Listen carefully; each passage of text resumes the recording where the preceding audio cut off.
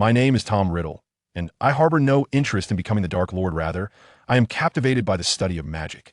I once believed I would incessantly delve into the secrets of magic until I achieved my ultimate ambition, immortality.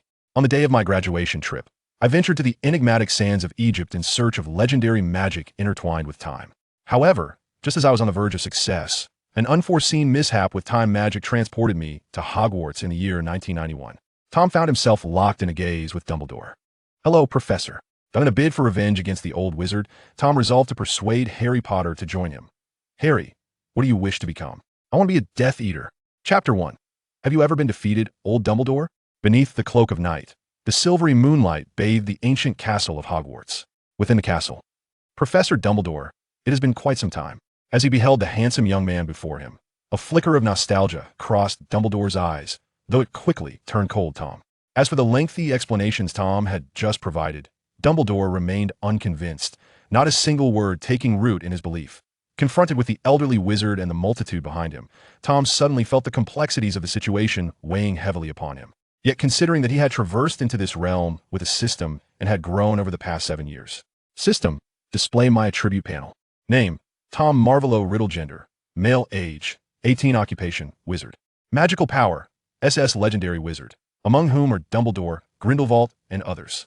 Talent's maximum level is 10. Charms, 10 charms. Aren't they learned with but a glance? Transfiguration, 9, sufficient to transmute decay into the miraculous. Defense against the dark arts, 10, the greatest white wizard of this century. Dark arts. Compared to you, even a socket appears as an innocent child. Potions, 8, you could boil potions as if they were soup. Alchemy, 6, remarkably proficient. Divination, 9, able to glimpse the future momentarily. Special talents. Gaze of the basilisk, controllable, weaker than oneself. The one who meets its gaze perishes. Blood of the serpent, descendant of Slytherin, naturally able to converse with serpents, even exert control over them. Mastering the spells, killing curse level 10, maxed soul snatching. Curse level 10, fiery curse level 10, disarm level 9. Items, you want phoenix feather quality, excellent. Are you ready to join? Suko. Is that even a question? With your current prowess, you could easily overpower them. Curse them. Since reason fell on deaf ears, Professor, do not hold it against me.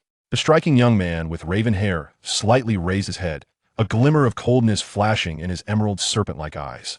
Tom lifted his right hand, brandishing his wand. Avada Kedavra! A brilliant green bolt of lightning erupted, casting the entire hall in a ghastly hue of green. The horrific intent to kill instantly permeated the entire chamber. Quick, take cover. The killing curse cannot penetrate solid objects. Find shelter. Professor McGonagall shouted loudly to alert her companions while simultaneously waving her wand, transforming the tiles of the floor into shields to block the oncoming green lightning. However, to everyone's astonishment, Tom's deadly curse forked, with a single thick green bolt instantly splitting into dozens of slender green streaks. Dumbledore also waved his wand, skillfully manipulating transfiguration to lift the entire floor, creating a barrier against the multitude of curses. Boom! At full power under Tom's control. Even when dispersed, the killing curse, despite its reduced effect on inanimate objects, still obliterated the upheaved ground. Dumbledore waved his wand once more, and the knight armors that adorned the hall began to stir to life. Over a dozen knight armors brandished their great swords, advancing towards Tom. Unfazed, Tom waved his wand again. Thunderous explosion. Upon hearing this, the professors did not dare to underestimate him. The previous Avada Kedavra had already demonstrated that this young Voldemort, despite his appearance, possessed power rivaling that of his peak armor shield. The professors chanted the incantation, and an ethereal white barrier enveloped them instantly. Boom! A deafening explosion resonated as the floor and ceiling became riddled with cracks, subsequently detonating, the entire hall being blown apart, and the knight armor shattered. Tom's thunderous explosion had a radius of several dozen meters, and the professors were not spared. Enveloped in the radiant shield, they were hurled into the air, subsequently relying on their own abilities to ensure a safe descent. Dumbledore surveyed the surrounding ruins, his heart aching at the sight of his school in ruins. Tom, let's take this battle outside. Ha! Tom chuckled lightly, aware of Dumbledore's intentions, yet indifferent. Old B, come and keep up. With a swift turn, Tom transformed into a swirling mass of black mist, soaring into the sky. A piercing cry echoed. A crimson and golden phoenix darted towards Dumbledore, its sharp talons gripping his shoulder, as both man and phoenix were engulfed in flames, vanishing from sight. At Hogwarts, beside the Black Lake, a plume of black mist descended, materializing into Tom, and a flash of fire heralded Dumbledore's arrival. With their presence, the previously tranquil surface of the lake rippled, signifying the disruption of peace.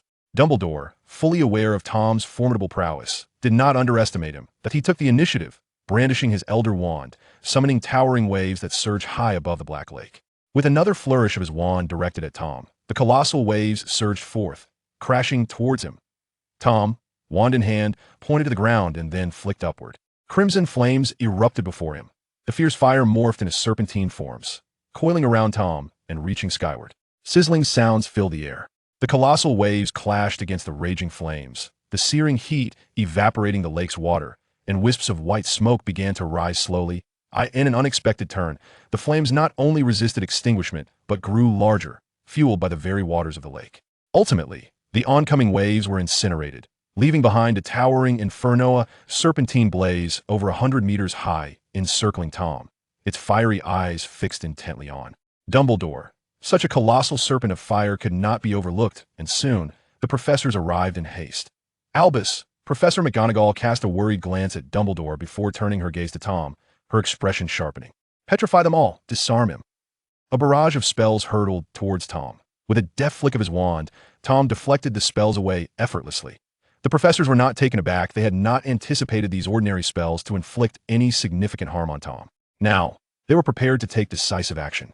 Get back. But at that moment, Dumbledore shouted at the professors, "You are no match for Tom." The professors understood Dumbledore's intent.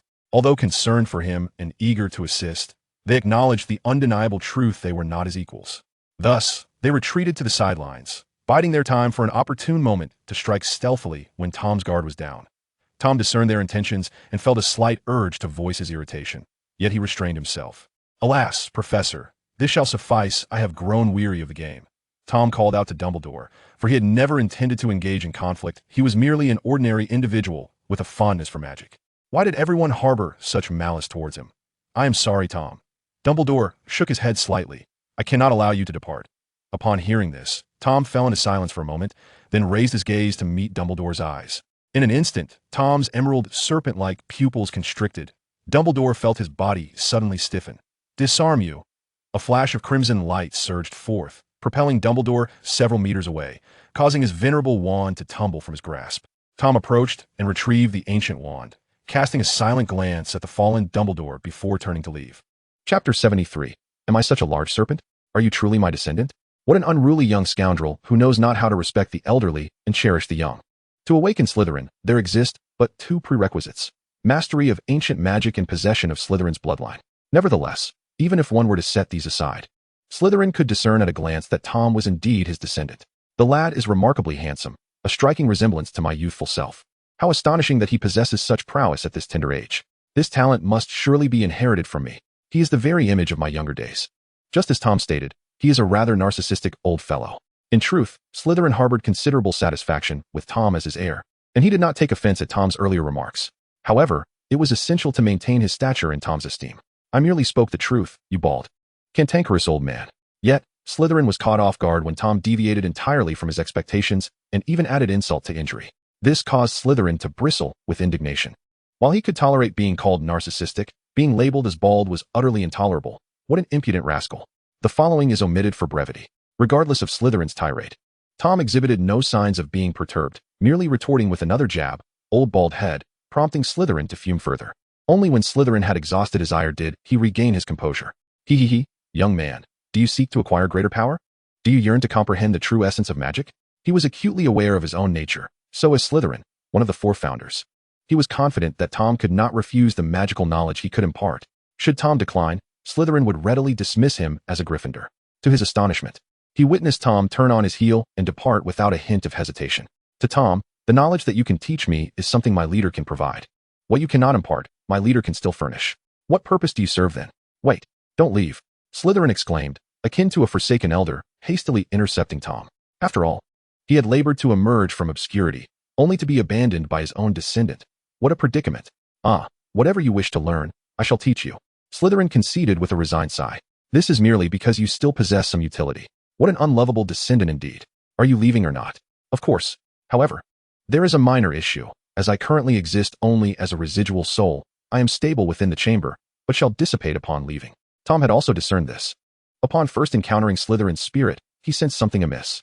Now, with Slytherin's revelation, he noted the chamber's unique properties. It appeared to possess a nurturing quality for souls. Yet, how on earth did you manage to reduce yourself to this state? Merely a trifling experimental blunder, one that has since passed, best left unmentioned. What sort of experiment could so thoroughly reduce oneself to mere remnants of a soul? Yet, these are but minor inconveniences. Under the watchful gaze of Slytherin, Tom withdrew the Elder Wand. Hold on, what is this? With Slytherin's discerning eyes, he instantly recognized the wand's provenance. However, Tom offered no explanation. Instead, he employed a levitation charm to extract a fong from a colossal serpent statue. As the serpent's fong soared through the air, Tom adeptly transformed it into a silver ring using transfiguration and alchemy, rendering it to resemble a silver serpent devouring its own tail. The belly of this silver serpent was hollow, and Tom subsequently cast a spell for seamless extension upon it. At this maneuver, Slytherin chuckled heartily, stroking his long beard. Truly, my descendant, what do you intend to do about the soul-conserving artifact? In response, Tom quietly retrieved the Philosopher's Stone that Nicholas had previously sent him. The elixir of life produced from the stone may not alleviate the physical decline of the body, yet it extends life, indicating its effect upon the soul. Although this stone lacked the superior qualities of its original counterpart due to various constraints, it was undoubtedly sufficient for an aged soul to sustain itself. Who is Slytherin? Upon glimpsing the Philosopher's Stone, he comprehended everything in an instant, and the thought of once again basking in the light of day prompted an uncontrollable laugh. Ha ha ha. Tom promptly cast the stone into the silver serpent ring and impatiently inquired, "Shall we proceed?" "Indeed, we shall.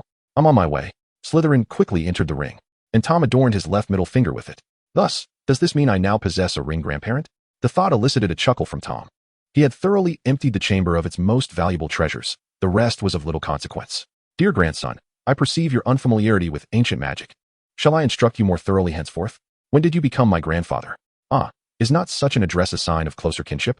Calling you grandfather is certainly preferable to addressing you as an ancestor, is it not? Come, utter the word grandfather for me to hear.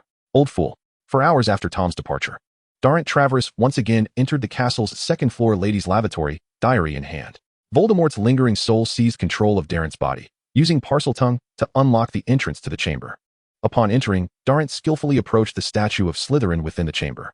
"Speak to me, Slytherin, the greatest of Hogwarts forefounders." In Parseltongue. Upon witnessing the mouth of the Slytherin statue open, Darren hastily closed his eyes. "Serpent, I command you to eradicate all Muggle descendants within the castle." In Parseltongue. After half a minute, 3 minutes, still no response. Though somewhat perplexed, Darren had yet to realize the anomaly of the situation. In his understanding, he alone was capable of arriving here, let alone the audacity to abscond with the serpent creature. "Serpent, respond to me immediately," he commanded in Parseltongue. 3 minutes, 5 minutes. 10 minutes passed before Darren recognized something was amiss. He hastily opened his eyes and looked up, only to find the entrance devoid of any trace of the serpent. Panic ensued as he frantically searched the chamber for the creature. "Where's my serpent? My magnificent serpent?" After a prolonged search, the harsh reality sank in, and Darren collapsed onto the ground, feeling an overwhelming urge to weep. After years of seizing others' possessions, how could he find himself the victim of such a theft? Chapter 74. Slytherin. These misfits are not worthy of a fraction of my descendants. The following morning, as Tom traversed the castle corridors toward the Great Hall, he was incessantly besieged by the mutterings of an aged presence. "This one is too weak, not a patch on my grandson Tom. This one is too ugly, still not a match for my grandson Tom. TSK, TSK, TSK, is this the caliber of students Godric recruits? If any of them achieve even a tenth of Tom's prowess, I shall eat my hat." Slytherin, wishing to remain concealed for the time being, aimed to observe how Hogwarts would evolve in their absence. Thus communicated with Tom through a special means that allowed his words to reach Tom's ears directly. Perhaps due to his prolonged seclusion, Slytherin had become somewhat loquacious, often belittling others while extolling his own virtues. Although these remarks held a grain of truth, Tom found them increasingly irksome. As he pondered whether to banish Slytherin back to the chamber, he arrived at his destination, the Great Hall. Tom settled into a corner, murmuring several dish names, and steaming platters of food materialized before him. It has been quite some time since I last indulged. What does this meat taste like? Please describe it to me." Tom. Ignoring Slytherin's incessant prattle, Tom focused on his meal. "Hey, that lad bears a resemblance to Godric." At this, Tom's grip on his spoon faltered. "Which one?" Despite Tom's nonchalant tone, his curiosity was undeniable. "The one sitting at the forefront. His beard is quite impressive, rivaling my own." Upon discerning whom Slytherin referred to, Tom mused that referring to Dumbledore as that lad was hardly inappropriate. "How so? In terms of strength? Appearance? No, that lad cannot even measure up to you. Let alone Godric." Slytherin smirked with satisfaction.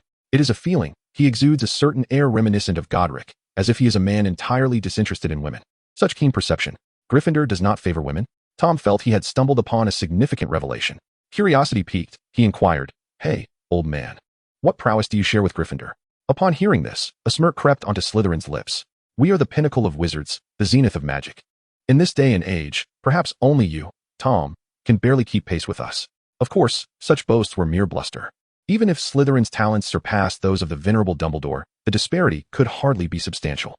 Due to the vicissitudes of life and the passage of time, compounded by the loss of ancient magic, Gryffindor had flourished more than old Dumbledore, potentially reaching the legendary heights of a magical deity in their prime. However, given Dumbledore's innate gifts, with sufficient opportunity, he too could ascend to such divine status. The same could be said for the Socket Spirits. As for Tom, his ascendance to magical godhood was merely a matter of time. Meanwhile, Slytherin continued to regale tales of his and Gryffindor's unparalleled prowess. Just as Tom was on the verge of irritation from the incessant boasting, Cassandra approached and sat beside him. "Ah, this young girl possesses some talent, at her age. Such magical ability would have barely marked her as a genius in my time, yet she still pales in comparison to my grandson Tom. She is my student," he declared. Slytherin discerned this as Tom's protective instinct, though Tom did not exhibit the same demeanor towards other students, suggesting that this young girl was indeed special. "Dear granddaughter, grandfather possesses the complete collection of ancient magic. Would you like to learn?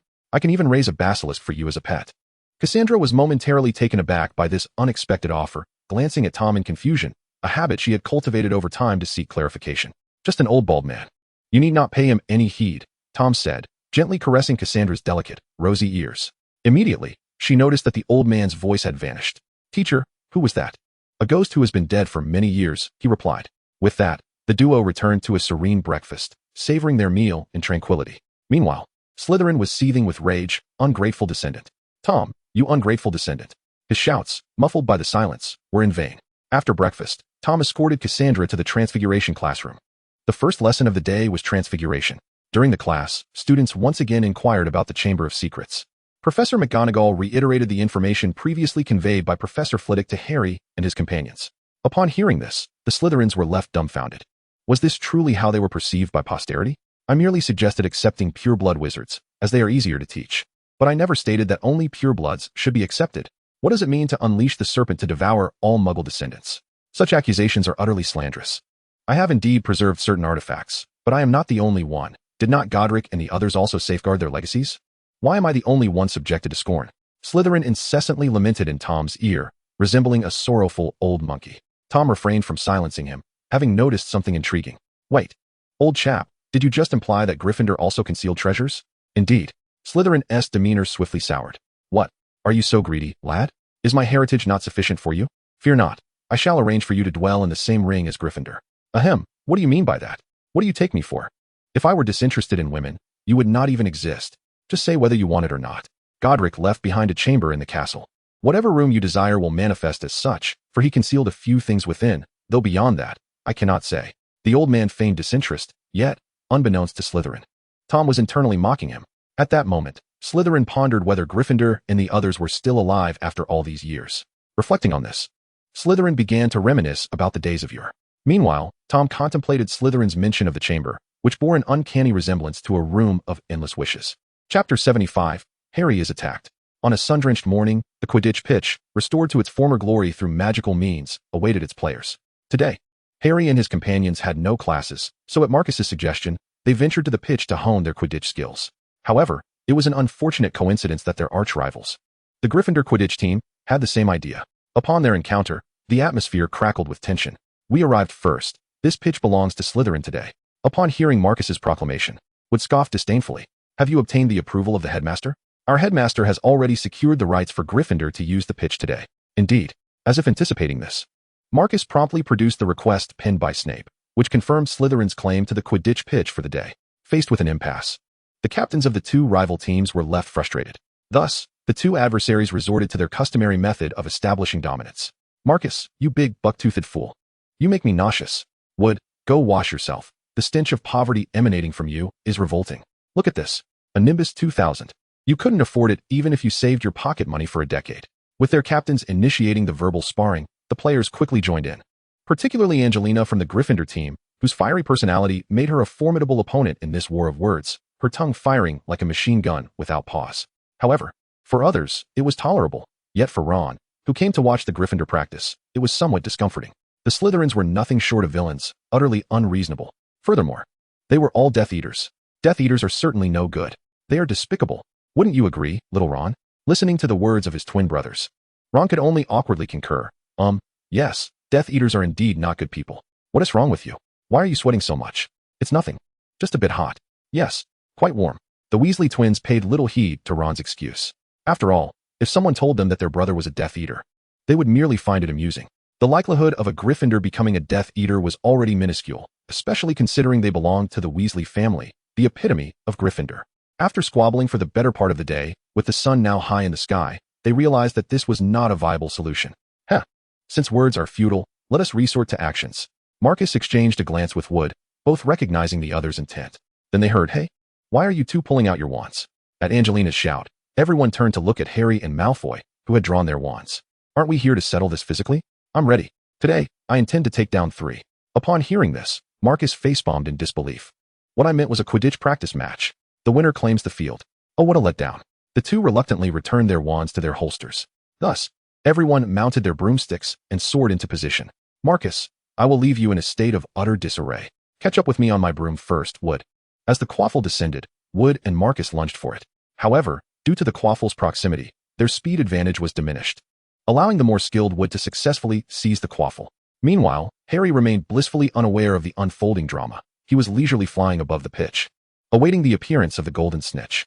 Just then, he seemed to spot something. "Hey, what is that flying towards me? It appears to be a bludger." "Wait, at this speed?" Harry quickly reacted, dodging the impossibly swift bludger with a sidestep. Before he could regain his composure and glance back, he noticed the bludger had abruptly reversed course and was now hurtling back towards him. At this, Harry completely lost his calm and accelerated away on his broomstick to evade the relentless pursuit of the bludger. Just as Malfoy, who had just seized the quaffle and was charging towards the opposite goal, caught sight of a figure flashing past him, Scarhead, he then noticed an unusually fast bludger chasing after Harry. Upon witnessing the scene, Malfoy immediately recalled the previous match, during which Harry's broom had also encountered difficulties. Was it the bludger that was malfunctioning this time?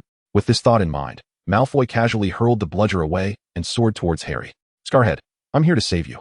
Aren't we buddies?" Observing Malfoy's impulsive throw of the bludger, Marcus felt an urge to pose a question to him. However, he had no time to inquire, as the fallen bludger was swiftly seized by Wood. Casting a glance at Malfoy's retreating figure, Marcus gritted his teeth and proceeded towards Wood. Back with Harry, the bludger, moving at a speed surpassing that of the Nimbus 2000, had already caught up to him and was hurtling towards his hand. The bludger was approaching. Just as Harry stood there, frozen in anticipation of the impact, he suddenly heard a familiar voice. The bludger, which was on a collision course with his arm, abruptly halted. Realizing this was a fortuitous moment, Harry accelerated his broom, distancing himself from the bludger. Almost immediately, Malfoy appeared beside him. "Scarhead, what is up?" "Back again." Before Malfoy could finish his query, the bludger surged towards them once more. The two had no choice but to veer away. Yet, the bludger's speed exceeded that of the Nimbus 2000, closing the distance between them with alarming rapidity. They both recognized this impending peril, exchanging a knowing glance and nodding in unison before darting in opposite directions. However, it seemed the bludger had set its sights solely on Harry, relentlessly pursuing him without hesitation. "Are you out of your mind? Why is it only after me?"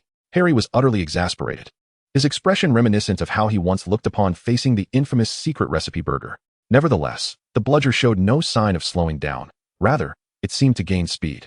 As the bludger drew ever closer, Harry gritted his teeth, leaned forward, and dove towards the ground. He intended to land and withdraw from the Quidditch match entirely.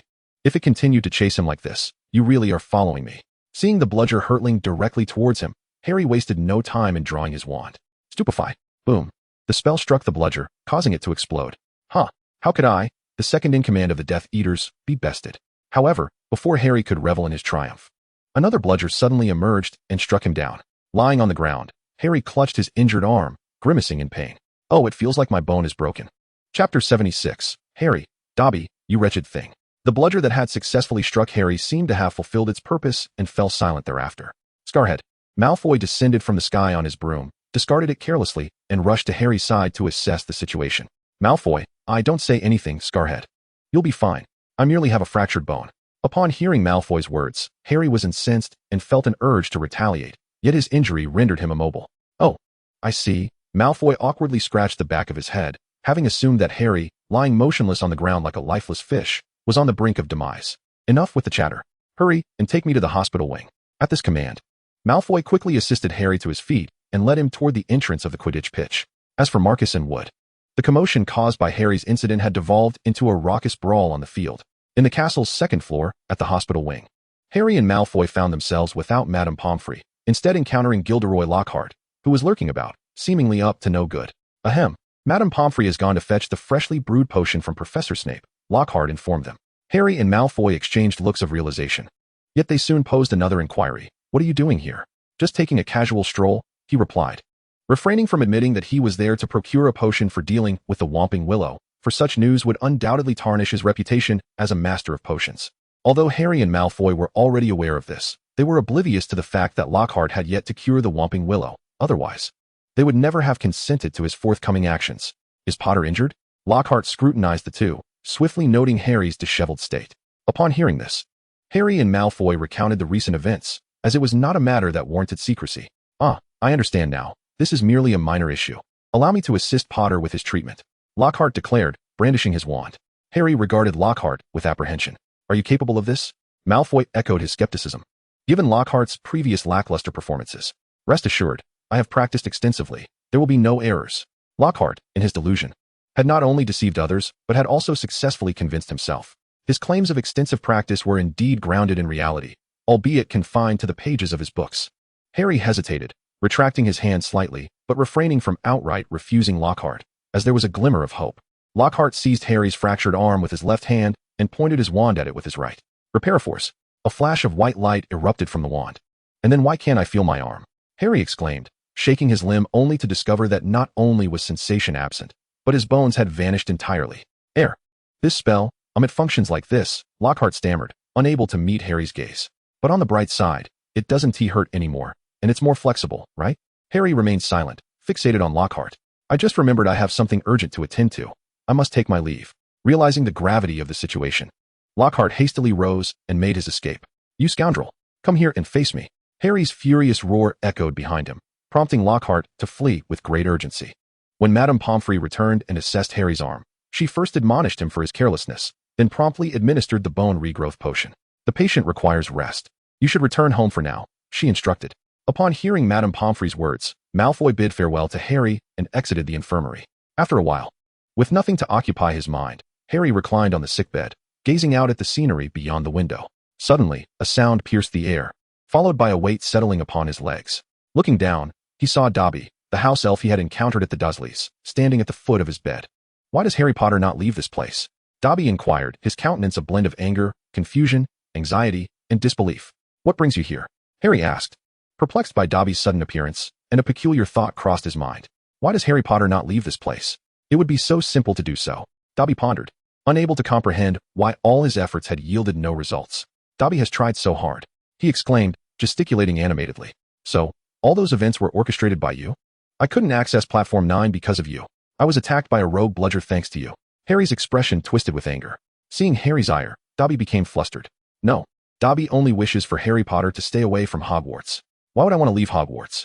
Harry retorted coldly, a bitter laugh escaping his lips. Dobby hastily explained. "Because remaining here poses a grave danger to Harry Potter. But the dangers I face now are all a result of your actions," Harry shouted, startling Dobby into silence. Dobby appeared bewildered. Indeed, there was peril, yet he could not divulge the truth. If only Harry Potter would leave, all would be well. "Why should I leave? Where would I go? Back to the Dursleys? To serve as their house elf? To be your colleague?" Harry's sarcasm pierced through the tension. "Is this how your house elves are recruited?" Dobby could only flounder in his response, resolute in his promise to protect Harry Potter. "Leave quickly. Be gone." At Harry's command, Dobby, heartbroken, leapt from Harry's legs and with a snap of his fingers, vanished. The sudden departure felt akin to a painful stamp upon Harry's leg, eliciting a cry of agony that resonated through the infirmary. "Dobby, you little rascal." The afternoon sky was shrouded in dark clouds, a stark contrast to the clear morning. At that moment, not far from Hogwarts Castle, a mountain loomed. Dobby gazed melancholically at the distant castle, lost in thought. Did he yearn for Harry's forgiveness? Just then, a voice resonated from behind him. "Who's there?" Dobby quickly turned around, only to find the space behind him utterly vacant. "I mean, do you wish to improve your relationship with Harry?" The voice echoed once more from behind. Turning again, he beheld a striking young man, wearing a broad smile. His emerald snake-like eyes captivating. The Dark Lord. Dobby was so startled that he fell to the ground. Once he regained his composure, he snapped his fingers, attempting to apparate away, but to his astonishment, it was futile. His magic was suppressed. Answer me, do you wish or not? Tom knelt before Dobby, observing him intently. After a prolonged silence, Dobby finally managed to utter a single word, yes. Chapter 77. Tom, I shall teach you how to defeat me. On a tranquil morning, the entire castle was enveloped in a mist of soft lavender hues. Tom traversed the deserted corridors, dappled with sunlight, as he exited the castle. Outside, perhaps due to the continuous rain from the previous night, the cobblestone paths were saturated with water, and the damp railings exuded a peculiar scent. Tom strolled to the railing, gazing at the sun slowly ascending in the distance, inhaling the fresh air deeply. As he observed a small dragon awkwardly flapping its wings and approaching him, he seized the moment to catch it deftly. Gently patting Annie's little horn, Tom turned once more towards the castle interior. On the second floor, in the Defense Against the Dark Arts classroom, Tom noted the seats below were filled with eager students, while the lectern beside him stood empty. Where has that fool Lockhart disappeared to? Tom furrowed his brow, contemplating for a moment before deciding to address Lockhart later. For now, it was time to commence the lesson. Due to Professor Lockhart's pressing matters, I shall be conducting today's class, Tom stated solemnly from the lectern. Upon hearing this, the young witches and wizards, aside from Cassandra, erupted with excitement. After all, being taught by the Dark Lord himself was a privilege previously reserved for Cassandra and occasionally for Harry and his friends. It was unfortunate for Cassandra, who not only had to contend with her jealousy towards Harry and his companions, but now faced the envy of the entire class. Tom observed Cassandra's downcast expression and realized that merely offering a few extra lessons would likely not suffice to remedy the situation. Ahem. To what page have you all progressed? Just as he was about to begin the lesson, Tom suddenly realized he had been so preoccupied with his own student that he had not kept track of where Lockhart had left off. However, upon hearing Tom's query, the young witches and wizards fell into collective silence. To what page have we reached? To the page where Lockhart discusses his favorite color. They truly astonished me. Last year's Chilo could only recite from the textbook or leave them to self-study, while this year's Lockhart left them too embarrassed to speak. Their defense against the dark arts class felt as though it had never been attended. Tom was acutely aware of this. Pondering as he glanced at the book in his hands, he subsequently closed it and thought it would be better to discuss the dark magical creatures they wished to confront. As long as they could articulate their thoughts, he could impart his knowledge. Goodness, the Dark Lord is indeed formidable. The young wizards were witnessing such a teaching method for the first time. They were still basking in the joy of finally learning something useful. Yet a few audacious ones had already raised their hands enthusiastically. Observing the raised hands of Harry and his companions, Tom contemplated for a moment before deciding to select Cassandra, as his apprentice's gaze seemed rather perilous. Receiving a nod of approval from Tom, Cassandra earnestly inquired, "Professor, how does one confront the Dark Lord?" "Wow, how courageous of you." The other young wizards regarded Cassandra with admiration, simultaneously marveling at her audacity as the Dark Lord's direct disciple. What is this rebellious apprentice up to? Tom's lips twitched involuntarily, but he quickly regained his composure and proceeded to earnestly instruct his apprentice on how to defeat himself. Ahem, in truth, this is not particularly difficult. Wait, are you serious? The young wizards momentarily froze, their minds conjuring images of Tom's battle against Voldemort. Are you certain this is a winnable endeavor? Though their heads were filled with questions, they understood the necessity of listening attentively. Firstly, one must possess strength comparable to Dumbledore's. With your talents, perhaps after a millennium of diligent effort, you might just achieve it. Secondly, you must possess a proficiency in dark arts defense that surpasses Dumbledore's, alongside a mastery of dark magic on par with Grindelwald. Furthermore, you must prepare a powerful wand. The requirements are not overly demanding. Something akin to the legendary Elder Wand will suffice. Lastly, and most crucially, one must have the right timing, location, and support. All three elements are indispensable. Naturally, this pertains to the most favorable circumstances, as it would be disingenuous to claim that the average individual's talent would not encounter limitations. At that moment, a naive young wizard raised his hand, asking, "So, can we defeat the professor?" "Not likely." Upon hearing this, the young wizard felt a flush of embarrassment. Tom shook his head solemnly, yet conceded that it might allow you to struggle a bit longer. What a jest! Aside from cheating or causing global destruction, Tom could hardly fathom a way for these individuals to best him. "Were you just jesting with me?" The young wizards regarded Tom with perplexed expressions. Tom smiled enigmatically. "Indeed, I was jesting with you." Cassandra, feeling disheartened, propped her chin on one hand while the other impatiently tapped the table. Though she had anticipated such an outcome, it still left her feeling somewhat discontented. "Is there anyone else who wishes to inquire?" "Professor, I seek to understand how to combat vampires." "Is that so? Dealing with them merely necessitates." Meanwhile, on the 8th floor of the castle, in the principal's office, Dumbledore sat quietly at his desk. observing Lockhart as he paced before him. Professor Dumbledore, as you are aware, the current circumstances are exceptionally precarious. Every young wizard may be confronted with threats emerging from the Chamber of Secrets. Lockhart feigned a serious demeanor, and one might assume he genuinely cared about the matter. We cannot guarantee our timely presence should a student find themselves in peril. Thus, we must ensure they possess sufficient self-defense capabilities. One must admit, Lockhart's years of theatrical training were indeed remarkable, to the point where even Dumbledore began to perceive some merit in his words. Noticing Dumbledore deep in thought, Lockhart, sensing an opportunity, continued unabashedly, perhaps we could establish a dueling club, allowing students to enhance their combat experience. This would not only enable them to master spells more proficiently, but also better equip them to protect themselves in times of danger. And I, Gilderoy Lockhart, shall take the helm of this dueling club. Observing Lockhart's self-assured demeanor, Dumbledore, despite knowing him to be a charlatan, could not deny the validity of his proposal. Lockhart, perhaps you are not mistaken. I shall contemplate the establishment of a dueling club. At this juncture, Dumbledore raised his gaze to Lockhart once more. However, managing a dueling club single-handedly may prove somewhat challenging.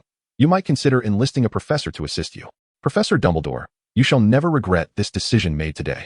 Upon hearing this, Lockhart initially felt a surge of elation, only to be struck by contemplation. Tom, that would certainly not do. This dueling club is merely a platform for self-aggrandizement. If I were to overshadow Tom, I would undoubtedly face dire consequences. Let me ponder who else might suffice. Meanwhile, in the castle's dungeons, in Snape's office, Snape sat in his chair, gazing tenderly at a photograph in his hand. It was a picture of Lily. He then glanced at the chair in the corner of the office, the one once occupied by Harry. Just as he was immersed in his cherished memories, he suddenly felt a chill run down his spine. Chapter 78, The Dueling Club. Following Professor Tom's defense against the dark arts class, the students felt immensely enriched, having not only learned how to confront vampires, but also acquired several useful dark spells. However, as soon as the class concluded, Tom departed the classroom, the purpose of which remained a mystery. When they encountered him again, the young wizards were met with the sight of a bruised and battered Lockhart. By afternoon, although rain had yet to fall, ominous clouds loomed in the sky. Despite Lockhart's various blunders, the dueling club was swiftly organized thanks to Snape's magical guidance. Young wizards gathered with curiosity to observe this newly established club. Once all the young wizards had arrived, Lockhart cast aside his flamboyant peacock green robe and ascended the dueling platform. After discussions with Professor Dumbledore, we have decided to establish this dueling club to hone your dueling skills. With his dragonhide gloves on his hips, Lockhart surveyed the young wizards below and solemnly introduced his assistant, Professor Snape. As he spoke, Lockhart raised his right hand, gesturing for the young wizards to observe the approaching Snape. With a sullen expression, Snape, resembling a bat with slick back hair, strode swiftly to Lockhart's side. My assistant is quite perceptive. He has graciously agreed to assist me in a brief demonstration. Lockhart, oblivious, still believed Snape was eager to partake in the exercise. In a corner, Tom, munching on Bertie Bott's every flavor beans, watched the two duelists with keen interest, noting, ugh, soap flavor. On the dueling platform, Snape and Lockhart stood facing one another, each raising their wands. They then bowed simultaneously, counting 1, 2, 3.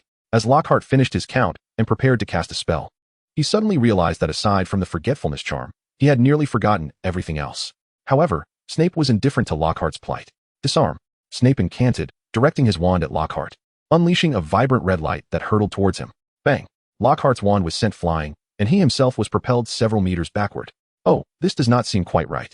Lockhart lamented, lying on the ground and questioning his existence. Observing this inept assistant, Tom resolved to find an opportunity for Lockhart's predecessors to teach him the proper use of magic. On the platform, Snape paid no heed to the groaning Lockhart. Fully aware that his disarming spell posed little harm to a person, Lockhart was merely feigning distress. Next, I would like to invite Malfoy and Potter to demonstrate, Snape announced before stepping down. Ahem, my assistant is correct. Lockhart scrambled to his feet, extending an invitation for Malfoy and Potter to take the stage. He then hastily exited the dueling arena. Upon hearing this, Malfoy and Harry exchanged knowing smiles before stepping onto the platform. As they entered the dueling area, the two began to exchange barbs. Surrender, Scarhead. You cannot defeat me. Dream on, Malfoy. I am the second in command. You will regret this. Humph. Malfoy and Harry, much like Snape and Lockhart moments before, stood facing each other, bowing. Petrificus Totalis. Disarm. Two spells were unleashed simultaneously, yet neither succeeded in their intended effects. Malfoy deftly dodged Harry's disarming charm, while Harry executed a roll to evade Malfoy's petrifying curse. Thanks to Tom's occasional indulgence, despite both having matured into formidable close combat wizards, their mastery of spells rivaled, if not exceeded, that of their original counterparts. However, for them, spells were ultimately mere auxiliary tools. Perfecting the illumination charm sufficed. Potter, Malfoy, let us settle this. Upon uttering these words, Harry brandished a hammer from his pocket, while Malfoy retrieved a pipe. This seemed rather amiss. All present stood in stunned silence. Is this how wizard duels are conducted? It appeared otherwise. As Harry and Malfoy charged at each other, engaging in a brawl, Snape could not help but twitch at the corners of his mouth. He recalled having taught Malfoy a spell not long ago, indeed, the summoning charm. Yet, unbeknownst to Snape, Harry possessed the ability to speak Parseltongue, a fact Malfoy was well aware of. Thus, Malfoy had no intention of employing the summoning charm taught by Snape, knowing it would be futile. Observing the fervent clash on stage, the young wizards in the audience felt their own spirits ignite. Witnessing this spectacle, Snape hastily interjected. This is a poor example. Do not emulate them. The duel between Harry and Malfoy did not last long, though they had cast the illumination charm. It remained their sole spell. Despite their resilience from numerous close encounters, they still operated within the confines of ordinary human limits. A hammer struck Malfoy squarely in the chest, leaving him breathless, while Harry was nearly knocked unconscious by a blow from the pipe. In under 3 minutes, Malfoy lay on the ground, bruised and battered. Only Harry remained, standing disheveled in the duel arena, triumphantly raising the hammer aloft. Huzzah! Truly our second in command. A veritable Death Eater among Death Eaters. Observing the misguided antics of the young Slytherins, Snape, as the head of Slytherin House, wore a grim expression, lost in thought. Ahem, this round does not count. Is there anyone else who wishes to engage in an exhilarating wizard duel? Lockhart coughed twice to draw attention to himself. I shall. A confident voice rang out, belonging to a man who seemed destined to play the role of the antagonist in this unfolding narrative. This man, whose level of annoyance nearly rivaled that of Malfoy, was none other than Darrent Travers. Having acquired a diary containing a fragment of Voldemort's soul, he had learned a couple of spells from it. Convinced he was now the strongest among the younger generation. You wish to fight, do you? Very well. I shall duel you. Another familiar voice resounded as a tall figure in a black robe stepped onto the dueling stage. Isn't that my buddy? Darren stood utterly dumbfounded. Ahem, Professor Tom. This seems rather inappropriate, Snape gently interjected, suggesting that a world-class wizard should refrain from bullying novices. As for Lockhart, Tom was his superior, and whatever his leader did must be right. I refuse. I shall confront him. Tom displayed no embarrassment in his apparent bullying, considering he was merely 2 or 3 years older than Darren, thus not truly a case of age disparity. Chapter 79. Fudge. No, you can't ask me to investigate this. Professor, please say something. Darren pleaded with a desperate look towards Snape. Hearing this familiar phrase, and gazing upon the well-known figure before him, Snape's mind was once again flooded with memories of that time. Back then, I was filled with fury yet remained mute. This time, I shall resolve to speak out. You might as well be prepared to be defeated. I shall collect your remains, Snape stated with a calm demeanor. Darren was rendered speechless upon hearing those words. In truth, Snape merely echoed Tom's sentiments, fully aware that Tom would never truly harm Darren. His only aim was to ensure Tom's amusement. Observing Darren, who was paralyzed by fear, Tom smirked coldly. I shall seal your escape with a curse of fierce flames, control your body with the bodybind curse, relentlessly torment you with the Cruciatus curse, and finally send you on your way with the killing curse. Are you ready? Darren shuddered at the proclamation. No, I am not ready. Spare me. I am but jesting. Unprepared or not, you shall meet your end. Cruciatus. Tom unleashed the Cruciatus curse, a blood-red bolt erupting from his elder wand. Darren rolled to evade the crimson lightning. Boom. The blood-red bolt struck the dueling ground, creating a gaping hole. The Cruciatus curse, notorious for inflicting mental anguish rather than physical harm, had left a crater in the ground. Darren could scarcely fathom the pain he would endure if struck. In truth, with Tom's mastery of the Cruciatus curse, had he not deliberately held back, Darren would have had no hope of evasion. Gazing at the crater on the dueling field, Darren felt a surge of adrenaline, his heart racing uncontrollably. Next, I shall cast the Cruciatus curse upon you 6 more times. If you evade them all. At this, Darren's eyes gleamed with hope. Will you let me go? I will exchange it for the killing curse. Tom grinned wickedly. Upon hearing this, Darren was momentarily taken aback, as if petrified once more. Yet Tom's Cruciatus curse would jolt him back to reality. Cruciatus, Cruciatus, Cruciatus. Blood-red lightning continually flashed across the dueling ground, leaving Darren with no choice but to flee in desperation. Snape observed that Darren narrowly evaded each Cruciatus curse, recognizing that Tom was intentionally allowing him to escape, and thus refrained from further comment. However, Lockhart remained oblivious. Yet as Tom's loyal subordinate, he would undoubtedly applaud, even if Darren were truly to meet his demise. As for the young wizards from other houses, they merely regarded Professor Tom as the true Dark Lord, while the Slytherin Death Eaters began to ponder whether Darren had betrayed Tom. Should Darren survive this duel, they would be responsible for his execution and punishment.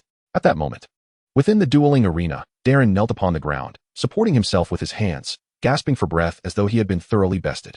Suddenly, footsteps echoed ahead, and as he looked up, he beheld Tom approaching him with deliberate slowness. Under Darren's terrified gaze, Tom knelt before him, leaning close to whisper in his ear, "In your next life, do not recklessly take what belongs to others."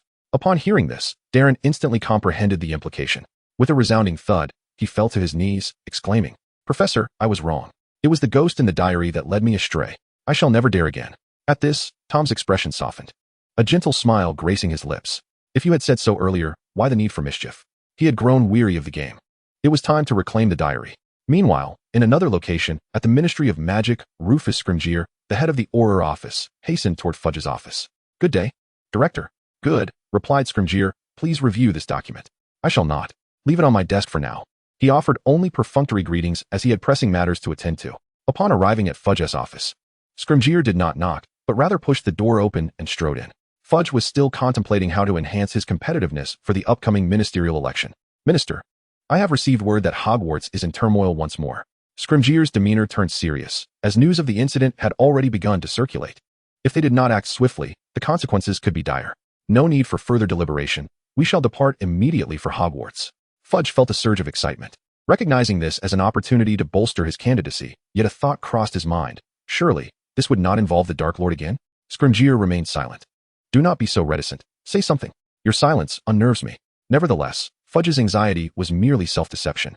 Seeing Scrimgeour's continued silence, Fudge sighed. "Very well, elaborate. What is the matter?" "It appears that a chamber, long thought to be mere legend, has been opened within Hogwarts." "What does this have to do with the Dark Lord?" "Only the heir of Slytherin can unlock the chamber. But I recall that the Dark Lord is..." Fudge trailed off, struck dumb. "Moreover, it is said that whatever lies within has emerged. The young wizards may indeed be in peril. Minister, should we investigate?" Do not be deceived by Scrimgeour's demeanor. He merely intends to dupe Fudge into going, for he himself has no intention of attending. After all, he is one of the contenders for the next Minister of Magic, and it would be most advantageous if Fudge were to meet his demise at Hogwarts. "Is that so? Then you should go." Fudge gazed at Scrimgeour, stating, "As the head of the Auror office, you should take your Aurors with you." Scrimgeour's mind raced. "Consider it, Minister. If you can resolve this incident, your reputation in the magical community would soar. Spare me the deception. What use is fame if one is dead?" Fudge wore a look that suggested he had seen through Scrimgeour long ago. "Let us not beat around the bush. I will not go, nor will you, in this matter. Let it be as if it never occurred." Scrimgeour sighed in resignation, though he felt a twinge of disappointment at not having eliminated Fudge. At least he himself would not face death. As for that mysterious chamber, let whoever wishes to investigate it do so. Both Scrimgeour and Fudge tacitly agreed to refrain from further discussion on the subject. At Hogwarts, in the Slytherin common room, Darren exclaimed, "Professor, this is all I have. I truly did not take anything else of yours." He rushed from the dormitory, clutching the diary, and handed it to Tom. Tom, seated on the sofa, received the black diary, casually glancing at it, whereupon he noted it was labeled as Tom Riddle's diary. "I certainly believe you," he replied. With that, Tom rose and made his way to the door of the common room, admonishing, "Next time, do not handle items that do not belong to you." Upon hearing this, Darren shivered once more. Once Tom exited the Slytherin common room, Darren finally exhaled in relief. However, at that moment, other Slytherins emerged from the dormitory. "So it is you who has stolen the possessions of the great Dark Lord? Drag him away." Two burly seventh-year students stepped forth from the group, seizing Darren and dragging him toward the dormitory. "Antidote! Antidote!" Darren struggled fiercely, but the only response he received was, "Fear not. My dormitory is quite spacious. We merely wish to provide you with some delightful offerings." Chapter 80. You are Tom? Then who am I? Under the cloak of night, in the castle's 4th floor. Tom's office. Tom sat at his desk, where the Horcrux diary lay. Nagini brought forth a freshly brewed cup of coffee, and Tom gestured for her to place it on the desk. He then redirected his focus to the diary itself. Upon opening it, Nagini was taken aback. It was a blank diary. Hearing this, Tom smiled mysteriously and picked up a quill, inscribing a line in the diary. "I just found this diary in the dormitory. I do not know to whom it belongs, but since it is blank, I shall keep it for my use." Shortly after he penned the words, they vanished automatically. Shortly thereafter, another phrase appeared in the diary. "Hello, the former owner of this diary was a genius. This diary is an alchemical creation of his own making. You may inscribe your questions, and I shall assist you. Perhaps we should introduce ourselves first. May I inquire your name?" Observing Nagini's astonished expression, Tom could not help but smirk slightly. He then inscribed once more on the pages of the diary, "I am Tom Marvolo Riddle." Upon reading this, the fragment of Voldemort's soul within the diary seemed momentarily stunned, taking quite some time to process the revelation. Eventually, words began to materialize on the page. "What a coincidence. I share that name too. However, we must be different, for I prefer to be addressed by my nickname." "Really? Speaking of which, I have a nickname too." Tom wrote with a mischievous grin. Nagini stifled a laugh beside him, trying to maintain her composure. Yet the fragment of Voldemort's soul remained oblivious, still curious about Tom's nickname. If you would, could you reveal your nickname to me? The diary inquired. In response, Tom joyfully inscribed the words Lord Voldemort. You are Tom Riddle? You are Voldemort? Then who am I? The diary posed a series of questions. Tom smiled faintly and wrote, You are a noseless, bald-headed fellow. You dare. The diary erupted with a flurry of expletives, prompting Tom to unhesitatingly close the notebook. After the fragment of Voldemort's soul had exhausted itself with its tirade and depleted its ink, it finally quieted down. From Tom's previous remarks, the soul could now ascertain that this individual outside was likely aware of his identity and the nature of Horcruxes. As for the assertion that the person outside was Voldemort, that was utterly impossible. He swore by his most prized attributes, his looks and intellect.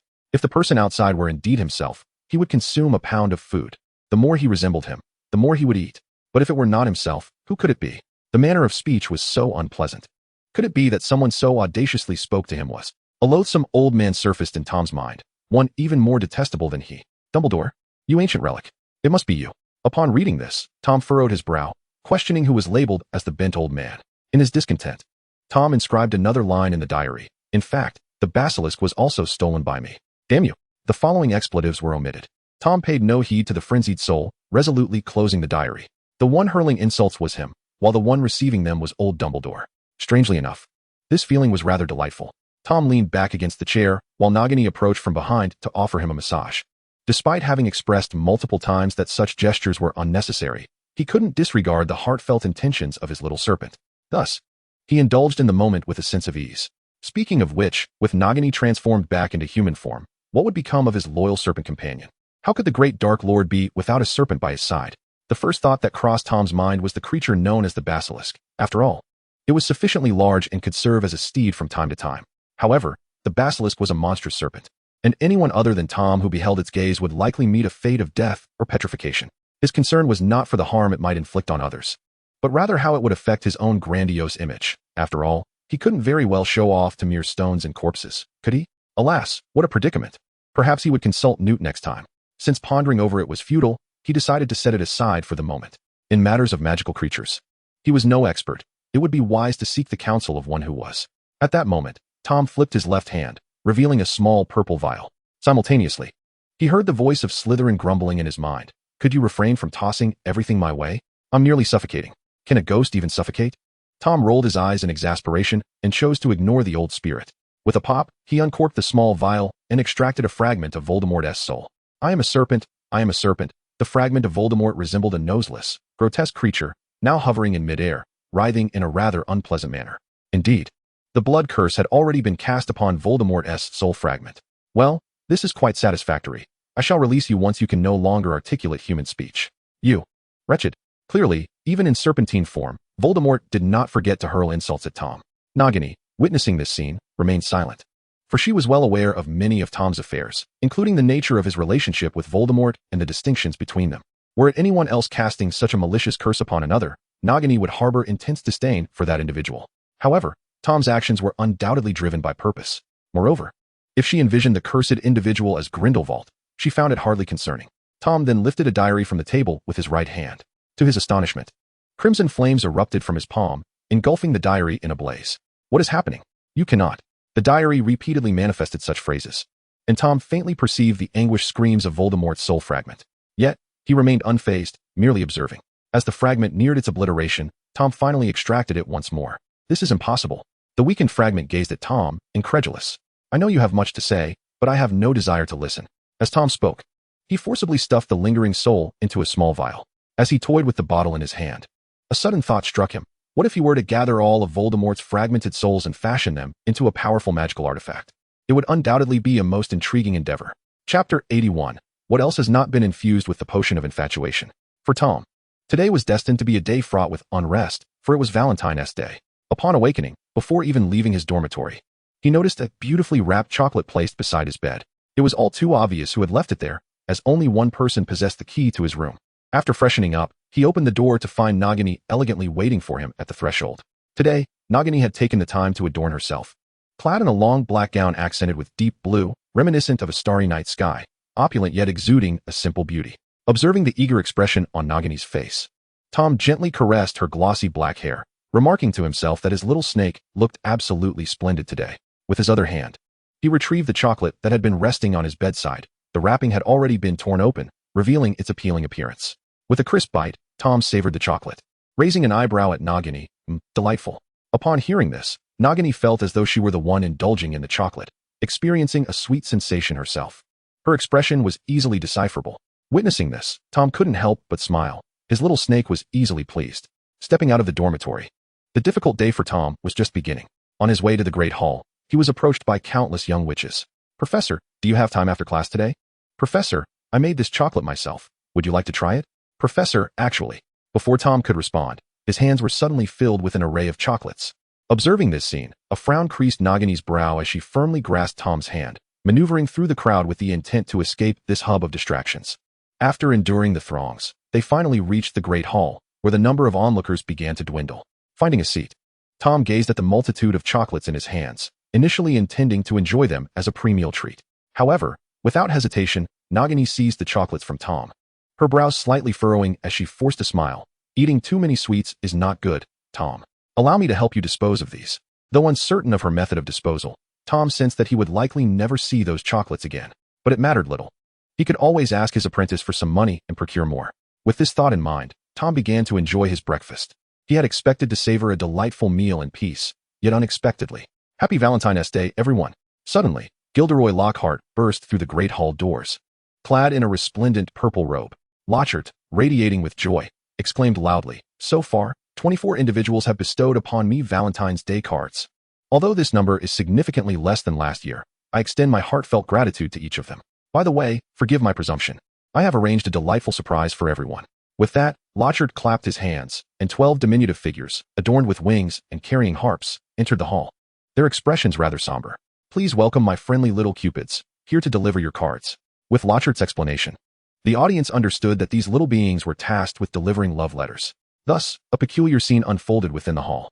The little cupids darted about, clutching cards, and upon locating the intended recipients, they began to recite the messages contained within, often resembling love letters. However, many of the young witches, inexperienced in the art of writing, penned rather awkward notes, leading to more embarrassment than heartfelt emotion for the recipients. Particularly for Tom, who found himself confronted by 9 of the 12 cupids. Were it not for his strong sense of self and indifference to the opinions of others, he might have wished to vanish into the ground from sheer mortification. Besides Tom, both Harry and Malfoy received cards as well. Out of the 12 cupids, 9 stood before Tom, while 1 each was stationed in front of Harry and Malfoy, with another attending to a young witch from Ravenclaw. This left those without cards feeling quite despondent. They gathered in clusters, engaging in conversations typical of the lovelorn. Initially dismissing the situation with sour grapes remarks before lamenting that only Death Eaters seemed to receive cards. Perhaps they too should join the ranks of the Death Eaters? Those who received cards also felt a tinge of gloom. For instance, while both Harry and Malfoy were card recipients, the contents were far from flattering. "Ah, your green eyes are reminiscent of a green toad." Harry's forehead was etched with lines of distress, and his expression darkened ominously. An onlooker might mistake him for an exchange student from a distant magical academy in Africa. In comparison, Malfoy's situation was even more dire. "Your golden pompadour is resplendently dazzling, and your striking hairline reaches for the heavens." Malfoy felt a wave of dizziness wash over him, and he fainted, his vision fading to black. "Oh no, Malfoy has collapsed. Quick, take him to Madame Pomfrey." Wait. The little cupid hasn't finished reading yet. I want to hear more." "Very well, let Malfoy rest for now." Observing the lively scene before him, Dumbledore smiled kindly, a glimmer of nostalgia dancing in his eyes as he recalled his cherished past with Grindelwald. It occurred to him that he had not corresponded with Grindelwald in quite some time. Perhaps he would pen a letter to him tonight. However, the other professors were not so cheerful, as most of them were solitary souls, particularly Snape. Snape glared at Lockhart with a brooding expression, likely preoccupied with thoughts of something green and unpleasant. He detested Lockhart as much as he loathed Valentine's Day. Meanwhile, Lockhart was basking in the glow of his own cleverness, oblivious to the chill creeping up his spine. He was convinced that his little surprise would surely win Tom's favor, already daydreaming about the rewards Tom might bestow upon him. Upon concluding the day's lessons and returning to his office, Tom gazed at the mountain of chocolates adorning his desk. The day had already been taxing, filled with encounters where he found himself cornered by others, which was rather ironic considering he was typically the one orchestrating such encounters. He had intended to rest in his office, but upon seeing the pile of chocolates, his expression shifted to something perplexed. With a resigned sigh, he settled into his chair, picked up a piece of chocolate, and tore open the wrapper, just as he was about to taste it. What was that scent? Tom regarded the chocolate in his hand with confusion. It appeared unremarkable, its fragrance sweet and inviting, yet there lingered an inexplicable sense of pleasure. Wait, could it be?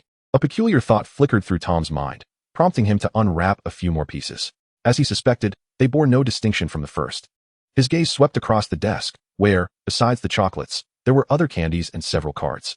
With incredulity, Tom unwrapped a candy and inhaled its aroma, then opened a card that seemed to have been doused in perfume, releasing an indescribable fragrance that wafted past his nostrils. Surely not. Did you even spray aphrodisiac on the card? He tossed the card onto the desk and reclined against his chair's backrest in exasperation. He could hazard a guess as to the identity of the sender. Indeed, he surmised that all these items cluttering his desk were from the same individual, as typically. Few dared to enter his office. Chapter 82, Breeding the Little Imp, Peter. Tom chose neither to discard nor neatly organize the items, simply sitting in silence within his office. After a while, the wooden door creaked open. Cassandra entered, having previously requested a key to Tom's office, which he had granted without a second thought. Disciple. A familiar voice echoed softly. Upon hearing this, Cassandra looked up and, noticing Tom's unperturbed demeanor, furrowed her brow slightly. Rebellious disciple. Tom, exasperated, rubbed his temples and pointed at the chocolates strewn across the desk. What do you intend to do with these? Can't you just eat them, teacher? Cassandra playfully adopted a rare, adorable demeanor. Had this been before, Tom might have found some joy in his uncharacteristically charming disciple. But now, no, that was out of the question. Tom wore a sullen expression, his demeanor resolute. Upon hearing this, Cassandra crossed her arms and turned her head away with a huff. Tom contemplatively gazed at the large pile of chocolates on the table. Consuming them was out of the question, at least for himself. Whom, then, should he offer them? Meanwhile, in another part of the castle, in the Gryffindor boys' dormitory, Ron was engaged in a game of wizard's chess with Neville. After all, both of them were single. And on Valentine's night, they preferred to stay in the dormitory rather than venture out to witness displays of affection. Ron's pet rat, Scabbers, lay by the bed, gazing out at the nightscape, lamenting internally that even when he was human, he was a lonely soul. Now, as a rat, he found himself without a female counterpart. Although he would certainly decline any romantic entanglement with a female rat, it did not prevent him from bemoaning his status as a solitary creature. When would he ever regain his human form? Despite his master Voldemort's return, something about the current Voldemort seemed amiss, especially with Harry Potter now under his command. Moreover, Ron had mentioned that Harry had ascended to the rank of second in command among the Death Eaters. If Harry were to discover that he was responsible for the demise of his parents, even if Voldemort acknowledged him as a Death Eater, Scabbers feared that Harry would make his life a living hell. Squeak, squeak. Alas, am I destined to be a rat for eternity? Scabbers felt a wave of despair wash over him. Just then, the door to the dormitory swung open unexpectedly. Professor Tom? Upon seeing the visitor, both Ron and Neville were taken aback. Ahem, Ron, I am here to see you, Tom stated plainly and directly. Me? Ron felt puzzled at first, then recalled his recent initiation into the Death Eaters. Could it finally be his turn to learn some impressive dark magic? However, Tom clearly had no intention of teaching him magic at the moment. I am here to offer you a chance to make a fortune. Are you interested? A fortune? Absolutely. Ron replied eagerly. While not as thrilling as dark magic, wealth was something he desperately craved. Upon hearing this, Tom placed the cage he was holding on the table. Bring me your rat. Rat? You mean Scabbers? Ron, though slightly confused, approached the window and retrieved Scabbers. Upon realizing he was the subject of interest, Scabbers froze in fear, clutching his tail tightly to prevent any involuntary reactions. As a former Death Eater, no one understood Voldemort's ruthless nature better than he did. A myriad of possibilities flashed through his mind. Yet, regardless of the circumstances, he dared not make a rash move. Feed this to him. Tom, speaking, retrieved a piece of chocolate from his pocket, which he had enhanced with a special ingredient, merging it with the original potion to create a potent elixir. Upon hearing this, Ron accepted the chocolate, unwrapped it as instructed by Tom, and then presented it before Peter Pettigrew. As Peter gazed at the chocolate, he instinctively swallowed hard. He had no doubt that Voldemort's offerings were laced with some sort of enchantment. Yet, after a moment's hesitation, he gritted his teeth and took a bite. Quite delectable. Why does it feel so warm? As Peter continued to consume the chocolate, he suddenly found himself levitating into the air. The cage on the table then opened on its own, and Peter floated inside. Once within the confines of the cage, Peter realized that it was filled with mice. And notably, a dozen peculiar female mice. After using magic to confine Peter within the cage, Tom turned to Ron and began to elucidate. Your mouse is not an ordinary creature. I have heard it has lived for decades before coming into your possession. Typically, mice do not enjoy such longevity. It must possess the bloodline of a magical creature. Are you suggesting? Upon hearing that Scabbers might have magical lineage, Ron's eyes sparkled with intrigue. But then he seemed to ponder something, eagerly glancing at the mice in the cage. Creatures with magical bloodlines could fetch a handsome sum. And considering the reproductive capabilities of mice, perhaps Scabbers could bring him unexpected wealth. Tom smiled gently, reaching out to ruffle Ron's hair, resembling a well-meaning older brother. Ron, touched, looked up at Tom, resolutely vowing to himself that he would unearth treasures from the depths of Gryffindor Tower with his pangolin. Regarding the profits from selling Scabbers' offspring, he intended to share half with Tom. If Tom declined, he would invest it in the Death Eater's cause. However, regardless of Ron's excitement, Peter Pettigrew's mood was dire. With a resounding bang, as the cage was shut, despair gripped his heart. Moreover, his body continued to heat up, and the female mice surrounding him appeared rather unsettling.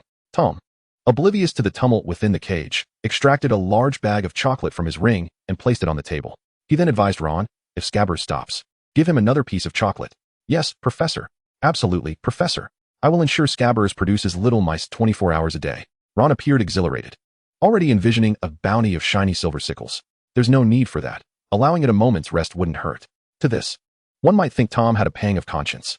Ron, puzzled, scratched the back of his head. Do you mean 23 hours a day will suffice? Little Star Peter, what is true despair? This is true despair. Chapter 83, The Campus of the 80s?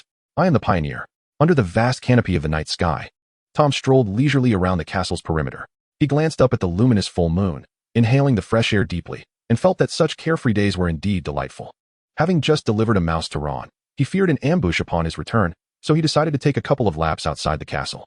Notably, although the mice he had delivered to Ron appeared to be a bunch of females, a few males were cleverly hidden among them. Tom had specifically selected the strongest ones, hoping that little Star Peter would have a splendid time.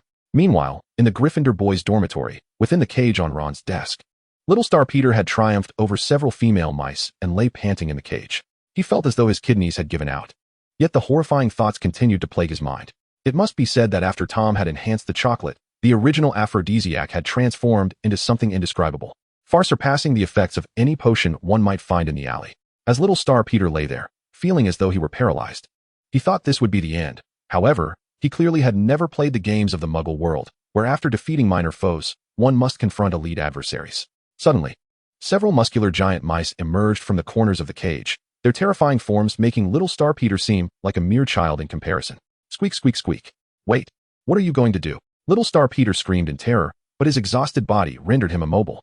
The muscular giant mice disregarded his protests and chose to flip him over. It is worth noting that little Star Peter had originally been facing upwards. After an indeterminate amount of time, oh dear, has it already stopped? That won't do.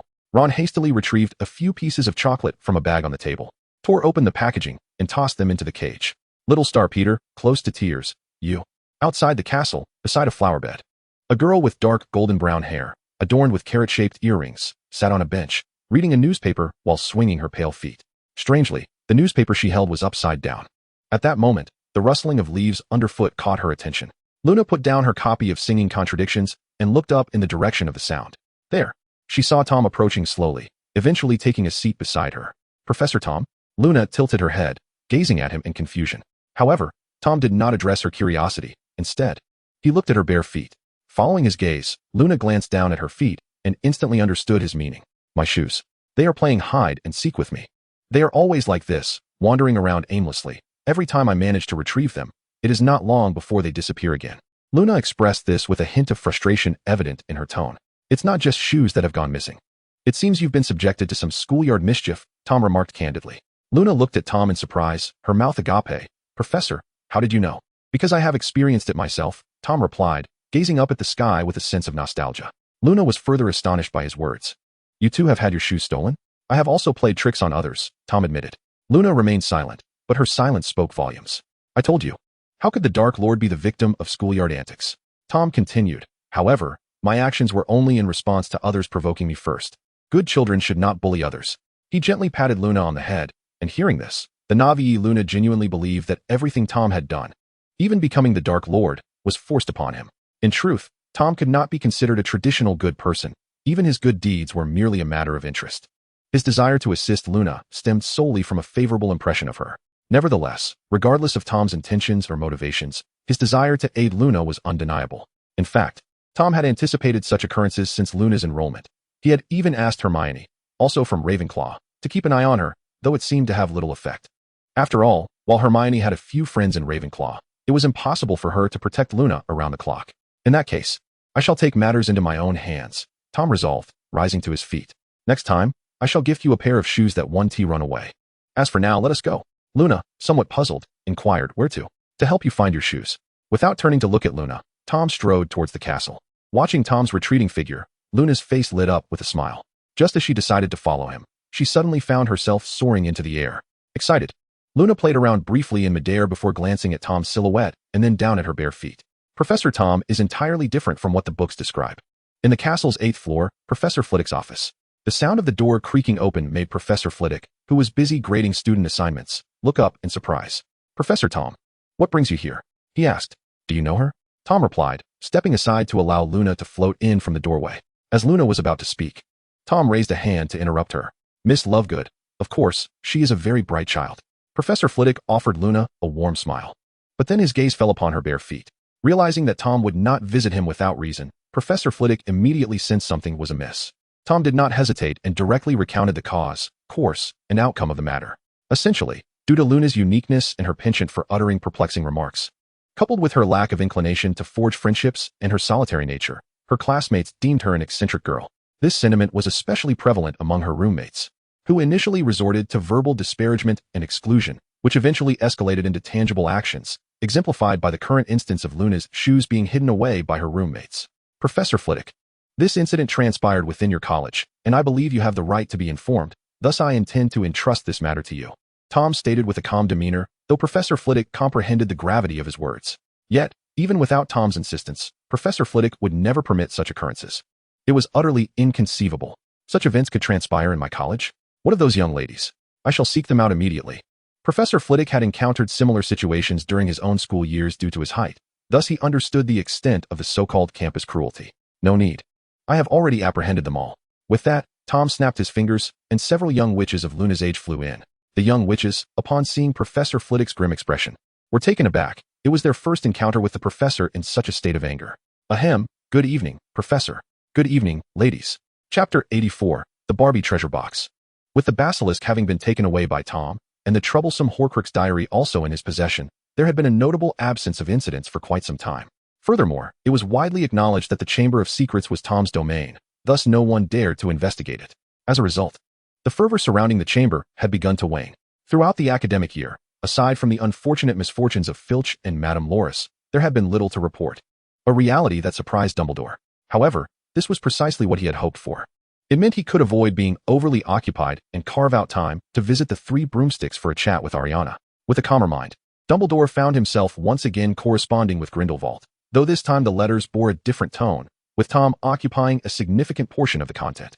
Grindelwald could discern Dumbledore's fondness for this student, as at least half of Dumbledore's correspondence was devoted to praising him.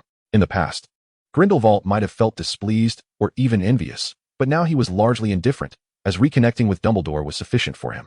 No one knew the joy Grindelwald felt upon receiving that letter along with the stack of stationery. Today marked yet another graduation season. At Hogwarts, within the castle's Great Hall, Dumbledore stood once more upon the stage, delivering a speech to commemorate the conclusion of the academic year. It is noteworthy that Lockhart's presence was conspicuously absent from the faculty seating. Although he was not struck down by Voldemort's curse, his absence is nonetheless intertwined with the repercussions of that very curse. This enchantment is not only formidable, but also indiscriminate, as evidenced by Quirrell's fate last year, who, despite being possessed by Voldemort, met his demise without a peaceful end. Consequently, Tom found himself unable to shield Lockhart from the curse's effects, although he did possess the means to protect Lockhart from untimely death at its hands. However, this proved too cumbersome, leading Tom to ultimately compel Lockhart to resign in the latter half of the semester. This outcome, while seemingly unfortunate, was perhaps fortuitous. Lockhart's incompetence had nearly been corroborated, and prolonging his tenure could have tarnished his reputation further, a scenario Tom was keen to avert, given Lockhart's identity still held some utility. Following Lockhart's departure, Snape harbored aspirations for the position of defense against the dark arts instructor. Naturally, Tom welcomed the prospect of assistance. Yet should the curse begin to exert its influence over Snape, he would intervene personally. Returning to Dumbledore's speech, he did not fall prey to the common faults of Muggle school principals, opting instead for brevity rather than a lengthy preamble. Once Dumbledore concluded his remarks, the eagerly anticipated moment of the House Cup awards arrived. 4th place, Gryffindor. Are you eager to hear? Dumbledore playfully winked at the little lions of Gryffindor. How do you feel about that? The young wizards from Gryffindor regarded Dumbledore with expressions of indignation. All right, I understand. Dumbledore ultimately chose not to announce Gryffindor's score. At this remark, Professor McGonagall felt a wave of embarrassment and shot an annoyed glare at her own students. Witnessing this scene, the little lions felt wronged. They had done their utmost to avoid any missteps, yet Harry and Malfoy were like dogs, lurking in invisibility cloaks, ready to pounce the moment they faltered. Of course, they merely lamented the ease of getting caught rather than seeking to eliminate errors entirely, which was, after all, an impossibility. Third place, Ravenclaw, with 215 points. Due to the excessive behavior of a few young witches, Professor Flitwick not only reprimanded them, but also ruthlessly deducted 100 points from their house, leading to Ravenclaw's third-place finish, one that even Hermione could not salvage. Second place, Hufflepuff, with 406 points. Upon hearing this, the Badgers of Hufflepuff erupted in joyous celebration, for their ranking had improved, and Head Professor Sprout would reward them with delightful treats. As the applause gradually faded, Dumbledore finally announced the champions. First place, Slytherin. The silence that followed was palpable. "Are you targeting us, old bee?" The serpents of Slytherin, along with Snape, cast dangerous glances towards Dumbledore. Upon witnessing the scene, Dumbledore, concerned about potentially being poisoned by Snape, chose to alter his statement. Ahem, the first place goes to Slytherin, with a total of 714 points. This was primarily due to Tom being particularly busy this year. Otherwise, Slytherin would undoubtedly have surged ahead by 1,000 points. As Dumbledore's words echoed in the hall, Harry and Malfoy exchanged glances that seemed to ignite sparks. Suddenly, with a loud bang, Malfoy slammed his hand on the table, capturing Harry's attention. Oh no! By the time Harry comprehended the situation, Malfoy had already risen to his feet, prompting all Death Eaters to stand as well. Hearing this, the young wizards at the Slytherin table stood up in unison. At the Gryffindor table, Ron instinctively attempted to stand, but George pressed down on his shoulder. "Ron, why are you getting up?" This left Ron feeling quite embarrassed, yet fortunately, the Slytherin's triumphant shouts diverted George's attention, allowing Ron to escape a potentially awkward situation. Meanwhile, Tom listened to the incessant chatter of Slytherin in his ear, lamenting about the caliber of Gryffindor students, asserting that they were vastly inferior to Slytherin. "Dear grandson, is this Death Eater organization truly yours?" However, Tom paid no heed to Slytherin's remarks, for he had already received the rewards for this year's House Cup. Ding! Congratulations to the host for completing the task. Reward, a complete set of the Barbie Dream Box. This item did not sound particularly appealing. Contemplating this, Tom began to examine the details of the object. Item, Barbie Dream Box. Quality, Ultimate. Function, by shouting Demacia, one can transform their clothing into a splendid short skirt, with the ability to convert magical power into equivalent physical strength during the transformation. Characteristic, in battle, the box can transform into any weapon made of a hard material. Description, a variant of a magical item from another world, offering every aspiring warrior wizard a chance to fulfill their dreams. As for clothing, their essay saying, the more flamboyant the attire, the fiercer the impact. This was something he would never utilize in his lifetime. Although with his magical prowess, it could elevate him to unprecedented heights within the wizarding realm, the side effects were far too severe for him to bear. Perhaps he could give it to old Dumbledore. His magical ability was not significantly inferior to Tom's. However, the mere thought of Dumbledore donning a pink miniskirt made Tom cringe. Yet, from another perspective, it might serve as a countermeasure against his basilisk gaze. If Dumbledore had possessed this item back then, it would indeed have posed a challenge. Wait a moment. He seemed to have two subordinates who fancied themselves as melee mages. Chapter 85. Dare to challenge the Dark Lord? At London Airport, Tom, clad in a black trench coat, was accompanied by two young girls as they passed through the ticket checkpoint. Luna gazed curiously at the unfamiliar surroundings, while Hermione held on to Luna to prevent her from inadvertently wandering off. Their flight was destined for the vast expanse of the American continent. Tom's primary objective was to seek out Newt, while simultaneously requesting an autograph for Hermione and bringing Luna along to find the Niffler. As for why they would venture to America in search of a creature known to inhabit Sweden, it was because Tom was aware that such beings were fictitious. His true intention was to learn about the breeding of magical creatures from Newt and subsequently attempt to create his own hybrid. If Hagrid could successfully crossbreed a blast-ended Skrut, then why couldn't Tom Riddle achieve the same with a Niffler? With Hermione looking on in astonishment, Tom skillfully navigated through the ticket checkpoint. Although Tom had spent his early years in the Muggle world, Hermione doubted that he, as an orphan, possessed the means to fly. However, perhaps the adult Tom frequently traversed between the Muggle realm and the magical one. With this thought, Hermione ceased her contemplation and meticulously explained the necessary precautions at the checkpoint to Luna, before watching her pass through and promptly following suit. Once aboard the aircraft, Tom unhesitatingly selected a window seat, a choice that reflected his preference for flying over the use of a portkey for this journey. Conventionally, it would be expected to offer the window seat to younger passengers, yet Tom dismissed this as an outdated custom. He asserted that even if Professor Dumbledore and his student, Cassandra, were present, he, Tom Riddle, would never relinquish the coveted window seat. Hermione and Luna followed closely behind, and even after boarding the plane, Luna remained captivated by the peculiar contraption. As the plane ascended, a gentle sensation of being pushed back in their seats enveloped them, and Luna's expression radiated joy. She remarked that this experience was unlike flying on a broomstick or a magic carpet. Hearing this, the ever-curious Hermione eagerly began to enlighten Luna further. A kindly woman seated behind them couldn't help but smile at the enchanting exchange between the two young girls, admiring their vivid imaginations and whimsical aspirations of being witches. As Hermione and Luna engaged in conversation, the plane gradually departed from English shores. At that moment, a middle-aged man donning a mask stood up from his seat. Observing this, a flight attendant promptly approached him, inquiring, "Good day, sir. How may I assist you?" "Oh, I apologize for the inconvenience," the man replied, appearing quite polite. The flight attendant responded with a reassuring smile, "Not at all, sir. What seems to be the trouble?"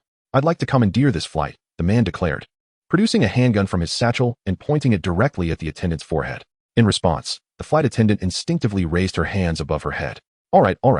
We're being hijacked. Everyone, remain calm." The passengers aboard the aircraft were taken aback, lowering their heads to avoid making eye contact with the assailant. What was that he held?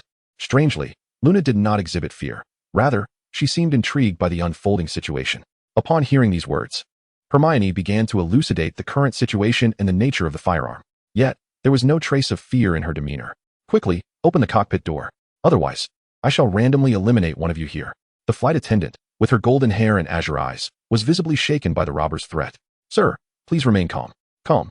Not in the slightest. Hurry up, you there. Why are you standing?" Under the robber's watchful gaze, Tom rose and exited the aisle. Noticing Tom's indifference, the robber's anger flared further, and he pointed the gun directly at Tom. "Ignoring me? Are you courting death?" Still, Tom remained unresponsive, moving steadily towards him. "I have never encountered someone so contemptuous of my profession." Enraged, the robber pulled the trigger in a fit of rage. A deafening gunshot echoed as a bullet shot forth from the barrel, hurtling straight towards Tom. The aircraft erupted into a cacophony of panicked screams.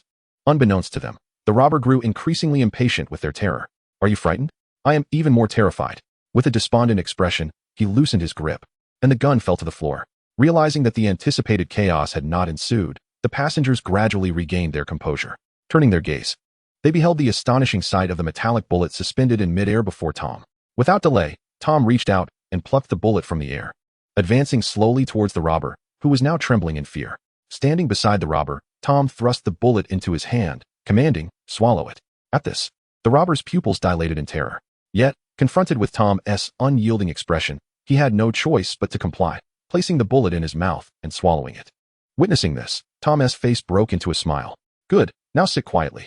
As he spoke, Tom placed a hand on the robber's shoulder, firmly pressing him back into his seat. Having completed this act, Tom returned to his own seat. Hermione and Luna gazed at Tom with admiration, but he remained oblivious, engrossed in the view outside.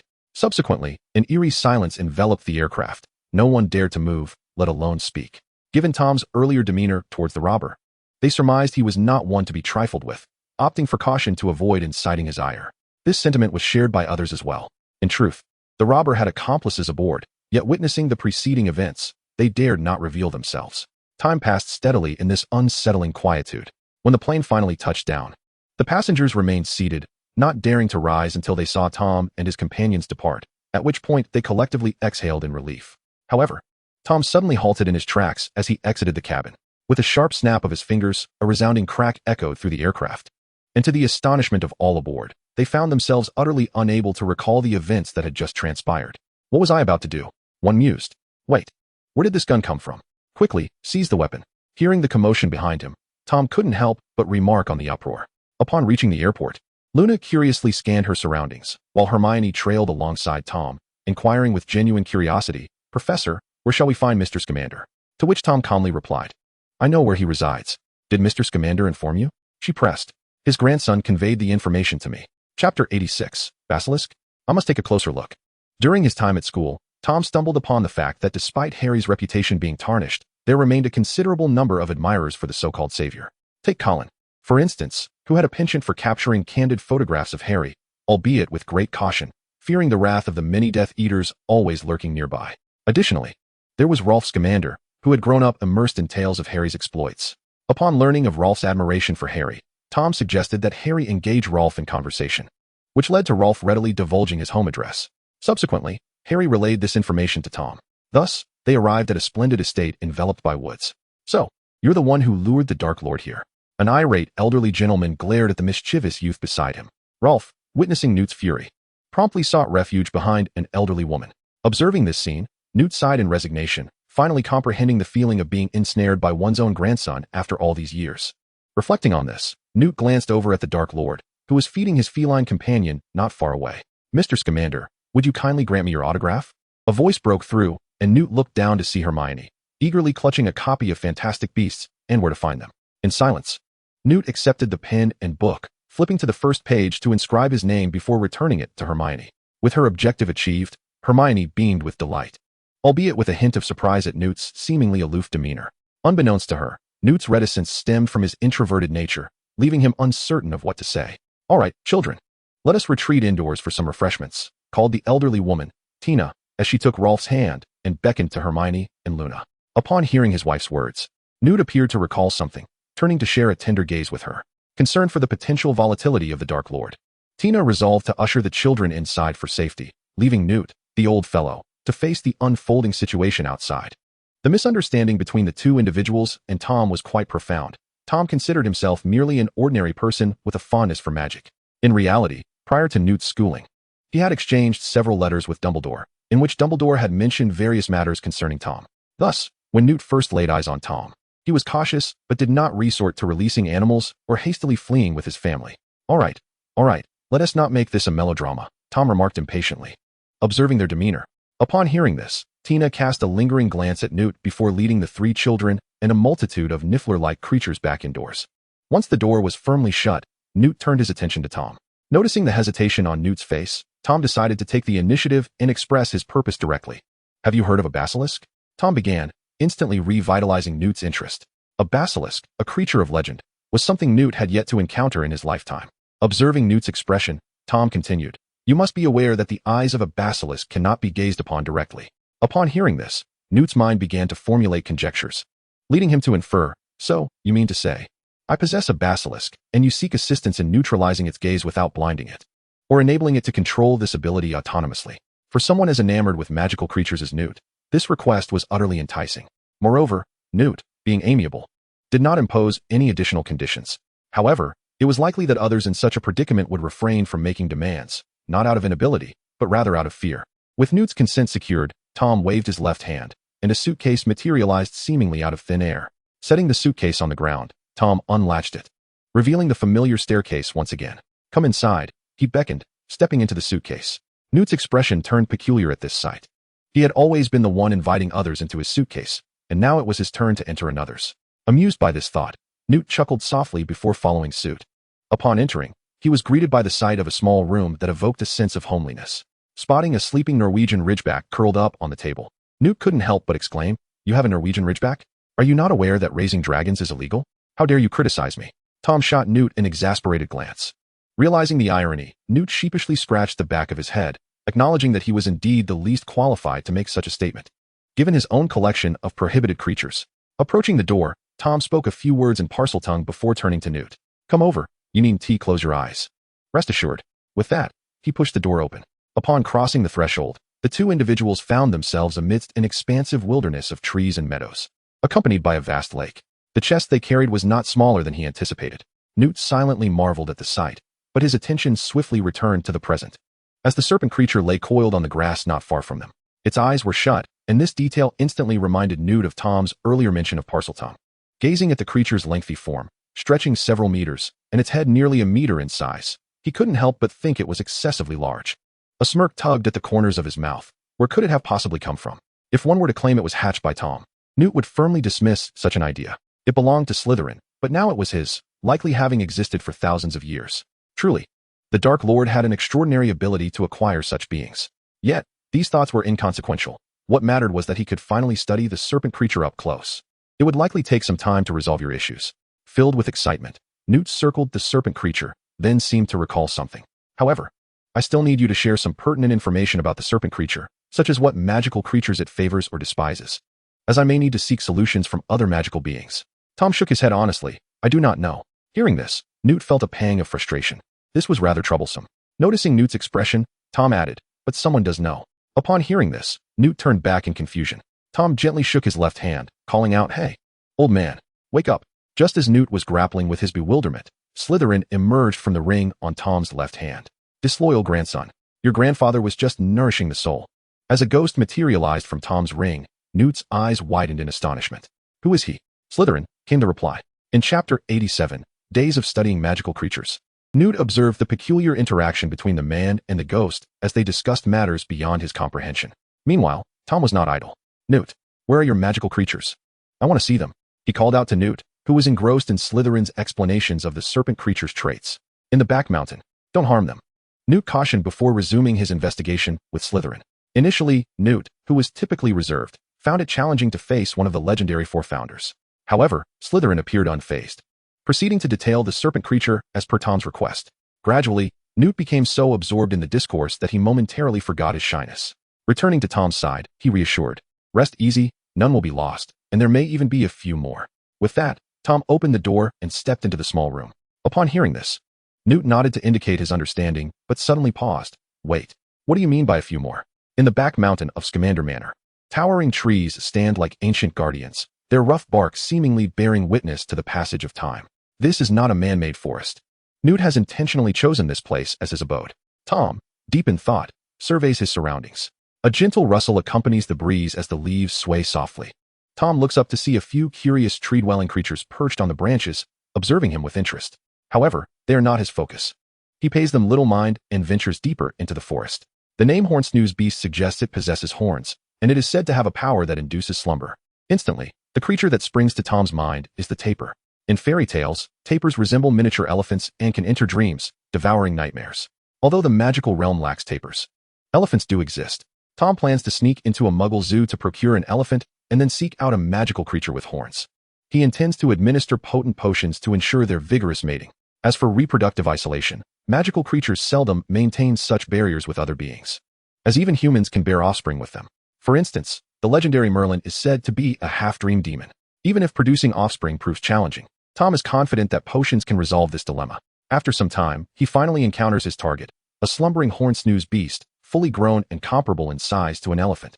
Next, he must steal an elephant and facilitate their various activities. However, given their size, the offspring would still be too large.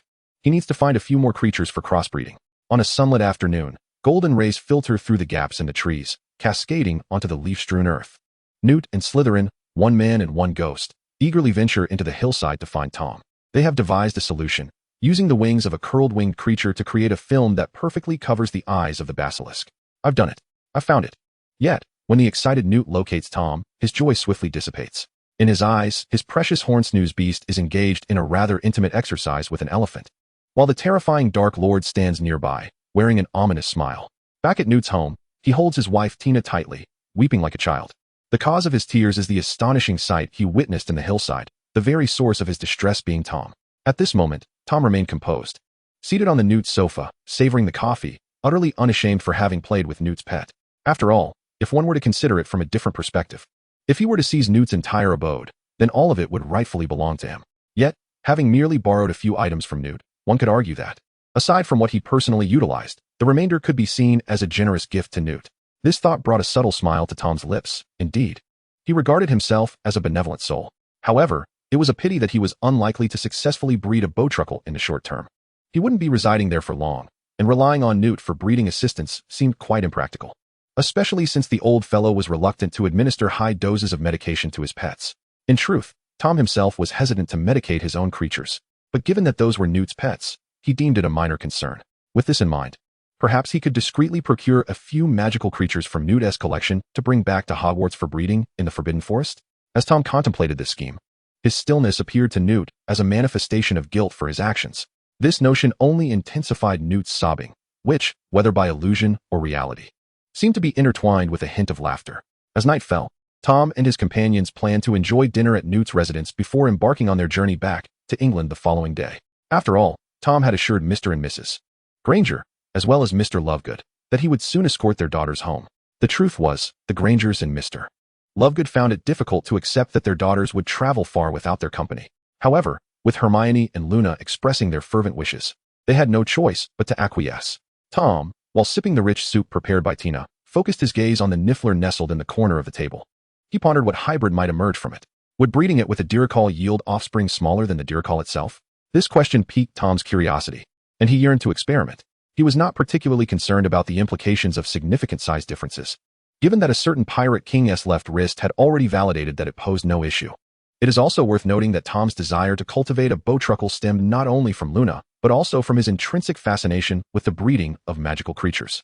As a top scholar, Tom had always possessed an insatiable thirst for exploration in the face of the unknown. Just then, Tom noticed a shoe nudging the Niffler back. Looking up, he saw Newt, his expression one of wariness directed at Tom. Was he truly so distrustful of me? If that is the case, then I shall not merely steal, I shall seize it outright. The look on Newt's face would surely be quite amusing. With this thought, Tom could not help but let a smirk grace his lips. Just as Newt's Niffler was about to meet a grim fate, the sudden chime of the doorbell echoed through the air. Tom, somewhat taken aback, remarked on the unexpected presence of someone in this desolate location. Upon hearing this, Newt could not help but twitch his mouth, rising to approach the door. Chapter 88, Azowu? No, this is my cat. Upon opening the door, Newt was greeted by a middle-aged man adorned in a detective-like attire, complete with a bushy beard. Long time no see, Mr. Scamander, he said. The man, Henry, removed his hat and offered a brief greeting. You are, an Auror from the Ministry of Magic. Newt stammered, his aging memory faltering. Were it not for the scarcity of Aurors, he might have failed to recognize the man before him. Realizing that Henry had come to discuss a matter of importance, Newt promptly invited him inside. I am Henry Smith, a seasoned Auror with a decade of service at the Ministry of Magic. Recently, during a mission, my colleagues and I successfully apprehended a gang of magical creature smugglers, seizing a number of extraordinary beings in the process. Most of them were fine, but one particular juvenile Zowu, having endured severe mistreatment, has become exceedingly ferocious. Numerous experts from the ministry have been unable to soothe this creature. Just when everyone was at a loss, I remembered my previous interactions with the renowned magizoologist, Mr. Newt Scamander, and suggested seeking his assistance. After receiving permission, I set off toward the address provided by the ministry. However, midway, I received word that there were still accomplices of the smuggling gang at large. Alas, it seems that trouble begets trouble. Yet, on a brighter note, is there anything worse than this? Were this a previous time, I would have confidently said no. But now, I am uncertain. After concluding this lengthy internal monologue, Henry took a deep breath, raised his gaze, and observed the handsome young man slumped on the sofa.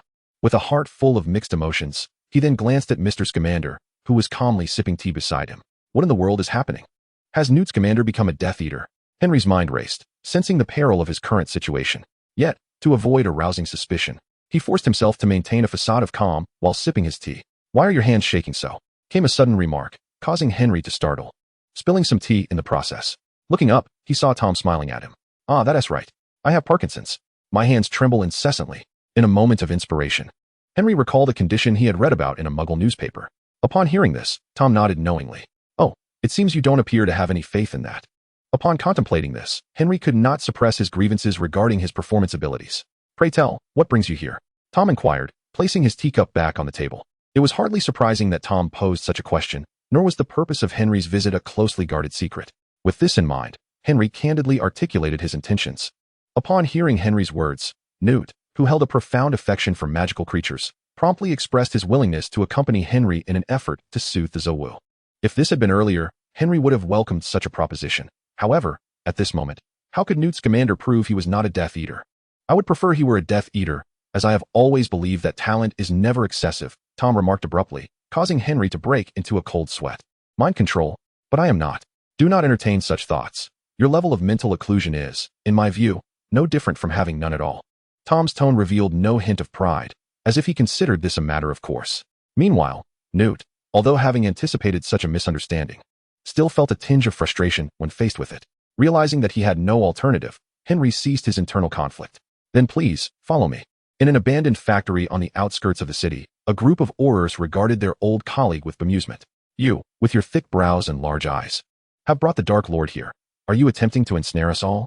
This assembly of Aurors, comprising both men and women of varied ages, initially regarded Tom with wary eyes, then turned their furious gazes towards Henry. In that moment, Henry truly grasped the frustration Newt had felt earlier. Allow me to explain. We shall not yield, even if we perish. The Aurors shouted, retreating in anger. Observing the agitated Aurors, Tom suddenly became intrigued.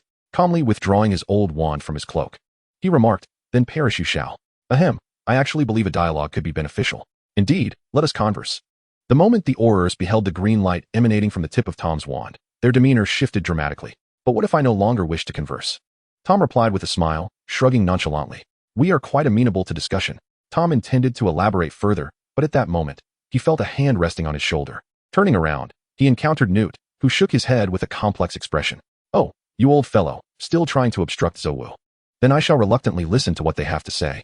Newt had long sensed that Tom had become animated upon hearing Henry mention the Zowu, confirming his interest in the creature. Thus, under the watchful gazes of Tom and Newt, Henry proceeded to elucidate a myriad of explanations to his colleagues. Certainly, regardless of his words, his colleagues nodded in agreement. After a considerable amount of time, Henry finally breathed a sigh of relief once his explanations concluded. Well then, where's that Zowu? Upon hearing Tom's inquiry, a female Auror offered to guide them. The group followed her to a room within the factory. It's inside. But you must exercise caution. It is quite dangerous. The female Auror cautioned. What? Can this creature actually kill? Tom scoffed dismissively. If it refuses to be my cat, then it might indeed be perilous. The Auror found herself at a loss for words in response to Tom's remark. Indeed, in comparison, the true danger lay with the Dark Lord himself. Chapter 89. Taming, playing with the Zowu using a cat teaser. Creak. As Tom pushed open the door, he had yet to step inside when a thunderous roar erupted. Roar. A massive, deep brown paw, the size of an adult, slammed against the shimmering barrier before Tom. Roar. Bang, bang, bang. Frustrated by its initial failure, the Zowu lashed out angrily, striking the barrier repeatedly. However, it was to no avail. Tom paid little heed to the tantrum of the small creature and instead surveyed his surroundings. He noted that the room appeared to have been enhanced by a subtle expansion charm, appearing significantly larger from within than without. The walls bore numerous dents, and the floor was a chaotic mess. Upon closer inspection, he could discern remnants of sturdy iron bars, likely remnants of the cage that once contained the Zowu.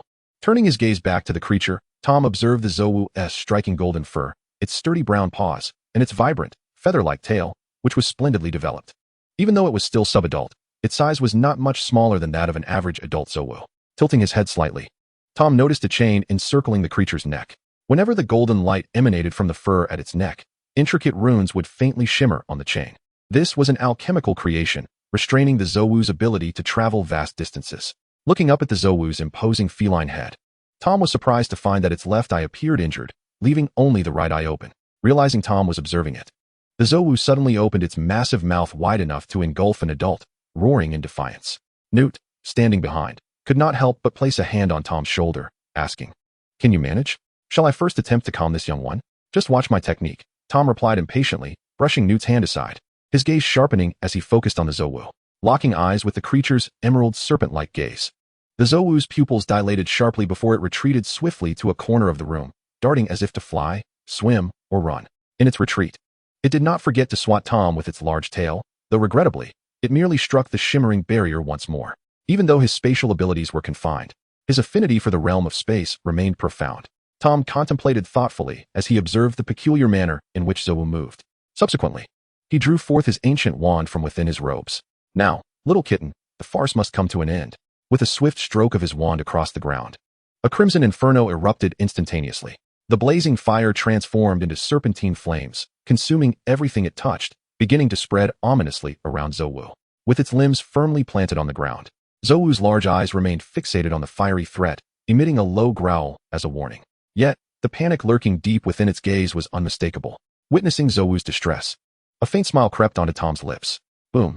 With a flick of his wand, the flames erupted violently, expanding at an unimaginable speed. The dilapidated factory was reduced to ashes in mere seconds.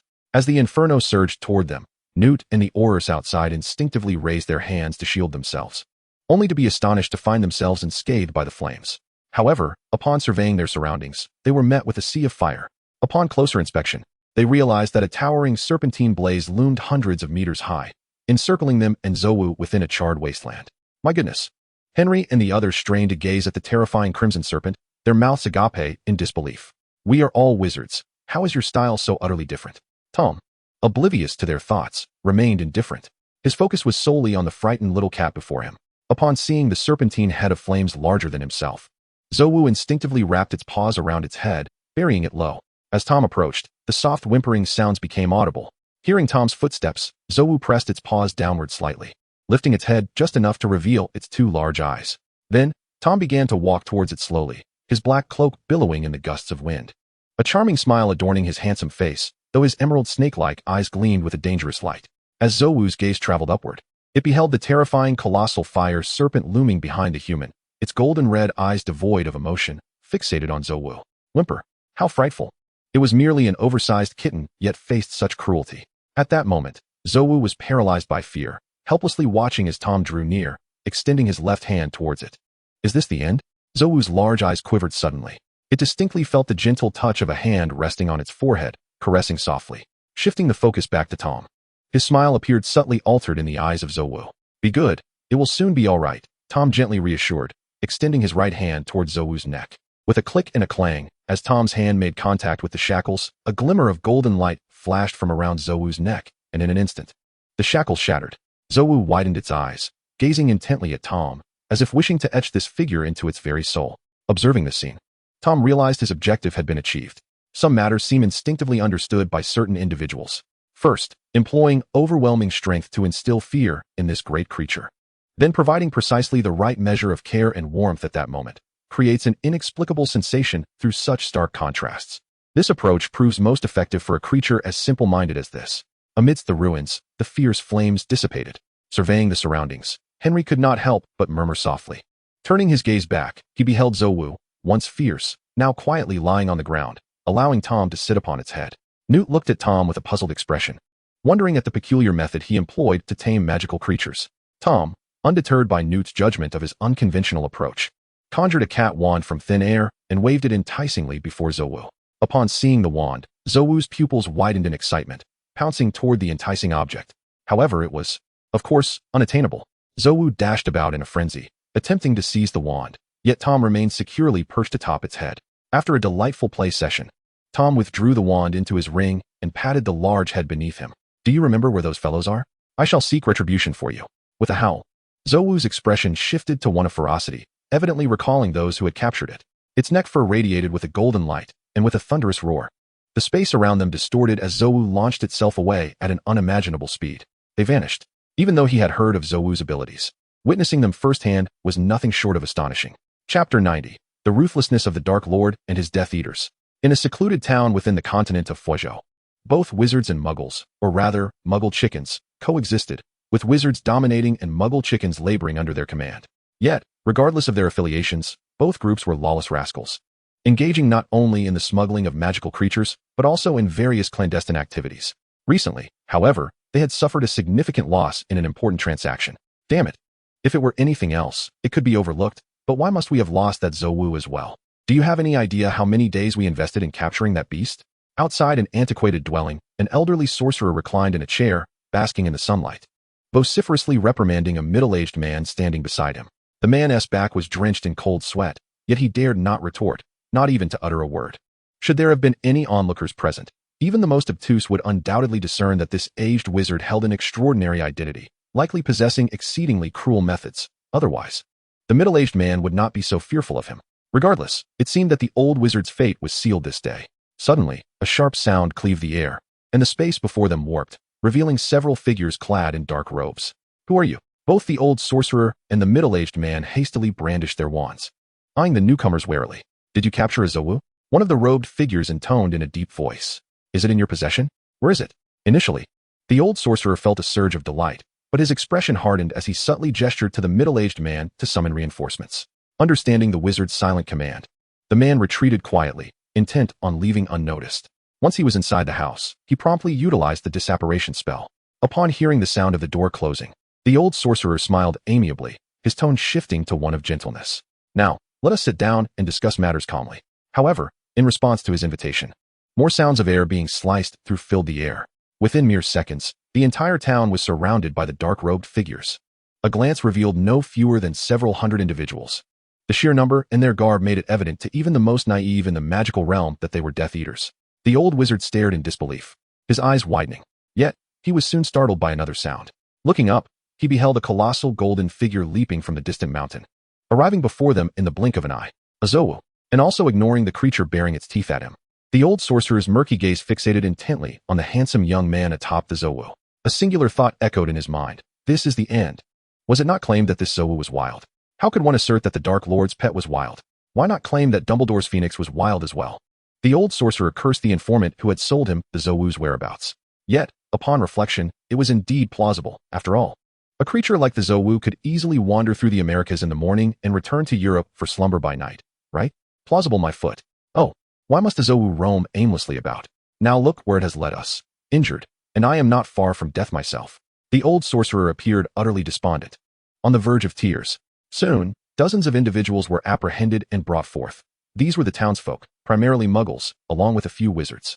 Without exception, they were all bewildered upon witnessing the predicament of their leader. After all, in their memories, this old wizard had never appeared so disheveled. Observing the expressions of the gathered crowd, Tom felt a surge of satisfaction. This was precisely why he had summoned his Death Eaters in the Americas using the Dark Mark. After all, it was unreasonable for the Dark Lord to handle every matter personally. It is worth mentioning that not all the Dark Wizards present bore the Dark Mark. Only those of higher status, such as noble leaders, possessed it. Tom summoned these nobles, who in turn brought their subordinates along. That was essentially the situation at hand. Returning to the present, Tom contemplated how to deal with the old wizards and their companions, aiming to appease his feline companion while also enjoying the spectacle himself. Just then, a loud whoosh echoed as the space in front of Tom warped, and the middle-aged man from earlier, accompanied by a dozen dark wizards, suddenly materialized. Surrender at once. If you do not return our Zowu. The middle-aged man's voice trailed off, dwindling to silence as he stood in disbelief. He had thought that summoning all his brethren would allow them to overpower those oblivious cloaked figures, but what was this situation? Had they walked into a trap? The moment they arrived, they found themselves encircled by hundreds of cloaked figures. They were not merely outnumbered, they were facing certain doom. The middle-aged man did not remain in shock for long, as they were quickly subdued. As he was pinned down, he glanced towards the old wizard nearby, who was kneeling and pleading for mercy. He chose to heed the old wizard's words. At that moment, the old wizard only wished to ascertain how the Dark Lord would deal with them. As long as there was a chance for survival, he could accept any outcome. However, not everyone was prepared to surrender so easily. A few attempted to struggle, seizing the opportunity to break free and flee. Then came the incantation, Avada Kedavra. Countless killing curses surged forth like a tidal wave, swiftly engulfing the few desperate souls still fighting for their lives. Witnessing the merciless Death Eaters, the remaining individuals abandoned any thoughts of resistance. Tom surveyed the group with a bemused expression before speaking slowly. Here's the deal. You shall not use spells. Instead, fight amongst yourselves. The one who survives will earn their freedom. Upon hearing Tom's words, the Death Eaters released their grip on the captives, clearing a larger area for the impending conflict. They confiscated the wands of these individuals, remaining vigilant. For one could never be certain if any possessed the ability to cast spells without a wand. Among the surviving smugglers were both wizards and muggles. In the past, the muggles would have resigned themselves to their fate, but now, one could see a fierce hen rise abruptly, delivering a powerful blow to the adjacent dark wizard. Where there was one, countless others would soon follow, plunging the scene into utter chaos. After approximately an hour, only the elderly wizard remained standing. The survival of this particular wizard did not surprise Tom, as the nurturing power of magic typically endows wizards with superior physical prowess. However, it was the old man's survival that caught him off guard. Yet, recalling the old man's ferocious demeanor moments ago, Tom found it somewhat acceptable. With this thought in mind, Tom merely uttered a calm dismissal, "Be gone." As his words echoed, the Death Eaters parted to create a path.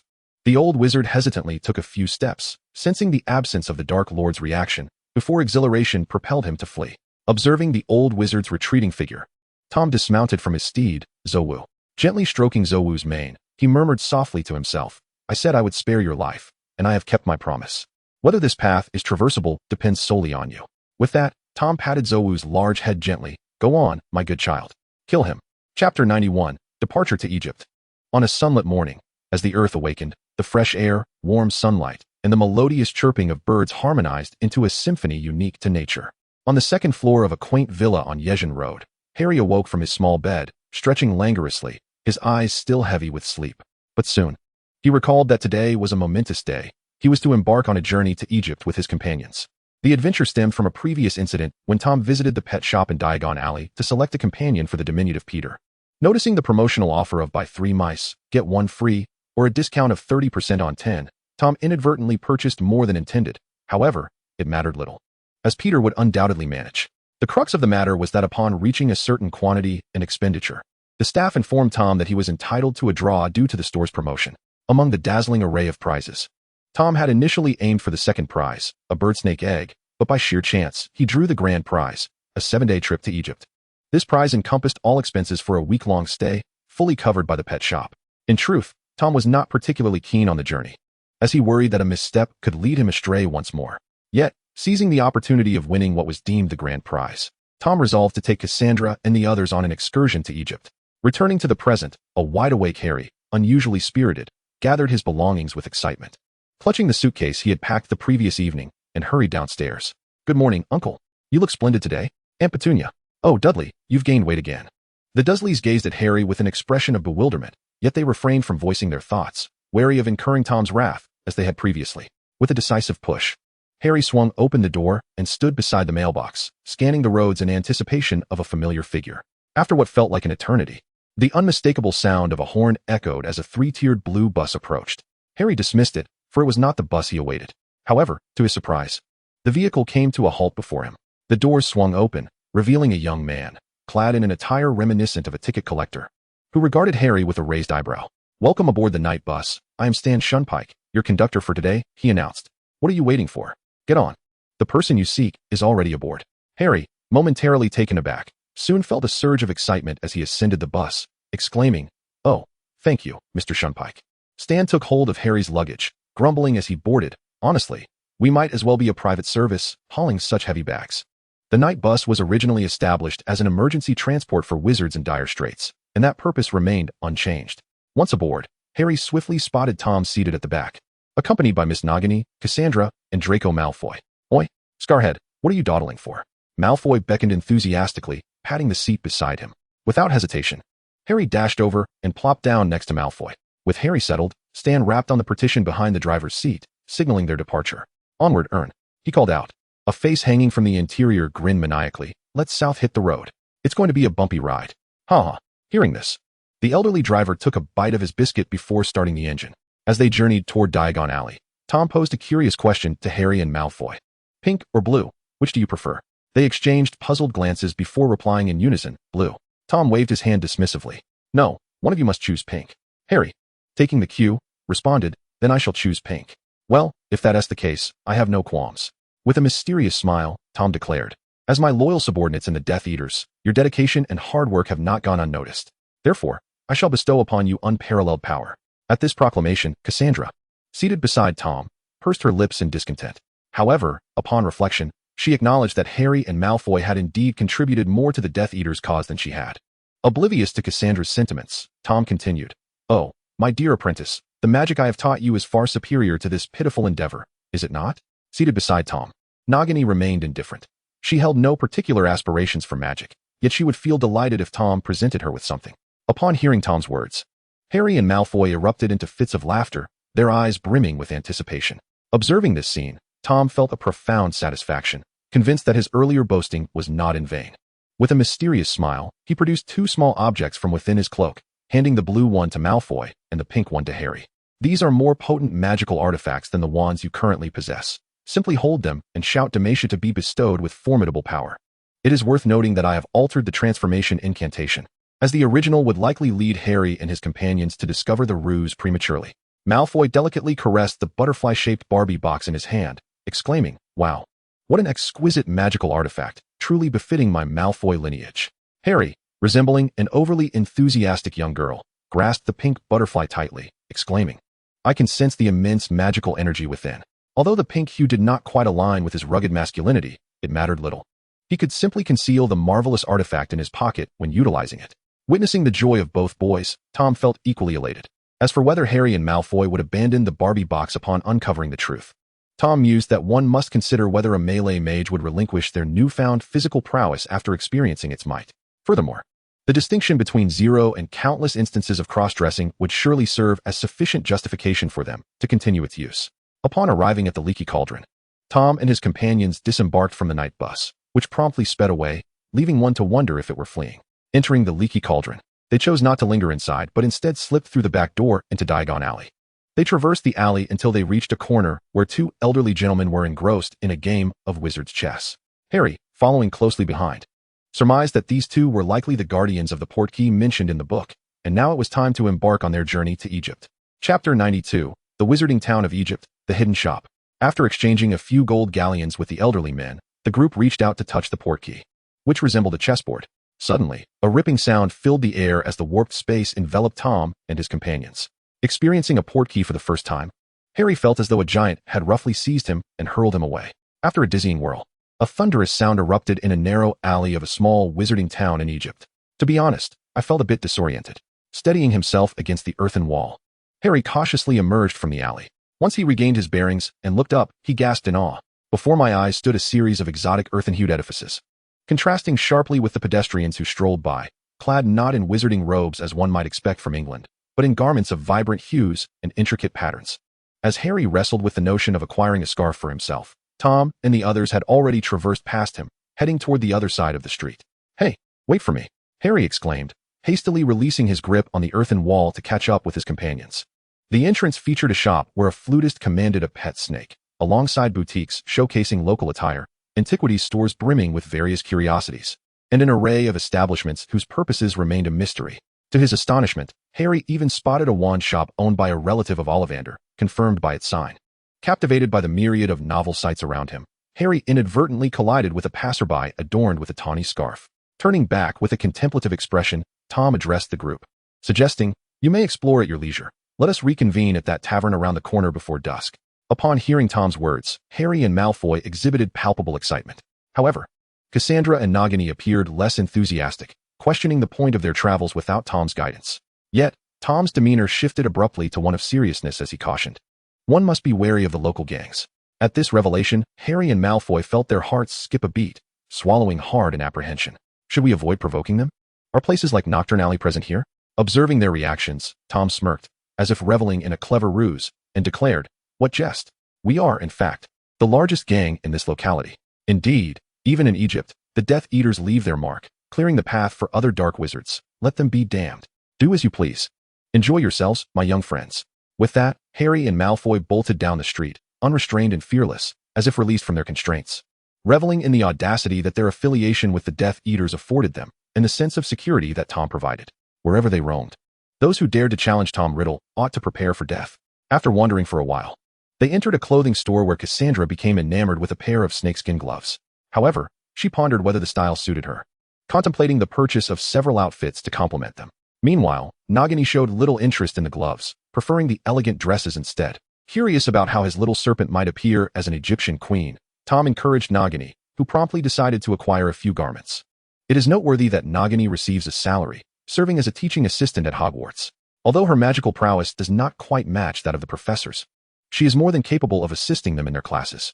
However, she does not attend classes frequently, as she is occupied with helping Tom manage the Death Eaters.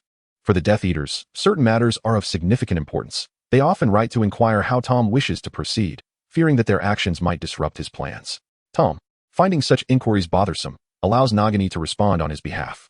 Consequently, Nagini typically assumes the role of teaching assistant only when Tom is preoccupied. Meanwhile, Tom stands outside a shop, his expression neutral as he observes the bustling crowd, while waiting for Cassandra and Nagini to choose garments. At that moment, a flash of red hair among the throng captures his attention. Could it be that the Weasley lineage is so remarkable that it extends even to Egypt? Intrigued, Tom approaches to greet the individual, soon discovering that the red-haired figure is none other than Ron's older brother, William Arthur Weasley, commonly referred to as Bill. Tom ponders why Mr. Weasley from Gringotts is in Egypt. Is it for business? It is worth mentioning that Bill, due to his work, travels extensively and, coupled with the fact that certain newspapers do not feature his likeness, he fails to recognize Tom. Upon hearing Tom's words, Bill, feeling a sense of familiarity, readily opens up about his work. Due to the unique cultural and historical context of Egypt, many ancient artifacts tend to be cursed. Recently, some new relics have been unearthed, and there is a shortage of curse breakers in the area. Tom comprehends that Bill is indeed on a business trip. "I apologize, but I must take my leave. I have an appointment with the local staff," Bill states before departing. Tom watches Bill's retreating figure, pondering the existence of cursed objects. Meanwhile, on the other side, Harry and Malfoy are outside a magic carpet shop, gazing into the display window. As Malfoy contemplates whether to make a purchase, he suddenly feels a tap on his shoulder. Turning around, he sees Harry looking in another direction. "Hey, Malfoy, look at that." Following Harry's gaze, they notice two individuals clad in heavy attire entering a concealed alleyway. Exchanging glances, the two quickly reach a silent agreement. "Let us go take a look." They approach the alley, only to find that the two figures have vanished. Curiously, they step into the alley and, as they walk, they unexpectedly discover a door embedded in the earthen wall. With this revelation, Harry glances back at Malfoy, who nods seriously in response. Click. As Harry pushed open the door, the two finally beheld the true nature of the interior.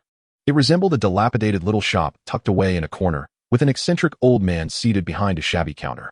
This peculiar figure wore an odd apparatus over his left eye, intently examining the antiquated objects in his hands. Hello?" Harry ventured a tentative greeting.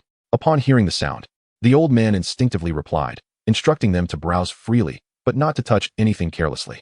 With this assurance, Malfoy and Harry felt at ease to step further into the shop. The items within were a hodgepodge of clutter, with various antiquities strewn across shelves, cabinets, and even the floor. There were items for wearing and for utility, so numerous that it was difficult to discern the purpose of the establishment. Chapter 93, The Cursed Malfoy.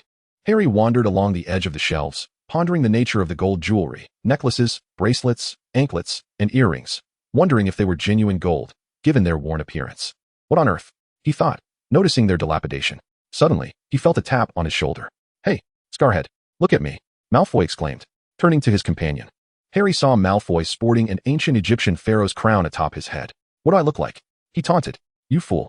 The old man, who had been seated at the counter, had somehow rushed over to their side.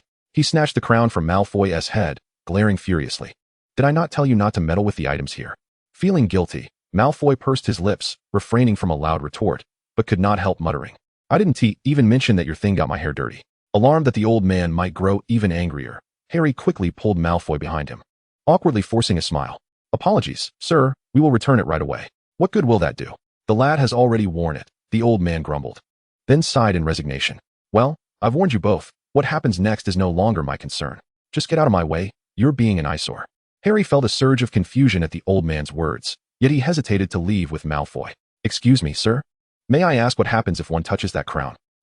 "There's a curse upon it, the most peculiar kind," the old man replied, seemingly amused by the situation. Yet, he chose to elucidate for the two imbeciles. "Hey, old Don, didn't you touch it too?"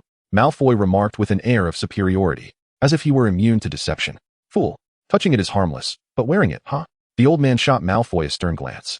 "Is it as mysterious as you claim?" Malfoy scoffed, undeterred. "I'll just try it on again. You say there's a curse?" "I, Master Malfoy, refuse to believe it." "You say I shouldn't wear it?" "Well, I shall wear it. Go on, curse me if you dare." Upon witnessing Malfoy's demeanor, Harry awkwardly extended an apology to the old man, promptly seizing Malfoy and hastily departing from the peculiar shop. The sound of the doors slamming shut prompted the old man to carry the crown to the farthest corner of the store, placing it on the lowest shelf. How could such a perilous object have been discovered by that boy? Inside the sole pub in the town, Tom observed Malfoy, who sat in the corner, his head bowed and unwilling to speak. A smirk involuntarily crept across Tom's lips. So, Draco truly adorned himself with that mysterious object?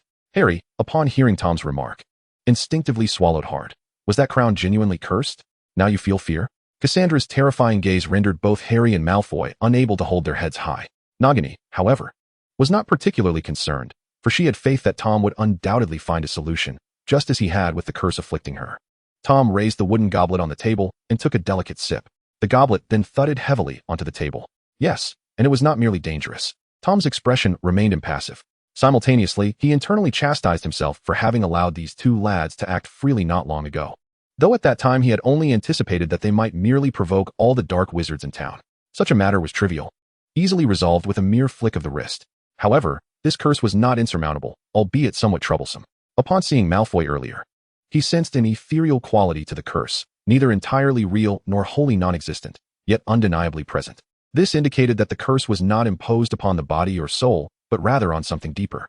To put it differently, the curse placed upon the position of defense against the dark arts professor could be likened to such a curse, albeit a lesser version. Yet it seemed unreasonable. Throughout the annals of magical history, few were capable of casting such a curse. How could it manifest in this insignificant locale? Though perplexed, the immediate priority was to lift the curse afflicting his subordinate. To dispel such a curse, one merely needed to destroy the person or object associated with it. A rather straightforward and blunt approach. However, there were no alternative methods. Even Tom Riddle must adhere to the rules. Nevertheless, from the earlier descriptions provided by the two, the most troublesome aspect appeared to be resolved. The associated object was likely the crown. All he needed to do was procure it and then destroy it. What if the old man refuses to sell it? I am the Dark Lord. How do you suppose I should respond? Let us visit that shop once more. Retracing their steps into the concealed alleyway, they found it. This was the place. Observing the suddenly revealed door, Harry stepped forward once more to open it. Creak. Upon hearing the sound of the door opening, the previously irate old man, much like when Harry and his companions first arrived, sat at the counter, scrutinizing a small object in his hands. You may browse freely, but refrain from touching anything. The old man, as customary, spoke without lifting his head. However, he soon sensed something amiss. The cacophony of footsteps was drawing nearer. Awakening to this realization, he raised his gaze, his pupils quivering in disbelief. There you stood. After all these years, that visage was the most indelible in his memory.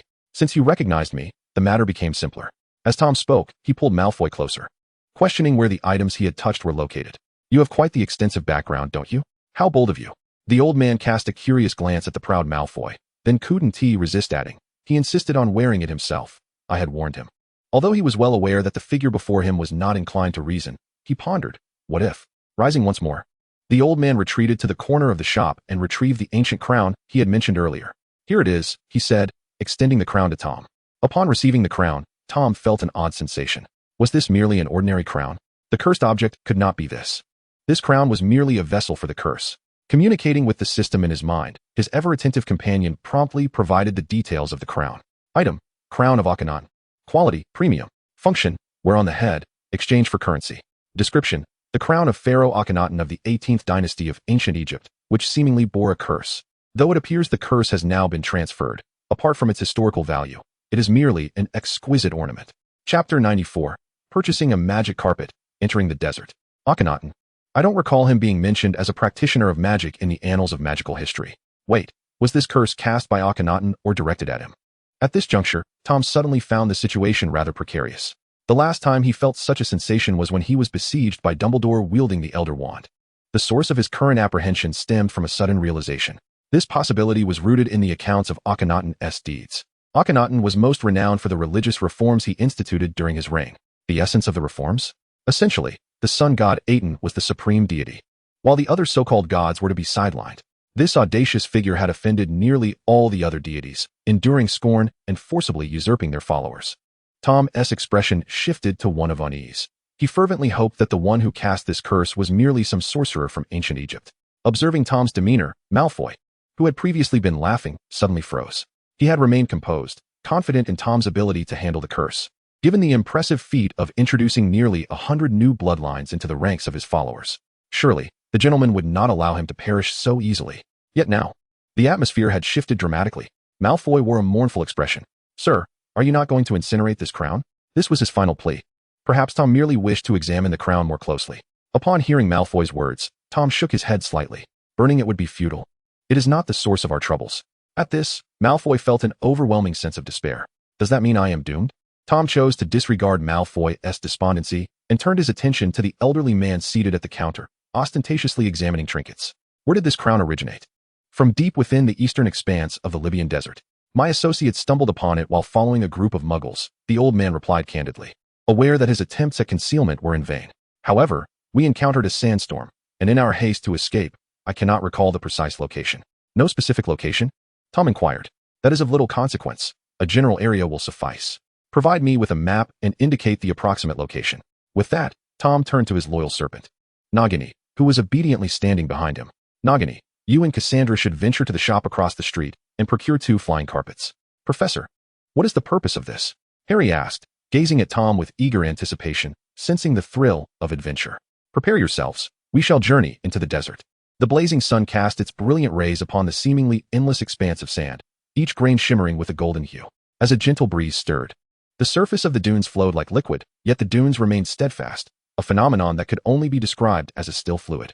However, within this mysterious and tranquil golden tableau, dark splotches marred the perfection. Sand, sand, and more sand, an infinite sea of yellow. Malfoy lay at the edge of the carpet, listlessly observing the yellow sands below. Meanwhile, Harry sat at the front of the carpet, both taking in the desert scenery and using magic to steer their course. Experiencing the magic carpet for the first time filled Harry with wonder. It was an entirely different sensation from riding a broomstick. The carpet flew at a much slower pace than the broom, yet it was far more stable. Moreover, this particular carpet was enchanted. Akin to the Weasley family's flying car's invisibility feature, Muggles were oblivious to their presence. Additionally, larger carpets could accommodate more passengers, but theirs was not particularly large. Hence they had purchased 2, one for Harry and Malfoy, and another for Tom, Cassandra, and Nagini. As Harry glanced to the right, he noticed that the carpet carrying Tom and the others was not far from theirs. Had he not looked, he might have remained unaffected. But now he felt a twinge of envy. He observed that their carpet was adorned with a large waterproof cover resembling an umbrella, its green hue subtly revealing silver patterns.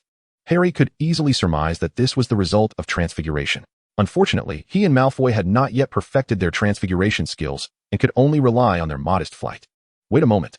What was that in Cassandra's hands? Goodness, she even brought refreshments. What does it mean to look back? What does that provocative gaze signify? Harry ground his teeth in frustration, and just then, Malfoy, nearly parched from the sun, crawled to his feet. I can hardly endure this, Potter. Since they traversed the Muggle activity area on the magic carpet, through the desert, and up until now, Malfoy felt he was on the brink of forgetting the taste of water. Yet, Harry was indifferent to that. His anger was directed at Malfoy. If it weren't for your foolishness with that enchantress, it should be the two of us enjoying ourselves right now. What are you babbling about? Is there any water or not? Malfoy's eyes only reflected his desperate thirst for the essence of life. Meanwhile, Tom finally realized it had been quite some time since he had provided Harry and Malfoy with any water. My apprentice, could you please fetch 2 bottles of drinking water from the trunk? Tom requested, reclining comfortably on Nagini's lap, indulging in the green grapes she fed him. Without even turning his head, you really know how to delegate, he remarked. Upon hearing this, Cassandra shot an irritable glance at Nagini, for that position should have been hers. Yet, that insufferable teacher had the audacity to refuse her, citing her age and the discomfort of resting her head on his thigh. How infuriating. That clueless teacher truly did not understand the joys of life. Did he not comprehend that a young lady's thigh was the utmost delight? After all, she was a noble woman.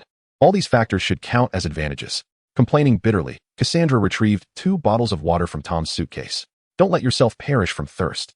Huh. At the sound, Malfoy instinctively sat up, only to be struck squarely in the face by a plastic water bottle. As Malfoy fell unconscious from the impact, Harry swiftly reached out to catch the second bottle of water. Phew. After successfully securing the water, Harry breathed a sigh of relief. He first gave Malfoy a few sips to revive him. Then, while drinking himself, he cast envious glances towards Tom, muttering something about how a muscular man's thigh should also be a suitable pillow. At that moment, Tom, who had been resting with his eyes closed, abruptly opened them. A flicker of emerald light shimmering within his serpentine gaze. It's coming. Tom slowly sat up. What is coming? Nagini queried, puzzled by Tom's demeanor. Tom remained silent, simply gazing ahead. Sensing something was amiss, Nagini and the others followed Tom's gaze into the distance. Oh my goodness. By Merlin's undergarments. Are you trying to kill us? Harry and Malfoy stared wide-eyed as they beheld the horizon engulfed by a swirling tempest of yellow sand. A sandstorm. Chapter 95. The Underground Ruins, a cat? As they gazed at the approaching cloud of dust, Tom remained unflappable. In fact, he calmly admired the spectacle of the sandstorm, noting that it was the first time in his life he had witnessed such a phenomenon. Sir, the speed of the flying carpet is insufficient. We are about to be overtaken. Harry had already pushed the carpet to its maximum velocity, yet the looming sandstorm continued to close in on them. Observing this, Draco visibly began to fret. Professor, stop idly watching the sandstorm and swiftly take us away from here. Noticing that Tom remained unmoved, Cassandra felt compelled to urge him further. Very well, if that is what you desire. In truth, he possessed the capability to obliterate the sandstorm, and his previous inaction was merely a reflection of his belief that it was unnecessary. However, seeing his apprentice in distress, departing from this place seemed prudent. After all, he had no intention of facing a mere sandstorm head-on. Let us descend first, Tom stated calmly, promptly retrieving a suitcase placed at the edge of the carpet. Though puzzled as to why Tom did not utilize apparition, Harry and the others complied. As they neared the ground, Tom opened the suitcase and declared, "It is you. Come forth, Zowu." In a spontaneous outburst, Tom called out. A magnificent golden figure emerged from the brown suitcase. With a roar, for powerful claws landed on the sandy terrain, and a vibrant red tail excitedly whipped about as Zowu, just freed from the confines of the suitcase, let out a triumphant howl. This was precisely why Tom opted against apparition or carrying them himself. Having a steed made running around aimlessly a folly. Astonished by the colossal beast before them, Draco stealthily approached Harry and whispered, "Where on earth did he acquire this creature?" However, Harry, equally taken aback, did not respond. "Quickly, climb aboard," Tom instructed as the 3 of them guided the carpet closer to Zowu, then ascended onto its back, stowing the carpet away. At Tom's command, Harry regained his focus and attempted to join Draco on Zowu's back. Yet, just as they were about to mount, Zowu swiftly turned and clamped down on Harry's clothing with its mouth, then flicked its tail, inadvertently ensnaring Draco as well. "Wait, I haven't gotten on yet," Draco shouted in panic, but Zowu paid no heed. With a sudden distortion of the surrounding space, Zowu whisked them away in an instant. Once they had distanced themselves sufficiently from the sandstorm, Zowu came to a halt. Releasing its grip, Harry tumbled into the sand, and by the time he landed, Draco had already sprawled out on the ground. Rising to his feet, Harry was disheveled, his hair and clothes in utter disarray, giving the impression that he had just endured a tumultuous ordeal. "Sir, Does your great feline have a rather temperamental disposition? Harry inquired with a look of exasperation as he helped Draco rise from the sandy heap. I am unsure, Draco replied. Tom leapt down from the creature known as the Zowu, an act he seldom performed. Once Cassandra and Nagini had dismounted, the Zowu turned swiftly, lowering its front body and baring its teeth at Harry and his companion. Oh dear, a giant cat is after us. Harry released his grip on Malfoy and sprinted towards Tom. However, to his astonishment, the Zowu paid him no heed, continuing to snarl at Malfoy. What is this predicament? Am I not the one being loathed? Harry found himself puzzled. Why had he been denied the opportunity to ride it moments ago? Perhaps it was because you were too close to Malfoy, Cassandra pondered aloud. Meanwhile, Nagini approached the Zowu, attempting to soothe the formidable feline. Malfoy, wearing a woeful expression, inched closer to the Zowu in an effort to reconcile. Dear cat, we are colleagues. There's no need for hostility since we will inevitably cross paths. Yet, as he took a couple of steps forward, the Zowu roared, revealing its gaping maw. Cold sweat beaded on Malfoy's forehead as he prudently retreated a few paces. Why is Malfoy so despised? This thought escaped Harry's lips, and suddenly he turned to Malfoy with an expression of disdain. You haven tea bathe, have you, Malfoy? And you, Scarhead, did you indulge in sweet potatoes today? What nonsense is this? Malfoy charged at Harry, and the two tumbled down the sand dune. Tom, unperturbed by their scuffle, cast a contemplative glance at the Zowu, which remained fixated on Malfoy. He gently patted the creature's large head, calming it before instructing it to return to the suitcase. At that moment, a piercing scream echoed from behind. Startled, Tom turned to see Harry and Malfoy half buried in sand at the base of the dune. Are they ensnared in quicksand? This is absurd. With a simple gesture, Tom summoned Harry and Malfoy from the clutches of the quicksand, lifting them to safety. However, just as they prepared to depart, an unexpected occurrence transpired. The very quicksand that had ensnared Harry and Malfoy began to vanish. It sank further, revealing buried objects beneath the surface, leading the onlookers to wonder where the sand had disappeared to. Yet, this was not the most significant revelation. What lay beneath the quicksand was a ruin? Harry exclaimed, gliding down the dune to behold the yellow-brown remnants of a building below. Intrigued, Tom transformed into a wisp of black fog and descended. Standing before the ruins, Tom gently caressed the remnants of the yellow-brown stone walls, scrutinizing the intricate carvings upon them. Seeing Tom descend, the others followed suit, dispersing to investigate the scattered remnants of the ruins. At that moment, Tom suddenly heard a voice behind him exclaiming, "It seems there is a way in."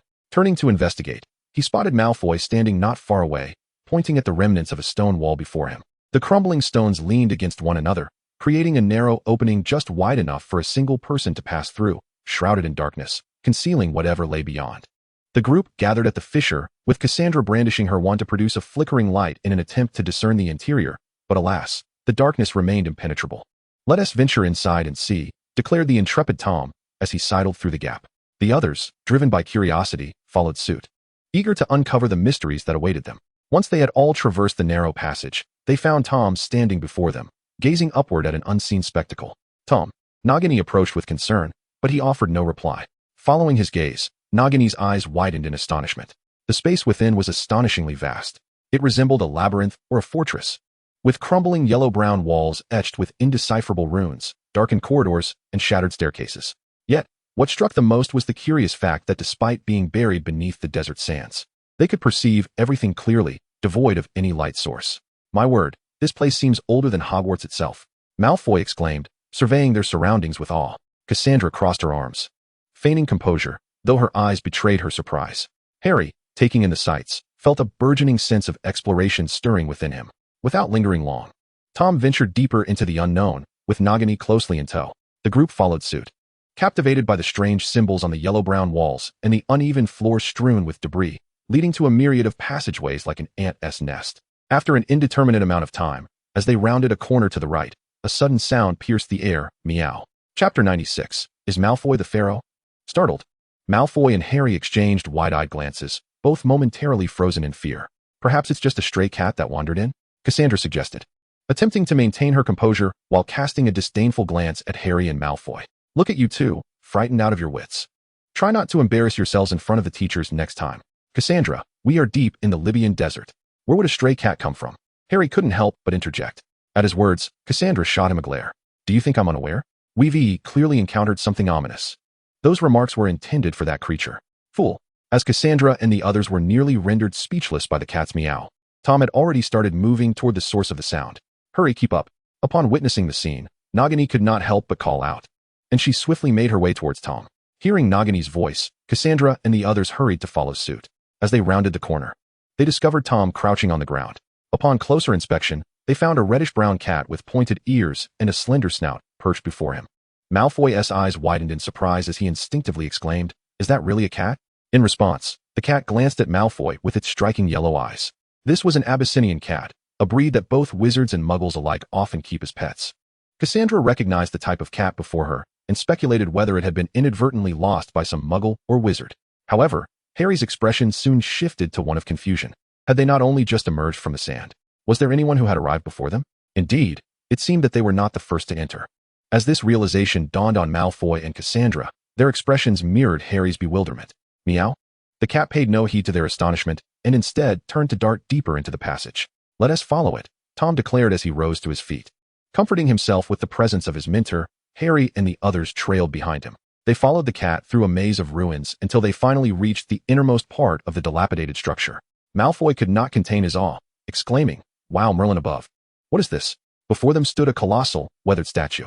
Despite the damage that obscured its features, it was undeniably awe-inspiring. One hand of the statue hung down while the other was raised, gripping a small, glowing object. Upon closer inspection, it turned out to be an ancient mirror. Scanning the surroundings, it became evident that they were in a vast, crumbling hall. Meow? Hearing the familiar meow, the group turned to see the cat had climbed onto the statue's hand, sitting beside the small mirror. Under the gaze of the onlookers, the cat delicately licked the surface of the mirror, which instantly erupted in a strange white light, illuminating the entire hall as if it were midday. When Cassandra finally opened her eyes again, she found herself back in the desert. In a flurry of anxiety, she looked around until she spotted a reassuring figure. Tom stood not far away, gazing at the distant sky from atop a sand dune. Cassandra lifted her gaze to discover that evening had fallen under the dimly glowing sky. The endless sea of sand shimmered in hues of orange and red. After considerable effort, Cassandra managed to scramble up the dune and stood beside Tom. At that moment, the others also made their way up from various directions. "Tom," Nagini called out in a questioning tone. No matter the circumstance, Tom was her steadfast anchor. The expressions of the others conveyed that they shared her sentiments. "I awoke slightly earlier than you and have been standing here for half an hour, observing the surroundings." Tom's expression appeared somewhat melancholic, as that wretched sun had not moved for the same duration. The group followed Tom's gaze, noticing the tangerine sun, which had already descended halfway on the horizon. Upon closer inspection, it indeed seemed stationary. "What shall we do now? Shall we embark on the magic carpet and fly in a single direction, hoping to discover others?" Cassandra and Nagini began to ponder this notion. Meanwhile, Harry and Malfoy expressed their unwavering allegiance to strength, lacking the profound wisdom possessed by the others. Unable to fathom a solution on their own, they deemed it wiser to heed the guidance of their mentor, following his instructions without question. This peculiar place felt somewhat eerie, apart from ourselves and the sand. Only one other entity seemed present. As Tom spoke, he turned to face another direction. Following his line of sight, Cassandra discerned a golden, pointed structure in the distance. Could it be a pyramid? Let us retrieve the magic carpet and investigate. Beneath the dim, yellow sky, amidst the endless sea of sand, stood a colossal pyramid. Before the towering structure were two magnificent statues, reminiscent of the legendary Sphinx. However, upon closer inspection, they were, astonishingly, two reclining cats. The magic carpet descended not far from the pyramid. With their feet once again sinking into the soft, golden sand, the group carefully stowed the carpet and approached the pyramid. An unsettling premonition lingered in the air. As they beheld the grand edifice before them, Malfoy could not suppress a shiver. Upon their closer approach, they discovered a massive stone door, approximately 15 to 20 meters high, situated between the two feline statues, now ajar. A multitude of cats, adorned in various hues, emerged in an orderly manner, forming two lines as if to welcome the visitors.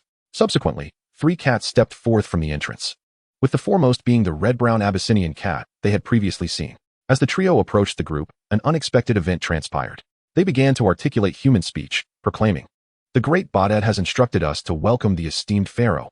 We have awaited your arrival." "Pharaoh? Who might that be?" Harry and Malfoy exchanged bewildered glances. "Of course, it is you, esteemed Pharaoh," the 3 cats intoned, bowing their heads before Malfoy, as did the others flanking them. "I am the Pharaoh." Chapter 97. Pharaoh?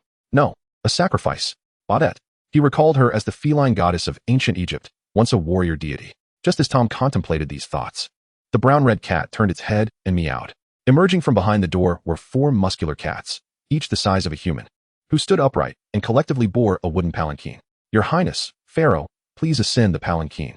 Your Majesty, please take your seat," proclaimed the chestnut-hued feline, which was promptly echoed by the 4 muscular cats. Oh, ever since that wretched curse befell me, misfortune has plagued my days. Is it finally my turn to revel in fortune? Malfoy chuckled foolishly as he climbed aboard the palanquin, feeling that this was indeed befitting of his esteemed identity.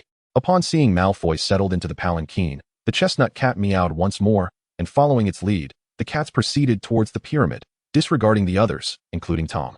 Do these cats perceive us as mere air? Cassandra crossed her arms in discontent. Let us enter and see for ourselves. After all, Tom has often trespassed uninvited. What difference does one more instance make? What if these cats do not welcome us? Huh, when has Tom Riddle ever been welcomed anywhere? With Tom leading the way, Harry and the others followed suit into the pyramid. Contrary to Malfoy's expectations, the interior resembled a grand and opulent palace, adorned with a plethora of lavish artifacts.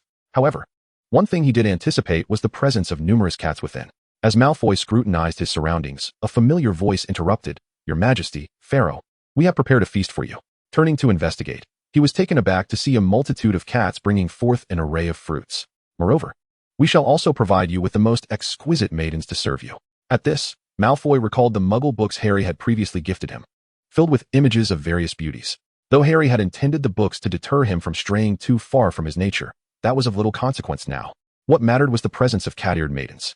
And not just any maidens, but Western versions, with golden locks, azure eyes, and alluring curves. Could it be that Malfoy's springtime of fortune was finally upon him? Yet, he realized he had yet to encounter any cats that resembled humans. An ominous premonition washed over him. 3 minutes later, Malfoy, with a crestfallen expression, munched on the grapes offered by one of the cat maidens. The book had indeed deceived him. Cat-eared maidens were not human with feline ears, but rather bipedal female cats. Though they stood on 2 legs. He refrained from voicing his thoughts. Is there anything else? I find their service rather unaccustomed. Despite his disappointment, Malfoy remained hopeful, questioning how it was possible for them to articulate human speech and stand upright, yet not resemble humans in any further capacity. Of course, we shall prepare it immediately for you. Hearing this, Malfoy's eyes sparkled with renewed anticipation. Another 3 minutes elapsed. Malfoy's expression soured, resembling one who had just consumed a bitter pill. Indeed, I should not have harbored any expectations. Come, Your Majesty, please have a banana, a robust voice resonated, prompting Malfoy to turn towards the strongest feline in the vicinity. Alas, this was even less satisfying than before. With tears welling in his eyes, Malfoy reluctantly consumed the banana. By chance, where were Harry and the others? It suddenly dawned on Malfoy that he had been so engrossed in his foolish merriment that he had inadvertently forgotten about them. Surely, they weren't still outside? With this thought, Malfoy called over the reddish-brown cat, inquiring, "What about the companions who came with me? They are my teachers and friends. Could you allow them to enter? I regret to inform you, Your Majesty, that this is unfortunately not feasible. We cannot permit others to intrude upon the presence of the great Botet." Despite the reddish-brown cat's tone remaining respectful, Malfoy felt a chill at its subsequent words, and soon, "You shall meet the great Botet." Malfoy, not well versed in history, was unaware of who this Botet was. But he discerned that the cats were orchestrating everything to facilitate his meeting with this entity. Just as he was about to inquire further, he suddenly found himself immobilized. Looking down in bewilderment, he realized he had been bound without his knowledge. "What are you doing? Am I not the Pharaoh? I command you to release me. Forgive us, Your Majesty, but we are first and foremost devotees of the great cat deity, and only afterward your subjects." Malfoy detected an unmistakable authority in the reddish-brown cat's tone. They were indeed serious. "Wait, is it not enough that I promised to meet this Botet? Will you not let me go?" With no alternative, Malfoy began to negotiate with the cats. "I am pleased to hear you think of me this way, but this is a necessary ritual for the audience with the great cat deity." Upon hearing this, Malfoy was momentarily taken aback. Did this Botet have a penchant for bondage? Yet, he had little time to ponder further. Suddenly, the 4 muscular cats that had previously carried him brought forth a golden coffin from an unknown source. Witnessing this, Malfoy's lips twitched involuntarily. Surely, this couldn't be what he feared? "Your Majesty is indeed remarkably astute." The cat's tone suggested a sense of joy. However, while they found amusement, Malfoy felt utterly doomed. "For heaven's sake, release me at once. If you dare, let us settle this one-on-one." Malfoy began to struggle, writhing like a caterpillar. Yet, the only response he received was a cold command to toss him into the coffin. He soon felt the overwhelming strength of the muscular cats, a sensation of helplessness engulfing him. Even as the coffin lid descended, Malfoy remained unable to regain his composure. "Help! Someone save me! Harry!" Meanwhile, on the other side, a thunderous explosion resonated, causing the entire pyramid to tremble. At this moment, Harry and his companions stood in shock, gazing at the completely obliterated passageway, with several surrounding chambers also reduced to ruins. This devastation was the result of Tom's earlier incantation, which had unleashed a cataclysmic blast. Tom, now wielding the Elder Wand, sauntered through the debris, the fierce winds billowing his dark robe. The armored, muscular felines that had previously obstructed their path had vanished without a trace. Chapter 98. The Transformation of the Diamond Barbie. At this juncture, it seemed that Malfoy was about to encounter trouble.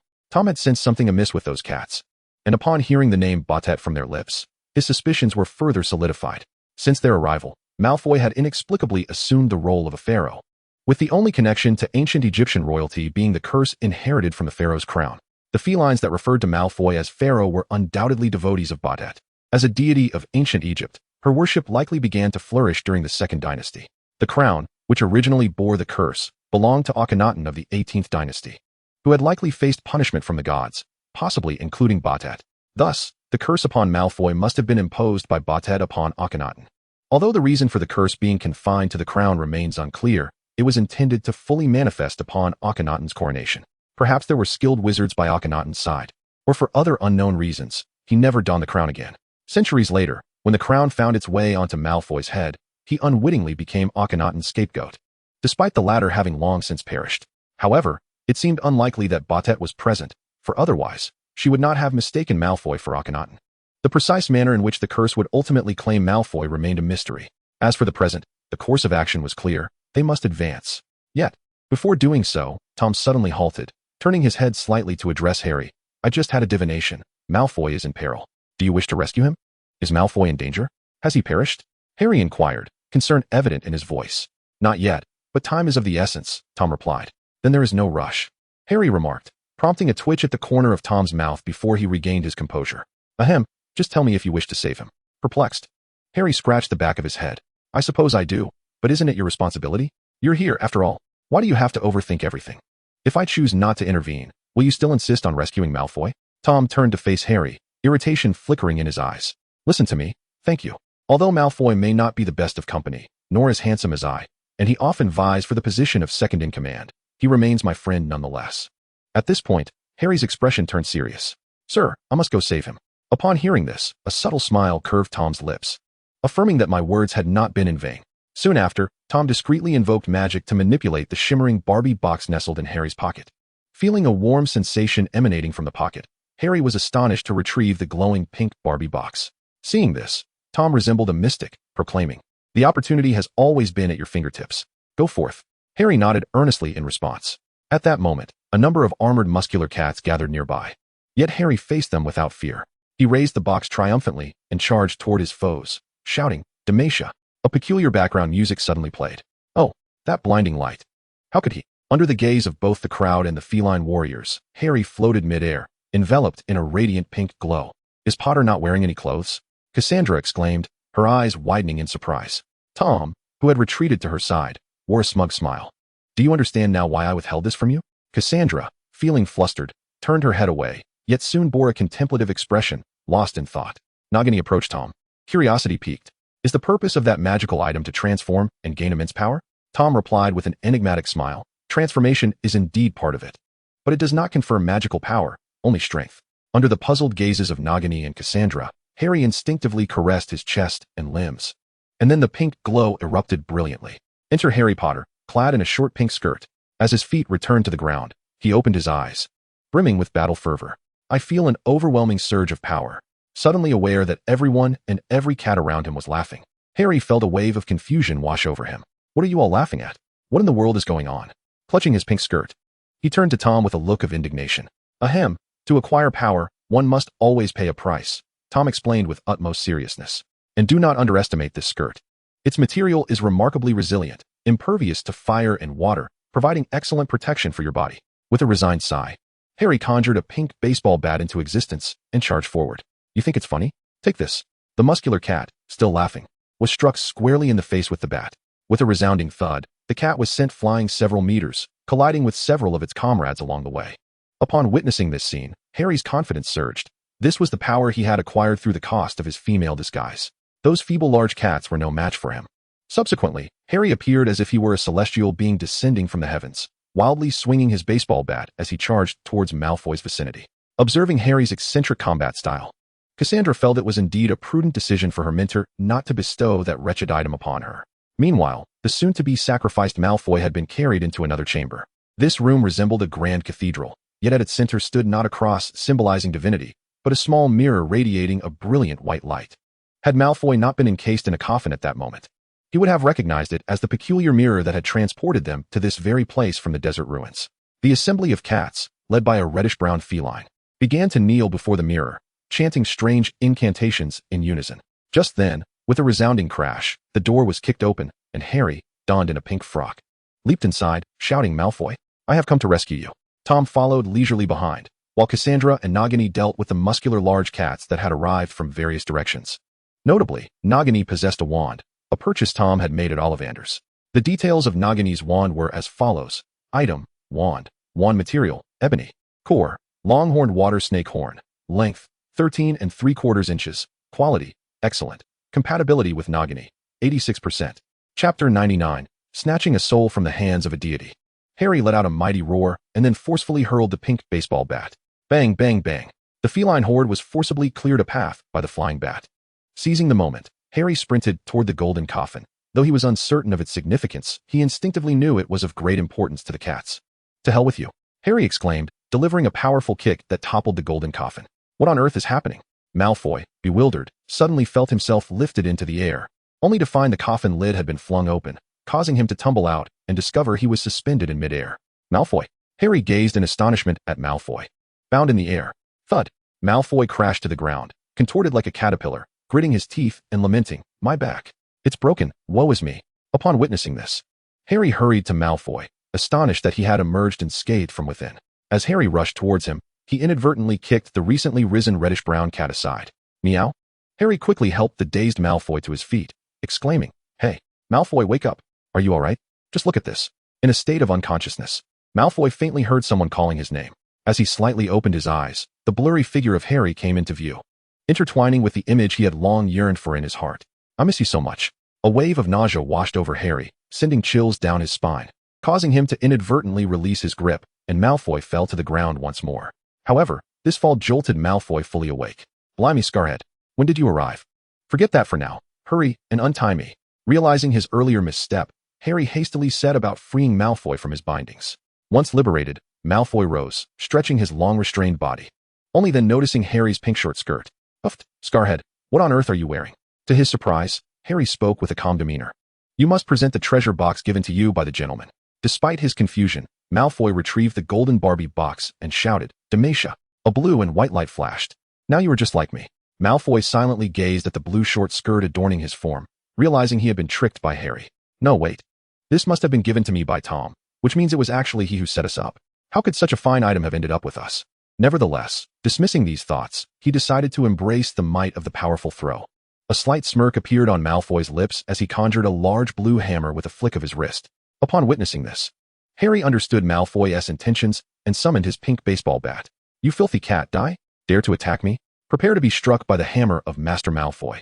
The two youths, clad in short skirts, charged forth like ferocious prehistoric beasts, their strength overwhelming as they decimated the horde of cats.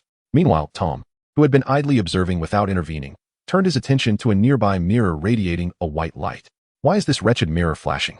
It seems rather rhythmic." Feeling a sense of pride in discovering the mirror's flashing pattern, he suddenly froze, sensing something amiss. An ominous feeling crept over him, prompting Tom to draw his elder wand. Thunderous explosion. A burst of yellow-white light erupted from the wand, surging towards the mirror suspended in the air. As the light traveled, it left a trail of shattered voids in its wake, but just as it was about to strike the mirror, it erupted in a blinding white light. The radiant glow easily repelled both the light and the broken void. You are all doomed. The great Botet is about to descend." The reddish-brown cat knelt like a zealot, fervently shouting, but was soon struck by Harry's bat, elegantly collapsing into unconsciousness. As Tom gazed upon the gradually materializing figure of the cat-headed deity, he sensed an unsettling dissonance. Logically, the true form of Botet should not be present in this realm. However, he soon noticed the hollow and lifeless eyes of this incarnation. Coupled with its ethereal form, Tom surmised that this was merely a manifestation, likely devoid of consciousness, acting under some directive, most probably the curse afflicting Malfoy. Indeed, the hovering Botet disregarded everyone else and fixated its gaze upon Malfoy, donned in a little blue dress. "Not again. Why is it always me?" Malfoy lamented his misfortune. Moments later, he heard Bastet's cold, emotionless voice declare, Akhenaten, the accursed being who has offended the divine, shall succumb to eternal slumber in this very place. Are you serious? I am Draco Malfoy, a pureblood wizard from Britain, completely unrelated to your Egyptian affairs. Malfoy attempted to reason with Bastet, asserting that Akhenaten had been dead for millennia. Surely, it was too late for vengeance. Yet, the incarnation before him was simply a puppet, lacking awareness, focused solely on the curse associated with Akhenaten. The foolish mortal's regrets were futile. He was now destined to face demise. Are you truly incapable of understanding English? Malfoy pondered in frustration.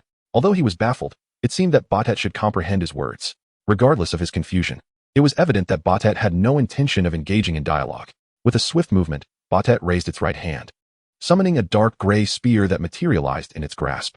As the spear appeared, the surrounding space contorted, and a chilling divine power drained all color, plunging the atmosphere into a desolate gray. Malfoy felt an overwhelming sense of being targeted by a terrifying presence. He yearned to flee and resist, yet he found himself immobilized, helplessly watching as Bastet hurled the spear toward him, poised to end his life. This is absurd. To have someone kill me right before my eyes. How utterly disrespectful. Just as despair settled in, a familiar voice resonated beside him, rekindling a sense of security he thought lost. Tom had inexplicably materialized before him, his tall figure now radiating an imposing presence. Chapter 100, The Mirror of Bastet. Tom slowly raised his left hand, halting the advancing gray spear mere centimeters from his palm. The gaze of Thanatos. In this lifeless, shadowy expanse, a golden, mysterious light once again illuminated the surroundings. Tom regarded Bastet with indifference. After all, a mere incarnation of a deity ought not to be so presumptuous. In an instant, golden radiance erupted from the center of his palm. The gray-black spear disintegrated into ashes from its tip, vanishing along with Bastet into oblivion. A crisp shattering sound resonated, and the surrounding space warped once more. When the onlookers regained their senses, they found themselves back in the desolate ruins of the desert. After surveying their surroundings, Malfoy, now aware of his situation, anxiously checked his body, relieved to find himself unscathed and intact. In a sudden burst of emotion, Malfoy lunged to embrace Tom's leg, sobbing, "Oh sir, I nearly thought." Tom, with a hint of disdain, kicked Malfoy away. "Do you harbor such little faith in me? From now on, you shall be demoted to the role of assisting newcomers." "Potions!" Malfoy cried, his tears flowing freely, only to be sent sprawling by Tom's foot. Yet, this was merely banter. Malfoy's aptitude for recruiting newcomers was commendable, second only to Harry among the fledgling Death Eaters. Reflecting on this, Tom raised his left hand to examine his palm. He had sacrificed a decade of his lifespan to save Malfoy. However, this was of little consequence. For a wizard of his caliber, living for 2 or 3 centuries posed no challenge, merely a trifling 10 years. Moreover, it was likely that he would achieve true immortality long before those decades had elapsed. Tom then inspected Malfoy's body once more and noticed that the curse afflicting him had vanished. The curse is gone. Upon hearing this news, Malfoy rejoiced like a simpleton, dragging Harry into a jubilant dance. "But teacher, did you not say?" Cassandra inquired, gazing at Tom with confusion. Had he not previously stated that the only means to lift such a curse was to destroy the person or object associated with it? They had not, to their knowledge, destroyed anything of particular significance along their journey. "I seem to recall hearing something shatter," Nagini remarked thoughtfully. Tom chose not to respond to his apprentice's inquiry, but instead directed his gaze toward the mirror held by the statue. The mirror was now shattered. Following Tom's line of sight, the others quickly grasped the implications. With a flick of his wrist, Tom summoned the broken mirror into his hand. This small mirror, adorned in an ancient dark gold hue, was easily grasped by one hand, yet its surface lay in ruins. The properties of the mirror materialized in Tom's mind. Item: Mirror of Bastet, damaged. Quality: mythical pseudo. Effect 1. Favor of the War Goddess. The Mirror of Bastet grants the holder and their subordinates a 10% enhancement across all attributes, along with unique effects such as fearlessness and belligerence. Effect 2. Missing. Effect 3. Missing. Introduction. The Mirror of Bastet is an artifact belonging to the ancient Greek cat goddess and female warrior, possessing various miraculous abilities that bring victory in warfare to its bearer. However, the Mirror of Bastet is now damaged, retaining only a fraction of its original power. Tom appeared utterly distraught, staggering toward the wall and propping himself up with one hand to prevent himself from collapsing under the weight of his sorrow. "Teacher." "Tom, what is wrong with you?" "Sir, are you all right?" Seeing this scene, Cassandra and the others rushed over in alarm. Tom dared not turn to face Malfoy, fearing that his self-interested nature might lead him to think that perhaps it would have been better if Malfoy had perished moments ago. Once he managed to regain his composure, Tom stood upright and glanced back at Harry and the others. Upon locking eyes with Malfoy, he was met with a perplexed expression. Please don't frighten me, sir.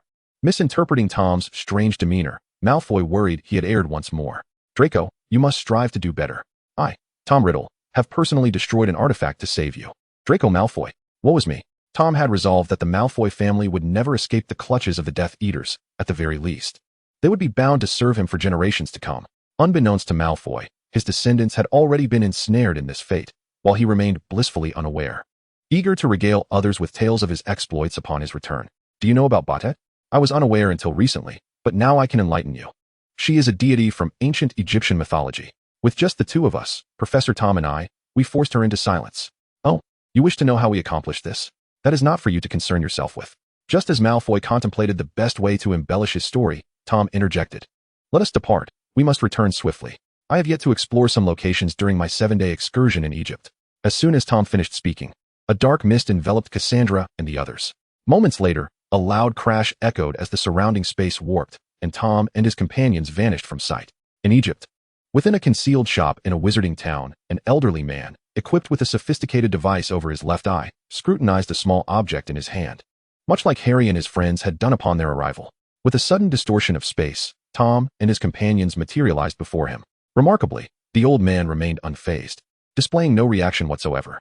His shop was ensorcelled, allowing only those of greater magical prowess than himself to enter via apparition, aside from his subordinates. Thus, he surmised that those who had just appeared must indeed be his followers. As for the possibility of someone more powerful than himself arriving, he dismissed this notion. In the entirety of the magical realm, few possessed greater magic than he, and it was highly improbable that either Dumbledore or the Dark Lord would come calling. To speak of Dumbledore's almost impossible arrival here is unnecessary. Even the Dark Lord should currently be in the desert. Yet reality delivered a harsh blow to him. The old man stood in silence, gazing at the sudden appearance of Tom and his companions. Old Dumbledore, long time no see, Malfoy remarked, turning with a smug expression towards the elder. Didn't you boast about how formidable that so-called curse was? Yet here it is, effortlessly broken by my master. Upon hearing this, the old man's pupils contracted in shock, followed by a resigned sigh.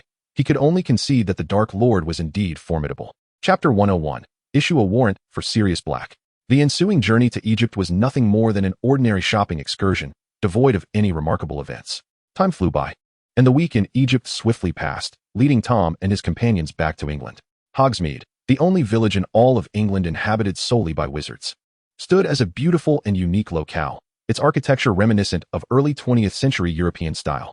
During holidays, every tree in Hogsmeade would be adorned with magically enhanced candles, creating an enchanting spectacle by night. Notably, the Hogwarts expressed that ferried young witches and wizards would eventually stop at Hogsmeade. As the night deepened, they arrived at the Three Broomsticks Inn.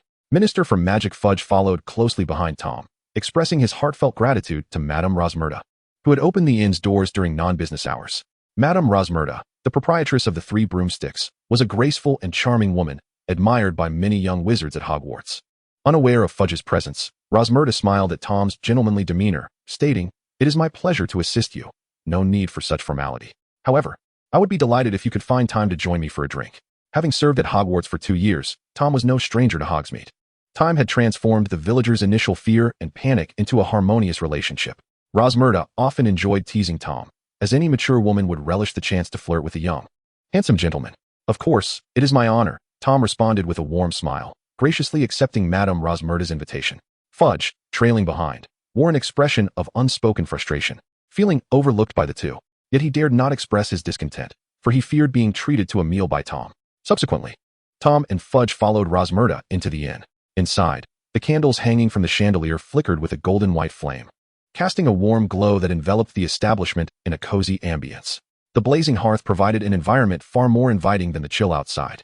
Hearing the crackling of wood in the fireplace, Fudge took a hearty sip of the warm butterbeer that Mrs. Rosmerta had brought him, letting out a deep sigh of relief. He then turned his gaze toward Tom, addressing him as Professor, as he had previously refrained from directly naming him, for he found it inappropriate to refer to him as the Dark Lord.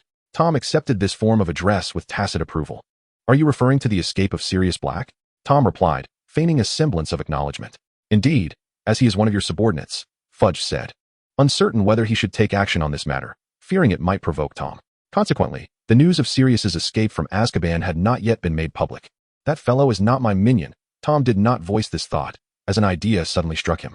Taking a delicate sip of the warm butterbeer, he spoke in a calm tone, "Issue a bounty for him, You may determine the reward yourself. I understand, and I truly appreciate your understanding, Professor. Fudge felt a wave of relief wash over him at Tom's response.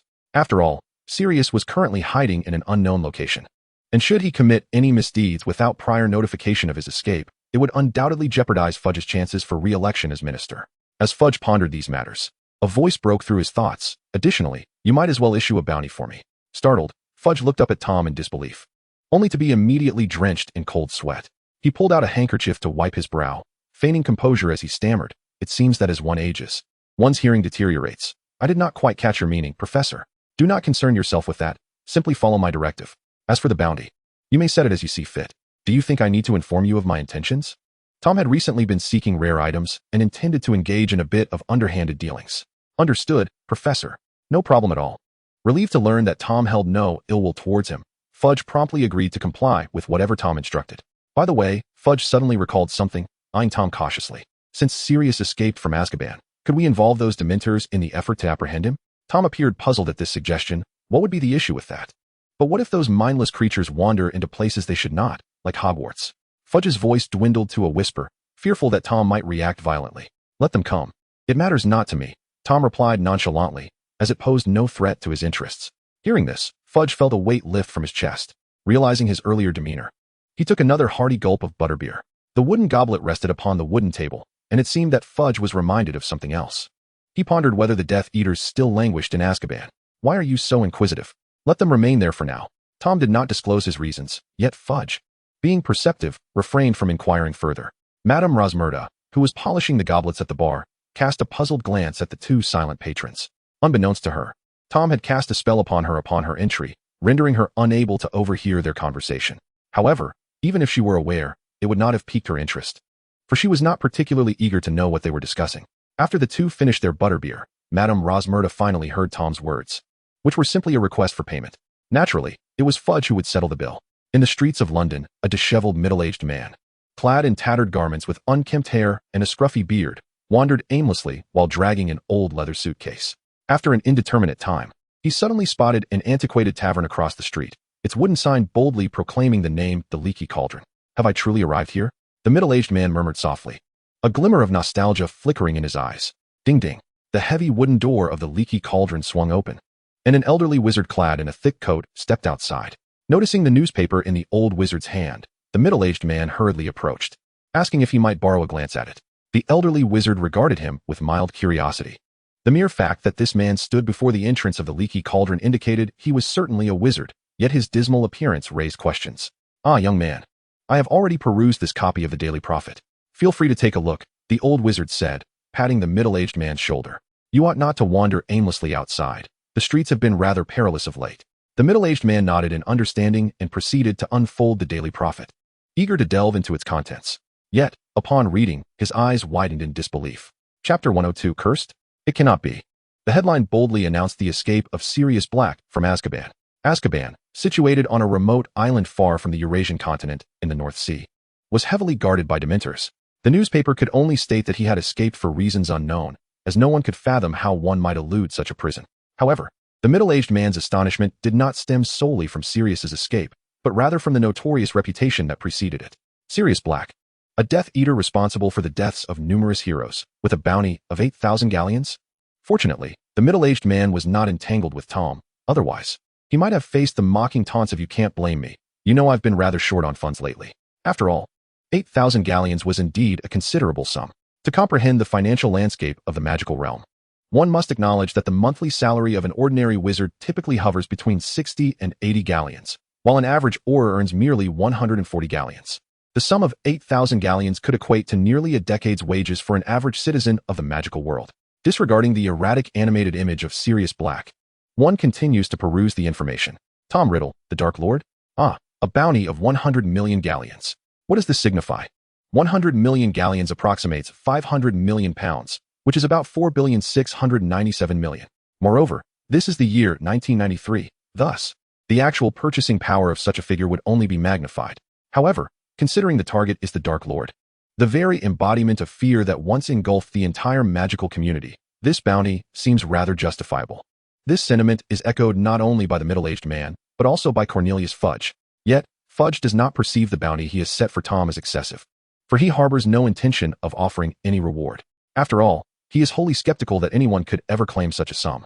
The middle-aged man gazes intently at the Daily Prophet for an extended period before finally folding the newspaper away. He pushes open the door of the leaky cauldron and steps inside. Meanwhile, in a tranquil neighborhood under the cover of night, within a brightly lit small house on Privet Drive, Mr. Dudley has just returned home, shedding his coat and hanging it on the rack by the door. Upon hearing Mr.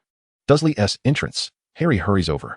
Following closely behind his uncle, Harry expresses his desire to visit Hogsmeade, the village associated with Hogwarts, and inquires if he might obtain his guardian's signature for permission. Mr. Dudley pays little mind to Harry's words, only catching the notion that Harry wishes him to sign something, and notices the paper in Harry's hand, inscribed with some unknown text. "We have guests tonight, and if you behave yourself, I will sign it for you," he states. Mr. Dudley is indifferent to the content of the paper or Harry's intentions for the signature. His sole concern is that signing it will ensure Harry's compliance, preventing any troublesome antics. Harry, for his part, shares a similar indifference. He does not care who the guests are or what he is required to do, as long as he receives the signature. Seeing Harry agree with enthusiasm, Mr. Dudley proceeds to the living room without further discussion. As Mr. Dudley's figure recedes, Harry quietly celebrates. At last, he will be able to visit Hogsmeade. He recalls hearing from Draco and Ron about the delightful experiences and delectable treats that await him there, as well as the intriguing novelties. However, since third-year students are permitted to visit Hogsmeade, he had only been able to anticipate this moment. Now, the time he has long awaited is finally at hand. Oh yes. With excitement, Harry dashes upstairs to his room. Approximately 2 to 3 hours ago, as Harry descended the stairs, he encountered the guest Mr. Dudley had mentioned. She was a corpulent woman with short golden hair, dressed in a manner that seemed somewhat aging. However, this was not the crux of the matter. The issue lay in the fact that Harry recognized her. She was Mr. Dudley's sister, a rather disagreeable individual with a sharp tongue. Why on earth was she here? Harry felt a headache creeping in, and he took a deep breath, forcing himself to remain calm before entering the living room with a stiff smile. The ensuing hours felt interminable for Harry.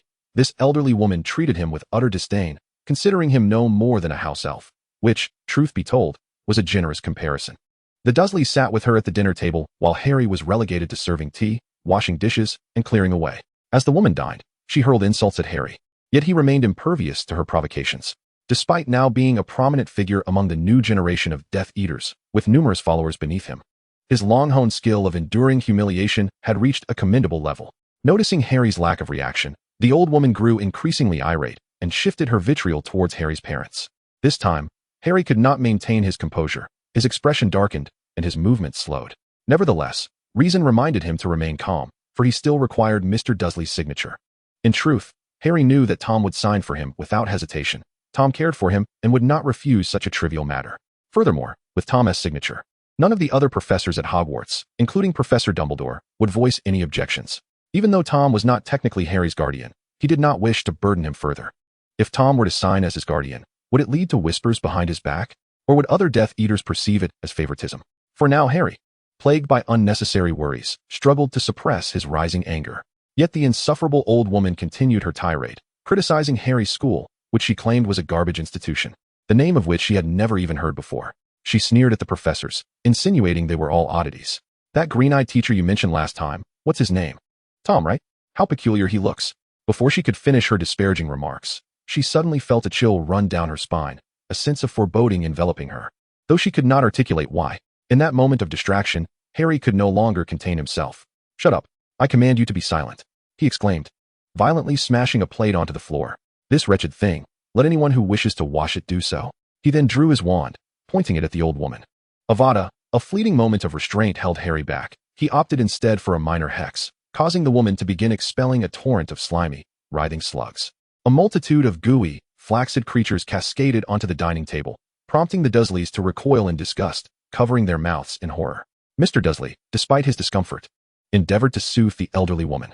Yet, he appeared somewhat flustered in the face of the situation, merely offering a pat on her back. Observing this, Harry regained his composure. He understood that remaining there was no longer an option. Chapter 103. Sirius, is this how you treat your godfather? With determination, Harry spun on his heel and retreated to his chamber, where he began to pack his belongings, resolved to leave. However, as he descended the staircase with his suitcase in hand, he unexpectedly encountered his uncle, Mr. Dursley, blocking his path. "You cannot just walk away, you little brat. Hurry up." Mr. Dursley glared menacingly at Harry, but his demeanor shifted to one of trepidation upon witnessing Harry brandish his wand. With Mr. Dursley no longer obstructing him, Harry seized his luggage and stormed out the door. Beneath the cloak of night, he found himself on an empty street. Harry settled onto a swing, still damp from the recent rain, situated in a nearby park along Privet Drive. Where should I go now? To find the professor? But he is likely at Cassandra's house, perhaps preoccupied with other matters. A fleeting thought crossed his mind. Maybe I could stay at the Malfoy residence for a while. I seem to have forgotten Hedwig in the Ollery at Hogwarts, and I have no way to contact Malfoy. His home eludes me. Feeling somewhat despondent, Harry muttered to himself. But suddenly, as if struck by inspiration, his expression brightened. Of course, I could stay at the Leaky Cauldron for a spell. After all, Harry Potter had his own little treasure trove. Securing a room at the Leaky Cauldron until school commenced would pose no issue, and the rates were quite reasonable. Yet, another dilemma arose. How would he get there? Surely, he couldn't walk the distance alone. It was far too remote. Previously, Tom had used apparition to transport him, and there was that one instance when he took the night bus. With that thought, Harry's eyes gleamed with realization, and he began to contemplate how to summon the night bus. I recall Mr. Stan Shunpike mentioning that the night bus is an emergency transport service for wizards in distress. As he stroked his chin, he pondered whether his current predicament qualified as distress. Just as Harry contemplated whether he should be a bit more resolute with himself, a sudden barking pierced the silence of the desolate street. Woof! Arf! The unexpected sound startled Harry, though thankfully, being seated on the swing spared him from losing his balance. Once he regained his composure, he turned towards the source of the noise, only to see a large black dog emerge from the bushes across the street. As Harry gazed at the gaunt, disheveled black dog, its fur brittle and adorned with leaves, he felt a wave of frustration wash over him. Great, just great, he thought. I was bullied by my aunt and her ilk when I was cooped up, and now that I'm out, I have to deal with this too? What was the point of coming out? The dog, Sirius, regarded Harry with a complex expression, taking in the visage that bore a striking resemblance to James and the eyes that mirrored Lily's. Then, he watched in astonishment as Harry brandished his wand, muttering something that sounded like Avada Kedavra. Excuse me, what did you just say? It was hard to fathom that a large black dog could wear such a look of surprise. Wait, is this really Harry Potter? After a second glance, Sirius was certain. Lily, James, forgive me. As Harry's godfather, he felt a pang of guilt for allowing Harry to become this way. Just as tears began to well in Sirius's eyes, Harry approached him. It turned out that Harry had merely acted on a whim, wanting to imitate Tom in a moment of solitude and vent his frustrations, feeling somewhat affronted by the dog. However, he had no intention of harming Sirius. Lost in melancholic memories, Sirius perked up at the sound of rustling, and upon looking up, he saw Harry rummaging through his suitcase. Harry produced several bags of snacks, tearing open the packaging and scattering the contents before Sirius. Upon witnessing this, Sirius's tears cascaded down his furry face. He was profoundly moved. I take back what I said earlier. This boy undeniably carries the spirit of Lily and James. He truly is my godson. Unaware of Sirius's comprehension, Harry continued to speak. You look rather pitiable, wandering about as a dog. At least I have friends. Go on, eat. You must be starving. I bet you haven't had a decent meal in ages. At that moment, Harry paused, a puzzled expression crossing his face. If I recall correctly, don't dogs eat? Waste? Hearing this, Sirius was momentarily taken aback. Noticing that Sirius, despite his hunger, did not touch the snacks, Harry became increasingly convinced of his assumption. Sirius, however, had not anticipated that his godson's initial impression of him would be that he indulged in such things. As he watched the bewildered dog staring blankly at him, Harry's expression shifted into one of discomfort. Don't even think about it. I would never, he exclaimed. Although I've had my share of desperate escapes and have eaten dead rats and rummaged through trash, I absolutely do not consume that. Frustrated, Sirius bowed his head and began devouring the snacks scattered on the ground. Starved and dizzy, he realized that, despite the dirt, this was undoubtedly the best meal he had enjoyed in days. Seeing that the large black dog before him had ceased its watch over the food outlet, Harry let out a sigh of relief. Concerned that an Auror might come looking for Sirius, he quickly devoured the snacks strewn across the ground. Seizing the moment when Harry was distracted, he knocked him over and swiftly disappeared into the thicket. He had merely come to catch a glimpse of Harry, and now that he had done so, it was time for him to depart. He had pressing matters to attend to, namely, to avenge Lily and the others by eliminating the traitor. Harry, knocked to the ground by Sirius, was infuriated. Wow, you truly are a dog.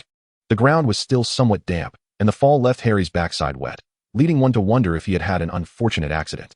However, whether it was due to Harry's current predicament or something else, a familiar light suddenly illuminated the distance. Upon closer inspection, it was indeed the night bus. The night bus came to a halt before Harry. Welcome aboard the night bus. I am your conductor for the evening. You may call me Stan. What are you doing here again? Stan, who had been listlessly reciting his lines while gazing at the sky, suddenly looked down, his eyes widening in surprise. The two exchanged a silent stare for a brief moment.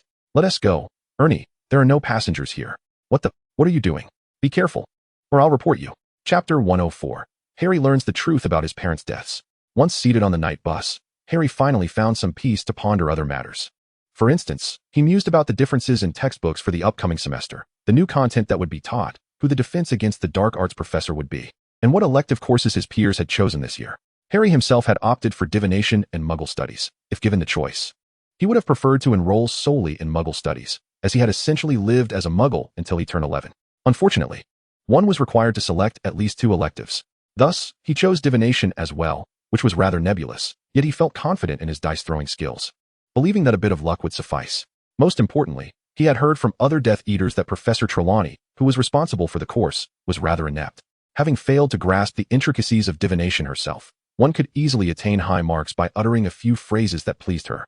As Harry pondered these thoughts, he suddenly noticed Stan leaning against the front railing, engrossed in a copy of the Daily Prophet, which featured an animated image of a disheveled, deranged man laughing maniacally at the camera. "This man gives me a strange feeling." Harry squinted, attempting to scrutinize the figure on the newspaper.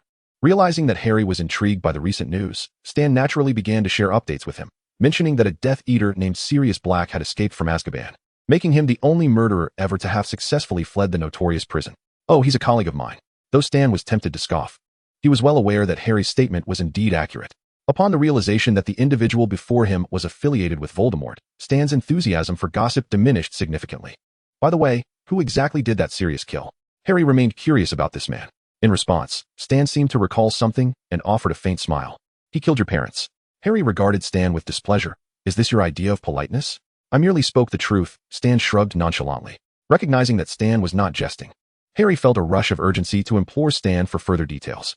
Although Stan was somewhat averse to this troublesome individual before him, he felt a twinge of compassion and ultimately decided to disclose the truth.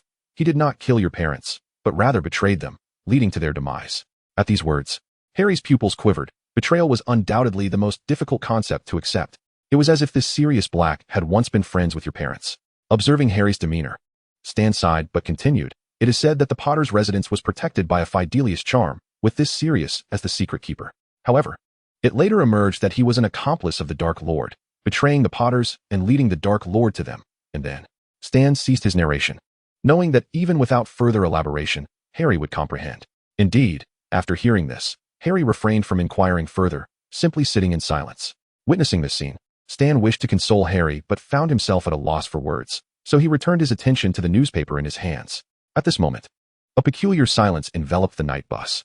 In the stillness of the night, on the deserted streets of London, outside the Leaky Cauldron, the bus horn sounded, a signal that the passengers had reached their destination. The doors opened automatically, and a somewhat dazed Harry stepped off with his luggage. Looking up at the Leaky Cauldron, he was about to enter when a voice called out from behind. "Hey you." Turning to see Stan standing at the door, he added, "Don't overthink it. Remember, if you ever need it, the night bus will always be at your service." Observing this awkward individual scratching his head, a faint smile returned to Harry's face. "Thanks, just take care of yourself. I am the second in command of the Death Eaters. Ugh, I can't be bothered with you. Hurry along." Seeing Harry in better spirits, Stan reboarded the bus, which roared away into the night.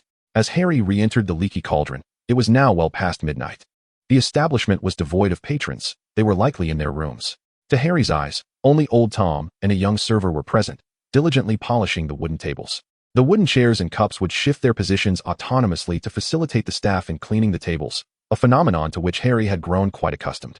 Upon Harry's arrival, old Tom did not appear surprised, as if he had anticipated it. This left Harry feeling a bit perplexed. In the past, old Tom would glance behind him, checking to see if his master had accompanied Harry. However, today, old Tom exhibited unusual behavior. Had he finally begun to shed his fear of the master? Room 306. "Someone is waiting for you upstairs."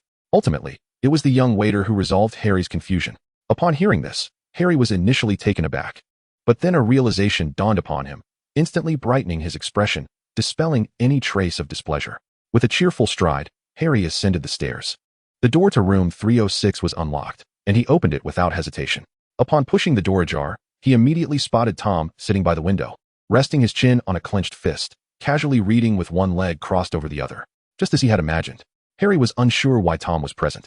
But that mattered little. What truly counted was Tom being there. As a good leader, Tom understood Harry's confusion. Your aunt's sister has quite the audacity to speak ill of me behind my back. I sensed it. Upon hearing this, Harry comprehended everything at once. She was unaware of the magical world, but now an aura was on the way to erase her memories. Tom closed his book and looked at Harry with a calm gaze, remarking, "You, my boy." This made Harry's heart skip a beat, and he quickly lowered his head, feeling as though he had inconvenienced Tom. Why so timid? Huh? Harry looked up in astonishment, only to find Tom wearing a teasing smile. If it were me, I would simply eliminate that old hag. Tom spoke the truth. He cared not whether others deserved death or what their nature was. If someone provoked him, it signified they were prepared to face the consequences. Whether someone should die was not for him to decide. That was for death to determine. And if you ask me how to meet death, I shall escort you to him. Yet, to Harry, it seemed that Tom was merely attempting to comfort him. Tears streamed down Harry's face as he felt profoundly moved. Chapter 105. Tom, Sirius is not my subordinate either. Tom cast a disdainful glance at Harry, who was now a mess of tears and snot. All right, stop your blubbering. In the future, don't embarrass me when we go out. Hearing this, Harry quickly wiped his tears with his hands and took the tissue that Tom had sent over with a spell, blowing his nose vigorously. Once Harry had regained his composure, Tom finally picked up the Daily Prophet from the table. Have you seen the latest news? Tom shook the newspaper in his hand, signaling Harry to look over. Upon seeing the paper, Harry nodded with a hint of melancholy. He had thought Tom had come to prepare him psychologically, fearing he might throw a tantrum and confront Sirius, potentially disrupting the unity among the Death Eaters. Rest assured, sir, I will coexist with him harmoniously. Harry gritted his teeth, gazing earnestly at Tom. Why should he coexist harmoniously? Tom regarded Harry with an expression of bemusement, as if to say, this fellow is not even my subordinate. Oh, Harry initially nodded in a daze, but as he processed the situation, he looked up at Tom in astonishment. Seeing that Tom was not jesting, Harry felt even more perplexed. However, wasn't it written in the Daily Prophet? At this, Tom casually tossed the newspaper onto the table, declaring, enough of this nonsense. 9 out of 10 statements in that rag are laced with bias. That Rita Skeeter writes whatever she pleases, entirely based on her imagination. Then, sir, you. Harry's inquiry was clear to Tom, essentially asking why he would allow someone to impersonate a Death Eater. Because it's rather amusing, don't you think? With Tom's mischievous grin, Harry could only shrug in resignation. Yet, he soon felt a surge of excitement. If Sirius Black was not a Death Eater, then he could indeed confront him. Wait a moment, that seemed off. If this fellow wasn't a Death Eater, then he surely could not have betrayed another Voldemort back in the day. Thus, Harry pondered, stroking his chin, sensing he might have stumbled upon something significant. Observing Harry in this contemplative state, Tom merely smiled and remained silent. He certainly would not divulge too much information, for that would rob him of his amusement. Harry was well aware of this. He understood that since Tom was not forthcoming, he would glean nothing by questioning further. Thus, he resolved to seek the answers himself, with all the clues leading back to Sirius Black. That meant he still had to find this individual. Harry scratched his head in frustration, realizing he was truly ill-suited for deep thought. After much contemplation, his mind felt a chaotic mess, ultimately leading him back to the same conclusion. He had to track down this fugitive criminal. Noting Harry's distressed demeanor, Tom paid little mind and instead rose to exit. It's getting late. Rest well tonight. Tomorrow, I shall take you to purchase new textbooks. With that, Tom departed from room 306. As the door clicked shut, Harry flung himself onto the nearby bed, feeling as though his emotions had taken a roller coaster ride. The result of such a tumultuous evening was a profound sense of fatigue that settled in as soon as he relaxed. Harry lay on the comfortable bed, his eyes firmly shut, appearing utterly exhausted. But soon, he opened his eyes again, pondering, wait you all, the following morning at the Broken Cauldron. The first floor was teeming with patrons, and even Tom's presence did little to change that. After all, 2 years had passed. If the Dark Lord had intended to kill them, he would have done so by now. With no ill fortune befalling them, they chose to continue drinking and reveling. This group of seasoned drinkers, clinging to such thoughts, fervently poured drinks for themselves and their companions. It would be disingenuous to claim they were entirely devoid of concern. However, bolstered by a sense of luck and driven by their thirst for alcohol, these worries seemed trivial. Of course, not everyone at the Broken Cauldron was there to drink. Some came for a meal, such as the Weasley family. The gathering of red-haired individuals drew attention, yet the British magical community was small, and most patrons were familiar with one another, resulting in little overt curiosity about them. Having been exhausted from the previous night, Harry awoke later than usual. Realizing his tardiness, he hurried downstairs and immediately spotted Tom and the others in a corner. Oi, Scarhead, sleeping in again. Malfoy, who hadn't seen Harry in over 2 months, stood up and waved at him. Harry's heart swelled with joy at the sight of familiar friends, Malfoy, Hermione, and Cassandra. Just as he was about to rush over, he noticed a table occupied by the Weasley twins. Lost in thought, he barely registered Ron, who quietly greeted him as they brushed past each other. Noticing her son's unusual demeanor, Molly Weasley was about to inquire, but following Ron's gaze, she spotted Harry standing not far away. Harry. Instantly recognizing that familiar face and those well-known eyes, Molly's expression lit up, and she warmly invited Harry to join them for breakfast. Overwhelmed by Mrs. Weasley's exuberance, Harry felt slightly uncomfortable and quickly concocted an excuse to escape towards Tom. Observing the direction in which Harry had departed, Molly also noticed Tom, but chose not to intervene, merely expressing that their home was always open to Harry. For the past 2 years, the Weasley family had maintained a respectful distance from the Dark Lord. They trusted Dumbledore's faith in Tom, yet they found it difficult to embrace the Dark Lord himself. What's the matter? Arthur Weasley, returning to the table, looked at his wife with a hint of confusion. Following her gaze, he too noticed Tom and Harry, and suddenly understood Molly's reaction. They had been close friends with James and Lily, and their hearts ached for the boy and his past tribulations. Due to Tom's presence, even without any explicit obstruction from him, they felt an increasing distance from Harry. After all, that fellow belonged to Slytherin. George attempted to console his mother, reassuring her that there was no need to be so distressed over Harry. However, he was unprepared for her response. I have long said that wretched hat is flawed. Molly would rather believe that the sorting hat could err than accept that Harry was a bad child. Within the Weasley family, being sorted into Slytherin equated to being a bad child, a consensus they all shared. What, then, could joining the Death Eaters signify? With his head bowed, Ron dared not entertain such thoughts, opting instead to hide the cold sweat streaming down his face. Chapter 106, The Time Turner and the Perils of Time. Arriving at the corner table in the leaky cauldron, Harry settled beside Malfoy. Chew on whatever you wish, he muttered, as Tom, chewing on a slightly charred steak, spoke somewhat indistinctly. Nevertheless, Harry managed to grasp Tom's meaning. He summoned the young waitress he had met the previous day and casually ordered some freshly baked bread. Once she had departed, Malfoy curiously inquired, Scarhead, which elective subjects have you chosen this year? Divination and Muggle Studies, Harry replied, scratching his head awkwardly, for he had selected those merely to scrape by. However, he had already prepared an excuse. Though I chose only 2 subjects, it was because I was overwhelmed by too many options. I've already persuaded 1/5 of Hufflepuff. I aim to transform Hufflepuff into a territory of the Death Eaters before next year, Harry declared, asserting that this was all for the Dark Lord and the Death Eaters. To his surprise, the others did not react significantly, and Malfoy's response was equally unexpected. Upon initially hearing Harry's first statement, Malfoy had smiled, but his expression soured upon hearing the latter part. You only chose 2 subjects? I'm quite pleased, for I did the same. We can openly admit we're just passing time, but what do you mean by those latter comments? Realizing that Harry had crafted an excuse while he had none, Malfoy's mood instantly darkened. He felt that if this continued, not only would he forfeit the position of second in command, but he might also find himself without a seat at future Death Eater meetings. Harry regarded Malfoy, who was oscillating between laughter and tears, perplexed by his emotional display. Oblivious to how his own ambitions were nearly suffocating Malfoy, he remained unaware that Malfoy had yet to disclose which subjects he had chosen. However, upon witnessing Malfoy's reluctance to speak, Harry shifted his focus to Cassandra and asked, what did you choose? Ancient runes or care of magical creatures? At last, Hermione, pleased to be asked, raised her head high with a smile, proclaiming, I chose them all. This was within Harry's expectations. Cassandra merely spoke lightly, mentioning divination and, of course, the subject of runes. This, however, took Harry by surprise. In his impression, Cassandra was also a top-tier scholar. Why then? Did she only choose 2 subjects like those who were merely coasting through? As if sensing Harry's confusion, Cassandra took a delicate sip of her coffee and promptly explained that the teacher had said it mattered not what subjects they chose, as he would teach them regardless.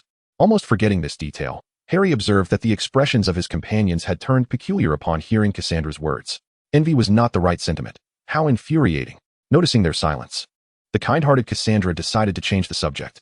I recall some classes overlap in schedule, do they not? Upon receiving an inquiring glance from Cassandra, Hermione smiled mysteriously, responding, well, Professor Dumbledore advised us not to share too much about it. Although Hermione's answer did not provide clarity, Cassandra was unfazed and redirected her gaze towards her own teacher. In the presence of a young wizard who had chosen all elective courses, the professors would send various letters to the Ministry of Magic, requesting permission to use a time turner. Tom saw nothing inappropriate in discussing this. The time turner was a remarkable magical device that allowed its user to return to the past, enabling the present and past selves to coexist within the same time frame. Hearing Tom's words, Hermione pouted in mild frustration, wishing to maintain an air of mystery. Meanwhile, Harry and Malfoy exchanged astonished glances. Wow, such an extraordinary object exists? Harry wondered if it was still possible to change his course selections. Harry and Malfoy looked at Tom with eager anticipation. If they had a time turner, Harry Potter could simultaneously deceive 2 individuals. The prospect of the Death Eaters seizing Hogwarts would be within reach. However, Malfoy's thoughts were more simplistic. He merely found the Time Turner fascinating and wanted one for the sake of amusement. Unfortunately, irrespective of their desires, reality would ultimately douse their hopes with cold water. What do you think? Tom teased the two. Seeing this scene, the two boys quickly grasped the impossibility of their wishes. Observing the two fools, Hermione sighed in resignation. It's hardly that simple to obtain a Time Turner. Even if you selected every subject, it doesn't guarantee you will receive one. After all, their numbers are limited. I only acquired mine because Professor Flitwick continuously wrote letters on my behalf. As this thought crossed her mind, Hermione recalled vividly the moment Professor Flitwick had handed her the Time Turner, with countless admonishments to take great care of it. At that moment, a voice interrupted, "Professor, I want a Time Turner too." Turning around, she saw the proud Cassandra adorably pouting at Tom. In response, although he noted his pupil's ineptitude in such displays of affection, Tom was unfazed. "There's one in the second drawer of my office. You have the key, so feel free to retrieve it." The disparity in treatment had become a familiar occurrence for Hermione and her companions. After a brief moment of frustration, Malfoy approached with a forced smile, imploring, "Sir, regarding my Time Turner, it's gone. There was only one." Tom coldly rejected Malfoy's plea. Once again, Malfoy retreated to a corner, transformed into a statue, and wept inconsolably. Observing Malfoy's pitiful state, Harry couldn't help but smirk, and then a thought struck him. "By the way, sir, didn't you mention that the Time Turner was requested from the Ministry of Magic by a professor?" "Indeed," Tom affirmed. "But who was the original applicant for the Time Turner in your possession?" "What application?" "I simply asked Fudge, and he provided it to me." Tom replied with an air of nonchalance. He merely wished to conduct some research, so he requested one from Fudge. It was as simple as that. Given Tom's casual demeanor, Harry nearly forgot the extent of his leader's influence over others. Ignoring Harry's silence, Tom turned to Cassandra and Hermione, saying, "You two must remember, when using a Time Turner, it is advisable not to go back more than 5 hours, which means you should not turn it more than 5 times. Here, Tom chuckled wryly. "After all, I ended up in this predicament because I carelessly toyed with time." Chapter 107, The Monster Books of Barbie. In the Lehan bookstore, Harry scanned his list while searching for the books on the shelves. After breakfast, they had directly entered Diagon Alley through the back door of the Leaky Cauldron. Their first purchase was this year's new textbooks, thus leading to the scene of Harry and his friends searching for books in the Lehan bookstore. Notably, due to differing elective courses, their required textbooks varied. Consequently, Tom instructed them to find their respective books independently before having Malfoy handle the payment. After all, it was Harry's turn last time, and it was only fair to switch it up. Malfoy had no objections, considering they were all Death Eaters. It's worth mentioning that during the previous academic year, Harry had sought an opportunity to invite Hermione to join the Death Eaters. Prior to arriving at Hogwarts, he even spent 3 days fervently studying at the Muggle library, fearing he might falter in persuading Hermione.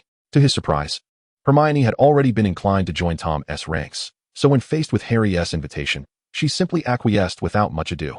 From that moment on, the presence of Death Eaters was felt across all 4 houses of Hogwarts. Returning to the present, just as Harry reached for parting the mists to see the future from the shelf, he was startled by Malfoy's sudden exclamation, "Ouch, that hurts. Let go." "I said let go." Following the sound, he saw that Malfoy's hand was caught in a book's grip. Malfoy wore an expression of torment, extending another hand in an attempt to pry the book apart. Clearly, this was a task beyond his solitary capabilities. Observing this, Harry hastily stepped forward to assist. Together, they exerted tremendous effort and finally managed to wrest the book free. Ack, ack, ugh. The peculiar volume fell to the ground, barking at Harry and Malfoy like a rabid dog, incessantly opening its wide maw as if to bite them. In response, Harry delivered a swift kick, sending the book flying 3 meters away. At that moment, Hermione and Cassandra, alerted by the commotion, rushed over. "What has transpired? Are you both unharmed?" They had nearly assumed that Malfoy's loud cries signaled the arrival of some vengeful enemy. This enemy, of course, was one of the Malfoy family's foes. For the adversaries of the Death Eaters dared not reveal themselves. Seeing the trio's intense curiosity, Malfoy began to elucidate. He had chosen to enroll in the elective course on magical creatures, thus requiring the corresponding textbook, the Monster Book of Monsters. The very tome that had just attempted to bite him was, indeed, the Monster Book of Monsters. "I truly cannot fathom it. This wretched book can actually bite. Who on earth thought it wise to use such a book as a textbook?" Malfoy lamented, slumping to the ground, his mouth continuing to voice his grievances. No wonder the proprietor had worn such a peculiar expression earlier, merely gesturing for him to retrieve it himself.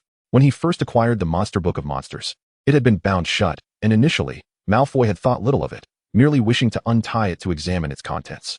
And thus, he had been bitten. Cassandra appeared contemplative. "I recall that Professor Sylvanus Kettleburn recently retired." Kettleburn had been the instructor for the Care of Magical Creatures course at Hogwarts. But that was now a matter of the past. She was unaware of who currently held the position, nor did she have the inclination to inquire, as she herself had not chosen that subject. Yet, gazing at the bloodied hand Malfoy had sustained from the bite, Cassandra felt quite fortunate for her decision. Among those present, besides Malfoy, only Hermione had also selected Care of Magical Creatures. Although Malfoy's injury appeared rather severe, according to his earlier assertions, as long as the bindings remained intact, there should be no further issues. Under the watchful eyes of Harry and Hermione, Hermione retrieved another copy of the Monster Book of Monsters from the shelf. Upon first glance, the tome seemed to be an exceedingly ordinary brown leather-bound book. However, once it was in her grasp, it unexpectedly shuddered, nearly causing Hermione to drop it in fright. Fortunately, just as she had hoped, the Monster Book of Monsters did not produce any further disturbances. Staring intently, Hermione felt a twinge of discomfort as she turned to glance back. Puzzled by the sensation of being watched, Malfoy stared at her with lifeless eyes and suddenly remarked, "Aren't you going to open it?" Upon hearing Malfoy's words, everyone instantly grasped the implications of his thoughts. Nevertheless, there was no time to ponder further. Ultimately, one would have to open it sooner or later. It made no difference whether it was now or later, so it might as well be now. Malfoy could not accept the fact that he was the only one who had been bitten. However, his attempts at persuasion were woefully inadequate, especially when compared to Harry. Consequently, Hermione paid no heed to his intentions and promptly took Cassandra to search for other textbooks.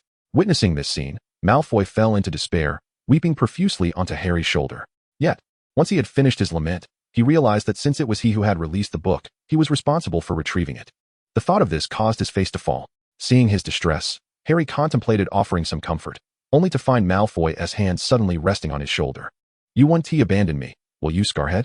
Upon seeing Malfoy's earnest expression, Harry paused momentarily before nodding in agreement. Instantly, Malfoy's face lit up with a smile. "That is splendid. As expected from our second-in-command of the Death Eaters. Let us hurry and find the monster book. Now you acknowledge me as your second-in-command, do you?" Harry shrugged in resignation. However, when the two turned to search, there was no sign of the book. This is bad. Malfoy realized the severity of the situation. Given the book's notorious nature, it was inevitable that it would cause some chaos. Since he had released it, he would certainly be held accountable for any damage it caused. While he could afford to compensate, he had no desire to be the scapegoat. The two quickly dispersed to search each bookshelf individually. "Over there," Malfoy shouted, pointing at a distant shelf. Harry followed Malfoy's finger and saw the monster book seemingly gnawing on something atop the shelf. "Blast it. Just wait until I catch you," Malfoy exclaimed as he moved forward to seize the book, only to witness it tumble from the shelf, accompanied by two identical volumes. Moreover, the binding had been chewed through. "Awoo! Awoo!" The three monster books incessantly howled at Harry and Malfoy. Harry drew his wand, attempting to use the Petrificus Totalis spell to immobilize them. But their erratic movements made it nearly impossible to land a hit. With no other option, the two resorted to their second transformation, becoming muscular versions of themselves to overpower the books. The outcome was predictable. The three books were swiftly subdued. The monster book was firmly grasped by Harry and Malfoy, struggling in vain against their hold. "Why must the transformation require a change of attire?" Malfoy complained, clad in a short blue skirt, as he bound the monster book with rope. "You should count your blessings. My situation is far worse than yours." Harry pressed down on the other two books, a look of displeasure crossing his face. After all, although they were both short skirts, Malfoy's was at least blue, while he was left with nothing but manly pink. Chapter 108. The Cat and the Vagabond on the Train. Once Harry and Malfoy had finished binding the Monster's Guide to Monsters and returned them, some time had already passed. The hour was growing late, and they still needed to find the books they required. Fortunately, they had already purchased some of the other textbooks needed for the year, such as the Standard Book of Spells, 1,000 Magical Herbs and Fungi, and Magical Potions and Elixirs. After all, these were the same books used last year, though they had not yet completed the curriculum, since the number of books they needed to locate was not extensive. Harry and Malfoy spent little time on this task, and quickly gathered the necessary volumes. However, when they attempted to reunite with Hermione and Cassandra, they discovered that the two had vanished from sight. With no other option, they proceeded to the counter to check out their books. Upon exiting, they found Hermione and Cassandra standing at the bookstore's entrance, along with Tom. They hurried through the checkout and inquired, only to learn that they had wasted too much time, prompting Cassandra and Hermione to settle the bill themselves and purchase a few additional items at other shops. For instance, Hermione had acquired a cat from the pet store. It was a large, ginger cat with a somewhat flat face and a tail that seemed to explode with fur. Although the cat was rather unique in appearance and not particularly attractive, Tom recognized it bore the bloodline of a cat lynx. Nevertheless, this made little difference. Its only likely advantage would be that it could be sold for a higher price. Notably, Hermione named the cat Crookshanks, clearly demonstrating her fondness for it. This perplexed Tom, who preferred to keep larger beastly pets. However, he refrained from voicing his thoughts, as it was not his responsibility to care for it. Seeing that everyone had procured their new textbooks and that they had sufficient cauldrons and other supplies, there was no need for further purchases. Thus, Tom merely took Harry and the others to Madame Malkin's robes for all occasions to customize a few garments before escorting them home, concluding their excursion to Diagon Alley for the day. Naturally, Harry chose to return to the leaky cauldron. Time swiftly passed, and soon it was the beginning of the school term. London, King's Cross Station. Keep up, we're going to be late. A throng of red-haired individuals rushed about the station in a flurry. They weaved through the crowd, climbed the stairs, and ultimately collided with the wall. Inside platform 9 3/4, Tom and the others watched in exasperation as the Weasley family dashed past them. Do they always behave like this? Hermione murmured softly, unable to contain her curiosity. I don't know. I never really paid attention before, Cassandra replied with a casual shake of her head. We should hurry too. The train is about to depart. As the words settled, Tom strode towards the Hogwarts Express, perhaps due to the late arrival of the crowd. Nearly every compartment on the train was filled to capacity. After boarding, the group walked to the rear of the train, finally discovering a carriage with fewer occupants. In the corner of this compartment sat a middle-aged man, dressed in tattered clothing, clutching an old leather suitcase, who had already dozed off against the window. Hey, Scarhead, do you know where that vagabond came from? Malfoy whispered, leaning closer to Harry's ear while observing the man. Although Harry felt an urge to critique Malfoy's blatant remarks, he had to concede that the man did bear a resemblance to a homeless person. Contemplating this, Harry stroked his chin thoughtfully and replied, I'm not sure. He must be a newcomer. Upon hearing this, Malfoy paused in surprise. Are the new students this desperate?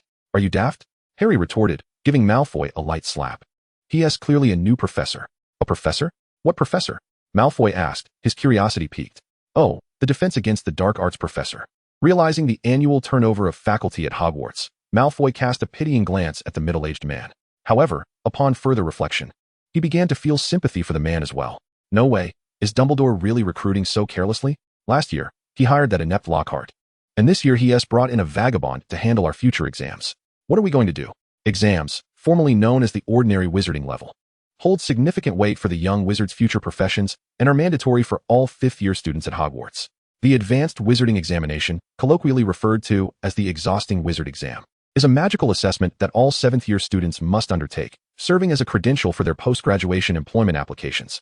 Furthermore, the results of these two examinations are categorized into 6 grades, ranging from high to low. The grades of outstanding, exceeds expectations, and acceptable are deemed passing, while poor, dreadful, and troll fall under failing grades. Notably, it is said that aspiring Aurors must achieve passing marks in at least 5 subjects to qualify for positions within the Ministry of Magic. I've heard the invigilators will be from the Ministry. They want to be privy to our circumstances, Malfoy remarked. In truth, even if they were aware, he doubted those officials would lower the exam's difficulty for their sake. All right, let us not dwell on that. We still have 2 years, Harry reassured, patting Malfoy on the shoulder. Meanwhile, as the conversation unfolded, the Hogwarts Express had unwittingly traveled a considerable distance, and the sky gradually darkened. Unbeknownst to whether it was the peculiar weather or something else, a grayish-white mist began to envelop the surroundings without any forewarning. Chapter 109. The Dementor. Help. We've encountered human traffickers. At this moment, Cassandra noticed the transformation outside the car window. Is it fogging up? Due to the dimming light outside, the thick fog was hardly noticeable unless one looked closely. Hearing Cassandra's voice, Tom directed his gaze toward the dense mist, as if he could pierce through it to discern something lurking within. The others, upon hearing him, followed suit and peered outside, their eyes widening in anticipation. Yet they discerned nothing. However, whether it was an illusion or not, gazing into the fog, an unsettling chill crept over them. Suddenly, the train came to an unexpected halt. What is happening? Why has the train stopped? Even Harry, who typically shunned critical thinking, along with Malfoy, sensed something amiss. Drip, drip. Raindrops began to pelt against the window. Is it raining? Hermione leaned against the window, astonished by the streaks of rainwater forming on the glass. Shall we check the driver's cabin? Sitting here idly doesn't seem prudent. After surveying his surroundings, Malfoy, noticing no apparent abnormalities, proposed. No need. We shall wait for them to come. Tom remained seated, arms crossed, eyes shut, as if resting after a long journey. Them? As Harry and the others exchanged puzzled glances, the lights in the carriage abruptly extinguished. The warmth of the twilight was replaced by an engulfing darkness and an icy chill. Whether it was a mere illusion or not, Malfoy suddenly felt the temperature plummet. What is that? Harry's eyes widened as he fixated on a shadow passing by the window. The silhouette was disturbingly elongated, shrouded in tattered black rags. Its fleeting visage bore only a circular void resembling a mouth, devoid of eyes or nose. Yet, this was not the most significant detail. The moment Harry beheld this enigmatic entity, he was engulfed by an insidious chill, an icy sensation that penetrated to his very core. A terror that resonated from the depths of his soul. It's coming. With Tom's calm voice, the wooden door of the carriage swung open, and the figure Harry had seen outside swept in. This was a Dementor, an extraordinarily bizarre dark magical creature, known to haunt Azkaban, overseeing prisoners. No one knew their origins or how they were conceived. The only certainty was to keep one's distance from them. They would utilize that void-like mouth to siphon away all your joy, compelling you to confront your innermost fears. Just as Harry and the others teetered on the brink of unconsciousness from sheer terror, a voice pierced through the darkness. "Hey, look what you can do." Tom calmly raised his right hand towards the approaching Dementor, and several gray, translucent chains shot forth, ensnaring the creature's neck, arms, and torso. This sudden turn of events alerted the Dementor to its predicament. It attempted to struggle, but the ethereal chains, though lacking physical form, were remarkably resilient, rendering the creature utterly defenseless. Moreover, these chains were siphoning its soul. After all, it feasted not only on joy but also on souls. This was the infamous Dementor's kiss. A fate it had inflicted upon others, yet today, it found itself on the receiving end. Faced with this bizarre situation, the Dementor experienced a rare moment of panic. It began to fear, to tremble, to plead for mercy. Dementors were capable of communication. Otherwise, the Ministry of Magic would not be able to issue them commands. In truth, the relationship between the Ministry and the Dementors was more akin to a partnership. The Ministry provided them with food in the form of prisoners, and in return, the Dementors were tasked with guarding these captives. However, none of this mattered at present, for Tom had no intention of conversing with the creature. He deemed it beneath him to engage in trivial discourse with such a being, and besides, research subjects hardly warranted conversation. Tom had long been intrigued by these peculiar creatures, but he had previously lacked the motivation to capture one. Now that it had come to him willingly, he found it delightfully amusing. Dissection, fragmentation, and alteration, whatever the method. The Dementor's fate in Tom's hands would surely be grim. The Dementor, sensing the futility of communication with this individual, began to thrash wildly in desperation. Yet, this was in vain. The more it struggled, the weaker its soul became under the influence of the strange chains. The foul stench that permeated the compartment finally roused a middle-aged man who had been sleeping in the corner. His eyes flew open, and instinctively, he grasped his wand. He intended to summon a Patronus to drive away the encroaching Dementor, but as he beheld the scene before him, he froze. The Dementor was being dragged towards the grinning Dark Lord by those eerie chains, and it seemed to recognize its plight, casting a pleading glance in his direction. Though the sight of a Dementor typically instilled terror, despite the absence of eyes, it evoked an inexplicable sense of dread within him. In that moment of distraction, the Dementor was pulled closer to Tom, gradually compressing into a small, black, spherical fog. Tom then retrieved a small purple vial, containing the remnants of a soul from a boggart, along with various other soul materials. He stored special research materials within this vial, believing it unnecessary to keep them separately, as they posed no conflict when mingled. As for the fate of the Dementor's essence once it was confined within the vial alongside the boggart's remnants, that was of no concern to him. Tom asserted that only the strong were worthy of becoming his experimental subjects. With that, Tom placed the small black fog-like sphere into the vial and sealed it tightly. Meanwhile, on the other side, the Dementors swirling around the Hogwarts Express seemed to sense something amiss. Two of them gathered, gesturing towards the carriage where Tom resided. Why hasn't the third brother emerged after such a long time? One queried in a language unfathomable to humans. The other responded, perhaps he simply indulged too much and lacks the energy to move.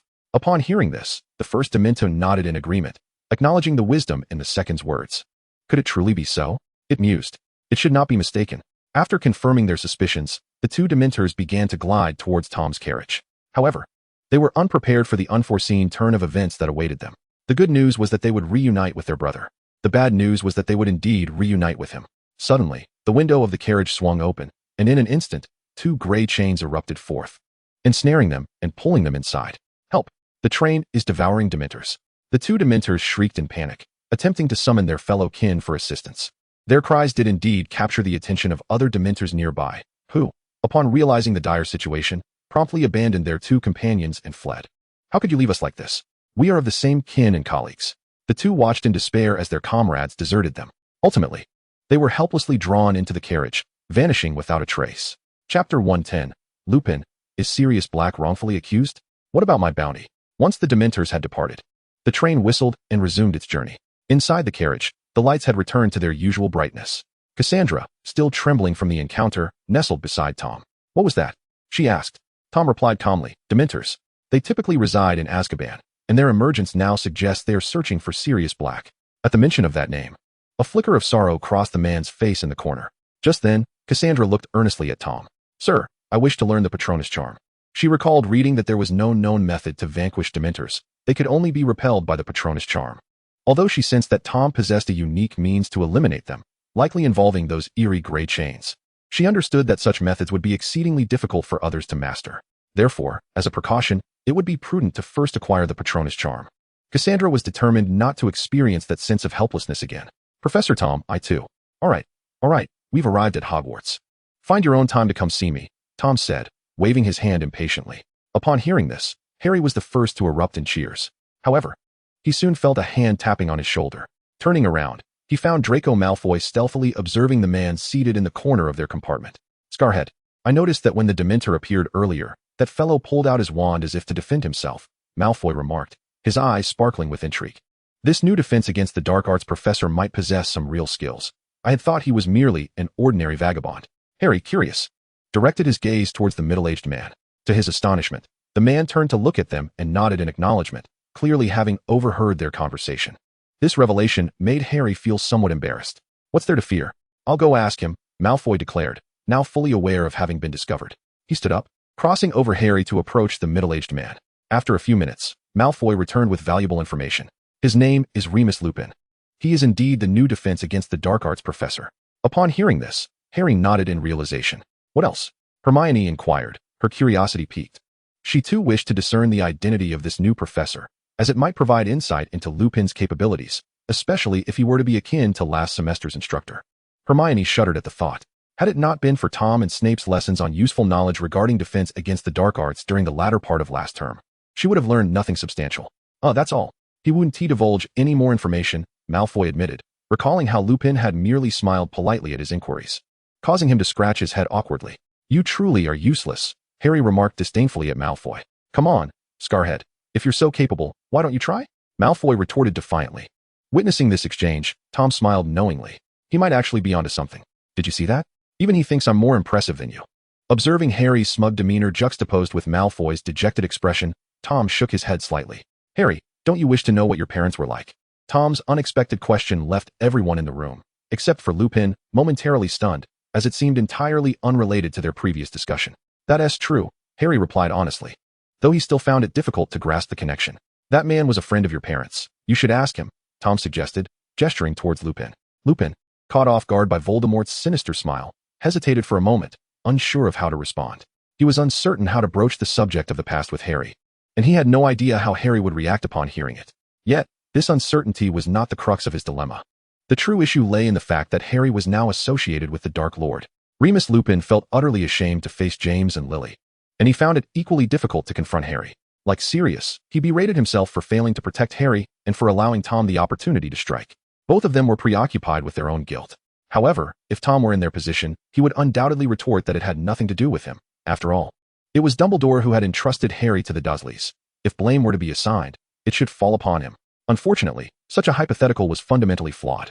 Thus, Lupin could only resignedly address all of Harry's inquiries, unable to brush them aside, especially since Harry was now aware of the connection between himself and his parents.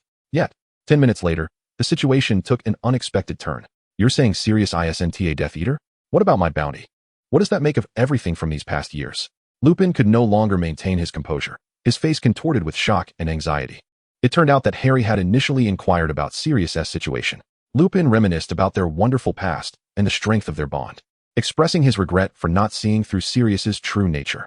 As a result, Harry realized that Lupin was equally oblivious to the fact that Sirius was not a Death Eater. Thus, Harry declared his determination to uncover the truth behind his parents' demise, casually adding that Sirius Black was indeed not a Death Eater. When Lupin learned from Harry that this revelation had come directly from the Dark Lord himself, he entertained the possibility that Voldemort might be deceiving Harry, along with several other scenarios. Yet, he could not dismiss the haunting thought. What if Voldemort was not lying? What if everything was indeed true? Had Sirius been wrongfully accused for over a decade? Contemplating this, Lupin anxiously raked his fingers through his hair. He was engulfed by a tumultuous mix of emotions, sorrow, regret, guilt, and a glimmer of joy at the prospect that Sirius had not turned to the dark side. Perhaps there was still a chance to vindicate his friend. However, This would require uncovering the true culprit. Only a handful of them had known the Potter's location back then, if it was not Sirius. And it certainly could not be himself. Then who else could it be? A myriad of faces flashed through Lupin's mind, yet regrettably, the information was insufficient. He dismissed each one as a potential suspect, and thus, he found himself at an impasse, unable to ascertain the identity of the true perpetrator. Chapter 111, Tom, the Basilisk's apprentice. Harry was oblivious to Lupin's internal turmoil. Even if he were aware, he would remain indifferent, for it did not pertain to the information he sought. Harry, realizing that he could not uncover any crucial information from Lupin, decided to change the subject and inquired about Lupin's parents. Naturally, Lupin was forthcoming with his response. He described his mother, Lily, as a courageous, kind-hearted, and gracious witch, endowed with exceptional magical talent and a diligent work ethic, embodying her own principles. In essence, she was a remarkable hero. However, when it came to discussing James, Lupin fell silent. How could he articulate this? He wished to leave a favorable impression of James in Harry's mind, yet the words of praise seemed to elude him. While James possessed commendable qualities, his flying skills were quite impressive, he was loyal, and held no disdain for muggles. He was not without his flaws. In his youth, he had been arrogant and boastful, relishing in pranks, often reckless and lacking discretion, not to mention he was rather infatuated, spending more than half of his school years pursuing Lily. Observing Lupin's silence, Harry appeared to grasp something, his smile stiffening. Their conversation lapsed into an uncomfortable silence, and the atmosphere around them grew tense. Meanwhile, Malfoy and his companions, who were eavesdropping, began to whisper among themselves. Tom, maintaining a calm demeanor, regarded Harry's dejected expression with an inscrutable look before rising from his seat to sit beside Harry. You see, he was brawny but of simple mind, always eager to show off, and in his pursuit of your mother, he even disparaged us Slytherins, which led to Snape confronting him. Harry turned to focus on Tom, while Lupin appeared somewhat taken aback, for Tom's remarks revealed details he was unaware of. Upon reflection, he recalled that during the opening feast, James had indeed approached Lily, and they had overheard him belittling Slytherin, which explained Snape's animosity toward him. Lupin had assumed Snape was simply that sort of person. Tom continued, noting James's reckless nature and tendency to stir trouble for Snape, often relying on his popularity, even coming close to endangering Snape's life on several occasions. At this, Harry suddenly understood why Snape frequently harassed him, although he was unaware that this was not the primary reason for Snape's ire. As for Lupin, hearing someone speak ill of James stirred a mix of emotions within him. Perhaps he felt a twinge of anger, but he recognized that the words held a kernel of truth. Moreover, the speaker was none other than the Dark Lord. What could he possibly do? Countering with a defense of James might lead to his own demise, an absurdity he could not entertain. He had reasons to survive. If it were a matter of avenging James, perhaps it would be different, but merely exchanging barbs seemed utterly foolish. Is this still a person? He thought, reflecting on the insults and bullying that permeated their environment. The forthright Malfoy couldn't help but voice his disdain, and after his remarks, he didn't hesitate to deliver a sharp retort, proclaiming that his father was indeed superior. Harry overheard this comment, yet he found himself at a loss for words. He too felt that his father had indeed crossed a line. However, prior to this moment, he had always held his father in an almost flawless regard. Despite the man's unsavory character and questionable morals, he had shown a flicker of conscience by returning to rescue Snape when confronted with the threat posed by Sirius and his associates. Overall, he could not be deemed a hopeless fool. When Sirius cunningly orchestrated a meeting between Snape and the werewolf Lupin, James, who believed that Snape did not deserve death, indeed rushed back to save him. This act led Snape to feel indebted to James, which may have influenced his subsequent assistance to Harry, perhaps as a means of repaying that debt. Yet, Tom's words, when heard by Harry, seemed to serve merely as a balm for his own heartache. Harry was convinced of Tom's sincerity, recognizing that his father was far from admirable. Nevertheless, Tom went out of his way to speak well of Harry's father, a gesture that deeply touched him. Observing Harry's emotional state, Tom disdainfully returned to his original seat. Harry dismissed this behavior, perceiving Tom as someone who was cold on the outside, yet warm within. Meanwhile, Lupin watched Tom with a mix of surprise and curiosity. He truly found himself increasingly puzzled by this Dark Lord. Time swiftly passed. Upon the train's arrival at the station, the young wizards disembarked in an orderly fashion, with second years and above being led by their prefects as they circumvented the bridge towards the castle. The first years, however, were guided by Hagrid, who ushered them into small boats to cross the Black Lake toward their destination. This time, Tom chose not to transform into a cloud of darkness and ascend to the castle directly. Instead, he opened his suitcase. From within, a terrifying basilisk, with a radius of half a meter, slithered out. Ah! The young wizard screamed in fright and fled in all directions. TCH, what a fuss over nothing. Tom scoffed as he perched atop the head of Ouroboros. This little creature looked somewhat familiar. It was indeed a basilisk. As this year's professor for the care of magical creatures, Hagrid was well versed in magical creatures and quickly identified the species through its distinctive features. Quick, gather around and stay hidden. Do not look into its eyes, Hagrid called out, pulling the nearby young wizards behind him while loudly warning the others. Yet, internally, Hagrid was also stirred by a torrent of emotions. He had initially thought that this Tom was different. Is it really necessary to make such a commotion? Did you not just see its eyes? Nothing happened, did it? Tom impatiently remarked. Upon hearing this, Hagrid recalled that he had indeed glimpsed the basilisk's eyes during his observation. All right, but why am I unharmed? Hagrid scratched his head in confusion, offering an awkward smile. Tom, indifferent to the man, rode the giant serpent, Ouroboros, toward the Black Lake. Observing this, Hagrid hastily reassured the young wizards and guided them onto the boat, heading towards the castle. Watch your heads, and keep low. Upon hearing Hagrid's words, the other young wizards complied. Meanwhile, Tom remained unfazed. Even as he perched atop the serpent's head, the high rocks posed no threat to him. Indeed, apart from Hagrid, the towering rocks did not affect anyone else at all. Chapter 112. So, it was you who released the basilisk last year. As Tom rode Ouroboros into the castle's great hall, he immediately felt the weight of the surrounding gazes upon him, followed by a wave of panic. Minutes later, although everyone now understood that looking into the basilisk's eyes would result in death, it did not imply that trouble was averted. So, it was you who unleashed the basilisk last year? Filch, emboldened perhaps by Dumbledore's presence or some other reason, dared to question Tom with indignation. His beloved cat had suffered for 6 long months due to that serpent. Moreover, he himself had been nearly beaten to death by one of Tom's minions. Was this not the very essence of a Dark Lord? In that moment, Filch suddenly felt heroic, envisioning himself as a valiant rebel against the Dark Lord. Yet, Tom remained largely unperturbed. After Filch finished speaking, he merely replied coolly, "Bite him." This completely took Filch by surprise, and as he stood there dumbfounded, the basilisk lunged at him with its gaping maw. Filch turned to flee, but the serpent's speed far surpassed his own, and with the hall now crowded, there was nowhere left to escape.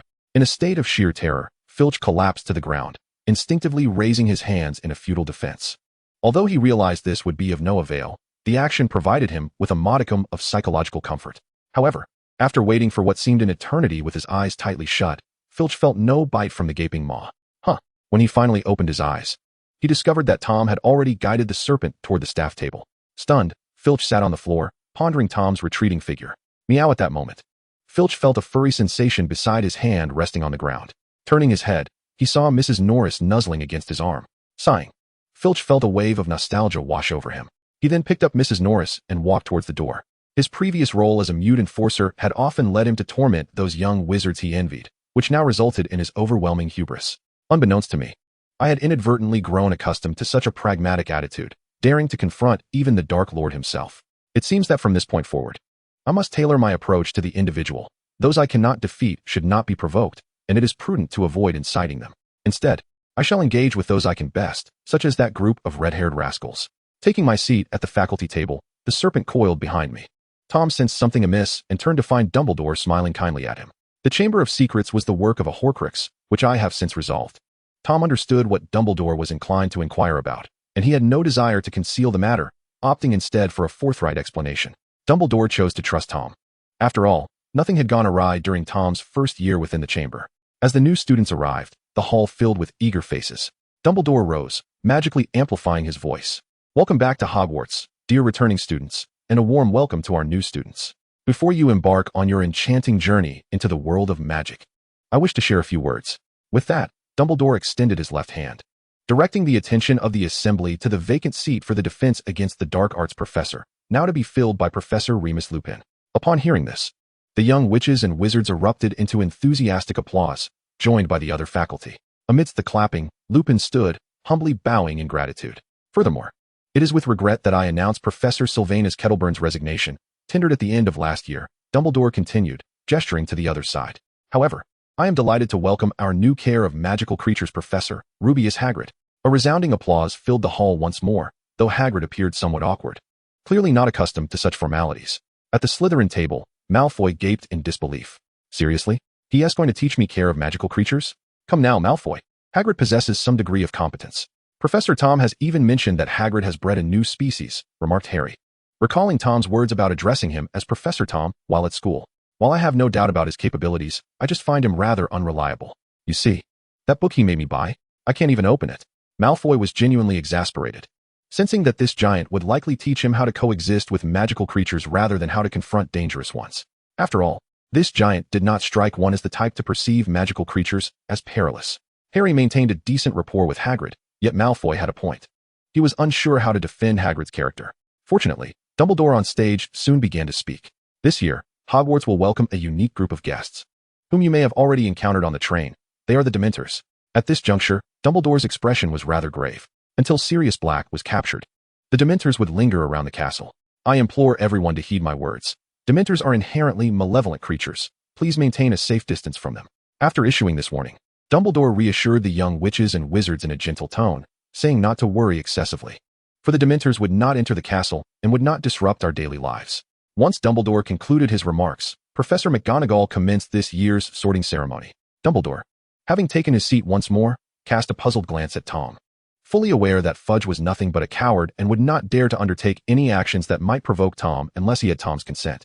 It was as if Tom sensed Dumbledore's gaze, for he turned and responded with a benign smile. That mischievous little imp. Dumbledore sighed in resignation. Chapter 113, Trelawney, not a sister? You truly excel. On a crisp morning, the gentle sunlight illuminated Hogwarts, casting the ancient castle in a dignified and stately light. At this moment, wisps of white smoke drifted from the astronomy tower, as if narrating the wondrous occurrences within to those outside. Children, welcome to the renowned divination class, where you shall embark on a journey through the realm of prophecy alongside me, discovering whether you possess the gift of insight. A disheveled witch, adorned with oversized spectacles and an array of chains and beads around her neck, and possessing a slender figure, theatrically feigned madness as she addressed Cassandra and the others seated below.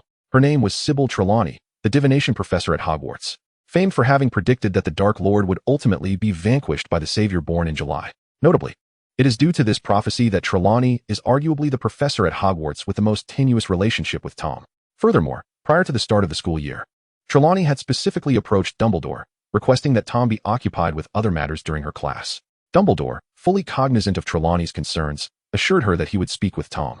Upon learning of this from Dumbledore, Tom graciously nodded in agreement, indicating his willingness to comply with the request. However, this was merely a fade, as Tom was secretly plotting to surprise her during her class. Regrettably, before attending divination class, Tom received a letter from Nagini. Previously, due to the need to address certain internal matters within the Death Eaters, Nagini took Tom's place on a trip to South America.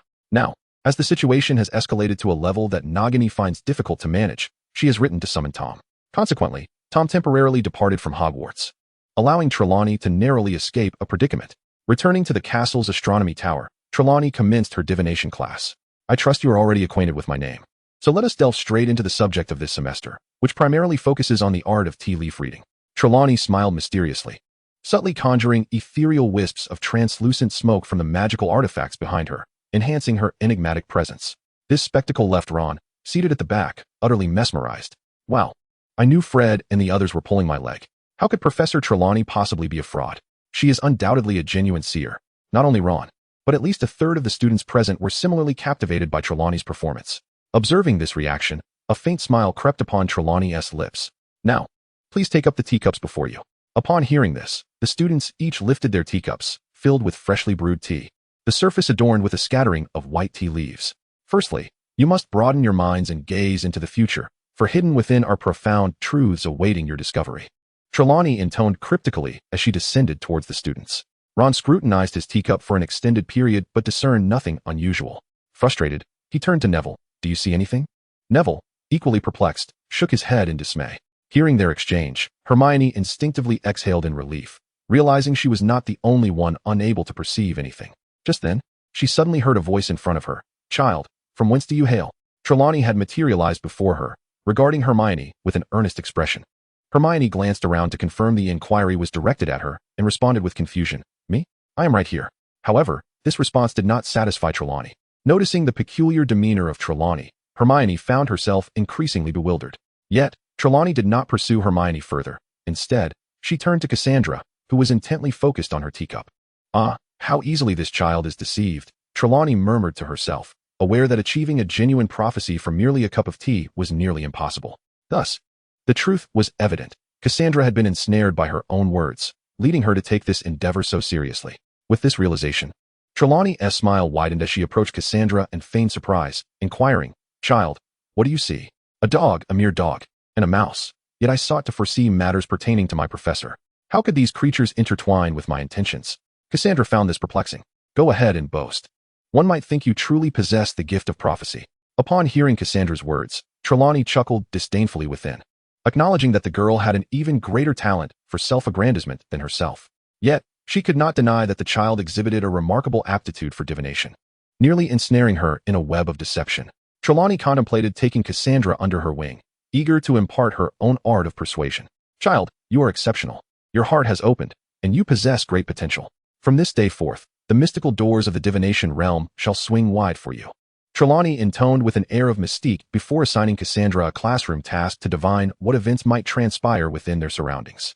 To this, Cassandra remained indifferent. She brewed another cup of tea and observed the floating tea leaves for several moments before declaring, "It shattered."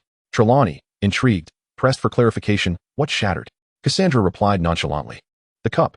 With a resounding crash, as her words echoed, Neville attempted to rise, inadvertently knocking his thigh against the table, causing his own cup to tumble and shatter upon the floor. The classroom fell silent, the gravity of the moment sinking in for Hermione and others who had overheard Cassandra. Nevertheless, Trelawney clung to hope, reasoning that perhaps this was mere coincidence. After all, she understood how rare true divination talent was. Yet, before she could fully grasp the situation, Cassandra continued, "Wait, there's more than one. There's also." No sooner had she spoken than Ron, driven by curiosity to witness which other cups might fall, accidentally toppled his own. The sound of shattering glass filled the room, sealing the silence that enveloped the divination classroom. Trelawney gazed at Cassandra, incredulous. "Are you serious? You truly possess this gift." Chapter 114, Tom's Journey to Azkaban. Promised camaraderie in the art of divination, yet you dare betray the cause.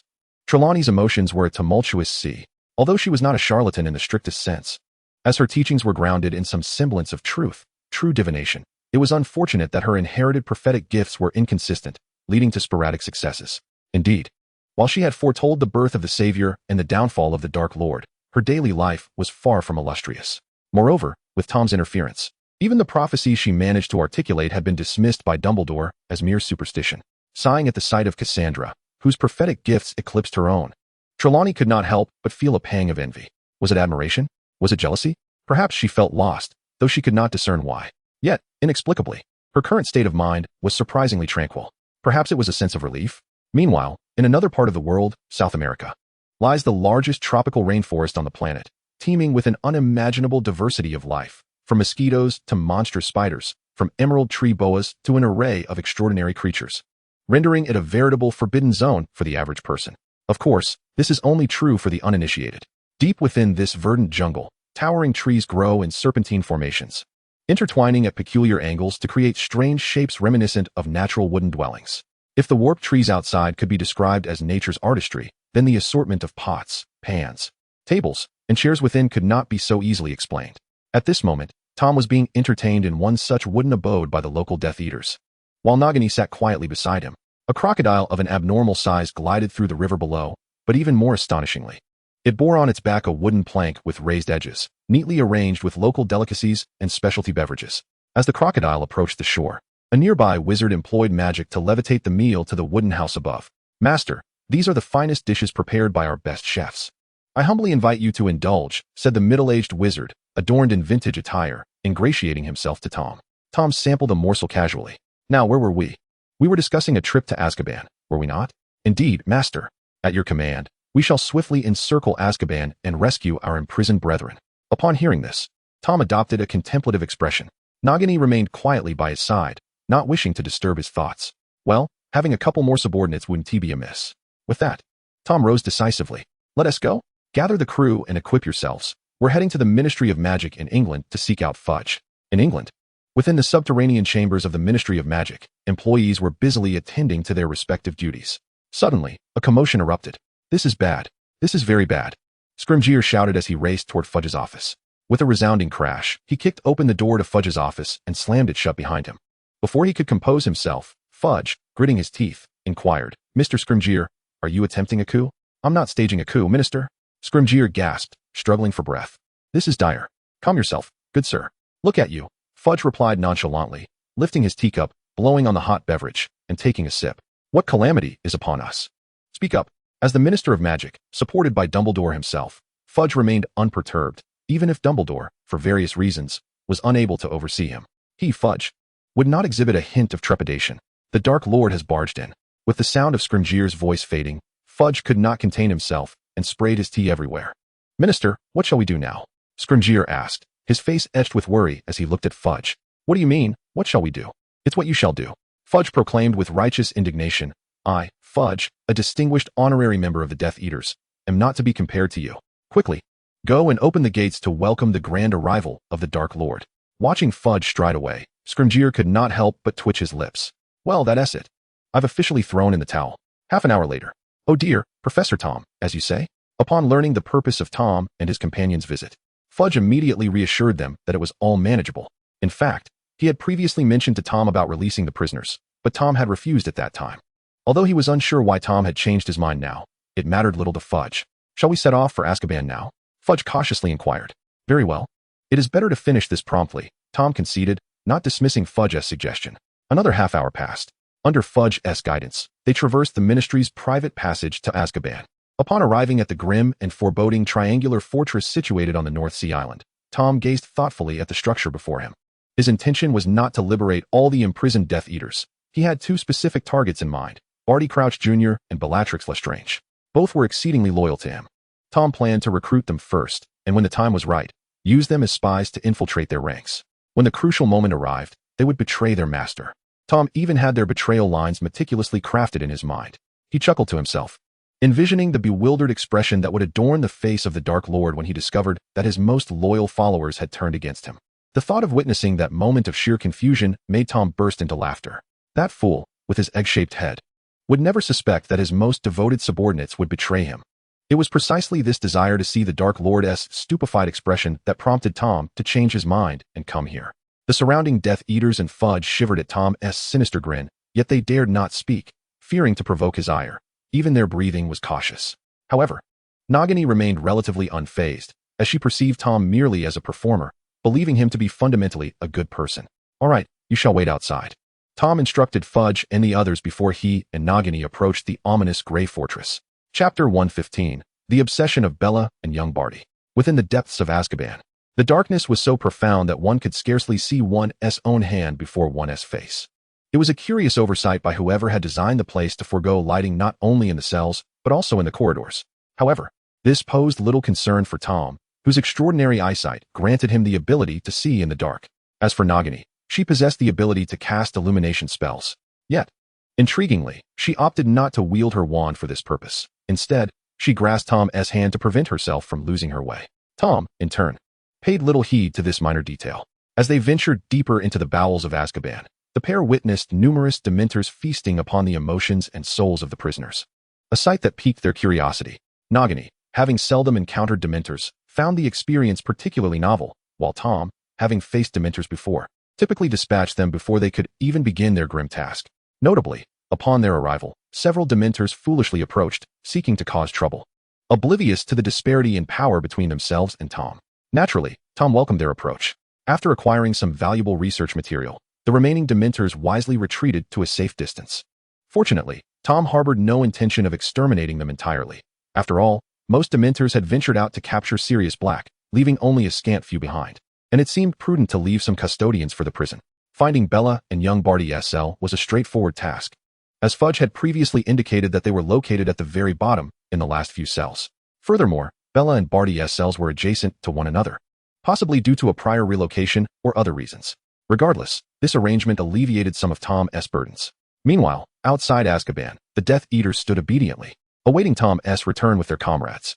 Fudge, unable to conceal his delight, had previously arranged for Bella and Barty to be transferred to the most concealed cell at the bottom, ensuring that any whispered conversations Tom wished to have would remain unheard. How rare it was to find a subordinate as considerate as myself. What if the Dark Lord were to take a liking to me and recommend my continued tenure as minister? Such a dilemma. Alas, with greater ability comes greater responsibility. I must simply accept my fate. With his mind replete with fanciful imaginings, Fudge wore a grin that nearly reached his ears, while the nearby Death Eaters regarded him with bemusement. In the most secluded cell of Azkaban's lower depths, the pallid Bella huddled in the corner, her demeanor oscillating between laughter and tears, resembling someone on the brink of madness. Thanks to Tom's recent appearances over the past 2 years, The treatment of the Death Eaters within Azkaban had improved considerably, at least in terms of sustenance. Yet, such trivialities held no meaning for Bella. Her singular desire was to know when she might reunite with her beloved master, the formidable Dark Lord. Indeed, she was aware of Tom's return, not just her, but everyone within the confines of the prison was acutely conscious of his presence. This news had been imparted to them last year during a visit from little Barty's mother. On that day, the echoes of the Death Eaters' jubilant cheers reverberated throughout Azkaban, the name of the Dark Lord resonating even with the seagulls soaring above.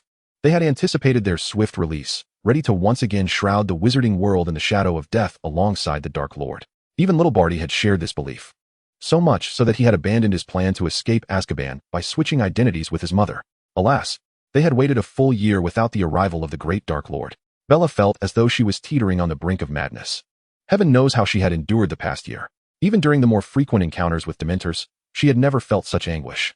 This year was supposed to be spent in the company of the Dark Lord, slaying foes by his side in the afternoon, and ideally, enjoying the privilege of his bedchamber at night. It had been an entire year since she had kissed his shoes, and she was nearly forgetting what that sensation felt like. Bella lamented loudly, but suddenly, her expression faltered. Tap, tap, tap. Footsteps. Who could it be? Bella's gaze sharpened as she looked towards the corridor, where two figures gradually emerged, one of whom was the very person she had yearned for.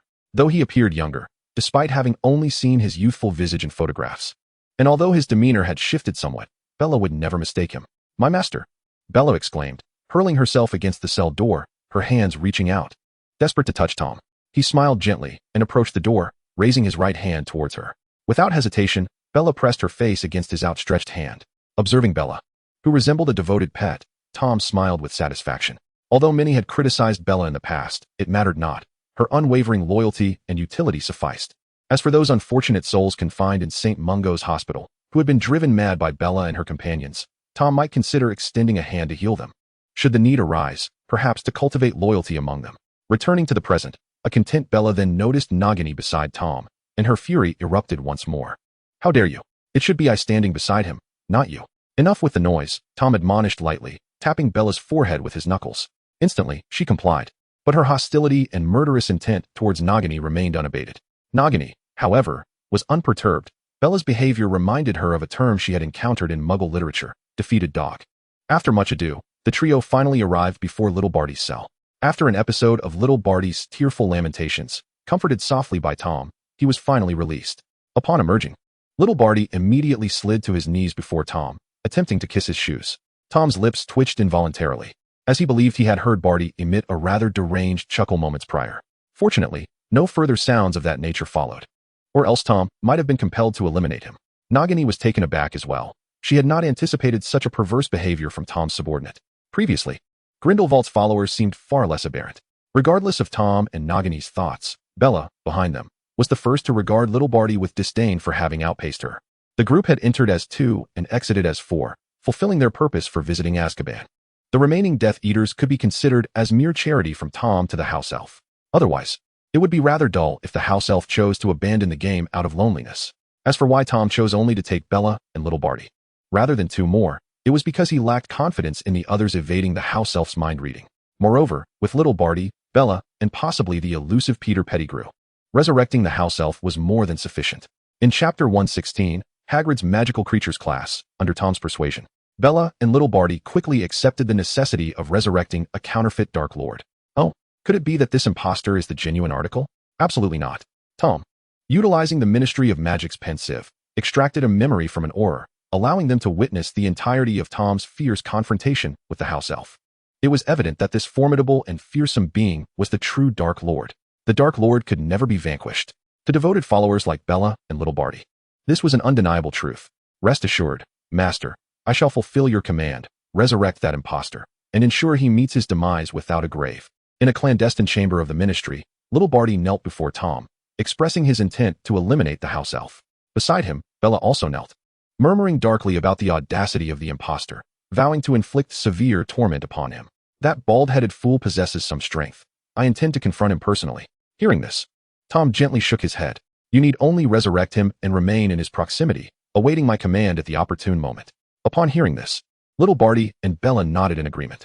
They were accustomed to Tom's directives, interpreting them merely as the master's disdain for the impostor, wishing to conclude the matter personally. Finally, Tom reminded them to practice the mental occlusion spells diligently before he intended to escort Nagini back to Hogwarts. However, Tom had yet to leave the room when Bella seemed to recall something. "Oh, Master, should I dispose of Harry Potter? After all, he has previously offended you." "Oh, that?" Tom replied calmly, glancing back at Bella and young Barty. "There's no need. He is now one of your colleagues." "What?" Bella and Barty looked up at Tom in astonishment. "What I mean is, he is now a Death Eater." Tom regarded the two with a hint of disdain, bemused by their apparent lack of understanding. Upon hearing this, they finally nodded in realization, exclaiming praises of their master, declaring him the greatest. Tom, disinterested in their flattery, instructed them to prepare for the resurrection of the socket creature before departing the Ministry of Magic with Nagini. When Tom and Nagini returned to Hogwarts, it was just afternoon. At that moment, Malfoy and his peers were attending a lesson by the new professor, Hagrid, on the care of magical creatures. With nothing else to occupy their time, Tom and Nagini decided to assist in this class. At the edge of the Forbidden Forest, in front of Hagrid's small hut, Hagrid, brimming with excitement, urged, "Come closer. Please refrain from speaking. This lesson will be quite thrilling. Follow me." With that, he strode toward the entrance of the Forbidden Forest, and the young wizards promptly followed suit. Throughout the entire process, Hagrid had scarcely exchanged a word with Tom. Perhaps it was due to his recent discovery that his expulsion had been influenced by Tom, or perhaps for other reasons. Though Hagrid was no longer overtly hostile towards Tom, interacting with him still induced a degree of awkwardness. Some of the young wizards, like Malfoy, noticed this. Malfoy stealthily approached Tom, whispering, "Sir, that oaf dares to disregard you. Shall I teach him a lesson?" Tom merely shook his head, signaling that it was unnecessary. While Hagrid maintained a certain distance, he had not actively provoked Tom. Thus Tom found no reason to engage, relishing in the peace. Despite the sweltering afternoon, the Forbidden Forest felt remarkably cool. Lush foliage shielded the afternoon sun, and the tranquil atmosphere fostered a sense of comfort. The fresh air and melodious birdsong seemed to dispel any lingering irritations. This, perhaps, elucidates why so many chose to study the care of magical creatures. Even with a change in professors, under Hagrid's guidance, the group arrived at a more accessible part of the Forbidden Forest. "Stand over there, remain silent, and turn to page 49 in your textbooks," Hagrid instructed while moving towards another direction. "How do I open this wretched book?" Malfoy lamented, staring in frustration at his bound copy of the Monster Book of Monsters. "You must first stroke the spine," came the reply. Hagrid wore an expression of self-evidence. "Oh, Merlin's high heels. Were you all unaware until now? How did you manage to open it before? Was it like this? I always believed one must conquer it to access the book." Reflecting on his earlier one-on-one encounter with the tome, Ron felt a wave of discontent wash over him. Who authored this wretched book? It lacks even a manual. Upon hearing this, Hagrid silently turned and walked away. Meanwhile, Tom approached Ron, offering a comforting pat on the shoulder, for he appreciated the charm of this amusing young lad. "By the way, Professor Tom, it seems that Scabbers has been acting rather strangely of late." Ron appeared to recall something, uncertain as to why Scabbers had been so intent on escaping his cage, a behavior he had never exhibited before. Unbeknownst to him, the reason behind this restlessness stemmed from their recent dormitory discussions about Sirius's escape, which the cunning rodent had overheard. Yet, whether one knew the cause or not was of little consequence. After all, Scabbers could not truly escape. Alas, he was merely bored. Giving him a few female rats would suffice, perhaps even a couple of males. Tom appeared unfazed, as he had anticipated all of this.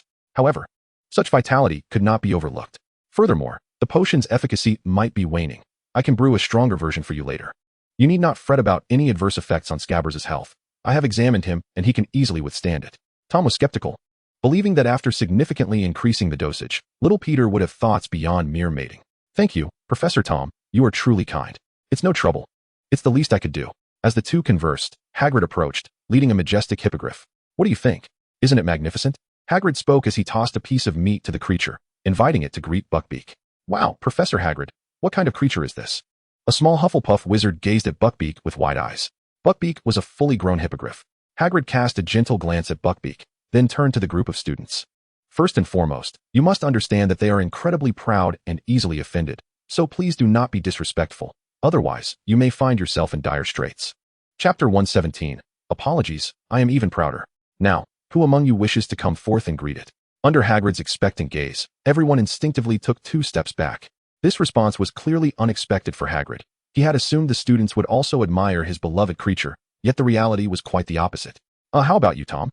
Would you like to give it a try?" In a moment of inspiration, Hagrid turned his attention to Tom, believing this would not only alleviate the current awkwardness but also serve as an opportunity to foster a closer relationship with Tom. Truly a twofold triumph. "Sorry, Hagrid." Tom offered a slight, apologetic smile before turning his gaze toward Buckbeak, feeling an overwhelming sense of pride that surpassed that of the creature. The idea of Tom bowing to any other being was utterly preposterous. Buckbeak, sensing the scrutiny, lifted its head, which had been lowered while it fed, and soon noticed Tom's intense gaze. At that moment, Tom held his head slightly aloft, which Buckbeak perceived as a condescending attitude, provoking its displeasure. However, the piercing emerald eyes of Tom, reminiscent of a creature at the apex of the food chain, instilled a sense of dread in Buckbeak, prompting it to instinctively lower its head and retreat a couple of steps. Hagrid, somewhat taken aback, glanced at Tom before gently stroking Buckbeak in an attempt to soothe it. Yet, this was unexpected for Tom. He had no intention of frightening the small creature, even if he harbored no particular thoughts about Buckbeak. Nevertheless, Tom recognized Hagrid's earlier gesture of goodwill. "Draco," Tom called out, prompting Malfoy to shiver involuntarily, for he knew that his own endeavors rarely ended favorably. It was not that Tom deliberately put him in difficult situations, but rather that misfortune seemed to follow him inexplicably. Although the outcomes were not entirely adverse, Malfoy gritted his teeth, aware that he must heed Tom's words. Resigned, he took a couple of steps forward. Observing this, Tom directed his attention toward Malfoy, their eyes locking across the distance. "You comprehend my intent, do you not? Treat this magnificent bird with respect." "Understood." Malfoy, proud as ever, resolved to exhibit even greater pride than the creature itself. Believing that Malfoy grasped his meaning, Tom nodded approvingly. Having witnessed Tom's earlier display of power and now receiving his affirmation, Malfoy raised his head high and strode confidently toward Buckbeak. "Wait, Malfoy!" Before Hagrid could intervene, Malfoy had already approached Buckbeak. The creature, already in a state of fear, was startled and emitted a sharp cry, its front body rising as its formidable claws lunged toward Malfoy. Clang! The sound echoed like swords clashing against shields, as a shimmering white barrier materialized to shield Malfoy from Buckbeak's onslaught. Tom sighed in exasperation, casually gesturing, causing Malfoy to be propelled back to his side. Observing Malfoy's earlier actions, Tom could easily discern the boy's thought process. To put it simply, he was obedient yet somewhat dim-witted. Tom felt no inclination to reprimand Malfoy, as it was his compliance that had led him into this predicament. However, witnessing Hagrid's increasingly distressed expression elicited a subtle twitch at the corner of Tom's mouth. Was it possible that the large fellow's fate was inherently at odds with his own? Why was it so challenging to foster a harmonious interaction? Ultimately, such matters were not of paramount importance to Tom. He typically found that one attempt sufficed and did not feel compelled to exert excessive pressure. Due to this unforeseen incident, the other students became increasingly reluctant to approach Buckbeak. Malfoy even proclaimed that he would persuade his father to file a complaint against Buckbeak with the Ministry of Magic and have it executed. However, upon noticing Tom's gaze, Malfoy immediately changed his tune. This magnificent creature exhibited such fierce spirit, haughty independence, and defiance against authority, truly a remarkable beast. Draco Malfoy decided that he would appreciate it and allow it to remain. Upon hearing Malfoy relent, Hagrid breathed a sigh of relief, for given Malfoy's lineage, should the matter escalate, Buckbeak's head would undoubtedly be at risk. Nevertheless, the underlying issues remained unresolved. The students still shied away from Buckbeak, regardless of Hagrid's explanations. Hagrid furrowed his brow in distress, unable to devise a solution, and began to doubt his suitability as a professor. Tom casually glanced at Hagrid, and, perceiving the situation, realized that this lesson was proving fruitless. "Well, I am, after all, a professor." Suddenly invigorated, Tom approached the students. "Since you are unwilling to learn about the hippogriff, I shall impart some knowledge of other creatures." Upon hearing this, the students' eyes brightened. Many had previously attended Tom's lectures. "Close your books. The magical creature I am about to introduce is not found in any text." Tom smiled enigmatically, then magically amplified his voice, "Zowu." As his words echoed, a thunderous roar erupted from the depths of the forbidden forest. Not far from Tom, the air warped, and a colossal golden beast descended. Boom! The Zowu uprooted several trees before stabilizing itself, lowering its head to Tom, its large eyes filled with a yearning for affection. The students stared wide-eyed at the Zowu before them. What did I say about magical creatures that are not in the books? Of course, one with a danger level of 5, the highest, would never be included. What kind of school exposes its students to such terrifying creatures? Although the students still hesitated to approach, instinctively distancing themselves, it mattered little to Tom, as their attentive listening was sufficient. Direct contact was not necessary. However, not everyone was deterred. For instance, Nagini, Malfoy, and Hermione, who had already encountered the Zowu, were unfazed. "Tom, may I pet this adorable giant?" Hagrid, sporting a beaming expression, hurried towards Tom. This did not surprise Tom, for Hagrid had a penchant for formidable magical creatures. Moreover, it was likely Hagrid's first encounter with a real Zowu. "Don't ask me. If the Zowu consents, then by all means." Tom was considerate towards his pet, He would not force the Zowu to be touched if it was unwilling. Besides, in Tom's esteem, Hagrid certainly ranked lower than the Zowu. Hearing Tom's words, Hagrid eagerly approached the Zowu, wishing to converse with it. However, Tom seemed to have recalled something, and he cautioned Hagrid, suggesting that next time he could introduce the students to some relatively safe magical creatures, such as nifflers. Oh, that sounds rather dull. I certainly intend to take them to meet those delightful giants. Hagrid appeared blissfully unaware that, aside from a few exceptions, most young wizards were indeed terrified of the creatures he so fondly spoke of. Suit yourself, Tom replied. For him, he had already given his warning. Whether Hagrid chose to heed, it was no longer his concern. In Chapter 118, The Anxious Peter Pettigrew, the subsequent class proceeded smoothly, and the students learned a great deal about the Zowu. Hagrid, witnessing this, became even more convinced that the students, like him, adored these charming creatures. Yet, he failed to notice that although the students listened intently, they never approached the Zowu even once. Above Hogwarts, the weather remained gloomy, with the occasional shadow flitting by. The Dementors that had departed from Azkaban, due to the variety of food available and being forewarned not to enter the castle to prey on students, could only consume whatever was within reach. One such Dementor glided over a hillside, causing the flowers and grass below to wither instantly. A short distance from this hillside, by a small river, 3 Dementors congregated. How much longer must we endure this? Muttered Makabaka. I have been subsisting on grass for 2 weeks now. I feel increasingly like a rabbit. Can we not sneak into the castle for a bite? Grumbled Iggy Big. Have you forgotten the fates of Dementors 32 and 36? Do you wish to vanish mysteriously as well? Warned Tumblebow. Let us hasten to capture someone and return to Azkaban, suggested Wizardus. After their exchange, the 3 Dementors dispersed once more, resuming their search for Sirius Black.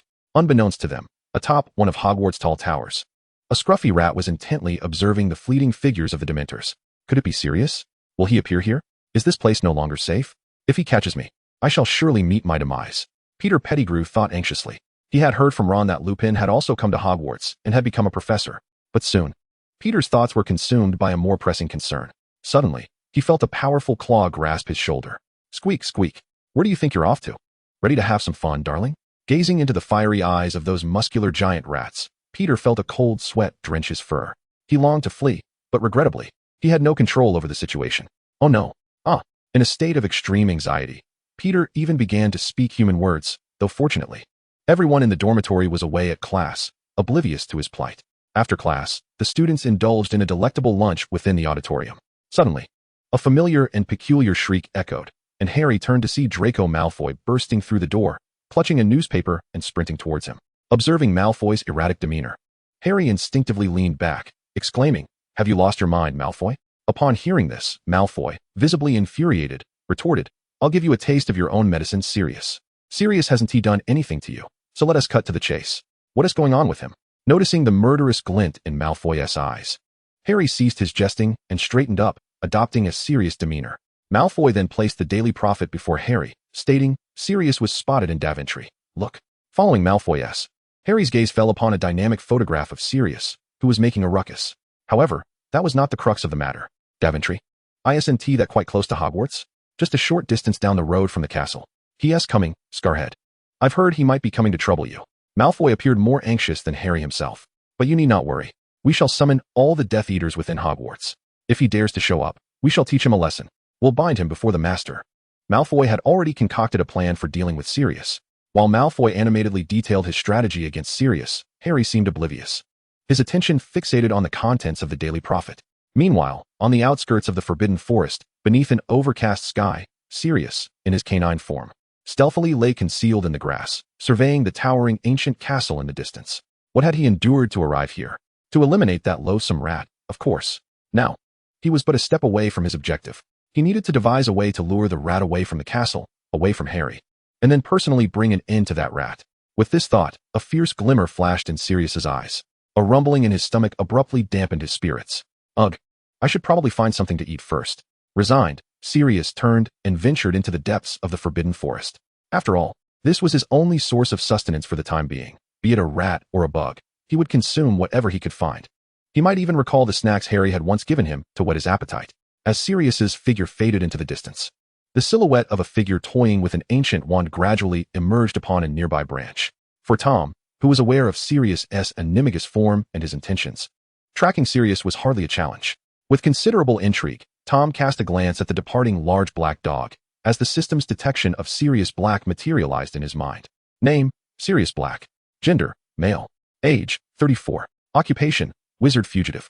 Magical power, elite aura. Talent, max level 10. Spellcasting, 7. Capable of proficient silent casting. Transfiguration, 7. Sufficient to self-learn animagus. Defense against the dark arts, 8. Elite among auras.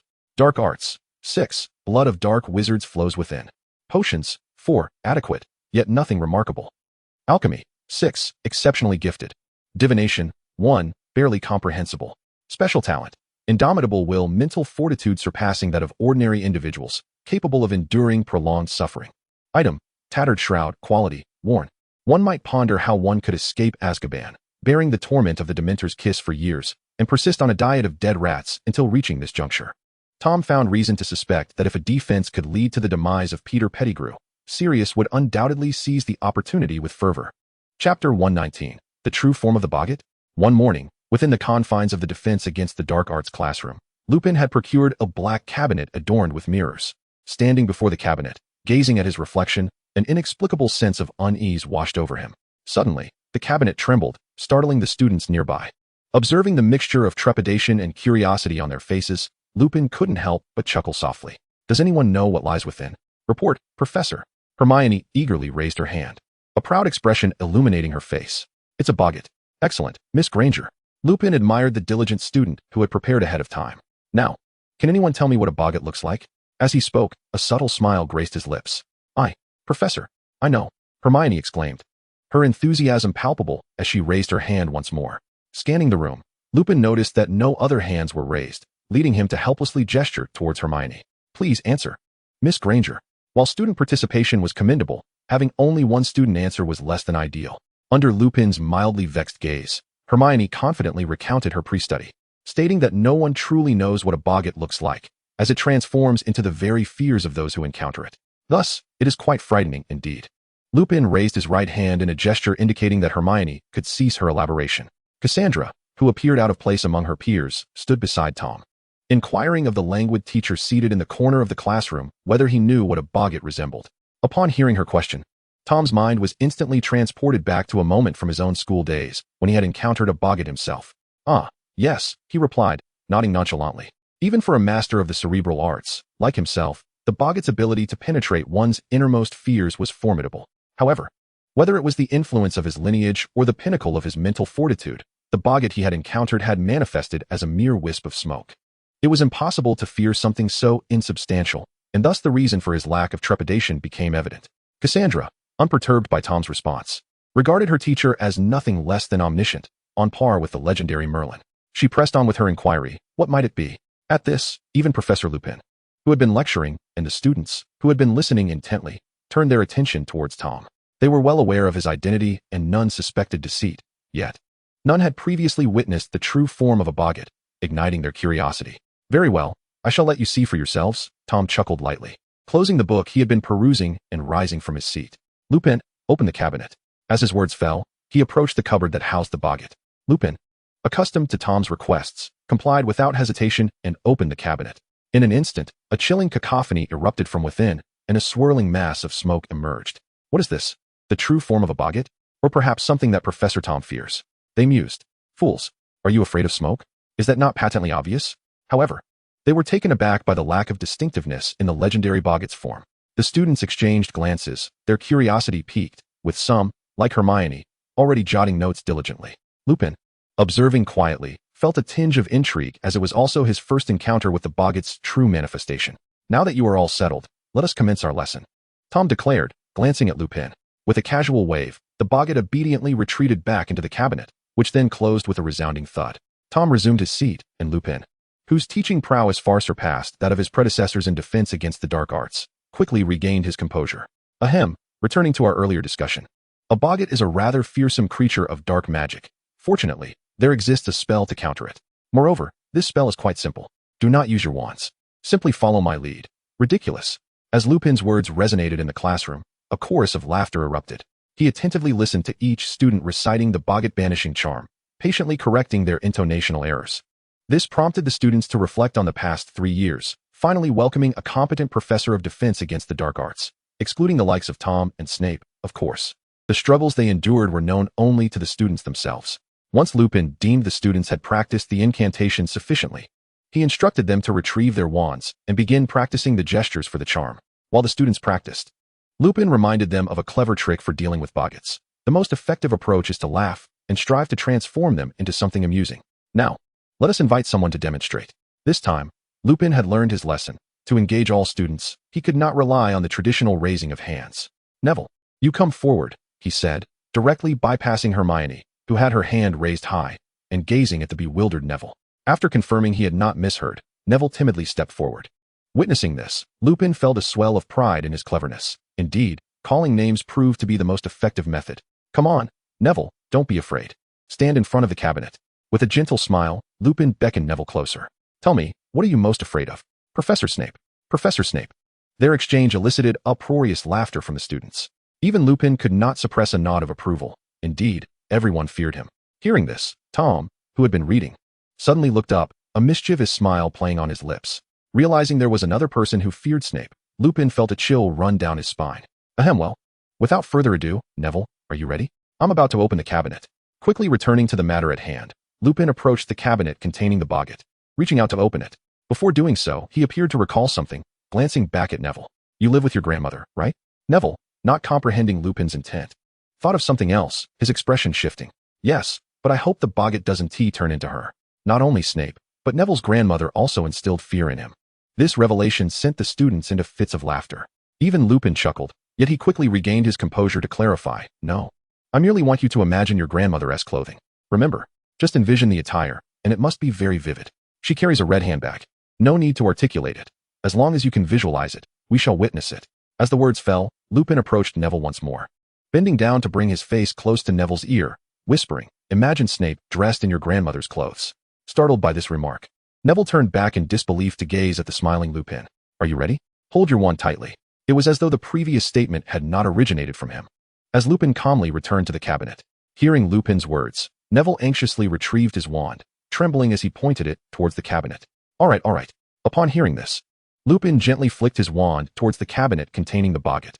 With a click, the cabinet opened automatically. Under the curious gazes of the onlookers, Professor Snape slowly emerged, muttering, Neville, are you a troll? You tossed the dragon liver into the cauldron without grinding it. At this, Neville paused, instinctively believing that the figure before him was the real Snape. The disdainful expression was indeed strikingly similar. Behind Neville, Lupin continuously encouraged him in hushed tones. After a mental struggle, Neville finally summoned his courage, pointing his wand at Snape and shouting the incantation, ridiculous. In an instant, amidst a puff of white smoke, Snape's attire transformed into an old-fashioned green witch's robe, complete with a green-pointed hat and a red handbag. Laughter erupted among the students at the sight of Snape's peculiar ensemble. As the laughter gradually subsided, Lupin clapped his hands and stepped forward. All right, now each of you will come up one by one to give it a try. For a while, the boggart morphed into various strange creatures. Ron faced a giant spider, which, upon the incantation, donned roller skates and fell over clumsily. A young witch confronted a massive python, which transformed into a comical clown after the spell was cast. Coincidentally, one young wizard was terrified of clowns, and upon casting the spell, the clown deflated into nothingness. When it was Harry's turn, not only Lupin and the other young witches and wizards, but even Tom cast curious glances in his direction. As the cabinet opened, two figures emerged. Who is this? Everyone present recognized the silhouettes. They were Tom and Malfoy. Tom solemnly placed a hand on Malfoy's shoulder, his expression one of pride. Draco, you are far superior to Harry. From now on, the second in command of the Death Eaters is entrusted to you. Witnessing this scene, Lupin's expression turned peculiar. How should he put it? He had anticipated that Harry might fear snakes, spiders, or even Snape, but he never expected that Harry's true fear would manifest as this. Lily, James, I am sorry. Harry's transformation was a burden that all of them who remained had to bear. At least in Lupin's mind, this was the case. However, while Lupin was lost in thought, Harry had already uttered the incantation. How comical. A puff of white smoke erupted. As the smoke cleared, the bare-chested figure of Tom appeared. Wow. The young witches present could not help but emit sounds of bewilderment. Tom's physique was not particularly muscular, even somewhat lean. Yet the definition of his muscles was remarkably clear and graceful. Even Kaya's thoughts were no longer on the small favor Tom had done for her, prompting him to gently tap her on the head, eliciting a playful growl from her. Ignoring his pupil's resentful gaze, Tom shifted his attention to the image conjured by the boggart. Before the cabinet stood Tom, his right fist clenched, and with a swift motion, He knocked Malfoy to the ground. The sight of Malfoy's misfortune predictably provoked laughter among the young wizards. However, Lupin quickly returned the boggart to its cabinet, causing the young witches to sigh in disappointment. Many of the young wizards present were somewhat displeased. "Hey, Laura, my physique is quite impressive too, you know. Oh please. Your belly could serve as a flotation device." It turned out that most of the young wizards were merely deceiving themselves. The joyful atmosphere in the classroom filled Lupin with satisfaction. Nothing unexpected had occurred, and all his worries had proven unfounded. Wasn't this a promising beginning? However, after class, some fool relayed the events that transpired to Snape's ears. As a result, the young witches who attended that class found themselves suffering under Snape's wrath during the afternoon potions lesson, especially Neville. Tom recalled that afternoon's potions class, where even Harry had fallen out of favor. Throughout the lesson, Snape posed nearly 50 questions, 30 of which were directed at Neville. If Neville failed to answer, Snape would coldly remark, "Oh, I had thought Mr. Longbottom had become exceptionally proficient. Otherwise, Professor Lupin would not have chosen you for a demonstration, would he?" Neville could hardly remember how many times he had heard such remarks, overshadowed by the harsh reprimands he received for his mistakes. Ironically, due to Snape's relentless targeting, Neville's error rate reached an all-time high. Thus, the reality was that, caught between the loathed yet capable new defense against the dark arts professor and the despised Snape, the students could only describe their experience as a blend of pain and pleasure. No, it was more accurate to say that, as Snape also held disdain for Lupin, the students found themselves suffering more than enjoying. Chapter 121. Let him go. I said it today was a splendid day for all third-year students, for they would finally venture to Hogsmeade Village, a place they had only heard of from upperclassmen. At the Hogwarts train station, Filch held a list, calling out names to ensure the students boarded the train in an orderly manner. This list contained the names of young witches and wizards who had received consent from their guardians to visit Hogsmeade. As for the young wizard who failed to obtain the guardian's signature, it was evident that he could not attend. Meanwhile, Professor McGonagall, ever the concerned figure, took the opportunity to remind the young wizards of the precautions necessary for their journey to Hogsmeade. Just as she was halfway through her instructions, she suddenly noticed some commotion near Filch. Turning her gaze, she saw Filch pointing towards the train and shouting, "What do you think you're doing?" The crowd followed Filch's line of sight and discovered two figures attempting to sneak onto the train. Those two, known to all present, were none other than Harry Potter and Draco Malfoy, who fancied themselves as the Dark Lord's right-hand men, though Tom did not acknowledge this claim. To Tom, if Harry and Draco could indeed be considered his right hands, then those hands were as good as useless. However, for Harry and Draco, the immediate concern was the fact that they had been caught attempting to board the train. "Oh no, Scarhead, run!" shouted Draco as he sprang into action, darting away like a startled rabbit. Yet Harry remained motionless, casting a bemused glance at Draco. "They've already recognized you. What is the point of running now? You're not going to escape Hogwarts, are you?" "I'm not following you." Realizing that Harry wasn't following, Draco returned sheepishly, scratching the back of his head, muttering, "Sorry, I'm just used to it." The two culprits stood before Professor McGonagall with their heads bowed, resembling children caught in mischief. However, a closer look at their eyes revealed that acknowledging their wrongdoing was an entirely different matter. In particular, Draco, with his head lowered, cast sidelong glances at Filch, wondering why the old man's gaze was so piercing. If only Filch understood what he was thinking, he would surely retort, "My eyes are like a ruler." After years of service at Hogwarts, Filch's keen eyesight and agility had been honed to perfection through his encounters with students. His eyes were sharp as an eagle, and his legs robust as a donkey. Yet it was not yet the night for students to roam freely, and for now, this eagle donkey had to play the role of a diligent worker. With Filch orchestrating the orderly boarding of the young wizards, Professor McGonagall turned her attention to the two troublemakers. "Mr. Potter, you cannot go to Hogsmeade without a signature. That is the rule," she admonished Harry sternly before glancing helplessly at Draco. "Mr. Malfoy, I recall your mother did provide you with a signature. Why aren't you boarding the train with the other students?" "Because Scarhead can't join them," Draco replied matter-of-factly. This sentiment touched Harry deeply, prompting him to exclaim, "Draco, you truly are my long-lost brother." In truth, Malfoy had merely forgotten. Initially, upon hearing that Harry had not obtained his uncle's signature, Malfoy racked his brain to devise a strategy, ultimately coming up with the idea of sneaking onto the train. Perhaps the mental exertion of concocting such a scheme had caused him to momentarily forget to cue, and he impulsively leapt onto the train alongside Harry.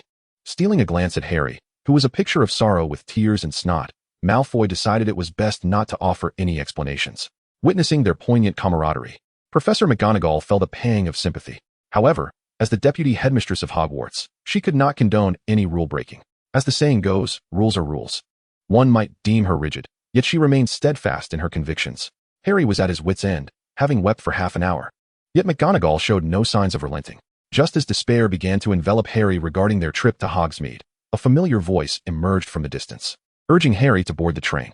Turning towards the sound, the trio beheld Professor Tom approaching, accompanied by Nagini and Cassandra. However, Professor Tom, this is against the rules.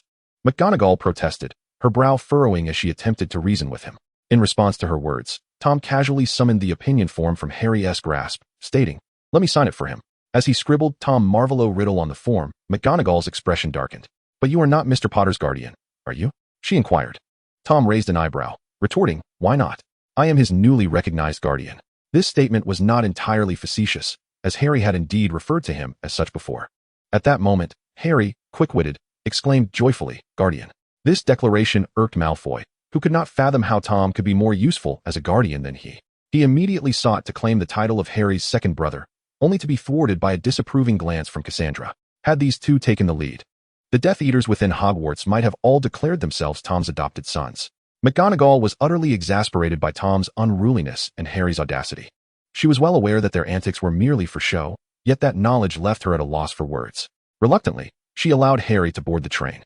As she watched Tom and his entourage ascend onto the Hogwarts Express, she resolved to have a serious discussion with Dumbledore regarding the establishment of rules. Once aboard the train, they sought out an empty compartment.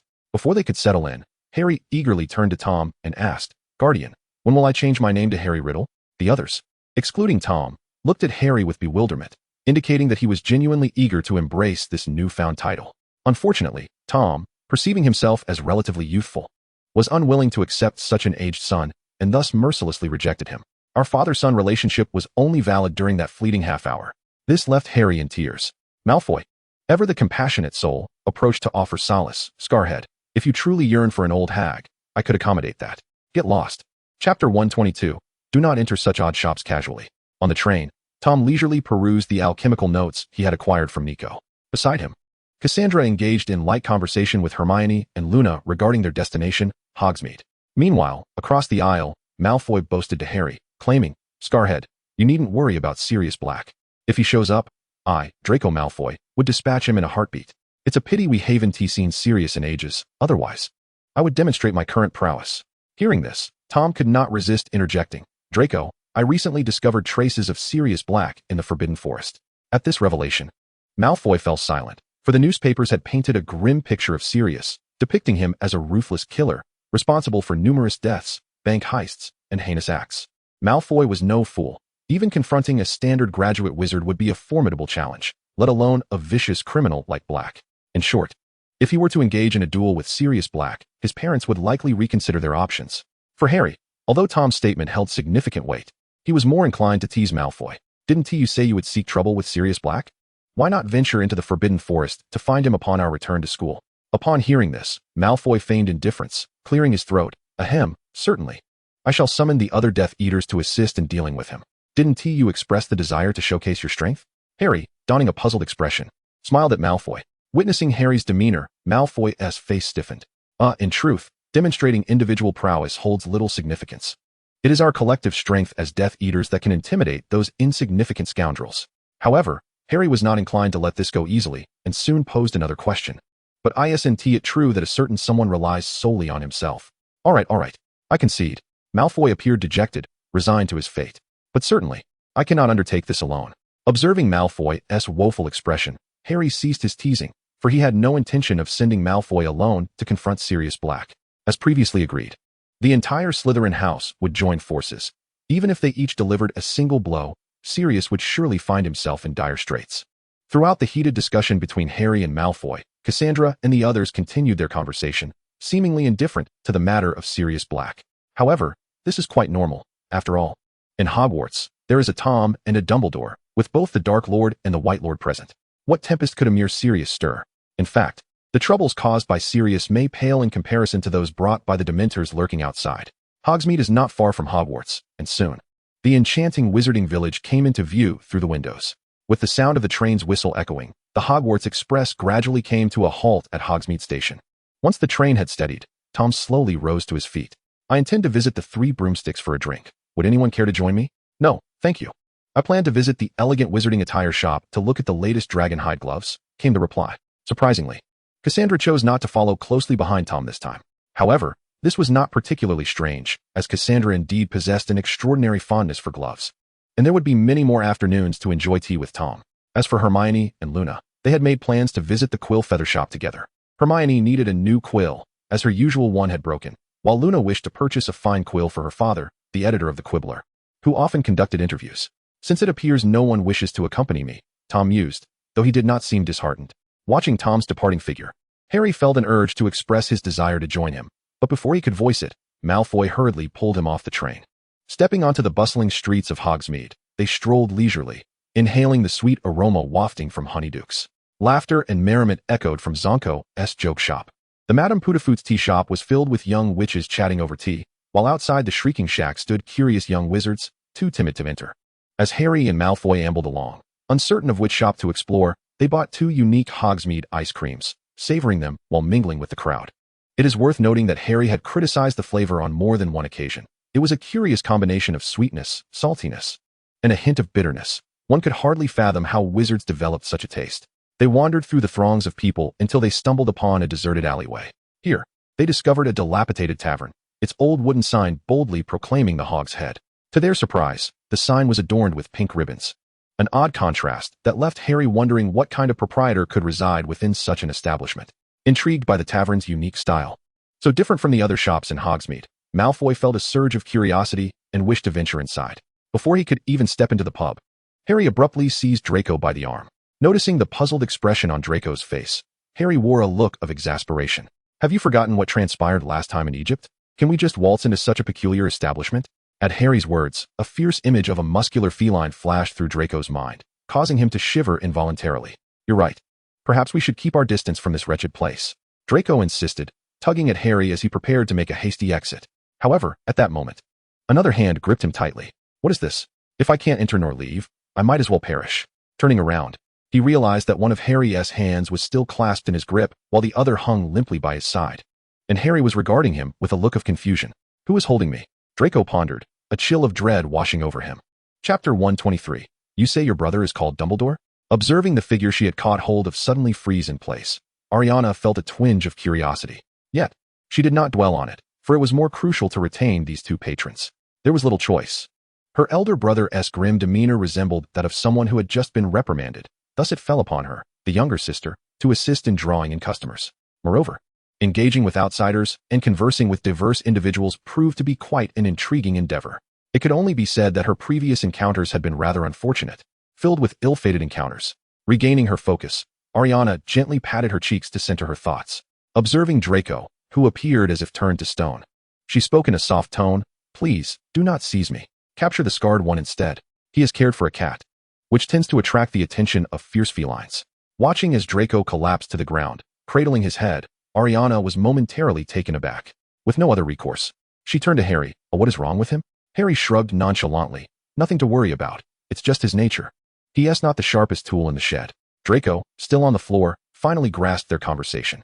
Clearing his throat theatrically, he pretended to regain composure, standing as if nothing had happened. This pub has such a unique decor. Scarhead, let us venture inside. Unfazed by Harry's words, Draco strode directly toward the Hog's Head Inn. Observing this, Ariana swiftly returned to her role, warmly inviting Harry inside. Since Draco had already entered, Harry felt little inclination to refuse. Upon entering the Hog's Head, Draco first surveyed the somewhat dilapidated surroundings before his gaze settled on the elderly man at the bar polishing glasses. Why does this scene seem so familiar?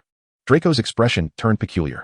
Seeing Malfoy standing there in a daze, Aberforth impatiently urged, What do you want? Stop dawdling.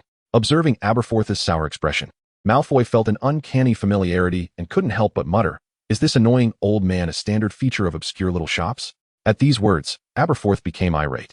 Slamming a glass down on the bar with a resounding thud, glaring at Malfoy, What are you babbling about, you little brat? And your ears clearly aren't working. It could be said that Malfoy's sharp tongue surpassed even Aberforth's.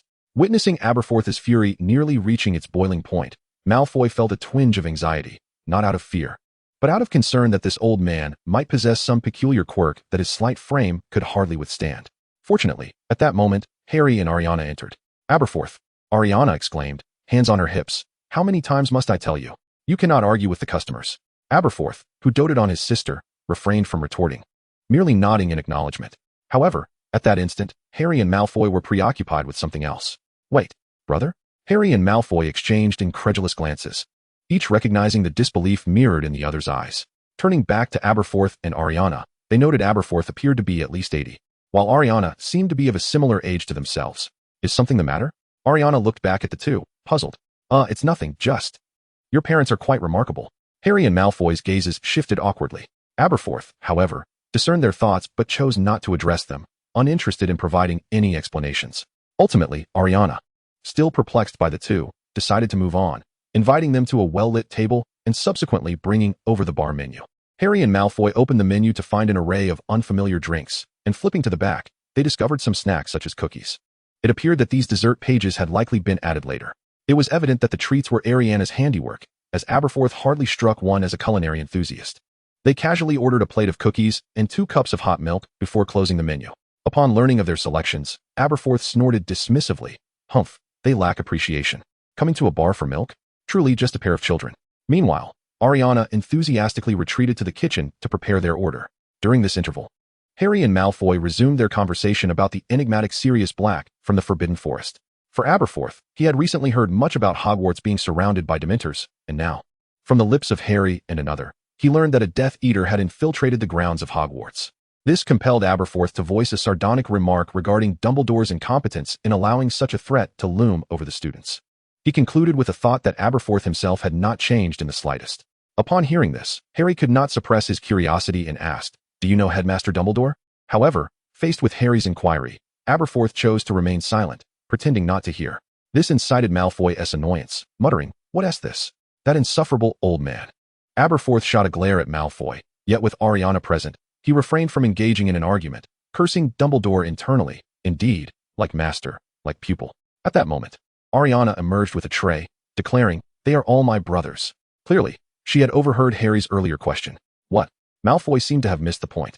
Ariana simply placed the milk and cookies before them, patiently explaining, "My brother Aberforth is the second son, while my eldest brother is the head of the family. And I am the youngest sister." Harry and Malfoy exchanged bewildered glances before turning to Ariana, processing the revelation. "So, Dumbledore is your brother?" Both were astonished, rising from their seats with a thud. The sudden commotion caused Ariana to instinctively step back, then cautiously nod in affirmation, asking, "Is there something wrong with that? Is there something wrong with that?" It seemed there was indeed nothing amiss. No one had decreed that a centenarian wizard could not father a child late in life. It just happened that these 2 ancient wizards were Dumbledore's parents. Furthermore, they coincidentally encountered Dumbledore's sister today. With this thought, Harry and Malfoy wore solemn expressions, but neither chose to voice their thoughts. Chapter 124, Sirius, the Tearful Fat Lady. The Dumbledore family is a remarkable lineage. This was a shared realization between Harry and Malfoy. Gazing at the youthful Ariana, who appeared to be no more than 20, their minds conjured the image of the centenarian Dumbledore. Their parents were extraordinary. Memories surfaced of Dumbledore's preference for the elderly over beauty. Truly, this old Dumbledore was the most extraordinary of all. The two sat in silence, finishing their meals. After settling the bill, they concocted a casual excuse to leave the Hogshead Inn. As Ariana began to tidy the table, Aberforth watched the departing figures of the two, a flicker of contemplation crossing his murky eyes. Once outside the Hogshead, Harry and Malfoy found no inclination to linger, their thoughts consumed by the image of Ariana calling Aberforth brother. Until the conclusion of their excursion to Hogsmeade, the group returned to Hogwarts Castle. As they ascended the staircase, Harry and Malfoy abruptly noticed a throng of individuals obstructing the corner of the spiral staircase above them. Driven by curiosity, the two approached the gathering. Upon reaching the rear of the crowd, they realized that the individuals were all students of Gryffindor. Before they could ponder this curious sight, it dawned on them that they were at the entrance to the Gryffindor common room. The portrait of the fat lady was situated right there, marking the entrance. Contemplating this, Malfoy began to muse. Could it be that these students were obstructing the entrance due to a forgotten password? However, Harry dismissed this notion, reasoning that it was improbable for a dozen individuals to all forget the password simultaneously. Squeezing through the throng, the duo soon uncovered the truth. The situation was not the result of a careless student, but rather the disappearance of the fat lady herself. The imposing portrait before them was marred with claw marks, and the fat lady, who should have been within, was nowhere to be found. Witnessing this scene, Harry and Malfoy exchanged astonished glances. At that moment, a red-haired boy stepped forward, addressing the crowd with a grave expression. "I am the head boy of Gryffindor, as well as the president of the male student council. Everyone must return. No one may enter until a thorough investigation is conducted." Upon hearing this, the other students reacted mildly, but the Gryffindors were left utterly perplexed. "Where are we supposed to go? If we can't enter the common room and are told to leave, shall we simply sleep outside?" Upon reflection, they noted that the grass outside the castle was rather soft, making it a feasible option for a night's rest. As the Gryffindor students contemplated rebellion, they were swiftly subdued by their head boy, Percy. Just then, a voice emerged from behind them, commanding silence and clearance of the path, for the headmaster was approaching. Instinctively, the crowd parted to make way for Albus Dumbledore, clad in his sky-blue robes, accompanied by several staff members. Notably absent was Tom, who, for reasons unknown, had seemingly vanished elsewhere, presumably occupied with some undisclosed matter. It is worth mentioning that Cassandra was also missing. However, it was evident that finding Tom would likely lead them to her. Meanwhile, the portraits lining the walls beside the staircase were in an uproar, yet Dumbledore paid them no heed, focusing instead on the damaged portrait before him. Upon reaching it, the venerable headmaster cast a brief glance, formulating a hypothesis. He then summoned Filch, instructing him to gather the ghosts of the castle to aid in locating the fat lady. However, Filch did not comply. Instead, he pointed in another direction. "No need, Professor, the fat lady is right over there." At Filch's words, the students dashed towards the direction he indicated. Percy attempted to follow, but the Gryffindor students barred his way. The fellow had just suggested he might sleep on the streets, and now, his continued presence was already a testament to our forbearance. Even Percy's insistence that he was the head of the student council proved futile. For the students of Gryffindor, titles such as prefect or student council president bore little weight. Regardless of one's status, their words would fall on deaf ears. The crowd gathered before a portrait depicting a serene landscape of the prairie. "Dear fat lady, could you enlighten us as to what transpired?" Dumbledore inquired in a soothing tone. Upon hearing Dumbledore's comforting voice, the fat lady peeked out from behind a rock, sobbing. "It's him, headmaster, the one you're speaking of." At this revelation, many in attendance recognized the name, Sirius Black. He possessed eyes of a devil, a soul shrouded in darkness, much like his surname suggested. This confirmation was irrefutable, as Black's name itself conveyed a sense of darkness. However, the fat lady continued, "Yet, I must admit, even in his current state of disarray, he exudes a certain rugged charm, his wild beard, his robust arms." A peculiar flush appeared on the fat lady's face, hinting at her unexpected admiration. It seemed Sirius was indeed to her liking. Even in captivity, he did not inspire her disdain. Of course, one might ponder the true nature of the fat lady, but such musings were irrelevant. No one present was concerned with her sentiments towards Sirius Black. Their focus lay solely on one pressing question. Why had he come here? The fat lady's portrait served as the entrance to the Gryffindor common room, unchanged for centuries. Sirius, once a Gryffindor himself, undoubtedly knew this. Thus, he must have sought someone or something within these walls. The only individual they could conceive him wanting to find was. Under the scrutiny of Dumbledore and his companions, Harry felt an involuntary twitch at the corner of his mouth. "Why are you looking at me?" he thought. They had mistakenly assumed he was a Gryffindor, but could he be blamed for that? Everyone believed Sirius had come to seek Harry, unaware that he was, in fact, a Slytherin. Yet, the reality was that while Sirius indeed sought someone in Gryffindor, it was not Harry he was after, but rather Peter Pettigrew. "Now that we have located the fat lady, all students should return to their dormitories. We shall address the ensuing matters," Dumbledore instructed with a wave of his hand, signaling the students to disperse to their respective chambers. With no classes scheduled for the day, it seemed wise to allow them some rest. The students, unable to defy the headmaster's wishes, followed their prefect back to the dormitory, much to the chagrin of Wood and his companions, who had intended to practice Quidditch. Upon returning to their quarters, Ron and the others, seeking distraction, engaged in a game of wizard's chess while discussing the day's extraordinary events. Little Peter Pettigrew thus learned of the matter from the idle chatter of Ron and others. Sirius must have uncovered the news of his survival from some source. He had come to seek him out. Peter was exceedingly certain of this. The thought consumed him even as he tended to his small rodent offspring. If Sirius were to capture him, he would undoubtedly eliminate him. This place was no longer safe. Perhaps it was time to leave? Yet he had finally found a stable refuge after so many years. Contemplating this, Peter glanced again at the mother rat scurrying about on him. And it seemed she was not so secure either. However, being near Ron offered some protection. Venturing outside would surely lead to his demise if discovered. Sigh. Better to observe the situation a while longer. Chapter 125. The Awakening of Slytherin and the Return to the Room of Requirement.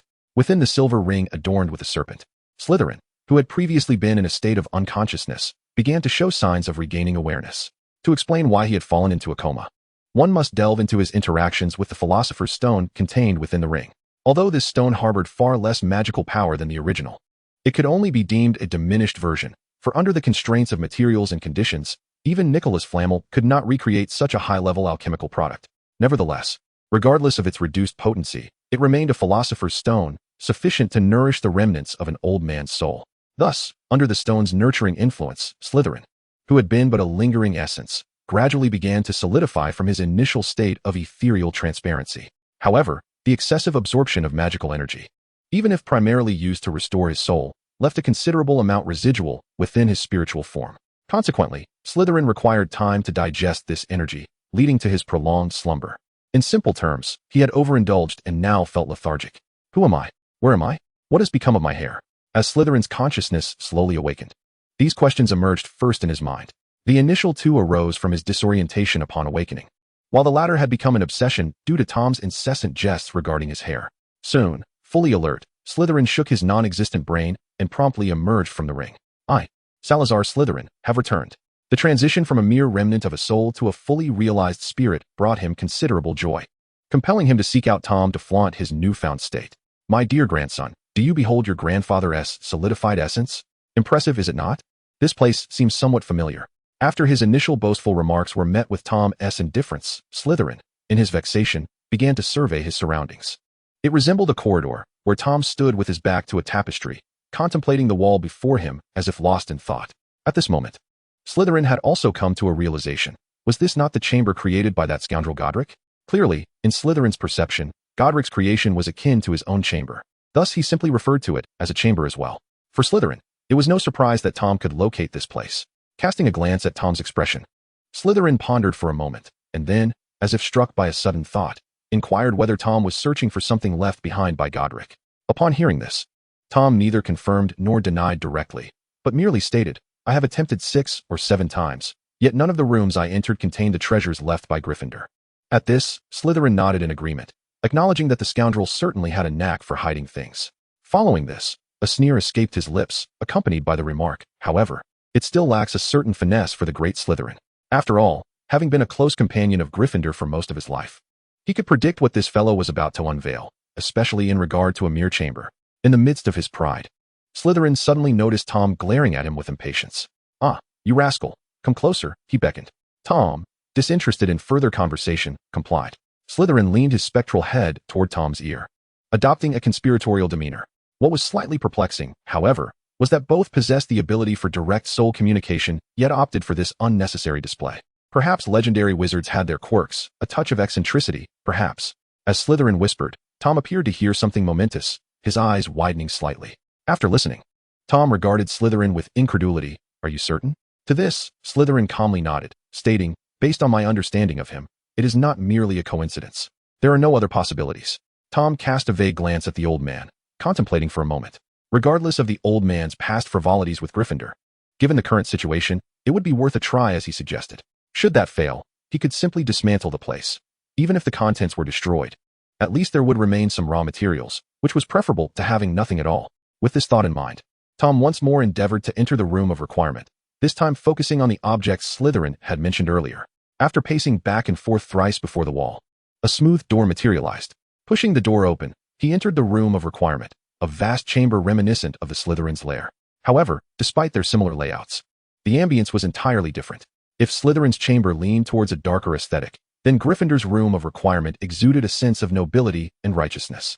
There were no special lighting apparatuses, yet the room felt as though sunlight streamed in. The decor was predominantly a golden-red hue, though the items were few in number.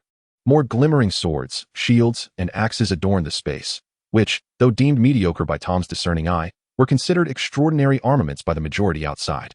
As he casually brushed his fingers over the blade of a silver sword, the faint shimmer of magical energy swirling around its surface attested to its remarkable quality.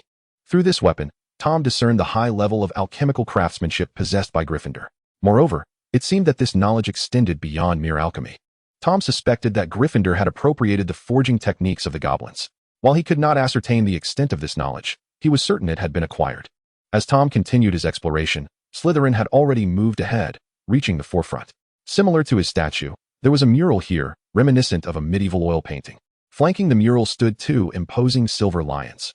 One stood proudly, gazing imperiously into the distance, while the other displayed a fierce demeanor, confronting any onlookers directly. Slytherin gazed nostalgically at the figure depicted in the mural, a man adorned in attire that resembled both a wizard and a knight, with flowing locks. Unbeknownst to him, Tom had approached his side. After glancing at the 2 silver lions, a flicker of astonishment crossed Tom's features. Silver iron? This rare metal, known for its strength and lightness. Boasts excellent malleability and exceptional magical conductivity, making it a highly coveted magical material. Of course, it bore another, more familiar name, mithril. Was Gryffindor truly this affluent? After all, the quantity of mithril is far from abundant. Crafting 2 decorative lions from it seemed rather extravagant, at least from Tom's perspective, who had been relying on student loans just 3 years prior. However, Slytherin found this to be entirely reasonable, recalling that Godric was the most fond of dueling among them, a pastime that necessitated the vanquished offering spoils to the victor.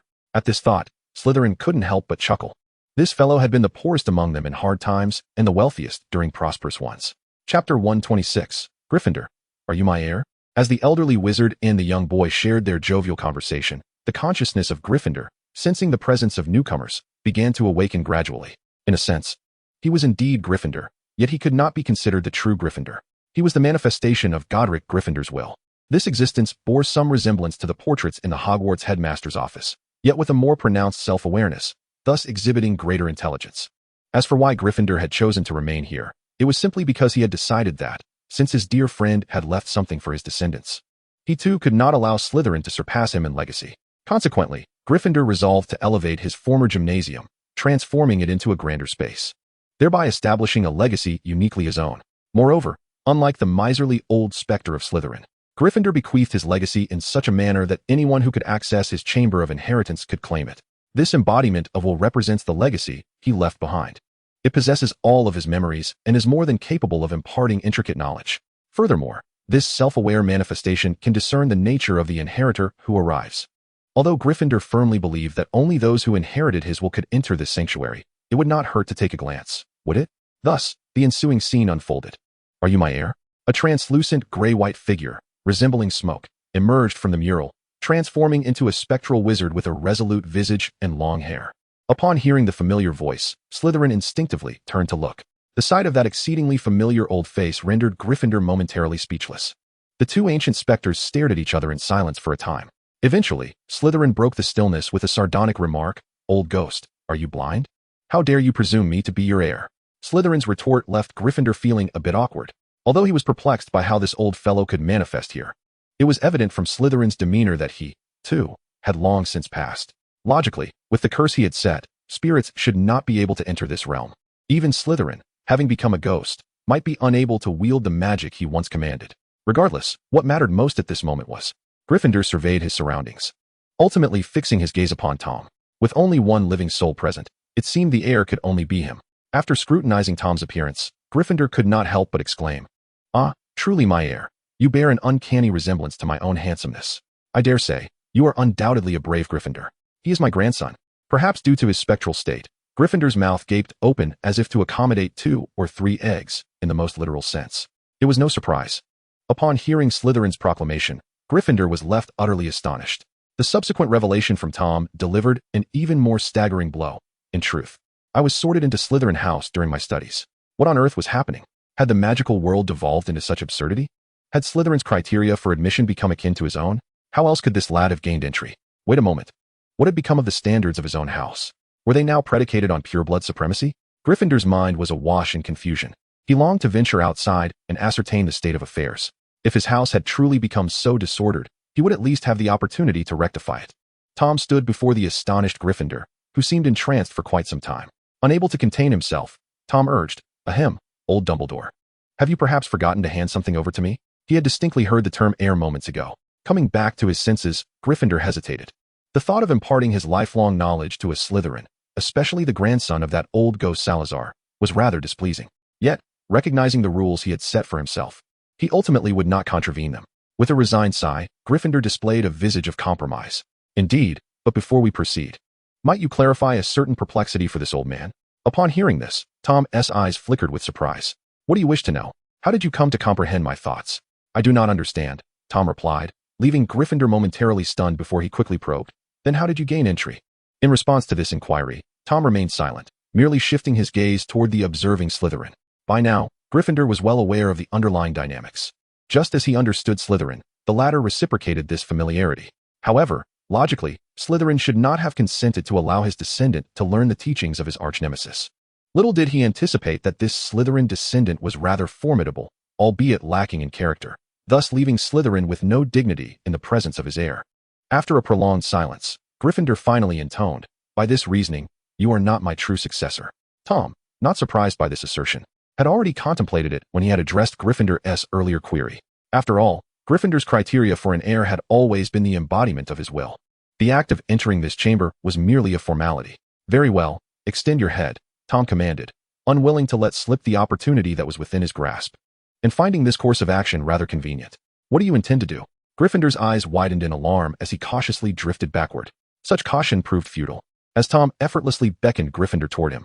In an instant, under Gryffindor's incredulous gaze, Tom seized his neck with his right hand. At that moment, Tom was perilously close, allowing Gryffindor to scrutinize the handsome features of his face with alarming clarity. "My intention is to extract from your soul the items I seek. And your existence is rather unique. It would be intriguing to study your resilience against various curses. Am I truly that fearsome?" Gryffindor, despite having faced countless formidable situations, felt a wave of trepidation. "Wait, we can negotiate further. I have no desire for idle chatter," Tom retorted, preparing to act. In that instant, Gryffindor could no longer maintain his composure and shouted, "Old ghost, save me." Upon hearing that sound, Tom momentarily halted his actions, then turned to glance at Slytherin. Under the intense gaze of his own grandson, Slytherin's composure began to falter. Although he could comprehend and even endorse Tom's approach, having himself resorted to unscrupulous methods to obtain what he desired in the past, the circumstances were different now. This was, after all, his close companion, with whom he had shared a tumultuous history spanning many years. Chapter 127. The New Generation of Death Eaters in the Forbidden Forest Instance. Approximately half an hour later, after Slytherin's desperate pleas that cost him his dignity and the voluntary signing of an unequal treaty by Gryffindor at Tom's behest, the illustrious wizard, the valiant knight, and the original lion of Hogwarts, Gryffindor, was finally spared from being used as mere fodder. A cause for celebration indeed. At this moment, Gryffindor, feeling the weight of impending peril lifted, engaged in conversation with Slytherin, reminiscing about their shared past. Despite the stipulations of the unequal treaty, which rendered all that Gryffindor possessed as Tom's property, including, but not limited to, the mithril and other alchemical materials within the room, even the ancient magic, alchemy, and forging skills that Gryffindor had mastered were not exempt from Tom's grasp. Nevertheless, Gryffindor considered this a fortunate arrangement, as Tom could have easily extracted these secrets from him through more sinister means, particularly after his departure from this room, filled with unclaimed alchemical resources. However, there was no urgency in imparting this knowledge to Tom. Both Gryffindor and Tom shared a mutual indifference regarding the matter. For Tom, everything that Gryffindor possessed was merely an embellishment to his already formidable arsenal. As for Gryffindor, he planned to take a leave from the room of requirement for a time, which was one of the significant reasons for his acquiescence to Tom's unequal treaty. One should not underestimate the Dark Lord's cunning should Gryffindor decide to abscond immediately after leaving. Meanwhile, in the Forbidden Forest, Harry and Malfoy, having gathered their forces, completely blocked the entrance and nearby paths with a throng of small serpents. The sight was ominous, resembling a vast expanse of black clouds. Upon closer inspection, one could discern the presence of 20 or 30 students from other houses amidst the crowd. However, this was not the entirety of their available manpower. Harry and Malfoy had conferred and deemed that this was sufficient to confront a mere Sirius Black. Moreover, although classes were not in session that day, gathering all the Death Eaters within the school would surely provoke the ire of old Dumbledore, who would accuse them of rebellion. In the castle's 8th floor, within the headmaster's office, Dumbledore's tranquility was soon disrupted. "Are they plotting a rebellion?" Severus Snape, having observed the scene through magical means, burst into report. Dumbledore, seemingly unconcerned, had little to say, while Snape, the head of Slytherin, was on the verge of exploding. "Ah, Severus, remain calm. Take a breath," Dumbledore advised, casually popping a candy resembling a cockroach into his mouth. Upon hearing Dumbledore's words, Severus Snape seemed to be confronted with the most ludicrous of jokes. How could he possibly maintain his composure? They intended to dismantle the Forbidden Forest. Did he truly believe that the savage centaurs and the ferocious beasts within would simply allow this to transpire? It must be said that despite his brusque demeanor, Snape was indeed a commendable professor, as his foremost concern remained the safety of his students. Nonetheless, Dumbledore appeared unfazed by Snape's concerns, reassuring him, "Do not worry. I shall ensure Hagrid keeps a vigilant watch over them." Hagrid? That giant. Chuckling softly, Snape found himself incredulously amused, almost suspecting that Dumbledore had succumbed to a form of Muggle senility. After a deep breath to regain his composure, Snape declared, "Regardless of your intentions, I will not permit any harm to befall her child," before turning on his heel and exiting the headmaster's office. Bang! As the heavy door slammed shut, Dumbledore offered a wry smile tinged with resignation. He then retrieved paper and pen, inscribing a few lines before handing it to Fawkes, who perched nearby on a sycamore stand. I appreciate your assistance, Fawkes. With that, Fawkes transformed into flames and vanished from sight. Were anyone to glimpse the letter Dumbledore had just penned, they would discern to whom it was addressed. Meanwhile, in the depths of the Forbidden Forest, Draco Malfoy surveyed the shadows with confidence, reveling in the thrill of orchestrating a brawl with so many companions. Scarhead, what are we waiting for? Let us charge in. Casting a glance at Harry, who was busy assuring Hagrid of their intentions, Malfoy could not suppress his urge to urge action. All right, I'm coming. Harry rejoined the ranks of the Death Eaters, as if he had just finished conversing with Hagrid. Feeling the fervor rise within him, Harry glanced back at the Death Eaters behind him and sensed a swell of bravado. At this moment, everything was finally in place. He, Harry Potter, had made his declaration. Sirius Black would not escape today, even if he stole a flying broomstick. If Sirius were to evade capture, Harry would be forced to endure a month of washing Draco Malfoy's grimy socks. With this thought in mind, Harry issued the command, and the fledgling Death Eaters surged into the Forbidden Forest, chanting fervently for the Dark Lord and the like. Among them, Harry and Malfoy shouted the loudest. Were it not for the presence of others, they might have even invoked the name of Demacia in their excitement. However, for Hagrid, these youngsters were reveling in their shouts. While he found himself in a predicament, was it not agreed that they would act as a cohesive unit? Why had they scattered so abruptly? This left Hagrid feeling utterly exasperated. In truth, he should not have permitted these students to enter, as the Forbidden Forest was typically off-limits. However, due to the formidable presence of these Death Eaters, Hagrid harbored grave doubts about his ability to intervene effectively, fearing he might even be caught in the ensuing chaos. Although he was robust and unafraid of physical confrontation, it was evident that such strength would not suffice to deter them. Thus, Hagrid had no choice but to seek counsel from Harry, yet it appeared that all his efforts were in vain. Alas, concerned for the safety of the students within, Hagrid grasped his small pink umbrella and ventured into the Forbidden Forest. Within the depths of the Forbidden Forest, the Death Eaters were far from foolish. They were acutely aware of the perils that lurked within. Consequently, they organized themselves into several groups of 10 to 20 individuals, each comprising at least 5 upper-year wizards. With such a formation, they faced minimal challenges from creatures of moderate threat. For instance, one of the groups encountered a situation where, upon sensing movement in the nearby bushes, they unleashed a flurry of stunning spells, incapacitating a hapless hare. After casting a few more spells, several upper-year wizards approached to investigate, only to discover it was merely a wild rabbit. Let us proceed further, they declared. If even a rabbit could withstand such an onslaught, one could only imagine the fate awaiting the creatures of the Forbidden Forest that day. Chapter 128. Sirius, are these students out of their minds? Within this treacherous forest, the most formidable threats were likely the Acromantuli and the chimeric creature known as the werewolf. However, the Acromantuli had suffered considerable losses during Tom's last visit, and it would take many years for their population to recover. As for the werewolf, it served as one of Tom's mounts, regarded by the Death Eaters as akin to an elder within their ranks, one of their own. The remaining centaurs and unicorns posed little danger. The centaurs,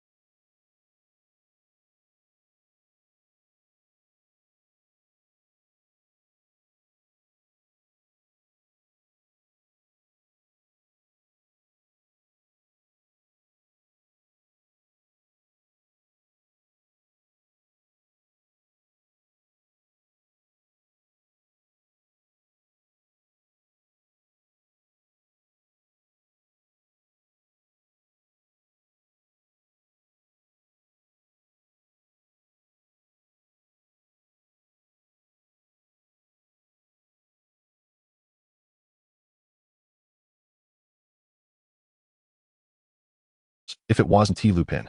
Then who could have possibly been aiding Sirius at that moment? The answer lay with two old men, who delighted in wandering about.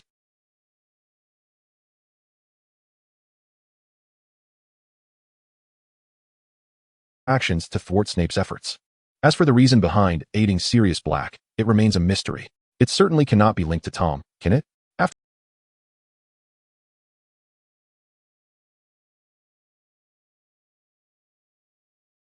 Sirius were to remain free, the only rationale that comes to mind is that Sirius might serve as a rare, formidable, and non-lethal teaching tool for Tom.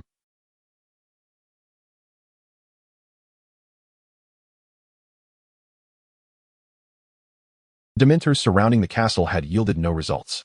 Instead, they had devoured a substantial amount of vegetation on the nearby hills, leaving much of it withered. Frankly, if they failed to locate Sirius soon, they would soon be driven to madness, their overindulgence in grazing nearing the point of regurgitation. To those in the know, they are called Dementors. To the uninitiated, they might as well be a new breed of rabbit. However, it wasn't just the Dementors who faced a lack of success. A certain oily-headed bat was equally frustrated. Having covertly surveilled Lupin for so long, he still had not uncovered any evidence linking Lupin to Sirius. With the full moon fast approaching, despite Snape's disdain for Lupin, he could not allow Lupin to transform into a werewolf and wreak havoc within the castle. While this posed little threat to the professors, it could be perilous for the young witches and wizards. Moreover, Dumbledore had also requested his assistance. Reluctantly, Snape prepared the Wolfsbane potion for Lupin, enabling him to retain his self-awareness during his transformation, to avoid revealing his werewolf identity to the students. Lupin would remain in his office during the days leading up to the full moon. Consequently, Snape would have to take over the defense against the dark arts class. Quite frankly, Tom's interest in substituting was rather low. It was unclear whether the abundance of Dementors or geographical factors were to blame. But the weather during this period was predominantly overcast. Yet, even on gloomy days, accustomed to darkness, Snape would ensure to close all windows during his lessons. This arrangement applied specifically to the defense against the dark arts class, as the potions classroom was situated in the basement, eliminating the need for closures. As the class commenced, Snape strode into the room with purpose, swiftly making his way to the podium while magically sealing the surrounding windows. As for Tom and his apprentice, seated in a corner engrossed in their reading, Snape knew that ignoring them was the wisest course of action. During this particular defense against the dark arts lesson, Snape did not adhere to the student's pace. Turn to page 394, he commanded. Although the students were puzzled by the absence of Professor Lupin, they complied without hesitation. Ultimately, one student voiced their confusion, albeit it had little to do with Lupin. Apologies, sir, but we have just finished studying the Red Cap and the Snargaluff. Confronted with Hermione's inquiries, Snape remained silent, his gaze fixed with a deathly intensity. He had little fondness for explanations, especially when it came to his decisions being questioned by students. Once he sensed that no one else was inclined to speak, he commenced a discourse on the origins, behaviors, and countermeasures regarding werewolves, occasionally posing questions to the students, with Harry being the most queried. Nonetheless, despite Snape's lack of elucidation on why he was discussing werewolves, the students were left with lingering doubts. While most were unable to voice their thoughts, a few privileged ones could. Professor, why has Professor Snape suddenly decided to teach about werewolves? Observing the curious expression on his Prot-G's adorable face, Tom affectionately ruffled Cassandra's hair. It's nothing. Perhaps he thinks it will be useful, he replied. As he spoke, Tom seemed to recall something, a mischievous smile creeping onto his lips. Though it could also be due to Severus's disdain for werewolves, considering he nearly met his end by one during his studies. Tom's voice was soft, yet Snape's prowess was such that he could hear it. However, unlike others, he could not retort. Thus, Snape feigned indifference and continued his lecture. Chapter 131, Quidditch on a Rainy Day. While Snape elaborated on the history of werewolves, Harry and Malfoy, seated towards the back, began discussing the Quidditch match scheduled for the following day. Unbeknownst to them, their seemingly discreet actions were perceived by Snape as a provocation. Harry and Malfoy were engrossed in their conversation when they suddenly noticed the already dim classroom had grown even darker. Looking up, they found Snape had silently approached them. Oh, Mr. Potter and Mr. Malfoy, it appears you are quite eager for tomorrow's Quidditch match, to the extent that you can hardly be bothered to pay attention in class. Snape's tone dripped with sarcasm. I hope that even if you break a leg tomorrow, you manage not to break your hands, for should you find yourselves in the infirmary, you will still be expected to submit today's assigned work punctually. Yes, Professor. No problem, Professor. Harry and Malfoy exclaimed, straightening in their seats, having been startled into a cold sweat. Satisfied with their response, Snape nodded before returning to the front of the classroom. However, after taking only a few steps, he turned back, adding, additionally, your assignment for today is doubled, requiring at least 6 parchment sheets. At this, Harry and Malfoy exchanged glances of despair. feeling as though the sky itself had fallen. The following day, Quidditch pitch. The weather was dismal, with thick clouds completely obscuring the sun, rendering the morning indistinguishable from night.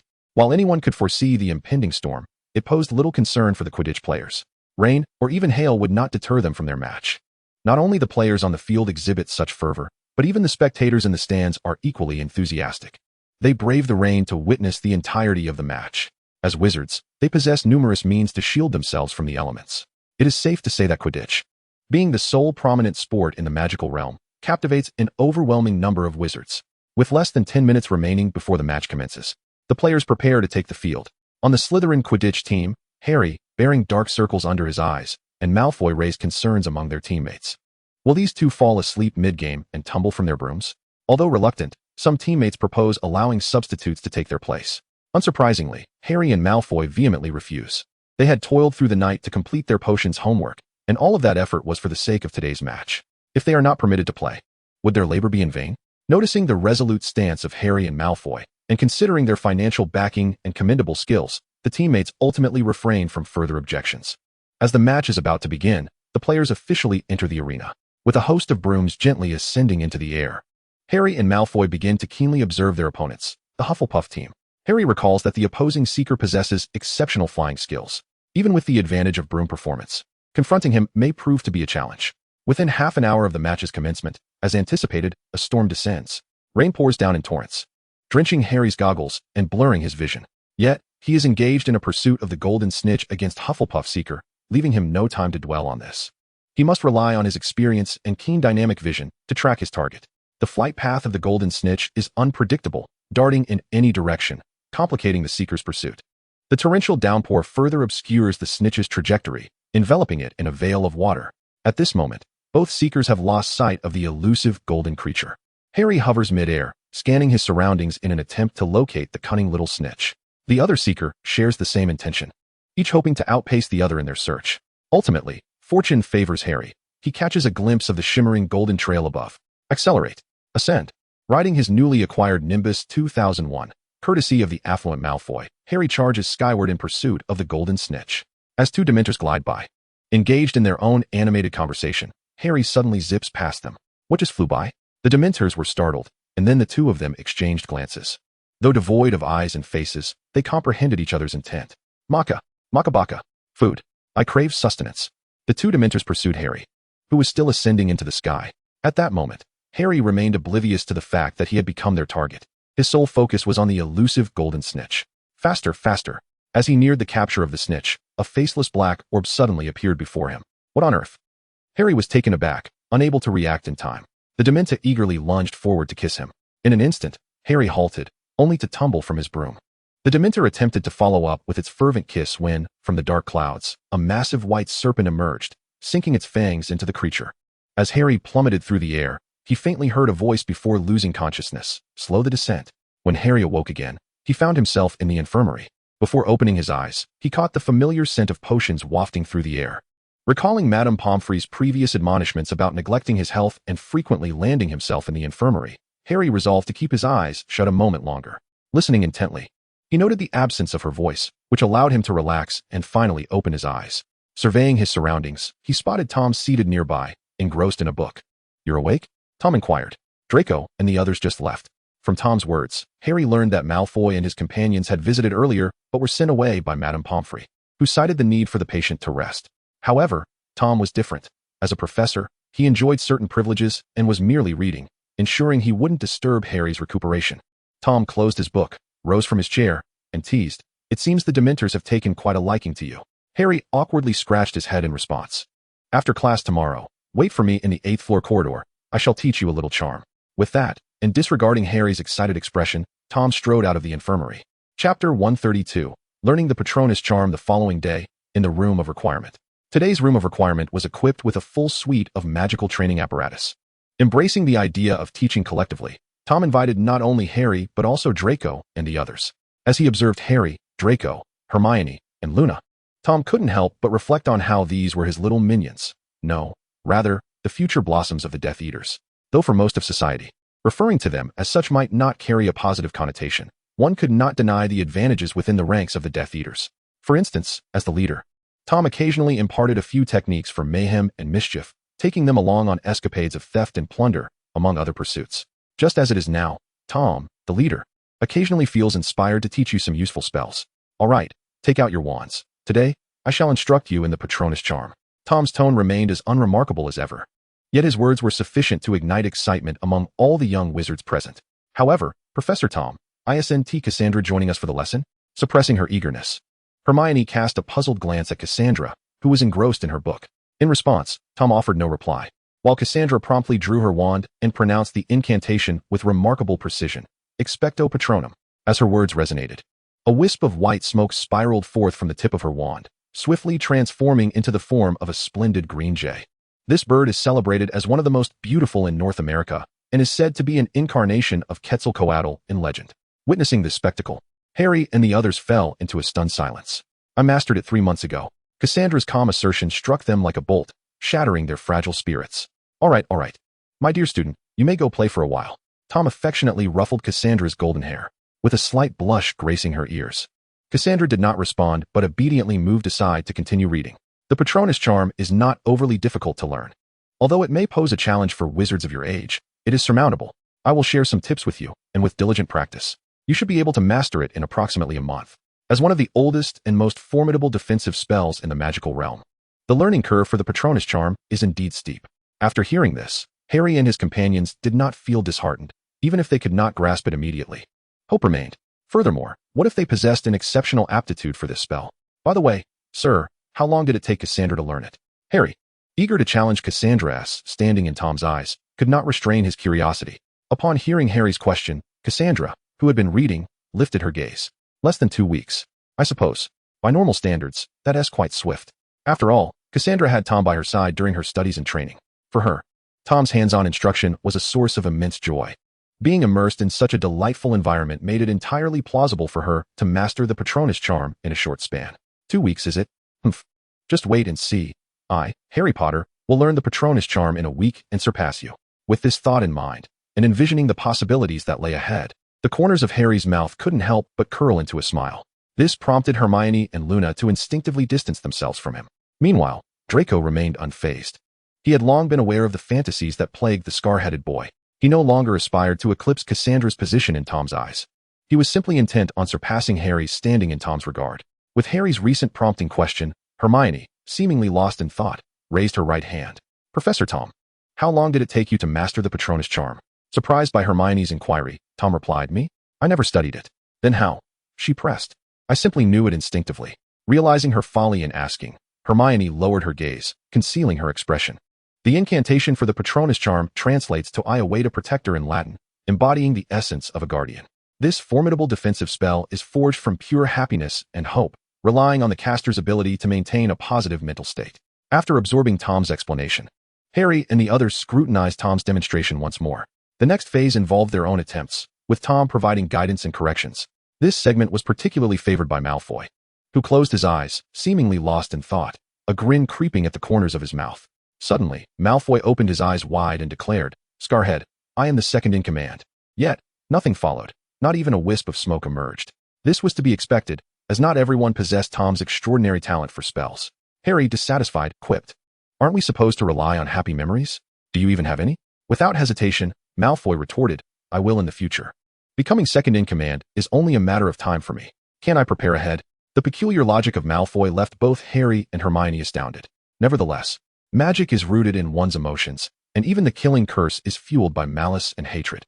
Thus, providing strong emotions could indeed validate Malfoy's unconventional approach. After 2.5 hours of practice, Harry's wand finally emitted a faint wisp of white smoke, so minuscule it was almost imperceptible. But it was indeed a sign of progress. It appeared that although he attracted Dementors, he possessed a commendable aptitude for the Patronus charm. All right, we'll conclude for today. There's no need to rush. Practice more at home, Tom instructed before departing the room of requirement with Cassandra. Hermione and Luna followed suit, and as Malfoy prepared to leave, he called out to Harry, Scarhead, are you coming or not? You go ahead. I want to practice a bit more, Harry replied without turning. Malfoy, conceding, made his exit. After Malfoy's departure, Harry remained resolute in his efforts. Chapter 133, Trelawney's Prophecy. Today's divination class witnessed 2 significant events. The first was Hermione's falling out with Professor Trelawney, culminating in her storming out. The second matter pertains to the present. This very night, the treacherous fiend, who betrayed his friends, shall regain his freedom. The master and servant shall reunite. At this moment, the divination class has concluded, yet Harry and his companions linger on. For reasons unbeknownst to her, Trelawney suddenly began to utter peculiar statements, her demeanor decidedly askew. Even more astonishing was the fact that she quickly reverted to her usual self, seemingly unaware of her prior utterances. "Apologies, Professor, but we must take our leave," Harry stated, as he and his friends were pressed for time to attend their next class. As they descended the astronomy tower, Malfoy could not contain his disdain, exclaiming, "What was that all about? Is she having a fit? Or perhaps she's taken the wrong potion. She seems utterly unhinged." I have no idea," Harry replied, equally perplexed. "Prophecy." A cool and familiar voice resonated behind them. "What?" Harry and Malfoy exchanged glances before turning to find Cassandra, the esteemed Death Eater's daughter, standing before them. Sensing their astonishment, Cassandra continued, "She just made a prophecy." Regarding matters of this nature, both Harry and Malfoy held a measure of belief in Cassandra's words, for she possessed genuine insight into such phenomena. "I shall inquire further with the professor. For now, I must attend my class," she remarked before gracefully bypassing them and descending the stairs. The ability to foresee the future without any tools was extraordinarily rare, and it seemed prudent to consult Tom regarding this matter. As they watched Cassandra's retreating figure, Harry and Malfoy exchanged intrigued smiles, captivated by her authentic prophecy. "Scarhead, who do you think that traitor is? Sirius?" Malfoy questioned. Yet according to him, there must be some twist to the tale, and Sirius has long since regained his freedom. How could it possibly be tonight? Harry furrowed his brow and shook his head, uncertain about the specifics of this newfound freedom. At that moment, Malfoy appeared to have an epiphany, noting that last part was rather odd too. Something about a master and servant. "I've heard some seers can predict multiple events at once. Perhaps that statement is unrelated to the first. I don't understand. My mind feels utterly muddled. Let us proceed to class," Harry suggested. The next class was flying lessons, which should have filled them with excitement. However, this time was different. Due to the prophecy, both Harry and Malfoy were entirely preoccupied, their thoughts far from the flying broomsticks.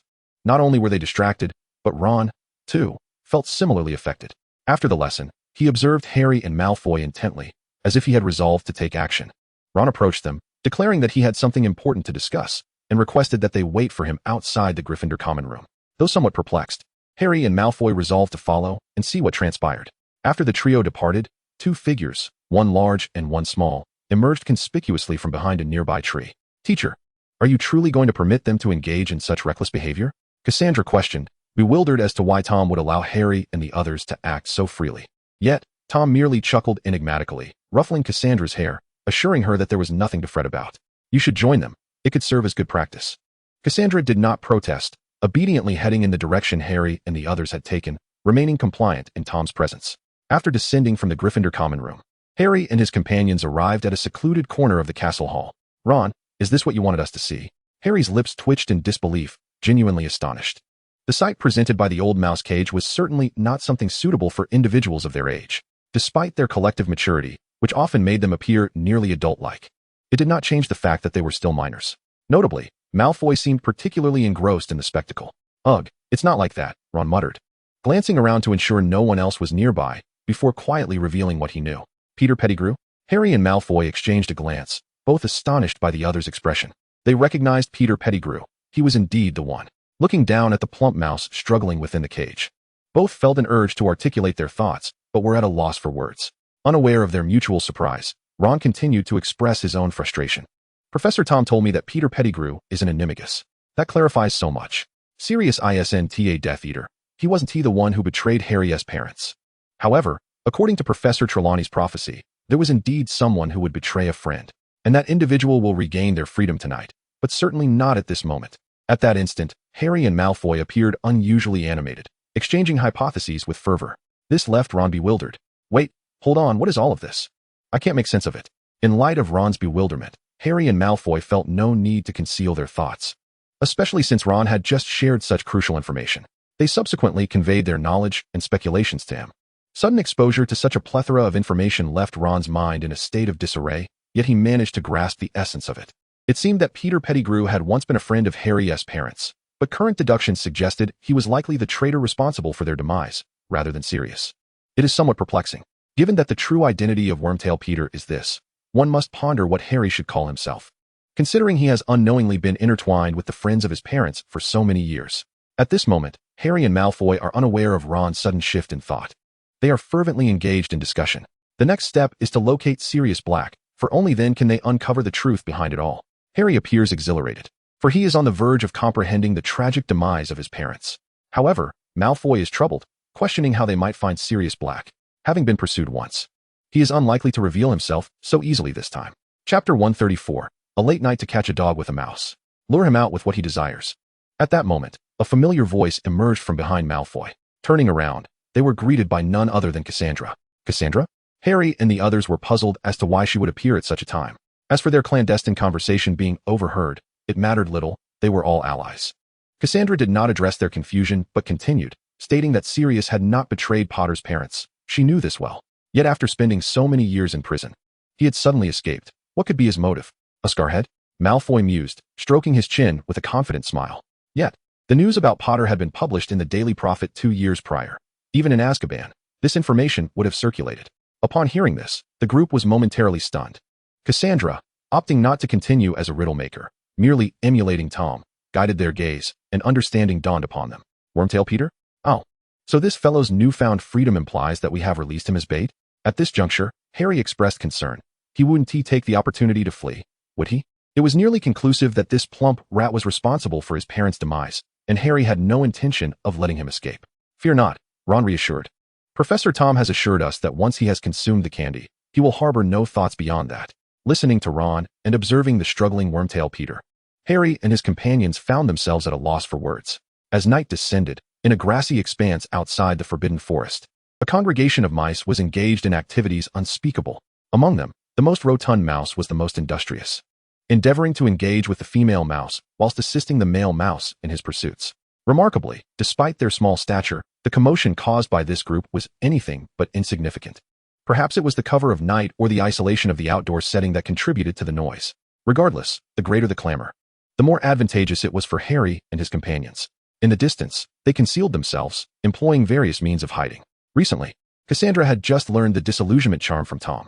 Although she was not particularly skilled, the distance to the diminutive Peter was not excessively far, making it somewhat manageable. However, the situation was rather unfortunate for the remaining trio, Harry and his companions, since none of them possessed the charm, forcing them to huddle together beneath Harry's invisibility cloak. Each of them grasped a corner of the cloak, attempting to cover themselves, and they were fortunate that the cloak obscured their presence. Otherwise, their comical predicament would surely provoke laughter from onlookers. Despite the awkwardness, the cloak adequately concealed the three, and as long as they remained silent, they should evade detection by Sirius Black. Time passed slowly. As the full moon ascended to its zenith, Harry, in a moment of dazed clarity, spotted a dark figure emerging from the Forbidden Forest. After numerous encounters, Harry was certain he would not misidentify him. It was Sirius. Nevertheless, Harry restrained his impulse. Rushing out now would not only risk losing Sirius, but could also alert him, complicating future attempts at capture. Yet, Harry underestimated Sirius's obsessive desire to eliminate Peter. The truth was, as long as Peter was presented as bait, Sirius would come without hesitation. For him, the opportunity to kill Peter outweighed any potential consequences. At that moment, Peter appeared abruptly, engaged in a most compromising activity. This was clearly a trap. Sirius knew it all too well. The signs were unmistakable. Given his familiarity with the wretched rat, there was no way Peter would dare to show himself here, and the peculiar circumstances surrounding Peter served as warnings. This was indeed a trap. However, the prospect of confronting his nemesis, so tantalizingly close, compelled Sirius to take the risk. He believed that once he had personally dispatched the rat, nothing else would matter. With this thought in mind, the dark dog unleashed a surprising agility that belied his emaciated form, darting like a shadow towards the rotund rat in the grass. Cassandra and her companions calculated the distance to Sirius, 70 meters, 60 meters, 50 meters. Now was the moment. Petrificus totalis. Quickly bind him. Stupefy. Wingardium Leviosa. My wand is still broken. Without hesitation, they cast aside their concealment and unleashed a barrage of spells at Sirius, who was poised to attack Peter. In their strategy, they assumed that Sirius would be most vulnerable when launching his assault. Yet, they had underestimated the prowess of Sirius, who, as an animagus, had adeptly navigated his way here. He had perfected his canine form to an extraordinary degree. In a remarkable display, Sirius evaded 3 incoming spells with a masterful agility. Upon witnessing this scene, Cassandra and the others promptly emerged from the underbrush, positioning themselves to confront the imposing black dog. Sirius crouched low, initially casting a glance at the plump mouse, before shifting his gaze to the children encircling him. while he could comprehend the intentions of the others. He found himself perplexed by the presence of the red-haired child wielding a broken stick. Was it not rather presumptuous to underestimate him in such a manner? Given the circumstances, he was inclined to charge at Peter Pettigrew and leave the handling of the situation to Harry and his companions. However, despite being a powerful adult wizard with a degree of resistance to their spells, he was not invulnerable. For instance, while adult wizards could be petrified for half an hour, the children's spells would likely hold him for less than 10 minutes. Yet, being immobilized at all would hinder his ability to eliminate Peter Pettigrew. Lacking a wand, Sirius felt a pang of frustration, although he had some rudimentary skills in wandless magic. The absence of a wand made it challenging to control the nuances and potency of his spells, and he feared inadvertently harming Harry and the others. But what could he do? Would a wand simply fall from the sky? Suddenly, Sirius felt something strike his canine head. Looking down, he was astonished to find a brown wooden wand. Where on earth had that come from? Not only was Sirius taken aback, but Harry and the others, witnessing the same spectacle, were equally bewildered. Chapter 135. The obedient son Harry leads a group assault on his godfather. Gazing at the face strikingly similar to James and the eyes that mirrored Lily's, Sirius's expression grew complicated. Nevertheless, this was not the moment for such reflections. I do not wish to harm you. Sirius attempted to persuade Harry and the others to retreat. Hearing his words, Harry's demeanor softened slightly. After a moment of contemplation, he spoke, I want to talk to you. At this, Sirius felt a sense of relief. Addressing Harry, his tone was exceedingly gentle. Of course, Harry, I promise. But not right now. Unfortunately, trust had yet to be established between Sirius and the group. Moreover, doesn't that sound like an attempt to take advantage of the situation? Malfoy regarded Sirius with suspicion, inquiring what would happen if he absconded with that mouse and failed to fulfill his promise. What do you mean by absconding? Sirius's expression darkened. It had become evident that reasoning with them was futile at this juncture. He was eager to take Peter Pettigrew to carry out various nefarious deeds, and thus, he could only. As Sirius prepared to rush towards Peter Pettigrew once more, Cassandra, who had been fixated on him, raised her hand and unleashed a thunderous explosion. Sirius, ever vigilant, halted abruptly, the spell slicing through the air before him. So ruthless. Gazing at the brilliant yellow spell, Sirius felt a sudden chill run down his spine. Has Hogwarts truly advanced to such a level? Who on earth has taught these students? Right from the outset, they are wielding lethal spells. In that moment, it was abundantly clear that Sirius had grown considerably more serious. He retracted his earlier disdain for this group of children. After all, had he been careless, the consequences would have been no laughing matter. Even Harry appeared somewhat taken aback, as he harbored a preference for Sirius in his heart. Initially, he merely intended to capture Sirius, never truly wishing to engage in a life-or-death struggle. Cassandra, is this really necessary? Are you jesting? The intensity of Cassandra's gaze unsettled Harry. Her prowess far surpassed theirs, yet she still contemplated holding back. Moreover, even if they unleashed the killing curse with pinpoint precision, it might not guarantee immediate death for him. So what, exactly, was she hesitating about? This was not without merit. After all, they were merely third-year wizards. Although Cassandra, due to her unique lineage and 2 years of growth, had developed her magic to a level akin to that of near-adult wizards. Nonetheless, even if her killing curse struck Sirius directly, he could likely endure for a while longer. It must be remembered that this was the killing curse. I see. Harry understood that Cassandra was indicating that even with their utmost effort, they might not be able to defeat Sirius, much less eliminate him. Thus, the conclusion was evident. If they could not kill him, then they ought to strike with all their might. Malfoy. With this exclamation from Harry, Malfoy immediately grasped the intended meaning, flashing a confident grin. Let's do this, Scarhead. Under Sirius's puzzled gaze, Harry and Malfoy each produced peculiar small objects. One blue and one pink. Then, Demacia. As night fell, 2 radiant beams of light, one blue and one pink, illuminated the surroundings. Transformed. Harry and Malfoy stood resolutely before Sirius, their faces alight with confidence in their newfound powers. Oh, my eyes. My eyes hurt so much, Ron exclaimed, covering his eyes as he knelt on the ground. Make no mistake, he was simply blinded by the dazzling transformation of Harry and Malfoy. However, Sirius was genuinely distressed due to Harry's peculiar obsession. James. Lily. I'm so sorry, he wailed, his heart breaking. After a considerable time, he finally regained his composure and lifted his gaze to Harry, only to find himself tearing up even more. At that moment, Harry's face was adorned with an intricate pattern, leaving even Malfoy shivering in fear at this bizarre state of Harry's. Harry, I can understand. What on earth? Sirius, momentarily setting aside his thoughts of Peter Pettigrew, was about to console Harry, but upon looking up, he was bewildered by the sight of a hammer larger than his own head. However, Sirius's reflexes remained remarkably sharp. He swiftly brandished his wand, conjuring an armor of protection. A luminous, translucent barrier materialized before the colossal hammer. Thud! The pink sledgehammer descended upon the radiant shield with a muffled thud, sending ripples cascading across its surface. Yet, Sirius did not allow himself to relax in the face of the thwarted assault. Was this a jest? Such formidable power. Although the name Diamond Barbie Treasure Box may sound somewhat frivolous, it bestows upon its wielder the extraordinary ability to forsake magical energy, rendering spells entirely reliant on sheer force, a truly unparalleled artifact.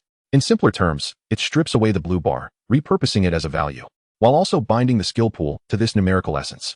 Furthermore, Sirius's wand was not perfectly attuned to him at that moment, a deliberate act by someone. Nevertheless, all these factors led Sirius to realize that should this attack strike again, his armor spell would likely falter. Scabbers, I come to your aid. Indeed. Help was on the way. Maintaining his shield, Sirius glanced sideways, only to witness a blue hammer descending with unstoppable force. Thud. Crack. Sirius's eyes widened in horror as he beheld the shattering shield, and he quickly retreated, his movements swift. The two hammers relentlessly smashed into the ground, and Sirius narrowly evaded the onslaught. Observing the crater left in the earth, a tremor of fear coursed through him. Thunder rumbled ominously. Hadn't he noticed any storm clouds before? Raising his gaze, he spotted a cloud faintly flickering with lightning, and realization dawned upon him, albeit too late. Boom! A blinding blue-white lightning bolt struck down, targeting Sirius's crown. In an instant, a wave of agonizing numbness enveloped his entire being, rendering him incapable of reaction. His mind a blank slate. Chapter 136, Ron's Unruly Tactics, Sirius completely enraged. Ultimately, Cassandra's weather spells could not compare to Tom's. Tom's incantations manifested true natural disasters.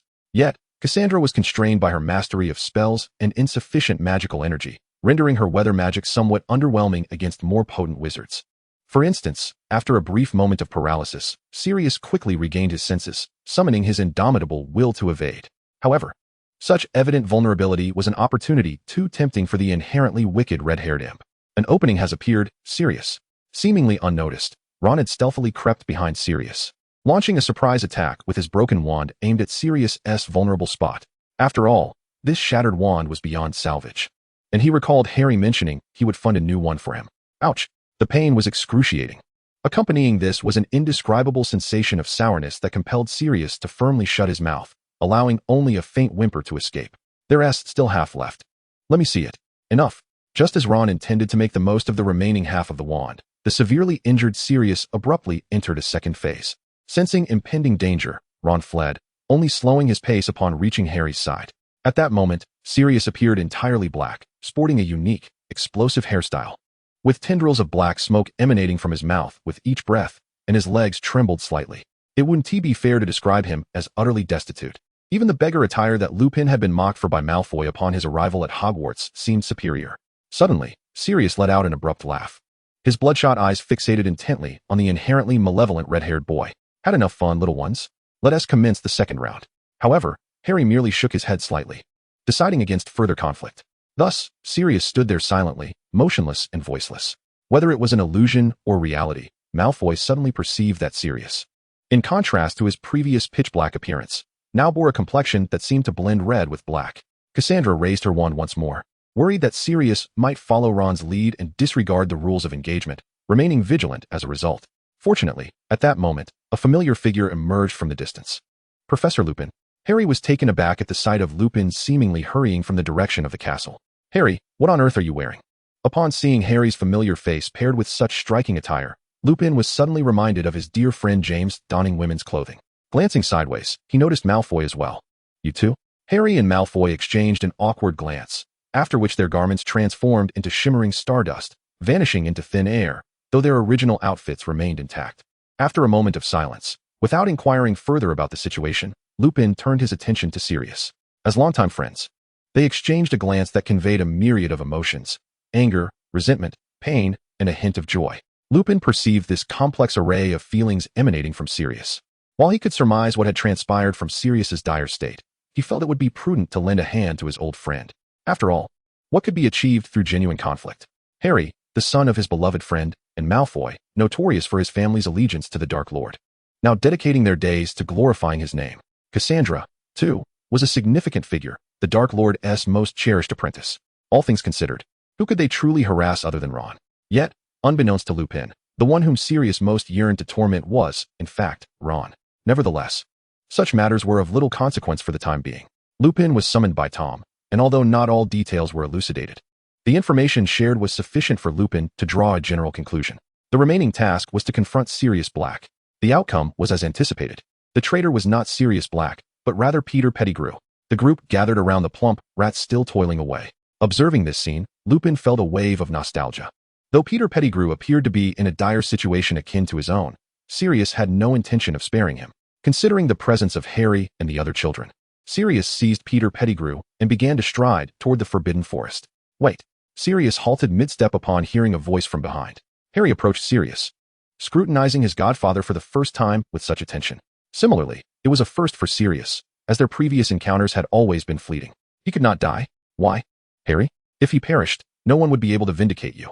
At that moment, Sirius felt that the tribulations of the night were not as unbearable as they seemed. With the exception of that accursed red-haired brat. After years, warmth surged within him once more.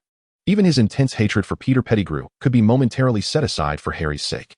Just as he was about to speak, he noticed a hand resting on Harry's shoulder. When had this happened? How could this be? Turning around, he beheld an extraordinarily handsome young man, particularly striking were his eyes, which, upon locking gazes, felt as though one had plunged into an icy abyss. Sensing something unusual, Harry turned to see his expression visibly brighten. Sir? With a smile? Tom patted Harry's shoulder but did not immediately respond. Instead, he retrieved the Elder Wand. While it sufficed to merely inform Fudge, since he wished to prove this in such a manner, the Elder Wand pointed at the plump rat-ass head in Sirius's grasp, and with a gentle tug, a wisp of ethereal white was extracted. Let me assist you. Tom's demeanor was gentle, yet Sirius remained in a state of astonishment, not out of fear or trepidation, but sheer incredulity. Everything about him was astonishing. His power, his mystery, and even his actions were unfathomable. Couldn't he be the Dark Lord? This was impossible. That sensation, he was the Dark Lord. But why? His thoughts were a tempest until Lupin's reminder snapped Sirius back to reality, prompting him to resume his path toward the Forbidden Forest. Chapter 137, The Struggling Socket Sprite. Beneath the Cloak of Night. The group traversed the path from the Forbidden Forest back to the castle. Cassandra remained as ever, clinging to Tom's side, somewhat haughtily nudging him to praise her. Tom, feigning ignorance, only began to console his little apprentice when Cassandra was on the verge of sulking. Harry and Sirius trailed at the rear of the group. Prior to this moment, Sirius had longed to engage Harry in a meaningful conversation, yet now, confronted with the reality of the situation, he found himself at a loss for words. A peculiar silence enveloped the two for a brief moment, until Sirius finally shattered it. Gazing at the majestic ancient castle in the distance, its twinkling orange lights beneath the starry sky exuding a sense of warmth. I shall never forget my first entrance into the castle. A flicker of memory glimmered in Sirius's eyes. Noticing that Sirius had initiated dialogue, Harry felt compelled to respond. The thought of revisiting this place once he regained his freedom was indeed enticing. Sirius, straightforward in his approach, wasted no time in expressing his intentions. Harry, do you know that James and Lily appointed me as your godfather at your birth? I know. If you wish to continue living with your aunt and uncle, I can understand. However, if you desire a different kind of home, what? Living with you? It's merely an idea. If you're reluctant, I completely understand. It was evident that Sirius occasionally felt a bit awkward. Yet, Harry was unperturbed. Reluctant? How could he possibly be? While his heart yearned to reside with Tom, who frequently gallivanted around the world, he found himself spending more time at Hogwarts than in their London apartment. Thus, settling for living with his godfather, Sirius, was not a poor alternative. Regardless, one thing was certain. He could never return to live with his aunt and uncle unless Tom permitted it. However, Tom had no intention of doing so, having agreed only to allow Dumbledore to convince Harry to return to the Dursleys, and involving him in such matters was utterly out of the question. Dumbledore was now wholly in retirement, disinterested in affairs. Hence, barring unforeseen circumstances, it seemed likely that Harry would indeed be relocating. Just as Sirius felt elated by Harry's acquiescence, he suddenly mused, Has the day brightened a bit? Looking up, he noticed the clouds in the sky gradually dispersing, revealing the round moon that had been obscured. Realizing the gravity of the situation, Sirius shouted in alarm, Remus. No. Reacting swiftly, Lupin scanned his surroundings for a place to hide, but regrettably, they were outdoors with little cover available. Just as despair began to set in, Tom, walking ahead, turned without looking back, effortlessly summoning the gathering clouds to shroud the moon once more.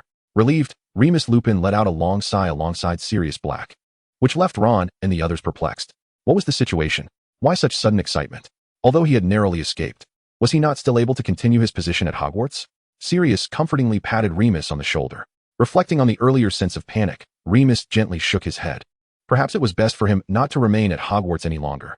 His true identity would inevitably be revealed one day, and with each full moon, he would have to hide. Surely, it would not be long before some astute young wizard deduced his secret, rather than depart in disgrace later. It seemed wiser to conclude matters now. Moreover, there was the curse placed upon the position of defense against the dark arts professor by Voldemort. Perhaps departing at this juncture was indeed a prudent choice. With this thought, Remus managed a faint smile. Perhaps he had come to terms with it. Meanwhile, after a prolonged search, Bella and Barty Crouch Jr. finally located a fragment of Voldemort's essence. One cannot deny the resilience of the Dark Lord. Fearless in life, yet terrified of death, he had anticipated a confrontation with Dumbledore before attempting to steal the Philosopher's Stone. Confident in his victory, he nonetheless prudently divided a portion of his soul to safeguard against any unforeseen consequences. To mend his fractured essence, he had even consumed an excess of hamburgers. It is worth noting that, with Quirrell's consciousness having dissipated, those hamburgers were all devoured by Voldemort himself. Reflecting on the overwhelming taste, he realized he had misjudged Quirrell. The man was undeniably his bravest subordinate. This was irrefutable, for who else would indulge in such a grotesque feast by the ton? Regardless, he had survived, Quirrell was gone, and he still possessed the opportunity for a resurgence. With his most loyal followers, Bella and Barty, having escaped and found him, Voldemort felt an almost absolute confidence in his return to power. Soon, another version of himself would rise, and he would confront Dumbledore, that old fool, with a sinister chuckle. Of course, a direct confrontation was out of the question. Although he was reluctant to admit it, he was not yet capable of defeating Tom through sheer force. However, that was of little concern. Another version of himself might surpass him in magical prowess, but what accomplishments did he have in the realm of curses? Voldemort firmly believed that with decades of accumulated expertise in curses, and by luring Tom with an object of desire, he could ensnare him effectively. It was even conceivable that he could eliminate him entirely. Moreover, while he may lack in certain areas, he had amassed a considerable collection of treasures over the years. Although a significant portion had been transformed into Horcruxes, that was of little consequence. Aside from the Horcruxes yet to be created, if he could eliminate Tom, the loss of a Horcrux would be a trivial matter. At worst, he could indulge in a few more bites of the little hamburgers, and then create 2 more soul artifacts. Indeed, he still had some hamburgers left. Such strategic resources were too precious to discard, so he had hidden them away. With this thought in mind, the socket spirit began to urge Bella and little Barty to hasten their efforts. Bella and little Barty obediently expressed their willingness to expedite their actions. Their compliance pleased the socket spirit immensely, although he sensed a subtle change in their demeanor. He chose not to dwell on it, as it was only natural for individuals to evolve after spending so many years in Azkaban. The notion that they might conspire against him was utterly preposterous. He was well aware of Bella and little Barty's unwavering loyalty. Chapter 138. We shall bestow the Merlin Medal upon the esteemed Lord Tom. Recently, Fudge's spirits were remarkably high. This was not due to the capture of the true culprit or the resolution of Sirius's issues, but rather because his Dementors were finally free from being tormented. Though the Dementors and the Ministry of Magic only shared a cooperative relationship, Fudge perceived no distinction. As long as he remained minister, they were all his subordinates. He glanced back at the scene unfolding beyond the Forbidden Forest. Despite the unusually pleasant weather today, unlike the usual dreary days, a gruesome spectacle marred the view. A group of students clad in Hogwarts robes was chasing several Dementors, practicing the Patronus charm. He recognized those students, as they often accompanied Tom. Moreover, it must be noted that these children exhibited remarkable talent. Their Patronus charm was already taking form. Although it lacked a definitive shape, the ability to consistently conjure white mist was an impressive feat for young wizards of their age. These children were destined to become exceptional aurors.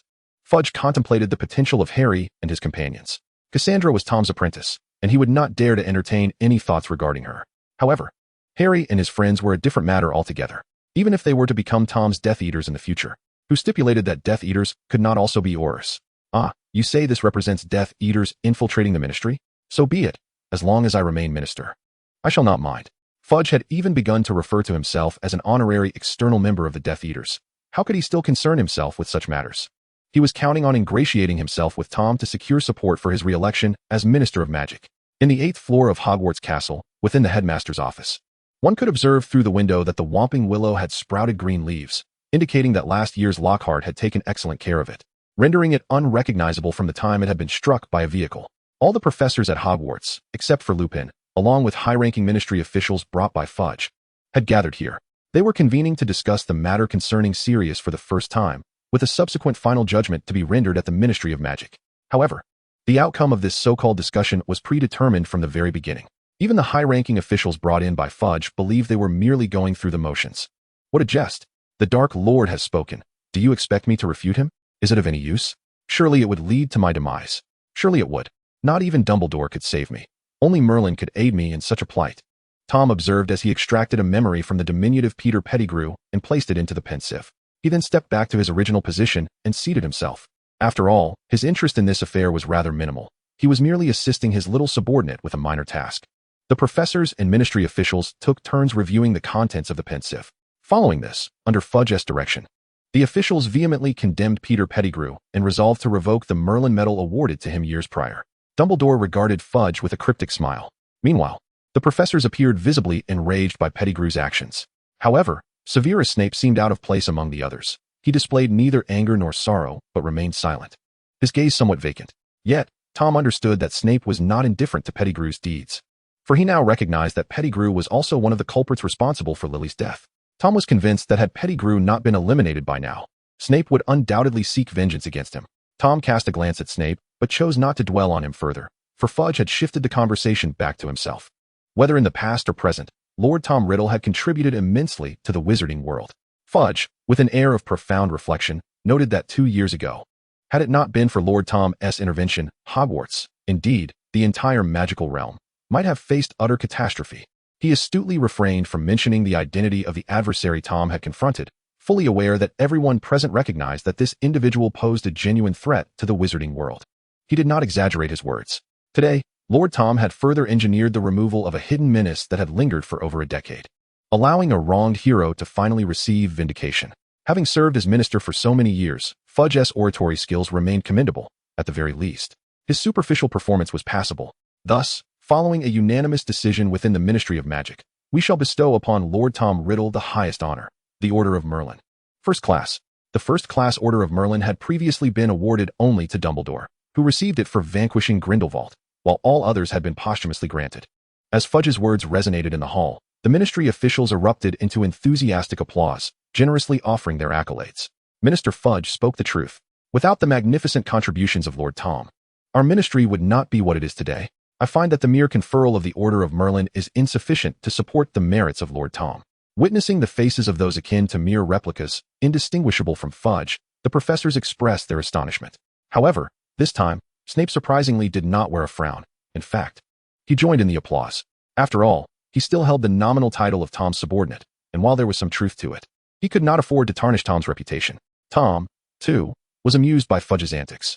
It seemed the latter had not informed him of this event in advance, likely intending it as a surprise. Glancing at Dumbledore, the old wizard noticed his gaze and responded with a teasing, cheerful expression. Tom stood up and walked towards the door of the headmaster's office.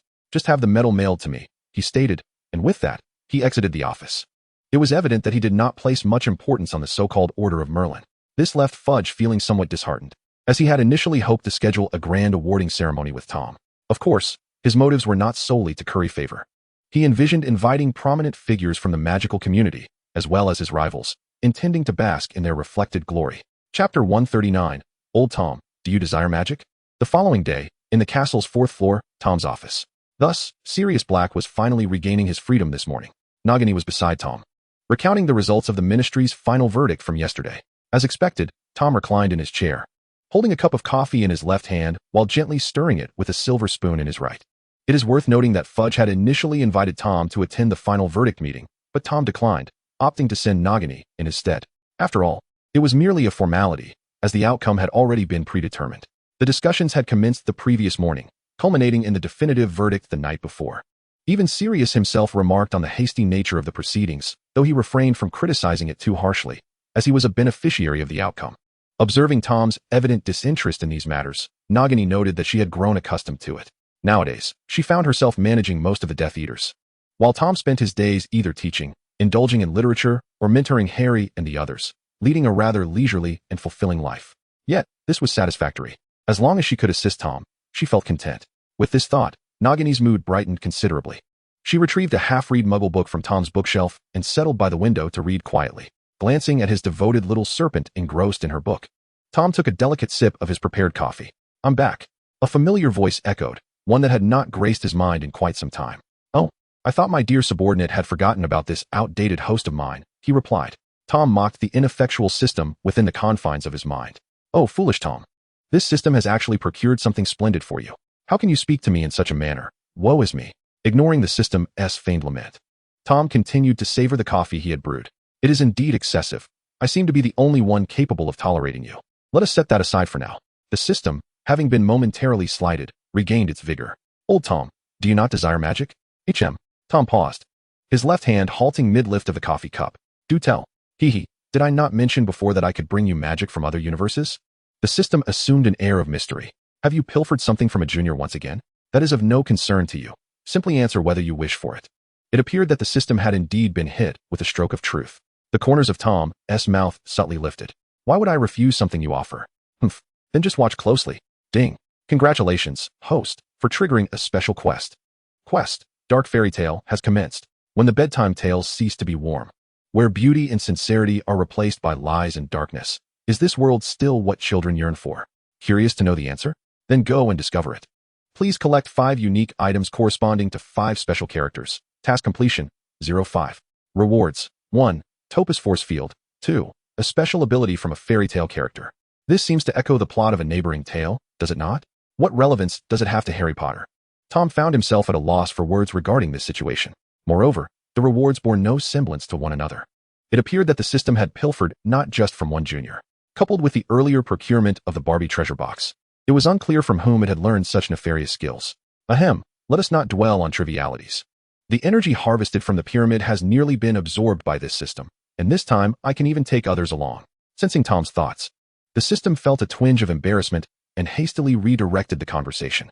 Tom merely smiled, choosing not to elaborate further in the face of the system's awkwardness.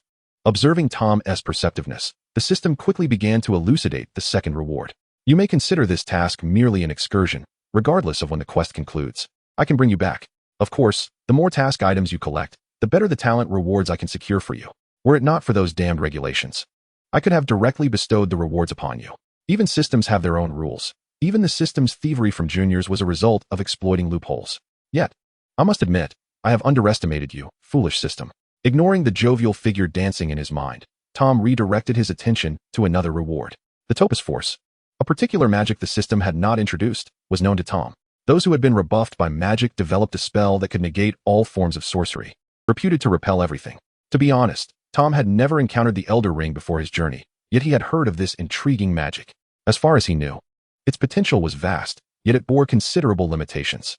However, reality diverges from games, offering ample practicality, and perhaps it could be further refined.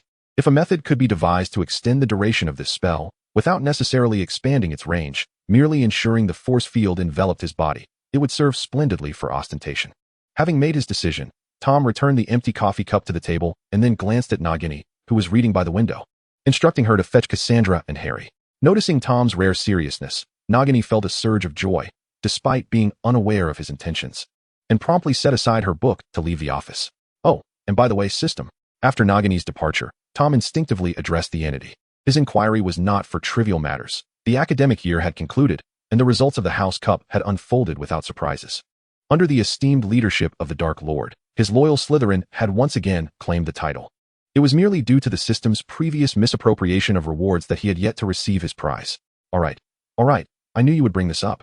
As his words faded, the omnipotent Dola system retrieved a reward that had long been prepared for Tom from its exclusive fourth-dimensional space. The Fangs of the Blood Ancestor. Material: Fangs of the Blood Ancestor. Quality: Legendary. Function: Unknown. Description: A fang from the progenitor of vampires. Containing a wealth of enigmatic power and a curse associated with the transgression of taboos. Aren't you fond of studying curses? This item is rather extraordinary. How about that? I treat you well, don't I? The system, confident that the curse embedded within the fang posed no threat to Tom, was comfortable presenting it. It was indeed special and powerful. Since the system had acquired it through dubious means, the origins of the fang and the identity of the vampire progenitor remained unclear. However, these details were inconsequential to Tom. As long as it proved useful, its provenance mattered little. Chapter 140. A Muggle Fairy Tale? I'm familiar with this. 2.5 hours later, the world spun chaotically as the scenery transformed rapidly. An ancient castle was supplanted by a verdant forest, and upon glancing upward, the candlelit chandelier ceiling was replaced by a canopy of emerald leaves merging with a cerulean sky. The gentle sound of water droplets cascading over stones harmonizes with the rustling of pine needles stirred by the breeze. while the crisp rustle of squirrels traversing the treetops and the melodious chirping of birds create a symphony unique to the forest, softly caressing the ears. Inhaling deeply, one can savor the sweet fragrance of grass and wildflowers, mingled with the rich, damp scent of earth and humus. An array of wonders unfolded before Harry's eyes. This morning, he had been contemplating how to spend a delightful day with the rocket crossbow sent by his godfather. After all, it was a rocket crossbow, the fastest and most advanced broomstick currently on the market. Although he could afford it, a significant portion of the funds left to him by his parents was earmarked for the development of the Death Eaters, which had prevented him from purchasing it despite its availability for some time. Truth be told, when the owl delivered the package, he had felt somewhat bewildered. But upon unveiling the item, he could only commend his godfather's generosity. It is worth mentioning that Draco Malfoy had been by his side at the time. They were in the banquet hall discussing pressing matters, such as plans for the upcoming holiday. Yet, the arrival of the rocket crossbow rendered their conversation utterly trivial. The most important thing now was to flaunt it to Malfoy. Observing Harry's smug expression, Malfoy's face darkened, reminiscent of that Quidditch commentator. How long he remained in such a foul mood is uncertain, but when Nagini found them, Malfoy's countenance was still grim. However, Nagini paid little heed to this, merely stating that Tom required their presence urgently. Faced with Tom's summons, Harry promptly discarded the rocket crossbow, which had been his prized possession just moments before.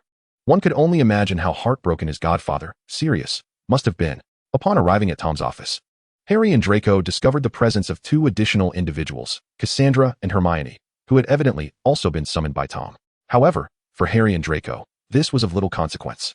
What truly irked them was that these two had arrived even earlier. How infuriating. For them, the left and right hands of the Dark Lord. This was a grave dereliction of duty, a veritable disgrace. Noticing the swift assembly of everyone, Tom nodded with satisfaction. Initially, he had intended to invite Luna as well. But due to the recent hybridization of the Snorkack, which had been returned to the Lovegood residence in Ottery St. Catchpole, Luna had vanished shortly after the term's conclusion. It seemed prudent to allow her some time with her cherished pet. Then came the pivotal moment when Tom instructed the Overseer to commence the task, transporting everyone present in the office to the realm of dark fairy tales. Radiant sunlight filtered through the gaps in the leaves, creating a splendid Tyndall effect in the woodland. The crunch of footsteps on fallen leaves echoed as the group walked through the cool shade of the forest. Fairy tales? Ah, this was territory I am well acquainted with. Upon receiving Tom's preliminary explanation, Harry was instantly exhilarated. Who among the attendees could be more familiar with the tales of muggles than he, who had been a muggle himself until the age of 11? Ah, but Hermione was an exception. However, when it came to fairy tales, even the academically inclined Hermione could not rival Harry's fervor. These were no ordinary, nonsensical narratives. Returning to the matter at hand, Tom chose not to conceal the existence of this so-called fairy world. After all, why would he have brought Harry and the others here otherwise? Yet, how could they possibly believe in the veracity of such fairy tales? Was there truly a person like that in this world? Could such events genuinely transpire? It seemed utterly implausible. The only conceivable explanation was that the illustrious Professor Tom had replicated this miraculous realm using unfathomable magic in some hidden corner of the world. Up until now, Harry and his friends still believed that the earlier dizzying experience was due to Tom utilizing something akin to a portkey to transport them elsewhere. As for the purpose behind Tom bringing them here, or why he had painstakingly created this so-called fairy world, there could be but one answer. It was to train these budding Death Eaters. There could be no other rationale. In any case, Harry was unwilling to entertain any alternative explanations. Sir, you are truly remarkable. I shall not disappoint your expectations. In his mind, Harry, filled with emotion and excitement, harbored boundless admiration for Tom. Unfortunately, being uneducated, he could only express his feelings through exuberant exclamations. Indeed, I, Draco Malfoy, shall ensure that your miraculous endeavors do not go to waste. It seemed young Malfoy's knowledge reservoir was not considerably vast either. However, the academically accomplished Cassandra and Hermione were a different story. Their discourse exuded an elegance starkly contrasting with Harry's exuberance, so much so that even the greatest entities beyond this world would struggle to replicate their eloquence. After approximately half an hour of flattering Tom, Cassandra inquired, "So, our task is to find 5 items of special significance from the stories, is it?"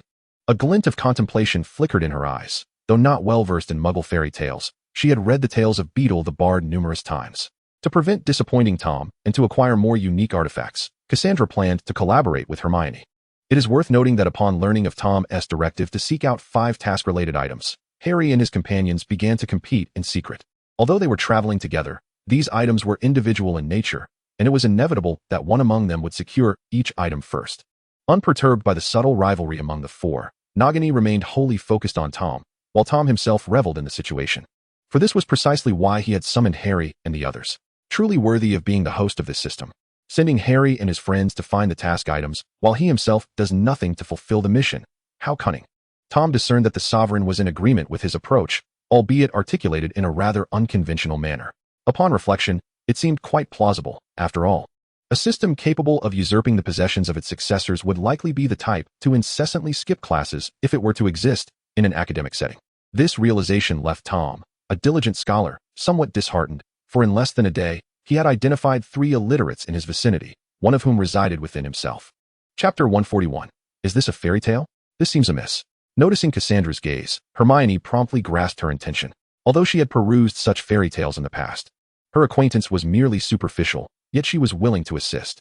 Hermione did not rebuff Cassandra, recognizing the mutual benefit, but she did not deceive. Compared to other literary works, she had indeed not delved deeply into storybooks. At this juncture, Harry and Malfoy remained oblivious to the alliance forming between Cassandra and Hermione. Harry was boasting to Malfoy about how he had been reading fairy tales since the age of 5, continuing until 11. This was, of course, due to the fact that the fairy tale book had been rendered tattered by Dudley, and Aunt Petunia, deeming it a waste to discard, had given it to Harry. However, these bygone tales were of little consequence. What truly mattered was the implication of Harry and Malfoy's exchange. Simply put, in the realm of Muggle fairy tales, one could not surpass him. This provoked a twinge of regret in Malfoy, who lamented that had he foreseen this moment, he would have stayed up late the previous night poring over Grimm's fairy tales. Though the book had originally been a gift from Harry, if it could serve to humble him, it would have been put to good use. While Harry and Malfoy continued their playful banter, Tom suddenly came to a halt. "What is the matter, teacher?" Cassandra inquired, hastening to Tom's side, only to discover that he was gazing intently in another direction towards the forest. Following Tom's gaze, she noticed an elderly man wielding an axe, striking rhythmically at a tree trunk. He appeared to be a lumberjack, as Nagini pointed out. "Shall we go and investigate?" Tom's lips curled slightly in a smile. He spoke without suppressing his voice. Thus not only Cassandra, but even Harry and the others heard him. Before Cassandra could respond, Malfoy dashed forward. In his eagerness to boast, Harry failed to react quickly enough, allowing Malfoy to outpace him. However, Harry soon expressed his frustration with a sharp remark and hurried after Malfoy. Cassandra, on the other hand, had no intention of pursuing them. The significance of those peculiar items varied for their original owner. It was not merely a race to see who arrived first, unless one resorted to outright theft, which was evidently not Tom's intent in leading them here. Thus, allowing Malfoy and the others to scout ahead seemed prudent. This sentiment was clearly shared by Hermione as well. Yet, to the astonishment of Tom and the others, Malfoy and Harry soon made remarkable discoveries. Perhaps it was due to the strikingly bright attire of Harry and his companion that, despite the formidable words of Malfoy, they managed to unearth vital clues. The elder gentleman in question was a lumberjack residing in a nearby forest. Originally, he lived with his child, but tragically, his mother, who dwelled to the north of the forest, had recently fallen victim to a wolf attack. Consequently, his child, yearning for their grandmother, had moved to the wooden cabin located to the north of the forest, where the grandmother had once resided. It is also worth noting that the child was referred to by all who knew them as Little Red Riding Hood. Hermione was taken aback to discover that this forest was indeed the very one featured in the tales of the Brothers Grimm, notorious for the infamous Big Bad Wolf. Thus, it became evident that they were in search of the hood belonging to Little Red Riding Hood. Even someone like Malfoy, who had little exposure to Muggle fairy tales, could decipher the answer from the name alone. It was, after all, exceedingly apparent. They decided to investigate the small cabin mentioned by the lumberjack. Although the reason remained unclear, it was evident that Harry was brimming with anticipation. Locating a small cabin within such a vast expanse of forest would be a daunting task for an ordinary individual. Yet Tom and his companions were wizards. While wizards are typically portrayed as antagonistic figures in fairy tales, one cannot deny that they often serve as the most compelling characters within such narratives. Moreover, they were a collective of wizards. The cabin belonging to Little Red Riding Hood appeared modest, standing at perhaps 6 or 7 meters tall. It seemed somewhat aged, yet sturdy. The wisps of white smoke rising from the chimney indicated that the owner must be inside at that moment. "Sir, rest assured, I shall handle this. I have read the tale of Little Red Riding Hood countless times." With that exuberant declaration, Harry dashed toward the cabin. Observing Harry's spirited demeanor, Tom felt a sense of satisfaction, albeit tinged with confusion. What puzzled him further was that Malfoy had not rushed to follow. As if sensing the bewilderment of Tom and the others, Malfoy remarked, "Forget it. I fear I might be captured again." His past experiences had taught him not to stray even a step from Tom's sight, clearly a reminder of the incidents in Egypt that still lingered in his memory. Moreover, Malfoy wore a cryptic smile, reflecting on his past entanglements. Despite the trials he faced, he found it a rare opportunity to encounter someone unfamiliar with him, and he believed Little Red Riding Hood would suffice. This proclamation was rather explosive, while they might not grasp the intricate details of his sentiments. It was likely that Malfoy spoke truthfully, given Tom's presence. "Draco, do you not wish to?" Tom inquired with a mischievous grin. Yet, to his surprise, Malfoy let out a bitter laugh. Having long abandoned any hope regarding the affections of the red-haired maiden, the shattered illusion of the catgirl philter left him disillusioned. As Malfoy succumbed once more to emotional turmoil, the others exchanged perplexed glances, redirecting their attention elsewhere. However, this did not last long. Malfoy was about to continue lamenting how Harry, due to the airs of his second-in-command, was too timid to even flirt with the Death Eater's girl. Just then, with a sharp crack, the door swung open. "No, this cannot be right.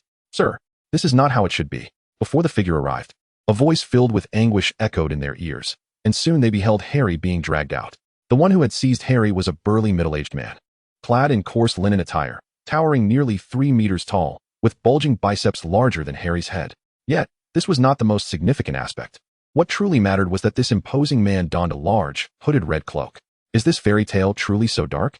Tom mused internally about the bleak fairy tale world his system had discovered, questioning whether the dark direction was somewhat amiss. Although the figure diverged slightly from the story's depiction, fortunately, the essential traits remained intact. This robust man must indeed be Little Red Riding Hood. Meanwhile, Harry was still sobbing uncontrollably, repeatedly exclaiming, "Isn't this a fairy tale?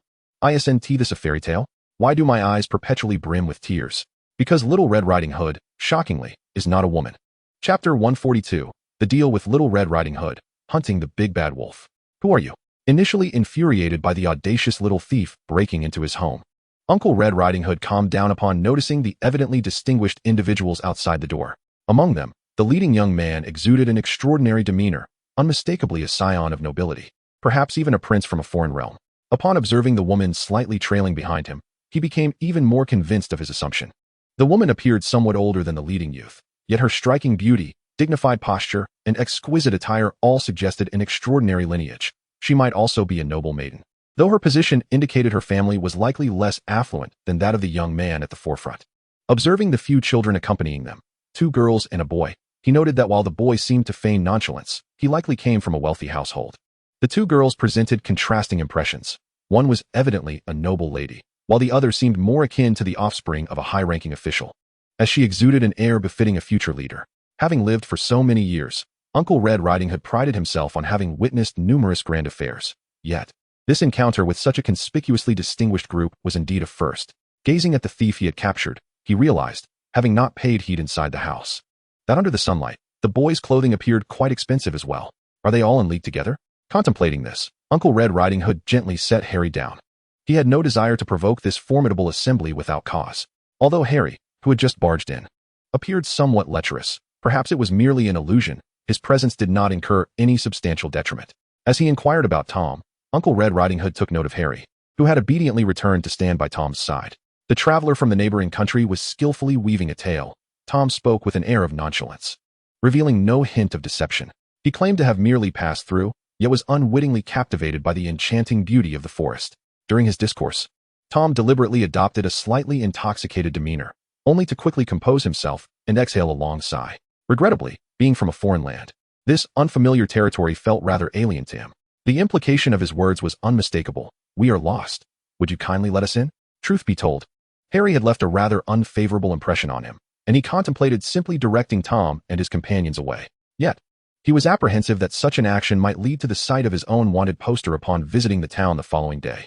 In this era, it was not uncommon for nobility to engage in such actions, and he doubted he could offer any justification should the worst occur.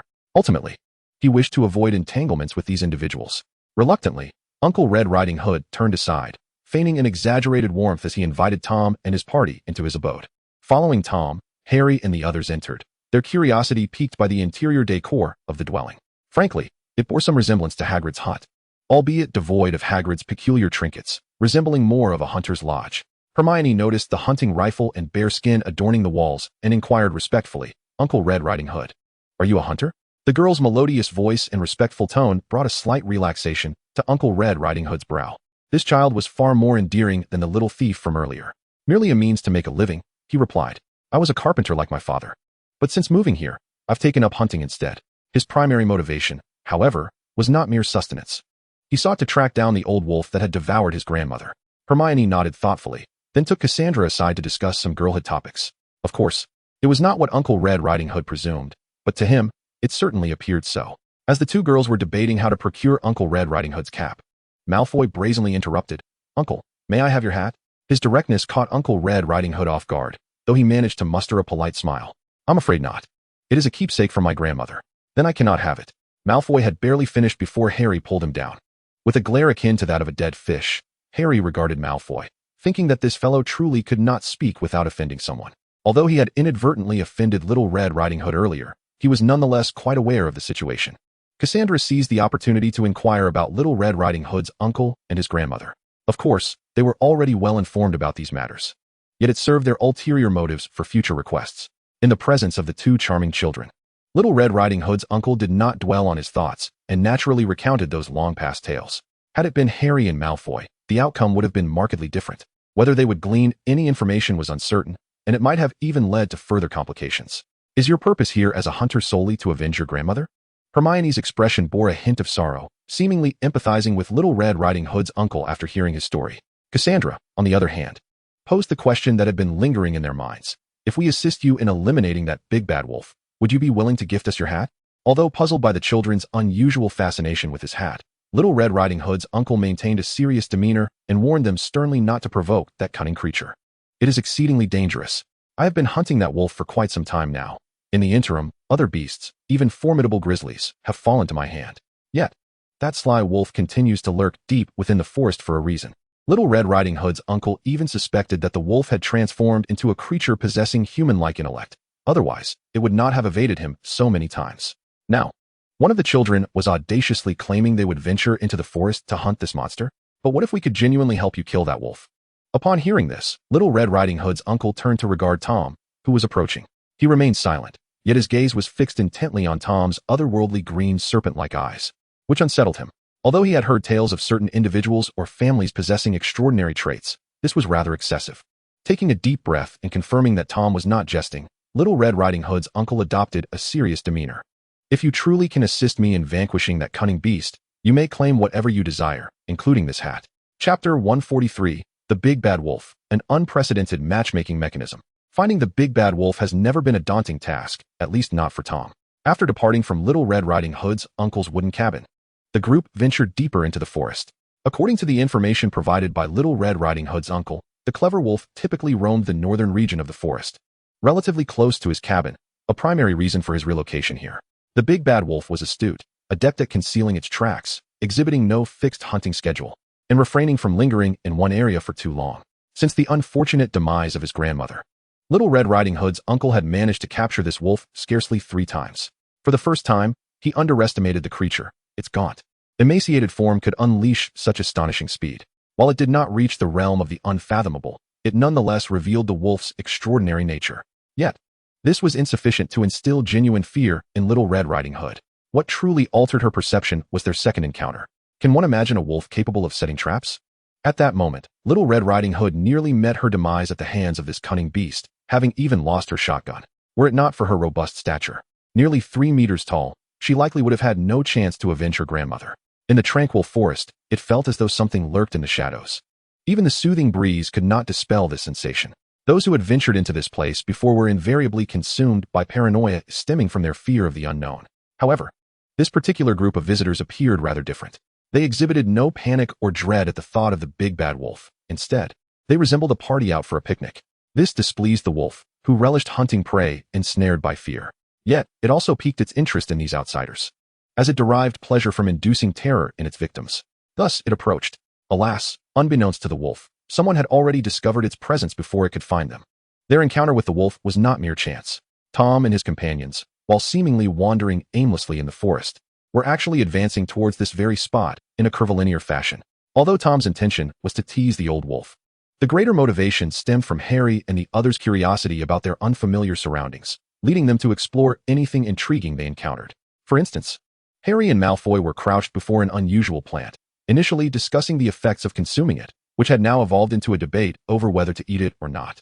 Meanwhile, Cassandra and Hermione were examining an amphibious creature they had never encountered in any book. Hermione was eager to study it, while Cassandra contemplated its potential use in potion making. Such peculiar children. Not far off, the big bad wolf displayed a human-like expression of confusion and dissatisfaction. However, this situation could not persist.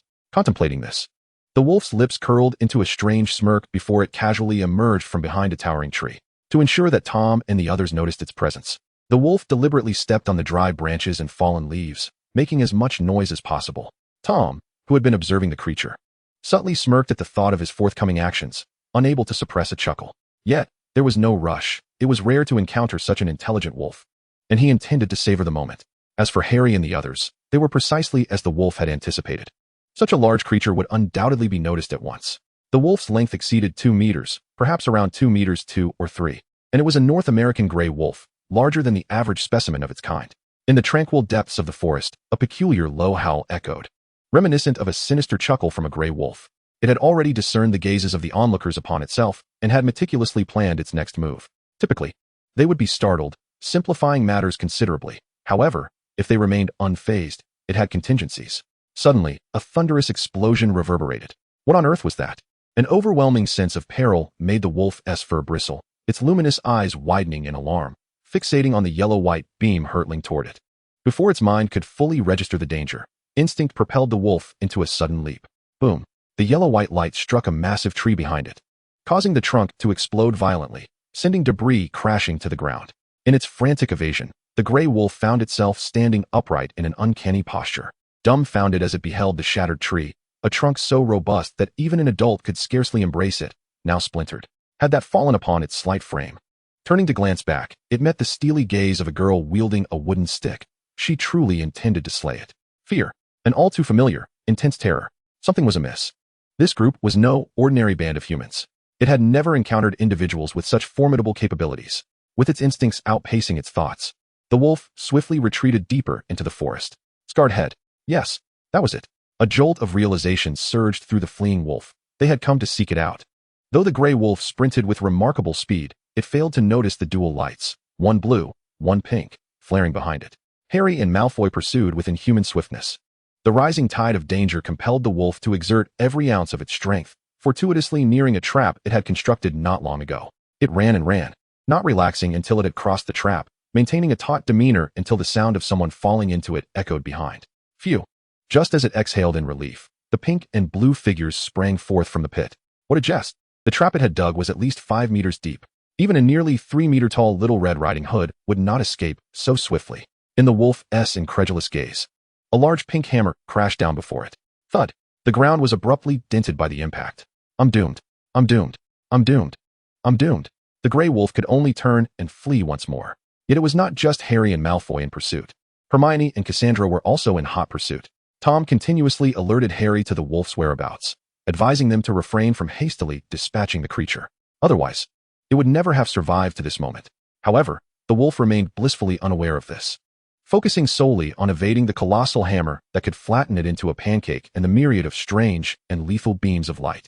The game of cat and mouse drove the gray wolf to the brink of madness. It could not conceal itself, for no matter where it hid, it would inevitably be discovered.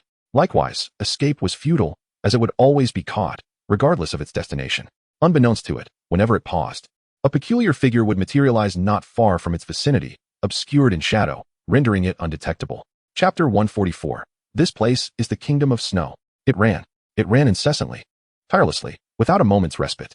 The duration and distance of its flight were lost on it, until at last, it collapsed in utter exhaustion. The dying rays of the sun bathed its fearsome visage, and though it had healed, the grotesque scars remained, impervious to the new fur that had grown. These scars were the sole testament to the length of its existence. Betrayal, bloodshed, flight, and further betrayal.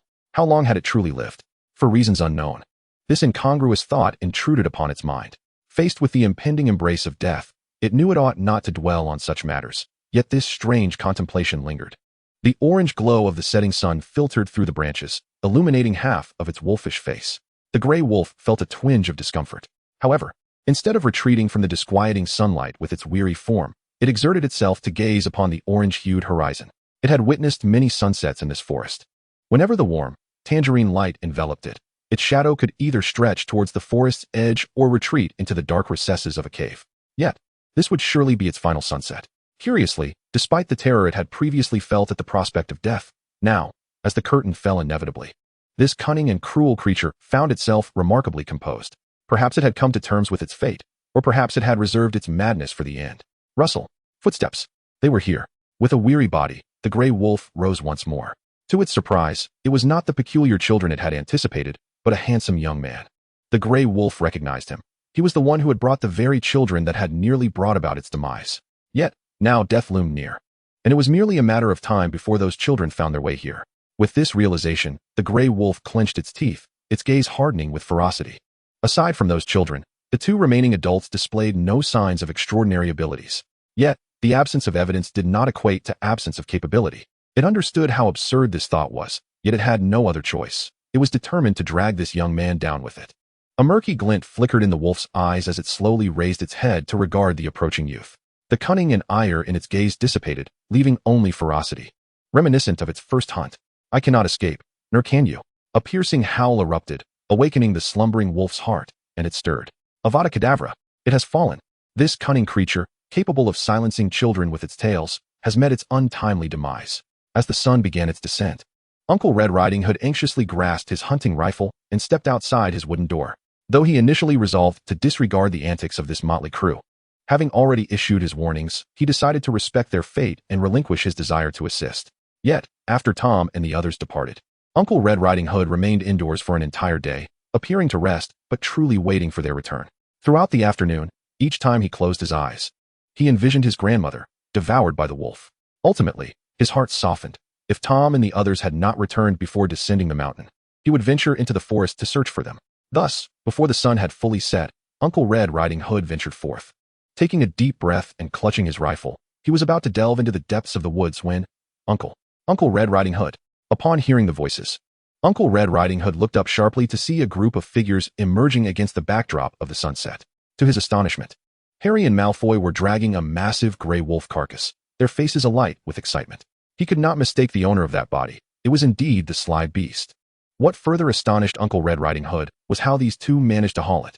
Confounded and unable to fathom the logistics, he decided to abandon his thoughts. Observing the shifting expressions on Uncle Red Riding Hood's face, Tom's lips curled into a slight smile. When he had slain the great gray wolf, he had shown restraint. Otherwise, with his magical prowess, a single Avada would have obliterated the creature entirely. The carcass remained not only as a means to exchange for the Red Hood, but also to witness Uncle Red Riding Hood's reaction upon seeing the wolf's remains. Gazing at the gray wolf's body, Uncle Red Riding Hood fell into a contemplative silence, reflecting on how a task he had failed to accomplish as a hunter was achieved by a band of tourists. Uncle? Looking down, he was met with Harry's beaming, mischievous expression, which jolted him back to reality. "Ah, here, take this," he exclaimed, yanking the red hooded cloak from his shoulders and tossing it onto Harry. As the cloak cascaded down, Tom heard the familiar chime of the system in his mind. Ding, task progress updated, current task completion rate, 15. This little Red Riding Hood was tailored to Uncle Red Riding Hood's dimensions, making it seem like a mere bedsheet for Harry, nearly engulfing him. Fortunately, Malfoy approached, carrying Tom's suitcase, and together they managed to stow the cloak within. From Uncle Red Riding Hood's perspective, all appeared well. Harry and Malfoy had skillfully concealed any unusual aspects of the suitcase.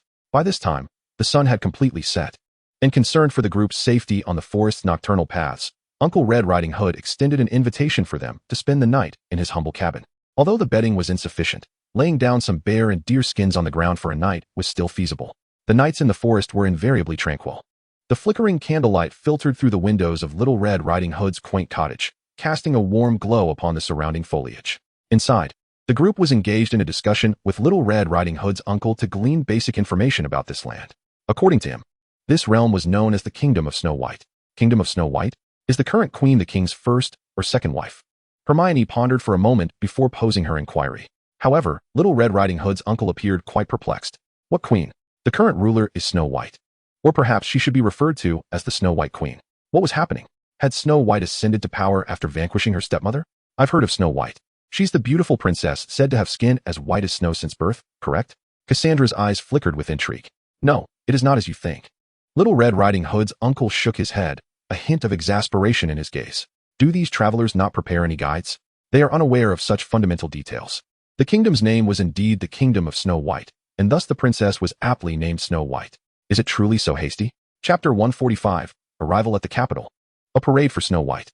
The capital of the Kingdom of Snow White was adorned with medieval-style towns surrounding the castle. Grayish-white bricks formed quaint cottages. Short chimneys puffed plumes of black smoke, and wooden windows swung open to reveal the aroma of freshly baked bread wafting through the air. Today was a momentous occasion, marking the birth of the ruler, Princess Snow White, and the anniversary of her ascension to the throne. Furthermore, it was noteworthy that the original designated heir to the throne was Queen Snow White, yet somehow, it was Princess Snow White who ultimately claimed that position. Was this truly not a misunderstanding? Hermione felt that even the original Grimm fairy tales were overly subtle in their storytelling. Thankfully, she had not delved deeply into the Grimm's fairy tales, or she likely would have been exasperated. This was not merely a waste of effort. If one were to draw a comparison, Grimm's fairy tales was akin to that tome, A Brief History of Hogwarts.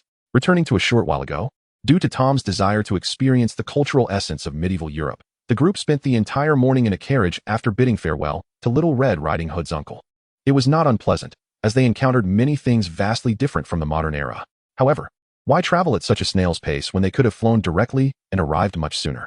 What if their tardiness resulted in Snow White consuming the poisoned apple prematurely? It was not that they feared for her life. Rather, they were concerned that if the apple were digested, retrieving it from Snow White's mouth would prove most challenging. Harry and Malfoy, eager to extract the poisoned apple from her, appeared increasingly anxious. Indeed, after much deliberation along their journey, they unanimously concluded that the so-called special item associated with Snow White is none other than the poisoned apple. Nothing else seemed feasible. This realization left Malfoy and his companion in a state of great agitation. After all, unlike the cap and cloak of Little Red Riding Hood's uncle, a poisoned apple, regardless of its toxicity, could indeed be consumed. What if it were ingested and digested? How could they retrieve it then? Even if they managed to rescue Snow White afterward, would they be forced to wait outside the castle's lavatory until Her Highness concluded her business before daring to venture inside and extract it? The mere thought of this left both Harry and Malfoy pale with dread. Strangely enough, Harry found himself mirroring Malfoy's sentiments at this tender age. His affections were no longer fixated on beautiful maidens, a stark contrast to just 2 days prior. Perhaps the impact of Little Red Riding Hood's uncle had been too profound? It felt akin to Malfoy's experience, having mustered the resolve to pursue a passionate romance, only to discover oneself ensnared in an unwelcome predicament.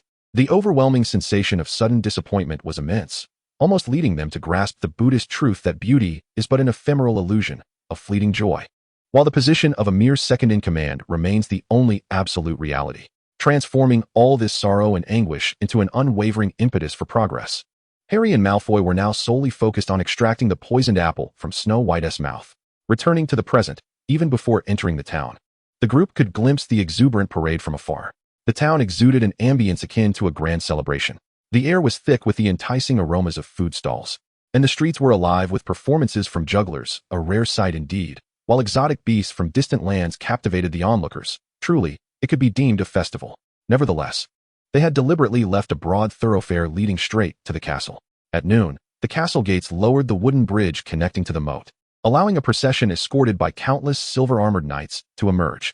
Leading the way was a resplendent carriage, drawn by several majestic white stallions, the royal conveyance of Snow White. "Oh, Princess, we adore you." Upon sighting this carriage, the crowd erupted in genuine cheers of jubilation.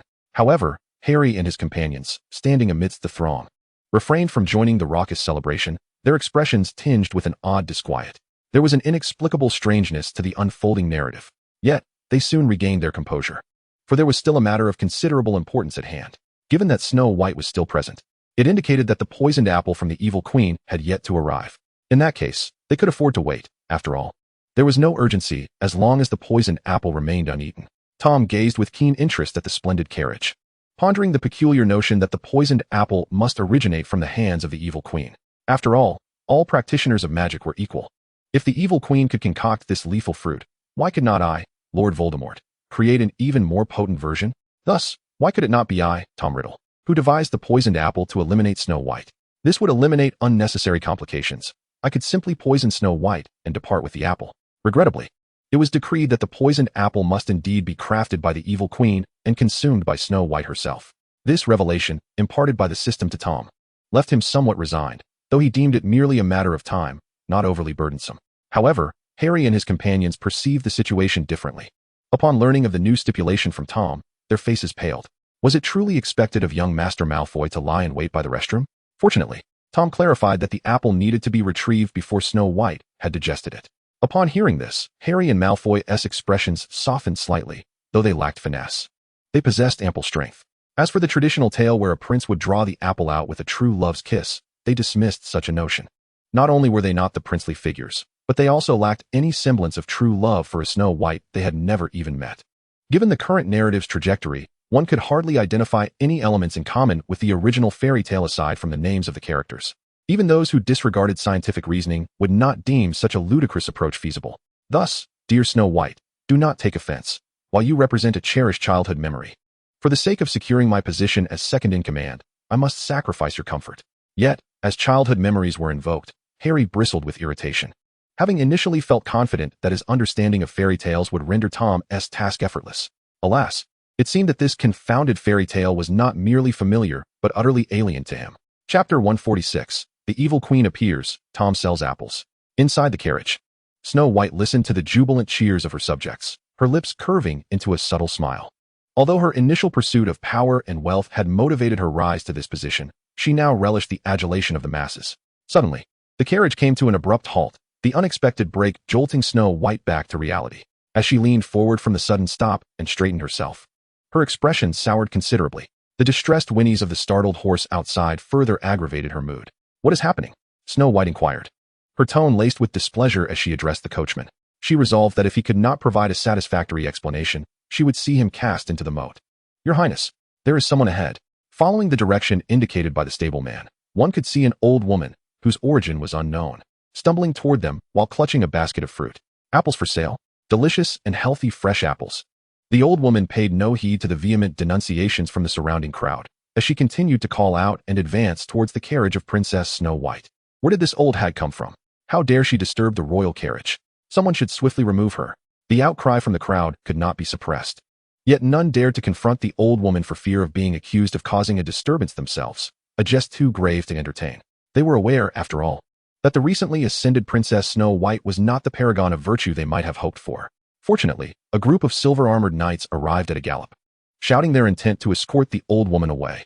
However, at that moment, Princess Snow White descended from her carriage and raised her hand to halt the knights' actions. This allowed Tom and the others among the onlookers to glimpse the true visage of the princess. To describe her, she was not particularly unattractive. Yet she did not possess the beauty they had envisioned. Moreover, as the old saying goes, her skin was not as white as snow, but rather of a healthy wheat hue. This revelation diminished the interest of Hermione and her companions, though they had anticipated it, and thus did not react too strongly. "Hey, Scarhead, that must be the infamous Snow Queen, right?" Malfoy whispered to Harry. Harry simply nodded in silence.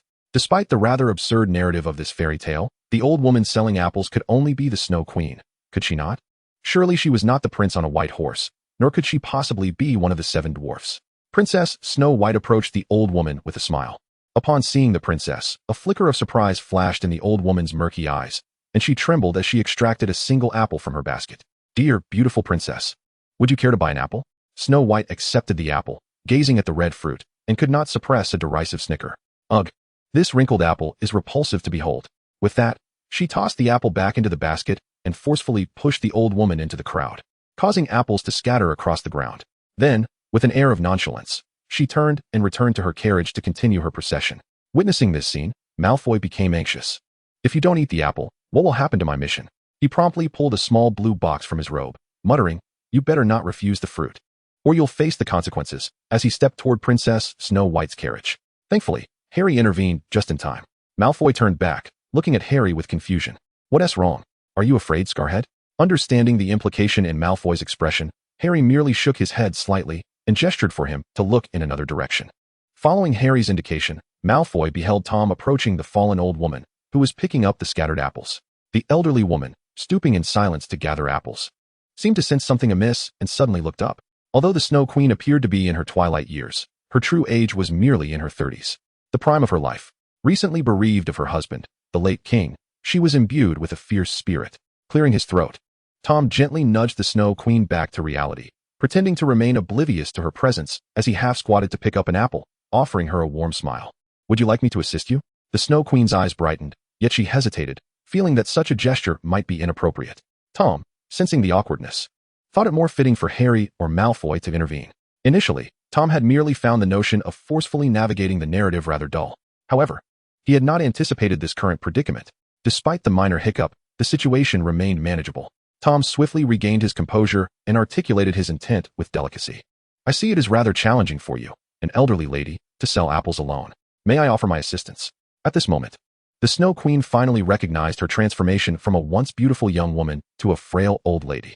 The embarrassment of her earlier remarks washed over her. Observing her discomfort, Tom mistakenly believed she was concerned that he might sell the apples to others rather than emulate her earlier attempts to entice Snow White. Are you hoping that the princess might also savor the apples you have grown? Rest assured, she will indulge. Tom's words sparked a flicker of surprise in the Snow Queen's eyes. Yet, upon witnessing his sincere demeanor, she inexplicably agreed. It was then that she became acutely aware of the peculiar, serpentine quality of Tom's eyes. Surprisingly, instead of fear, she felt a thrill of recognition, akin to encountering a kindred spirit. This realization ignited a newfound enthusiasm within her as they continued to gather apples. Young man, how old are you? You don't appear to be a citizen of this realm. Have you come from another land? Are you married? What is your opinion of charming older sisters? The Snow Queen refrained from broaching the subject of whether Tom could persuade Snow White to consume the poisoned apple, as she was quite certain that even the beautiful princess would be irresistibly drawn to Tom's striking visage. Thus, she pondered more on how to draw Tom into the warm embrace of an elder sister. After all, her intervention regarding Snow White stemmed from the latter's cruel methods and indifference to the plight of the common people, rendering her unsuitable to govern the kingdom. In truth, the Snow Queen held little interest in ruling. However, the prospect of sharing that burden with a king was not entirely unappealing. Yet, Tom chose not to respond to the Snow Queen's inquiries. Even without actively perceiving, he is aware that the Snow Queen's magic is not particularly formidable. In fact, one might even assert that her magical perception is rather feeble. Otherwise, it would be inconceivable for her to dare engage him in conversation during their very first encounter. Tom maintained a stoic demeanor throughout, silently collecting apples, and once he finished, he disregarded Her Highness the Queen entirely, heading straight for Snow White's carriage. Chapter 147. Why all the chatter about eating an apple? Before the second sudden halt, Snow White's mood remained relatively stable, at least not excessively irritable. Yet, just as before, the carriage came to an abrupt stop. This time, however, Snow White did not lurch forward as she had previously, nearly tumbling inside the carriage. It was evident that this was indeed the second unexpected stop. Snow White descended from the carriage in silence, her lowered gaze obscuring her expression, but anyone could discern her mounting rage. Apples for sale? Delicious and healthy apples. Such cries approached from a distance. Snow White let out a couple of sardonic chuckles. Selling apples, is it? She lifted her head, her eyes glinting with a fierce intensity as she glared at the approaching vendor, contemplating whether to take a slice out of his apples. Her initially venomous tones softened unexpectedly. She shot a warning glance at the approaching knights, urging them to step back, then feigned curiosity as she eyed the fruit basket, all the while inching closer to Tom with a calculated nonchalance. Concealed within the crowd, Nagini and the others remained silent. Yet even those nearby could feel the palpable drop in temperature around them. Harry and Malfoy exchanged concerned glances. Let's have a look at your apples, shall we? Malfoy parroted sarcastically. Master Malfoy thought it naive to believe one could approach the gentleman in such a manner. Fear not, Malfoy, Harry replied, his tone markedly more subdued. Those unworthy have no right to linger beside the gentleman. Only formidable individuals like us may remain at his side.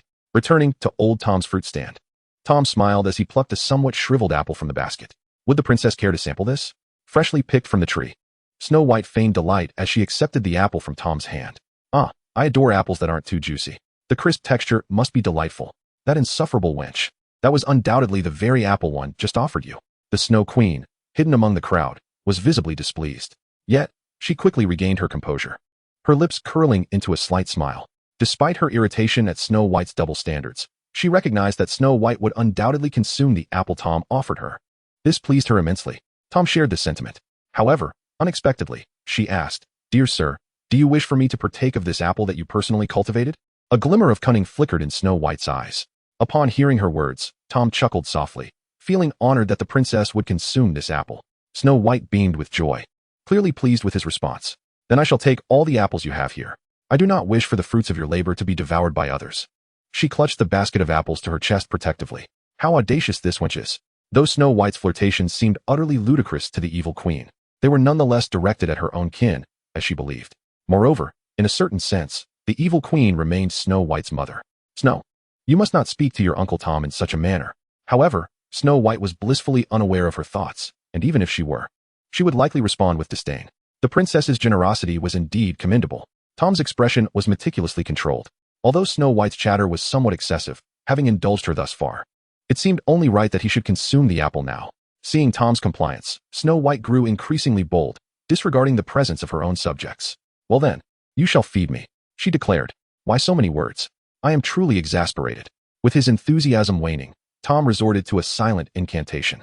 Instantly, Snow White's gaze turned vacant, and she made no further movements, obediently taking a bite of the apple in her hand. And then she collapsed. One could not deny the efficacy of the evil queen's poisoned apple. Yet, in full view of the onlookers, Snow White as fainting would undoubtedly have grave repercussions. "Protect the princess. Quickly, there are assassins. Oh no, Her Highness has fainted." A throng of heavily armored knights encircled Tom and the unconscious Snow White. However, to their bewilderment, Tom appeared unperturbed, as if he were completely disregarding their presence. Surely, the prince on a white steed must be next to appear? Tom contemplated the fallen Snow White before turning to the nearest knight, inquiring, "Are you acquainted with the prince on a white horse?" The bizarre turn of events left the knight flabbergasted. "What prince on a white horse? I have never heard of such a thing. You, assassin, should surrender at once." This was indeed troublesome. Ignoring the surrounding knights, Tom extended his left hand, beckoning to Snow White with his fingers, while retrieving a small conical vial from his pocket with his right hand. To the knight's astonishment, a small piece of apple flew from Snow White's mouth, followed by the bitten apple on the ground, both soaring into the vial in Tom's grasp. Ding. Current task progress, 25. How could this be possible? It seemed implausible that it could fit. The recent knights gazed incredulously at the small vial in Tom's hand. Still fixated on that. Were it not for me, your princess would have been poisoned long ago. Oh, thank you, but wait. The knight drew his sword from its sheath once more, exclaiming, "Bold ruffian, do not tarry." At that moment, Snow White, lying on the ground, began to show signs of revival. Observing this, Tom shifted his gaze towards her, casually gesturing to the knight behind him. "That's enough of your business. Retreat now." "Is that truly your line?" Though unspoken, the knight's lingering resentment was palpable, even through his helmet. "By the heavens, I am truly prepared to strike." The knight raised his great sword. Snow White, dazed, sat up with a bewildered expression. "Your Highness." Chapter 148, Setting Sail. Seeking Cinderella. Snow White, seated on the ground, appeared somewhat lost, her eyes glazed. As she surveyed her surroundings, her gaze finally locked onto Tom, and she quickly regained her composure, her eyes shining brightly, showing no signs of anger from her recent fainting. In an extraordinary display of agility, she sprang to her feet, tidying her attire in the process. Yet, she had no time to act. Soul out of body. Clearly, Tom had no intention of indulging in playful antics with her. "Your Highness?" Concerned knights cautiously approached to assess their princess's condition. What was it with Snow White, always oscillating between extremes? One moment, she was exuberant like a bull, and the next, she seemed to shift into a state of serene composure. Although Snow White did not respond to them, she appeared unharmed. Once it was confirmed that she was well, the knights encircled Tom once more. "You little thief, retreat at once," Snow White commanded sternly. The knight's movements were halted once again. "It's fine, just heed your princess," Tom replied with a reassuring demeanor, adding, "Go wash your face, especially around the nose. Do so thoroughly." Ignoring the knight's piercing glares, Tom turned his attention to Queen Snow White among the crowd. Now, it is time to seek the third item. When Tom and his companions departed from the kingdom of Snow White, they found themselves aboard a grand ship. Just as before their departure, the kingdom remained the same. However, it seemed that the ruler would change from that day forth. As for the fate of Snow White, it would depend on how Queen Snow White chose to handle her. The reason for controlling Snow White and transferring the throne to Queen Snow White was merely a convenience, utilizing her apple stand, with a slight compensation offered. At that moment, Tom and his companions were engaged in leisurely conversation within the ship's lounge. Aside from them, there were other passengers aboard the vessel, most of whom were merchants from the Kingdom of Snow, along with a few travelers from distant lands. For instance, in the corner sat a robust young man clad in opulent attire. Although his identity remained a mystery, his extravagant garb suggested an extraordinary background. Yet, Tom and his companions were adorned in even more remarkable attire. Naturally, the Kingdom of Snow had equipped this vessel with a security detail, though few in number. Each member was a paragon of elite prowess. The only shortcoming of this security team was their somewhat diminutive stature, comprising a total of 7 formidable individuals, renowned in the underworld as the 7 Dwarfs. Nevertheless, these details were of little consequence. Tom and his companions had not boarded this ship merely to admire the dwarf splendor. Their true purpose lay in the vessel's destination, an enigmatic kingdom across the sea, ruled by none other than Cinderella. In this day and age, even Cinderella was embroiled in the machinations of power. This had become a frequent source of Harry's sardonic commentary, his tone now utterly devoid of enthusiasm. "Rest assured," Harry mused, "regardless of Cinderella's status, it would not deter us from claiming her crystal slipper." As Tom spoke, He sipped from the concealed liquor aboard the ship. Said to be brewed from sugarcane. While it was not particularly exquisite, it possessed a faint sweetness and was somewhat palatable. Excuse me, did I hear you mention Her Majesty Queen Cinderella? A somewhat subdued voice emerged from behind Malfoy. Tom and his companions had not employed any magical barriers against muggles during their conversation, for it seemed unnecessary. After enduring the trials of the Kingdom of Snow, Tom had no intention of resorting to cunning tactics this time. Even should Cinderella encounter a disinterested Tom, she would be powerless to protect her crystal slipper. Upon hearing the voice, Tom and the others turned to see the robust young man from the lounge corner. Greetings, my name is Eric, a traveler from a distant land. You're a prince? Harry responded, somewhat astonished. How did you know? Eric's eyes flickered with confusion. His kingdom was not particularly large, and it lay quite far from the Kingdom of Snow, making it improbable that these individuals would recognize him. Cassandra discreetly leaned toward Hermione, who quietly explained. He is the husband of the Little Mermaid. The Little Mermaid? Cassandra pondered, her mind conjuring images of merfolk from the depths of the Black Lake. Bemused by the notion of such peculiar tastes, Nagini remained silent, casting a casual glance at Eric before subtly evaluating Tom, thinking, this so-called prince is not nearly as handsome as my Tom. Yet, Nagini's gaze soon shifted back to Tom, intrigued by his intentions. Of course, she would support him unconditionally, even ready to draw her wand should Tom decide to take action. Pray tell, Your Highness, do you harbor any uncertainties? Tom deliberately feigned a look of confusion. Yet at the moment he locked eyes with Eric, he had already delved into his thoughts. Curiosity gnawed at him regarding how the Little Mermaid's husband was still connected to Cinderella. Regrettably, the answer he received left him somewhat disheartened. It turned out that his journey to the Snow White Kingdom was merely to represent his nation in a visit to Her Majesty, Queen Cinderella. Eric, appearing somewhat troubled, rubbed the back of his head, admitting that, having never encountered the Queen before, he was anxious about potentially causing offense. Thus, he intended to seek someone who might enlighten him about Her Majesty. Of course, he was not alone in this endeavor. In addition to several fellow emissaries in the lounge, there were guards patrolling outside with the 7 dwarfs. Such a mundane reason for visiting. Tom had anticipated some juicy gossip. With a calm expression, he sipped his sugarcane wine and remarked that they had yet to meet Queen Cinderella, though it was rumored she had a fondness for crystal items. Upon hearing the first part of Tom's statement, Eric seemed somewhat disheartened, but the latter half ignited a spark of interest, prompting him to express his gratitude fervently and retrieve some jewels he wished to present to Tom. Despite leading a substantial portion of the sorceress aristocracy and not being in want of wealth, Tom accepted Eric's token of appreciation without refusal. Nevertheless, as he accepted the jewels, a twinge of disappointment crept in. Surely the Little Mermaid's unique possessions would not be found in Eric's possession? At that moment, the entire ship suddenly began to sway violently. The cacophony of screams from outside indicated they had likely encountered tumultuous winds or waves. Yet, what caught Tom's attention amidst the chaos was a clear, resonant tenor voice. Wait, why was it a tenor? Chapter 149. The ship meets calamity. Eric falls overboard. Could it be? A glimmer of disbelief flickered in Tom's eyes. Casually glancing at Eric, who appeared equally alarmed as he gazed outside, Tom mused about Eric's unexpected affinity. However, now was not the time for shock.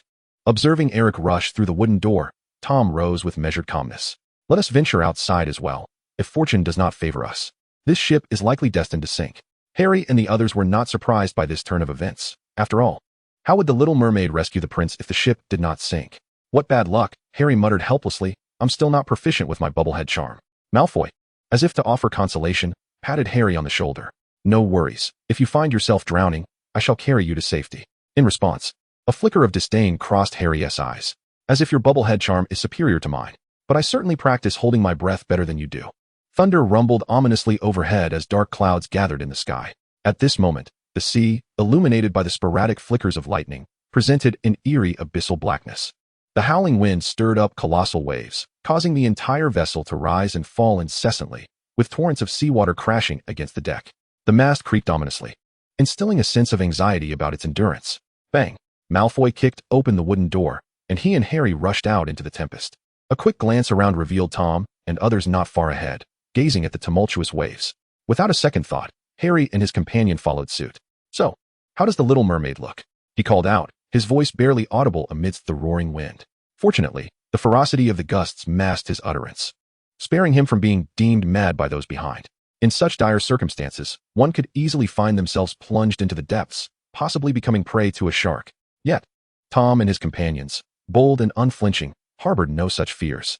The wind howled too fiercely. They could not discern the mermaid's whereabouts. Hermione shrugged in resignation. Cassandra, with one hand brushing through her wind-tousled hair, extended the other towards Tom. Sir, I'm losing my footing. Harry and Malfoy exchanged glances. Bemused, when did Cassandra become so adept at feigning weakness? Wizards of their caliber would hardly be toppled by a mere gale, especially not someone as powerful as Cassandra. However, they soon recognized that a scholar would always be a scholar, unlike themselves, who had merely been spectators in the kingdom of snow. Without turning around, Tom extended his right hand, still clutching the suitcase, towards Cassandra, urging her to seek refuge in the cabin. Don't resist, take shelter. Cassandra remained silent, her confusion palpable. Though intended as a comforting gesture, the words seemed to irk her. No need. Holding the suitcase helps me steady myself. She calmly accepted the suitcase from Tom and positioned herself once more at his side. Nagini, observing this scene, merely smiled politely, a hint of amusement in her expression. The group resumed their search for the elusive mermaid. Meanwhile, due to the fierce winds and the violent rocking of the ship, many had already been swept into the ocean. Although the remaining crew was greater in number, the imminent danger drove them back to the cabin, yet silhouettes still danced upon the waves. Thus, Harry and his companions strained their eyes in pursuit of the graceful figure gliding through the ocean. However, Tom was in search of a different silhouette, one of strength. From the tenor he had heard, he was convinced that his course of action was indeed justified.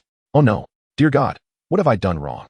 At this moment, Eric stood outside the cabin, his resolute face exposed to the deluge, pondering whether this day would mark his demise.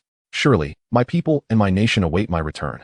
Thunder rumbled, as if the heavens were responding to his thoughts. A mighty bolt of lightning illuminated the sea ahead of the grand vessel. I understand, you are guiding me, aren't you? Initially taken aback, Eric was soon engulfed in ecstasy as he approached the bow to gaze upon the illuminated waters ahead.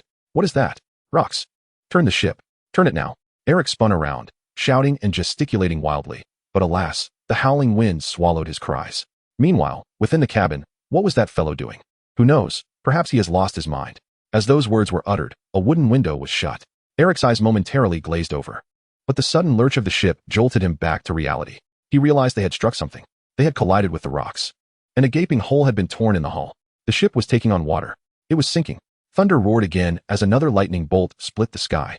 Eric looked up once more, and the flash seemed to whisper, "Child, no need for thanks. I shall escort you one last time. I truly am grateful." Gritting his teeth, the ship sank. Harry and the others leapt into the sea, each casting a bubblehead charm to protect their heads and provide them with breathable air. Glancing down at his robes, Harry felt fortunate that, although they were not fireproof, the garments crafted by wizards were indeed waterproof, sparing him the discomfort of clinging fabric. Moreover, their resistance to wetness ensured they remained opaque, a blessing Harry was particularly grateful for, as he was not yet ready for little Harry to encounter the outside world. Surveying the surroundings, he noticed the others were also present. But sir, your bubblehead charm seems rather excessive, doesn't it? A smirk tugged at Harry's lips. While he could comprehend the situation, after all, the gentleman was exceptionally powerful, he couldn't help but feel a tinge of envy. Tom's bubblehead charm had created a sphere that completely isolated him from the surrounding water, ample enough to accommodate himself with extra space to spare. Oh, you mean this? This is not a bubblehead charm, Tom calmly clarified. This is a water-repelling charm. A water-repelling charm? Hermione inquired, puzzled. I don't recall seeing that in any of the texts. How strange. Have I simply not read enough? In response, Tom patiently explained. Just because it's not in the books doesn't mean they lack the ability. It simply indicates that I possess knowledge they do not. Harry and the others fell silent, accustomed to Tom's unique creations. After all, it was merely a self-invented spell. What was there to be astonished about? Chapter 150, The Little Mermaid? No, it is the Mermaid Warrior. Casting a glance at her own shimmering white silk gloves, which retained their luster even submerged in seawater, Cassandra turned to Tom. Teacher. Understanding his pupil's intent, Tom waved dismissively. Come in. Tom. Nothing to worry about. Professor Tom, I also wish to join. Please, do come in. In a moment. The vast bubble was filled with people, though it did not appear overcrowded, it was quite close. Moreover, Tom's water-repelling spell could assist in eliminating the excess moisture from their bodies. Thus, upon entering, Cassandra and the others felt as though they had returned to solid ground, accompanied by a peculiar sensation that the dampness was merely an illusion. They floated within the protective enchantment. Observing this scene, Harry was eager to participate. Sir, I too. Upon hearing this, Tom glanced around, seemingly aware that space was nearly exhausted. He returned Harry's eager gaze with an apologetic expression. I'm sorry, Harry. Harry was momentarily taken aback, his expression shifting to one of embarrassment. It's all right, sir. The bubblehead charm is quite satisfactory. Malfoy, who had been refreshed beside him, did not hesitate to interject with a scathing remark. Even a clown is not as hideous as you, Scarhead. Unlike me, Draco Malfoy, who had no such thoughts from the very beginning. Watching Malfoy, Harry's face was instantly marred with frustration. "You jerk, Malfoy." With that exclamation, Harry swiftly swam over to engage Malfoy in a spirited underwater tussle. Ignoring the playful scuffle between Harry and Malfoy, Tom surveyed the depths of the sea, searching for Eric's figure. This task was not daunting for him. When the ship had struck the reef, most passengers had already boarded the small lifeboats guided by the 7 dwarfs. Consequently, only a few unfortunate souls had plunged into the sea, among them the most unfortunate, Eric, who was quietly drifting in the water near the reef, appearing as though he had succumbed to the waves. Notably, a portion of the ship had been washed onto the reef, not far from Eric, where it seemed to lie lifeless. Harry and the others had evidently noticed the plight of this foreign prince. Who knows? Speaking of which, where is the little mermaid? If she doesn't appear soon, Eric may truly perish. Concerned that Eric's demise would hinder their quest for unique artifacts, Malfoy intended to swim over, but Tom intercepted him. Turning back in confusion, Malfoy saw Tom signaling for him to continue watching. Returning his gaze to Eric, who lay in the water, suddenly, Eric stirred. A gentle wave of seawater righted his form. A brave sailor should not be buried beneath the sea. A remarkably clear tenor voice emerged. "Here it comes. That is the voice we heard." Tom's interest was piqued instantly. Few things captivated him, but he was curiously intrigued by the dark version of the Little Mermaid's appearance. As expected, a robust figure soon materialized not far from Eric. It was a creature with the upper body of a youthful male and the lower body of a robust fishtail. The young merman had flowing golden locks, a resolute and rugged visage, and prominently defined muscles adorned with 2 starfish resting upon his formidable chest. Was he not the embodiment of a merman?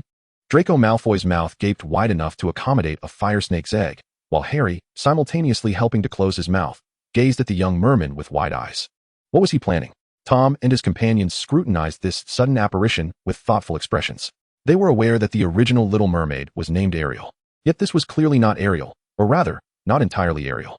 Among the significant figures they had encountered earlier, only the uncle in the Red Riding Hood shared a transformation so remarkable it was almost unbelievable.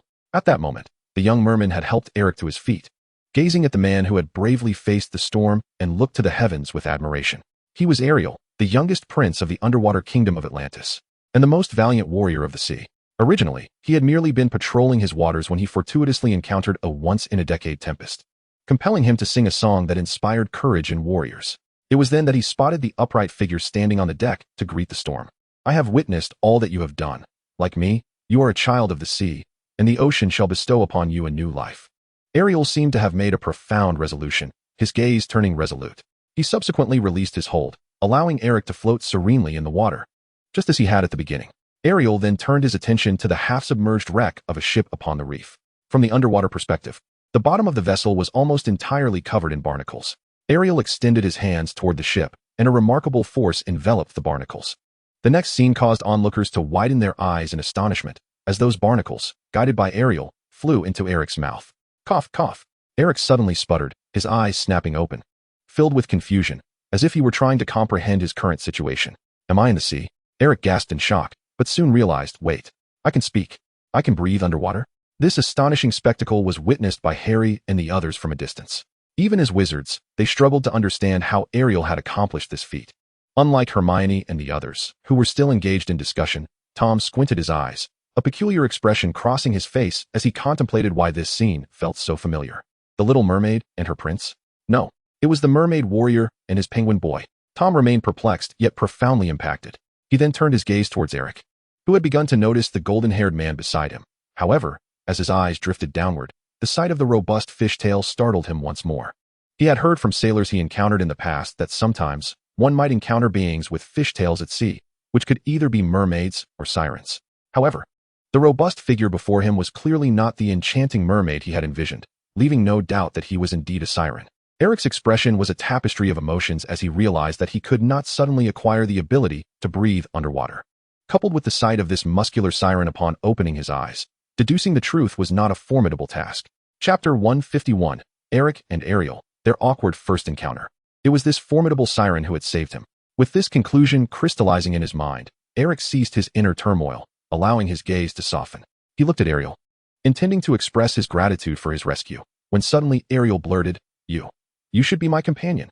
Eric was taken aback, his thoughts muddled. Though he had yet to finish his statement, the specifics seemed inconsequential now. What mattered was the astonishing declaration made by the siren before him. Eric could hardly believe his ears. Indeed, his father had introduced him to numerous beautiful maidens, yet he had shown little interest in them. resulting in his current lack of a bride. However, this did not imply any inclination towards men, especially not a male who was more muscular than himself. At least, that was Eric's conviction. Faced with such an unreasonable request from his savior, Eric's expression darkened with indignation as he contemplated a firm refusal. Yes, you saved my life. And for that, even as a prince, I am willing to bow before you, but I shall never turn my back to you. With this thought, Eric struggled to swim backward, creating what he perceived to be a safe distance between himself and Ariel. Observing Eric's actions, Ariel seemed to realize the ambiguity of his previous words.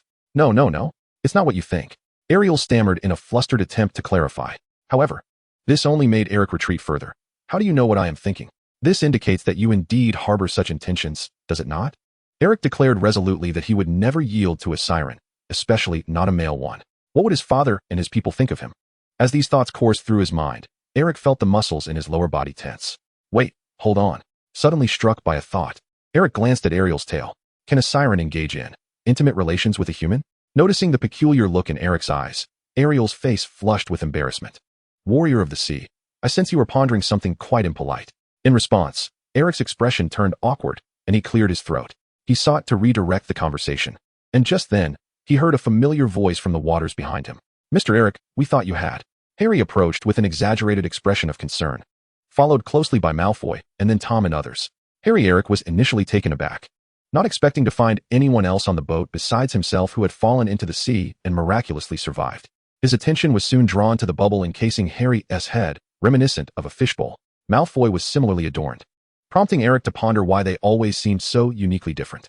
Gazing at the enormous bubble surrounding Tom and the others, which must have been over 2 meters in diameter, the corners of Eric's mouth twitched involuntarily. He was about to inquire further when Tom interjected, "And what of this merman brother of yours? What are you two up to?" Upon hearing Tom's words, Eric panicked, his demeanor akin to that of someone caught in a compromising situation. "No, nothing of the sort. What then? Does this merman seek you for?" Tom inquired with an expression of genuine curiosity. "He wants me to sell him," Eric thought, his face darkening in exasperation, suppressing the urge to express his disbelief. But can one even say such things? Fortunately, Ariel came to his rescue, clarifying, "I saved him. Not only because I admire his courage as a sailor, but also because I wish to enlist his assistance."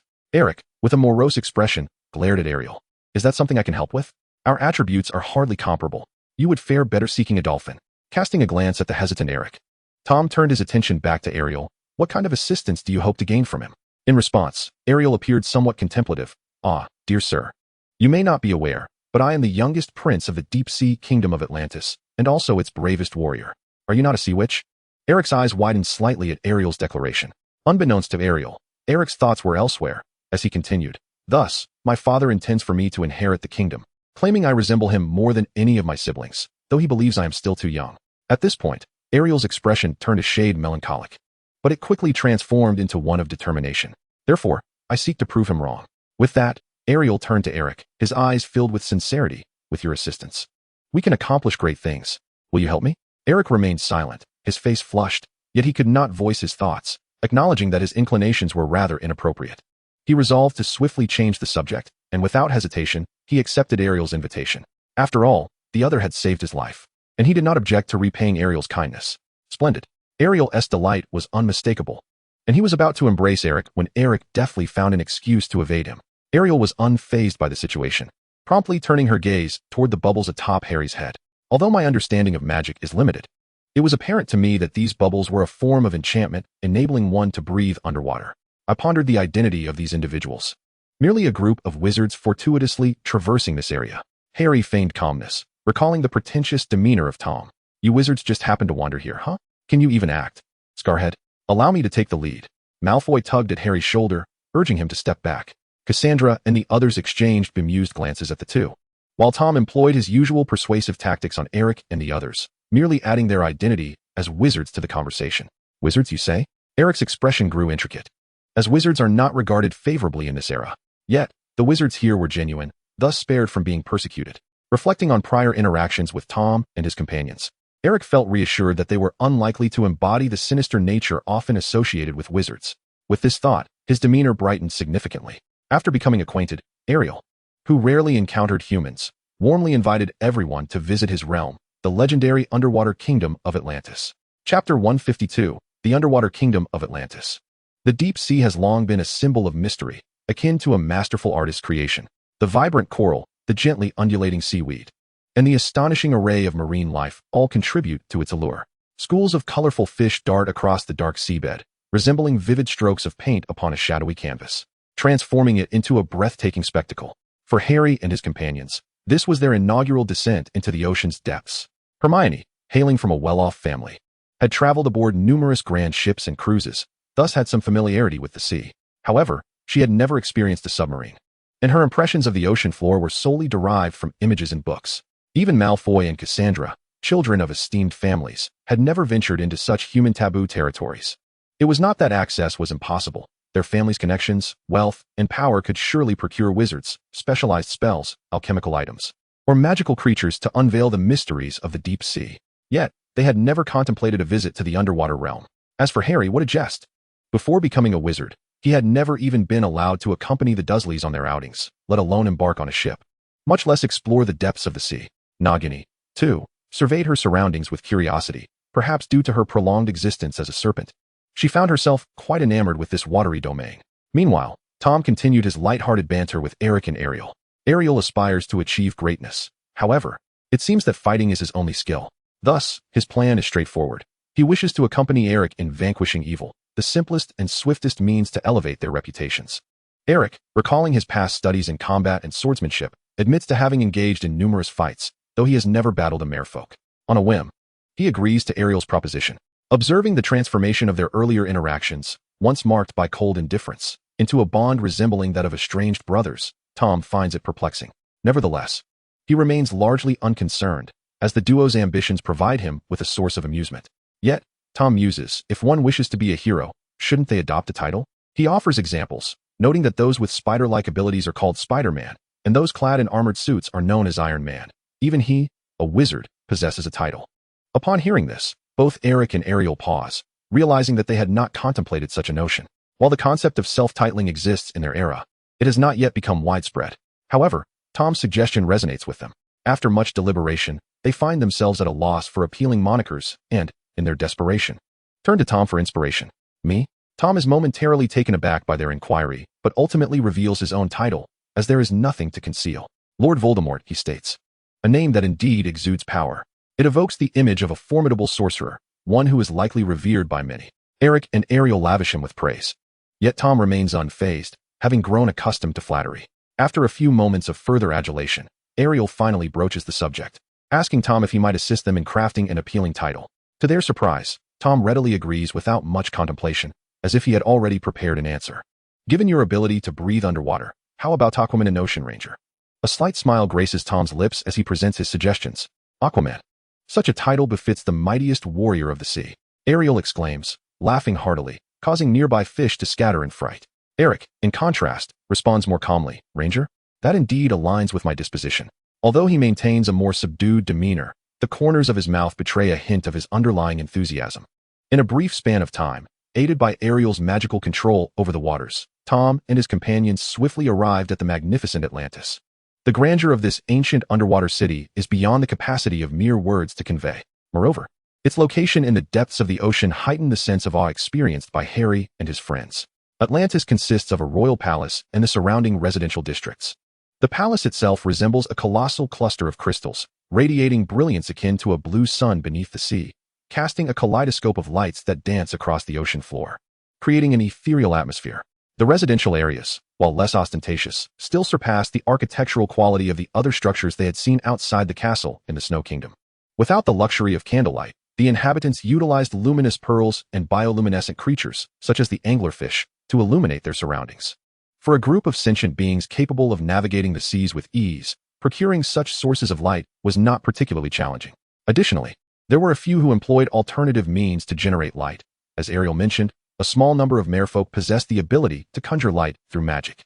Under Ariel's guidance, the Guardians of Atlantis did not impede Tom and his party.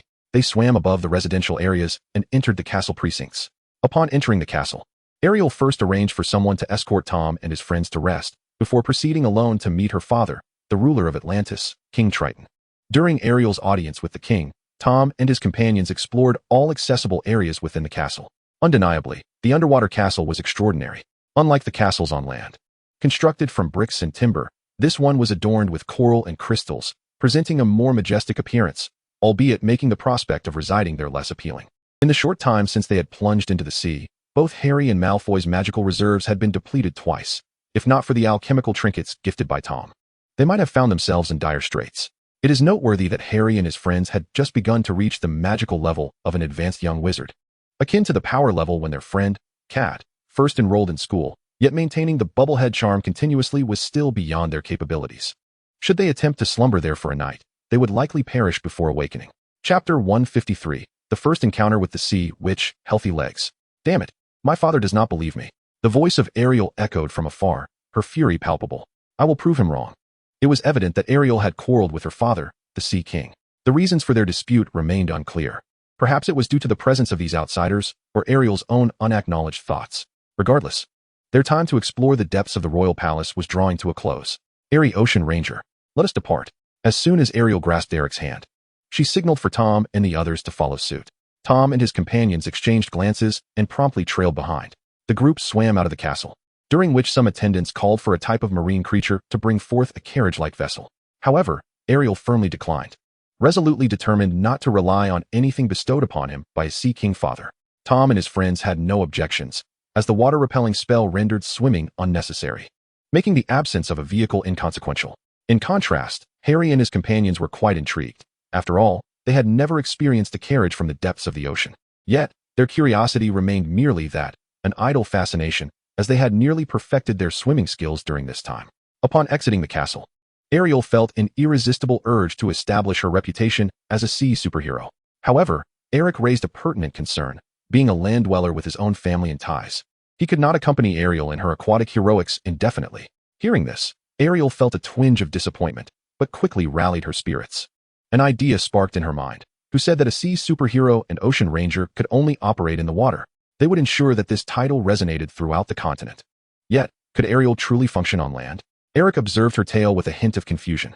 Nevertheless, Ariel waved dismissively, assuring him that it was not an issue and that she had a solution. With a sense of mystery surrounding her, she glided ahead, leaving Eric to follow despite his bewilderment. Tom and the others, having overheard their conversation, began to speculate about Atlantis. In the residential area outside the castle, under Ariel's guidance, the group arrived at a dimly decorated little shop. Is this the Sea Witch's divination booth? How casual. Harry couldn't help but scoff at the coral sign hanging above. It was reminiscent of a haphazard wand shop run by a relative of Ollivander's that he had encountered in Egypt. He had expected the famed Sea Witch from the tales to possess an air of mystery, but it seemed she merely operated a storefront in a back alley. This is my aunt's shop. She relocated here after being cast out by my father, Ariel explained as she led the way inside. The shop was rather small and felt cramped due to the plethora of peculiar items adorning the walls. At that moment, a middle-aged woman with a corpulent upper body and octopus tentacles for a lower half was busily attending to her tasks. Upon entering, the group was immediately greeted by the so-called Sea Witch. She soon noticed Tom and his companions, her gaze first landing on Ariel. Oh, my dear nephew. It has been far too long since you last visited your aunt. You cannot imagine how much I have missed you. And who might these be? A glimmer of surprise flickered in the Sea Witch's eyes as she acknowledged Tom and the others behind Ariel. It is not due to Tom and the others' human identities, but rather because she perceives the magic emanating from Harry and his companions. Eric, to be frank, is just an ordinary person. His ability to breathe underwater is likely a result of Ariel employing that magic. Yet, aside from Eric, none of the others are simple characters. Are those little rascals serious? All of them are wizards. And what of that golden-haired sprite? At such a tender age, he possesses such power? Turning her gaze to Nagini, the Sea Witch can distinctly sense a threat from the latter. This being is likely no weaker than herself. In fact, it may even be stronger. Finally, there is Tom. To be honest, she cannot sense anything at all from him. Quite literally, in the perception of the Sea Witch, there is no presence of Tom in that position. Were it not for her own eyes confirming his existence, she would scarcely believe that such a creature could be present. What kind of monster is this? The gravity and panic in her expression flickered briefly before the Sea Witch resumed her warm demeanor, pulling Ariel over to chat about mundane matters. Meanwhile, Tom observed the Sea Witch with keen interest. She is considerably stronger than the Snow Queen, possessing a magical intensity that exceeds that of an ordinary aura. Tom is not particularly surprised, given that the Sea Witch has evidently lived a long time. If anything, her level of power is somewhat disappointing. However, one cannot be too hasty, as the magical systems differ, and perhaps this being might surprise him in some way. Aunt, I have come to seek your assistance, Ariel stated directly, avoiding any unnecessary small talk. Upon hearing this, The sea witch's eyes sparkled with a hint of delight. Finally. Oh no, I mean, of course. I shall assist you. After all, you are my most cherished niece. Taking a deep breath, Ariel continued, I wish to walk on land. And thus I require legs akin to those of a human. The sea witch readily agreed, finding it a simple matter. Tom nodded in silent approval. However, the sea witch's expression then grew conflicted. Noticing this, Ariel appeared anxious. But what? The sea witch feigned seriousness, explaining the consequences. This magic demands a price. And in exchange, you shall lose your treasured voice. Upon hearing this, Tom raised an eyebrow but chose to remain silent. Observing this exchange, the sea witch internally sighed with relief. She had surmised correctly that these unfamiliar beings did not share a strong bond with Ariel. After a brief moment of silence, Ariel's eyes hardened with determination. No problem. I can still be a formidable warrior without my voice. Very well, then I shall help you acquire your legs at once. The sea witch eagerly began to cast her spells upon Ariel, and then, feigning sorrow, she extracted Ariel's tenor voice, encasing it within a small seashell. Chapter 154, Acquiring the Task Item, Departing from Atlantis. Legs at last. I can ascend to the surface and become a sea superhero. Ariel appeared exhilarated, which puzzled the sea witch. However, she dismissed her curiosity, as she had already acquired what she desired. It is noteworthy that even with the emergence of her legs, Ariel retained the bloodline of the Sea King and the magic at her disposal, allowing her to breathe underwater still. After expressing her gratitude to the sea witch, Ariel could hardly contain her excitement as she hurriedly exited the witch's divination shop. Outside, the others awaited. But Ariel was taken aback to find that Tom was nowhere to be seen. From the fact that Cassandra and the others had reverted to their original states, it was evident that Tom was indeed absent. Sensing Ariel's confusion, Nagini spoke up to explain that Tom had stepped away for a moment but would return shortly. Ariel, though perplexed, merely nodded in response. Inside the sea witch's divination shop, her excitement reached a crescendo as she admired the small seashell in her hand. However, her expression abruptly froze. Give it to me. Tom had appeared by her side unbeknownst to her, extending his left hand in a demanding gesture while brandishing an ancient wand at her temple. The chilling sensation of a soul plummeting into an abyss enveloped her. And despite her fear, the sea witch felt an overwhelming sense of injustice. Why? It was evident that Tom had no desire for conversation. He resolved to eliminate her before claiming the object. No, can't I simply give it to you? The sea witch trembled in fear, the seashell feeling like a scalding hot potato, which she swiftly tossed to Tom. Upon receiving the seashell, Tom heard the system's voice echo in his mind once more. Ding. Current task progress, 35. With the item secured, Tom did not linger but turned to leave the sea witch's abode. Throughout this encounter, the sea witch kept her head lowered, fearful that any inadvertent display of resentment might cost her life. Once she confirmed that Tom and his companions had truly departed, she finally hung the closed sign on her shop and exited. After leaving Atlantis, Ariel's excitement was palpable, even infecting Eric, as they both felt an exhilarating anticipation for the future. I can hardly wait to find a crew of pirates to practice on, Eric exclaimed, buoyed by the thrill of adventure. Although his physical prowess was merely slightly above that of an ordinary person and he possessed no extraordinary powers over water or fire, he could breathe underwater. If he could secretly burrow a hole beneath a pirate ship, any pirates who fell overboard would have no choice but to confront him in the depths of the sea. Well, this does sound somewhat peculiar. Yet it is not a significant issue. Eric remains steadfast in his belief that he will become the greatest hero of all time. Tom and his companions floated away from Atlantis while engaged in discussion. Prior to this, Tom deftly retrieved a small trinket from the silver snake ring on his left hand. It was an alchemical bauble resembling a starfish, which he had casually crafted not long ago. Ariel, this is for you. Upon receiving the small starfish from Tom, Ariel looked perplexed. What is this thing good for? Can I speak now? Wait, what is that sound? Is it coming from this little object? The voice was youthful and somewhat sharp, and Ariel soon realized that it was not his own voice, but rather that of the starfish, articulating his thoughts. It can help you express what you wish to say? Sensing Ariel's confusion, Tom offered an explanation, then urged him to try it on, as it had taken considerable effort to create. Ariel, touched, glanced at Tom, and then hung the starfish around his neck, where it rested perfectly upon his chest. Notably, Ariel's chest was also adorned with a starfish, and combined with the small one in the center, it might lead one to mistakenly believe he possessed 3 of those. Well, you know, uffed. Harry and the others struggled to stifle their laughter, while Cassandra and the others turned away, covering their mouths. Even Ariel's trusted companion was choking back laughter, turning a shade of green. What is so amusing? The sound, reminiscent of a blend between a lowly and something else, was the final straw. Ah. The laughter of the group rendered Ariel's face as dark as coal, and he turned to Tom, desperate and near tears. Is there truly no way to alter this voice? Apologies, time is tight, and there are a few minor flaws for the moment. Tom's earnest expression did not seem feigned. This was also due to Ariel's relatively brief acquaintance with Tom, leaving him unaware of his dubious character. Sigh. At least he could speak. He resigned himself to it. At this point, Tom casually inquired, "By the way, why are you using a starfish for modesty?" Ariel's expression soured once more. After some playful banter, they had traveled approximately 10 nautical miles from the vicinity of Atlantis. To be honest, if anyone else were to attempt such a swim, even if they could breathe underwater, they would likely be utterly exhausted. Only Harry and Malfoy, as close combat mages with physiques that far exceeded the norm, could manage such a feat. It is also worth noting that, even for the majority of muggles and ordinary wizards, the physical prowess of these two was indeed somewhat extraordinary, particularly in terms of long-distance swimming. In a few months, a man named Martin will swim 625 kilometers across the Adriatic Sea, thereby setting a long-distance swimming record in the Muggle world, completing the feat in 55 hours and 11 minutes. However, the Dark Lord's right-hand man vastly surpasses this individual, having swum from the point he fell into the sea to Atlantis in less than a day. Even though the distance from their entry point to Atlantis is not excessively far, it is evident that Ariel would not have appeared there otherwise. Not to mention, Tom and Ariel assisted by controlling the water flow to reduce resistance and enhance speed. Yet, despite these advantages, Harry and his companions truly exhibited remarkable prowess. This is indeed a testament to their relentless commitment on the path of melee magic. There is no turning back now. Close combat is the true essence of wizardry. Whether others believe it or not, Harry and Malfoy certainly do. It is also worth noting that while Tom insists on pursuing the path of the elegant wizard, he feels a sense of satisfaction regarding Harry and Malfoy's development. After all, he recognizes that although the Diamond Barbie treasure box can enhance its host's physical capabilities with its magical power, the extent of this amplification is relatively modest. The significant improvement seen in Harry and the others indicates that they possess considerable talent in this regard. Chapter 155, The Kingdom Rebellion, Return to Atlantis.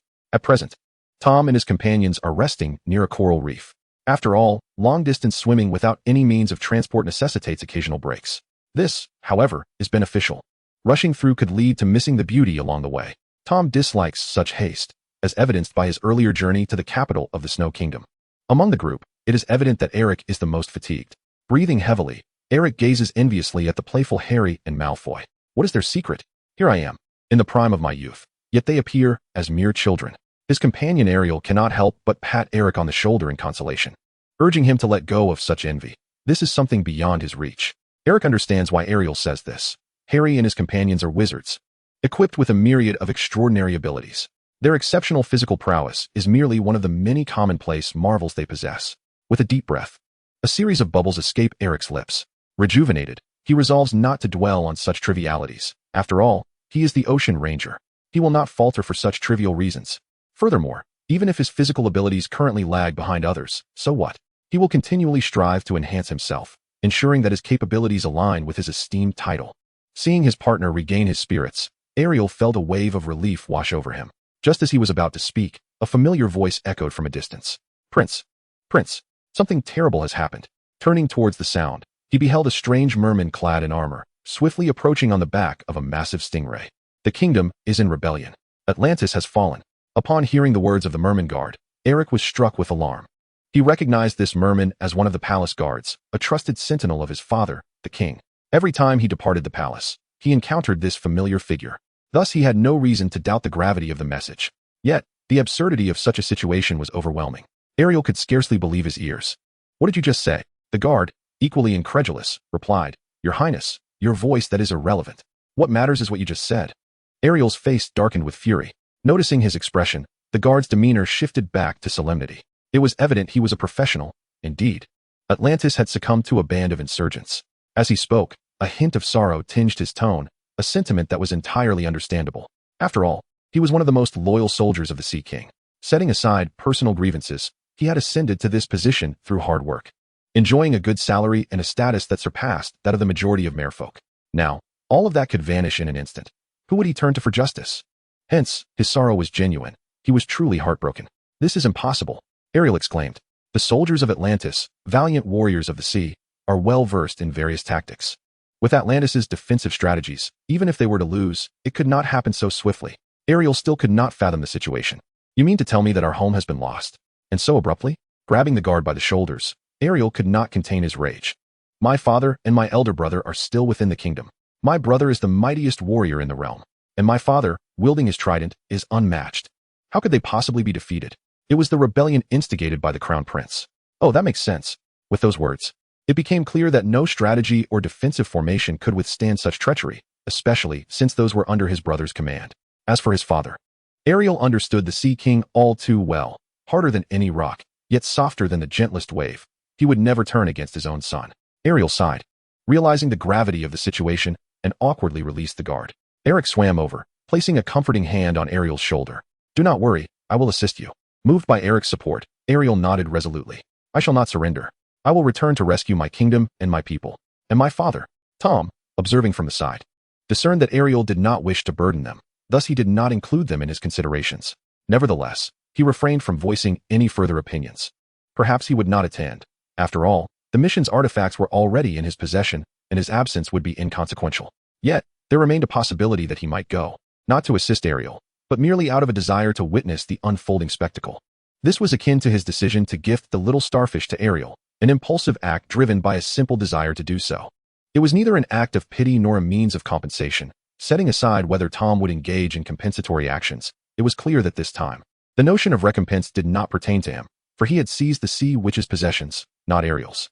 Tom simply felt a pleasant affinity towards Ariel, prompting him to casually offer her a small token. His current inclination was no different. He was interested in hearing what had transpired, and should it pique his curiosity, he might make an appearance. How troublesome indeed. Eric let out a bitter laugh, pondering the absurdity of defeating an entire nation's adversaries.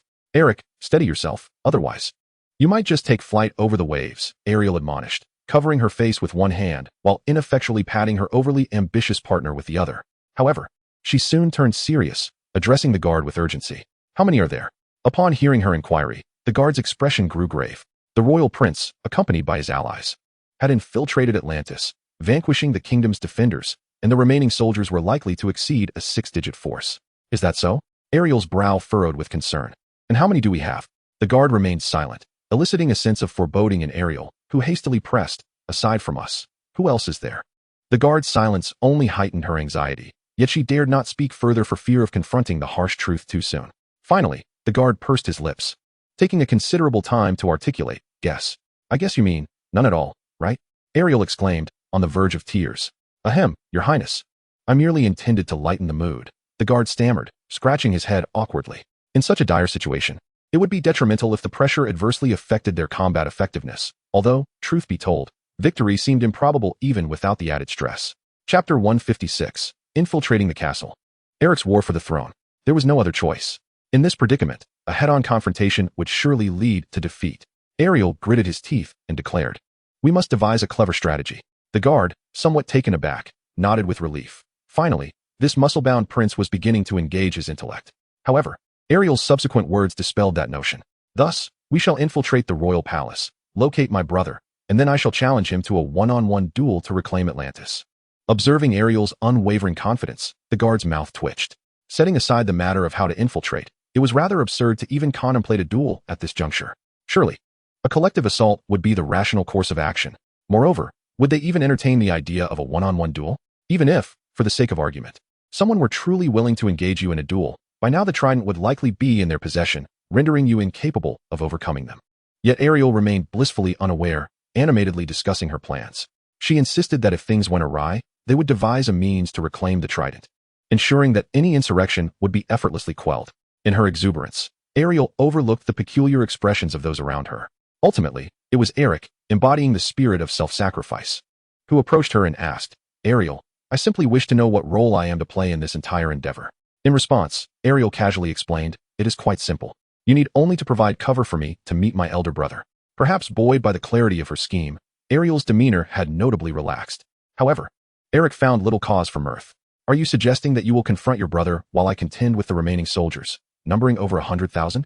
Surely, I would be swiftly overwhelmed." Taking a deep breath, Eric tactfully proposed, "Perhaps we should wait for me to return to my homeland and summon reinforcements. Then we can strategize on how to reclaim Atlantis." "Absolutely not. The situation is dire. I cannot allow my brother to continue in this manner," Ariel retorted vehemently. Eric narrowed his eyes, scrutinizing the fervent Ariel before him. "Is it not possible that it is not you allowing him to act as he does, but rather he is permitting you? The time for deliberation is past. We must set forth immediately." Without heeding Eric's and the guard's entreaties, Ariel propelled herself resolutely towards Atlantis. Exchanging a resigned glance with the guards, Eric followed suit. After the trio had departed, Harry approached Tom, inquiring, "Sir, should we follow them?" Though they had only known each other for a day, they held a favorable impression of both Eric and Ariel. Tom, gazing into the distance at the receding figures of Ariel and her companions, appeared contemplative, his eyes reflecting deep thoughts. What exactly is this trident? He pondered, a flicker of intrigue igniting within him. Time passed unmeasured. Atlantis was now fully occupied. The once silver-armored royal guards had been replaced by a legion of rebels clad in black scales. Observing the countless merfolk below, Eric felt a chill run down his spine. They were concealed atop an underwater cliff not far from Atlantis, camouflaged by seaweed and coral.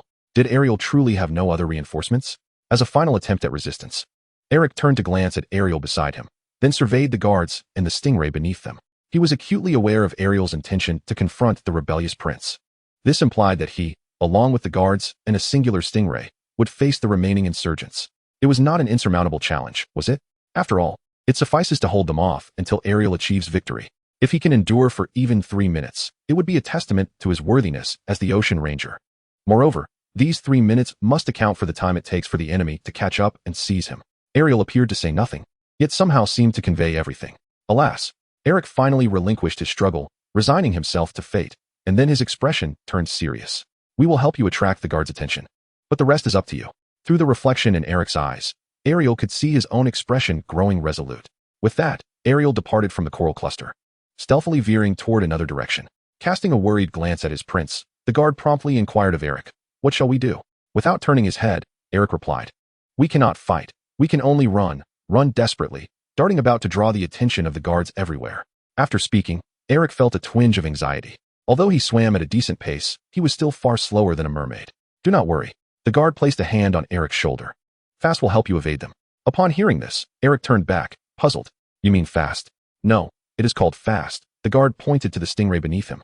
"Well, I do not even know your name, yet I am already acquainted with your fish's name." However, Eric did not dwell on such trivial matters. After assuring the guard that he would take good care of his stingray, he mounted it and swam toward Atlantis.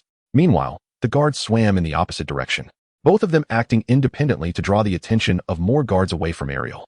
As Ariel stealthily approached the castle, the uproar behind him signaled that Eric and the others had commenced their actions. This meant he needed to hasten his movements. With this thought, Ariel quickened his limbs, increasing his swimming speed further. Seizing the opportunity while the guards below were distracted and rushing toward Eric's location, Ariel slipped through a window, utilizing his familiarity with the castle. Once inside, he navigated through the castle towards the Sea King's throne, knowing full well that his brother's yearning for the throne would render him inseparable from it. With a plan forming in his mind, Ariel immediately set to action, even if he might encounter other guards along the way. He was confident in his ability to evade them, thanks to his understanding of the castle. To Ariel's surprise, however, he encountered not a single guard, and his passage could be deemed utterly unobstructed. It was not until he arrived at the towering crystal door, standing several meters high, that Ariel felt a tinge of disbelief. How to put it? It was almost too smooth, too uneventful. Chapter 157, Prince Ariel, Harry, and others enter. After a moment of contemplation, Ariel shook his head. Regardless of the circumstances, he had no other choice. As Eric contemplated this, he placed his hand upon the crystal door and forcefully pushed it open. "You have arrived?" At the moment the door was thrust ajar, a voice emanated from within the chamber. Though no figure was yet visible, Ariel instantly recognized it to be his elder brother. Upon fully opening the door, he beheld the figure seated upon the throne, a distance of several meters away. Just as he had surmised, it was indeed his elder brother. The merman before him, lost in the act of caressing the armrest of the throne, possessed the same golden locks and robust physique as Ariel. The sole distinction lay in the fact that his brother's lower half was adorned with a formidable fishtail, while Ariel's was comprised of sturdy human legs. A complex array of emotions swept over Ariel. He wished to articulate something, yet found himself at a loss for words, and that infernal voice rendered him mute. "My dear brother, why does our father favor you so?" Although his gaze did not rest upon Ariel, it was evident that the elder prince had long anticipated the arrival of his sibling, having cleared the castle of soldiers for this very purpose. The elder prince continued to be enraptured by his throne, yet his tone had shifted to one of discontent. "Is it merely because your biceps are more pronounced than mine?" Ariel's expression darkened, for the truth lay deeper. "No, it is because I resemble him the most." Indeed, it was true that his brother's biceps were indeed larger. Just as Ariel was about to express further thoughts, the elder prince abruptly halted, incredulously lifting his gaze to Ariel. "What has happened to your voice?" He then took notice not just of the altered voice, but also of Ariel's transformation from a tail to legs. The silent elder prince seemed to grasp the implications. and with a derisive laugh, he declared, "How absurd! How can you contend for the throne in such a state?" Yet, he continued, "I remain the Prince of Atlantis, still favored by our father." "Stop! Do not speak further. I am unaccustomed to this voice." Ariel's words were abruptly cut short by the elder prince's raised hand, darkening Ariel's countenance further. "Since you believe this position is not meant for me, I shall grant you an opportunity." The elder prince confidently rose from his throne and summoned 2 steel tridents from the corners of the room through the currents. "Come, take it," he shouted with bravado, tossing one of the tridents to Ariel. It was no jest. His confidence was well-founded. Were it the original Ariel, he might have devised other strategies, perhaps calling upon soldiers or employing cunning tactics.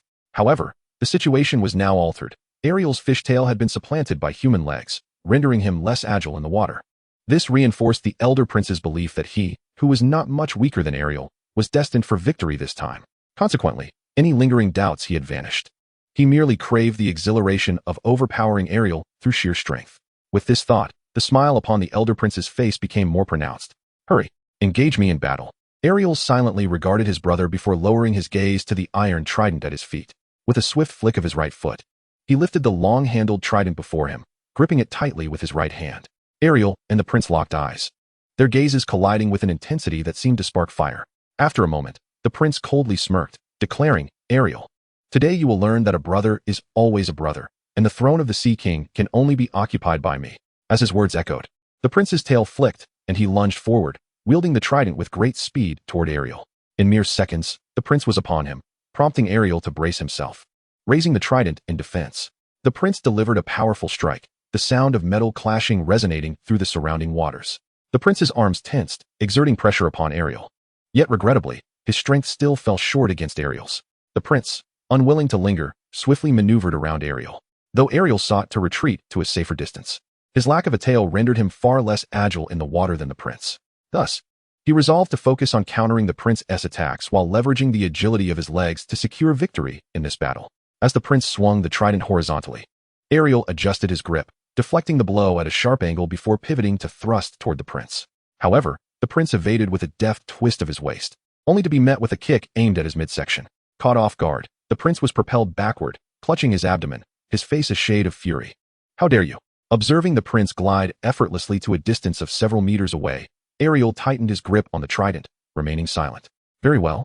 After a brief pause, the prince, wearing a sinister grin, charged at Ariel once more. In response, Ariel surged forward, their tridents clashing repeatedly, sending waves rippling through the water around them. Meanwhile, on the other side, Malfoy and Harry arrived, taken aback by the commotion. "Wow, what's all this noise about?" Malfoy exclaimed, watching the fervent chase below. "Eric can't possibly be dead, right?" Harry had reason to suspect so. After all, Eric was merely an ordinary human capable of breathing underwater. And facing such a multitude of merfolk, it would be no surprise if he had been reduced to mere fragments. Who knows? Perhaps all this excitement is because Eric's physique attracted attention. Malfoy chuckled, as it was not unusual for one of Ariel's kin to have such interests. However, Harry found no amusement in this, for they were there to assist Eric, not at Tom's behest, as Mr. had already retreated into the castle to observe the spectacle. Nevertheless, their presence was sanctioned after consulting Tom. In the words of Tom, under ordinary circumstances, he would not interfere with Harry and his companion's choices. Nor did he possess any interest in doing so. Moreover, what brings you here? Malfoy's lips twitched as he turned to glance at Hermione and Cassandra, who had followed closely behind. Cassandra, with a look of disdain, cast her gaze at Malfoy and stated, "The teacher has sent me to oversee you, ensuring you do not perish here." After all, with so many adversarial merfolk, Harry and his friends faced a substantial risk of failure. Hermione's reasoning was equally straightforward. She was there to assist. Chapter 158, Ariel Triumphs. Suppression of the Prince's Rebellion. Although Harry remained silent, he felt immense gratitude towards Cassandra and the others for their support. Taking a deep breath, he realized that only Eric remained. Boom. At that moment, the crystal stable housing seahorses, stingrays, and other mere-creature mounts was violently breached. A robust merman, far exceeding the norm in stature, burst forth, pinning Eric down. "We're doomed. We're doomed. We're doomed. We're doomed." With a hand larger than his own head pressing down upon him, Eric felt an unprecedented wave of panic. "You shameless thief intruding upon the royal palace." Before the merman could finish his sentence, a pink, cat-shaped hammer surged through the water towards them.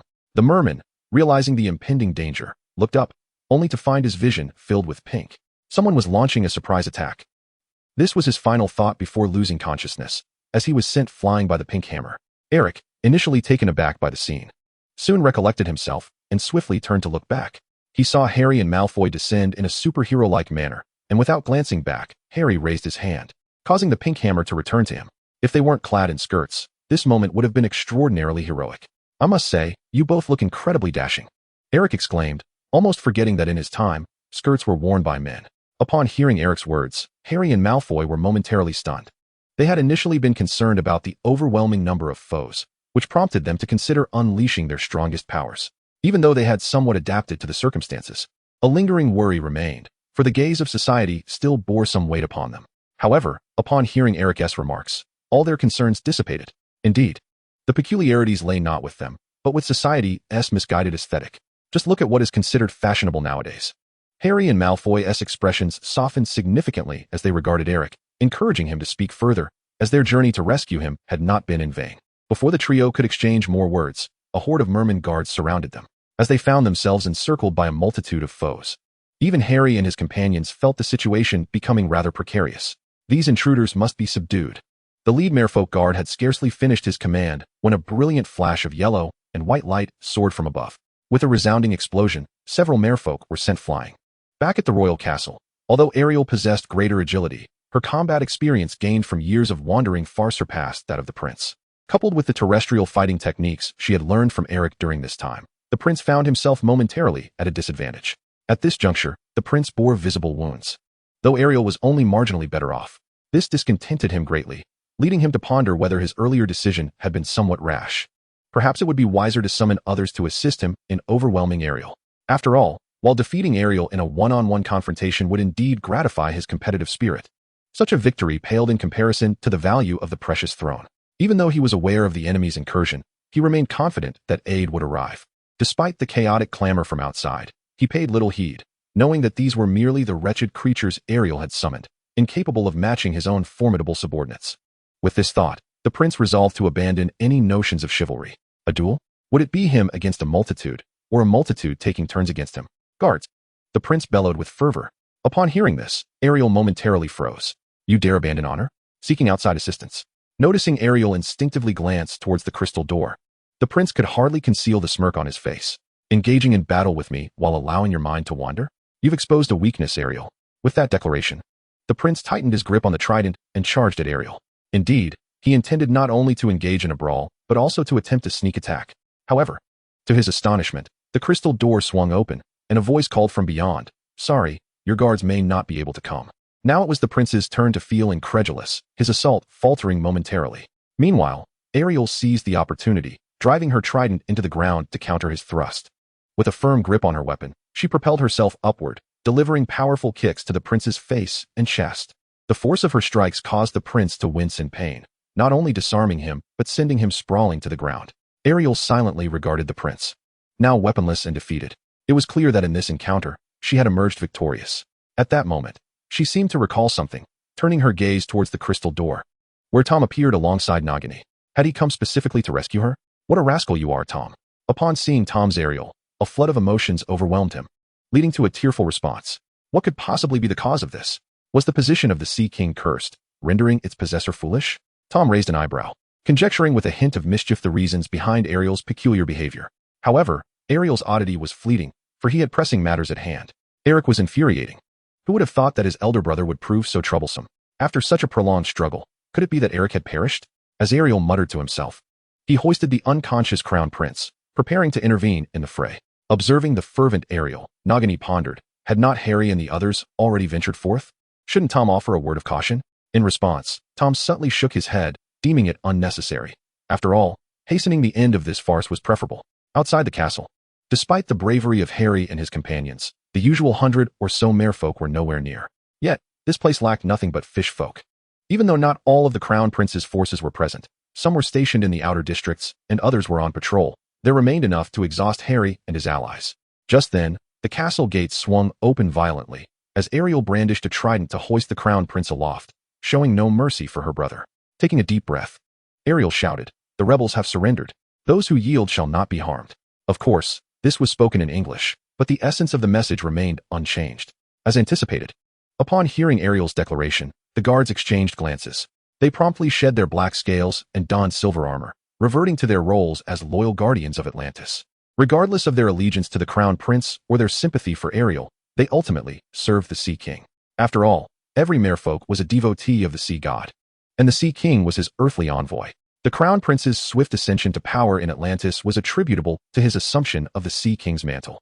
Now that the Crown Prince was displayed on a trident as a flag, the guards had no justification to prolong the chaos.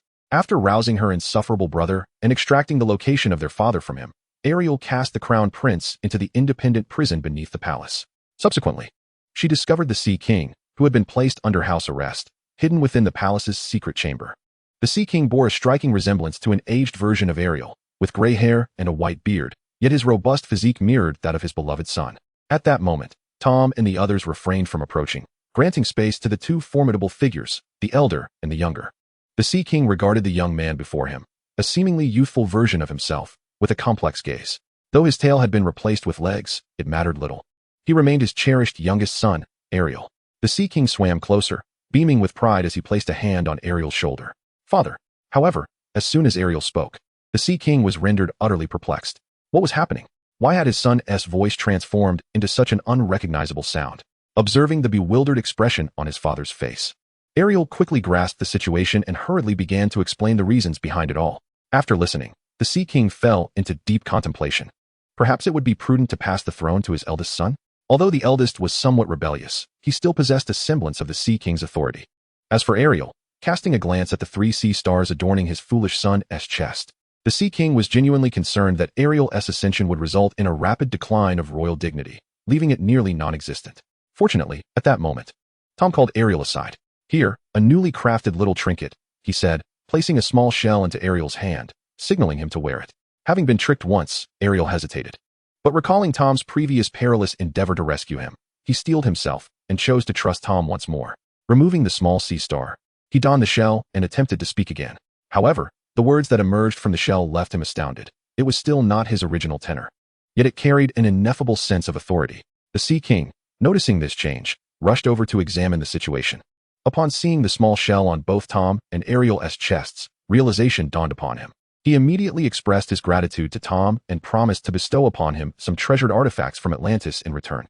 Ariel, too, vowed to gift Tom something of great value from Atlantis, aside from the trident, to repay this kindness. This elicited a complex reaction in the Sea King's gaze. Nevertheless, perhaps due to Ariel's unique voice, the Sea King's expression softened considerably. After all, he believed this voice was far more fitting for the role of Sea King than Ariel's original tenor.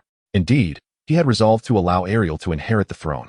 Oh, a son with biceps as robust as mine is certainly preferable, thought the Sea King at that moment. Meanwhile, Tom remained unfazed. His interest in anything from Atlantis, aside from the trident, was quite minimal. He had learned from Ariel about the trident's formidable power, once wielded by the Sea God, who left it to his descendants for dominion over the ocean, a true artifact. Unfortunately, as Ariel had mentioned, only those of royal blood could wield the trident. If Tom possessed the might of Merlin, he would likely have borrowed the trident to attempt to mold it to his will. Alas, he was still lacking somewhat in that regard. Moreover, with the old wand in his possession, he was not overly fixated on a mythical weapon that did not suit him. Tom, who held little regard for the so-called gift, soon shifted the conversation with Ariel to other matters. He suggested reclaiming the small starfish. Not because it held any particular value, but rather because he assumed Ariel would be eager to dispose of it. To his surprise, however, Ariel expressed a desire to keep the trinket. Taken aback, Tom's eyes widened slightly, yet he did not refuse her request. Instead, he playfully teased. "You're not becoming addicted to this peculiar mode of speech, are you? Why the silence?" Tom himself fell into silence, casting a discreet glance at the Sea King, who appeared lost in thought, foolishly chuckling, oblivious to the peculiarities he had inherited. A moment later, an amused smirk crept onto Tom's lips, a mischievous grin that sent a shiver through Ariel. The Sea King, regaining his composure, instructed Ariel to lead him to the Crown Prince while also summoning others to arrange for Tom and his companions to rest. Observing their hurried departure, Harry felt perplexed. Had not all issues been resolved? Why did they still wear such expressions? Was it due to the loss of the Sea King's trident? Hermione casually interjected, noting that since their arrival, they had yet to see the trident spoken of by the others. This piqued Draco's interest, prompting him to engage Harry in a discussion about the legendary trident. Meanwhile, Cassandra was more concerned with another matter. She turned to Tom, who was gazing thoughtfully out at the underwater expanse, and inquired, "Have we obtained the item?" At her words, Tom shifted his gaze to Cassandra and replied nonchalantly, "Yes. So, are we to depart now, or shall we remain here?" Nagini rose from her massive shell seat and approached Tom. Wait, are you all truly leaving? Eric, who had remained silent until now, became anxious. He had discerned the reason for Tom and his companion's presence, although he did not know the specifics. It was clear they had found what they sought. Yet, that was not his primary concern. His thoughts were solely occupied with Tom and his companions. Friends he had known for less than 3 days, yet had shared perilous experiences with, now preparing to leave. Chapter 160. Tom takes action. What deity do you aspire to be? Eric was a prince, acutely aware of his responsibilities from a tender age and diligently striving to shoulder them. This drove him to excel in various disciplines, swordsmanship, archery, marksmanship, and horsemanship, as he endeavored to become a worthy king. However, this pursuit also ensnared him in a web of flattery and sycophancy, leaving him breathless. Everything changed upon encountering Tom and his companions aboard the ship. To be candid, when Eric first laid eyes on Tom, he was momentarily stunned. He had never before met someone who embodied nobility so profoundly. In comparison to Tom, Eric felt like a mere street vendor selling vegetables, while Ariel was scarcely better off, a fishmonger. Then, the situation took an unexpectedly strange turn. He narrowly escaped death, lived again, then faced death once more, only to survive yet again. In retrospect, encountering these individuals might be deemed a stroke of misfortune, yet he found joy in it. In just a few fleeting days, Eric acquired treasures that eluded him throughout his earlier existence. Observing Eric, who was lost in contemplation, his expressions shifting from tears to laughter and back again, Tom and the others felt a twinge of difficulty in their hearts. Casting another glance at the underwater realm outside, Tom's emerald eyes glimmered with contemplation before he gently roused the still dreaming Eric, his demeanor warm and smile radiant. No, we shall remain here for the time being. At these words, Eric abruptly lifted his head, his eyes sparkling with hope. Really? Even Harry seemed taken aback, based on his understanding of Tom. There should be nothing left to detain him here. Sir, you. However, Tom merely wore a smile reminiscent of a riddle, stating, I have merely witnessed something intriguing. Oh, that is easily comprehended. Harry, who prided himself on being Tom's most capable aide, understood well Tom's fascination with orchestrating chaos and reveling in spectacle. For instance, there was a time when Tom abandoned his cherished teaching assistant duties to forsake the amusement of observing Snape's scowls, traveling to the opposite side of the earth merely to indulge in the commotion. With the urgency to seek the next item temporarily subsiding, the group began to wander aimlessly within the castle. It must be said, the castle beneath the sea is indeed extraordinary, filled with an array of facilities that defy human understanding. For instance, there was a restroom clearly unsuitable for human use. Harry certainly did not believe he could utilize it. When they next encountered Ariel, his expression was even more dismal than when he learned of his elder brother's rebellion. The trident was missing. Ariel explained the circumstances. During the prince's insurrection, the Sea King's trident was seized by the rebellious prince. They had just gone to confront him alongside the Sea King to retrieve the trident, only to discover that it had been taken long before Ariel and the others arrived to quell the uprising. The one who had claimed the trident was none other than my aunt. Ariel appeared somewhat dejected, revealing that he still harbored a semblance of familial affection for the Sea Witch who had recently aided him. Yet, he likely now understood why his father forbade him from associating with her. I will retrieve the trident, Ariel exclaimed, hastily swimming outward. My father informed me of her former lair. I shall lead a contingent to reclaim the trident. Teacher? Cassandra, who stood behind Tom, approached his side with a tone laced with inquiry. Upon hearing her, Tom remained silent, yet a flicker of anticipation danced in his eyes. Deep within the ocean's depths, in the shadowy abyssal trenches, lay a chaotic assemblage of biological remnants and various dilapidated artifacts. It had been an age since she last visited this place. Memories flooded the Sea Witch's mind. She too had once been the obedient girl following in her brother's wake. Regrettably, the royal denizens of the deep sea are as cold and ruthless as the aristocrats of the surface world. Perhaps the fact that they have not been entirely eradicated is the last vestige of affection left by the Sea King. However, the circumstances have changed. The Sea Witch seized the shimmering trident, her gaze flickering with madness. With this, I shall claim my rightful place as the Sea King. Feeling the immense, unfathomable power coursing through the trident, the Sea Witch's ambitions ignited like a wildfire, spiraling out of control. She raised the trident high, and the surrounding currents began to stir. None could rival me. No one. Is that a boast? At that moment, a jarring voice pierced the air behind her. Turning, she beheld her beloved nephew, Ariel. Accompanying Ariel was an army numbering no less than 10,000. Old Witch, return the trident at once. Oh, you desire it, my dear Ariel? The Sea Witch's lips curled into a sinister smile. Very well, catch. With those words, the Sea Witch swung the trident, as if commanding the very ocean itself, and the violent currents swiftly engulfed nearly 10,000 merfolk soldiers. Ha ha ha ha ha. Amidst her maniacal laughter, the undercurrents roiled, and a tempest brewed upon the surface. Thunder rumbled, lightning cleaved the darkened sky, and torrential rain cascaded down. In the midst of the churning waves, the sea witch's form grew larger, empowered by the trident, towering like a mountain. Of course, this was an exaggeration. It was merely around 100 meters, yet it was sufficiently colossal compared to some of the larger vessels. That old crone is truly worthless. With such power, how could she claim to be the Sea King? The sea witch tightened her grip on the now magnified trident, proclaiming, "From this moment forth, I am the sea goddess." In the depths of the sea, Ariel gazed at the formidable figure of the sea witch, an unusual fear flickering in his eyes. He hastily urged his soldiers to retreat. The current sea witch was no longer a foe they could hope to vanquish. Yet, turning back, he was taken aback by an unexpected figure, momentarily forgetting the sea witch's presence nearby. "What is the Sea King worth? I shall become the sea god." The sea witch's maniacal laughter continued unabated, but suddenly, she seemed to sense something amiss, abruptly glancing down. There stood Tom, eerily calm upon the water's surface, the raging waves parting around him. "Is it you?" A look of astonishment crossed the sea witch's face. Now endowed with the trident's power, she could finally sense her opponent. As she had surmised, his magical prowess was unfathomably deep. Even with the trident's enhancement, she could not gauge his true depths. Yet the surging power bestowed upon her unwavering confidence. "I had intended to seek you out, but since you have come to me, prepare to meet your end." Her massive right arm, wielding the immense trident, swung down with ferocity.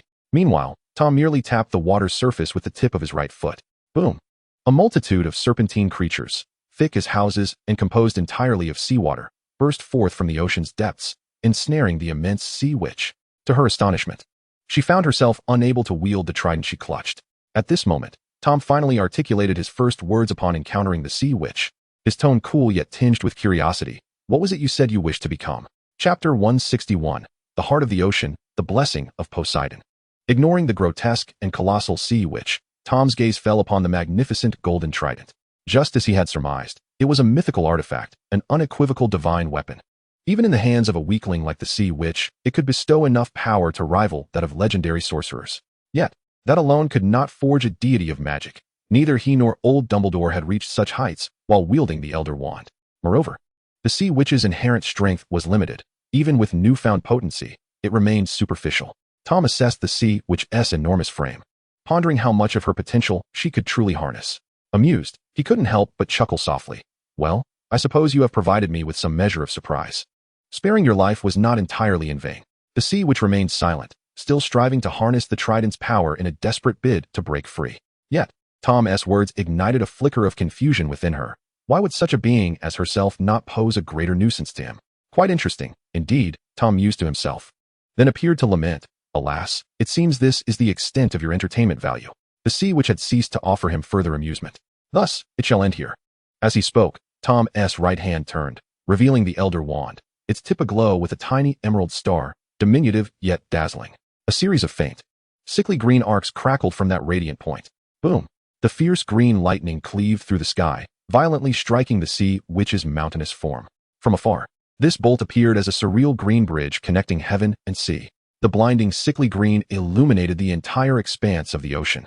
The frigid stillness brought forth by the miraculous green lightning permeated the very air, rendering the already tumultuous waters restless. Crack! A faint sound pierced through the storm, reaching the ears of all who witnessed this scene. From the moment the death curse struck, the sea witch's body was swiftly enveloped in a pallid hue, gradually dissolving into ash.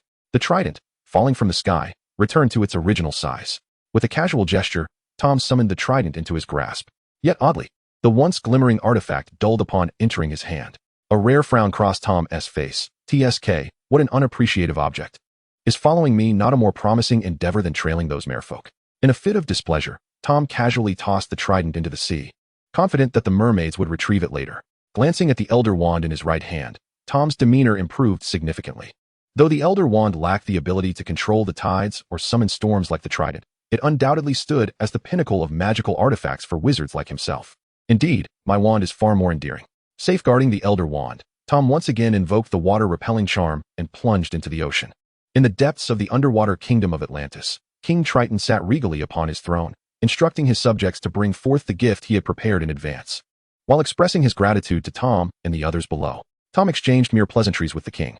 During this brief exchange, he finally beheld the gift the king had mentioned. To Tom's astonishment, this offering did not come from a mere foot soldier, but rather was personally delivered by Ariel. In fact, This surprised Triton as well, filling him with an unsettling premonition. Ariel solemnly placed a hand on Tom's shoulder while extending a small crystal box towards him. My dear friend, I shan't elaborate on my gratitude, but you must accept this. Taken aback by the rare gesture of a shoulder pat, Tom accepted the crystal box from Ariel with a sense of bewilderment. Upon opening it, he discovered a small orb the size of a marble, shimmering with the exquisite hues reminiscent of the deep sea. Accessory, Heart of the Ocean. Quality, Legendary. Effect 1. The wearer can breathe underwater, and their hair and clothing remain dry. They emerge from the water as they entered. Effect 2. The wearer can continuously restore stamina and heal injuries while submerged. Effect 3. The wearer can communicate with aquatic creatures and gain their goodwill. Description: this is a gift from Poseidon, the god of the sea, to his children, imbued with divine blessings. With it, you become a child of the ocean, forever shielded from its perils. Tom was momentarily speechless. He had anticipated that the king would offer him some trivial treasures of gold and silver. However, upon glancing up at Triton, the king's expression, one of incredulity, made Tom realize that the king had indeed considered such a notion. The truth was, Triton had never expected his wayward offspring to present the most cherished possession of Atlantis, aside from the trident, to Tom. Triton opened his mouth to speak, but ultimately fell silent. It would be beneath his dignity to reclaim an item once given.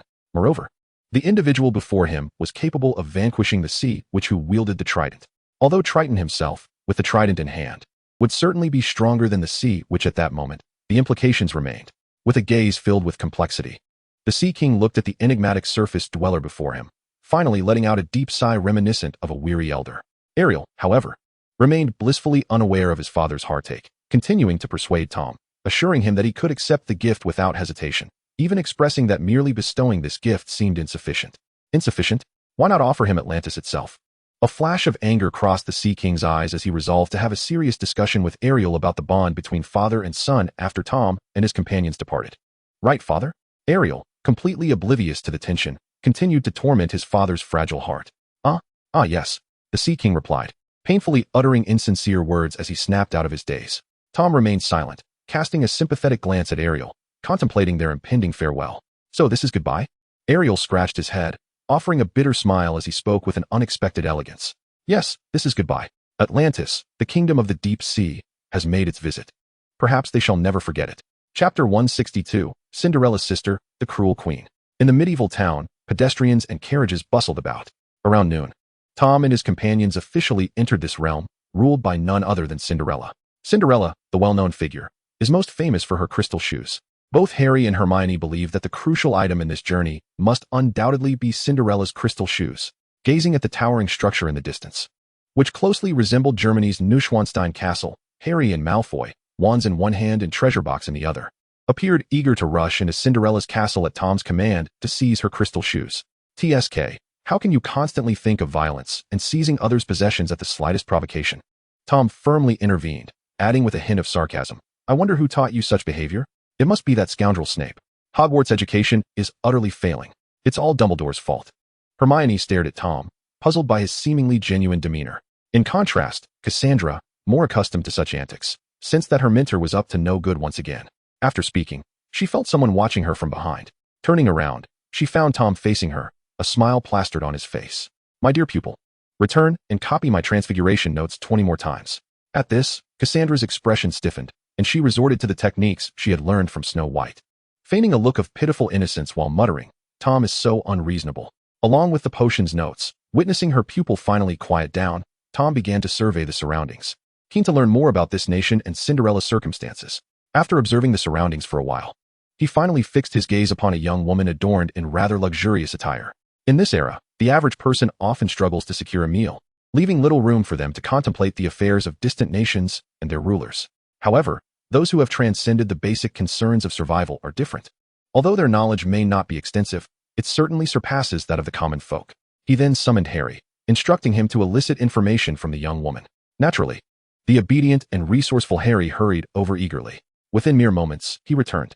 Well, did you manage to extract any information? No. Did she say nothing at all? Not exactly. She told me to go away. Observing the dejected expression on Harry's face, Tom realized that the young woman had dismissed him as a mere suitor and had turned him down.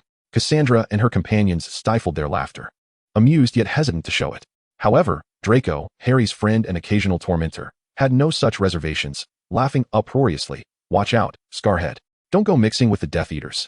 You might as well wash your face and audition for a clown at the circus. Draco's unabashed laughter made Harry's face turn as dark as a soot-covered pot.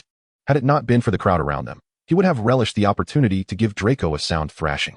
After a considerable pause, Draco finally ceased his laughter. Turning to Harry, now, let us see how Master Malfoy charms her and deftly extracts the information. With that, he confidently patted Harry on the shoulder. Draco then strode confidently toward the young woman, who was still perusing the merchandise not far away. Noticing his approach, the young woman glanced back. Her first sight was Draco's gleaming blonde hair, and her second was his robe, identical to that worn by the bespectacled suitor. As anticipated, her thoughts took a turn, and her brows furrowed in disapproval. However, overly confident Draco was oblivious to this, clearing his throat. "Excuse me, miss. You can go away too." Before Draco could articulate his thoughts, his expression froze, the unabashed laughter from behind him turning his face crimson. "I." Flushed with embarrassment, Draco was about to confront her. Fortunately, Tom and the others intervened just in time. "Apologies, madam. This fellow burned out his brain last year and now teases any woman he encounters." Tom, unable to suppress a smirk, added a jab at Draco. "And you are?" The displeased young woman looked up, her eyes widening in surprise, her mouth opening as if to speak, yet faltering. It was akin to a long dry spring finally gushing forth with water. In those fleeting seconds, the young woman began contemplating names for her potential third child, pondering whether it should be a son or a daughter. Madam, are you there?" "Oh, yes, I'm here." The young woman, regaining her composure, responded eagerly, her demeanor now astonishingly pleasant compared to her earlier attitude. This transformation elicited a wave of exasperated murmurs from those behind her, notably the self-proclaimed second-in-command of the Death Eaters. Young Malfoy grumbled to himself, lamenting that while he might be slightly inferior to the gentleman, he was nonetheless a distinguished and handsome figure in his own right. How could they fail to recognize his worth? Unfortunately, the woman's gaze was wholly captivated by the dashing Tom, rendering her oblivious to his words. The ensuing dialogue was considerably more straightforward, as Tom seamlessly acquired the information he sought. Moreover, he discovered that this woman was named Anastasia, one of Cinderella's sisters. As for Cinderella's tale, its earlier parts bore a striking resemblance to the fairy tale, yet through Anastasia's account, it became clear that Cinderella had not endured the abject misery one might expect. They had genuinely treated her as family. Whether this was the truth or mere embellishment mattered little to Tom. What truly piqued his interest was the revelation that on the night of Cinderella's wedding to the prince, a dramatic upheaval occurred. The prince was abruptly dispatched by Cinderella, who then, through mysterious means, usurped the throne of the kingdom. As Anastasia recounted these events, a flicker of trepidation crossed her face, clearly still astonished by her sister's formidable methods.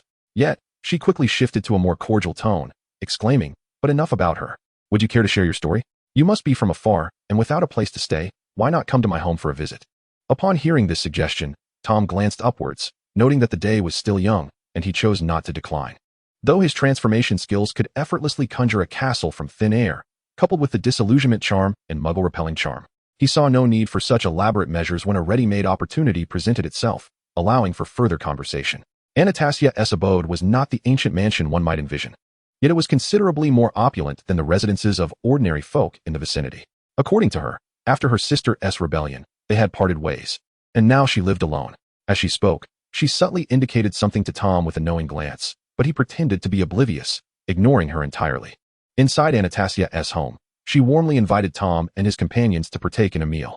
Although it consisted merely of bread, a somewhat salty soup, and unseasoned roasted meat, it was a feast compared to other offerings, certainly superior to the fare prepared by the big bad wolf. During their meal, Tom had Harry and the others deliver a letter to the castle. Initially, Harry and Malfoy had intended to storm in and thrust the letter directly into Cinderella's hands, but Hermione had vetoed that plan.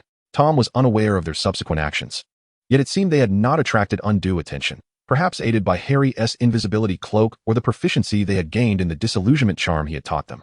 Uncertain, yet it seemed of little consequence. What thoughts occupied the mind of Cinderella upon receiving the letter at this moment? Her Majesty, Queen Cinderella. When the luminous full moon ascends the night sky, and the haunting calls of owls reverberate through the desolate woods, I shall seize your resplendent crystal slipper from the grand ball. Cinderella meticulously read aloud the contents of the unexpected missive, her gaze eventually settling on the signature. Tom Riddle? Who is this Tom Riddle, daring enough to provoke me in such a manner? As anticipated, the Queen's fury ignited, yet it swiftly waned, replaced by contemplation. How bold to use his own name, so confident he would not be discovered. No, this must be a pseudonym. The overly imaginative Cinderella successfully eliminated the correct answer. In truth, Tom's reasoning was quite straightforward. Just as Cinderella initially surmised, he did not believe he could be apprehended. It is also noteworthy that Tom had originally intended to sign as the infamous thief, Voldemort, but reconsidered, realizing that such a reference would confuse Cinderella and make him appear foolish, thus opting for his true name instead. Under normal circumstances, Cinderella would likely dismiss this as the ramblings of a madman. However, the audacity of Tom Riddle to deliver the letter unnoticed raises an unsettling question. Could he also infiltrate the palace with such stealth? This thought sent a wave of irritation coursing through Cinderella. Meanwhile, on Tom's side, Harry and Draco inquired about how they managed to deliver the letter without force. Sipping the delicate tea from Anatash's abode, Tom casually posed the question to Hermione and the others. Did you use Harry's invisibility cloak? Or perhaps you have master transfiguration? Neither. Hermione replied, shaking her head slightly. I bribed a maid in the castle with a glass cup.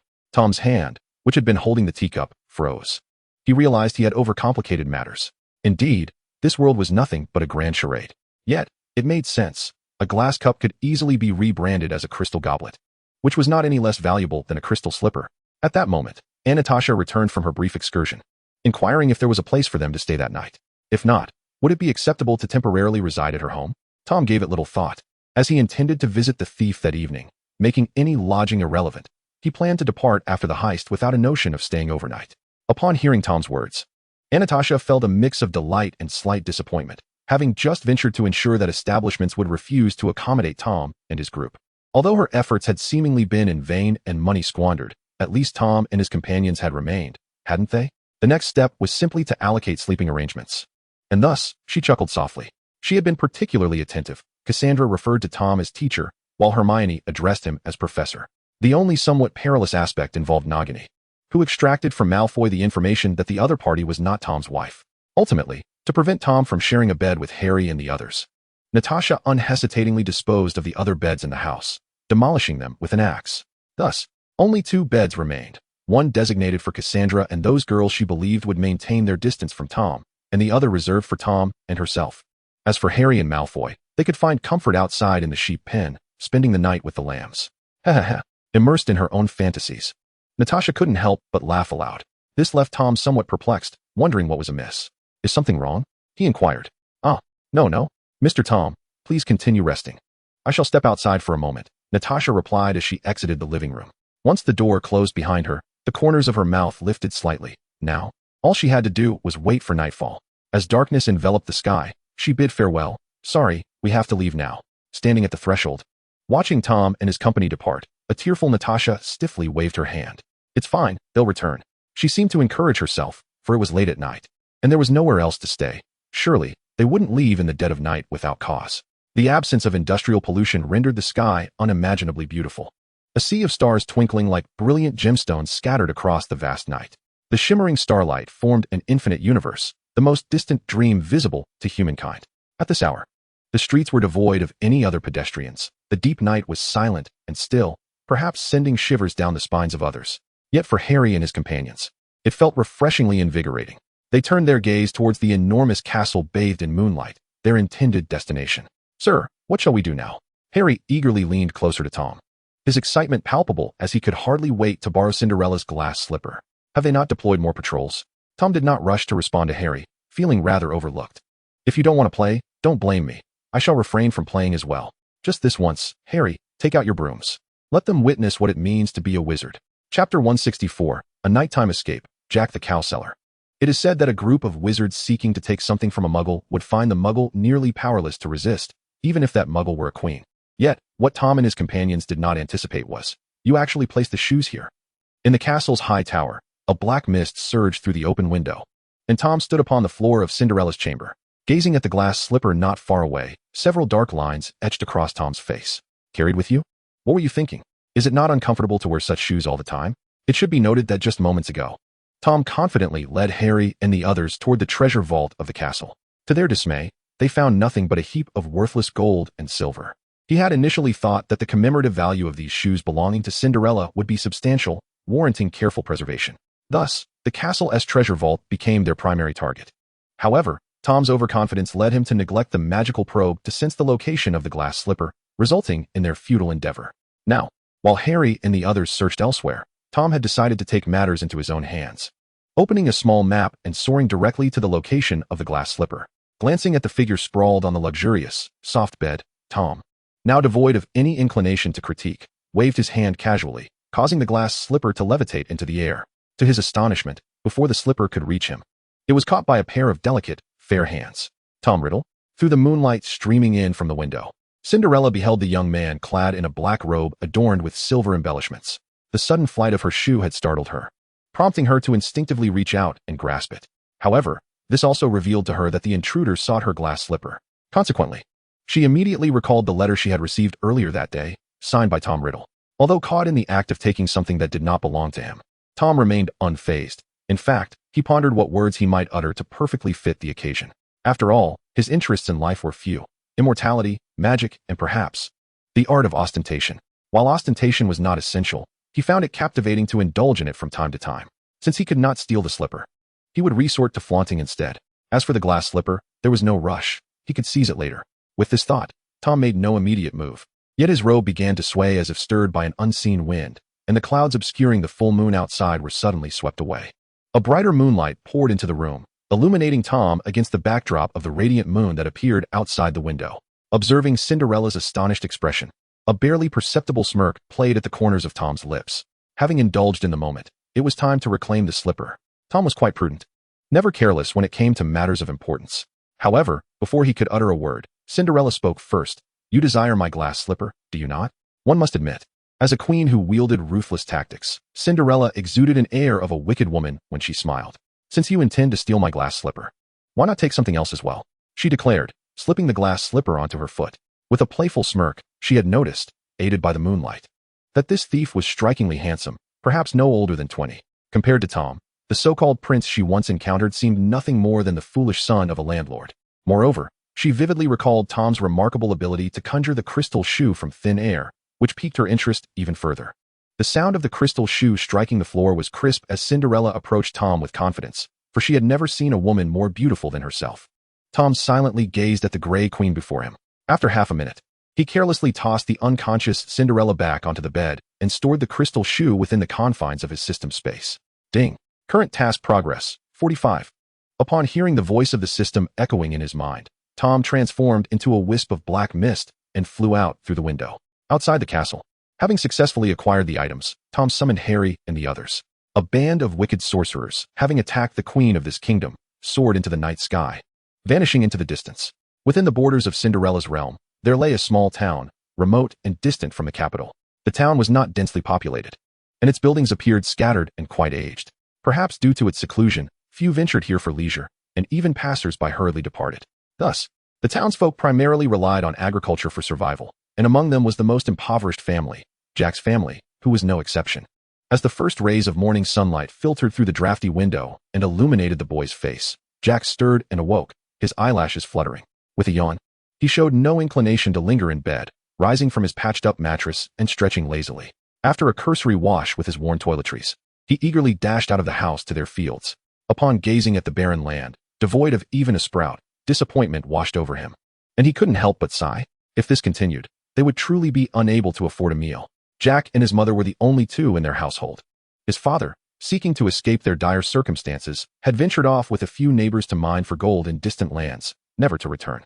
Their reunion was only through the somber barrier of a coffin. The cost of his father's burial further plunged their already struggling family into despair. His mother worked 3 jobs daily to support him. Faced with no alternatives, Jack took it upon himself, at such a tender age, to toil in the fields, hoping to alleviate his mother's burdens.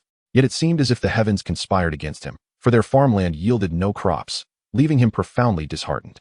Returning home, Jack consumed the half-loaf of bread his mother had left him, barely satiating his hunger.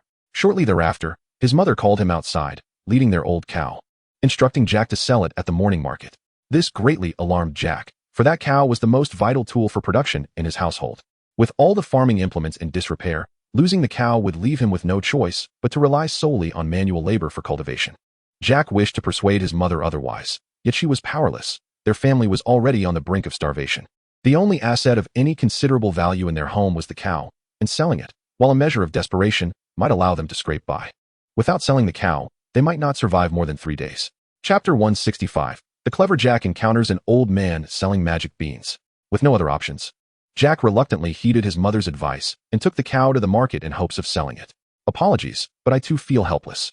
As he walked, Jack moved slowly, bidding a final farewell to the old cow. Yet, the cow was merely a common beast and could not respond to his sentiments. As he continued on, Jack suddenly noticed a carriage approaching from a distance. It was yet another group of outsiders. Jack thought to himself that he had seen many such carriages before. They typically transported individuals seeking to earn wealth through long-distance endeavors. Those who rented such carriages were generally quite affluent. But such people seldom paused in a small town like his. Thus, Jack paid little attention to the carriage. However, contrary to his expectations, the carriage came to a halt. To Jack's astonishment, a group of elegantly robed individuals descended from the carriage. Indeed, it was Tom and his Death Eaters. "Sir, is this the place?" "Yes, here." The boy, slightly larger than Jack, appeared quite excited. Jack envied the robe that adorned Harry and shook his head to dispel those thoughts, continuing to lead the old cow toward the market. Perhaps even Harry had not anticipated that one day he would be envied for his attire. However, this was to be expected, given that he had previously worn second-hand clothing, while Jack's was a family heirloom. In this regard, only Ron could rival him, though it was clear that Ron's living standards were notably higher. Returning to the matter at hand, Jack, feeling increasingly glum due to his envy of Harry, persisted in leading the old cow forward, oblivious to the fact that the group had begun to follow him. Hey, child, over here." Vaguely hearing the call, Jack lifted his head to see an old man running toward him. His attire was quite ordinary, yet there was something unusual about him. "Are you selling that cow?" the old man exclaimed, eagerly examining Jack's old cow. Sir," Jack attempted to interject, but he dared not say much in front of a potential customer. The impatient old man pressed on. "Will you sell it?" "I want to buy it." "Sir, I want that cow. I have no money." The old man's declaration left Jack bewildered. No money? What was he doing wanting to buy a cow then? Was he attempting to scam him, or perhaps steal the cow? Jack's gaze toward the old man grew increasingly wary. "I understand your desires, but please, do not rush." The old man rummaged through his belongings and produced 5 plump green peas. "This is for you, and I shall take the cow." Upon glancing at the 5 succulent peas, Jack's expression darkened. 5 peas for my cow? Are you mad, or am I? Surely this old man does not consider himself a benefactor. What a jest. I still rely on others for assistance. Without a second thought, Jack seized the lead of his old cow, intent on escaping the old man's clutches. Behind him, Harry and the others were eager to join the fray, but Tom restrained them, urging them to observe the unfolding scene. As anticipated, the old man was not deterred. He once more obstructed Jack's path. "Child, these 5 peas are no ordinary peas." He feigned an air of mystery, glancing furtively around before fixing his gaze upon Tom and the others. This was peculiar. There should not be anyone present at this moment. The old man was filled with questions, but chose not to dwell on them, continuing his tale. "These are magic beans, capable of bestowing upon you boundless wealth." At the mention of wealth, Jack found himself momentarily entranced. Boundless wealth? Yes, an endless supply of bread, an infinite wardrobe, an unending stream of money. Witnessing Jack's belief, the old man intensified his persuasion. Jack succumbed to contemplation, envisioning the scenarios the old man had painted. Selling the cow for money equated to a meager existence, whereas trading the cow for magic beans could potentially yield limitless riches. Very well, I shall trade. Jack grasped the 5 magic beans from the old man's hand and promptly placed the cow's reins into his palm. "Moo, what a cad. You just told me you had no desire for this, yet in your eyes, I am worth less than 5 peas. The old cow gazed at Jack with sorrowful eyes, tears of betrayal glistening. "Fear not, child, you shall not regret this." The old man led the cow away with a carefree gait, brimming with joy. Those 5 beans had been casually picked up earlier that morning, and he had not anticipated exchanging them for a cow. What a tremendous profit he had made. At this moment, both Jack and the old man were convinced they had triumphed. Once the old man had vanished from sight, Jack, recovering from his astonishment, suddenly realized he had traded the only cow his family owned for 5 dubious beans. What a disaster. He had exchanged the most valuable asset for the least useful. Although this was not Jack's initial thought, he was acutely aware that he would face dire consequences upon returning home. At that moment, Tom and the others approached. "You must be Jack?" Harry stepped forward. "May I see what you have in your hand?" "No way. I'm left with merely beans. And now you wish to take those?" Disheartened, Jack envisioned the worst possible outcome. Moreover, in his state of melancholy, he failed to notice that, despite never having uttered his name in front of these individuals, they were somehow aware of it. Surely, this could not be mere coincidence. Although it is true that the name Jack is rather common. Tom approached Jack, producing a small pouch of gold coins. "We require a place to stay. Yet it appears there are no inns or similar establishments here. If you could assist us in finding a resting place, this pouch of coins shall be yours." As he spoke, he pressed the pouch into Jack's hand. Through the open mouth of the bag, Jack glimpsed the alluring glimmer of the coins. "Are you testing me with these? Very well, you have come to the right person." Clearing his throat, he added, "If you do not mind." I could return home to discuss this with my mother. We have an extra room available. Jack's earlier gloom dissipated instantly. Of course, if you prefer not to. I shall find another way to help you secure lodging. He harbored no doubts regarding Tom's words. After all, this town truly lacked any inns, and establishing one here would be a venture fraught with loss. Jack was also being honest. If Tom chose not to come to his home, despite his average relations with the other neighbors, he would still devise a means or use a portion of the gold to assist Tom and his companions in finding shelter. In any case, that pouch of coins was his lifeline. He would not relinquish it. Chapter 166. The Sprouting Magic Beans and Miss Card's Initial Experience with Flight Spells. Not at all. To Jack, Tom's tone was quite gentle. As you say, let us proceed accordingly. Once an agreement was reached, Tom and his companions followed Jack to his home. Along the way, Tom casually expressed his curiosity about seeing Jack's magic beans.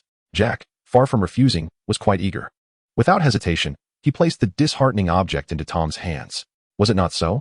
Holding the magic beans, Tom, however, did not hear the system's notification chime. Without needing to inquire, he understood that the magic beans were not his quest items. Nevertheless, it mattered little. He could plant the beans once they arrived at Jack's home. It was common knowledge that Jack's magic beans would connect to the giant's castle. However, whether planting these beans elsewhere would yield the same connection remained uncertain. Thus, his visit to Jack's home was motivated by this consideration. Regardless of the outcome, planting the beans at Jack's residence was the most prudent choice. Upon reaching Jack's home, Tom and his companions were introduced to the so-called magic beans. Jack's mother was, how shall I say, an ordinary woman, yet she appeared remarkably haggard. Upon seeing Tom and the unfamiliar faces, Jack's mother exhibited a look of bewilderment. Consequently, Jack meticulously recounted the entire sequence of events to his mother, leaving no detail unspoken. As anticipated, when she learned that Jack had traded their cow for 5 beans, she nearly fainted from shock. Fortunately, Jack quickened his pace of speech to elucidate the events he later encountered with Tom and the others. Jack's mother, upon hearing his tale, softened considerably, and her warmth intensified upon seeing the small pouch of gold coins. That evening, she even brought out the cherished bread from their pantry to host Tom and his companions. To be frank, the bread was rather unpalatable, dry, hard, and devoid of flavor. Nonetheless, Tom and the others partook of it symbolically, recognizing the kindness behind the gesture. Even the most obstinate individuals would grasp such a sentiment. Subsequently, the group ventured outdoors to Jack's home, seeking a spot to plant the 5 magic beans. Cassandra gazed at the ground for half a minute and inquired, "Teacher, why hasn't it sprouted yet?" Her curiosity was piqued by the wondrous elements of this Muggle tale. How could such a thing grow to the clouds overnight? It defied logic and magic. At least, the magic she was acquainted with could not accelerate the growth of a small bean to such an extent. The miraculous plants she knew did not grow nearly as swiftly as these magic beans. Who could say? Tom gently ruffled Cassandra's golden hair and then rose to retreat indoors. He sensed the magic beans fervently absorbing the surrounding energy, yet refrained from disclosing this to Cassandra, allowing her to ponder it herself. Watching Tom's departing silhouette and glancing at the still soil, Cassandra decided not to linger any longer. After all, if these beans were truly capable of shooting up to the heavens overnight, they should have at least begun to sprout by now. Yet, it seemed that the magic beans might indeed only exhibit explosive growth in a brief span. Later that night, within the guest room of Jack's house, Tom and the others remained awake. In fact, they did not require much sleep, at least for the time being. Hermione observed the outside world, poised to capture the moment the magic beans emerged. Suddenly, her eyes widened in excitement. "It's happening," she exclaimed, beckoning the others in the room to come and witness.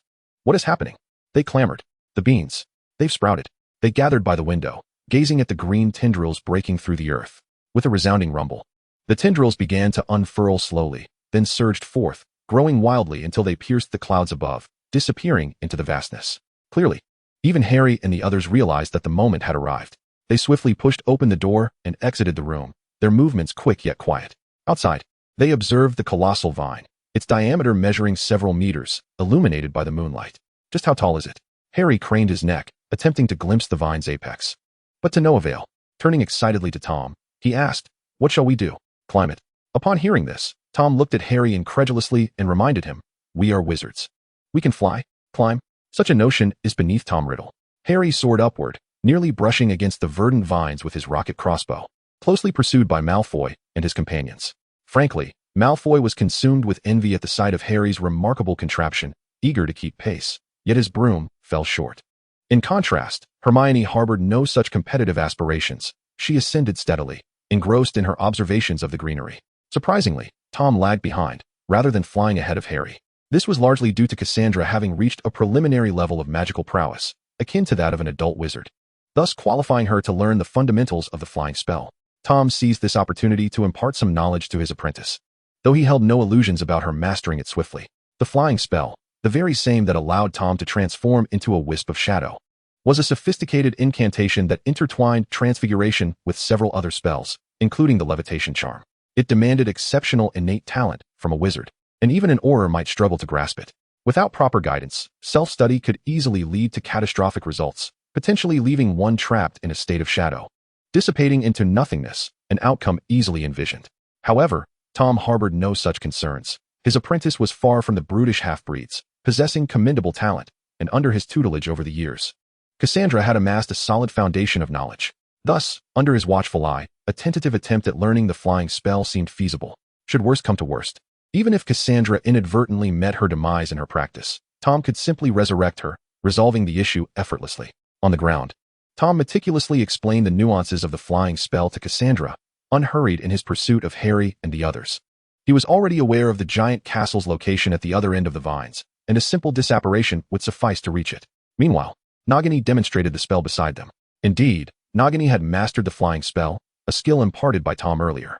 Notably, the former blood-cursed beast, having lived nearly a century, possessed magical prowess on par with elite Aurors. Her only shortcomings compared to seasoned Aurors were experience and finesse in spellcasting. Chapter 167, The Castle in the Clouds. The conversing squirrel. At this moment, Cassandra blinked her emerald eyes, brimming with wonder and longing. She had discovered that the flying spell not only allowed one to transform entirely into shadow, but also enabled partial transformation. This significantly reduced the magical expenditure. Unlike the conventional invocation that resulted in complete shadow flight, which would greatly deplete one's magic. If she were to transform entirely into shadow for flight, even Cassandra, whose magical capacity now rivaled that of an adult wizard, would struggle to remain airborne for more than a few minutes. However, when only a portion of the body transforms into black mist, the scenario shifts entirely. Such a consumption likely equates to casting only a couple of minor spells. Yet, this also necessitates a sufficiently high level of proficiency. Nevertheless, it is evident that with adequate skill, the flying charm could indeed be employed to evade curses. Moreover, it is presumably quite effective in this regard.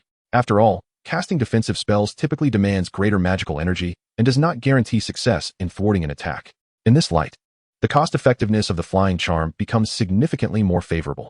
If she could also achieve what Tom did, foreseeing the future briefly without relying on any tools, just the thought of it stirs a surge of excitement.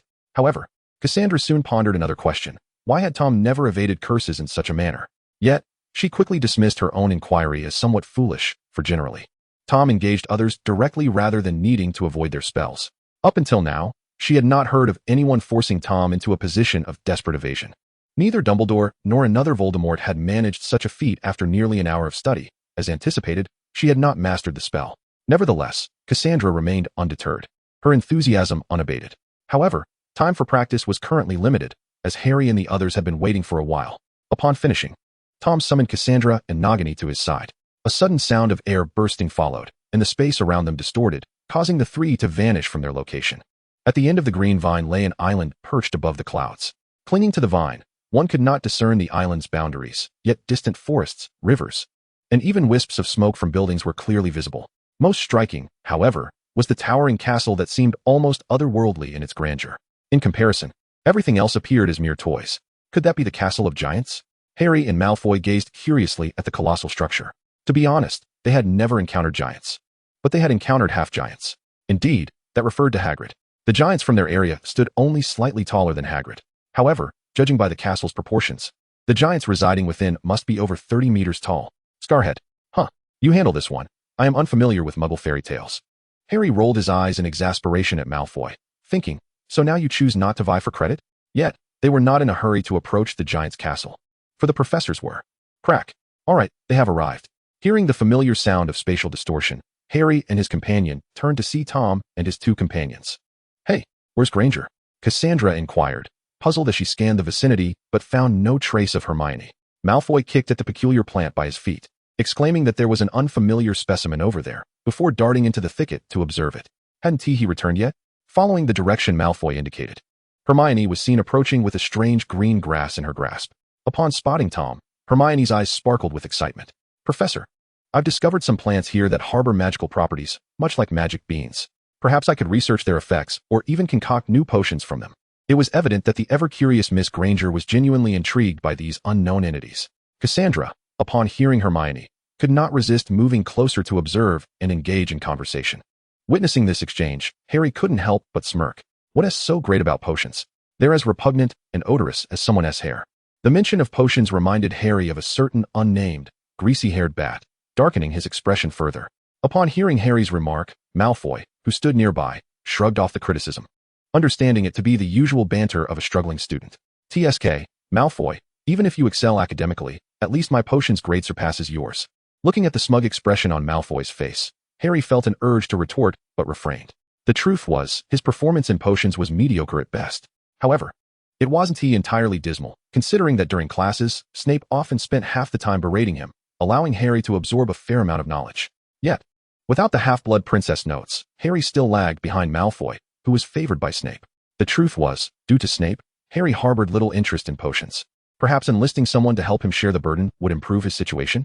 With this thought, Harry's eyes lit up as he covertly glanced at Malfoy, who was still chuckling over his encounter with the Scarred One. Decided, he would seek revenge on Snape upon returning and frame Malfoy for it. Suddenly, a chill ran down Malfoy's spine as he glanced around, sensing something amiss, yet finding nothing. What are you dawdling for? Hurry up. Fearing his plan might be exposed, Harry urgently called out to Malfoy and swiftly maneuvered past him to catch up with Tom and the others heading into the forest. Though not vast, the forest was filled with an array of marvelous plants, making it particularly alluring. However, it did have its peculiarities, notably the strange animals that inhabited it.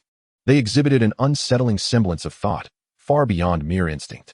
Glancing at a squirrel on a nearby branch that blinked back at her, Hermione curiously extended her hand.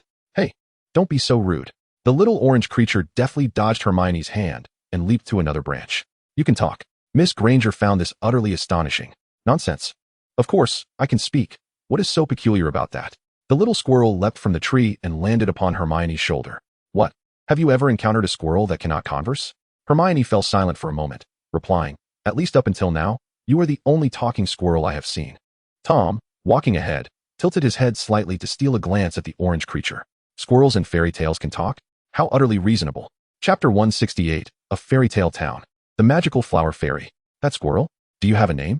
Cassandra stepped forward, curiously gazing at the red squirrel perched on Hermione's shoulder. Oh, absolutely. I am called Squirrel. The little creature puffed out its chest proudly. What do you think? Isn't it a splendid name? Oh, yes. Indeed. Cassandra responded, though her tone was somewhat lackluster as she was preoccupied with another matter. What is this place? Are there other talking creatures nearby? She was well aware of their location, the floating island housing the giant's castle. However, this was the real world, not a fairy tale, and it was certain that many things would be absent from storybooks. Moreover, based on previous experiences, this place might have transformed beyond recognition compared to the original fairy tales. For instance, giants turning into giantesses, and geese that lay golden eggs transforming into all sorts of nonsense. Of course, all animals here can speak, Squirrel exclaimed, as if suddenly recalling something. Oh, there are also some beings that are not animals, but can talk. What do you mean by beings that are not animals, but can speak? Harry, trailing behind, appeared somewhat bewildered, clearly struggling to imagine entities that were not animals, yet possessed the ability to converse. He did not consider humans, as biologically speaking, humans are classified as animals, specifically higher vertebrates within the class of mammals. However, Draco Malfoy did not share Harry's perspective. He had only one question. Are there talking cats? As he spoke, Malfoy anxiously glanced around, his voice trembling slightly, fearing that a talking female cat might suddenly leap from the bushes. You are quite strange, Squirrel remarked, turning to face Malfoy. Of course, there are cats. What is the issue with that? What issue? That is indeed a significant problem, Malfoy thought to himself, wishing to voice. Catgirls are the most nefarious creatures in existence. Yet, he refrained, as it was obvious to any discerning observer that this little squirrel was familiar with those talking cats and likely had a good rapport with them. Can you take us there? Nagini, falling a few steps behind, approached Hermione, or rather Squirrel. We have just arrived and would like to find a place to rest. Is that so? Squirrel lowered its head in contemplation, remaining silent. Just as Nagini thought the creature might refuse, Squirrel exclaimed, no problem. It has been ages since I have seen beings from other places. They will surely be delighted. However, after speaking, Skull felt a bit puzzled and looked up at the sky, estimating that the bothersome giant would soon arrive to seize their belongings. If he were to encounter you, he would undoubtedly take your possessions as well. Oh, this little creature possesses quite a kind heart. If Skull had a system, it would certainly announce, ding. Congratulations, host. You have gained 1 point of favor from the Dark Lord. No need to worry, just lead the way. Tom paid little mind to the bothersome giant mentioned by Skull, knowing that it was merely a giant, something that could hardly withstand even a single Avada. Is that so? Very well. If he truly arrives, you must hide well. Realizing that persuading Tom was futile, Skull reluctantly extended his claw to guide the way. They arrived at a whimsical little town, its periphery adorned with soft pink and white walls, and a crystal blue river flowing by, colors reminiscent of a dream. A snow-white arch bridge spanned the river, leading to the quaint town beyond. The architecture varied in height and size, some resembling trees, others reminiscent of teapots, and of course, there were numerous charming little houses. The proportions of these homes were strikingly uneven, with some small enough for mice and others grand enough for a grizzly bear. It was evident that a significant portion of the residents were likely not human. Atop the tallest tower stood a proud rooster, perhaps serving as a timekeeper for the townsfolk. Meanwhile, an owl returned to its arboreal mansion, ready to rest after a busy day. A large truck unloaded a brown bear, who distributed an assortment of items from door to door. Beneath a wooden cabin, a window flung open, revealing a fox wearing monocle, enthusiastically hawking its wares. Scarhead, do you think I've lost my mind? Tom and his companions followed Skull into the enchanting little town, where Malfoy anxiously raked his golden hair with his fingers, questioning if these creatures were truly jesting. And over there sat 3 female cats indulging in afternoon tea. Malfoy exclaimed, Merlin, those are 3 female cats. Female cats. Harry facepalmed, exclaiming, Malfoy, you're overreacting. And how do you know they are female cats? They haven't indicated as such. Do your tomcats wear skirts? And do they even have high heels? Harry thought to himself that in this era, distinguishing gender by skirts and heels was a dubious affair. However, seeing Malfoy's demeanor, it was clear he was beyond reason, firmly convinced that they were indeed wicked female cats. I shall take you to meet the Flower Fairy, our town's most authoritative figure, who has protected us from the troublesome giant in the past, Skull called out to Tom ahead.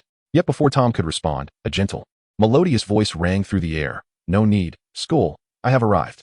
As the words fell, a delicate dust scattered in the air, and a diminutive sprite, measuring no more than 20 centimeters in height, materialized before them. Draped in a flowing pink gown, she possessed 2 pairs of wings that were as translucent as gossamer. Her petite visage exuded a captivating charm, and if one were to disregard her stature, her form would undoubtedly be regarded as splendid. Oh, how utterly unexpected. My apologies. I neglected to introduce myself, the Flower Fairy exclaimed, her eyes sparkling with excitement as she gazed down at Tom and the others. It was remarkable, for she was the sole practitioner of magic in this realm, which included the towering giants residing within the castle. The sudden arrival of several wizards was nothing short of astonishing. With warmth and enthusiasm, the Flower Fairy invited Tom and his companions to the most opulent abode in Fairy Tale Town. Throughout their journey, she engaged in lively conversation, seamlessly forging a connection with them in mere moments. Not only did Tom and his friends become acquainted with this enchanting magical sprite, but the Flower Fairy also gleaned insights into their circumstances. Chapter 169, The Flower Fairy's Request, Jack captured by the giant. Inside the most luxurious residence in Fairy Tale Town, the group began to understand the island's predicament through the Flower Fairy's elucidation. Initially, the island was solely inhabited by the residents of Fairy Tale Town. However, one fateful day, an enormous giant appeared, seemingly having ascended from a colossal green vine. After his arrival, he made it clear he had no intention of leaving.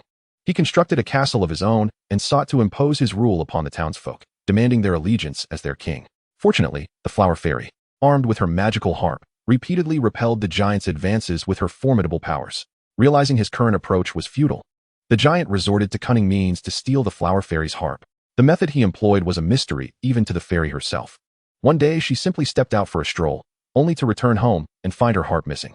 Given the giant's towering 30-meter frame, it was implausible that he could have pilfered her harp without detection, leading her to suspect that a resident of Fairy Tale Town had been bribed by the giant. In the aftermath of the theft, the giant grew increasingly audacious. Although the Flower Fairy retained her magical abilities, they no longer posed a lethal threat to the giant. Consequently, he began to periodically seize the wealth of the townspeople, even abducting the goose that laid golden eggs. Indeed, that goose was also a resident of Fairy Tale Town. However, the giant refrained from outright slaughter, as he sought to compel the townsfolk into submission. What kind of king would he be without subjects? Moreover, he dared not unleash indiscriminate violence, as it would provoke the Flower Fairy's ire, a consequence he was unwilling to face. Alas, that insufferable creature has grown increasingly brazen of late. In the house, the Flower Fairy alighted upon a branch of a potted plant, dejectedly crossing her legs. Not only had she accepted the inhabitants of Fairy Tale Town, but she also had her sights set on me. Tom contemplated the 30-meter giant and then cast a glance at the diminutive Flower Fairy, who stood at a mere 20 centimeters. Could she really be considering using me as her court musician, solely to sing for her? I could sense her irritation, her cheeks flushing with embarrassment. While it was true that my allure as a perfect woman was undeniable, such a notion was utterly implausible. The flower fairy, after expressing her thoughts, furtively eyed Tom, convinced that he was not a suitable candidate. For reasons unknown, Cassandra and her companions suddenly developed an aversion towards this so-called flower fairy. Could it be that those envious maidens, like Snow White, harbored designs on Tom? Cassandra scrutinized the flower fairy, whose petite stature posed no threat at all. However, the fairy, undeterred, approached Tom and proposed, "If you help me reclaim my harp, I shall be your personal musician, gifted in both song and melody." Just as she finished speaking, the flower fairy sensed several unfriendly gazes directed her way, sending a chill down her spine. Why was she so eager to promote herself? Although she refrained from voicing her thoughts, she felt as if they were echoing in her mind. She had approached Tom primarily because she recognized his strength. Though the extent of it remained a mystery to her, he was certainly far more formidable than she, harp in hand. Thus, she firmly believed that Tom could indeed assist her in retrieving it. Her offer was sincere. She had no aversion to fulfilling such a promise. Tom, however, took his time to respond, deep in thought. Retrieving the harp was a necessity, but whether it would be returned afterward was another matter entirely. He suspected that the harp might be a quest item, and if that were the case, he pondered, very well. But I have no need for a musician. Are there other benefits to be had? Having agreed to the fairy's proposition, Tom was quite resolute in his approach. The flower fairy appeared somewhat displeased. Fine then. Here, take these. With a wave of her hand, she scattered shimmering dust. Tom produced a small vial, capturing the sparkling dust as it floated through the air. Item, fairy dust. Quality, excellent. Effect 1, can be used to bewilder enemies. Effect 2, can be used in potion crafting. Description, a unique material from the magical being known as the flower fairy. Though not of the highest quality, its rarity is undeniable and it may be used to concoct something extraordinary.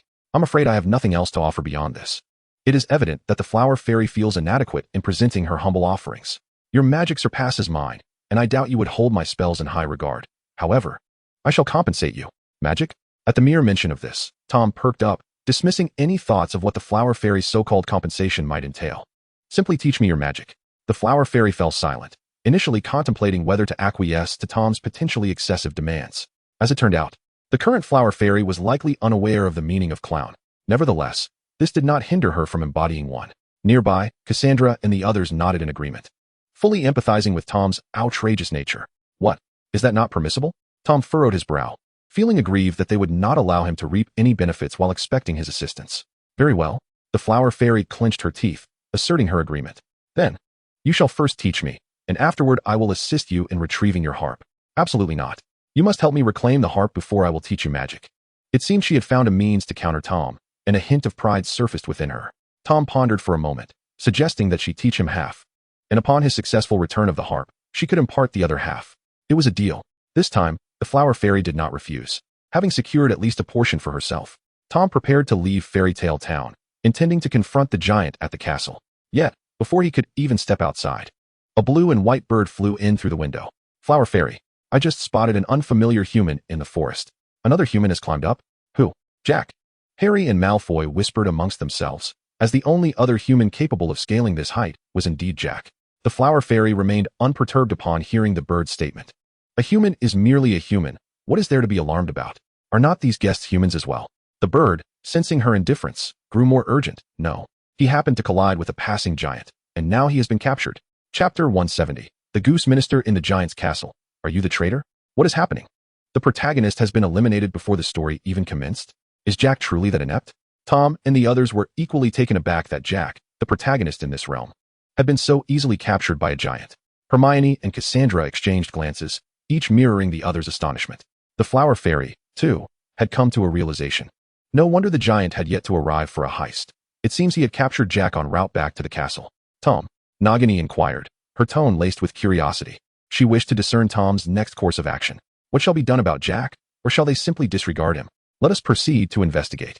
Despite the unexpected turn of events with Jack's capture, the primary objective remained unchanged, to retrieve the harp from the giant's castle. So what now? The squirrel perched upon Hermione's shoulder, while Tom cast a glance at the fairy sitting on his left shoulder. Are you attempting to mimic her? He was indifferent to the fairy's insistence on accompanying him, but the thought of anyone else occupying his shoulder was simply unthinkable. Oh, don't take it too seriously. The fairy chirped, swinging her legs merrily. After all, I'm not heavy. Tom narrowed his eyes, concealing the thoughts lurking beneath the surface.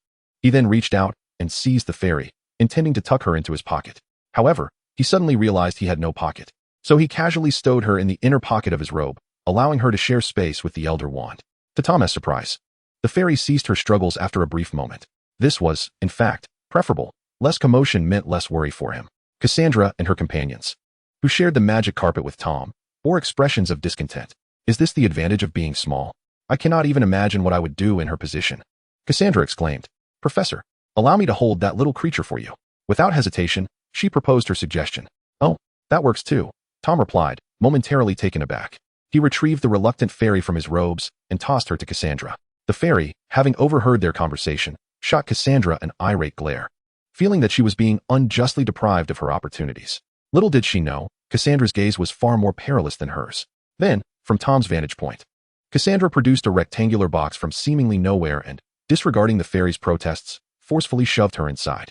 After all, the fairy's magic was largely contained within her harp, making it a challenge for her to resist someone like Cassandra, who possessed considerable power and an array of advanced equipment.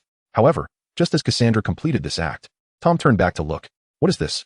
He observed the box in Cassandra's hands, which bore a striking resemblance to a coffin. Nothing. Absolutely nothing. Cassandra hastily concealed the box behind her back, asserting that everything was perfectly fine and that they were enjoying each other's company immensely. Yes, very delightful.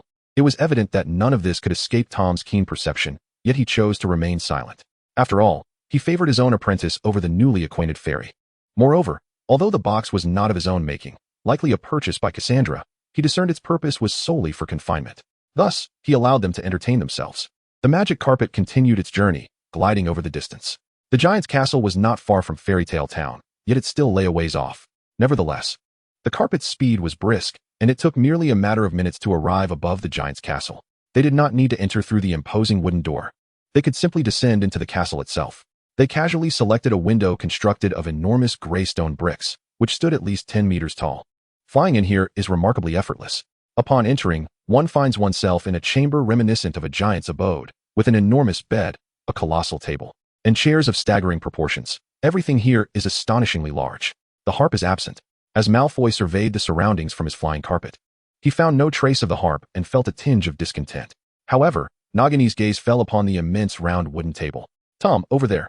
Upon hearing this, Tom directed his attention to the grand table, where he spotted a nest of the size of a small cabin, within which lay a diminutive yet conspicuous white figure. Was that a goose? Hermione instantly realized. A goose that lays golden eggs. Noticing Tom's apparent interest in the goose that lays golden eggs, Malfoy instinctively scoffed. Puffed. What's so remarkable about laying golden eggs? It might as well inflate its backside twice over and still not possess as much wealth as young Master Malfoy. Harry, upon hearing this, remained silent, yet his lips twitched involuntarily. Let us go take a look, Tom suggested, controlling the carpet to glide towards the giant nest on the table.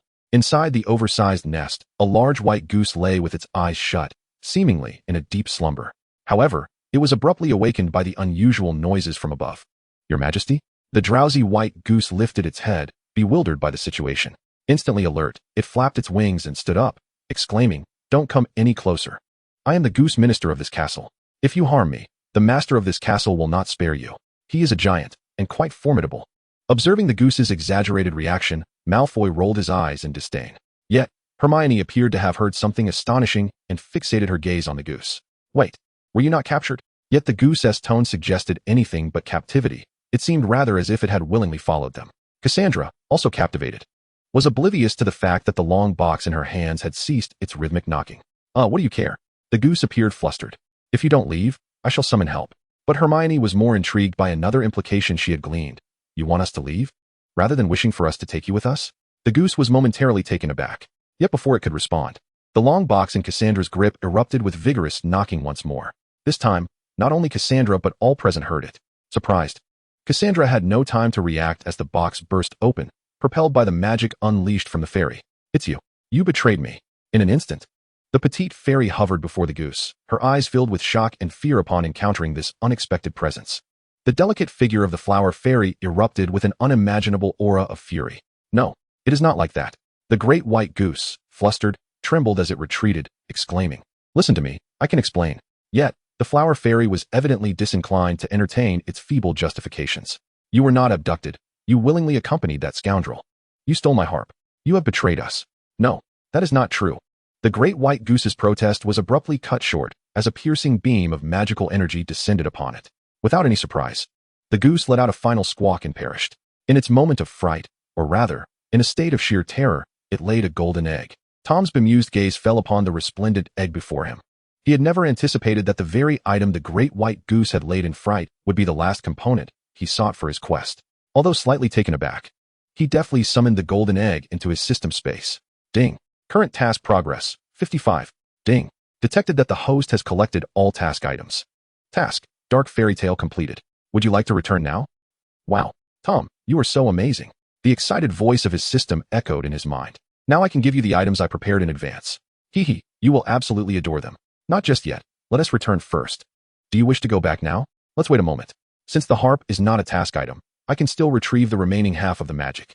After concluding the conversation with the system in his mind, Tom felt the time was ripe for a swift exit. At this moment, within the castle hall, a colossal giant, towering over 30 meters tall and brimming with muscle, toyed with the creature trapped within a small cage. Indeed, it was Jack. At this juncture, Jack was nearly paralyzed with fear. Earlier that day, he had awoken to find a massive green vine reaching skyward sprouting right at his doorstep. Initially startled, his curiosity soon compelled him to climb the vine. Upon reaching the summit, he was astonished to discover a small island amidst the clouds. Everything here was imbued with novelty, drawing Jack in with irresistible allure.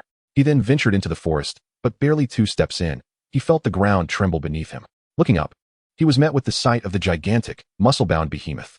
Nearly losing control of his bladder in fright, Jack's legs buckled beneath him, causing him to collapse. And now, here he was, in this predicament. Don't just stand there. Play for me. The giant thrust the harp, stolen from the flower fairy, into the cage. If you cannot play, I shall devour you. An unimaginable stench emanated from the giant's mouth, assailing Jack. Already on the verge of fainting, Jack's eyes rolled back, and he fell unconscious. This greatly alarmed the giant. He had a fondness for music, and even a non-magical person could produce enchanting melodies from the magical harp. However, it is, after all, the harp utilized by the flower fairy, standing at a modest height of approximately 20 centimeters. Thus, the giant is certainly incapable of playing it himself. The only other creature within the castle, apart from him, is the great white goose, which, lamentably, lacks hands. At long last, he encounters a diminutive being possessing hands. Yet the individual suddenly faints. How could he not feel anxious? Hey, stop pretending to be asleep. Wake up, or else. The giant, in his distress, gently shook the small cage and persistently attempted to rouse Jack. Perhaps you might try kissing him. Once, someone awakened their beloved in such a manner. This voice suddenly echoed in his mind, startling the giant, prompting a thunderous shout. Who are you? Show yourself. Cease your tricks. Alas, no one responded. The voice continued. Do you not wish for him to awaken and play a tune for you? Or do you have other means? Upon hearing this, the giant fell silent. He was uncertain of the origin of the voice in his mind, yet he remained unfazed, for his immense strength rendered him impervious to any schemes. However, he had to concede that he possessed no alternative, and he yearned to hear the melodies emanating from the harp. With this thought, the giant opened the small cage, extracted Jack, and lifted him before his gargantuan face, his mouth, larger than a car, pouting. The closer Jack drew to the giant's mouth, the more the unimaginable stench became apparent. Jack, who had already fainted, rolled his eyes back once more, appearing almost lifeless. Unsurprisingly, the giant leaned in for a kiss. But alas, he was no Prince Charming, and Jack was not a sleeping beauty. You scoundrel! How dare you deceive me?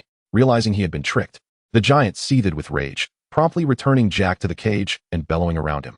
So what if I tricked you? The giant gritted his teeth. Come out if you dare. I'll crush you. No sooner had he spoken than the castle trembled violently. A thunderous roar echoed as 2 stone giants rose from the ground, shattering the massive castle above them, towering over the bewildered giant.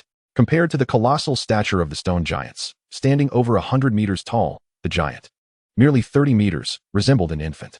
Straining to lift his head, the giant was drenched in cold sweat, then forced a semblance of calmness, attempting a jest. Look at you, taking things too seriously. He truly did not anticipate encountering beings larger than himself. Oh dear, nowadays, people just... Bang. Wait, I haven't finished speaking. Bang. Bang. Stop hitting me. I surrender. Was that not enough? Bang. Bang. I have a goose that lays golden eggs. I'll give it to you. Please stop. Wailing, he continued. Bang. Bang. Bang. Bang. The stone giants remained silent, relentlessly pummeling him. In less than 3 minutes, the giant was mercilessly beaten into unconsciousness. Ultimately, it was Tom, who suddenly appeared, casually flicking a small red spark onto the giant's body, incinerating it completely. Casting a glance at the nearby small cage, Tom effortlessly summoned a golden harp into his hands. Upon inspection, this harp was not an extraordinary magical artifact, merely comparable to the treasure box that Harry and his companions possessed, yet it contained a significant portion of the fairy's magical essence. However, this was not enough to stir Tom's interest. He had offered the item as promised. Observing the approaching fairy, Tom casually tossed the harp towards her. Hey, hey, hey. The fairy hurriedly embraced the harp, which was nearly her size, and pouted in discontent, exclaiming, "How rude. Fine, I will teach you the remaining magic." Chapter 172, a special task reward from Puss in Boots. When Jack awoke once more, he found himself at the threshold of his home. No. As if emerging from a terrifying nightmare, Jack sat up abruptly, looking around in panic, only to realize he was merely at his doorstep. Phew, was it all just a dream? Just as Jack breathed a sigh of relief, he suddenly caught a whiff of something unpleasant. Oh no, I smell awful. Having recalled something, he glanced in the direction of his lingering memory, and, indeed, there stood a massive, towering green vine. This was no dream.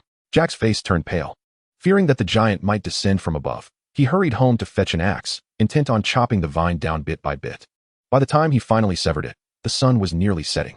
What has been happening to me lately? Why am I so unfortunate? Exhausted in body and spirit, Jack trudged home, only to encounter his mother returning from the fields. Jack, something seems to have sprouted in that barren patch of land. It's dark, sticky, and smells terrible. You must go and clear it up, she stated before heading back inside. Jack felt puzzled, yet he made his way towards the field. Hogwarts. Tom's office. Oh, you're finally back. Malfoy appeared utterly worn out. Harry, standing nearby, couldn't help but mock him, noting that he had hardly done anything at all. Then, as if recalling something, Harry exclaimed, "Oh right, Quidditch practice. Almost forgot. Sir, Harry hesitated, but Tom had no immediate tasks for him and waved them off to leave. Seeing this, Harry disregarded Malfoy's struggles and promptly dragged him out of Tom's office. Professor Tom, we shall take our leave now, declared Hermione, who had documented numerous magical creatures in the dark fairy tale realm, as she hurriedly pulled Cassandra along, eager to discuss their findings in the library. Although Cassandra intended to stay behind, she followed suit upon seeing Tom's suggestive gaze. Consequently, only Tom and Nagini remained in the office.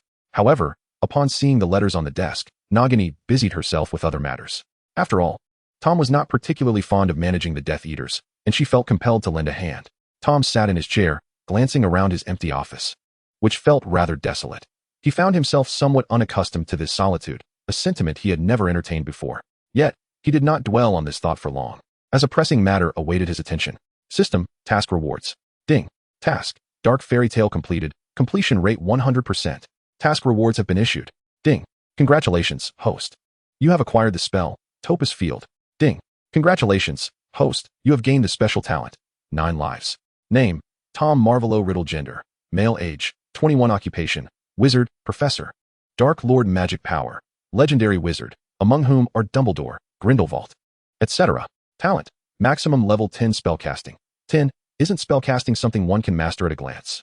Transfiguration, 9. Sufficient to transform decay into wonder. Defense against the dark arts, 10. The greatest white wizard of this century. Dark arts. Compared to you, even the socket seems like an innocent child. Potions, 8. You could boil potions like soup. Alchemy, 6. Remarkably proficient. Divination, 9. Able to glimpse the future momentarily. Special talents, Serpent's Gaze, controllable. Magic weaker than oneself by 1 level. Whoever is stared at shall perish. Serpent's Bloodline, descendant of Slytherin. Naturally able to converse with serpents and even control them. Phoenix Fire, a natural child of flames, immune to all fire-related damage. With a permanent proficiency level of 1 in fire spells. 9 lives, you possess 9 lives. Mastered spells, Killing Curse, level 10, maxed, Soul Snare, level 10, Fiendfire, level 10. Disarm, level 10, Ancient Magic Attack, level 9, Ancient Magic Defense, level 9, Ancient Magic Projection, level 7. Topaz Field, level 1. Ancient Magic Runes, Gaze of Thanatos. Items, Elder Wand, Nightmare Tail Feather, quality, mythical. This is Tom's current attribute panel. His magical power has already surpassed the limits of a legendary wizard. Yet he remains at this level due to being just a step away from the realm of the magical deity. However, this distance is even greater than that between Harry and old Dumbledore, a gap not easily bridged. Other details, such as maxing out the disarming spell, are not particularly noteworthy. The most significant change lies in the fact that both Ancient Magic Offense and Ancient Magic Defense are nearing their maximum levels of proficiency. Ancient Magic Offense is a formidable form of sorcery that inflicts substantial damage through various manifestations, such as lightning and energy explosions. Similarly, Ancient magic defense boasts a diverse range of protective techniques, proving to be quite practical. However, the remaining aspect of ancient magic, namely throwing, seems somewhat superfluous to Tom, who seldom practices it, resulting in a mere proficiency level of 7.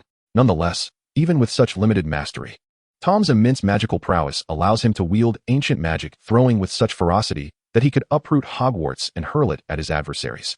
At this moment, Tom is less preoccupied with admiring his opulent abilities and more focused on a particular special talent, 9 lives. The description of 9 lives is succinct, yet its implications are profoundly absurd. Cats possess 9 lives, a gift derived from the Puss in Boots, meaning that whether slain or having exhausted their lifespan, one would only lose a single life. How extraordinary is that for you, Tom? The voice of the system, brimming with flattery, resonated in his mind. Tom remained silent, yet the slight upward curve of his lips belied his inner thoughts. Just as the system stated, this talent is indeed remarkable. It is far more than merely possessing 9 lives. Should Tom desire, he could even utilize 1 life as a magazine, wielding the gaze of Thanatos like a Gatling gun. Moreover, considering the enhancement of longevity that 9 lives offers, a legendary wizard like Tom already possesses an astonishingly long lifespan, which could potentially be multiplied 9-fold. While this may not equate to true immortality, his life has extended to such an extent that even Tom himself cannot fathom how long he might endure. Chapter 173, The Confident Socket Spirit, with new ideas in mind. In the stillness of the night, a thick fog envelopes a graveyard. Not far from this cemetery stands an ancient mansion, its age apparent, leaving one to wonder who might still reside within this grand relic. Creak. A young man, cradling what appears to be a swaddled infant, pushes open the dilapidated wooden door and steps into the old abode. Inside, several grim-faced wizards have long awaited his arrival. Some are frail and on the brink of the grave, while others are in their prime, yet all are, without exception, Death Eaters who had not pledged allegiance to Tom. Their refusal to submit stems solely from an overwhelming loyalty, so devoted that any hint of Tom not embodying the essence of Voldemort leads them to dismiss him as an impostor. Thus, Tom, who is not only devoid of a bald head but also possesses a nose, is categorically deemed a counterfeit by these fools. Even if this so-called impostor proves to be more powerful, they only recognize Voldemort in his bald and noseless form. In simpler terms, this group is both foolish and stubborn. However, it must be acknowledged that these imbeciles possess considerable strength. After all, most of the Death Eaters who had not sworn allegiance to Tom at that time had already been eliminated by his loyal followers. Apart from them, only a handful of the old Death Eaters remained in hiding. However, these remnants harbored different intentions. They merely sought to escape from Voldemort for various reasons. Thus, even though these old Death Eaters had no desire to submit to Tom, they found themselves incapable of recruiting one another. In other words, the few scattered individuals within this ancient castle represented the last vestiges of the once formidable Death Eater force. Crack. Upon hearing the sound of the door creaking open, the gaze of these individuals collectively fell upon the entrance of young Barty. He cast a glance at these fools who refused to acknowledge the true Voldemort, skillfully concealing the disdain in his eyes. My esteemed master, I deeply apologize for having to confine you to this place for the time being. Barty adeptly feigned a demeanor of fear and remorse, placing the creature he held upon the sofa. Several of the old Death Eaters immediately cast furtive glances at the creature on the sofa. At that moment, the creature appeared withered. Its form shriveled to that of an infant, its pallid skin wrinkled. Yet, the unmistakable bald head and its unseemly nose remained unchanged. Ah, indeed, the great bald one. A nose devoid of any extraneous features. There could be no mistake. He was the illustrious Voldemort. Although the creature exuded an aura of weakness that suggested imminent demise, and its power likely dwindled to a mere fraction of its former self, arguably the weakest presence in the room, it did not deter these individuals from kneeling without hesitation, proclaiming, "Great Master." The creature's sharp eyes flickered with a glimmer of satisfaction, though it refrained from immediately addressing them. Instead, it turned to young Barty, acknowledging, "You have done well." Just as Barty had previously assured, these individuals remained loyal to their master. Had it not been for Barty's life pledge, the creature would have certainly hesitated to confront them. "It is my honor, master." Barty knelt on one knee. "You shall possess all that you desire." The creature skillfully wove grand visions for Barty, then shifted its attention to the kneeling old Death Eaters, stating, "You too shall share in this destiny. When the time is ripe, I will lead the Death Eaters back to glory. Yes, our master." This group of imbeciles held unwavering faith that the creature could guide them, an aging, frail assembly, against the might of the stronger Tom and his global legion of Death Eaters. Oh, you wonder why they possess such confidence? It can only be attributed to their absolute faith in the Noseless One, a concept beyond the comprehension of ordinary minds. Just as the creature reveled in the loyalty of its servants, a rather myopic Death Eater cautiously interjected, Master, The Death Eaters have already achieved glory. The socket spirit was incensed by the sudden betrayal of the fool before him, contemplating the idea of disposing of the wretch. However, upon considering that his current subordinates were limited, he begrudgingly chose to endure the irritation. With no other recourse, the socket spirit resorted to verbal admonishment. Are you questioning me? The old Death Eater, intimidated, dared not respond and lowered his head. Observing this, Voldemort dismissed the man from his thoughts and turned his attention to young Barty, instructing him to adhere to the plan and to exercise caution around the other version of himself, advising him not to venture too close. Indeed, he firmly believed in Barty's capabilities. The latter's disguise was so impeccable that even during his prime, he would have struggled to discern it, much like the ancient Dumbledore. As for Tom, what a jest! Even if he were stronger, how much stronger could he really be? If I cannot perceive it, what gives you the right to claim you can? Merely because you possess hair? Thus, the socket spirit was confident that as long as Barty kept his distance from Tom, the mission would proceed smoothly. Yes, Barty thought so, yet within him, resentment began to brew towards the socket spirit, questioning how he dared to speak of the other version of himself. Meanwhile, the socket spirit felt reassured by Barty's presence, offering no further instructions. He then glanced towards the corner of the living room, calling out, "Bella, come here and lift me up." As his words fell, Bella emerged from the shadows of the room. To the socket spirit's astonishment, her hands were marred with cracks, stained red with blood, hanging limply by her sides. It seemed Bella wished to raise her hands, but was incapacitated by excruciating pain. The socket spirit, momentarily taken aback, quickly inquired, "What has happened to you?" "I encountered a few traitors and sustained injuries. I apologize, Master. It is my failure." It must be noted that Bella's performance rivaled that of Barty when Tom was involved. Regardless, her words were accepted by everyone in the room except for Barty, including the socket spirit. "Humph. Let that band of traitors await their doom. Their time is short." Upon finishing his statement, the socket spirit turned to the kneeling old Death Eaters before him, noting their burly figures, each more aged than the last. With no other option, he selected the youngest among them, commanding, "You, come here and lift me." Yes, the young man, filled with excitement, hurried forward and carefully cradled the socket spirit in his arms. The socket spirit was dismayed. This fellow had not bathed, and the odor was reminiscent of a fast food joint. Yet he had grown accustomed to such discomfort. As he nestled against the hefty figure, Bella's disdain bubbled within her. She would not permit anyone, save for Tom, to touch her. Even Barty had to concede that this madwoman was ruthless, having inflicted the injury upon herself. Chapter 174. The Quidditch World Cup is on the verge of commencement. Fool, do not bring your head so close to mine. Once tormented by his own body odor to the point of closing his eyes, the socket spirit had just begun to regain composure when he opened his eyes to behold a coarse, stubbled visage. The sight startled him immensely. Had he been wearing a diaper, it surely would have been soaked by now. It must be said that this socket spirit, who feared nothing in life except death, had rarely encountered such a terrifying ordeal. "Oh, my apologies, Master. I merely wished to, do not think." Veins bulged angrily upon the socket spirit's bald head, though he soon regained his composure. Despite the dire circumstances, the mere thought of Tom's expression upon seeing him again filled him with exhilaration. Tom surely never anticipated his return. And then there was that old coot, Dumbledore, who had the audacity to bring another version of himself to trouble him. After a moment of indignation, a spark of excitement glimmered in the socket spirit's sharp red eyes. "Just you wait, hee. Meanwhile, on the other side, is it in accordance with the original plan?" In the office, Tom perused a letter from young Barty, which meticulously detailed the socket spirit's situation and plans. The conclusion included Barty's suggestions and inquiries. Much like the plot of the Goblet of Fire, the socket spirit intended for Barty to disguise himself as Moody and infiltrate Hogwarts to orchestrate his resurrection. Barty sought Tom's guidance, suggesting they proceed with the socket spirit's scheme. A sudden refusal might arouse suspicion and lead to uncontrollable circumstances. Of course, should Tom be unwilling, Barty could readily draw his wand and eliminate the socket spirit on the spot. Very well, let us inconvenience Moody a little longer. It was evident that Tom had no intention of dispatching the socket spirit just yet. He was eager to witness the socket spirit's expression upon realization of his impending demise, an indulgence that greatly satisfied Tom's dark sense of humor. Furthermore, due to the nature of his task, Tom needed to personally deal with the socket spirit. In truth, if Tom desired, he could have swiftly concluded the matter upon receiving the assignment, as locating the socket spirit's lingering soul was no arduous task, nor was eliminating the Horcruxes. The complication arose from the prospect of boredom during Harry's school years without the socket spirit causing trouble. Tom looked forward to the amusement the spirit provided. Thus, he allowed the spirit to continue its antics, even playing along when necessary.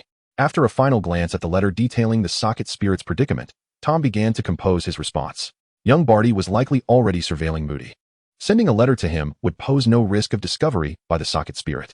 After entrusting the letter to a rather fierce-looking owl, Tom opened another letter that lay on his desk. It was from Fudge. The Quidditch World Cup? Cassandra had mentioned it to me before. The letter boldly stated that, in just over a month, the Quidditch World Cup would commence. Fudge inquired with a cautious tone in his letter about Tom's intentions, offering to reserve the best and most advantageous viewing position for him should he choose to attend. Naturally, Tom was welcome to bring companions, as many as he desired. Furthermore, Fudge suggested that if Tom grew weary or bored, he could experience the role of a referee. The lack of understanding of Quidditch rules or prior refereeing experience was of no consequence. The great Dark Lord could adjudicate as he pleased, even declaring a team he disliked the loser outright. It was evident that Fudge was making an extraordinary effort to curry favor with Tom. At least Tom had never encountered a flatterer more obsequious than Fudge. Perhaps only young Barty and his companions held a chance of surpassing him. However, at present, with Barty and the others absent, the title of the supreme sycophant rightfully belonged to Fudge. Quidditch? It seemed that fool would bring his trifling entourage to stir trouble. Wouldn't he? The thought of the enormous dark mark hovering above the Quidditch World Cup brought a slight smirk to Tom's lips. Thus, he decided to attend. After penning a reply to Fudge affirming his intention to go, he contacted Nagini, instructing her to bring a portion of Death Eaters along to witness the Quidditch World Cup. This particular edition, the 1994 Quidditch World Cup, was being held at the newly constructed stadium in Dartmoor, Devon, England. Summoning some Death Eaters from England and nearby regions should suffice. Since the Muggle was bringing his paltry entourage, how could he possibly go alone? It would be far more satisfying to outshine his rival completely. Although Tom was certain the Muggle would not appear in his presence, he was equally convinced that the Muggle would undoubtedly be aware of the events transpiring at the Quidditch World Cup. In other words, regardless of whether he could see it himself, the Muggle's expression would be as unmistakable as if he had devoured a small hamburger. Oh, and it seemed Harry and his friends were quite interested in Quidditch as well. He might as well invite them along. That evening, at number 12, Grimmauld Place, the ancestral home of the Blacks. "Are you taking us to the Quidditch World Cup?" Harry exclaimed, stunned, as he leapt from his seat upon receiving the letter. Could Cassandra be pulling his leg? The letter he received was indeed from Cassandra, who, despite her evident grievances towards Tom for planning to invite others, had clearly stated that Tom wished for them to join him at the Quidditch World Cup. Harry's mind, dormant for days, began to churn. Given his understanding of Cassandra, she surely intended for Tom to take only her, so if Tom hadn't mentioned it, she likely wouldn't have even bothered to write to him. This meant, could it be true? In Harry's eyes flickered a blend of anticipation and incredulity. After all, during their time at Hogwarts, not only had he never seen Tom attend a Quidditch match, but even when he himself faced off against Malfoy, the likelihood of Tom's presence was virtually non-existent. Harry was well aware of his teacher's disinterest in the sport. Thus, his expression of astonishment upon receiving this news was entirely justified. As for the excitement he felt, it was even more comprehensible. The prospect of watching the match alongside Tom was a yearning that surpassed even the thought of sharing such an experience with his estranged father. Taking a few deep breaths to compose himself, Harry once again scrutinized the letter, ensuring he had not misread it, before proceeding to the remainder of its content. At the letter's conclusion, a striking note caught his eye. The professor says to remember to invite that Malfoy fellow as well. Chapter 175, Sirius and Mr. Worry. A Father's Sorrow. Malfoy. Harry instinctively murmured the name, only to realize, in his earlier excitement, he had nearly forgotten about Malfoy. Just as he was about to retrieve paper and pen to write a letter for Hedwig to deliver, he suddenly heard the sound of a door creaking open behind him. Click. Sirius exuberantly burst through the door. "Hey, Harry, do you want to go see the Godfather? I'm going to the Quidditch World Cup." At Harry's exclamation, Sirius momentarily lost his train of thought, the words he had intended to say evaporating from his mind. "Huh, Professor Tom has invited us to the Quidditch World Cup." Harry eagerly shared the news with Sirius. "Oh, I'm absolutely thrilled. We will be sitting in the stands together, cheering for our favorite team. By the way, I doubt Professor Tom even knows which teams are playing, but that is not the point. The important thing is that he is taking me to the Quidditch World Cup." Harry leaped with joy, nearly colliding with the ceiling. "Godfather, what do you think I should wear? Professor Tom favors black robes. Perhaps I should prepare one myself? I've heard matching outfits are quite trendy among Muggles these days.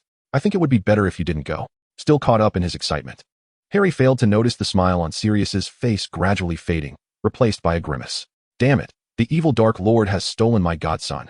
Sirius, who had initially intended to take Harry to the Quidditch World Cup, now wore a dejected expression, his previous thoughts slipping away. "Godfather? Godfather?" Ultimately, it was Harry's voice that roused him from his reverie. "Oh, it's nothing, Harry, I'm fine." As Sirius spoke, a bitter expression suddenly crossed his face. "I can just stay home alone. I'll cook for myself, and after dinner, I can sit and daydream. Even alone, it will be quite relaxing." "Ah, that is good." Seeing Harry seemingly relieved at the thought of him being able to enjoy solitude, Sirius's expression grew increasingly perplexed. Does this boy truly not understand a word I say? By Merlin, James, your son is the very image of you. I have made it abundantly clear, yet you still fail to comprehend. By the way, I must pen a letter to Malfoy. Godfather, when you step out, do remember to close the door. With that, Harry hurried back to the table, seizing paper and quill to begin his correspondence. I am indeed leaving now, Sirius declared, resting his hand on the doorknob, deliberately whispering a reminder. But Harry seemed engrossed in contemplating what to inscribe. With a decisive click, Sirius shut the door, standing before it with his head bowed, obscuring his expression. A heavy sigh escaped his lips, laden with resignation, as if he had aged several years in that moment. Subsequently, Sirius descended the stairs in silence, needing to momentarily escape this place that weighed so heavily on his heart. At the Leaky Cauldron, night had already fallen. Another drink. Upon entering, Sirius was greeted by the sounds of revelry. He glanced towards the bar, where a well-dressed middle-aged man sat, his once composed demeanor now shrouded in the haze of intoxication. Sirius recognized him. After all, they had once been classmates. He took a seat beside the man and called out to the busy old Tom, "A mug of butterbeer, please." The man turned, looking over. "Is that you, Black?" "Worley, it's been ages," Sirius replied with a nod, their relationship not yet warm enough for first names. Upon encountering this unexpected figure, Mr. Worley instinctively fell silent. The atmosphere between them grew awkward. Finally, Sirius broke the tension. "What brings you here at this late hour?" "Still drinking?" Worley sighed in relief. "Ah, the little one has sprung a leak again." Sirius felt a wave of empathy wash over him. Though his situation involved a son rather than a daughter, the sentiment resonated. "By the way, you haven't met my daughter, have you?" "Of course I know her. She once zapped me with lightning," Worley replied, and once again, silence enveloped them, the air thick with discomfort. "Ahem, my apologies, Black," Worley finally ventured. "I hope she hasn't harmed you." "I apologize on her behalf." Sirius calmly sipped his butterbeer. "It's nothing. I bear no ill will towards her." Although puzzled, Worley refrained from probing further. They began to drink and engage in light conversation. "And what brings you here so late? Is your little one also causing you grief?" "Not quite. Mine is a different sort of trouble," Sirius replied. "Oh, your trouble is of a different nature," Worley remarked, humorously. Sirius remained silent. For his predicament was not one of leaks, but rather the old burdens he carried. Seeing Sirius in such a contemplative state, Worley felt as though he were gazing at a mirror reflecting his own struggles, and empathetically patted Sirius on the shoulder. The relationship between the two individuals had improved somewhat at this moment, and Mr. Worley elaborated on his reason for visiting the establishment. With the Quidditch World Cup approaching, he initially intended to take his wife and daughter to the event, having even purchased tickets in advance for an excellent viewing position. However, an unexpected letter from a certain someone caused his little darling to abandon him. Had it been anyone else, he would have made them experience the true might of nobility. Yet, regrettably, he found himself in no position to oppose or even voice dissent, especially since the decision-maker was his superior. The frustration he felt was palpable. He dared not express his anger and could only silently endure as an incompetent father. Listening to Mr. Worley's words, Sirius nodded in deep sympathy, embodying the role of the helpless father himself. As the drinks flowed, even the wizards found themselves slightly intoxicated. Glancing at his empty wine glass, Sirius suddenly recalled that he had purchased tickets for the Quidditch World Cup, but regrettably, Harry would not accompany him. What to do with the surplus tickets? At that moment, an idea struck Sirius, and he turned to Mr. Worley, only to find the latter gazing back at him. "Do you wish to attend the Quidditch World Cup?" They both exclaimed in unison, startling one another. Chapter 176. Harry's longing for Cedric. Time passed swiftly, and before long, over a month had elapsed, bringing them to the imminent day of the Quidditch World Cup. Grimmauld Place, number 12, Black Family Manor, Harry's room. Awakened abruptly from a nightmare, Harry sat up with a start and reached to turn on the bedside lamp. The warm, yellow light chased away the surrounding darkness, dispelling the fear that had lingered on his face. Taking a deep breath, he surveyed the dimly lit room and gazed out at the night sky. The sun yet to rise. Checking the clock beside him, he noted it was 3:40 a.m. "Ah, well, I might as well get up," he decided. Though it was still rather early, sleep had eluded him. This was hardly surprising. Anyone would feel terror upon dreaming of a nose-less infant resembling an old man rushing towards them. Of course, one particular individual named Tom would be an exception. Were he to witness the so-called socket creature performing such antics, he would undoubtedly mock it without hesitation. "My mentor has advised me not to worry about that fellow. But invading others' dreams every night is rather excessive." Harry gritted his teeth as he spoke, reaching to touch his lightning-shaped scar, which throbbed ominously, indicating that the entity referred to as the socket creature was indeed up to something once more. Harry contemplated alerting his mentor, but it was still too early. Thus, he resolved to remind his mentor on their way to the newly constructed stadium in Dartmoor, Devonshire. Although Harry was aware that the poltergeist posed no real threat to Tom, even without his reminders, he could not allow himself to remain idle. After sitting on the bed in a moment of contemplation, he rose and decided to prepare breakfast for himself and his godfather. As it was still early, he opted to create something more elaborate. By the time the clock struck 9 in the morning, Tom was traversing the woods accompanied by Cassandra and her entourage. It appeared they carried minimal belongings, likely due to the use of the undetectable extension charm on their bags or boxes. Of course, with the exception of the one held by Nagini. None of these were conjured by Tom. They were gifts from Fudge, intended to curry favor with him. "Sir, I dreamed of that man again last night." Harry quietly approached Tom, casting a glance around to ensure their conversation remained private, wary of any eavesdroppers who might inadvertently disrupt Tom's plans. To his surprise, Tom replied nonchalantly, "Who? That noseless fellow? Oh, pay him no mind." There was no mistaking the disdain in Tom's tone, audible to those around them. Harry, relieved by Tom's dismissive attitude, fell back a few paces to chat with Malfoy. Along the way, they encountered others also headed to the Quidditch World Cup, such as the Weasley family and Amos Diggory with his son. Upon spotting Tom and his companions, they felt a bit awkward but could not pretend to overlook them. So they approached to exchange greetings. This interaction caught Tom's eye, particularly the boy trailing behind Amos Diggory. The primary reason for Tom's interest was Harry's evident excitement upon seeing the lad. This piqued Tom's curiosity, and with a hint of mischief, he glanced at Malfoy, astonished to find that he appeared unperturbed.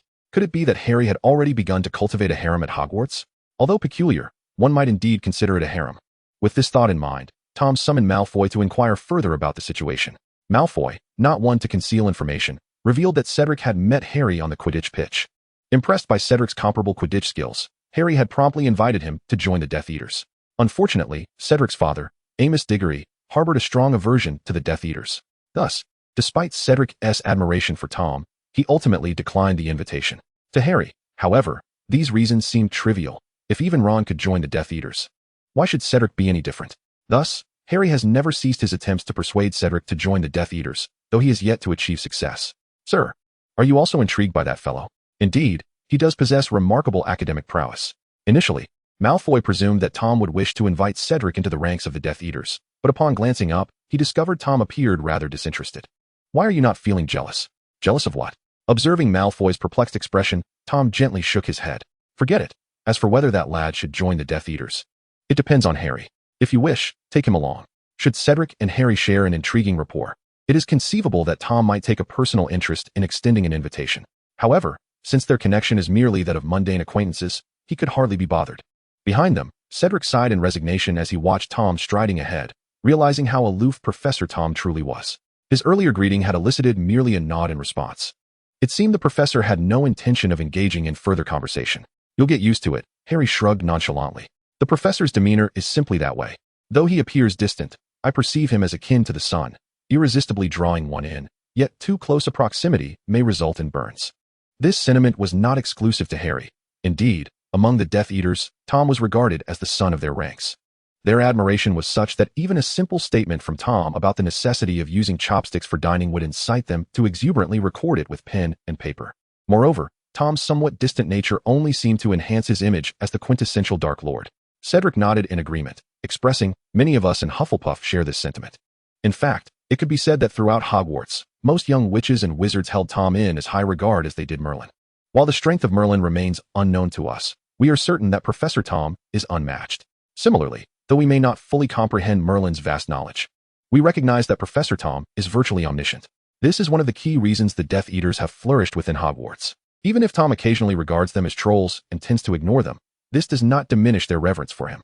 Chapter 177. The Quidditch World Cup occupied by the Death Eaters. "So, do you intend to join the Death Eaters?" Upon hearing Cedric express his admiration for Tom, Harry's eyes lit up. He felt that Cedric was indeed a kindred spirit. With such admiration for Tom and a shared passion for Quidditch, it would be a travesty for such talent to remain outside the ranks of the Death Eaters. Nevertheless, Cedric shook his head once more. "I'm sorry, I need to consult my father about this." To be candid, he did not harbor any aversion to joining the Death Eaters. Yet his profound affection for his father restrained him from causing any displeasure. After being rejected once more, Harry found himself enveloped in a cloud of despondency. This sight of the scar-headed boy earnestly pursuing indifference displeased Malfoy, who, vexed, pulled Harry closer, proposing that they employ a classic technique of slaps against Cedric as an invitation for him to join the ranks of the Death Eaters. However, Harry dismissed the notion of inviting Cedric in such a manner. His gaze upon Cedric remained resolute. and he felt confident in his ability to persuade him. Observing Harry's unwavering admiration for Cedric, Malfoy felt akin to a jester in that moment. "Humph, suit yourself," Malfoy exclaimed, releasing Harry's arm. "You can seek him out on your own. Perfect timing for me to usurp your position." This remark caused Harry's expression to darken. Malfoy was audaciously eyeing his position. Unbeknownst to them, Tom, walking ahead, wore a subtle smile. This was precisely the outcome he desired. After traversing a bit further, they emerged from the woods onto a small hill. The hill was adorned with vibrant green grass, swaying in the breeze like emerald waves. At the summit lay an old, tattered shoe. Having encountered this before, Harry and the others recognized it as a portkey. Utilizing the portkey, accompanied by a sound reminiscent of twisting space, they were transported to their destination, the newly constructed stadium in Dartmoor, Devon, England. This area was also blanketed in grass. And a short distance ahead lay the encampment for the Quidditch World Cup, where numerous spectators had set up tents. Typically, those attending the Quidditch World Cup would arrive early to secure their accommodations. However, Tom and his companions had no such need. As Nagini, informed by Tom, transformed into a wisp of black mist and soared towards the encampment, the group ambled toward the vicinity of the tents. Upon their arrival, nearly half of the encampment's inhabitants, clad in dark robes, rose simultaneously. The shadows that had been soaring high above descended as well. Countless Death Eaters, with their chilling and palpable aura, seemed to lower the temperature beneath the scorching sun. The other spectators, initially filled with joy and anticipation, now wore expressions of trepidation and alarm. Master, the Death Eaters, occupying almost half the assembly, formed an orderly path, kneeling on one knee in unison, their voices resonating with a fervor that could instill fear in all present. Those not aligned with the Death Eaters were either rendered speechless by shock, discreetly retreating, or ignited by this awe-inspiring spectacle that stirred some latent spark within them. Good heavens! You make such a grand display for a Quidditch match.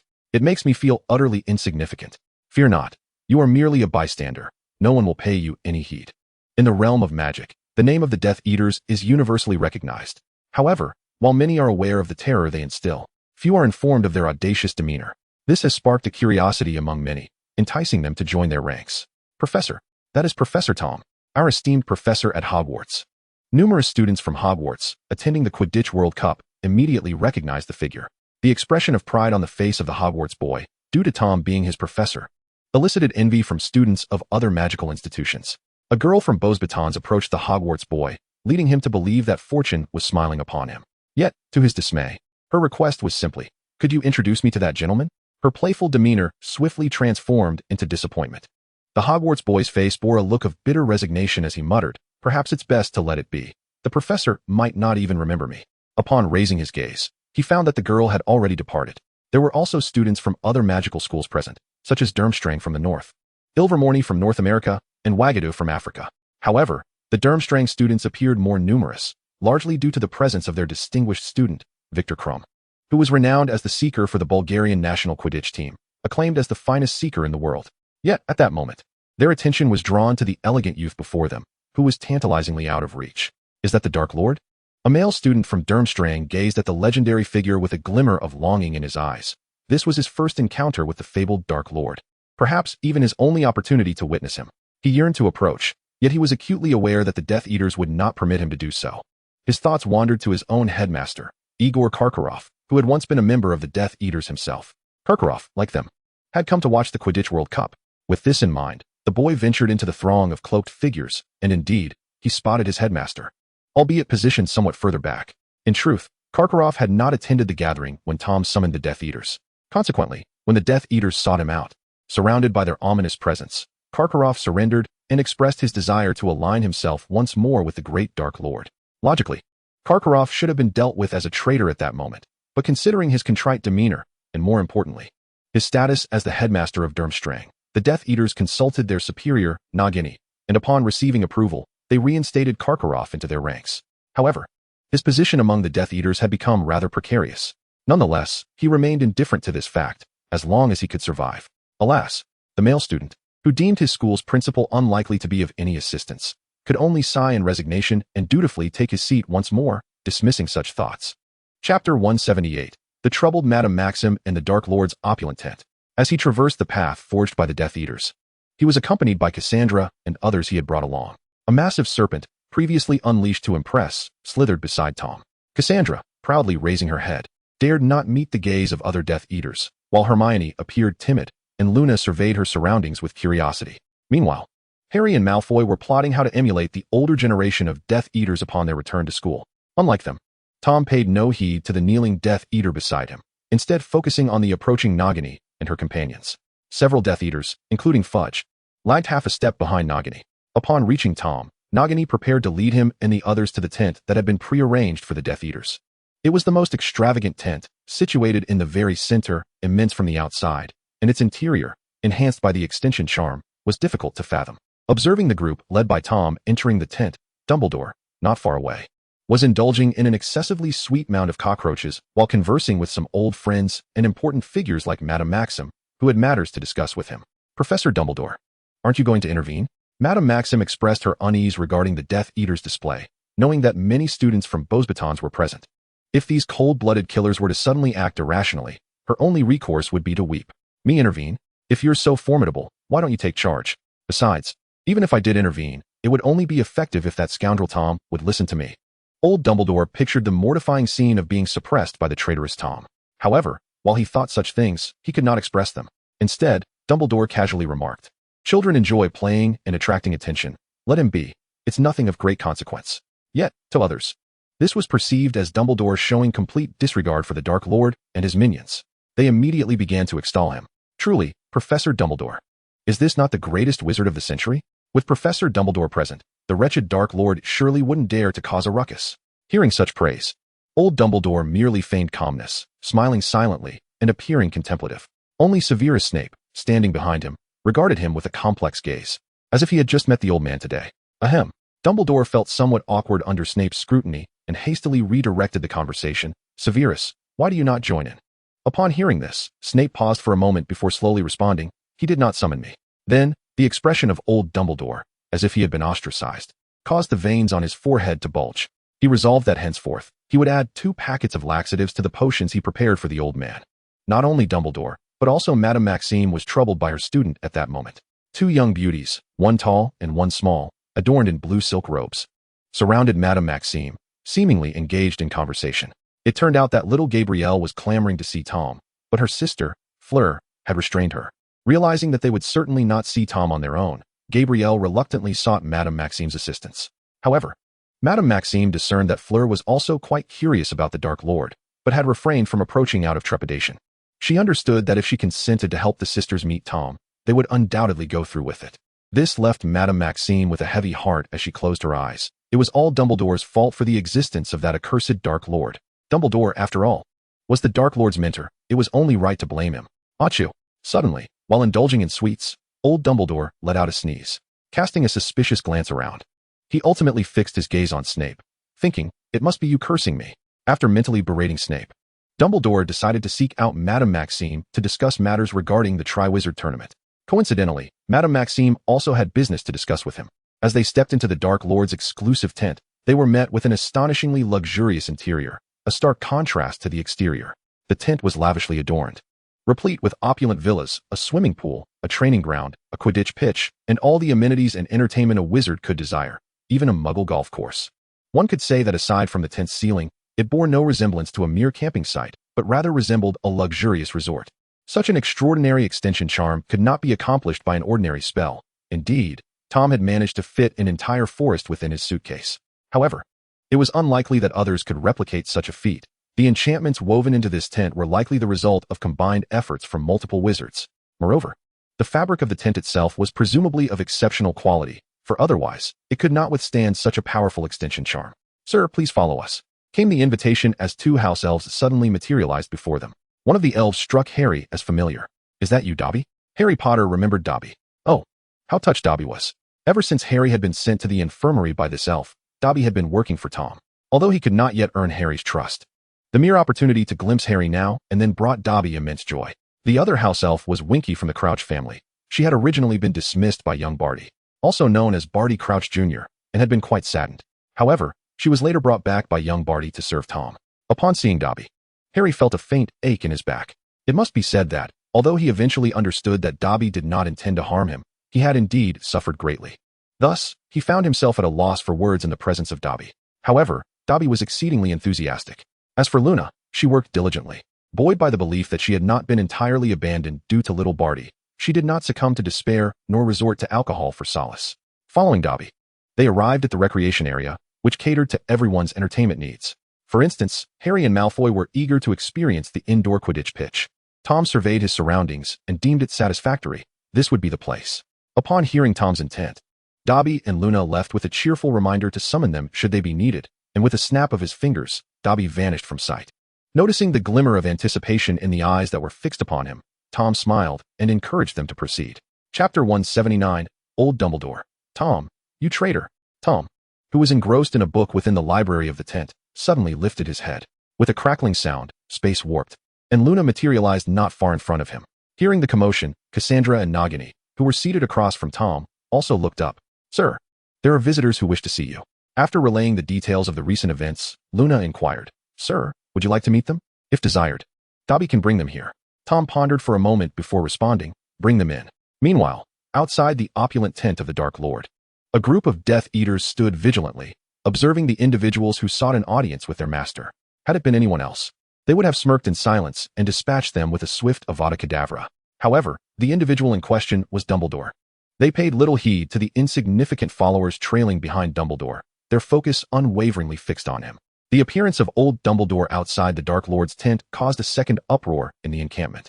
Aside from the Death Eaters directly confronting Dumbledore, others subtly encircled the area in layers. Should this old man truly seek to trouble Tom, they would not hesitate to launch an assault on him. Yet, Dumbledore remained unperturbed.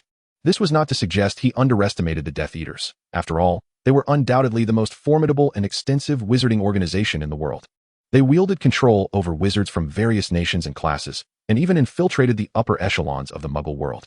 Nevertheless, it must be acknowledged that, at least in the presence of these Death Eaters, they truly had no means to contend with him. A wizard of legendary status could be likened to a walking catastrophe. The chasm between these individuals and a legendary wizard was vaster than that which separated them from a dog. Ahem, Lucius, what did that lad Tom say? Casting a glance at the most flamboyant individual in the crowd with golden locks, Dumbledore casually posed an inquiry. Lucius hesitated for a moment, yet swiftly recognized that among the Death Eaters present, he was the one most acquainted with Dumbledore, thus comprehending the reason behind the inquiry was not overly perplexing. I apologize, Professor Dumbledore, but our master has yet to convey his intentions to us. This mischievous scoundrel would certainly face a salary deduction upon his return. Dumbledore's remark elicited beads of cold sweat from those surrounding him. Was the rivalry among the Titans truly so unembellished? Nevertheless, it was merely a jest. Old Dumbledore was quite certain that should he dare to withhold Tom's wages, he would not need to wait until the morrow. His position as headmaster would be forfeited by day's end. Yet, it was indeed a troublesome matter. Casting a glance at Madame Maxime behind him, Dumbledore had not anticipated that this individual would be so indulgent towards her students, attempting to broker a deal to bring them to meet Tom. The mere thought of his wayward disciple's wicked countenance left Dumbledore feeling perturbed. This rascal would undoubtedly contrive some mischief against him. Gabrielle, holding her sister's hand, stood behind Madame Maxime. Despite the throng surrounding them, she felt no fear, merely gazing quietly at the opulent tent. At last, after a brief wait, a sound of spatial distortion shattered the tranquility. Suddenly, the shimmering Dobby exchanged a few words, after which he turned to Dumbledore. Sir, may I request that a few of you place your hands upon Dobby's shoulders?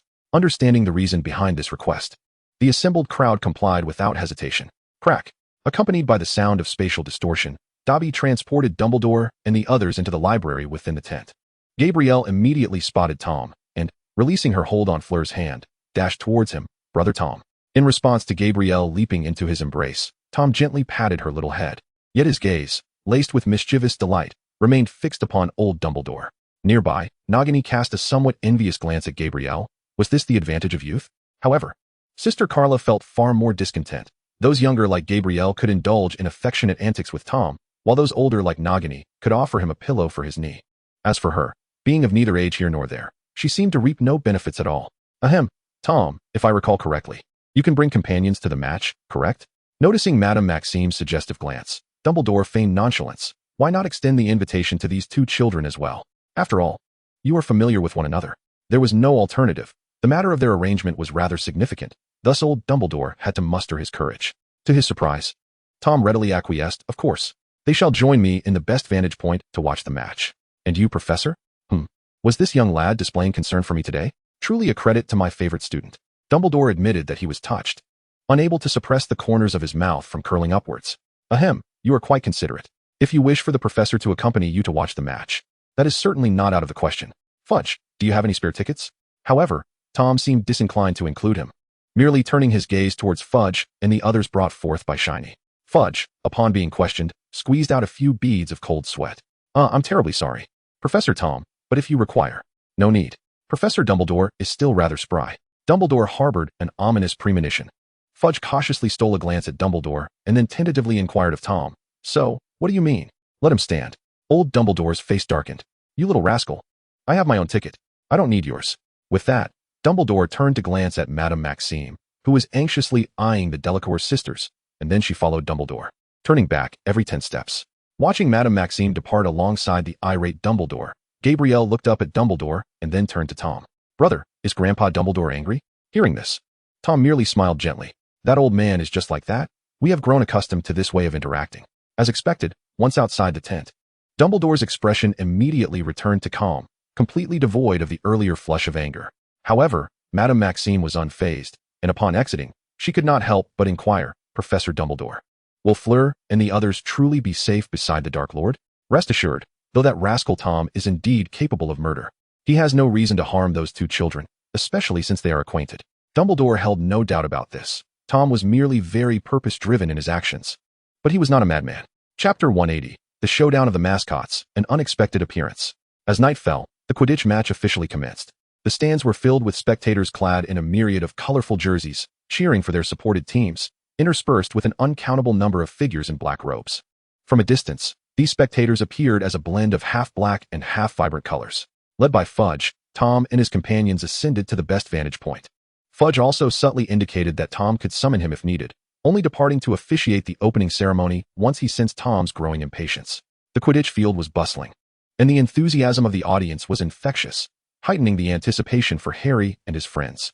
Even Tom, who had previously shown little interest in Quidditch, found himself harboring some excitement. It is also noteworthy that aside from Harry, Hermione, and others who were fully focused on the match, Cassandra seemed to engage in more varied conversation with the Delacour sisters, as they all shared a quarter of Vila blood. Nagini sat beside Tom, and although they were not engaged in conversation, she relished the time spent together watching the match. Brother, may I ask you, do you know the origins of Quidditch? At that moment, Gabrielle, who had been conversing with Fleur, suddenly dashed over to Tom to inquire about Quidditch. However, what expertise could Tom possibly have regarding such a pastime? At most, he was familiar with some of the rules of the game, so he candidly expressed his lack of knowledge and suggested she ask Harry instead. To Tom's surprise, Fleur approached them and began elucidating Gabrielle's queries, simultaneously engaging Tom with a few curious questions of her own. Tom, indifferent, answered her inquiries without hesitation, yet remained silent and smiling when he chose not to elaborate. Fleur, initially somewhat reserved, felt herself relax in response to Tom's unexpectedly gentle demeanor. Just as she was about to delve deeper into conversation, she was abruptly whisked away by the increasingly menacing Cassandra. Before long, following Fudge's announcement of the official commencement of the match, the mascots of both teams made their entrance. The contest was between the Bulgarian team and the New Zealand team, known as the Muggle Parrots. The mascot for Bulgaria was the Vila, whose enchanting song and dance captivated most of the male spectators. However, Harry and his friends felt little attraction, even feeling slightly disappointed. They preferred something more exhilarating than mere dancing. Having spent considerable time with Cassandra, they were somewhat desensitized to the Vila's allure, much like their first encounter with the Delacour sisters. This left Fleur somewhat astonished, as she was well aware of the Vila's potent charm over men. While she could understand Tom's indifference, having never imagined that the Dark Lord could be enchanted, she found herself questioning why these young boys were unaffected. Could it be that they were indeed impervious? Or perhaps, observing Malfoy draping his arm over Harry's shoulder, Fleur's expression suddenly grew complex. Meanwhile, Cassandra had discreetly glanced at Tom when the Vila made her entrance, and upon seeing his disinterested demeanor as he watched the match, she felt a wave of relief. Initially, she had contemplated learning some dance moves if Tom showed any interest. Although she was familiar with dances suited for aristocratic gatherings, she had never encountered such exuberance before. At that moment, the crowd erupted into cheers once more. It was the mascot of the Muggle Parrots, a phoenix named Spark. With a piercing cry, the blazing phoenix soared through the sky, its resonant call snapping the entranced men back to reality. In the exclusive box of the Dark Lord, Cassandra noted that Tom's eyes visibly brightened at the appearance of the phoenix. This was hardly surprising. Although Tom had amassed a trio of magical creatures, his fascination with these wondrous beings remained undiminished. It is also worth mentioning that Tom's 3 primary pets, representing land, sea, and air, are quite remarkable. The sea boasts a swimming serpent. The land is graced by a Zou capable of traversing 1,000 miles in a single day. And the sky is adorned with a Norwegian ridgeback dragon soaring majestically. Fortunately for Tom, he already possesses a creature of the skies, which diminishes his fervor for the phoenix. Although he finds the mythical bird fascinating, he harbors no particular intentions regarding it. Nonetheless, if the opportunity arises, Tom would entertain the notion of nurturing a wild phoenix.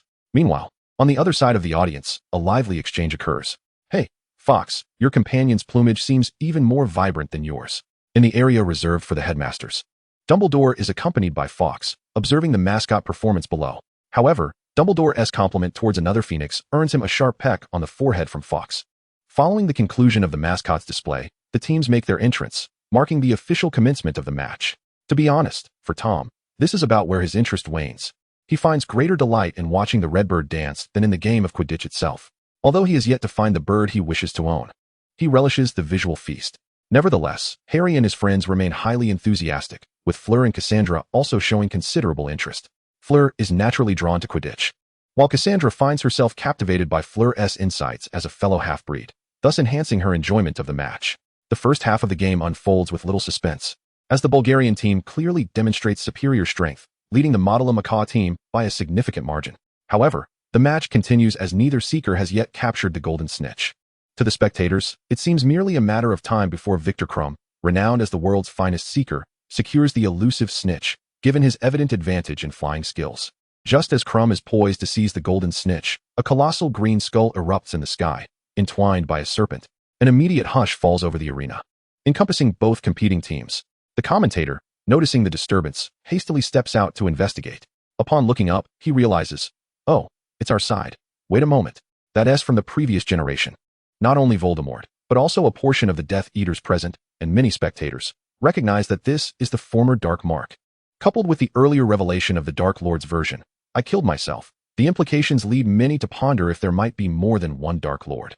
Indeed, to most, the existence of two Dark Lords appears merely a consequence of Voldemort's reckless dabbling in dark magic, which resulted in his fracturing. Chapter 181, The Elderly, Weak, and Afflicted of the Socket Spirits, and the Malicious Curse. In the Headmaster's suite, Dumbledore furrows his brow at the sight of the green dark mark in the sky. What mischief is your student up to now, Dumbledore? With an air of deep concern, yet feeling utterly helpless, Madame Maxim sought the counsel of Dumbledore. That was not Tom's doing. No, it was indeed Tom's doing. Yet again, no. Dumbledore's words nearly led Madame Maxim to believe he had lost his wits. In any case, you need not worry about your two students. As he spoke, Dumbledore summoned Fawkes, transforming into flames and vanishing in an instant. In the exclusive chamber of the Dark Lord, Nagini furrowed her brow as she gazed at the ominous green dark mark in the sky, then turned to Tom, only to find he appeared unfazed. With a gentle flick of his elder wand, Tom directed a silver beam of light skyward, which morphed into a gnarled, multi-segmented wand that plunged down upon the skull, shattering it into green mist. Subsequently, the silver serpent obliterated the green viper entirely. The spectacle left all witnesses in astonishment, their gazes drawn to the highest tier of the audience. Tom rose and strode forward, his voice amplified by magic. Find them, and then kill them. Meanwhile, at the Quidditch World Cup's encampment, Lucas's brow knitted tightly upon witnessing the destruction of the dark mark he had conjured. He was a devoted servant of the Socket Goblin. The very man who had once cradled the goblin in his arms, now positioned among the frail and ailing under the goblin's command. Lucas had contemplated leveraging this opportunity to reclaim some of the Death Eaters who had submitted to the Noseless One, but it seemed increasingly unlikely. Moreover, it appeared they would soon be hunted down. What are you doing? His companion, startled by his actions, broke into a cold sweat. They were the only two dispatched for this mission. The Socket Goblin had instructed them to infiltrate Tom's tent during the Quidditch match and leave behind certain items, though their nature was unknown. They were undoubtedly crucial to the Goblin's scheme. Initially, the area was deserted, making it an ideal setting for their task. Lucas had resolved to focus solely on the mission, but now, his companion's antics had escalated the situation into one of near certain doom. There was no doubt, their chances of escape were nearly non-existent. We don't have time for this. Lucas shouted at his comrade. Quickly, let us place the items and flee. With that, he dashed towards the largest and most opulent tent in the encampment. Lucas's companion was rendered speechless, staring blankly at Lucas's retreating figure. Did he truly believe they could deposit the items unnoticed? Yet, upon further reflection, it hardly mattered. The mission was doomed to failure, and escape was beyond reach. Just as he had surmised, the very next moment, the air was filled with the sound of spatial distortion, an unmistakable sign of disapparition. Minutes passed, 2 or 3 perhaps. Lucas and his accomplices were apprehended and brought before Tom. With no interest in engaging in any interrogation games, Tom immediately employed the legilimency spell. He had initially wondered if the socket spirit might be nearby, for he had come here in search of amusement at their expense. Of course, he was aware that the socket spirit would never allow him to fall into danger so easily. At most, it would go mad and slice off a small piece of itself to accompany its subordinates. However, it was evident that the adversary had not taken such measures, and it was uncertain whether Lucas had not consumed enough little hamburgers to restore his soul adequately, or if the socket spirit had momentarily regained some composure. Regardless, even in the absence of the socket spirit, Tom had other means at his disposal. Moments ago, Tom had glimpsed the task assigned to them by the socket spirit through legilimency. Although the socket spirit had not explicitly stated it, Tom recognized from the memories that it contained a vile curse. Since they wished to bestow something upon him, he decided to reciprocate. With a gentle flick of his wand, Lucas's companion was severed in two, collapsing lifelessly. Just as Lucas believed he would meet a similar fate, Tom unexpectedly released him. Your name is reminiscent of someone I know, so I shall spare you this time. Are you friends with him? No, I intended to kill him. Then be gone. The other Death Eaters were puzzled, but would not dare question Tom's decision. Feeling somewhat unreal, Lucas finally rose and fled once he confirmed that they had no intention of attacking. After Lucas departed, Tom glanced at Nagini, who wore a perplexed expression. Are you curious as to why I spared him? Nagini did not deny it. Would sparing him not bring trouble for Tom? No, rather. I would have regretted losing such a talent under the socket spirit's command. With a chuckle, Tom added, moreover, I had him take a little gift back to that bald fellow, on a fog-laden night, in an old mansion beside a cemetery. So he let you go? How did you return? The socket spirit was cradled in the arms of an elderly wizard, the oldest among its frail and sickly subordinates. The socket spirit weakly turned its head to gaze at Lucas, who knelt before it. Yet, Lucas himself was uncertain why Tom had spared him and could only attempt to explain based on his own understanding. However, the inherently suspicious socket spirit was not easily convinced by Lucas's words, especially since it doubted Lucas even understood what he was saying. So, enough. You need not say more. The socket spirit interrupted Lucas's incessant explanations and promptly employed legilimency upon him, delving into the depths of his memories. Upon witnessing the breathtaking scene at the Quidditch World Cup, where the Death Eaters greeted Tom, he could not help but feel a pang of envy. He had experienced similar moments in the past, standing in Tom's position, yet at that time, he regarded it as a mere given and paid little heed to its significance. Now, however, he could only lament that this honor was rightfully his. He should have been the one to gaze down from such heights, rather than existing now as a wretched creature, cowering in the shadows like a dying rodent. The furious house elf continued to probe Lucas's memories until Lucas confronted Tom. Suddenly, something felt amiss. The house elf was overwhelmed with an immense discomfort. Yet, in its weakened state, it was rendered immobile and could only moan in agony. Chapter 182, Cedric's Romantic Dilemma. Malfoy, you have no chance. At this sight, the elderly wizard cradling the house elf, known as Federico, was instantly thrown into a state of panic. Master, what has happened to you? Damn it, I will take you there at once. But regardless of how loudly Federico called, the house elf could not comprehend his words. Its mind was fixated on a singular thought. That foolish Lucas had inadvertently brought back Tom's curse. This curse was not a complex or terrifying one, but rather a simple one concealed within Lucas's memories, which is why it had gone unnoticed until now. Tom had anticipated that the house elf would inevitably delve into Lucas's recollections. Cursed be it. Instead of inflicting his own curse upon Lucas, he had unwittingly become the recipient of one. Though simple in nature, the now feeble house elf found itself incapable of lifting the curse. Even the items it had previously sent with Lucas to Tom were cursed artifacts of its own making. It lacked the power to do anything now. Thus, it could only endure, at least until those foolish servants found a solution. The only solace lay in the fact that this curse was not lethal. A peculiar sound suddenly silenced the cacophony that had filled the old manor's drawing room. Federico, who had been in a fluster, came to a halt, beads of cold sweat forming on his incredulous face. Master, did you? I shall kill you. Following the Quidditch World Cup, the young witches and wizards aboard the Hogwarts Express, en route back to school, still seemed to be lingering in the euphoria of the event. It is worth noting that the match continued afterward, with the anticipated victors being none other than the Bulgarian team. On the Express, Cassandra inquired of Tom regarding the events that unfolded after the green dark mark appeared. Tom, naturally, was more than willing to recount the tale, for sharing delightful anecdotes was, after all, a most enjoyable endeavor. So, teacher, did you place a curse on that fellow? A glimmer of joy flickered in Cassandra's eyes. She relished the thought of that troublemaker causing Tom misfortune. It was merely a minor curse, after all. The mere mention of it caused Tom's lips to twitch in amusement. The socket spirit must be quite pleased with the gift he had received. A minor curse? Cassandra found herself puzzled as to why Tom did not simply curse the socket spirit to death. Was there a particular significance to this? Not much, really.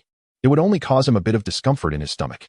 Initially, it would manifest in such a manner, but it would gradually intensify, and by that time, there would be special effects involved. What would those be?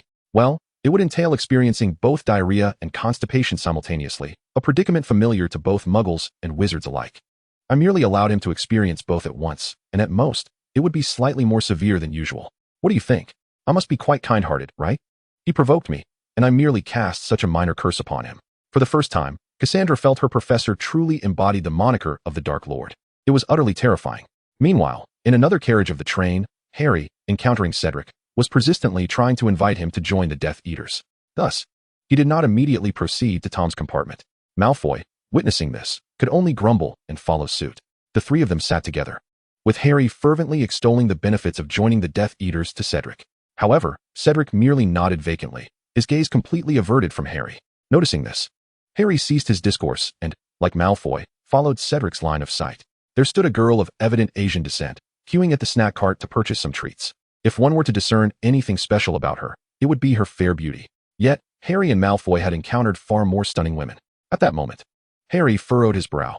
Could it be that Cedric preferred the tender moments in a small garden over forging a name for himself in the wizarding world? Surely, achieving renown and boasting a legion of Death Eaters was far more enticing than this. Beauty?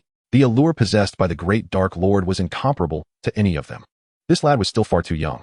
Malfoy gently patted Harry on the shoulder and quietly ventured a remark. Harry nodded in agreement. Cedric, inadvertently overhearing, darkened in countenance. If memory served him right, he should be older than these two. Oh well, suit yourself. Harry shrugged nonchalantly, then curiously inquired, to what stage have you progressed? Upon hearing this, Malfoy donned a smug grin, as if he had already surmised the answer. Oh. Witnessing Cedric's expression, Harry and Malfoy instinctively exchanged glances. Then Malfoy raised an eyebrow. Surely he had taken her out for a meal at some point?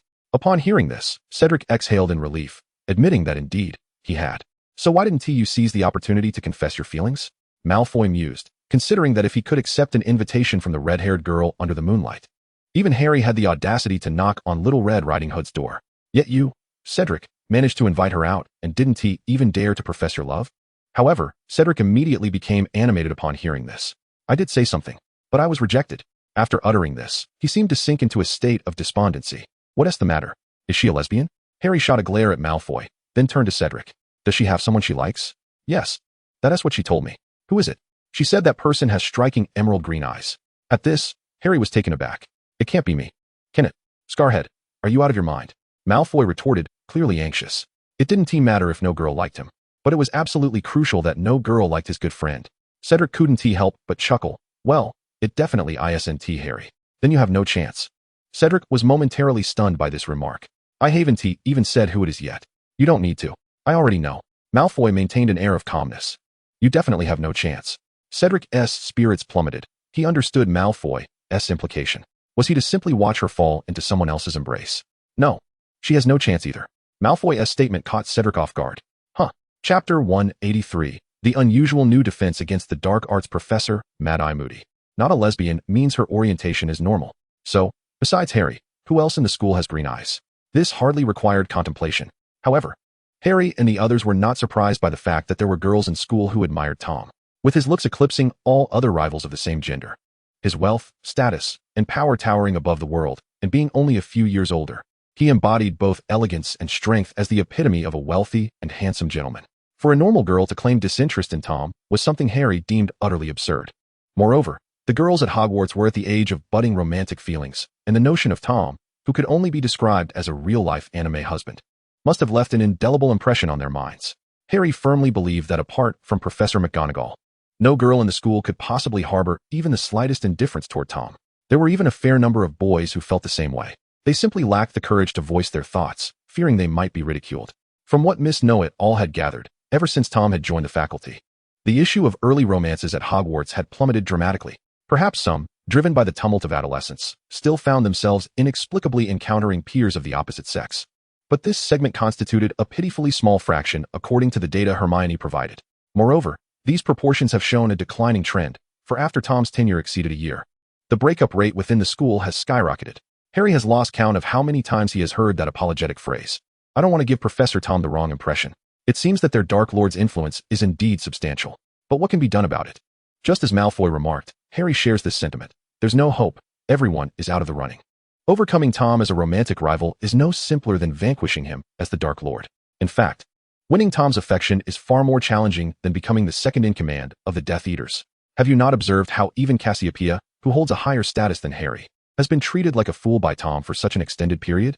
As for whether Tom will eventually be pursued by a girl, Harry finds himself uncertain. Upon reflection, such a possibility indeed exists. Tom is capable of emotions, of that Harry is certain, for otherwise, he would not be so deeply infatuated with this nefarious man. However, even if that moment were to arrive, Harry believes that Cassandra or Nagini would stand a greater chance. Tom's demeanor towards them is evidently more special. As for others, Miss Know-It-All has yet to devise a method to defeat those two.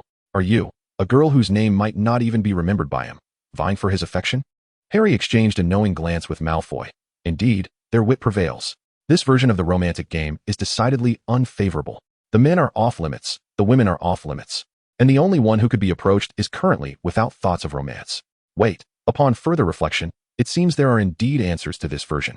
A twilight romance, or a brotherly bond, akin to that of old Dumbledore and Grindelwald, appears to be unaffected by the charms of the Enchantress.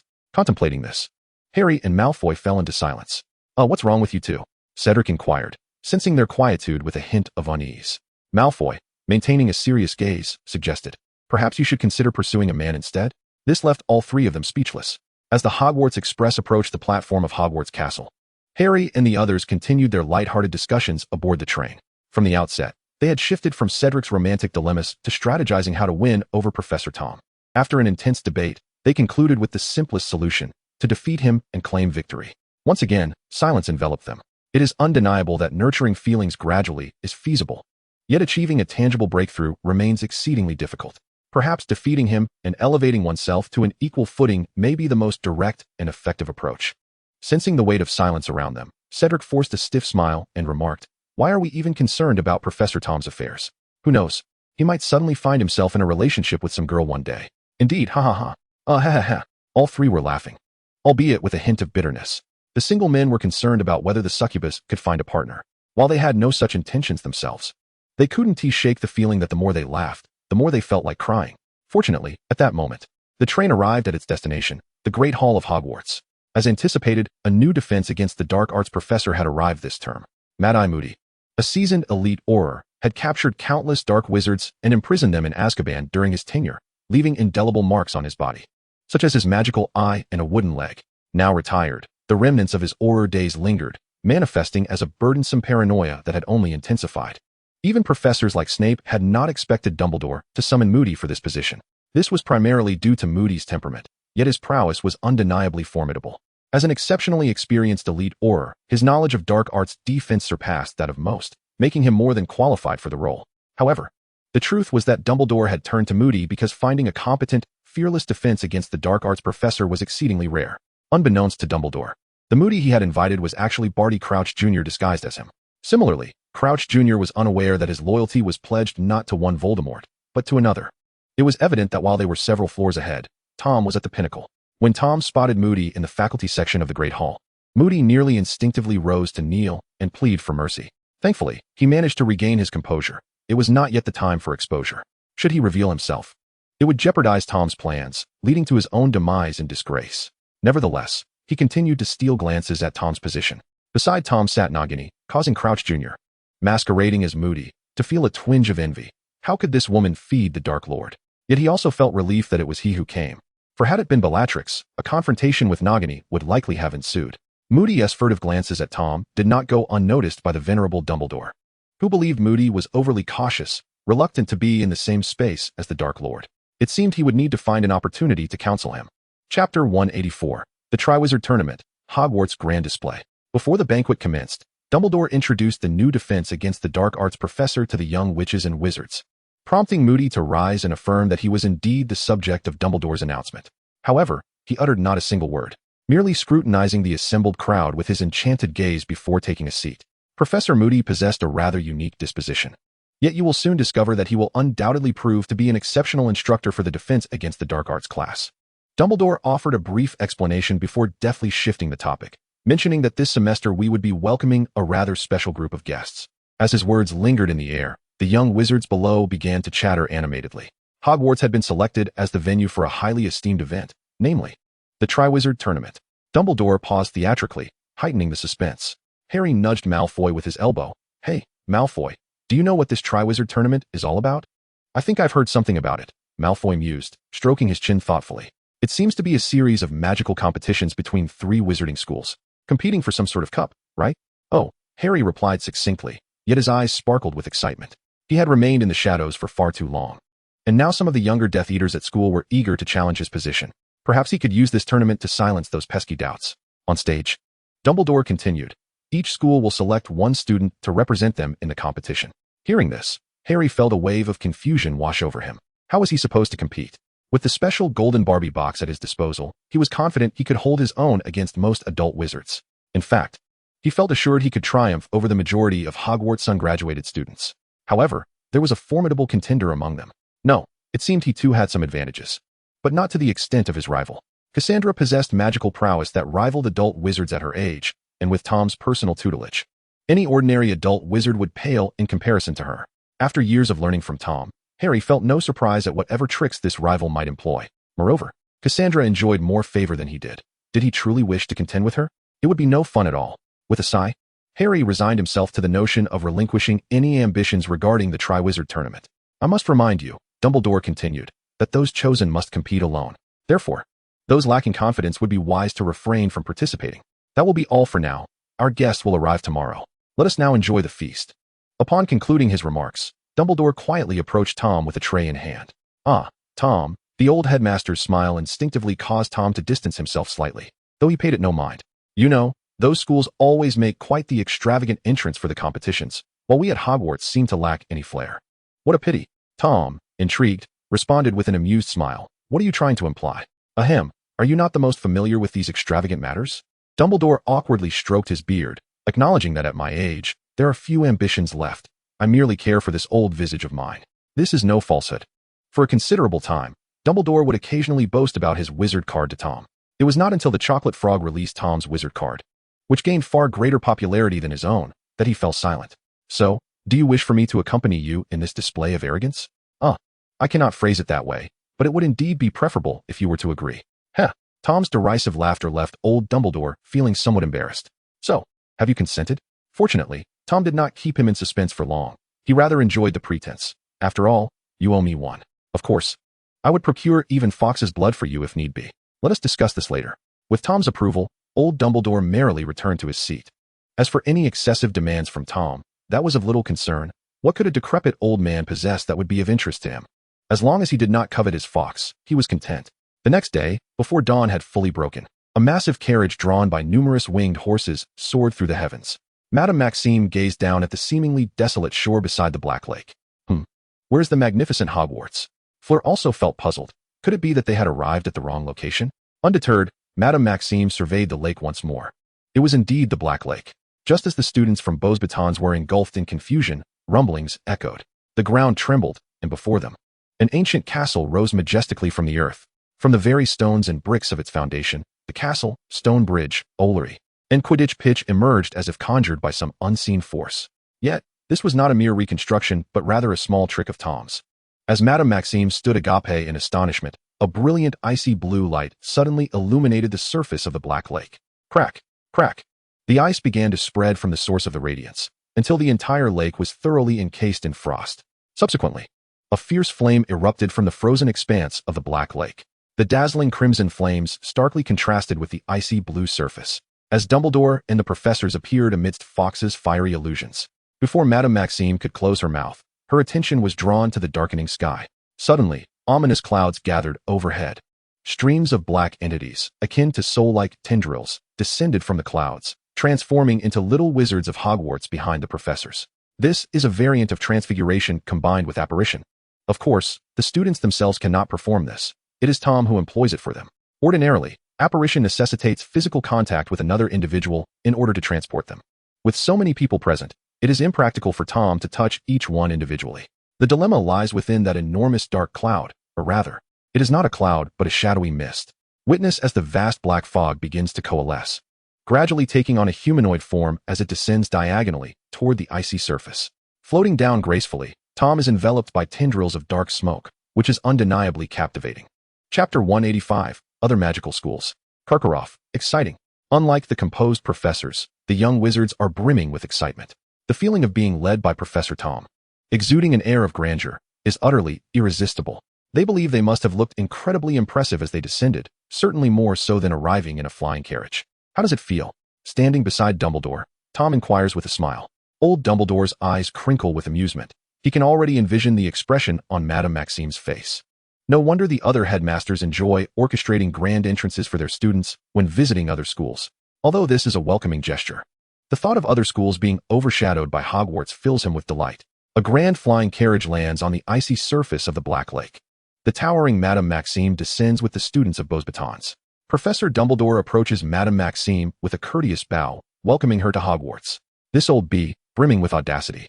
Madame Maxime manages a stiff smile in return. At this moment, the Delacour sisters behind her exchange knowing winks with Tom, with the headmasters engaged in conversation. They resort to this silent greeting. Hogwarts students, particularly the young boys experiencing their first stirrings of attraction, find themselves utterly captivated by the girls from Beauxbatons, especially those accompanying Madame Maxime, making it difficult for them to look away. Consequently, they also take notice of the Delacour sisters' subtle gestures of greeting. Following their gaze, one cannot help but exclaim, "Professor, are you truly intent on wiping them out?" The boys at Hogwarts are already in a dire situation. Existing like a group of boys in an all-male school, with the illustrious girls of Hogwarts looking down upon them, a reality they have begrudgingly accepted. Now, you mean to say that even the girls from other schools are to be denied them? It is truly disheartening. In fact, it is not just the boys of Hogwarts who feel this way. The girls are in a similar predicament. With ample competition already, must these newcomers from other schools also vie for their attention? Behind Tom, Harry cast a glance at his foolish classmates and then at the pretentious professor. Perhaps the professor could indeed resolve the issue of youthful romance between the two schools single-handedly. Wait a moment. Isn't Beauxbatons an all-girls school? There shouldn't be any such problems there, right? At that moment, neither of the two headmasters was aware of the inner thoughts of their students. They were more concerned about Igor and his crew. Why hadn't Durmstrang arrived yet, even at this late hour? As the words left their lips, they noticed a massive shadow beneath the icy surface of the Black Lake. Bang! Bang! The enormous shadow relentlessly struck the ice, yet it would not shatter. Witnessing this scene, the two fell into silence, both recognizing the nature of the shadow. Durmstrang had a penchant for making a grand entrance, emerging from the lake aboard a colossal vessel resembling a sunken ship. However, they had not anticipated that someone would freeze the lake's surface in advance. Dumbledore, in silence, used magic to break the ice. With a sudden splash, a massive, dark gray vessel, reminiscent of an ancient wreck, surged forth from the depths of the lake. Half a minute passed. Who is it? Who has frozen the lake's surface into ice? Feeling humiliated and enraged, Igor Karkaroff stormed down from the ship, vowing to find out who was responsible. Karkaroff scanned the surroundings and soon found Tom staring intently at him. Tom raised an eyebrow slightly. Do you have an issue? Karkaroff's legs weakened, yet his instinct for survival compelled him to stand firm. Of course not. Karkaroff forced a stiff smile. The ice that had frozen the lake was undeniably a miraculous feat achievable only by a wizard of terrifying power.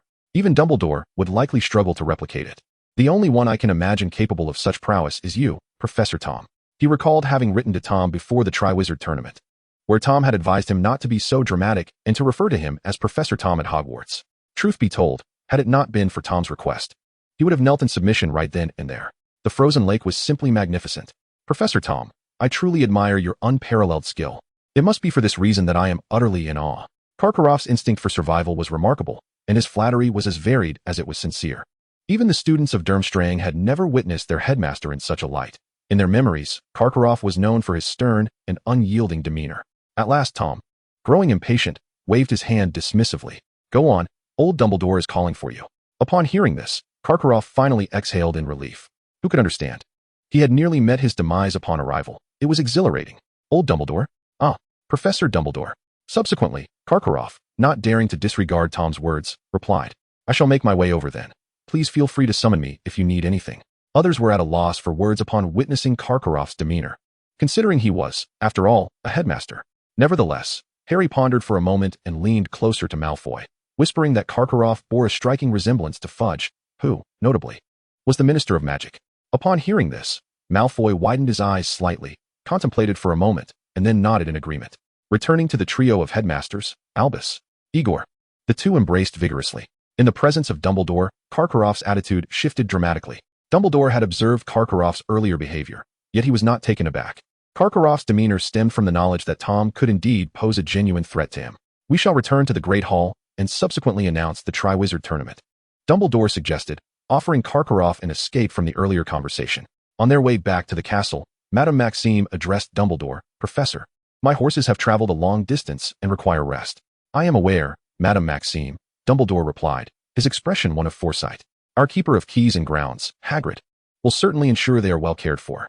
Chapter 186, Hagrid's Spring, the registration mechanism of the Goblet of Fire. As he spoke, Dumbledore summoned Hagrid to greet Madame Maxime. However, to his surprise, Hagrid was transfixed, gazing at Madame Maxime, responding to Dumbledore's remarks with mere nods. Seemingly oblivious to Hagrid's unusual behavior, Madame Maxime reminded him. You must understand, Mr. Hagrid, they only drink pure malt whiskey. Of course, rest assured, I will take excellent care of those little darlings, Madame Maxime. Hagrid exclaimed, his previous stupor replaced by evident enthusiasm as he engaged in conversation with her. Dumbledore, well aware of Hagrid's expertise with magical creatures, found the exchange amusing and couldn't help but smile. Madame Maxime chuckled as well, her impression of Hagrid surprisingly favorable. Not only the headmasters, but also the young wizards from the three schools were animatedly conversing on their way back. Naturally, the predominant topic of concern for the other two schools remained Tom. It was understandable for Beauxbatons Academy, while Durmstrang Institute held a particular admiration for the dark arts. Undoubtedly, the most accomplished practitioner of dark magic in this world was none other than the Dark Lord himself. Given the considerations for student safety, this tournament would only permit participants aged 17 and above. Within the grand hall of the castle, Dumbledore elucidated the requirements for participating in the competition. With a flick of his wand, a small golden pyramid transformed into a magnificent golden cup, crowned with flickering blue flames. Students who met the criteria and wished to compete were to cast their parchment inscribed with their names into the Goblet of Fire. Dumbledore retracted his wand and solemnly reminded everyone that once selected, withdrawal from the competition would be prohibited. He briefly outlined the 3 rounds of the Triwizard Tournament before commencing the welcoming feast for the 2 magical schools. Thanks to the convenience of magic, it was a trivial matter to slightly expand the hall and add 2 long tables. The headmasters, Karkaroff and Madame Maxime, took their seats at the faculty table.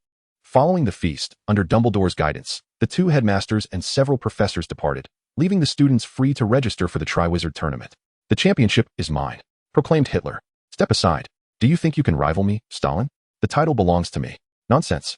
If you have the guts, challenge me outside. Watch as I strike you down with my most adept spell, the lightning strike. Heh, you all can vie for the championship. I, Churchill, am merely aiming for second place. Fool, there is only one champion in this competition. Observing the throng of 17 and 18-year-old wizards each tossing their name-inscribed parchments into the Goblet of Fire, Cassandra rested her chin on one hand, stirring her teacup gently with a silver spoon in the other. The Triwizard Tournament sounded intriguing. Perhaps it could bring glory to Tom. But alas, she was not of age. She had noticed some students of similar age attempting to register, only to be thwarted by an enchantment that barred them from even approaching the goblet. If only merit could speak, she was confident in her abilities. Yet why must age be the determining factor? If they feared for the students' safety, why not select those with proven strength for participation? Perhaps by holding a preliminary round?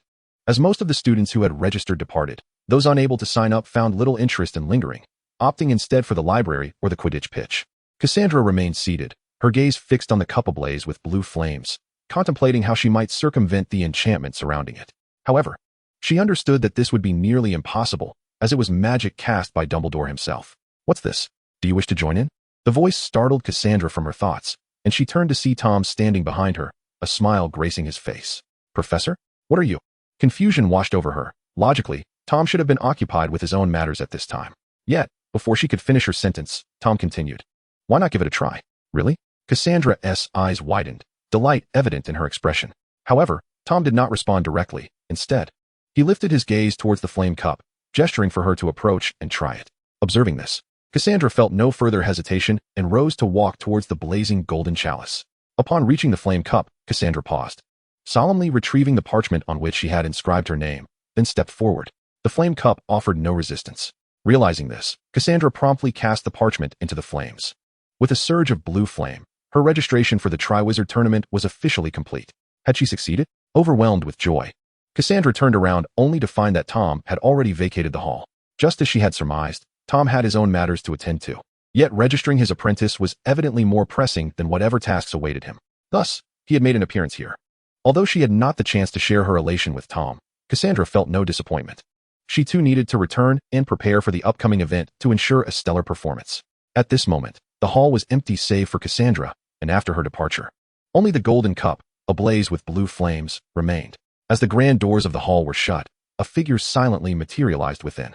On the 8th floor of Hogwarts Castle, I seek a place to conceal my belongings. Responding to the user's desire, the corridor walls parted, and Tom entered with two ghostly figures resembling elderly men. The interior resembled an expansive storeroom, towering several stories high, cluttered with a myriad of items, including a bubbling old cabinet and a half-length portrait of a wizard speckled with blemishes. Ah, Godric, there are times when even I must concede that you are a genius. Second only to myself, Slytherin observed the environment of the room of requirement. Do not flatter yourself too much, Salazar. Seeing Slytherin boast, Gryffindor retorted without hesitation. You have never bested me in a duel. How dare you claim to be more talented than I? Chapter 187. The Haunting Ghost, Helena Ravenclaw. Upon hearing Gryffindor's words, Slytherin's long beard trembled with indignation, yet my studies in magic surpass yours. To this, Gryffindor merely scoffed. What use is there in researching such nonsensical matters? It is far better to settle disputes through direct combat. Then why not duel me directly? Tom, grandfather seeks your assistance. Curse it, you unprincipled old ghost. Listening to the exchange between the two elderly specters behind him, Tom had little interest in their banter. He was intent on retrieving something of great importance, Ravenclaw's diadem. His previous reluctance to acquire it stemmed from a lack of urgency, but now, having delved into the remnants of the poltergeist to a significant extent, he found himself in need of more soul fragments. In other words, his materials were insufficient. He needed to procure more.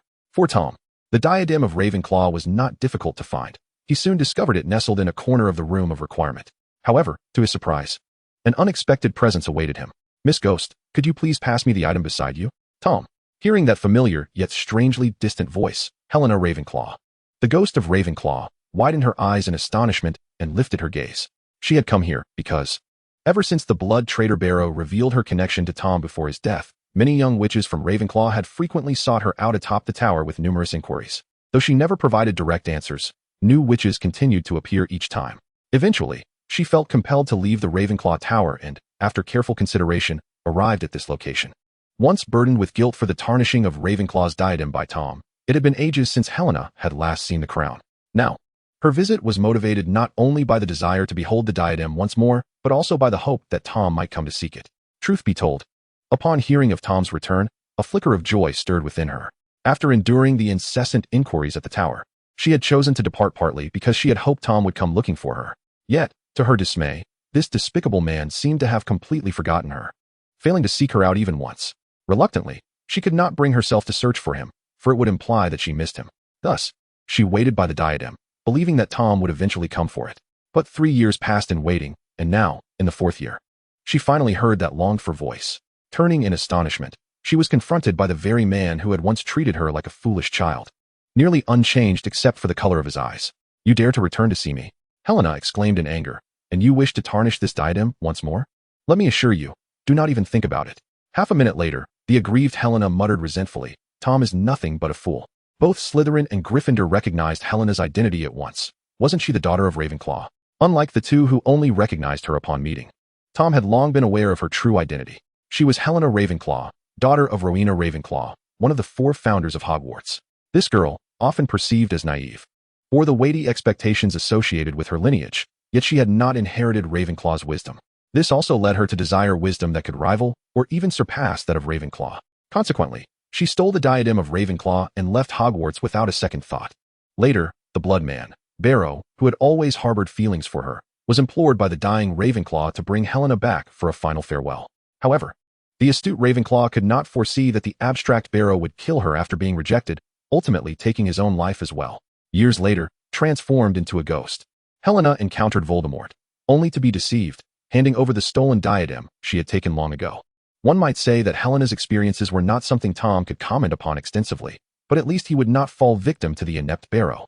At that moment, upon hearing voices other than Tom's, Helena realized that she was not alone.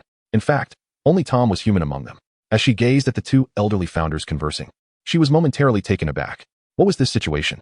Slytherin and Gryffindor. Observing the somewhat dazed Helena, Slytherin cleared his throat twice, adopting a demeanor befitting an elder. I imagine you must remember us, back when you were just a child, even younger than Tom is now. We often discussed school matters with your mother. Gryffindor, too, wore a nostalgic expression. What a pity, little one, that you left Hogwarts. Rowena thought of you until her dying breath. Helena fell silent upon hearing this. Slytherin chided Gryffindor. Old man, can't you speak properly? Watching the two founders bicker, Helena shook her head slightly. Her mother had passed so long ago. What could she do? There was no opportunity for reconciliation. She certainly regretted stealing the diadem and leaving Hogwarts, but what good was regret? Now, her only task was to protect Ravenclaw's diadem, though it seemed she was unable to do so. Casting a resentful glance at Tom, who was examining the diadem from a distance, Helena seemed to recall something and turned back to inquire of the two founders. Mr. Slytherin, what is your relationship with Tom? Oh, he is my grandson. He has deceived me and has taken my mother's possessions more than once. Slytherin's shameless words caused Tom, who had been preoccupied, to turn around, his emerald serpent-like eyes fixed intently on Slytherin. Initially embarrassed by the fact that his grandson had seized his friend's relics and was now discovered by the friend's daughter, Slytherin quickly grew flustered. Ahem, dear grandson, I was merely jesting. You know how it is. Fortunately, Tom did not dwell on his grandfather's remarks, retorting with a quip about the old man's baldness before returning to his tasks. Chapter 188. A unique soul and an unconventional defense against dark magic class. Although Tom, this unfilial descendant, did not take direct action, Slytherin found it even more unbearable than if he had. The baldness was a lifelong torment, one that even followed him into death, perpetuating his suffering. Now, the laughter from Gryffindor, spurred by Tom's words, added to his anguish. And what about that girl from Ravenclaw? I just saw you laughing. How dare you mock me?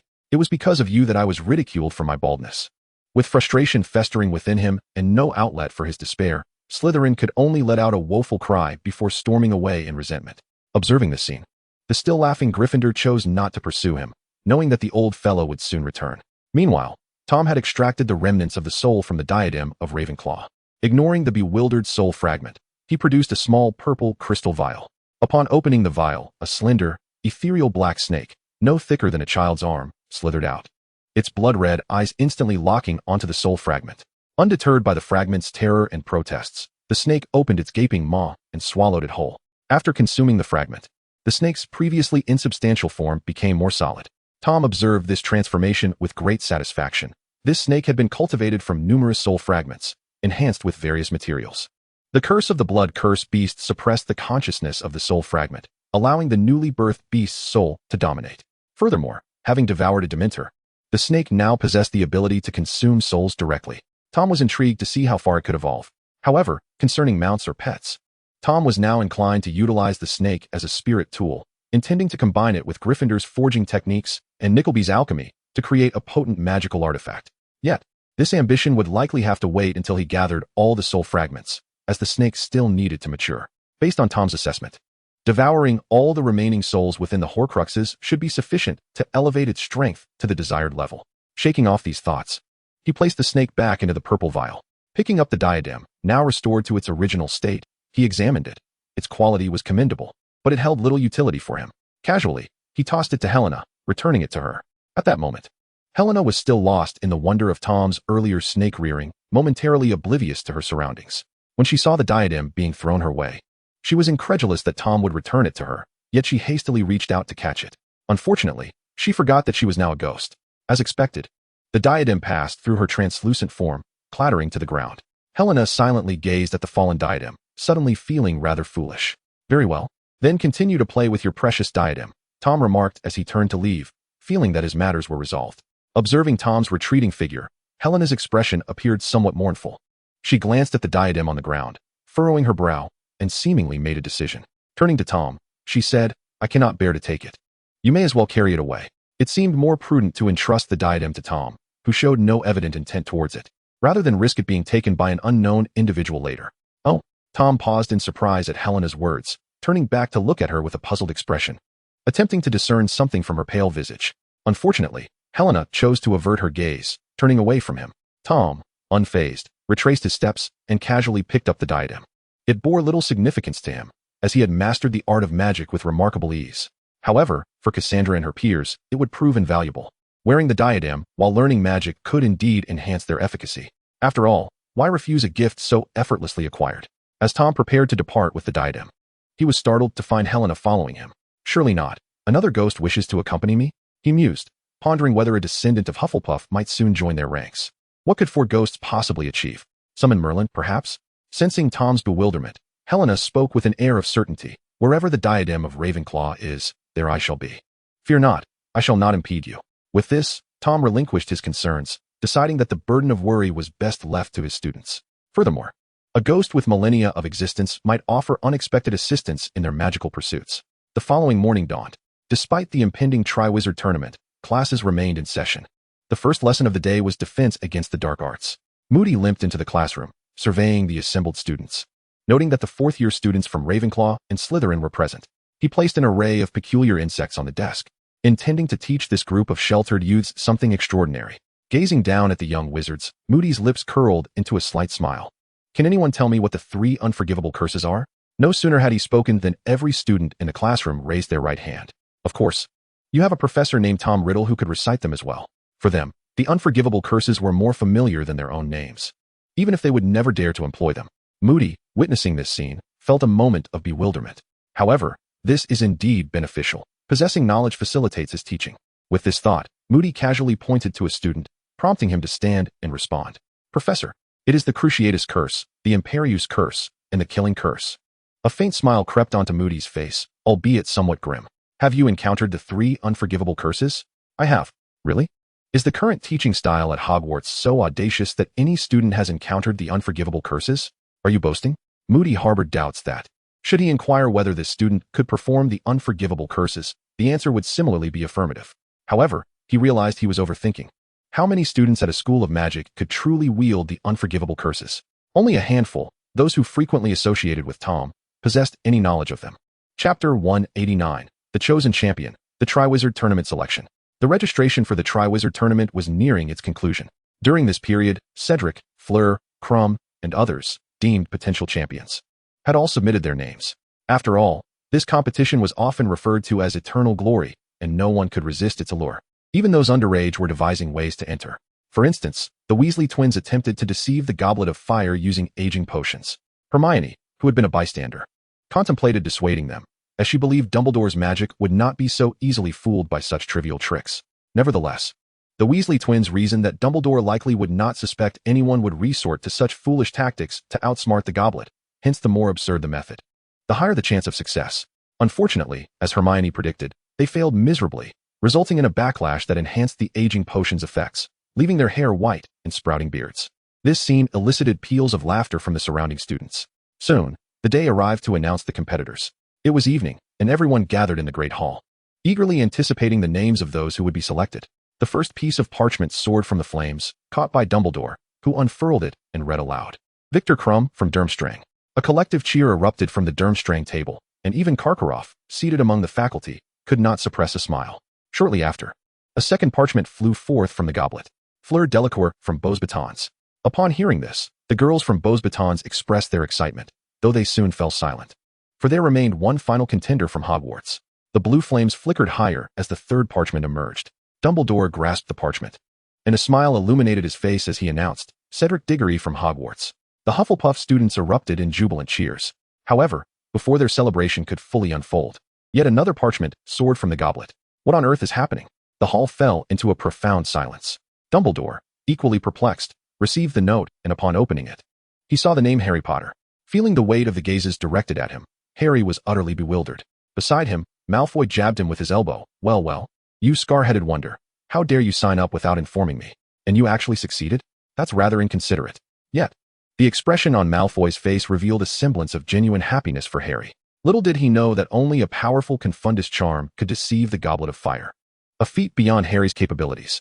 The skeptical stares from a portion of the Hogwarts students and those from the other two schools rendered Harry somewhat uncomfortable. However, the majority of Hogwarts students were Death Eaters. How dared these outsiders question Harry Potter? Under Malfoy's leadership, they erupted into a heated argument with the other students. Harry Potter is too young. This is cheating. Stop whining. Just because you're useless doesn't mean others can't excel. The goblet was right there. Harry entered on his own merit. This is against the rules. If you can't handle it, don't blame the world for being unfair. If you were capable, you could sign up too. We wouldn't stop you. Ultimately, it was Madame Maxime from the faculty who spoke first, addressing Professor Dumbledore. As for Karkaroff, he dared not utter a word. He was acutely aware of Harry's affiliations and knew that speaking against him would be tantamount to courting disaster. Moreover, Harry's standing among the Death Eaters far surpassed his own, making any conflict with him a perilous endeavor. On Dumbledore's side, he too was pondering whether Tom was behind this, but before he could inquire, he heard Madame Maxime's voice followed by Tom's. "What? Do you have any objections?" Tom asked, his demeanor deceptively gentle, casting a glance at Madame Maxime and Karkaroff, which caused Madame Maxime's expression to stiffen, while Karkaroff lowered his head, sweating profusely. Seeing this unfold, Moody could not help but silently commend the great Dark Lord, perceiving Tom's actions as a condescension on his part. As for the other professors, they had grown accustomed to such turmoil, knowing that they could simply leave the problems to Dumbledore. Even Snape sat calmly sipping his coffee. "If you have any dissent, voice it. This is a fair competition, and discussing solutions together is the best way forward." Everyone understood the truth in that statement, yet the speaker's identity left no room for anyone to voice their concerns. Eventually, old Dumbledore sighed in resignation. "Tom, isn't this a bit inappropriate?" Dumbledore, you old rascal, are you implying that I am responsible for this?" Tom slowly rose to his feet, declaring, "Let me make this clear. I had no part in this incident involving Harry. If I had, I wouldn't stoop to lying or denying it." Upon hearing Tom's words, Dumbledore fell into a deeper silence, recognizing the truth in Tom's statement. This arrogant young man acted with impunity, indifferent to how others might perceive his actions. Yet, a pressing question arose. If it were not Tom who orchestrated this, then who could it possibly be? Who possessed such formidable enchantments to deceive the Goblet of Fire? Moreover, who would explicitly wish for Harry to participate in the competition? Could it be Severus Snape? At that very moment, Snape, leisurely sipping his coffee, suddenly shivered, feeling as though someone was cursing him from behind. Surely, it was Harry Potter, just as insufferable as his father. Oh, how much more delightful was little Harry, resembling Lily.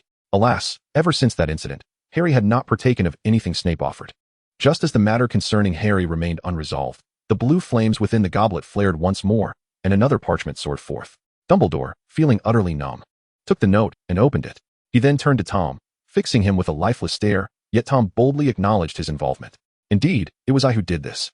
The great hall fell into a profound silence once more, especially for Madame Maxime, who felt utterly disheartened, participating in a competition only to discover it was riddled with deceit. However, she dared not voice her thoughts, resigning herself to whispering to her students about the Dark Lord and that old scoundrel Dumbledore once they returned. "Oh, don't wear such a long face," Tom chuckled as he took his seat, glancing at the other two headmasters. "You may also select 2 more students to participate. Wouldn't that be fair?" Upon hearing this, Madame Maxime turned in astonishment, hesitant to question Tom directly. She instead sought Dumbledore's opinion. "Professor Dumbledore?" With no other choice, Dumbledore shrugged in resignation. Then, upon catching Tom's urging gaze, he announced the name on the parchment, Cassandra Vori. Chapter 190, Pre-Competition Interviews, Rita's Double Standards. Wow, what a spectacle! The Dark Lord's apprentice. And he even spoke personally. Who would dare disregard such a presence? It must have been too many red beans, leading to such infatuation. Unlike the earlier doubts regarding Harry, this time, instead of skepticism, the hall erupted in cheers. Observing the jubilant students, Dumbledore couldn't help but smile, then called for silence. Now that the competitors chosen by the Goblet of Fire are in place, remember, only one shall etch their name into history. Only one shall hoist the champion's trophy. As Dumbledore's words echoed, Filch entered carrying an object draped in black cloth. The Triwizard Cup. Dumbledore gestured, and the black cloth lifted magically, revealing the silver and crystal trophy, inscribed to signify it belonged solely to the champion. Once the hall was empty, Dumbledore remained seated in his high position, gazing absently at the Goblet of Fire. He was, of course, acutely aware of certain truths. In this Triwizard tournament, there are numerous stipulations set forth by the Ministry of Magic. For instance, once chosen by the Goblet of Fire, a contestant cannot withdraw. However, this holds little significance for him, as the Ministry's demands are akin to those imposed by Tom, thus presenting no considerable challenge. He surmises that Tom aims to orchestrate certain endeavors through this tournament, yet he is confident that these plans will not adversely affect Hogwarts. Given that over 2/3 of the school is currently aligned with Tom, the crux of the matter lies in the fact that Harry's participation is not orchestrated by Tom. So who is responsible? Was it Tom's directive or someone else's? Regardless, Tom did not impede Harry's entry into the competition. Might it be that he enforced the Ministry's mandate to ensure that the chosen could not withdraw precisely for this purpose? Thus, although Harry's participation is not directly attributed to Tom, it seems to fall within his grand design. Is he intending to use Harry as bait? This approach bears a striking resemblance to his own methods. Contemplating this, Dumbledore could not help but chuckle softly before rising to depart the Great Hall. He was certain that Tom would not permit any harm to befall Harry, nor would he allow Hogwarts to suffer. This assurance was sufficient. As for Tom's intentions and who he seeks to confront, Dumbledore had an inkling, or perhaps this was precisely what he anticipated. Therefore, he refrained from delving deeper into these thoughts, for a man wishing for retirement possesses neither the energy nor the inclination to entangle himself in such troublesome matters. Click. Greetings. I am Rita Skeeter, a reporter for the Daily Prophet. After glancing at the photographs she had just taken, Rita stowed them away and approached the few individuals posing for the camera, shaking each of their hands. Since Madame Maxime and Karkaroff had selected other exemplary students as participants, each of the 3 schools was represented by 3 champions, totaling 9 contestants. They had just concluded a photo shoot that would grace the pages of the Daily Prophet. Following a brief round of introductions, Rita prepared to pose several inquiries to the brave champions. Given your impressive physique, I presume you often engage in some rather daring escapades around the campus? With a smile, Rita inquired, her scrutinizing gaze fixed upon Crumb, while a feather quill floated beside her, diligently recording the conversation on a piece of parchment. At Rita's words, Crumb was taken aback. How could this be? However, his agitated demeanor conveyed a different message to Rita. It seems our champion possesses a tendency towards aggression. Crumb, rendered speechless, felt overwhelmed, unable to muster a response. Yet, Rita was undeterred. Silence? A blatant disregard for the press.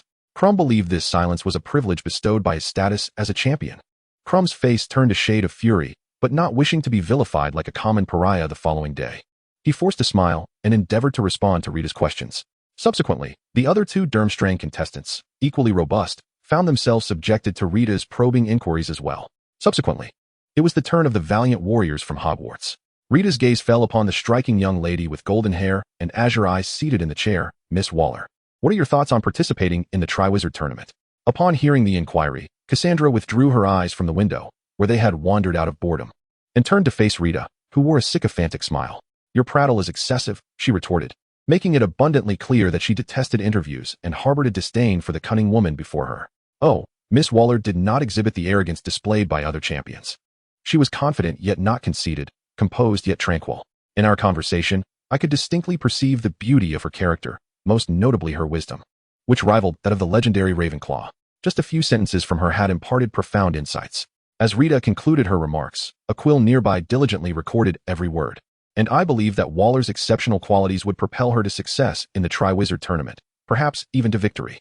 The other contestants stood in astonishment, particularly the 3 burly men from Durmstrang. Rita, you were not like this just moments ago. Cassandra was equally taken aback by such articulate expression. What was going on? It was truly moving. The purity and kindness of Miss Waller's heart were astonishing. While the other contestants were solely concerned with their own performances, she expressed genuine concern for the well-being of the reporter. Rita's prowess was undeniable. The journalist sincerely expressed her gratitude. At that moment, the reporter's perception shifted. Perhaps Miss Waller was not yet the champion, but in her heart, the title already belonged to her. After all, should not a true warrior embody the essence of someone like Miss Waller? Rita's double standards left the onlookers in shock, yet they dared not reveal their thoughts, for fear of being labeled as violent. Nevertheless, Rita could roughly surmise the opinions of the participants, though she remained indifferent. She was acutely aware that any misstep in her reporting could lead to dire consequences, and even if she survived the ordeal, returning home would likely result in her dismissal. Thus, she endeavored to portray not only Cassandra in a favorable light, but also Harry, softening her inquiries towards Cedric, a fellow Hogwarts student. Chapter 191, Serious Concerns. The first match. Once she had questioned the Hogwarts contestants, Rita reverted to her initial demeanor when it came to the Beauxbatons students. The 2 young ladies from Beauxbatons were nearly brought to tears by her probing questions, prompting Rita to wonder if they had relied solely on their beauty to secure their positions in the tournament.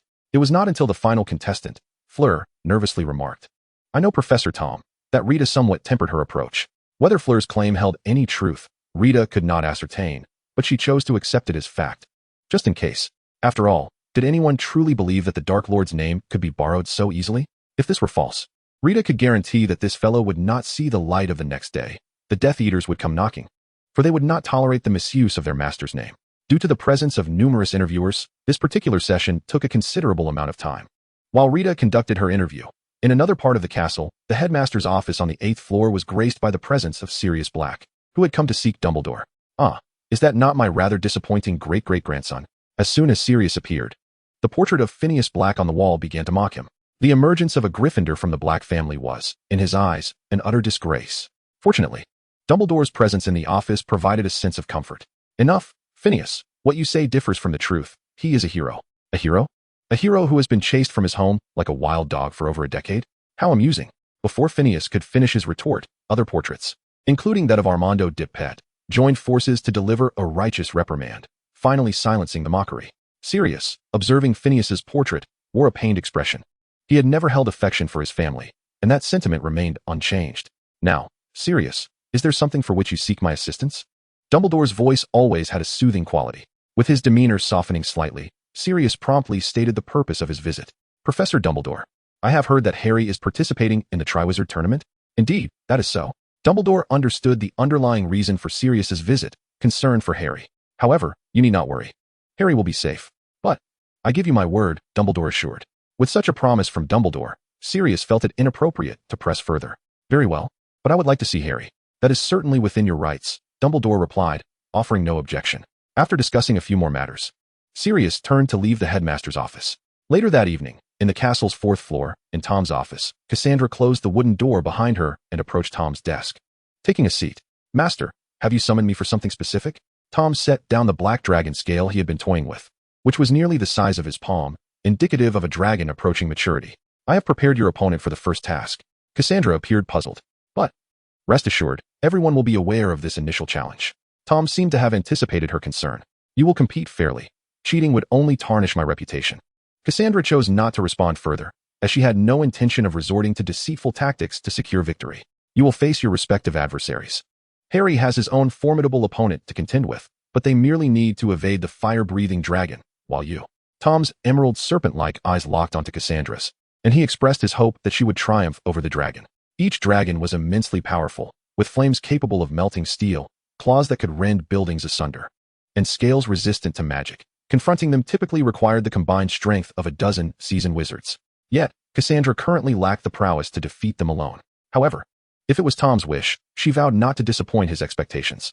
Observing the earnest look on Cassandra's face, Tom's lips curled into a faint smile, reassuring her that she was not entirely without hope. He tossed a black dragon scale into Cassandra's hands. Annie, that little creature, was growing rapidly and was nearly the size of an adult dragon, yet she was still not fully grown. Her claws were not sharp enough, and her scales retained a certain youthful softness. A subadult Norwegian Ridgeback, while still far more powerful than an average adult wizard, presented Cassandra with a viable chance of victory. Tom was indifferent to the championship of the Triwizard Tournament. Whether Cassandra won or not mattered little to him, as he regarded the competition merely as a valuable opportunity for practice. Thus, even if Cassandra did not defeat Annie, she declared resolutely, I will win. Tom was momentarily taken aback by her seriousness, then rose to affectionately tousle her silky golden hair, saying, Then I shall eagerly await the spectacle. Meanwhile, on another side, Sirius couldn't quite believe his eyes. They intended to have ungraduated children face those perilous dragons? Concealed in the underbrush, Hagrid quickly reassured Sirius, who had come to visit Harry and had been conversing for quite some time. Eventually, Hagrid arrived to take Harry to see something, and Sirius accompanied him. Initially, Hagrid intended to show Harry the first event of the tournament, but he was surprised to find Sirius there as well. Fortunately, they were old acquaintances, and their amicable relationship encouraged Hagrid to bring him along. Despite Hagrid's attempts to calm him, Sirius remained apprehensive, doubting Harry's ability to confront a dragon. However, upon reflection, he thought that even Dumbledore, despite his age and frailty, would not assume that an ungraduated wizard could contend with a dragon. Thus, the tournament's tasks likely involved something other than slaying dragons. In stark contrast to Sirius's contemplative demeanor, Harry appeared somewhat entranced, fixated on the enormous iron cage containing the dragons, which blazed with fierce flames. Sirius could not discern Harry's thoughts, but he noted that Harry showed no signs of fear. Observing this, Sirius decided to relinquish his concerns and allow Harry to take on the challenge. Although the Triwizard Tournament was fraught with peril, Sirius chose to place his faith in Harry. With such thoughts in mind, after imparting a few words of caution to Harry, Sirius promptly rose, intending to depart from Hogwarts. Chapter 192. Wasn't it supposed to be a fire dragon? What is this basilisk about? After bidding farewell to Sirius and Hagrid, Harry returned to the Slytherin common room and immediately sought out Malfoy to recount the recent events.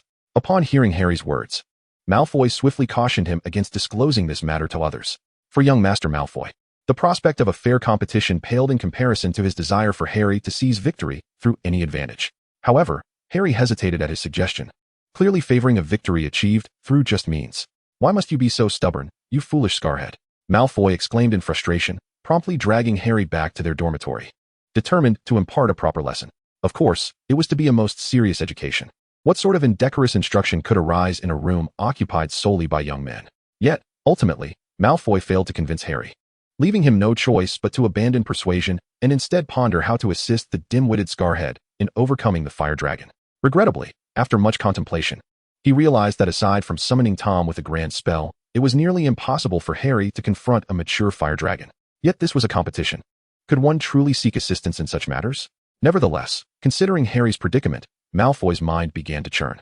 He suddenly recognized that not only Harry but also the other contestants, including Cassandra, lacked the prowess to triumph over a mature fire dragon in a one-on-one scenario. After all, the strength of a mature fire dragon surpassed even that of the average Auror. To vanquish one in a duel would necessitate the caliber of a professor. They had indeed faced such an entity once before, Sirius. However, it was apparent that Sirius had been holding back at that time, and coupled with their underhanded tactics, they achieved an unexpectedly remarkable outcome. Yet even then, they had not emerged victorious. In fact, if given another chance, they would likely find themselves easily subdued by Sirius. Thus, when confronted with an adversary like a fire dragon, the nature of the competition might not revolve around defeating the creature, but rather something else entirely. In light of this, Harry's transformation into a magical girl might just allow his attacks to breach defenses, and with some additional tactics, perhaps he could manage to evade defeat. Malfoy conveyed his thoughts to Harry, who begrudgingly acknowledged the validity of Malfoy's idea. However, this meant that he would have to don female attire in front of students and professors from 3 different schools. Was it truly worthwhile to bear the stigma of a cross-dressing champion for the sake of a mere trophy? Noticing Harry's hesitation, Malfoy once again earnestly implored him, "Scarhead, as long as your performance is sufficiently brilliant, these minor blemishes can easily be overlooked." Malfoy's words sparked a revelation in Harry. After numerous experiences in women's attire, he had grown less averse to transformation. What he lacked now was merely an excuse, and Malfoy had just provided him with one. Was it not simply dressing as a woman? Indeed, I, Harry Potter, shall do it. The following day, Harry sought out Cedric and the others to recount the events of the previous day concerning the fire-breathing dragon. With the exception of Cassandra, everyone else expressed their gratitude towards Harry. As for Cassandra, it was only after Harry had finished speaking that he noticed her expression, realizing that she might have been privy to the details of the competition even before him. Shortly after the group learned of the first task, they were informed to prepare for the commencement of the challenge. The venue for the Triwizard Tournament's first task was a specially prepared clearing in the Forbidden Forest. Several officials from the Ministry of Magic had early on conjured a competition arena reminiscent of an ancient Roman Colosseum. In the pre-competition lounge, all the participants awaited. Their wait was not prolonged, as one of the ministry officials soon entered the lounge to address them. The official, named Barty Crouch, held a brown bag from which the contestants were to draw their forthcoming adversaries. First up was Crumb, who drew the Chinese fireball dragon. A collective sigh of relief swept through the room. Just as Harry had indicated, their first task indeed involved dragons. Next was Cedric, who drew the Swedish short snout. Following him was Fleur, who drew the Welsh green. Then came Cassandra, who, as Tom had predicted, drew the Norwegian ridgeback. After Cassandra had taken her turn, Harry followed suit and drew the Hungarian horntail. However, the next draw was quite different. What was this? A basilisk? Wasn't this supposed to be about dragons? What on earth was happening? A burly student from Durmstrang stared at his draw with a perplexed expression. Yet Barty remained utterly composed, explaining that they had not anticipated such a large number of participants, leading to an insufficient supply of dragons. Fortunately, Professor Tom's collection of pets was ample enough to serve as replacements. "Can I draw again?" the Durmstrang student asked, his disappointment palpable. "Oh, do not take it so seriously. Professor Tom's basilisk has lived for over 1,000 years, and its strength surpasses that of an ordinary dragon. The challenge it presents is certainly no less formidable." Upon hearing this, the burly student was even more inclined to draw again. Was he truly dismissing the basilisk as lacking in challenge? Having studied the dark arts at Durmstrang, he was acutely aware of the peril posed by such dark magical creatures. Nearby, another robust Durmstrang student chuckled heartily, patting him on the shoulder before stepping up to draw, only to exclaim, "What is this? A manticore?" Much like the robust figure from earlier, he too fell into a silence, the two kindred spirits standing there like statues. Observing this scene, Furlong stealthily approached Cassandra, marveling at Professor Tom's rather unique pet. It was characteristic of him to favor the grandiose in all things. The remaining 2 students hailing from Boosbaden drew more conventional creatures, specifically fire dragons, namely the black dragon of the Hashidalai Islands and the Peruvian vipertooth. Now that all of you have completed your draws, let us prepare here for a moment, after which we will conduct a lottery to determine the order of your appearances.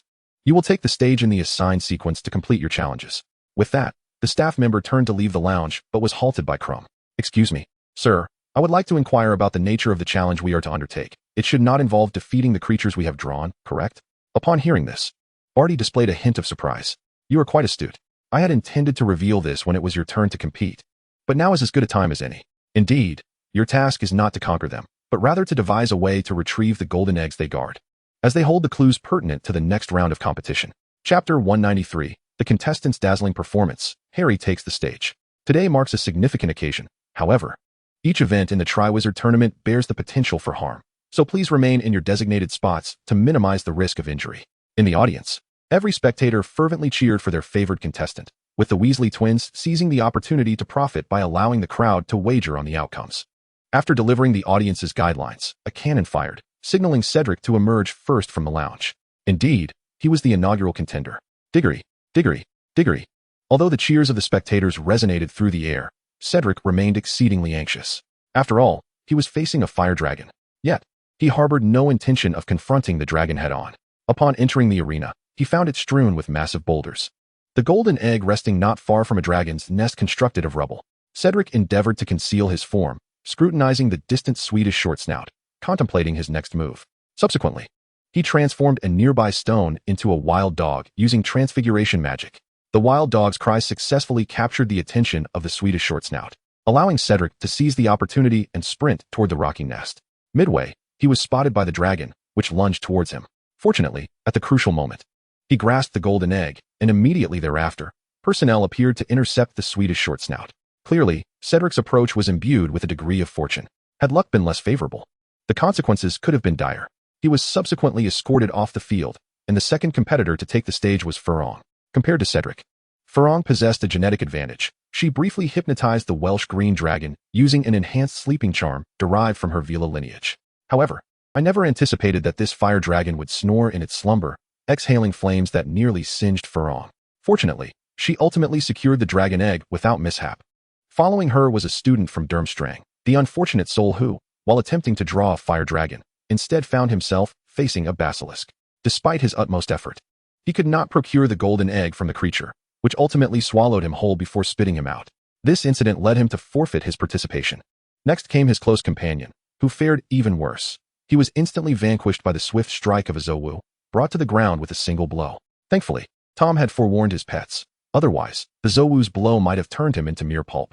After the elimination of 2 warriors from Durmstrang, the final contender, Crumb, successfully retrieved the golden egg, preserving their last shred of dignity. This development brought a slight improvement to Karkaroff's countenance, while Madame Maxime seized the moment to tease him. Though she soon found herself unable to maintain her mirth, as Beauxbatons had also lost a warrior. The Peruvian Vipertooth, one of the swiftest dragon breeds, proved to be a formidable opponent, and this Beauxbaton student could not even approach the golden egg before being expelled from the contest. Apart from Cedric, the trio initially chosen by the Goblet of Fire, all other contenders have been eliminated. However, this does not imply that the remaining warriors lack capability, as Beauxbatons still has one more selected champion yet to compete. Upon hearing the news of so many contestants' elimination, Harry felt a surge of anxiety in the waiting room, for his turn was now imminent. When the staff approached to inform him it was time to enter the arena, he took a deep breath and stepped out. Potter, victory! The audience erupted, with Malfoy and his fellow Death Eaters cheering for Harry. Across the stands, Moody appeared somewhat apprehensive. He had intended to provide Harry with some pre-match guidance, but was halted by Tom.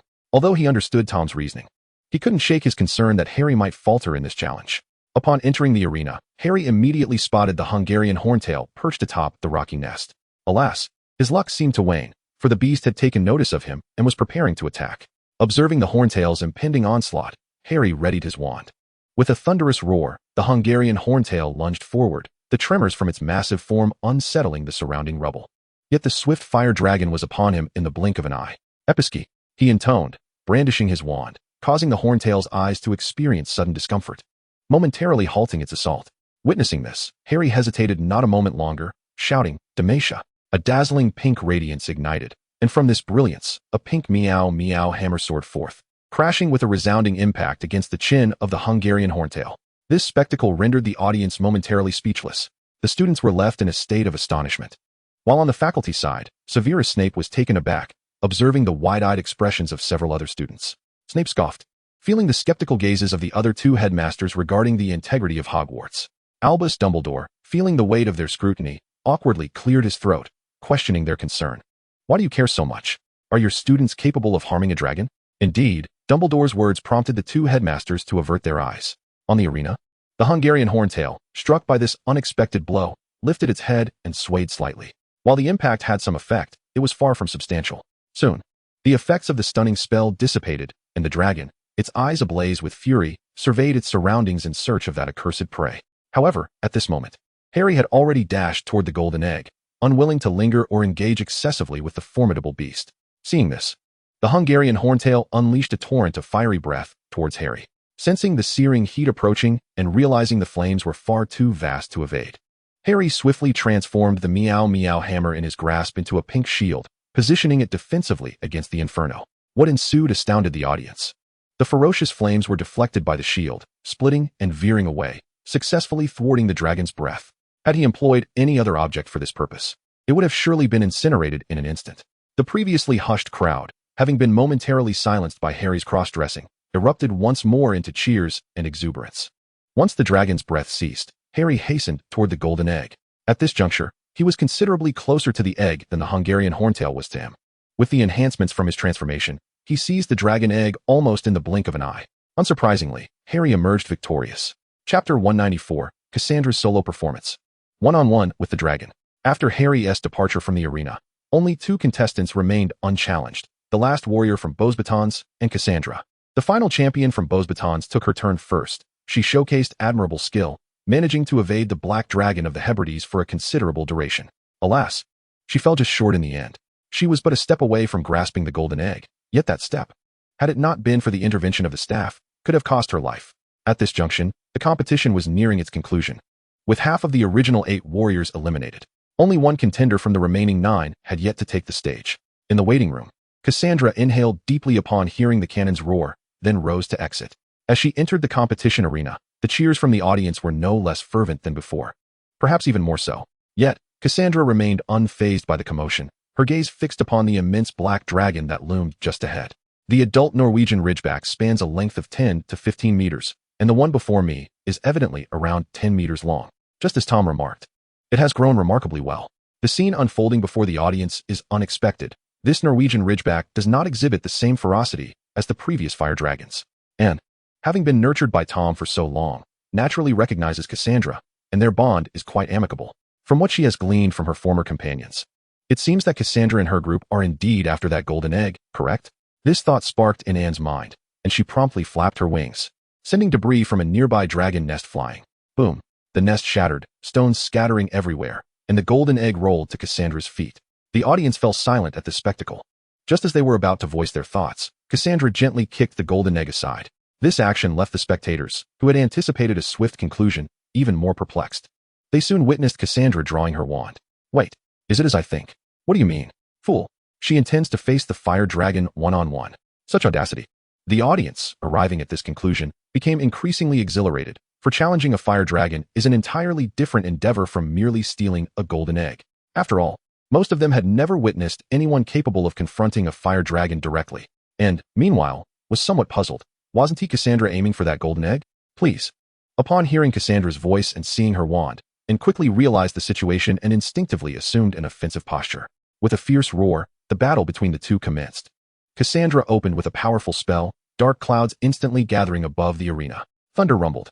White lightning streaked through the clouds, striking Anne's dragon form repeatedly, with a pained roar, and unleashed a torrent of dragon fire.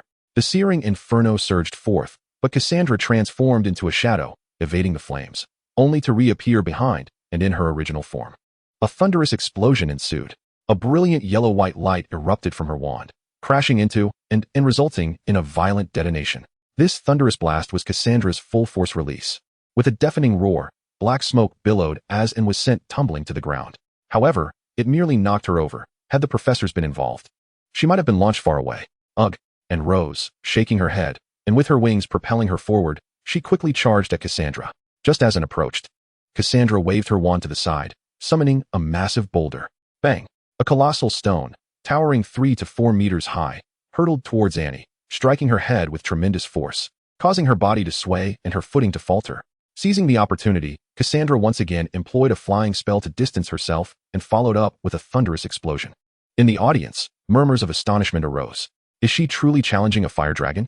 Cassandra is remarkably formidable. Draco's remarks prompted Harry and others nearby to nod in agreement. Particularly Cedric and Fleur, who, despite being older, had never witnessed Cassandra's prowess before. They had believed themselves to be exceptional, only to find themselves overshadowed by someone younger. The professors, too, were taken aback. They were well aware that the Dark Lord's students would surpass ordinary limits. Yet this seemed an extraordinary demonstration of power. A 14-year-old facing a fire dragon? Although it was merely an underage dragon, and one that had been trained by the Dark Lord for 3 years, it was nonetheless astonishing. It was worth noting how many wizards at 14 could scarcely cast a few spells.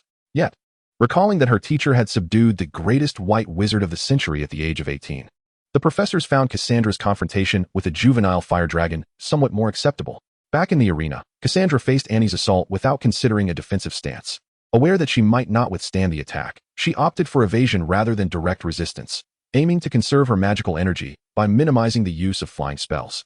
Thus, when confronted with the dragon's fiery breath, she chose to evade with a flight incantation, while for less urgent strikes, she raised her hand and cast a spell of relaxation.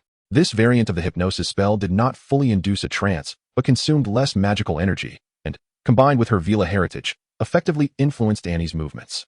Once the control spell took effect, Cassandra unleashed another offensive spell akin to a thunderous explosion. This tactic allowed her to inflict considerable damage while maintaining ample room for maneuver. However, the dragon's formidable body remained resilient. Despite Cassandra's relentless assaults, Annie showed no signs of imminent collapse, though her movements had begun to waver. Yet Cassandra harbored no confidence in defeating Annie before her magic was depleted, prompting her to reconsider her strategy. With a roar, Annie, agitated by pain, swept her wings to send several boulders crashing towards Cassandra. As the massive stones descended in a dense barrage, Cassandra raised her wand and intoned, "Shatter," obliterating the stones that were about to strike her. Immediately afterward, another breath of flame surged forth from Annie, but this time, no black mist emerged from the fire. Following the dragon's breath, the scorched ground bore no trace of Cassandra, leaving Annie bewildered. She attempted to utilize her acute sense of smell to locate her opponent, but the acrid scent of charred earth clouded her judgment. Helpless, Annie had no choice but to start moving in search of an opportunity. Meanwhile, Cassandra, cautiously shortening the distance, decided to cancel her illusion spell. With her wand poised at the dragon's head of Annie, she unleashed a powerful explosion. Chapter 195, The Screaming Golden Egg and the Approaching Ball. The forceful explosion was an enhanced version of the thunderous blast, surpassing even the might of a thunderclap. Cassandra poured all her magical energy into this close-range explosion, maximizing its potential. Accompanied by a deafening roar, Annie collapsed as expected. Fortunately, Cassandra's raw strength was not on par with Annie's. Otherwise, that blast could have cost her dearly. However, merely rendering Annie unconscious was sufficient for victory, signifying that Cassandra had triumphed. It was fortunate for her to win. Otherwise, the other advancing competitors would likely feel embarrassed to progress. At present, Cassandra appeared somewhat worse for wear, her attire consisting entirely of alchemical materials, which had shielded her from much of the explosion's damage. Yet now, though her clothing remained intact, it had lost its luster, evidently drained of magical energy.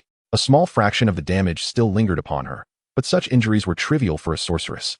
A sip of a potion and a restful slumber would suffice for recovery. She mustered her strength to approach the corner where the golden egg lay and picked it up. Once the declaration of her victory was made, she was enveloped by a swirl of dark mist. When Cassandra regained consciousness, it was already the following day. She found herself in the infirmary, lying on a hospital bed, her eyelashes fluttering gently. Gradually, she opened her eyes, realizing her current location. The infirmary was quiet. Yet if one listened closely, the faint sound of pages turning could be heard. Cassandra turned her head to the side and saw Tom seated beside her bed, engrossed in a book with a black cover, depicting a realistic style. "Awake? You certainly can sleep well," she thought, somewhat exasperated by Tom's ill-timed comments. Tom closed the dark magic book and remarked, "That little one, Annie, was up and about after just a few hours of unconsciousness. Her recovery was much swifter than yours."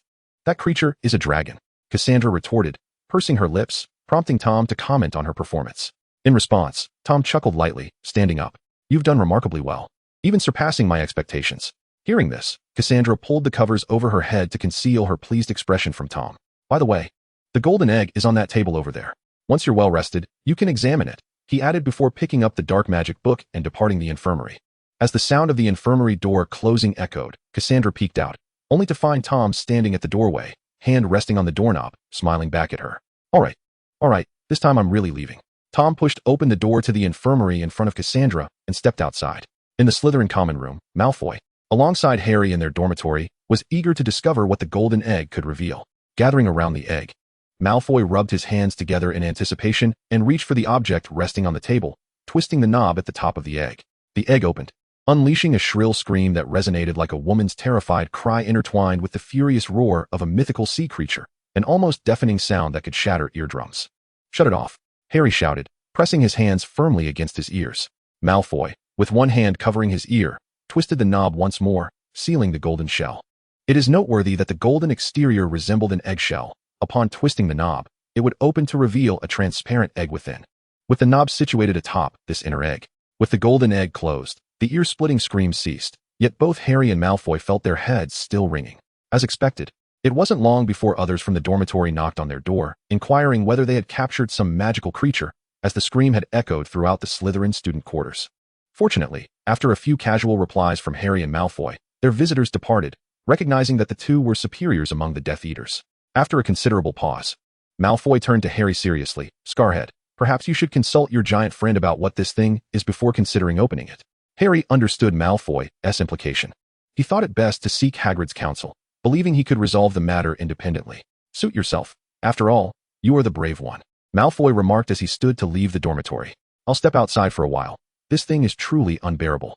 I'll return once you've studied it sufficiently. Harry watched Malfoy depart with a mix of exasperation and resolve, picking up the golden egg once more to ponder its mysteries. The following day, students from the three schools received a special announcement from Professor McGonagall.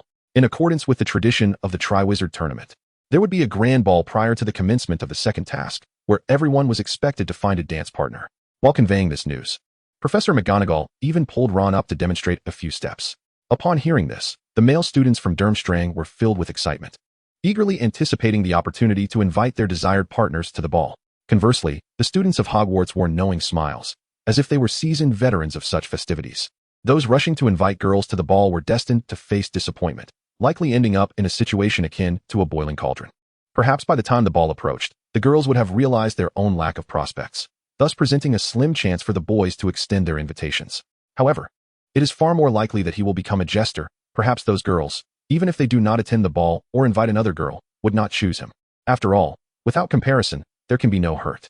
Perhaps if Gellert Grindelwald, their esteemed senior from Durmstrang, were to be rejuvenated and come forth, he might stand a chance against Tom. Yet, this is evidently impossible. Even if Grindelwald were to arrive, he would likely only extend an invitation to his beloved Dumbledore. Thus, boys from Durmstrang, heed the advice of those who have traversed the halls of Hogwarts. It is best to resign to your fate now, lest you find yourselves unable to attend the ball, ultimately opting instead to purchase a ticket back to Gotham.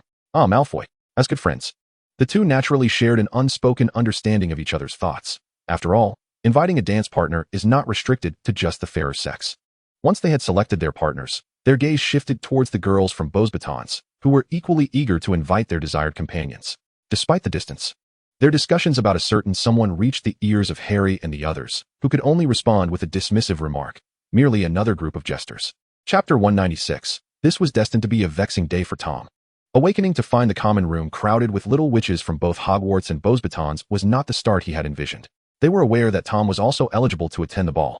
In fact, aside from the champions who were required to participate in the second task of the Triwizard Tournament, the rest of the students, including Tom and the professors, had the option to join. Of course, even if the professors chose not to dance, mingling at the ball was perfectly acceptable, as demonstrated by Snape. Unfortunately, contrary to the little witch's expectations, Tom had no intention of attending. Although he could dance, he found the prospect rather tedious. In truth, rather than dance, he would prefer to observe Snape's sour demeanor as he witnessed others reveling in romance, and then accompany the irritable Snape to address the issue of early romances at Hogwarts, mocking him as a solitary figure each time they caught a pair. That was his true desire, not to dance under the scrutinizing gaze of old Dumbledore, whose eyes brimmed with the wisdom of experience. Indeed, this was another reason for Tom's reluctance to dance. It was clear that no matter whom he partnered with, Dumbledore would inevitably display that infuriatingly knowing smile. Moreover, Dumbledore held grudges. Having often played tricks on him in the past, it was certain that he would not let Tom off lightly this time. The mere thought of the outrageous remarks that old fool might utter made Tom's expression darken. However, upon reflection, it seemed he could devise a counter against Dumbledore. Deep in thought, Tom casually cast a disillusionment charm to bypass the little witches blocking his door. The ball was still several days away, was it not? Pondering this, Tom concluded that time was ample. Perhaps he could blow up Nurmengard and capture Grindelwald. The aged relic has been adamant about not departing from Nurmengard, has it not? Thus, if Nurmengard were to vanish, would that not suffice? It indeed seems worth a trial, as long as it allows me to witness the amusement of old Dumbledore.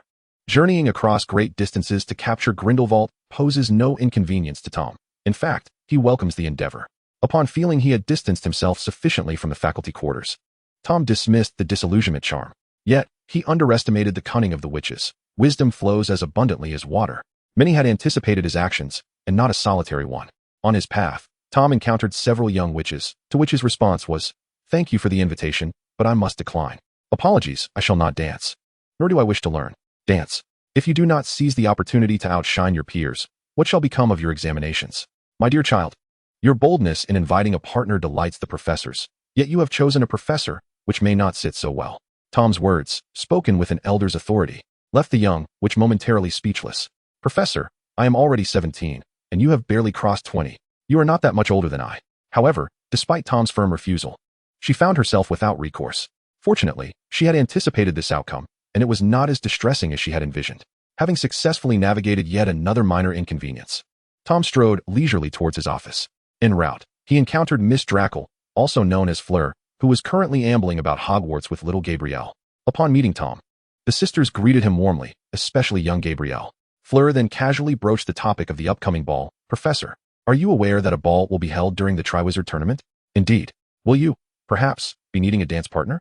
Fleur inquired, her tone laced with subtle anticipation. Tom remained silent, and Fleur, noting the intensity of his gaze, appeared somewhat anxious. After 2.5 minutes of palpable tension, Fleur departed, accompanied by a perplexed Gabrielle, clearly unsure of the unfolding events. "Humph. Barring unforeseen circumstances, it seems unlikely that old Dumbledore will witness my amusement, allowing me to savor it in peace." With a decisive push, Tom opened the wooden door to his office, only to find another seated in his place. It was none other than Cassandra, who had grown increasingly disrespectful towards him. Tom approached silently and delivered a sharp rap to her head. "Ouch!" Cassandra winced, cradling her head while casting a reproachful glance at Tom as she vacated his chair. "You brute. What's this? Have you committed mischief only to blame me when caught?" Tom chuckled at the expression on Cassandra's face. Not at all. Although she verbally expressed otherwise, Cassandra's demeanor clearly conveyed her defiance. "Very well, I shall accept your assertion." Tom, seated in his chair, observed this scene as Cassandra promptly brought over her meticulously brewed tea. Accepting the cup, Tom took a delicate sip and inquired, "What business does the contrite Miss Worrell have with me, a scoundrel, now that her misdeeds have been uncovered?" In response, Cassandra adopted a serious countenance, declaring, "As a participant in the Triwizard Tournament, I am compelled to attend the ball." Hearing this, Tom leaned on the table, resting his chin on one hand with a slight smirk. "You wish for my assistance in evading this obligation?" Cassandra, uncertain whether he was genuinely oblivious or merely feigning ignorance, retorted, "No, I require a dance partner. Have you come to me to lament your rejection due to your notorious temperament?" Tom contemplated teasing this rebellious pupil further, but upon witnessing Cassandra's increasingly perilous expression, he ceased his jesting. "Very well, how do you wish for me to assist you?" "You shall accompany me." Despite having anticipated this request, Tom still found it somewhat troublesome. In truth, as a professor, dancing was not a requirement. "I consulted Dumbledore, and he assured me you were permitted to dance." "Curse that old coot Dumbledore. I triumphed over Annie as you requested. Cannot you grant me a modest reward?" Tom remained silent, envisioning the repercussions of declining her request. "Damnable pupil. Perhaps I could spare some time to dance with you. You said it. Do not renege. First, hone your dancing skills, you foolish apprentice." Foolish Tom. Chapter 197. Grindelwald. You are Dumbledore's favorite student? Though Tom had not played a certain game before his arrival in this world, he was aware that Cassandra, being of noble lineage, was quite adept at social dances. Thus, while he voiced his doubts, he felt little concern regarding her dancing abilities. After dismissing Cassandra, Tom sought out Nagini. To be candid, Tom was quite surprised that Nagini had not sought him out today. Arriving at Nagini's office, he found her diligently engaged in her work, yet it was evident that her mind was elsewhere. Surprisingly, Nagini's performance was convincing enough that she did not notice Tom's entrance. Knock, knock, knock. Tom, playing along, lightly rapped on the open door once more. "Come in." Nagini looked up, appearing somewhat startled. "Ah, Tom." Tom noted the flicker of anticipation that had briefly shone in her eyes. "I must step out for a while. I leave this in your capable hands. Contact me if needed, as you are aware." Tom refrained from mentioning the scene he had just witnessed and proceeded to explain the purpose of his visit. As anticipated, after hearing his words, Nagini refrained from further comment, her demeanor reflecting a hint of displeasure, akin to that of an aggrieved pet snake. However, Tom, with his penchant for mischief, found a peculiar delight in witnessing such a side of Nagini. By the way, do remind Dumbledore to take care of those old bones of his. I would not want him to dance himself into pieces. Upon hearing Tom's remark, Nagini felt increasingly heartbroken. Was Tom, that scoundrel, truly preferring to dance with Dumbledore over her? Yet, the reality was quite the opposite. Tom's interests would never stray towards a man, especially not one as aged as Dumbledore. In truth, if Nagini genuinely wished to share a dance with Tom, he would most likely not decline. After all, whether it was one dance or two, it mattered little to Tom, though he held no interest in dancing. If he were to dance, it would suffice to achieve some effect without resorting to any enchantments. Nevertheless, his silence was not born from a desire to belittle Nagini, but rather from his own contemplations. Should others learn of his acquiescence to a dance invitation, it might lead to complications, with one partner leading to another, and so forth. Of course, it would be remiss to disregard the slight satisfaction he derived from observing Nagini's forlorn expression. In the Alps, at Nurmengard prison, stood a colossal fortress of confinement, where Tom had arrived after departing from Hogwarts. In a tightly locked cell deep within the castle's uppermost level, there lay a rudimentary bed, devoid of even a table. Yet strewn about were numerous scraps of white paper, some inscribed with words. At that moment, a frail old man upon the simple bed seemed to perceive something, his initially weary eyes gradually widening. Suddenly, the space before him distorted. This place was protected by an anti-apparition spell, who possessed the audacity to breach it. In the next instant, a tall, handsome young man clad in a silver-embellished black robe materialized before him. Grindelwald regarded the young man with keen interest. As Tom made his entrance, he did not rush to engage Grindelwald in conversation. Instead, he picked up a piece of paper littered on the ground, curiously reading aloud its contents. "Dear Al, I write as if in your presence. I am here." A tad embarrassed, Grindelwald quickly cleared his throat, interrupting Tom's recitation. He then shifted the topic, no longer feigning silence. "You are Tom Riddle, Dumbledore's favorite student?"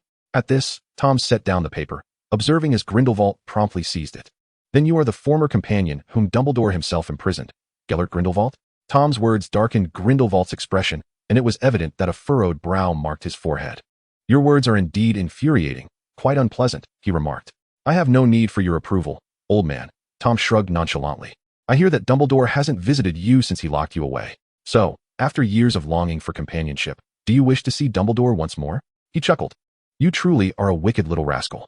Grindelwald regarded him with a knowing look. "Are you attempting to lure me out? Do you seek to exploit me as your henchman?" "To be frank, I hold little regard for your frail old bones." Tom settled beside Grindelwald's bed. "And do not presume that everyone shares your malevolence. At least I harbor no ill intentions." "Is that so?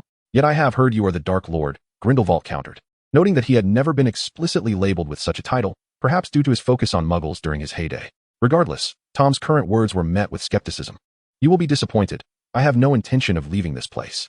"Are you afraid that Dumbledore might be disappointed in you and seek another companion?"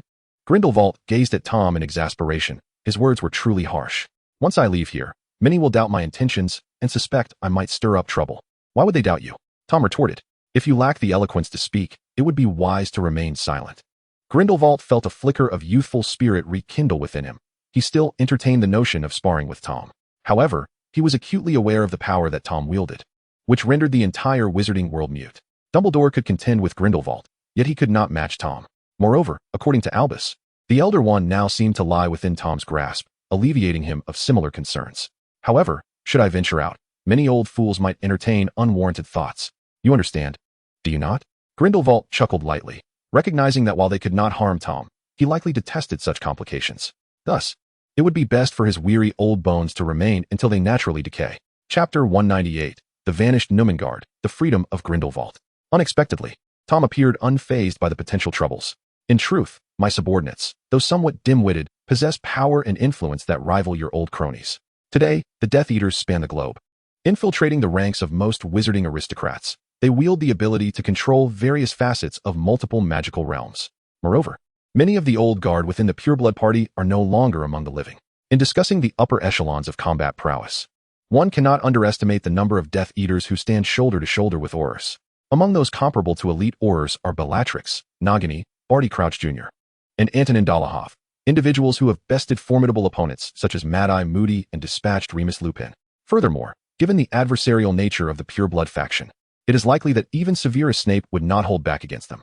while some upper-tier combatants from the pureblood faction remain alive. Can we truly regard elite Aurors as commonplace?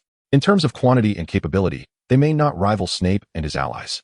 Even setting aside the upper-tier fighters, the sheer global influence and numbers of the Death Eaters could easily overwhelm the few elder individuals. Thus, there is little cause for concern. It is highly probable that they will never even lay eyes upon me. Grindelwald fell into a contemplative silence. Although he had long anticipated this, he had never felt as acutely aware of his own obsolescence as in this moment. How truly aged he felt. "So, have you resolved to follow me?" he inquired. "No, I must refuse," came the reply. "Are you unwilling even to meet Dumbledore?" "It is precisely because of my pact with Albus that I cannot leave Nurmengard." Tom rose in silence. "Very well, I understand your position. Will you not reconsider? Perhaps consider abducting me to meet Dumbledore?" Grindelwald harbored such thoughts, yet he remained reticent, adhering to his commitment to Albus that would prevent any attempts to escape Nurmengard. With this in mind, he continued to gaze vacantly at the ceiling.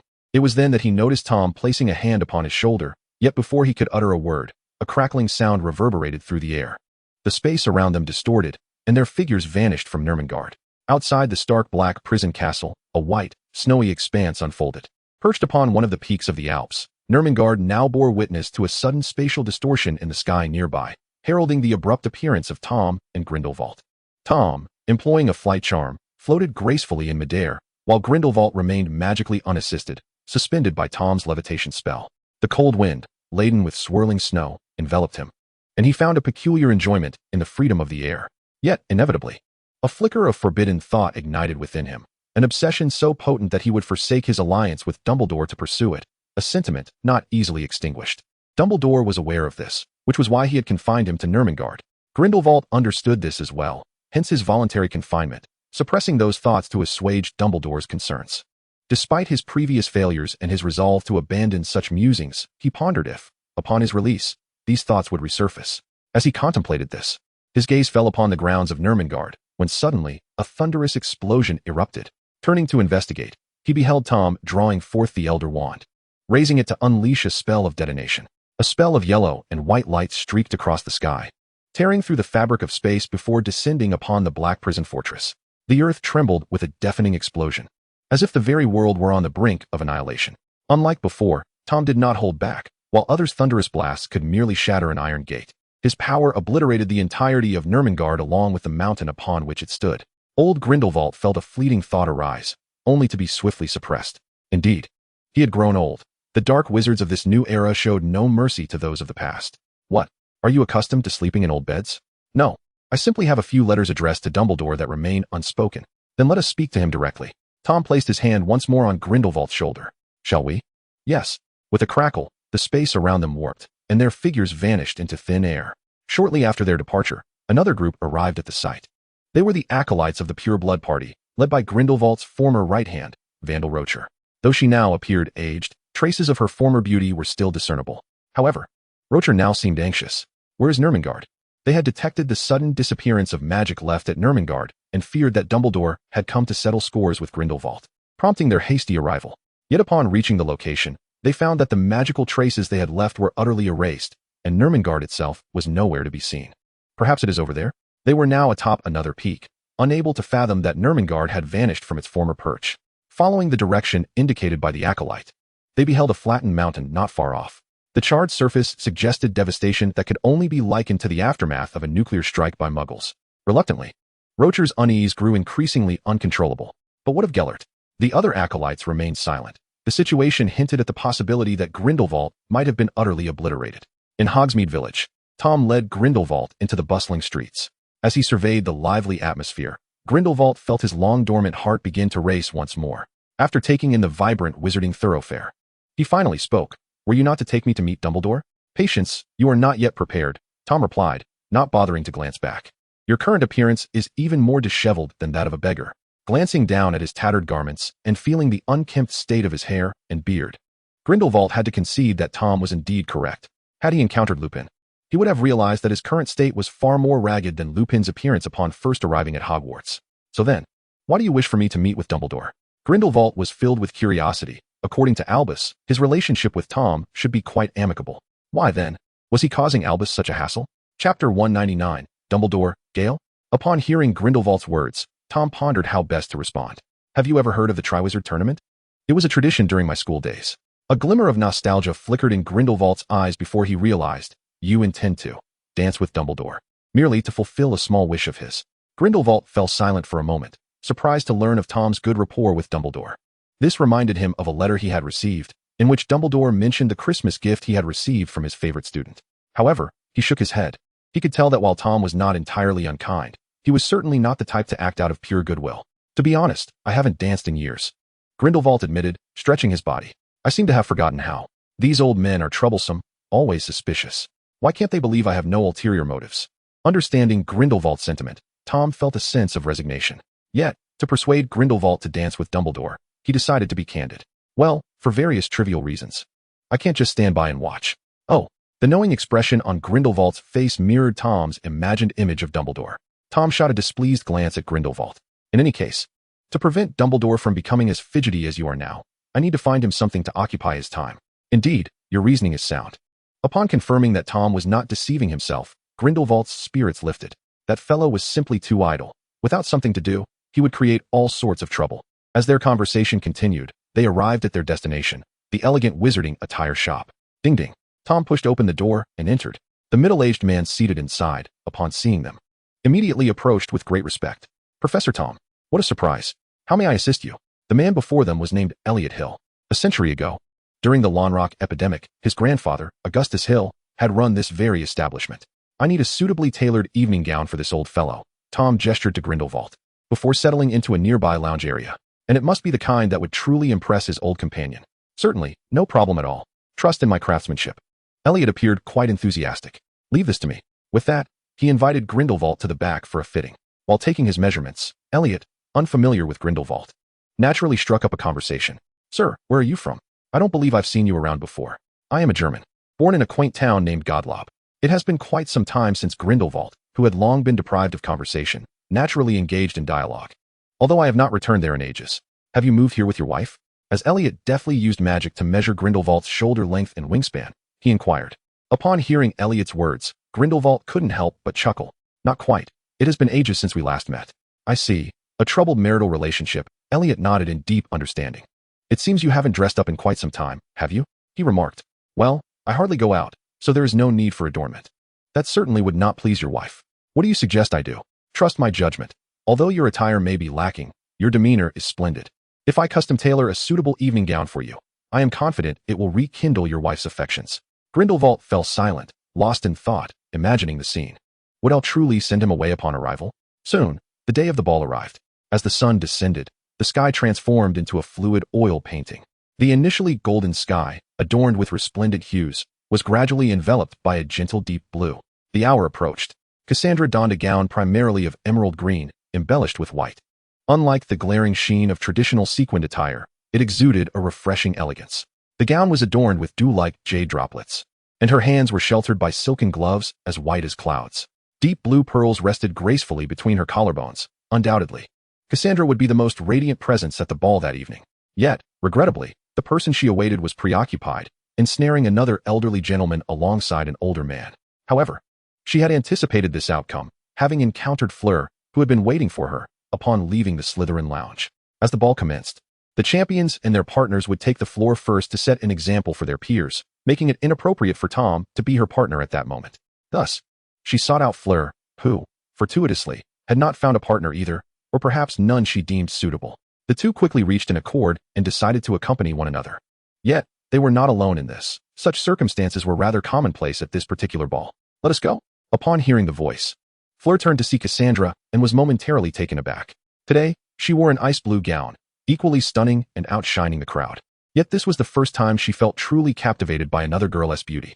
Cassandra, like Fleur, possessed the alluring bloodline, her beauty on par with Fleur's. But the unique aura surrounding Fleur was something Cassandra lacked. The two exchanged casual pleasantries before heading towards the hall. Meanwhile, on the other side, dressed in a silver-gray wizard's robe, Dumbledore was making his way to the hall.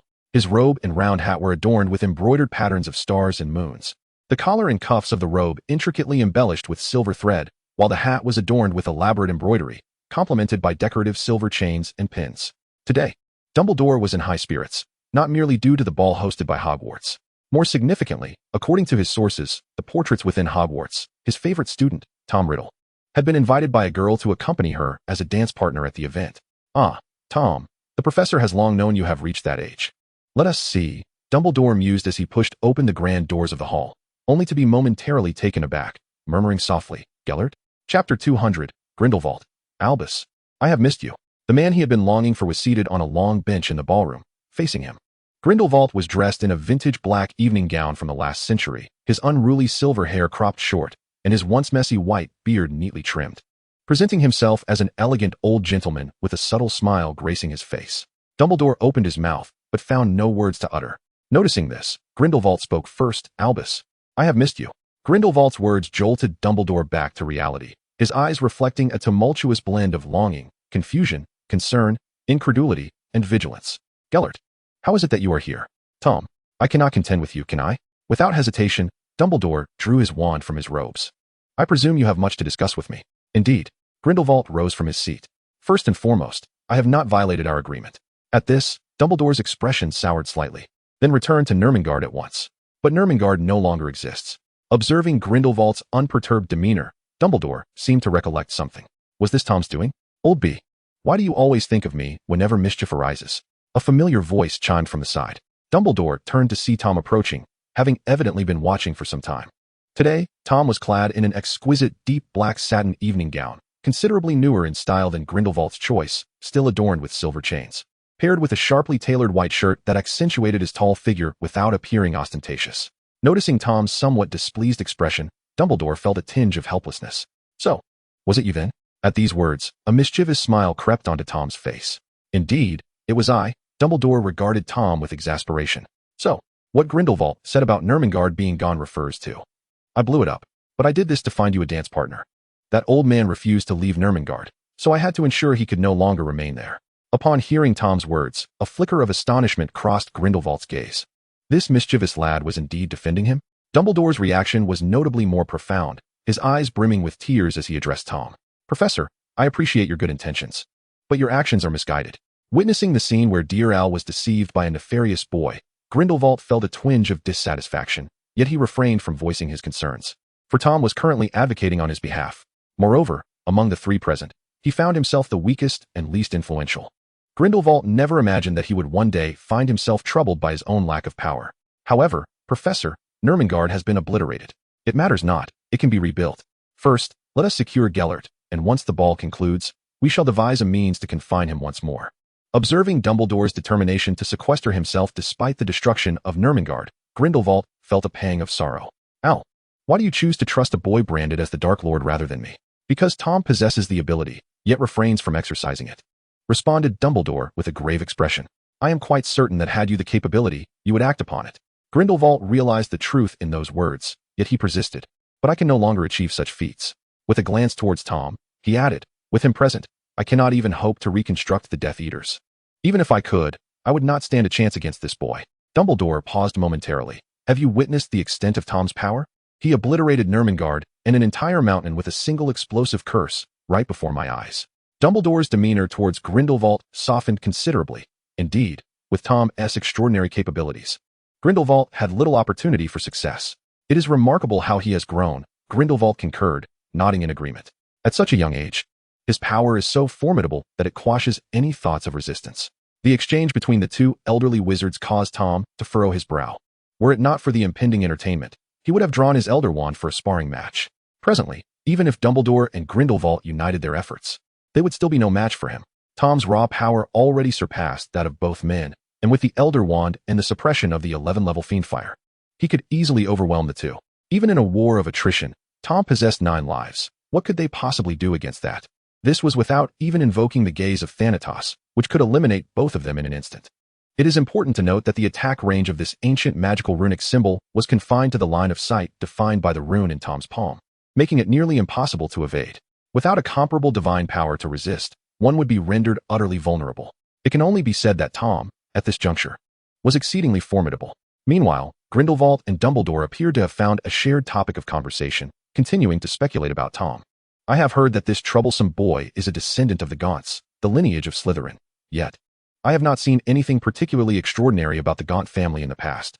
Grindelwald spoke without hesitation. Al, do you think it's possible that this fellow is not a descendant of Slytherin, but rather a progeny of death or some other abstract entity.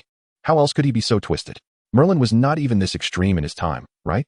As soon as these words left his mouth, before Dumbledore could respond, a voice exclaimed from the other side, "You're talking nonsense."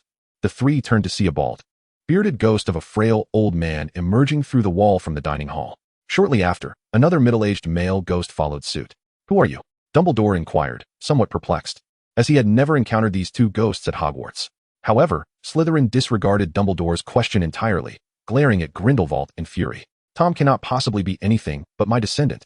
Grindelwald remained silent, and Dumbledore too fell into a contemplative silence. Finally, they both turned their pleading gazes towards Tom. "Tom, who is this?" "Slytherin. Are you boasting? If you said he belonged to some branch of the Gaunt family, I would believe you. But to assert he is Slytherin?" Seeing this, Tom helplessly explained, "He truly is Slytherin." Upon confirming that Tom was not deceiving them, they began to accept this revelation. "And what about this one?" Dumbledore pointed towards the other middle-aged male ghost. "Don't tell me he is a Gryffindor." "Oh, you do possess some discernment," the Gryffindor ghost remarked, stroking his chin. "How did you know I am Gryffindor?" "So you are indeed Gryffindor?" "Indeed. And you are Slytherin?" "Humph." Grindelwald had initially thought that encountering such a peculiar individual as Tom and dancing with Al was beyond his wildest dreams. However, meeting two of Hogwarts' founding figures was something he had never even contemplated. Prior to today, he believed such occurrences to be impossible. Yet, after hearing Tom briefly recount his experiences with the two founders and the proofs they provided, it truly seemed real. "All right, lad. Slytherin." This old man is still glaring at Grindelwald. "You just claim Tom is not my descendant? What sort of jest is this? Who, besides me, Slytherin, could have such an exceptional descendant? Gryffindor? Hey, I cannot pretend I did not hear that. Go away. I have no desire to quarrel with you." Grindelwald's lips twitched. "I, a mere youth just over a century old, can accept being imprisoned by my old companion. Yet how can you, a millennia-old elder, be so petty? Fine, fine, this lad is undoubtedly your descendant." Although it was evident that Grindelwald's remark was insincere, Slytherin, unable to retaliate against the ghostly form, had to relent. "So, Tom's remarkable qualities stem from your teachings?" A single comment from Grindelwald nearly reignited an argument between Dumbledore and Slytherin. "Of course not. Impossible. Tom is my student." Upon hearing the words of the other, a confrontation ensued between a man and a specter. Slytherin refused to relent, yet Dumbledore remained steadfast, undeterred even by the fact that his opponent was one of the four founding figures. After all, age often brings a desire for peace. But some individuals are resolute in their need to contend. "Ahem, my young friend, do enlighten me. Who has imparted the most knowledge upon you?" Grindelwald inquired softly, inching closer to Tom. However, those present were far from ordinary, and none could miss this quiet exchange. Consequently, both Dumbledore and Slytherin fell silent, anxiously awaiting Tom's response. There was no escaping the tension. Slytherin, without a doubt, had taught Tom various techniques of ancient magic, yet the boy's extraordinary talent allowed him to grasp concepts effortlessly. Within mere days, he could self-study, and it was likely that he had now surpassed his mentor. As for Dumbledore, he felt even greater unease. For while he had indeed instructed Tom, this young man had outshone him from the very beginning, having never received any formal teaching from him. After a moment of contemplation, Tom spoke, "Perhaps a bit from each of you, but most of it has been self-taught." Grindelwald fell silent, acknowledging the boy's exceptional prowess. He realized that discussing such matters with Tom had been a mistake, and now he felt somewhat diminished.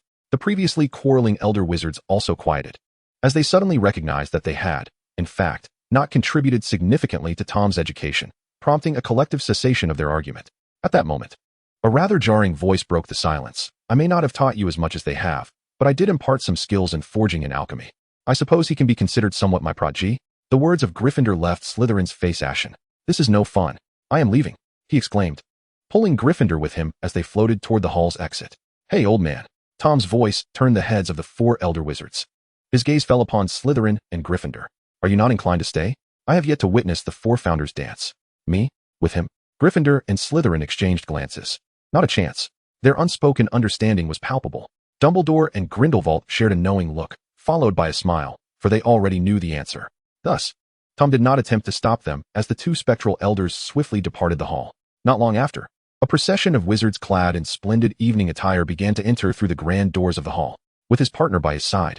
Dumbledore appeared even more vibrant than before.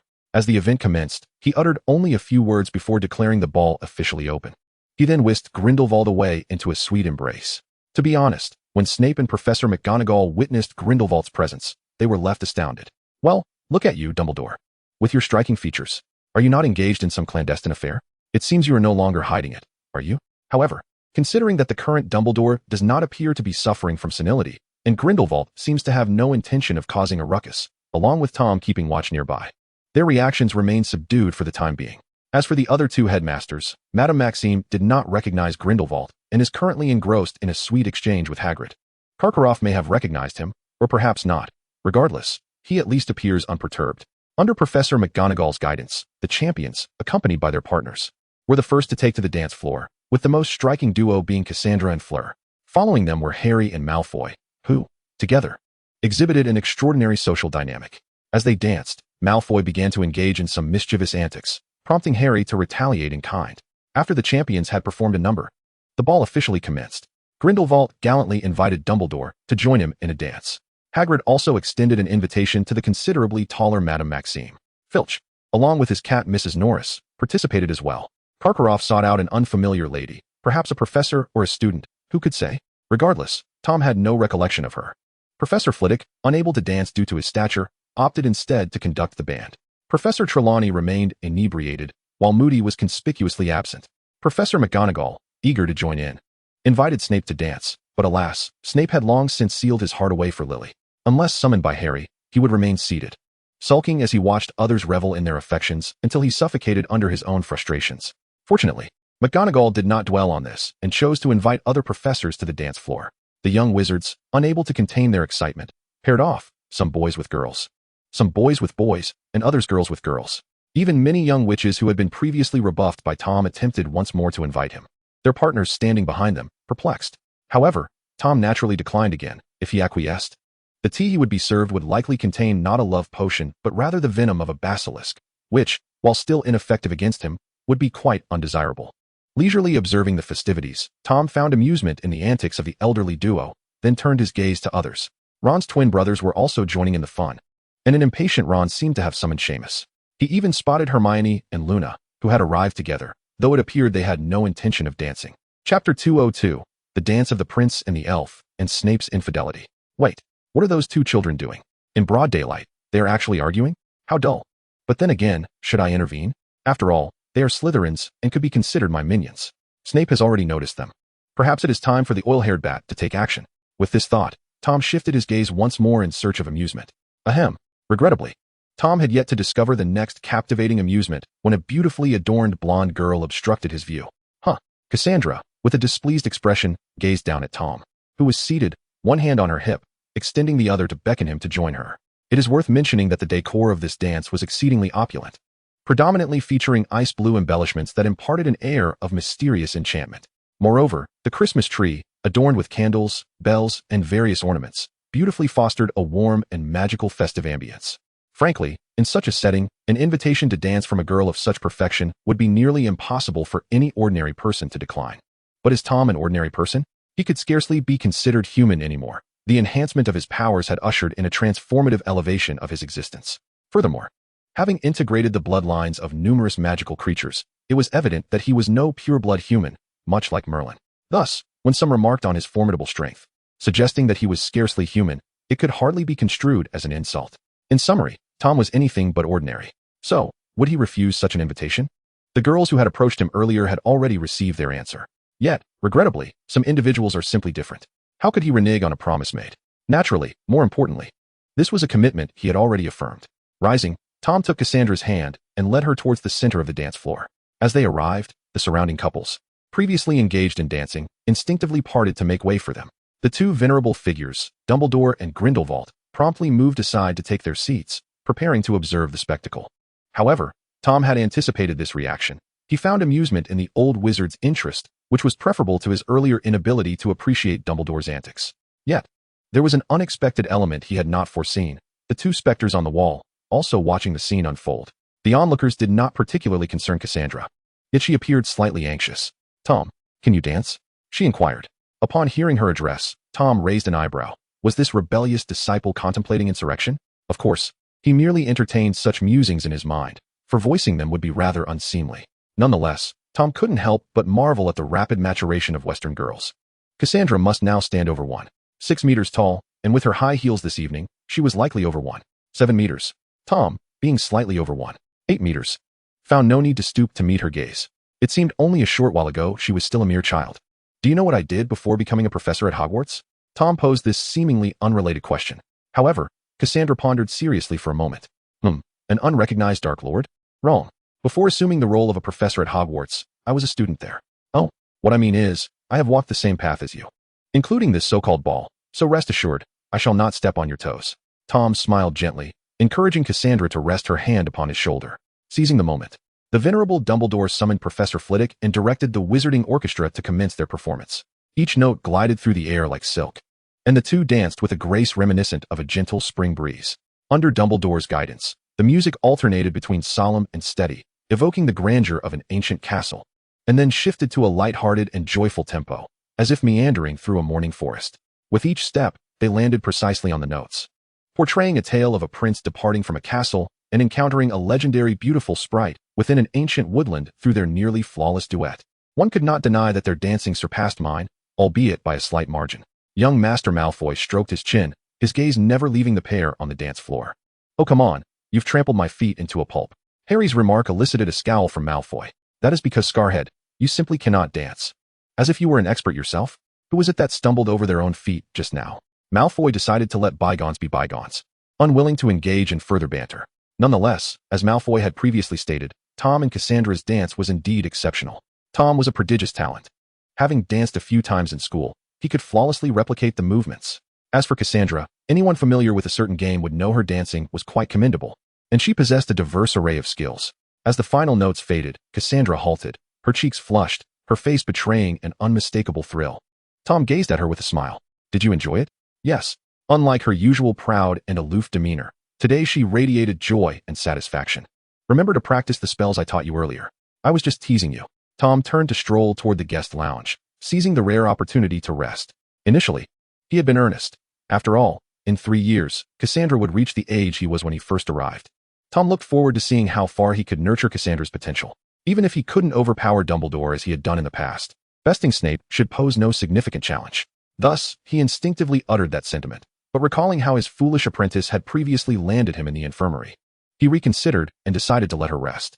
Cassandra, somewhat sulking, followed Tom, having hoped for a conversation.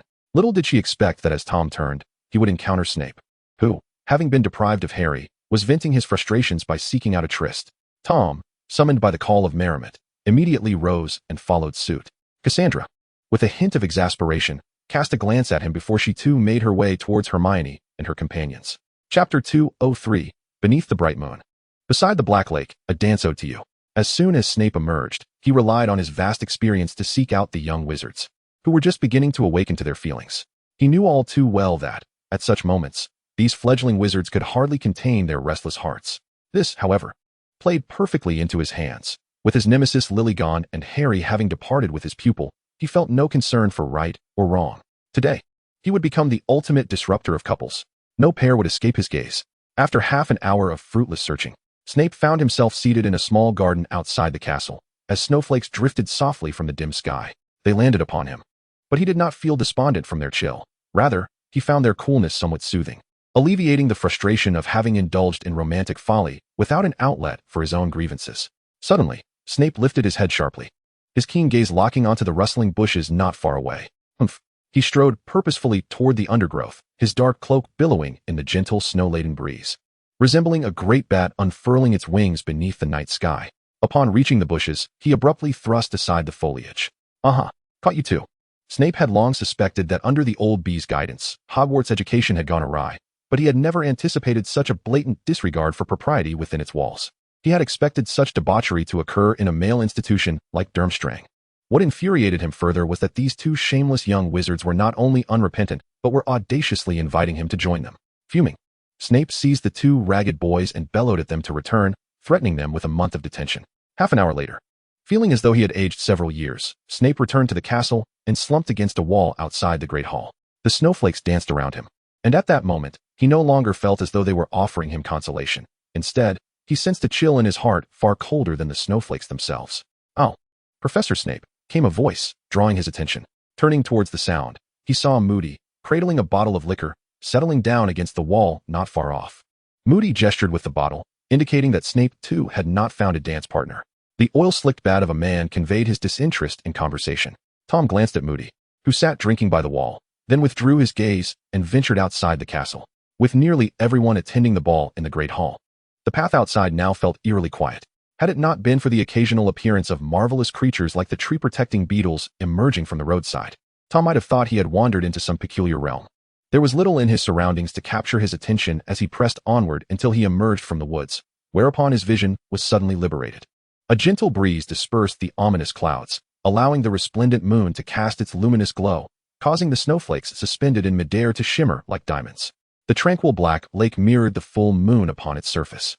By the lakeside stood a young woman, adorned in a black gown embellished with silver filigree, gazing serenely skyward. From a distance, she appeared as a celestial goddess, descended from the heavens, untouchable. However, upon closer inspection, she was merely a beleaguered pet snake. Noticing Tom's approach, Nagini surprisingly refrained from immediately responding. Witnessing this scene, Tom couldn't help but find it amusing. He was well aware of her reasons for such reticence. Am I not here now? Indeed, the notion of catching Snape in the act was merely an afterthought. Tom was generally benevolent toward his own. He had previously refrained from mentioning it solely to avoid a ceaseless dance in the hall. Human nature dictates that once individuals realize a matter is not an isolated incident, they tend to incessantly pursue it. While this is not inherently negative, it posed a minor inconvenience for Tom. After all, it meant that following his public dance with two individuals, he would be continually besieged with invitations. This was markedly different from the initial invites, as this was far more difficult to curtail, and he was uncertain how many times he would have to decline. Returning to the present, Nagini's ears flushed slightly after hearing Tom's words. Peering discreetly to the side, she noticed Tom extending his hand in an invitation. Choosing to mimic Tom's usual aloof demeanor, she remained silent, yet the moonlight revealed her hand resting upon his. Meanwhile, two towering figures within Hogwarts had ventured to the castle's small garden for a clandestine rendezvous. Although unspoken, Madame Maxime was well aware of Hagrid's feelings toward her. After all, his recent gestures of presenting flowers and assisting her with horse care were clear indicators of his affections. Her feelings for Hagrid mirrored his. Without him, it was unlikely she would find companionship, given her extraordinary height. Thus, when Hagrid invited her to the ball, she readily accepted. Truth be told, when Hagrid learned of her agreement, one could only imagine his elation. Unfortunately, much like Madame Maxime, Hagrid had never engaged in romance due to his considerable size. And at over 60 years of age, born in 1928, he was unfamiliar with the concept of gradual progression. For instance, while dancing with Madame Maxime moments ago, his hand, which had rested upon her back, inadvertently began to descend. Even so, Maxim had given him a light slap as a warning. However, it was fortunate that Madame Maxim was rather tolerant of him, which allowed their clandestine meeting to occur. At that moment, the two were seated in a quaint little garden, enveloped in sweetness. Not far off, Snape wore a thunderous expression. How dare they pursue him to slay? He even witnessed Madame Maxim delicately remove remnants of food from the large mustache of Hagrid, which had been tied with a small bow, before placing it into her mouth. She even audaciously sucked her fingers. Snape's countenance darkened. He begrudgingly admitted he was revolted. Were it anyone else, he would have unleashed a barrage of scolding, deductions, and confinement. However, Hagrid was a professor at Hogwarts, beyond his control. Madame Maxim was even less manageable, being the headmistress of Beauxbatons. Thus, Snape chose to rise and depart from the scene. Oh, you are back again. Moody sat in the corner outside the great hall, offering, care for a drink? As he extended a bottle to Snape. Snape's face was clouded. No one could fathom the torment he endured that night. Chapter 204, Secrets of the Golden Egg. The Song of the Mermaids. The next day arrived, the ball of the previous night now a memory, and the students were to commence a new day of classes. Yet, both students and professors remained somewhat reflective, including those who had danced and drunk alone. Yes, we are referring to you, Professor Trelawney. Consequently, the professors were more lenient in their teaching that day. Even when students answered incorrectly, they simply demonstrated patience, reteaching with grace. Only Snape remained steadfast in his mission, exclaiming, "You drooling giant! How foolish can one be? Have you danced yourself into a stupor? If your feet tremble, that's one thing. But why do your hands shake as well? Misorder again, and you shall return to dance for eternity. And you, Draco, what are you grinning about? Enjoying your time with your little girlfriend too much, were you? Tonight's assignments will be multiplied tenfold. But Professor, I was with scarred Harry last night. I have no girlfriend. How dare you retort? 20-fold it is." Perhaps Snape was not merely unwavering in his principles. He seemed utterly unhinged, as if he had consumed something potent, perhaps gunpowder. The students attending his class kept their heads low, afraid to speak, only daring to whisper about him after class, fearful of suffering the same misfortune as Malfoy. It is worth noting that after 2 periods, the points for all houses, save Slytherin, were plummeting. Snape's ability to deduct points was nearing Tom's prowess, and should he dare to deduct recklessly, he would completely eclipse Tom. Consequently, other house heads, such as Professors McGonagall and Flitwick, harbored some dissent regarding the situation. However, upon witnessing Snape's peculiar demeanor today, they resolved not to consult him, but rather to approach Dumbledore directly to report their concerns. It was only during a heartfelt conversation with Dumbledore that Snape became aware of this matter. Aside from their usual classes, the champions were diligently preparing for the second round of the Triwizard Tournament. On this day, Cassandra found herself in Tom's office, studying the golden egg. Having previously attempted to open it, she had been met with a cacophony that nearly ruptured her eardrums. Thus, she had chosen to seek Tom's assistance this time. Should she indeed render herself deaf, she would not have to trek all the way to the infirmary. As Tom could aid her, what could the sound within this golden egg possibly signify? Utilizing some rudimentary alchemical knowledge gleaned from Tom, Cassandra began to discern the nature of the golden egg. In essence, it resembled a recording device, not particularly extraordinary, merely capable of storing a segment of sound. Therefore, the noise was not intended to obstruct their access to the information contained within. Rather, it was, in fact, the concealed information itself. The dilemma lay in the fact that the information was so unique that it was utterly inaudible. Cassandra understood that she must have overlooked the method. For Dumbledore would not have presented this object merely for their amusement. There must be a way to decipher it. Are you not aware? Tom inquired, surprised by Cassandra's revelation. Should I be? She responded cautiously, apprehensive that Tom might label her foolish. Tom remained silent, having realized that Cassandra was simply being overly cautious. Likely, her prior misfortune when she opened the egg had instilled a sense of trepidation that deterred her from attempting again. Glancing at the heart of the ocean that Cassandra wore as a necklace, he suggested, why not try opening it once more? Though puzzled, Cassandra resolved to heed Tom's advice. Yet, when the golden egg was opened, it diverged entirely from her expectations. Instead of the shrill noise she had anticipated, a gentle melody filled her ears. Come find us where we sing. We cannot sing on land. Only 1 hour. You must retrieve. Retrieve what we have taken. In the water? A song? Mermaids. Cassandra appeared incredulous as she turned to face Tom, who was engrossed in his reading, his expression inscrutable. But why? The so-called shrill noise was, in fact, the mermaid song. Tom flipped to another page of his book, remarking, logically, you should be able to understand it only in the water. Regardless, Cassandra had already heard the mermaid song, and Tom felt justified in his actions, believing Dumbledore would have no grounds to blame him. Upon hearing Tom's words, Cassandra's expression shifted to one of realization, only to be quickly replaced by confusion. But I am not in the water right now. Because of that, Tom closed the tome on alchemy and pointed to the deep blue gem resting on Cassandra's collarbone, which he had procured from Ariel. Do you remember?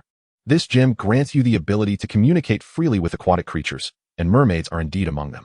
Given that the heart of the ocean held little significance for Tom, he decided to bestow it upon Cassandra as an ornament before the ball commenced. Although Cassandra was aware that this gem was a treasure of the merfolk, she lacked Tom's system detection abilities, leaving her oblivious to its true potential. Tom then elucidated the general purpose of the heart of the ocean to her. Upon hearing this, Cassandra's mood brightened unexpectedly, not merely because Tom had gifted her such a precious item, but because she perceived that he had given it to her with the knowledge of what the second task entailed. Indeed, while Tom may be a fool at times, he could also be quite considerate. Meanwhile, as Cassandra unraveled the secret of the golden egg, on the other side, in the prefect's washroom on the 5th floor, Cedric, still immersed in his bath with the golden egg, pondered the mysteries concealed within it. Since the ball, he had taken the egg with him everywhere, contemplating how to unlock its secrets. Unbeknownst to him, he had spent an excessive amount of time in the bath, and the once bountiful foam covering the vast tub had nearly dissipated. Cedric found himself deliberating whether to open the egg once more. Truth be told, he had opened it numerous times recently, as he had no other means to discern its hidden secrets. Consequently, he had been assailed by the enchanting mermaid songs, nearly conditioning his ears to withstand their allure. Just as he wrestled with this decision, a sorrowful Myrtle suddenly passed through the wall and entered the washroom. Startled, Cedric quickly submerged himself in the water. In the depths of the tub, he gazed contemplatively at the golden egg in his hands before ultimately deciding to open it. Chapter 205. Malfoy's Creative Badge and the Unrest Beneath the Castle. The following day, considering that Harry had previously shared his findings with others, Cedric resolved to reciprocate by divulging his own insights to Harry. Indeed, he had discerned the nature of the sounds emanating from the golden egg, and he surmised that the second task would take place in water and involve mermaids. When Cedric approached Harry, he found him trailing behind Malfoy, who appeared to be hesitating to speak. Malfoy was distributing peculiar little badges to the other students. Oh, Cedric. Noticing Cedric's presence, Malfoy enthusiastically thrust a badge into his hand, declaring, "We are all Death Eaters here. Let us cheer for the Scarhead." As Cedric examined the badge, he observed that its surface continuously morphed, displaying the phrases Potter and Victory. Cedric found himself at a loss for words. Firstly, he was not yet a Death Eater, and secondly, he was a rival to Harry. It seemed absurd to cheer for his opponent. Meanwhile, Malfoy, upon receiving a couple of nudges from Harry, finally registered the situation. "Ah, my apologies. I forgot you were also a contestant," he remarked, snatching back the badge from Cedric's hand. This only left Cedric further exasperated, as he longed to voice his disdain for Malfoy's behavior. However, he soon shook his head, choosing to disregard Malfoy's antics, and stated that he was there to speak with Harry. Cedric then pulled Harry aside, offering to assist him in accessing the fifth-floor lavatory of the castle, where he might uncover the secret of the golden egg. At that moment, Harry had yet to decipher the egg's enigma, knowing that Tom was aware Moody would certainly aid him, hence he did not feel compelled to intervene. Consequently, Harry was thrilled to receive this information from Cedric and expressed his gratitude, subsequently inviting him once more to join the Death Eaters. Unsurprisingly, Cedric, still uncertain about how to persuade his father, declined the offer. Nevertheless, Harry was not disheartened. He could sense Cedric's contemplation, which indicated that success might one day be within reach. Perhaps that day would not be far off. Later that evening, after returning from the fifth-floor lavatory, Harry found himself in the library. Like Cedric, he had opened the golden egg while bathing and had understood the mermaid's song. Similarly, he deduced that the second task would take place underwater and involve mermaids. In truth, every contestant who had opened the golden egg in the water and comprehended the mermaid's melody had grasped its implications. After all, the clues were glaringly obvious. However, while he could ascertain that the challenge would pertain to mermaids, he remained uncertain about how to confront them. Thus far, his only encounters with mermaids had been with Ariel and her kin, who differed significantly from those of the magical realm. They were not of the same species. Ariel was a descendant of the sea god, whereas the mermaids here were mere magical creatures. Thus, Harry ventured into the library, although he could, as he had in Atlantis, confront the mermaids head-on with his trusty meow meow hammer. The mermaid soldiers he faced then merely possessed superior physical attributes and lacked Ariel's magical prowess. The mermaids in this context, as fantastical creatures, would undoubtedly possess unique abilities. Harry intended to thoroughly research them. If they bore no particularly troublesome powers, all the better, he could charge through without hindrance. However, should they possess troublesome capabilities, he could only hope the library would provide some means to counter them. As night fell, the library was illuminated by a warm, amber glow. Harry discovered several books from the bookshelf that he believed might be useful, and he meticulously carried them to a nearby reading area. However, he overestimated his capabilities. He was not Hermione, and attempting to read so many volumes would surely drive him mad. As anticipated, it wasn't long before Harry succumbed, collapsing onto the desk. Goodness, how can there be so many? He lamented, his expression one of despair. At that moment, a thought struck him. If only Malfoy were here, he could easily delegate half of the reading to him. But then, he shook his head in resignation, realizing that Malfoy was also in Snape's crosshairs, burdened with double the homework. He hoped Malfoy would still be alive the next day, despite feeling a twinge of sympathy for Malfoy's predicament. Harry couldn't help but feel a flicker of joy at the fact that the misfortune was not his this time. I shouldn't think like that. I must focus on my reading, he admonished himself. Concerned that his fleeting happiness might distract him, he quickly slapped his cheeks to regain concentration. All right, where did I leave off? Glancing at the pile of books on the desk, Harry picked up the nearest one and resumed his reading. After over an hour, he finally rose, stretching his numb arms. The good news was that these merfolk posed no significant threat. Their strength was their only notable attribute. Moreover, according to the text, even if merfolk could craft weapons, they would only be rudimentary at best, far inferior to the formidable merfolk soldiers he had encountered in Atlantis. Perhaps the only noteworthy aspect was their horrid, scream-like songs. Thus, for Harry, the fact that merfolk were not difficult to deal with was undoubtedly a significant relief. The bad news, however, was that he had essentially labored all night in vain. He was already aware of the only merfolk capable of threatening him, rendering his efforts merely a balm for his own conscience. He still had to carry these books back. Feeling somewhat disheartened, Harry stacked the books and made his way back to the bookshelf from which he had retrieved them. Suddenly, a tremor shook the ground beneath him, nearly causing him to lose his balance and drop the books. Fortunately, the disturbance was not severe and subsided quickly. Breathing a sigh of relief, Harry pondered what had just occurred. An earthquake? After a moment of contemplation, unable to decipher the event, he dismissed it from his mind and continued to return the books. Meanwhile, beneath Hogwarts Castle, there lay a vast subterranean chamber, at the center of which stood a colossal blue crystal. The surface of the crystal was adorned with silver metal, fairy silver, capable of effectively sealing magical energies. Deep within the azure crystal lies a formidable black-red dragon, its appearance fierce and menacing, emanating dark crimson mists that swirl ominously yet remain confined within the crystal's embrace. Unbeknownst to those present, the luster of the azure crystal has begun to wane, and a flicker of brilliant red glimmers within the once dull eyes of the dragon. Chapter 206. Is it a substitute for love, just like me? On the eve of the competition, Tom was summoned to the headmaster's office by Dumbledore. Upon his arrival, he discovered several familiar faces gathered: Grindelwald, Karkaroff, Barty, Malfoy, Gabrielle, and a few unfamiliar Ministry of Magic officials. Realizing the purpose of his summons, Tom felt a sense of understanding. Professor Tom, Malfoy, who had been idly observing his surroundings, immediately noticed Tom's entrance. Gabrielle and the others, drawn by Malfoy's voice, turned to see Tom as well. Brother. Gabrielle rushed towards Tom, exclaiming, "You're here too? Do you know why we've come?" In response, Tom affectionately ruffled Gabrielle's hair, saying, "Be good and listen to the old man. You'll find out soon enough." Dumbledore, maintaining a calm demeanor, glanced at Tom and stated, "Now that everyone is here, I will explain the reason for your gathering." He then turned his attention to Barty, a middle-aged man standing nearby. "Very well, Professor Dumbledore." Barty stepped forward, declaring, "For the upcoming second event, we need to select significant individuals for each champion, who will serve as their ultimate treasure in the competition." He then looked towards Malfoy and the others, stating, "Mr. Potter's closest friend, Mr. Malfoy." "Ah, I like that," Malfoy replied, crossing his arms and tilting his head slightly. "Miss Delacour's sister." "Huh." Gabrielle paused, glancing towards Madame Maxime, who simply smiled and nodded in affirmation. "And you, Tom," Dumbledore added with a smile. "Traditionally, professors have not participated in this aspect of the competition, yet it seems there is no strict rule against it. This was my suggestion," Grindelwald interjected, perched casually on the table beside Dumbledore. "What Albus means is, if you agree, you could designate your most beloved student as your most significant treasure. Isn't that intriguing? Of course, you may refuse." The old man's tone was rather irksome. Tom pondered if he had been similarly teasing in the past. However, he raised an eyebrow but did not decline. As the old man said, "It is indeed intriguing. Very well, I shall attend." In response, Dumbledore nodded. Then we are left with but two questions. Firstly, Mr. Amos Diggory, who came to watch the match, hoped to become the treasure of Mr. Cedric Diggory in his second contest. Tom's expression was somewhat peculiar. How did he know? Is your ability to keep secrets so poor? Upon hearing Tom's words, Grindelwald merely smiled at him, remaining silent. "So, it appears he belongs to my ilk? Though I fail to see the amusement in this, if that is the case, then it is not entirely unacceptable. You may decide among yourselves. In truth, there are no stringent requirements for the so-called treasures of the contestants in the Triwizard Tournament's second task. It simply needs to be someone of significance to the participant.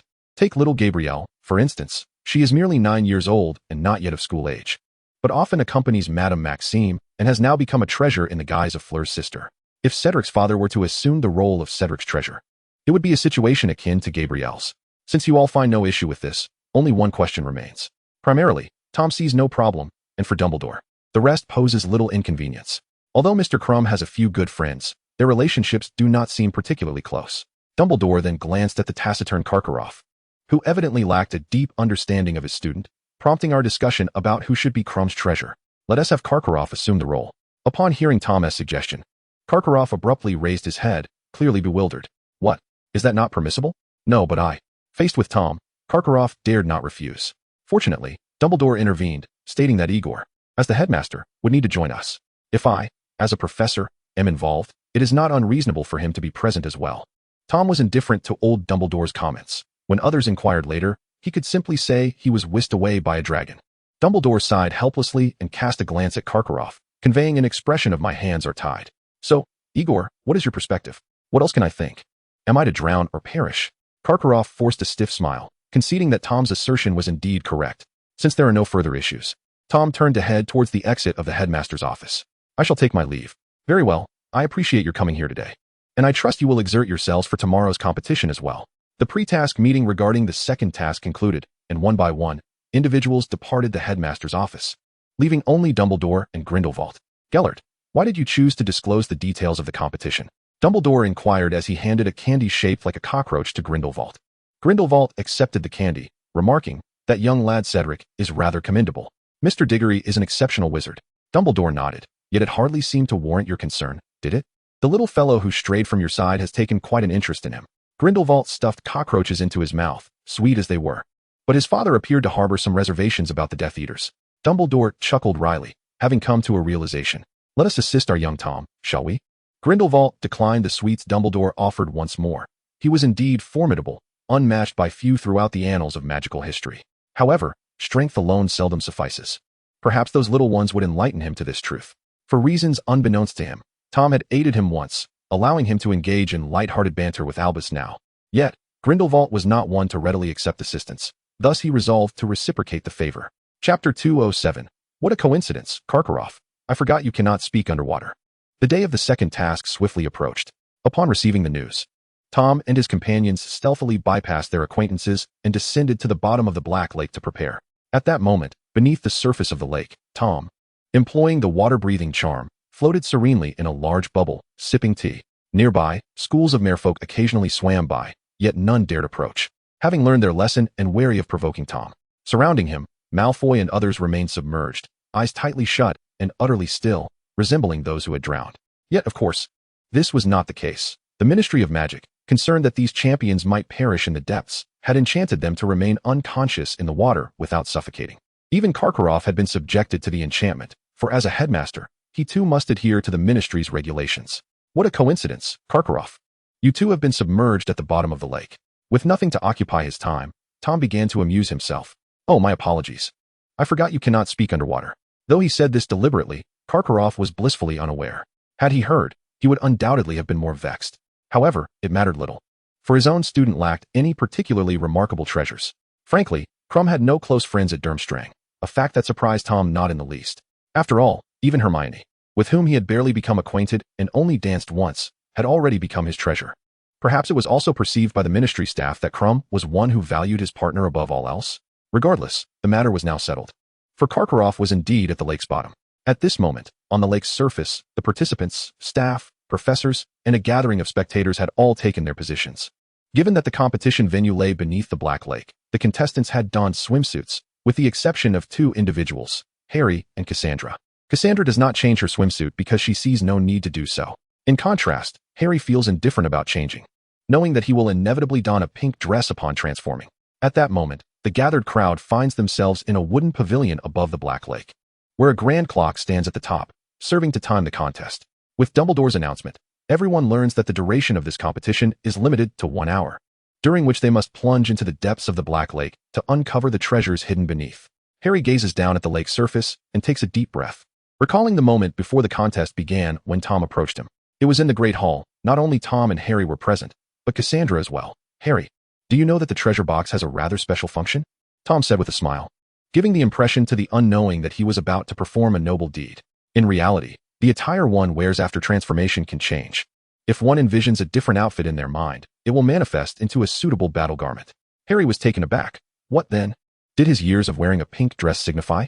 Was he truly fond of cross-dressing? Cassandra cast a peculiar glance at Tom, recognizing that he was likely deceiving the Na'vi. Based on her understanding of Tom, he probably wasn't lying, but he certainly hadn't revealed the whole truth. Harry failed to consider that if the little box could indeed liberate him from women's clothing, Tom, who relished in amusement, would never divulge such information. Thus, Tom's willingness to share this secret indicated it would provide him with another form of entertainment. As for why Tom had only now chosen to disclose this, it was likely because he had recently discovered it himself. Therefore, when the time comes, one might wish to explore this particular function of the treasure box. After sharing this, Tom took Cassandra away, leaving Harry to examine the pink treasure box in his hands with great interest. As he gazed at the pink box, a spark of anticipation flickered in Harry's eyes. Behind him, Moody was watching intently, ready to kick Harry into the lake as soon as the contest was officially announced. Soon, with the grand clock above beginning to tick, the competition commenced. Harry cast a bubblehead charm and leaped into the water, while Moody, intending to deliver a swift kick, found himself thwarted by Harry's quick movements, nearly losing his own balance in the process. Unlike the other contestants, Cassandra had no preparations and dove straight into the lake.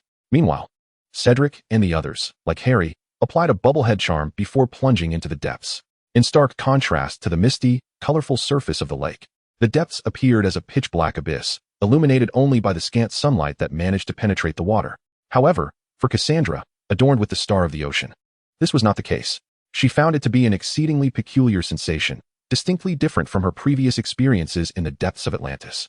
Although the lakebed appeared dim and frigid, an inexplicable sense of home enveloped her, a feeling that was both relaxed and comfortable. She felt no resistance from the water, as if it gently cradled her. Remarkably, she had not employed any spells to breathe underwater, yet the refreshing air wafted through her surroundings like that of a morning forest, enhancing her delight. Just as Cassandra was immersed in the extraordinary experience bestowed by the heart of the ocean, a radiant pink light flickered in the distance, capturing her attention. As the pink luminescence dissipated, she beheld Harry's transformed figure. Cassandra's gaze shifted to one of bemusement, akin to observing a worm. This time, Harry had not donned a pink dress, but rather a swimsuit. Just as Cassandra had surmised, Tom had shared this particular technique from the treasure box with Harry because, despite the ability to transform into various styles of clothing, there remained one unalterable aspect: feminine attire. Consequently, Harry now found himself clad in a women's swimsuit, specifically a bikini rather than a one-piece. Upon glancing down, Harry was momentarily stunned. If memory served correctly, he had intended to wear swim trunks, not this. Why then, was there an additional garment? As his mind faltered, he pondered for a brief moment before exclaiming in frustration, his face flushed crimson. Quickly, he covered himself with one hand above and the other below, casting frantic glances around, terrified that others might witness his predicament. His eyes met Cassandra's, and he felt a wave of despair wash over him. He was certain he had perished, or at the very least, had died within. His gaze became vacant, limbs slackened, and his mouth agape as if it could accommodate a fire snake's egg. Perhaps his body had endured no harm or pain. Yet he mused that succumbing to such embarrassment might be his most fitting end. Never mind, I'll pretend I didn't see that, Cassandra remarked before continuing her descent into the lake's depths. Upon hearing her words, Harry promptly fainted. The sole consolation was that, before losing consciousness, he had managed to revert his bikini back into the pink dress using the Barbie box. Disregarding the unconscious Harry, Cassandra surmised that his mental fortitude might surpass her own, and he would not contemplate anything drastic due to a singular incident of wearing a bikini. Moreover, she reasoned that no formidable creature would come to claim him while he lay unconscious, for Tom was undoubtedly observing the situation, particularly during Harry's transformation. Thus, he would remain unharmed. Cassandra redirected her focus to the lakebed, formulating hypotheses regarding the so-called treasures, though uncertainty lingered. At that moment, her gaze was filled with various aquatic plants and creatures. The depths of the Black Lake housed a multitude of species. Strange and peculiar fish swam alongside enigmatic beings such as mermaids, colossal squids, and grindylows, among others. Notably, the grindylow is an unsightly little green monster, adorned with green horns and sharp teeth, possessing slender, powerful fingers, while its lower half is equipped with tentacle-like appendages reminiscent of an octopus. These creatures are notoriously aggressive. Cassandra had just witnessed several fellow warriors seemingly falling victim to their assaults. However, the strength of these little monsters was not formidable, and the warriors managed to handle them with relative ease. Perhaps it was a stroke of fortune that the more aggressive giant squid possessed a gentle disposition, refraining from attacking them indiscriminately. Otherwise, the competitors would likely face total annihilation. The Slytherin common room is situated close to the lake's bottom, allowing glimpses of the underwater scene through the windows from time to time. On one occasion, Cassandra was fortunate enough to encounter the giant squid, which appeared astonishingly massive. Its tentacles were likely several dozen meters in length, and the tip of just one tentacle was as large as a person. Cassandra had no doubt that this creature could effortlessly pull down a fire dragon, capsize a boat, or whisk away prey with ease. Cassandra swam silently to the bottom of the lake, but the surroundings were dimly lit and overgrown with aquatic plants, rendering the so-called treasure invisible. With no other choice, she continued to swim forward, yet the darkness only deepened as she progressed. Eventually, she sensed she had reached a dead end, as something obstructed her path ahead. Just as Cassandra was filled with curiosity, the enormous obstacle before her suddenly opened its eyes. It was a single eye nearly the size of her own head. In an instant, Cassandra recognized the nature of the creature. The massive obstruction began to move slowly, gradually revealing its true form. It was a squid larger than a giant sailing ship. In comparison, an adult fire dragon would seem like a mere child before this behemoth. Cassandra fixated on the giant squid, cautiously retreating. Although she had heard tales of the gentle demeanor of the giant squid dwelling beneath the Black Lake, the presence of such a colossal creature before her was undeniably nerve-wracking. The giant squid, too, gazed curiously at this diminutive being. It certainly recognized the little wizard residing in the castle above, but wondered why they had ventured here. Initially, it assumed the wizard was drowning and intended to assist them back to shore, but upon closer inspection, it realized the situation was not as it seemed. For reasons unknown, it found this small creature rather endearing, akin to gazing upon its own offspring. The giant squid cautiously extended one of its tentacles towards Cassandra, handling it delicately, as if afraid to shatter a delicate porcelain doll. As the tentacles inched closer to the other entity, an innate sense of danger surged within the colossal squid, akin to the feeling of being watched by some sinister presence lurking in the shadows. This sensation was one it had not experienced for countless years since it ascended to dominance beneath the dark lake. Thus, its biological instincts compelled the giant squid's appendages to halt. Cassandra gazed at the immense creature with curiosity, sensing that it bore no malice. At that moment, she recalled Tom's earlier words regarding the remarkable powers of the heart of the ocean. With this thought in mind, she cautiously swam towards a tentacle that was not far from her and raised her palm. The tentacle felt cool and remarkably elastic to the touch, reminiscent of something that would be quite chewy if consumed. Realizing her own thoughts, Cassandra paused for a moment, then shook her head, dismissing them. The giant squid, initially intrigued by this fearless child, felt a wave of pleasantness at her display of goodwill. Subsequently, it turned its tentacle over, allowing Cassandra to stand upon it. Surprised by the squid's unexpected gesture, Cassandra felt a rush of delight. She began to understand why Tom found joy in nurturing such magnificent beings. It was undeniably cool.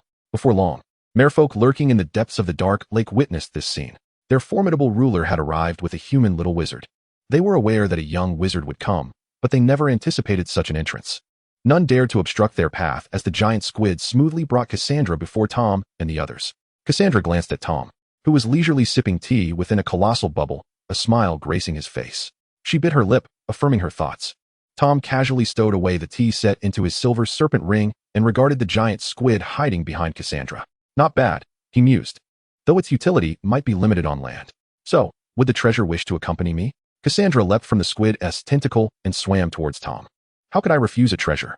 Tom encased Cassandra within a water-repelling charm, gently brushing his fingers through her dry, flowing golden locks. Then let us proceed. The giant squid, heeding Cassandra's request, extended its tentacle to cradle the enormous bubble. It then began to maneuver towards the surface of the lake. Once the giant squid departed, Cedric and others, who had been hiding in the shadows, finally emerged. What was that? Fleur looked somewhat shaken. A squid? That large? As Cedric was about to clarify, Crumb swam forward. Whatever it was, it scared off the merfolk. Let us take this opportunity to rescue the headmaster and the others. Realizing Crumb was right, the two quickly followed suit. Cedric placed his hand upon his father's shoulder, yet the spell cast upon Amos Diggory had not yet been lifted, and there were no signs of awakening from him. Realizing the urgency of the situation, Cedric understood that he must first bring Amos to the shore. With this thought in mind, he used one hand to guide Amos while the other propelled them through the water towards the bank. Similarly, Fleur cradled the unconscious Gabrielle as she swam towards the shore. However, Crumb's experience was markedly different, for he was astonished to discover that Karkaroff had miraculously awakened. Though his eyes were open, Karkaroff remained mute and motionless. Fixating his gaze upon Crumb, Tom had partially lifted the curse before departing, allowing Karkaroff to regain consciousness, yet he remained incapable of movement. Professor, I am here, Crumb said, rushing forward to envelop the distressed headmaster, whose eyes were filled with sorrow, grievance, and frustration. This only deepened Karkaroff's dismay. Fortunately, Crumb recognized the gravity of the situation and quickly secured Karkaroff under his arm, propelling them both towards the lake's surface. The lone figure left behind was Malfoy. Shortly after everyone but him had departed, a patch of dark aquatic vegetation at the lake's bottom began to undulate unnaturally. We're almost there. The surface is within reach. Cedric, unlike the physically extraordinary Harry and Malfoy, found himself quite fatigued despite being a wizard, as he struggled to swim such a considerable distance while bearing the weight of an adult. Watch out, Crumb shouted from behind. Sensing danger, Cedric instinctively pushed Amos aside and maneuvered himself in the opposite direction. What followed was a spectacle that left him incredulous. A horse-like water creature swiftly glided between him and Amos. Turning his head, he beheld Fleur, who was still clutching Gabrielle, and Crumb, who was securing Karkaroff under his arm, both wearing expressions of sheer panic. Clearly, they too had narrowly escaped an encounter with the aquatic beast. The horse-shaped water creature was a perilous magical being, known for luring unsuspecting humans onto its back only to drag them beneath the surface until they drowned, subsequently devouring them. It was evident that the creature had been famished. With a sudden push from Cedric, Amos inexplicably found himself freed from the enchantment, only to be overwhelmed by the sensation of drowning. Fortunately, Cedric swiftly cast a bubblehead charm, providing Amos with the needed air. Cedric, Amos exclaimed, quickly surveying his surroundings and grasping the severity of their predicament. As an employee of the Department for the Regulation and Control of Magical Creatures, he was well aware of the danger posed by the horse-shaped water creature. According to the classifications of the department, it bore a danger rating of 4, second only to the most perilous rating of 5. Typically, encounters with such creatures while boating could prove hazardous, let alone being submerged in water at this moment. What rendered Amos utterly powerless was the absence of his wand at that critical moment. Meanwhile, the aquatic horse-like creature showed no regard for their plight, swiftly turning to charge towards Cedric, who was closest. Cedric, with no option left, Amos struggled desperately to swim towards him. Cedric, too, felt a sense of helplessness. The spells at his disposal proved nearly useless in the water, and he lacked the ability to cast without incantation. Given the creature's speed in the water, it was entirely plausible that it would swallow him whole before he could utter a single spell. Thus, Cedric's immediate choice was to evade. Yet, how could a human match the speed of a water beast? As the monstrous creature loomed to devour the father and son, an unseen current suddenly pulled them apart, and the horse-like creature appeared to be momentarily ensnared. Then, a pink, cat-shaped hammer soared through the water, striking the beast away from them. Just as they were filled with confusion, they heard a voice exclaim, "How dare you attempt to consume my brother?" A pink figure dashed past them, wielding the hammer and launching a ferocious assault on the creature. Harry? Cedric felt a surge of emotion. He had thought he was about to become fodder for horses, only to be rescued from peril by this figure clad in a pink dress, akin to the morning sun dispelling the darkness of dawn. Were it not for Harry's gender, he might have found himself enamored. Meanwhile, Amos glanced to the other side, recalling how that mysterious current had pulled them apart and halted the beast. Otherwise, they would have been horse feed before Harry and the others arrived. In his line of sight, a massive bubble of water, evidently conjured by magic, floated in the distance, within which Tom and Cassandra were suspended. Professor Tom? Amos had never considered that Cassandra might be their savior. The recent current had been so deftly controlled that it reminded him of a water prison he had once seen Dumbledore conjure. He had to admit, the notion of being saved by the Dark Lord was something he had never contemplated. Even now, witnessing it firsthand, he found it hard to believe. Tom paid no heed to Amos's thoughts. After accomplishing the task, he turned to leave with Cassandra, clearly remembering that he was merely a temporary treasure. Truth be told, Tom had only intervened due to the sudden emergence of danger, saving Cedric, who had left a favorable impression on him. As for Amos, he was simply a collateral beneficiary.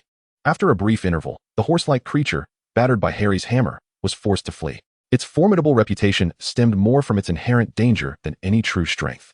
It was merely unfortunate that Cedric and wandless Amos had no means to counter it while submerged.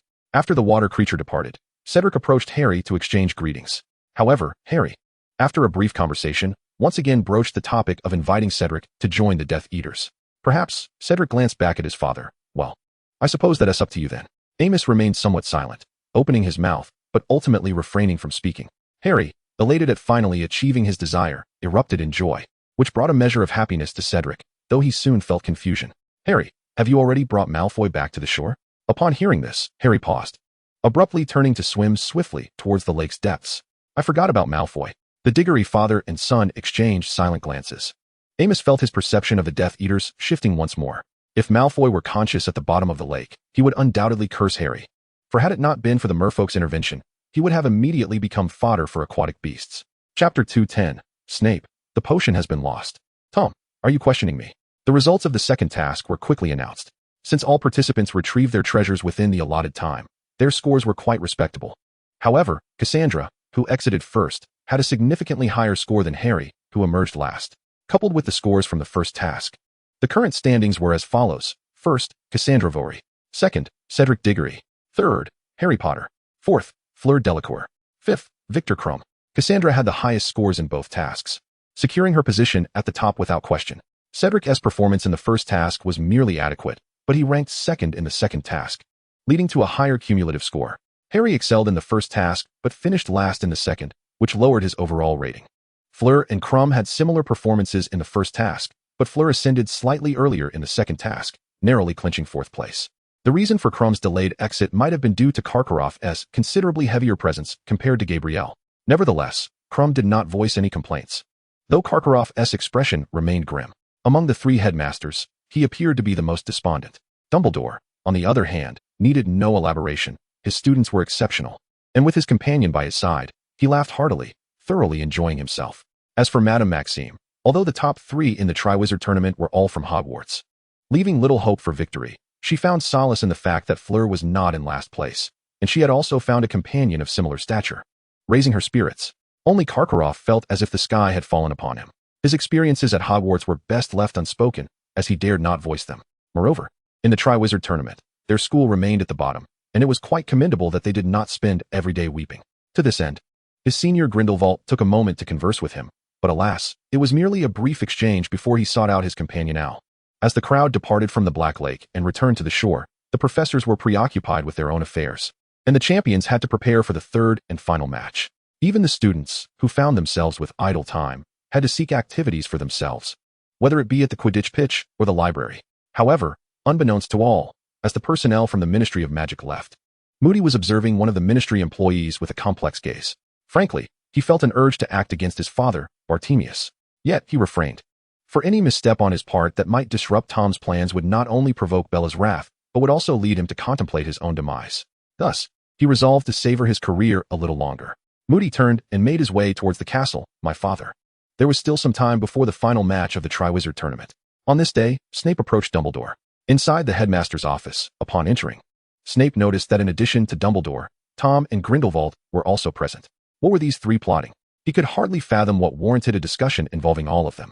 Upon seeing Snape, Dumbledore ceased the previous topic and coughed. Severus, is there anything I can assist you with? Meanwhile, Tom had not anticipated that his intention to discuss whether they had orchestrated the water creature in the second task would lead to further revelations. Recently, many potion ingredients had gone missing from the potion supply room. Snape looked at Dumbledore, his tone as composed as ever. However, Dumbledore seemed unconcerned, remarking that such occurrences were not unprecedented. He was aware that Tom frequently visited the supply room to procure rare materials. Noting Dumbledore's accusatory gaze, Tom felt a twinge of displeasure. Was it truly assumed that he had pilfered from his potions? Snape, maintaining his calm demeanor while glancing at the two, continued. More than before, this prompted Dumbledore to address Tom directly. While I support your endeavors in potion making, you must inform me beforehand of any materials you wish to take. Severus has grown weary of this. Do not lay blame on me. Snape protested, slightly flustered, but upon realizing Tom was unfazed by his reaction, he regained his composure, his expression remaining unchanged throughout. You old bee, Tom muttered, producing the Elder Wand, prompting Dumbledore to instinctively shield Grindelwald, leaving the latter somewhat bewildered. Yet, amidst their playful banter, Tom adamantly refused to accept responsibility for actions he had not committed, stating, I may have taken a bit, but certainly not as much as before. Ahem, the professor believes in you. Old Dumbledore nodded, then turned his gaze towards Snape. Snape, understanding the implication, began to speak, particularly concerning the potion ingredients required for the Polyjuice Potion. The Polyjuice Potion? A flicker of contemplation crossed Grindelwald's eyes, followed by an instinctive glance at Tom. In this castle, there were only two individuals likely to cause trouble. One was himself, but he was certain he hadn't acted. Thus, only Tom remained. If Tom claimed he hadn't taken it, then he must have instigated someone else to do so. Even if Tom did not personally carry it out, he was undoubtedly involved. After all, they had all played the role of the antagonist at some point. Grindelwald had engaged in such schemes numerous times, making him quite empathetic to Tom's methods. Tom maintained a calm demeanor, remaining silent. No one could delve into his thoughts through legilimency. Consequently, no one knew what he was contemplating. The potion ingredients had indeed been acquired by young Barty, disguised as Moody. Furthermore, as young Barty was currently posing as a member of the Order of the Phoenix, Tom's Death Eaters found it challenging to deliver materials to him. Thus, he resorted to stealing from Snape instead. Chapter 211. The Triwizard Tournament, the final match. While they were aware of who had pilfered the potion ingredients, acknowledging it was one thing, but stating it aloud was another. Therefore, perhaps one day Severus might inadvertently brew a potion and mistakenly consume it? Tom mused, suggesting the idea of transforming himself into someone else to manipulate matters. Tom's words successfully transformed Snape's countenance into that of a brooding, bat-like figure. Nevertheless, Snape remained reticent. Instead, it was Dumbledore who couldn't contain a chuckle, eliciting Snape's murderous glare in response. The greasy-haired young lad dares to challenge me, the ancient, Dumbledore mused. Feeling a pang of discomfort, he would not find solace for his wounded spirit until he replaced the galleon-shaped pillow with a more lifelike version. Upon hearing Tom's remarks, the three understood that Tom was fully aware of the situation, and Tom was equally aware that they knew he knew. Hence, the four tacitly chose to bypass the topic. Tom plucked a lemon sherbet from Dumbledore's desk and popped it into his mouth, contemplating the loss of the potion ingredients, which would be deducted from Snape's salary as a form of punishment for his lax supervision. Goodness, not only did he steal my potion ingredients, but he also intends to dock my pay. Does he truly consider me a mere beast of burden? Snape lamented, feeling truly unfortunate to have such a leader. Yet, he took solace in having another superior, Professor Dumbledore. The implication was quite clear, old Dumbledore. Pay up. Now it was Dumbledore's turn to feel displeased, as those potion ingredients were indeed quite valuable. Meanwhile, Tom reveled in the unfolding scene, having anticipated it all along. Without a doubt, Dumbledore would ultimately seek funds from the Board of Governors, most of whom were his allies, and in doing so, he could take another jab at the old headmaster. This can be regarded as a unique rapport cultivated between Tom and Dumbledore over the years, where each subtly calculates the other's moves, not out of malice, but purely for amusement. Grindelwald observed this scene with a sense of novelty, refraining from interjecting on Dumbledore's behalf, merely smiling in silence. All right, you win, Dumbledore sighed, closing his eyes. I suppose I shall seek funding from the Board of Governors then? In that case, Professor, I shall take my leave. Don't dawdle. Run, came the retort. As the days passed, The highly anticipated day finally arrived. The final match of the Triwizard Tournament was to be held at the Quidditch pitch, which had been transformed into a vast labyrinth to facilitate the competition. Within this maze, various traps and challenges set by the professors awaited, and only by overcoming these obstacles could one avoid elimination and advance. The rules of this contest were straightforward. The first to navigate the maze and locate the championship trophy at its center would claim victory. The scores from the previous 2 rounds would come into play at this juncture, as participants would enter the maze according to their rankings.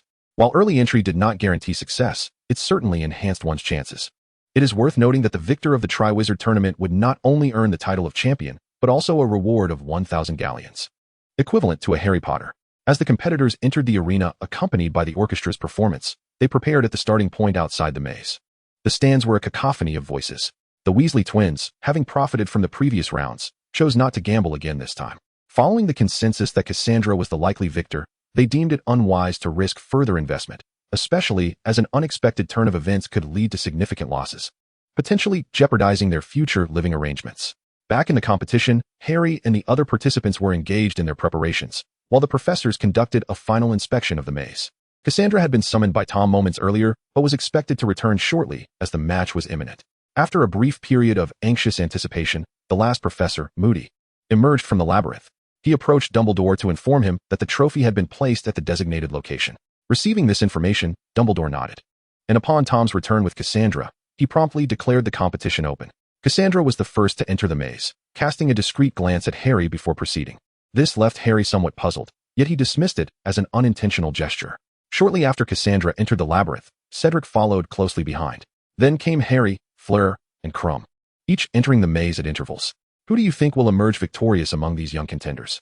Grindelwald, seated beside Tom with a bag of Muggle snacks, inquired. Who will win? Tom snatched the bag of snacks from Grindelwald's grasp, popping one into his mouth, remarking on its crispness. Oh, are you hoping he will claim the trophy? Grindelwald teased, retrieving a snack from Tom. Won't your jealous little student be upset? After all, you are rather biased. She had already demonstrated her prowess, a fact acknowledged by all, and she did not require a mere trophy to validate her worth. In truth, the applause had lingered for quite some time. Within the labyrinth, Krum, relying on his robust physique, sprinted forward, his earlier defeat in the competition having set him back considerably. Fortunately, there was still a chance for redemption. If he could seize the trophy first, he would be the ultimate victor. As he ran, he stumbled over some peculiar plants, but managed to resolve the issue with his wand. Pressing onward, he narrowly avoided 2 traps, which allowed him to catch sight of a figure ahead. Recognizing it as Cedric, the second to enter the maze, Krum hesitated momentarily before his desire for victory compelled him to draw his wand. He aimed to defeat Cedric here, eliminating this rival and securing the trophy ahead of the others. Quickly bind him. Cedric, startled by the voice behind him as he made his way toward the maze's center, instinctively dove aside, narrowly evading the spell. Turning to see his assailant, he realized it was Krum. Within half a minute, Cedric also brandished his wand, prepared to confront Krum in the maze, exclaiming, Disarm. Chapter 212, Socket Spirit. Well, if it isn't my dearest second-in-command. As Cedric and Krum faced off, Fleur encountered magical creatures within another part of the maze. These beings had been placed there by the professors as obstacles, effectively blocking Fleur's path. Meanwhile, Harry, nervously clutching a treasure box in one hand and his wand in the other, had yet to encounter anything. That is, until now. He found himself staring at Cassandra, who was watching him intently. Harry paused, then displayed a rather pitiful expression. Cassandra, could you go easy on me? Though aware of his own abilities, he recognized the futility of challenging Cassandra, at least not at this moment. Surprisingly, Cassandra seemed to have no intention of attacking him. As Harry stood in bewilderment, Cassandra beckoned him to follow her, proceeding towards the path before the labyrinth. With a countenance marked by confusion, Harry had no choice but to trail behind her. Along the way, he opened his mouth as if to speak, hesitating between questioning and remaining silent, torn by curiosity. Yet, before he could resolve this internal struggle, Cassandra came to a halt. Realizing this, Harry glanced around, discovering that they had arrived at a relatively spacious area within the maze. Not far off stood a silver and blue trophy, the very championship trophy of the Triwizard Tournament. To his astonishment, a familiar figure was respectfully positioned near the trophy, Professor Moody. In front of Professor Moody reclined another figure beside the trophy's pedestal, who turned to look at Harry upon hearing the commotion. You've arrived? It was Tom. As he spoke, Tom rose to his feet, while Cassandra stepped aside, gesturing for Harry to approach.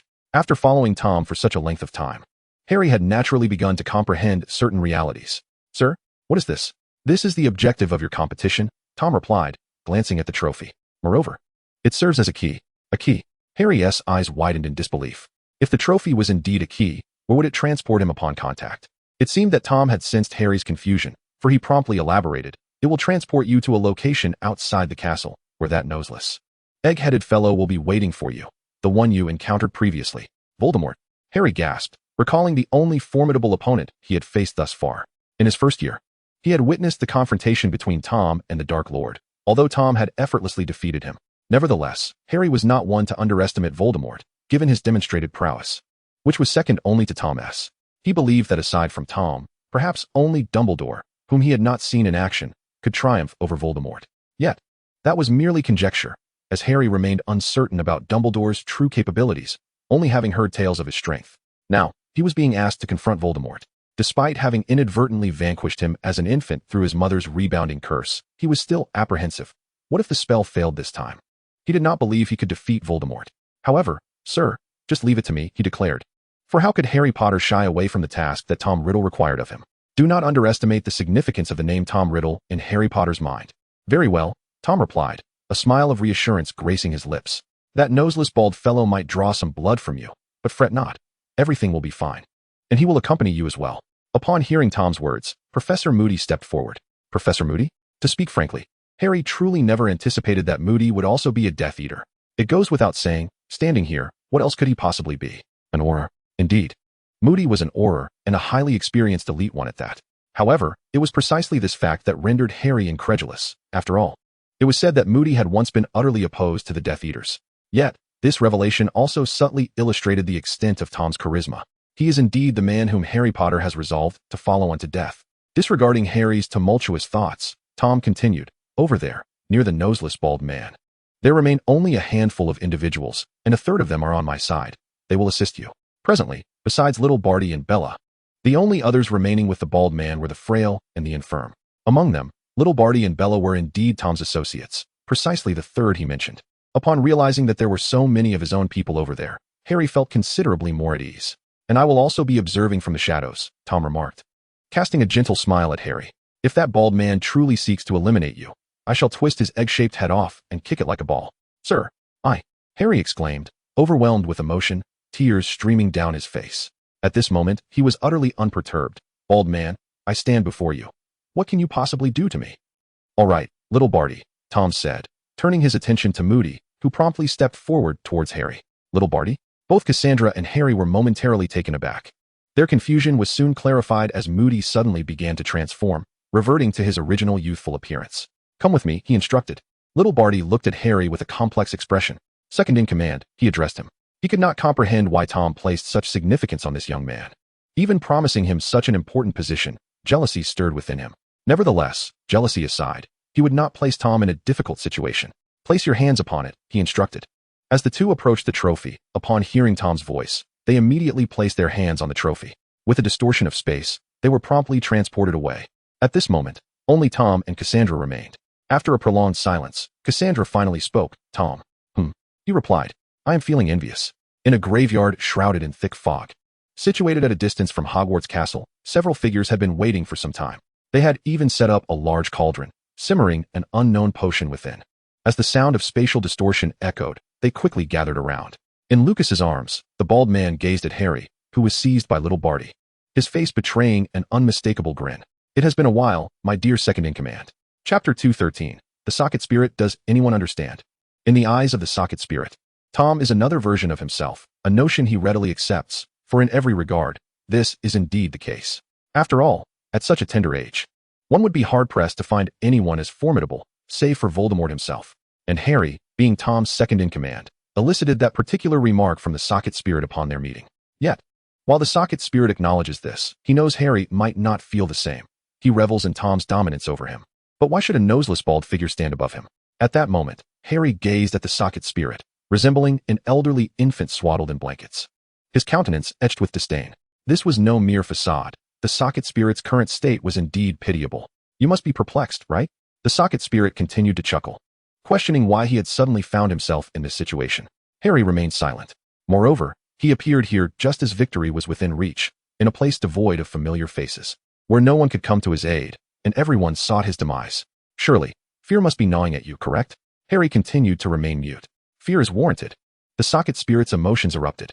If it weren't for you, I would have long since ruled the world. If it weren't for you, I wouldn't be in this wretched state.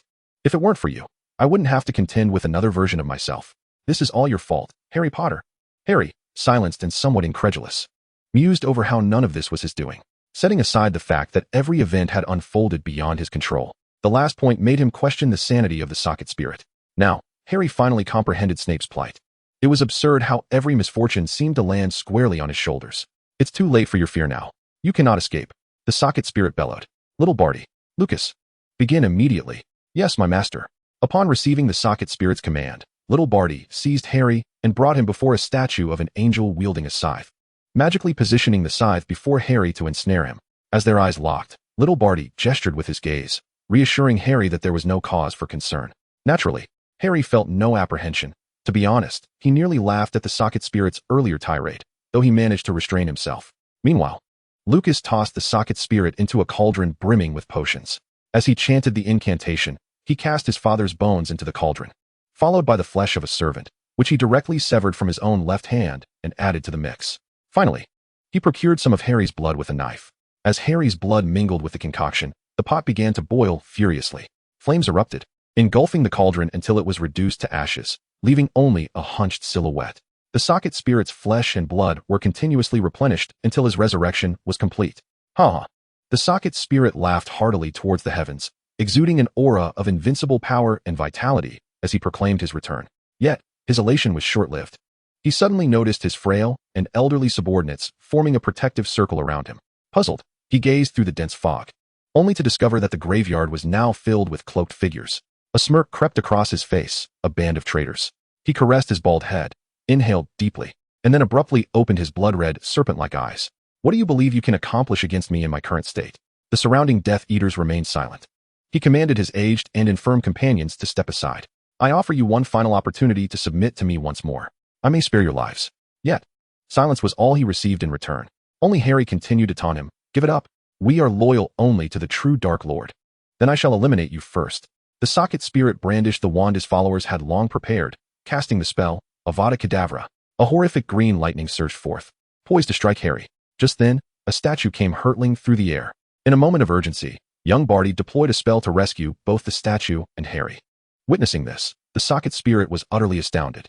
Barty, even you, my most loyal, have betrayed me? He inhaled deeply. When did this begin? It has always been so, replied young Barty calmly. This revelation ignited an explosion of fury within the socket spirit. Barty crouched. Why? I am loyal only to the Dark Lord. The socket spirit scoffed. Do you truly believe I am inferior to him? How could he ever rival me? Regardless, Tom is absent. Let us speak of him for now. A rustling sound behind him caused the anger on his face to vanish instantly. Turning around, he beheld a handsome young man approaching, wielding the Elder Wand. The piercing, icy green eyes seemed to penetrate the very soul, and the wand's tip radiated a sinister green light, awakening the deepest fears within him. Does no one understand my family? Tom, that lesser man, dares to eavesdrop on my boasting. Not only is he listening, but he is also so petty as to threaten my life for a mere word. Suddenly, as Tom prepared to act, the socket spirit instinctively recoiled in alarm, taking 2 steps back. We are both Tom Riddle. There is no need for you to destroy yourself, is there? The young man raised his wand. You, the socket spirit, gripped by the fear of death, cried out. Must you truly kill yourself? Tell me, what do you perceive life to be? The words of the socket spirit momentarily halted Tom's advance, prompting a bemused laugh from him. And you? If I could kill you, would I waste my breath? The socket spirit forced a bitter smile. He understood Tom's words all too well. It appeared that today was destined to be his last. After all, he had already attempted to escape once, realizing that evasion was futile, especially with the counterspell against apparition cast here. Initially, there had been concerns that Harry would mature too swiftly, mastering the spell and slipping away. Yet it had inadvertently transformed into a prison that ensnared him. The sole silver lining was that he still possessed numerous Horcruxes. Even in death, he could resurrect. Indeed, he was quite clever. Wait, was that trophy not a key? Although reaching it would require confronting that old man Dumbledore, it was undoubtedly far simpler than facing Tom. With this thought, he resolved to utilize the trophy to make his escape. The socket creature immediately transformed its lower half into black mist, soaring toward the trophy in the distance, extending its hand to grasp it. But piercing agony. The trophy was flying, hidden in the shadows. Bellatrix aimed a piercing curse directly at the socket creature, while young Barty again employed the summoning charm to snatch away the creature's hope of escape. Chapter 214, The Breaking of the Ranrock Seal, The Alliance of Two Old Men. Bellatrix, you too. It had always been thus. The socket creature was utterly disheartened, no longer concerned with the ever-looming threat of Tom, nor did it care about the previously infuriating Harry. It turned to its remaining four subordinates, shouting frantically, "What about you? Are you also going to say it has always been this way?" "No, my master. We are truly loyal to you." As if to demonstrate their fidelity, they brandished their wands and charged at the throng of Death Eaters, only to be swiftly subdued. For useless fools, the socket creature felt tears welling up.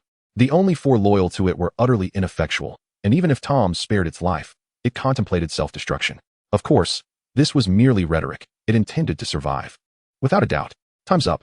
Tom smiled as he raised the Elder Wand, declaring, "It is time for you to depart." The socket creature's crimson serpent eyes reflected the scene of Tom brandishing the wand, poised to end its life. Suddenly, a tremendous noise erupted from the horizon, causing Tom to halt and glance toward the other side of the sky. In the dim heavens, a corner radiated an ominous blood-red hue, with black and red lightning crackling through it. Had that creature emerged? Meanwhile, in the vast subterranean chamber of Hogwarts Castle, the blue crystal, sealed by goblin silver, was now riddled with cracks, the silver itself fracturing layer by layer. A sinister aura of black and red began to seep forth, a force deemed capable of annihilating the entire world. Previously confined within the blue crystal, a fierce black-red dragon now unleashed its rage and pain through its blazing scarlet eyes. With unimaginable ferocity, it shattered the seal that had confined it for a century. Boom! The immense energy of liberation erupted from the depths, shattering the castle above into smithereens with its black-red power. The immense void that remained was suffused with an unimaginable aura of terror, casting an oppressive dark red hue across the entire sky. Fortunately, the populace was engrossed in the Quidditch match, and even the imprisoned Mad-Eye Moody had been relocated due to young Barty's impending transformation. Otherwise, they would have had no chance of survival in the wake of the recent surge of energy. Within the Quidditch Stadium, all eyes were drawn to this sudden and bizarre phenomenon. What could it be? Dumbledore rose from his seat, furrowing his brow as he gazed at the crimson sky. A sense of discomfort washed over him, amplified by the sinister energy that permeated the air, alongside a chilling aura that sent waves of unease through his heart. Albus Grindelwald stood beside him, his expression equally grim. What lay beneath Hogwarts? No, perhaps I already know. Dumbledore recalled a tale he had heard during his own school days, a story from 3 years prior to his own admission to Hogwarts.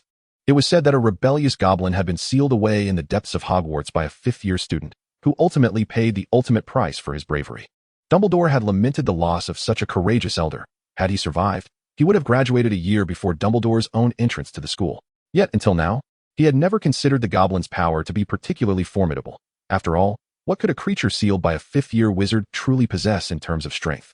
However, it now appeared that the situation was far more dire than he had previously imagined. Upon reflection, it was not surprising that he had held such thoughts. Despite the recorded rebellion of the goblins, what remained in the public consciousness was merely the inherent danger posed by the goblin race. As for the extraordinary abilities of the elder and the goblin, it was uncertain whether such details would ever be documented, and even if they were, they would likely be dismissed as exaggerations. Even if someone were to recount such a tale, most would regard it as mere boasting unless they had witnessed it firsthand. For Dumbledore, even if a professor had claimed that a goblin possessed the power to destroy the world, he would have thought the professor jesting. With the memories fading, Dumbledore spoke gravely. It may be a goblin that has lain sealed beneath Hogwarts for a century. A goblin? Are you seriously suggesting it is a goblin? What kind of goblin possesses such might?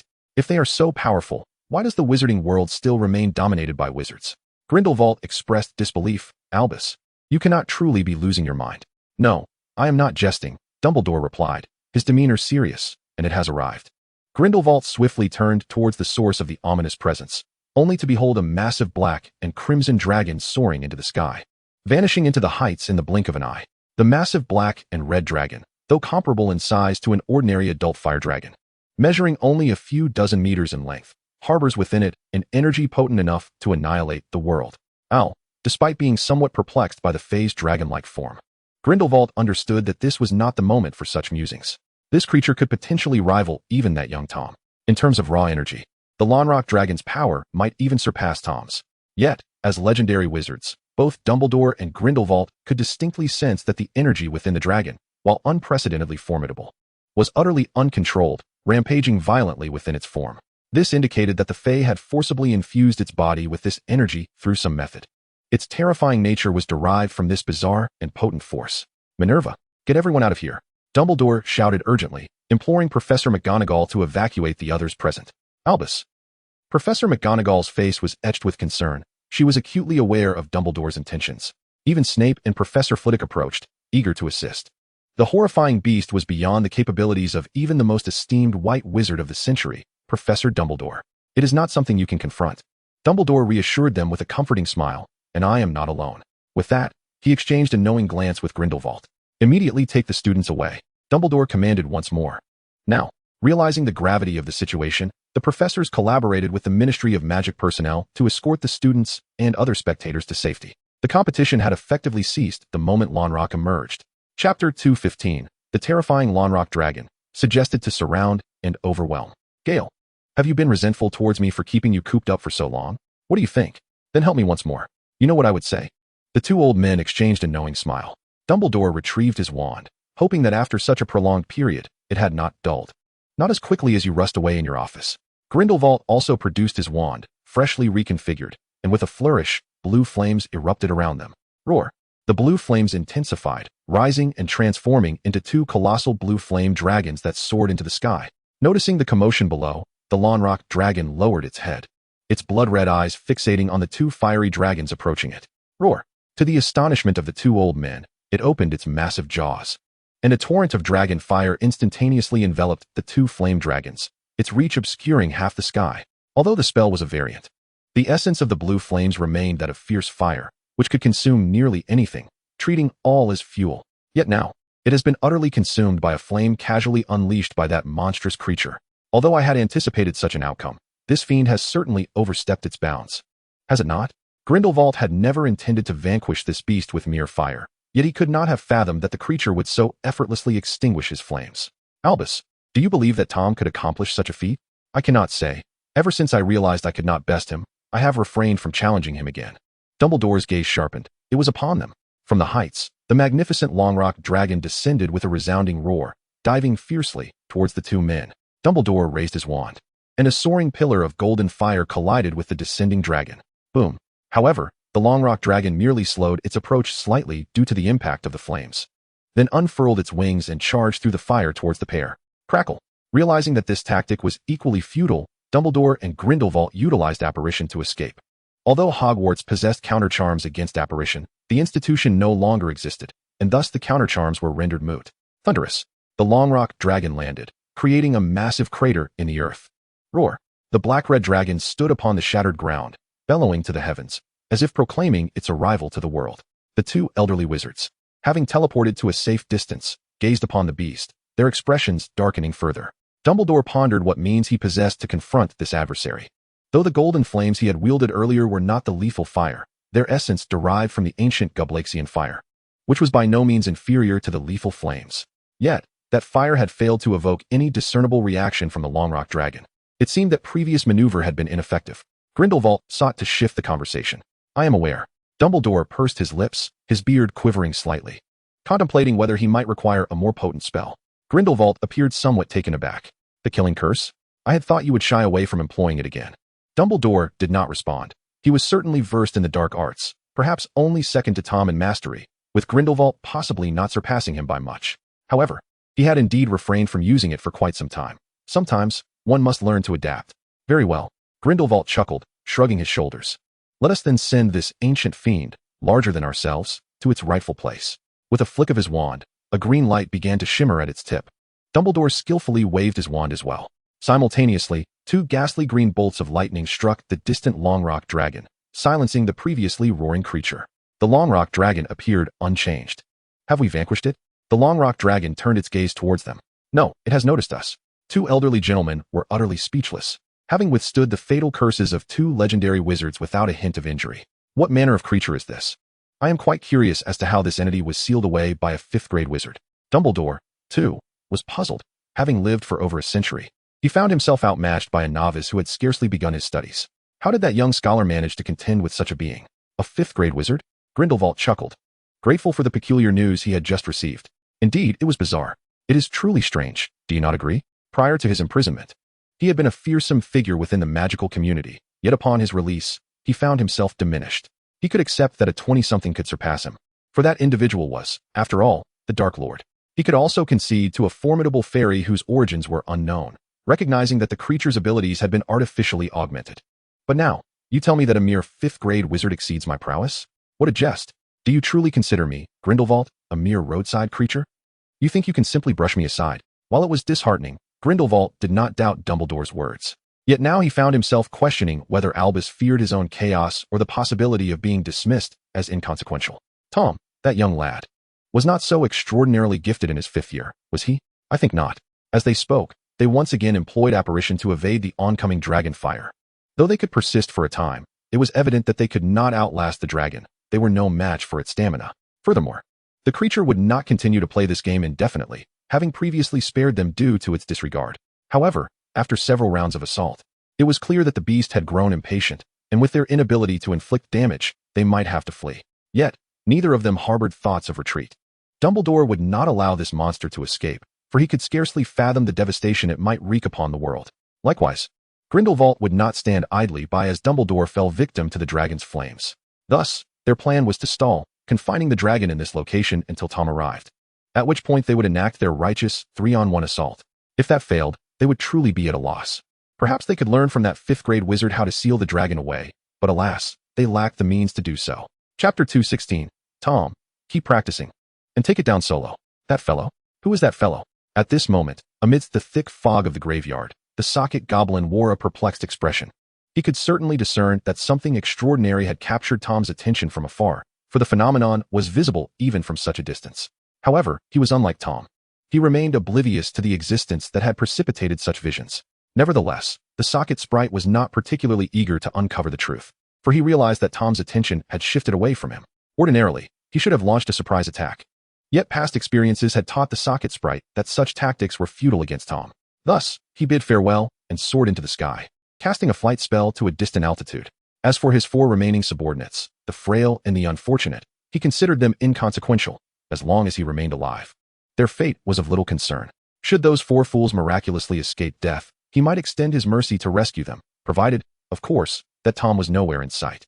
The other Death Eaters, upon witnessing this, attempted to detain him, but alas, they lacked the strength to capture the socket sprite. Not even Nagini or Bellatrix. Nor young Barty could manage it.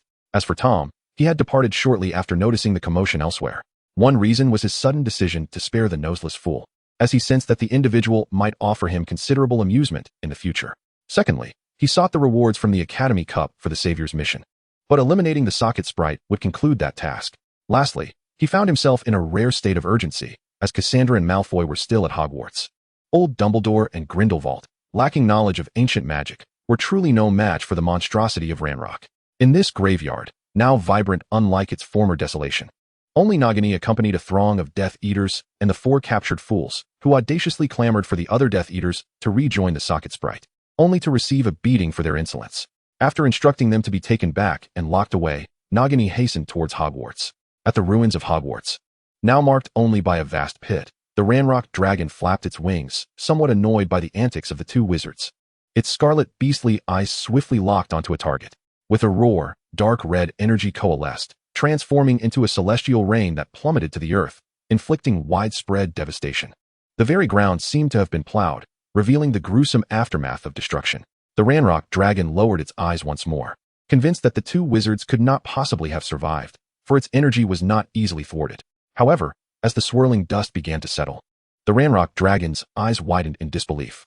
Below, amidst the ravaged earth, there emerged a semicircular, pearly barrier radiating a soft blue glow. The significance was not merely that its attack had been thwarted, but rather the essence of that protective shield, ancient magic. Wretched Merlin, was this some form of jest?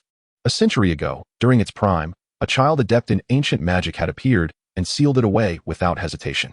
Now, having only just escaped that confinement, it found itself confronted once more by another child proficient in ancient magic, emerging from the shadows.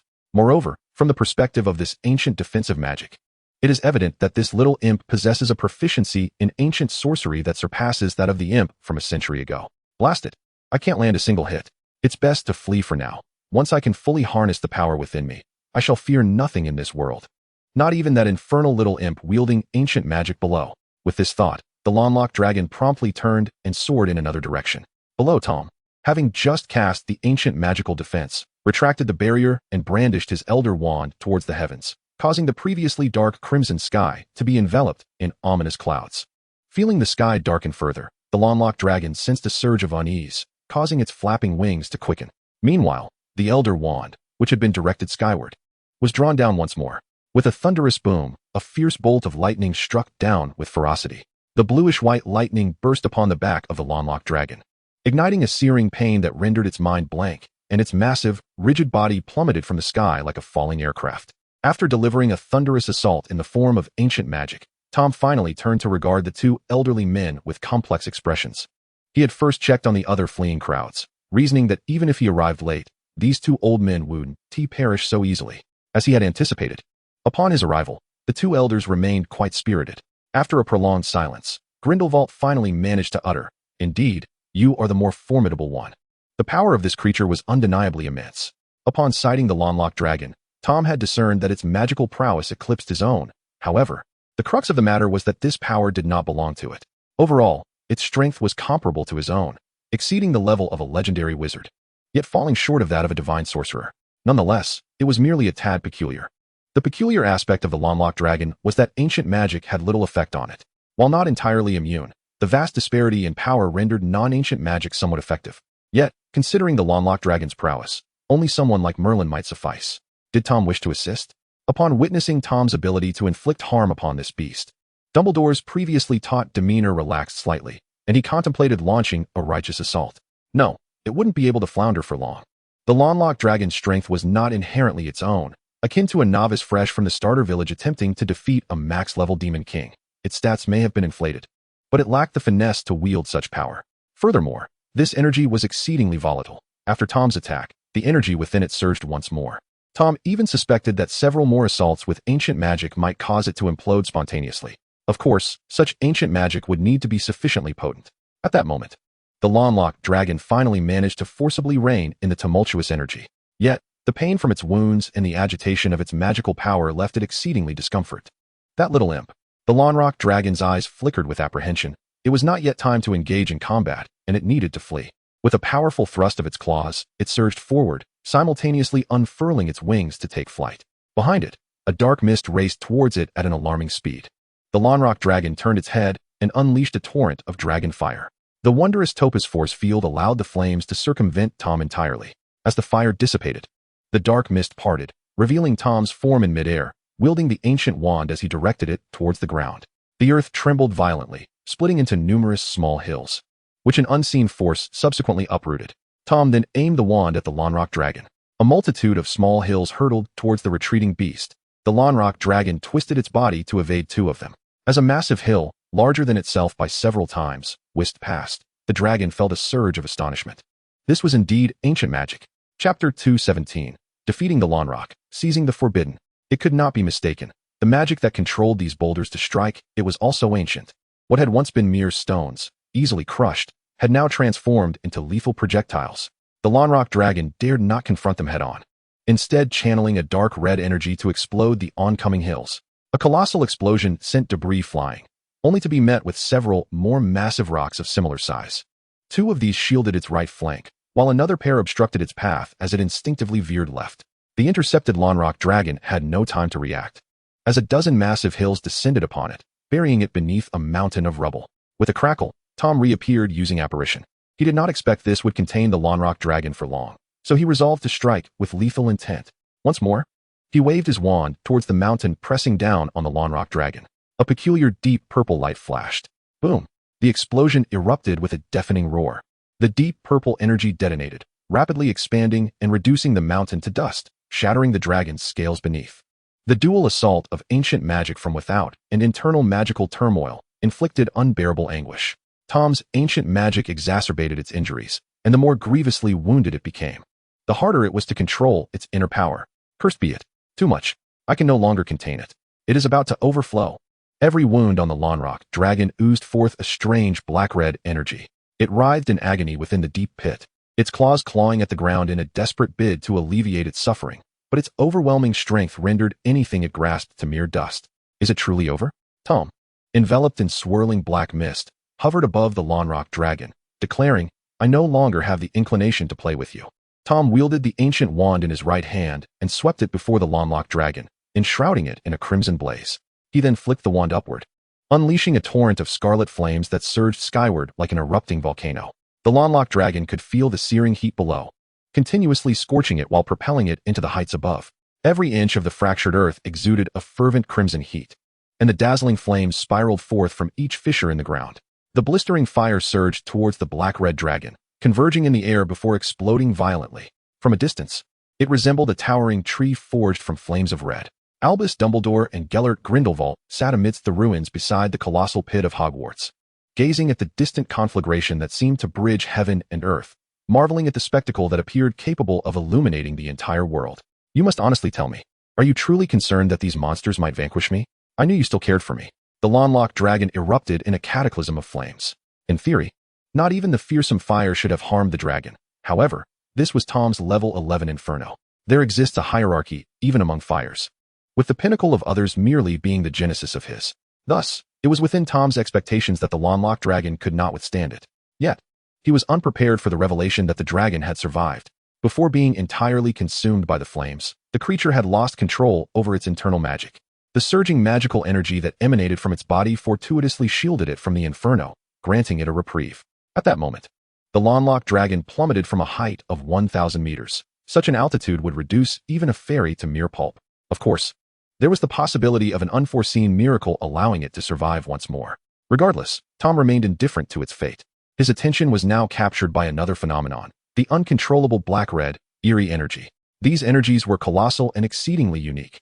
Even Tom's level 11 flames could not incinerate them entirely. He recognized their nature.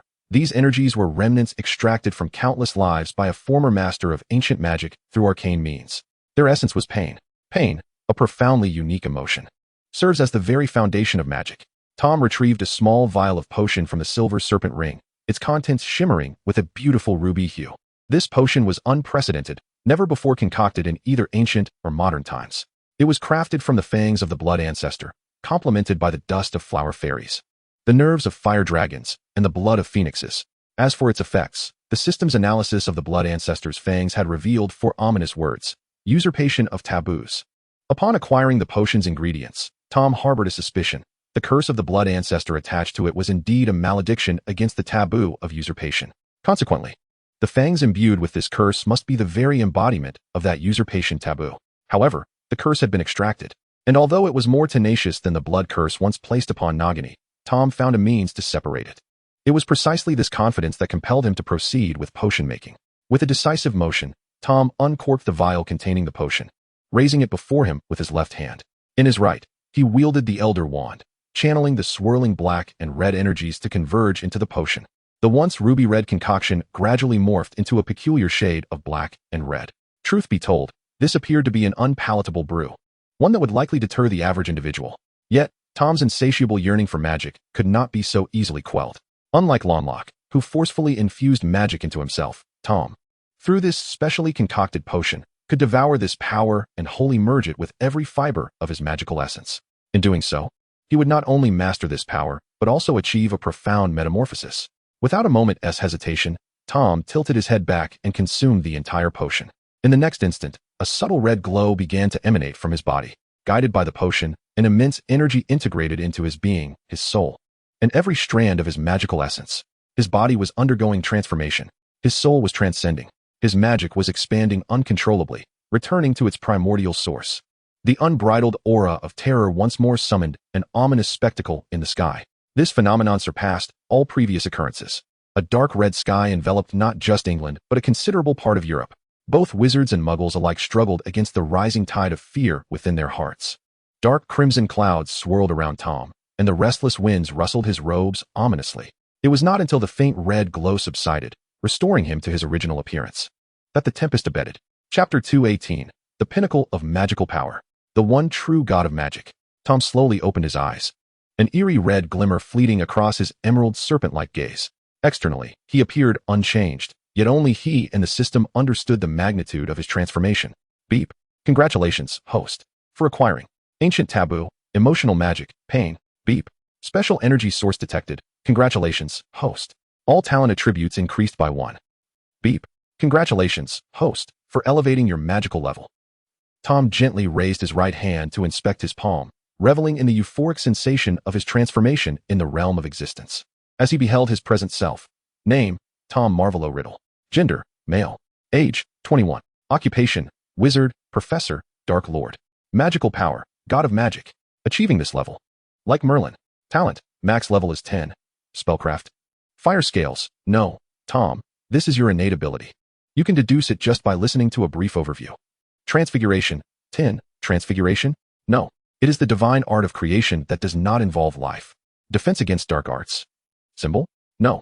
A true savior in practical terms. Dark arts. Compared to you. Even an electrical socket behaves like a baby. Potion mastery. 9. One of the most exceptional potion masters in the modern world, and indeed, throughout the history of magic. Alchemy. 7. A renowned master of alchemy. Divination.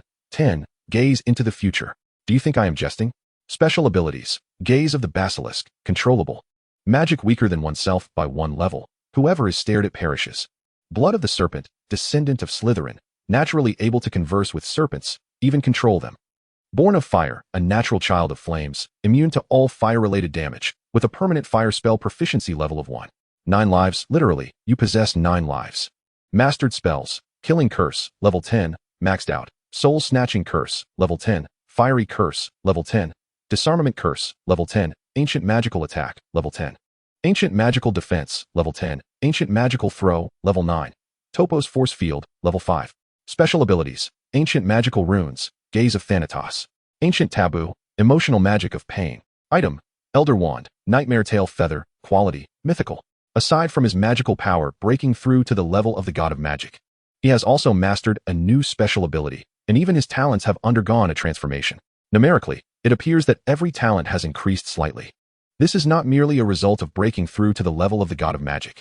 It represents a complete metamorphosis brought about by the fusion of ancient taboos.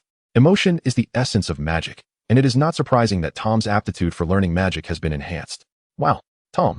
Compared to Tom, who still seems to maintain a semblance of calm, the entity in his mind is far more exhilarated. Humph, in a few hundred years. It will no longer be the great Merlin, but the great Tom. The entity chuckles mischievously in his mind, before continuing to pester Tom. How does it feel?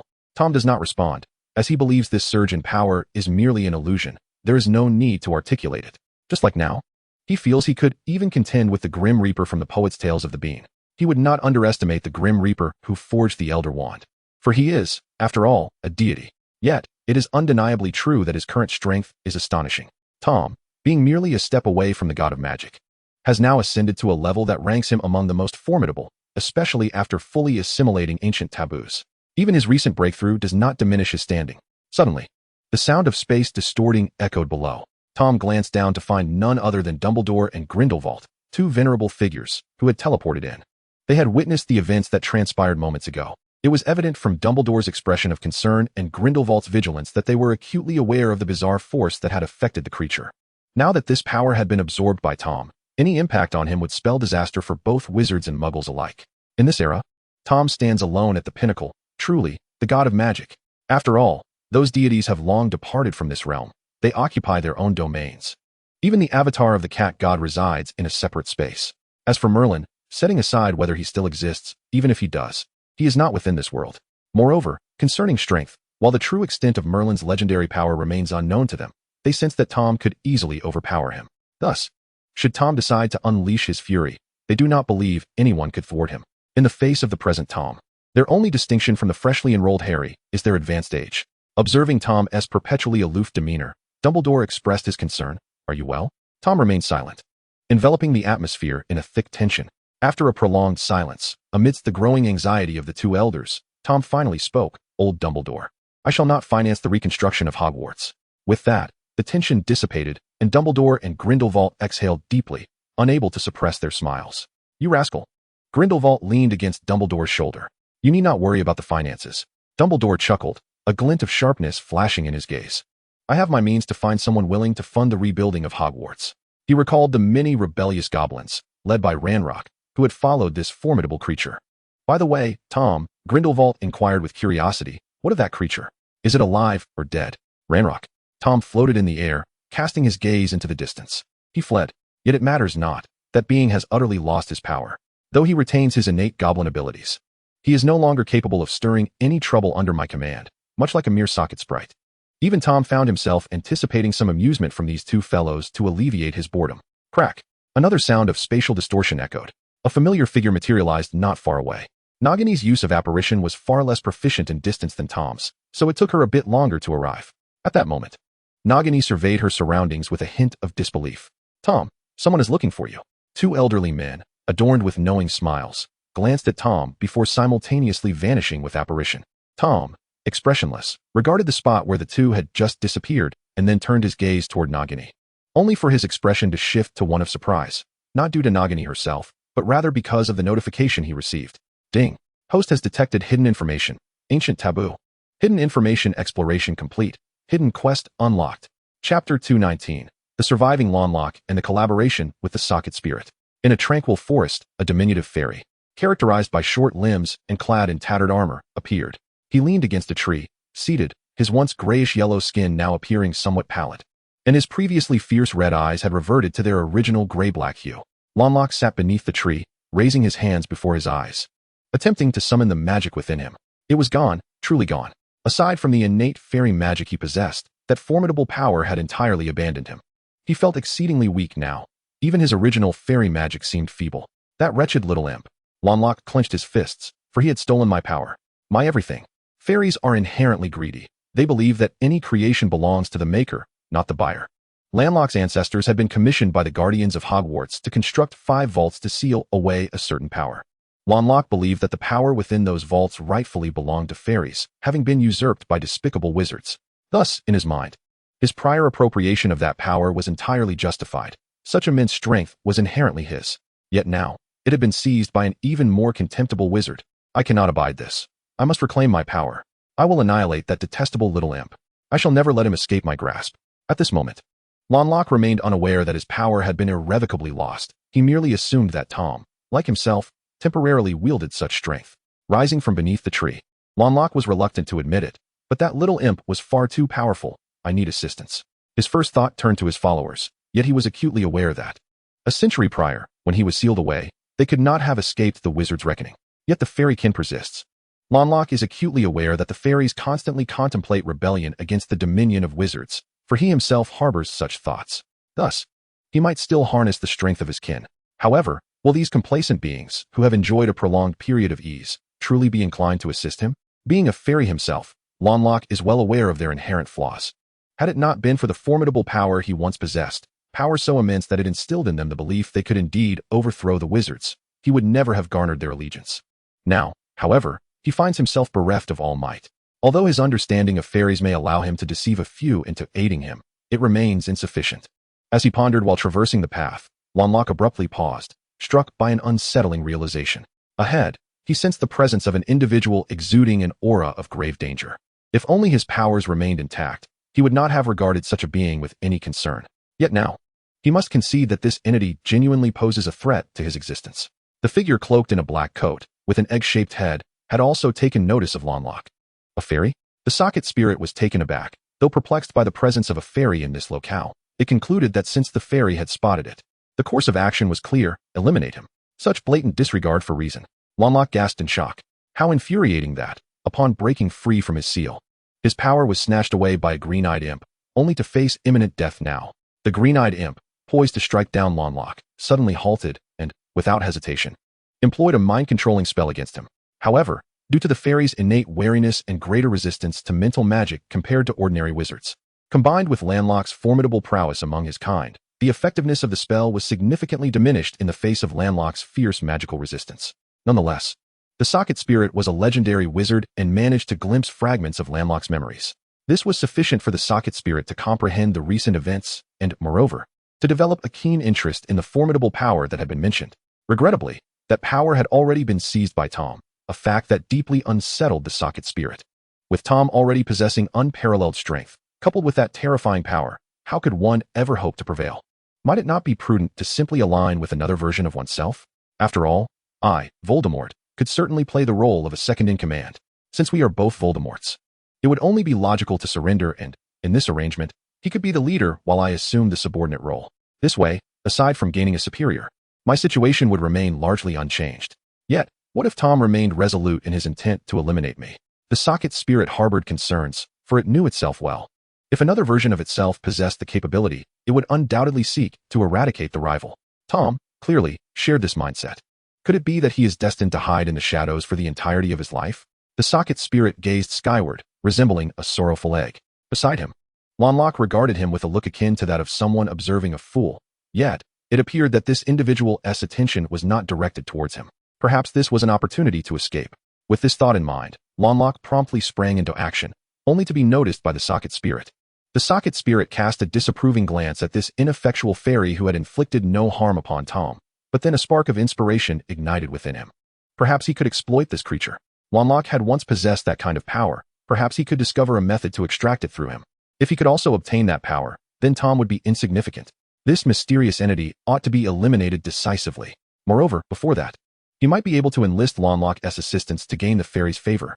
With this in mind, the socket spirit suppressed his malevolent thoughts and endeavored to present a facade of amiability. Perhaps we could collaborate.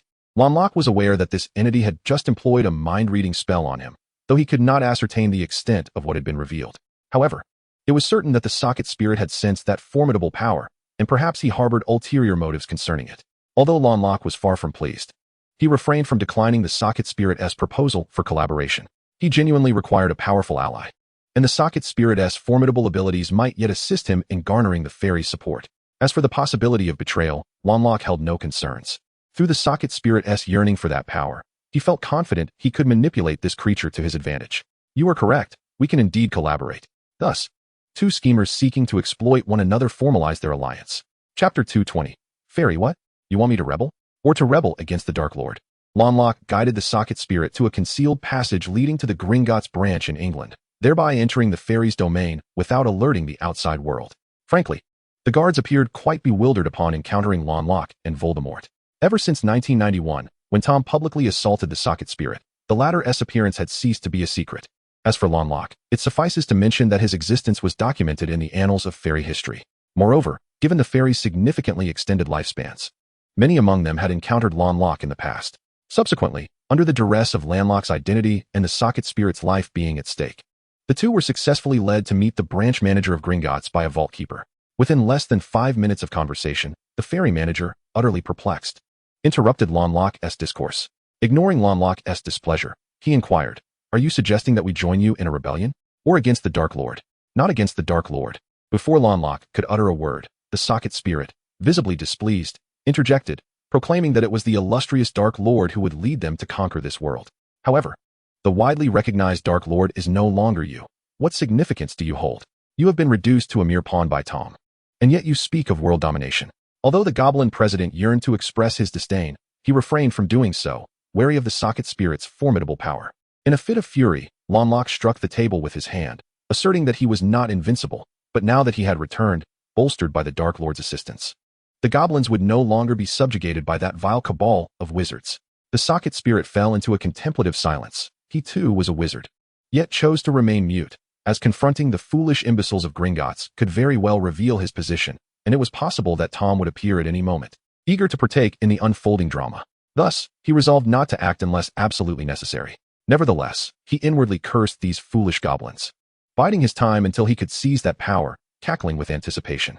The Goblin President, uncertain of how to respond, questioned the seriousness of Lanlock's claims. Setting aside the fact that there exists a Dark Lord and Dumbledore among wizards, recent intelligence indicated that the once feared dark wizard Grindelwald had seemingly resurfaced and was allied with the Dark Lord. Even hypothetically speaking, regardless of Tom's extraordinary prowess, 3 ordinary legendary wizards would likely overwhelm a mere socket spirit. What assistance could the goblins provide to combat the Death Eaters spread across the globe? Not to mention the various Ministry of Magic forces and the potential return of the Saints? Such grandiose boasts were acceptable in private, but to risk their lives was an altogether different matter. After all, possessing control over the entire wizarding bank and amassing immense wealth afforded them a modicum of satisfaction. However, in light of the Goblin President's response, Lanlock had anticipated this objection. He sought to persuade the Goblin President with the power he once wielded. Yet upon hearing that he must reclaim his strength from Tom, the Goblin President's resistance intensified. How could one contend with such a terrifying figure, now even more formidable? Rebellion was out of the question. We goblins are law-abiding citizens. Even if Lanlock claimed he had a method to regain his power without defeating Tom, the Goblin President remained unconvinced. Setting aside the question of whether he could truly reclaim it, what would it matter if he did? Would he only face another thrashing? Thus, the goblin president, with a grave expression, firmly declared his refusal. He had the audacity to speak as he did, confident that these two scurrying rats would not dare take action here. For should they create a disturbance, Tom would undoubtedly take notice. Yet, he overlooked one crucial detail. These two scurrying rats were, in fact, lunatics. Perhaps they would feel fear, but when the moment necessitated action, they would not hesitate to strike. Lonlock took a deep breath, his expression intricate. After a moment, he spoke slowly. I will ensure you willingly assist us. With that, he stepped back 2 paces to make way for the socket spirit, saying, I apologize for the inconvenience. What do you intend to do? The fairy director attempted to call for help, but before he could utter a sound, he heard his last words before losing consciousness. Soul extraction. Observing the fairy director under his control, the socket spirit turned to Lonlock and cautioned, this is not a long-term solution. The longer we maintain the soul-binding spell, the more apparent its effects will become. There is no need for continuous control, Lonlock replied, shaking his head. As long as he speaks our desired words at the crucial moment, we can keep him away from prying eyes until then. He had already devised a plan. Imprison the fairy director in the vault, for greedy fairies always wish to be near gold, and no one would suspect a thing. A week later, under the might of wizards, reconstructing a castle was no arduous task. It could even be accomplished in less than a night. However, rebuilding Hogwarts was an exceedingly challenging endeavor, not due to its grand scale, but because the magic embedded within the castle was difficult to replicate. Most of the less complex spells could be replicated, and some intricate magic could be handled by Dumbledore and the professors. Yet, the remaining spells were exceedingly unique. And even Dumbledore and Grindelwald could not recreate them, such as the Room of Requirement.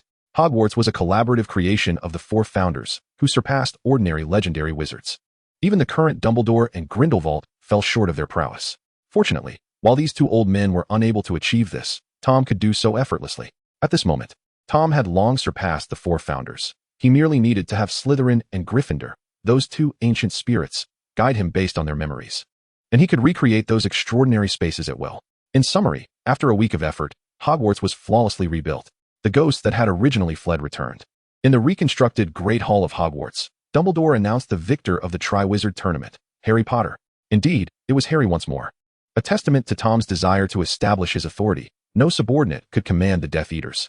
However, considering the unique nature of this competition, and following the Ministry of Magic's deliberation, Miss Cassandra Ray, who had excelled in the tournament and was the first to locate the trophy, would receive the same accolades as the winner. And Cassandra Ray. Chapter 221. The Rewards of the House Cup for the 4th year.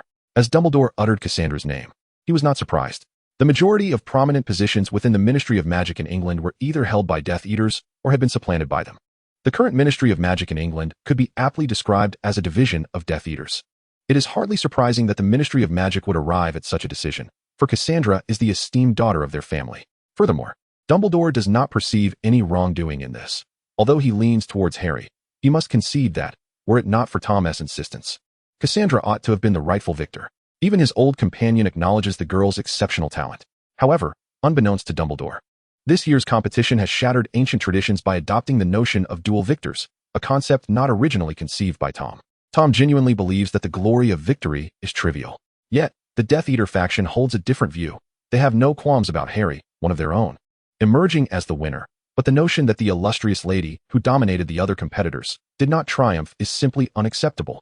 Although the Triwizard Tournament is a highly esteemed and venerable event within the magical community, its rules are not to be whimsically altered.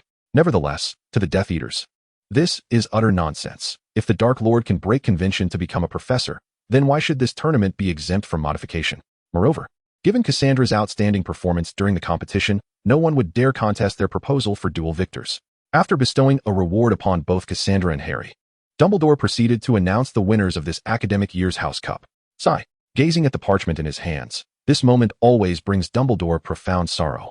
Tom possesses many commendable qualities, yet he offers him no semblance of respect. 4th place, Gryffindor with 102 points. At this proclamation, the hall fell into a hushed silence. Subsequently, all the young wizards of Gryffindor erupted into exuberant cheers. Oh, we surpassed 100. Celebration is a must. We shall deal with Filch later. Points to spare. Now I can wreak havoc freely. Thanks to Professor Tom for sparing our lives. This spectacle rendered Professor McGonagall silent, her head bowed, disheartened by the disgraceful display. A furtive glance at the other professors revealed their smiles only deepened her discomfort. Fortunately, Dumbledore too shared in her dismay. The old headmaster, wearing a solemn expression, pondered how, despite an increase in points, he found it increasingly difficult to feel joy. Meanwhile, Grindelwald, who had only recently arrived at Hogwarts, appeared somewhat bemused. Albus, is this score considered high? This inquiry only exacerbated Dumbledore's discomfort. He refrained from responding to Grindelwald, continuing, instead, third place, Ravenclaw with 734 points. The Ravenclaw students, under the guidance of their prefect, applauded in unison. Grindelwald remained silent, torn between amusement and the desire not to undermine Dumbledore's dignity. Dumbledore shot an annoyed glance at Grindelwald, then continued, second place, Hufflepuff with 1,016 points. Due to the influence of Cedric this semester, the little badgers from our house, feeling the need to uphold their honor, made a rare effort and, under Cedric's leadership, amassed an impressive score of 1,000 points. Consequently, as they celebrated, the little badgers did not forget to share their joy with Cedric. This scene brought great comfort to Professor Sprout. Furthermore, the old headmaster discreetly cast a glance at Tom, who was being fed by Nagini, the top scorer from Slytherin. Humph. Snape could not help but smile. Moments like these filled him with delight. Meanwhile, Professor McGonagall and the others merely perceived this as a provocation, which was not far from the truth. 9,783 points. Aside from Grindelwald, no one was overly surprised. It was somewhat expected, though they had not anticipated it would fall short of 10,000, indicating that Professor Tom had indeed been somewhat lax. Snape shared this sentiment, pondering if he had exerted himself a bit more. At the Slytherin table, Malfoy stood up without a second thought, but Harry, quick on the draw, landed a punch squarely on his chin. It was a close call. He nearly knocked him out. However, without fully resolving the Malfoy issue, Harry found it challenging to achieve his desires. The moment Malfoy saw Harry rising, he seized him, attempting to pull him down with him. The professors and other students observed the tussle in silence, with only Grindelwald showing a flicker of interest. Sitting in front, the rather displeased Professor McGonagall cast a disapproving glance at the two fools before slowly rising. All Death Eaters, stand up.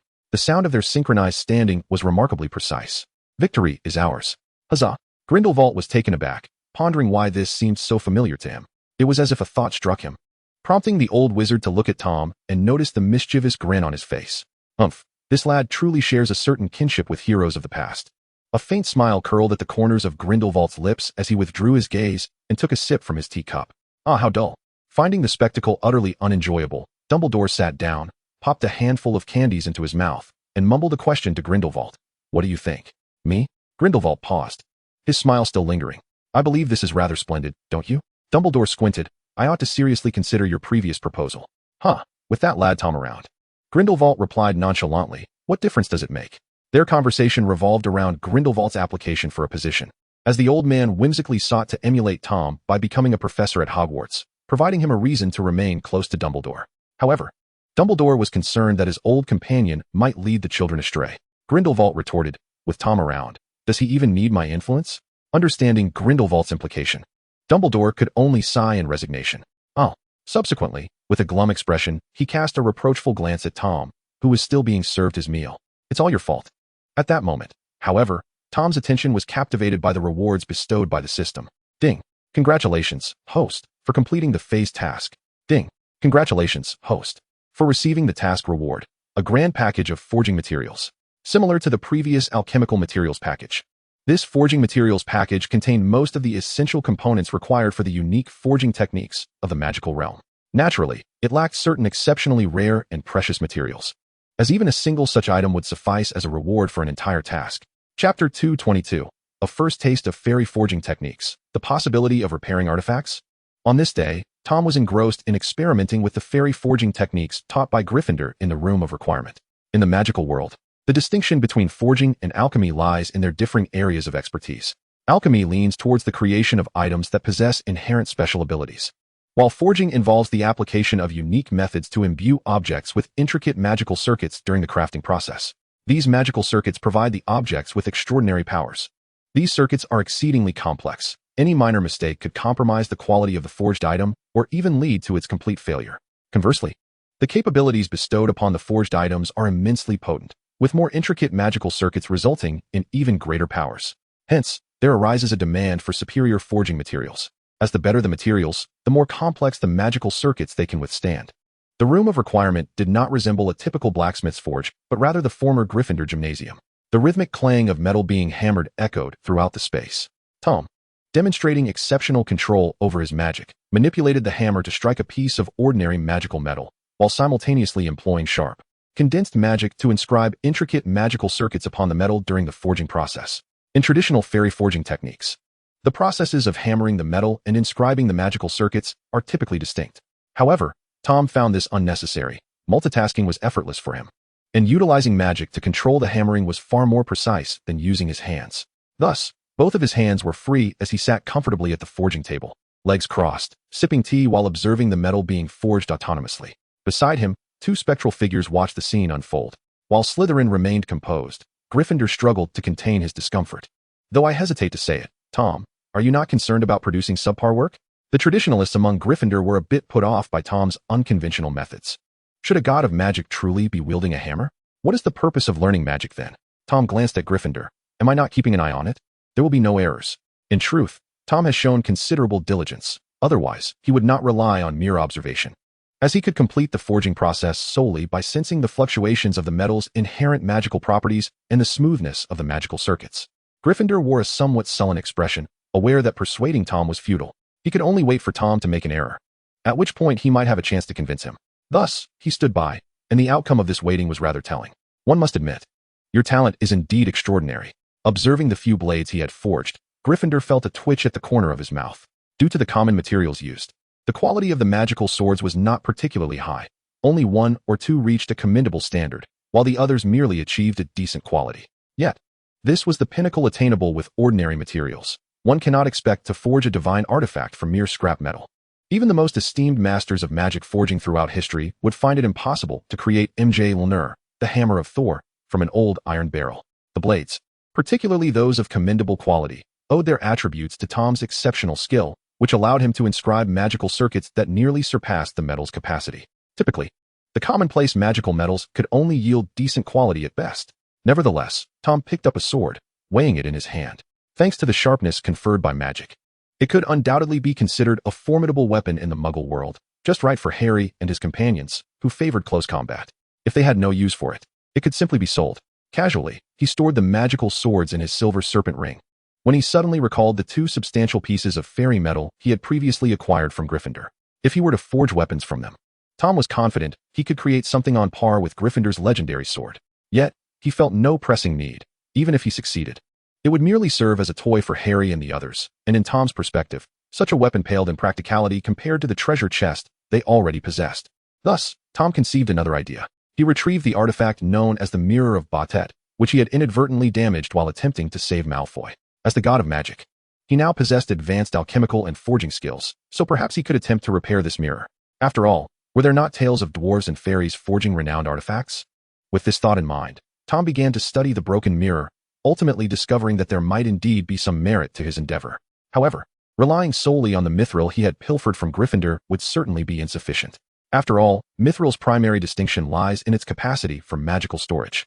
The Mirror of Baudet had lost its magical essence, which had once been embodied by the cat goddess, an essence that Tom had vanquished with runes. To achieve a complete restoration, one must seek a sufficiently powerful magical material to serve as the essence of its magic, supplemented by additional materials for a thorough reforging. It may not surpass the original in strength, but it will undoubtedly exceed the current state of disrepair. If the magical material serving as the essence is potent enough, restoring it to legendary quality is not out of the question. Sufficiently potent magical materials? Tom leaned against the forge, contemplating. The first thing that came to mind was the Heart of the Ocean he had previously gifted to Cassandra. Even though it was somewhat tenuous as a legendary magical artifact, it was the best he could procure. He wondered if he might be able to persuade his foolish apprentice to part with it for 2 lollipops. Ahem. Tom raised an eyebrow. What? Do you have something to offer me? Another task, perhaps? Fortunately, after he had finished forging the swords, Gryffindor had left with Slytherin in a huff, or else they would likely be bewildered to see Tom conversing with thin air, despite the fact that they themselves were rather ghostly. I don't have what you need at the moment, but I know where you can find it. The system's voice sounded somewhat sheepish. Setting that aside, I have long been curious about one thing. Tom shifted to a more comfortable position.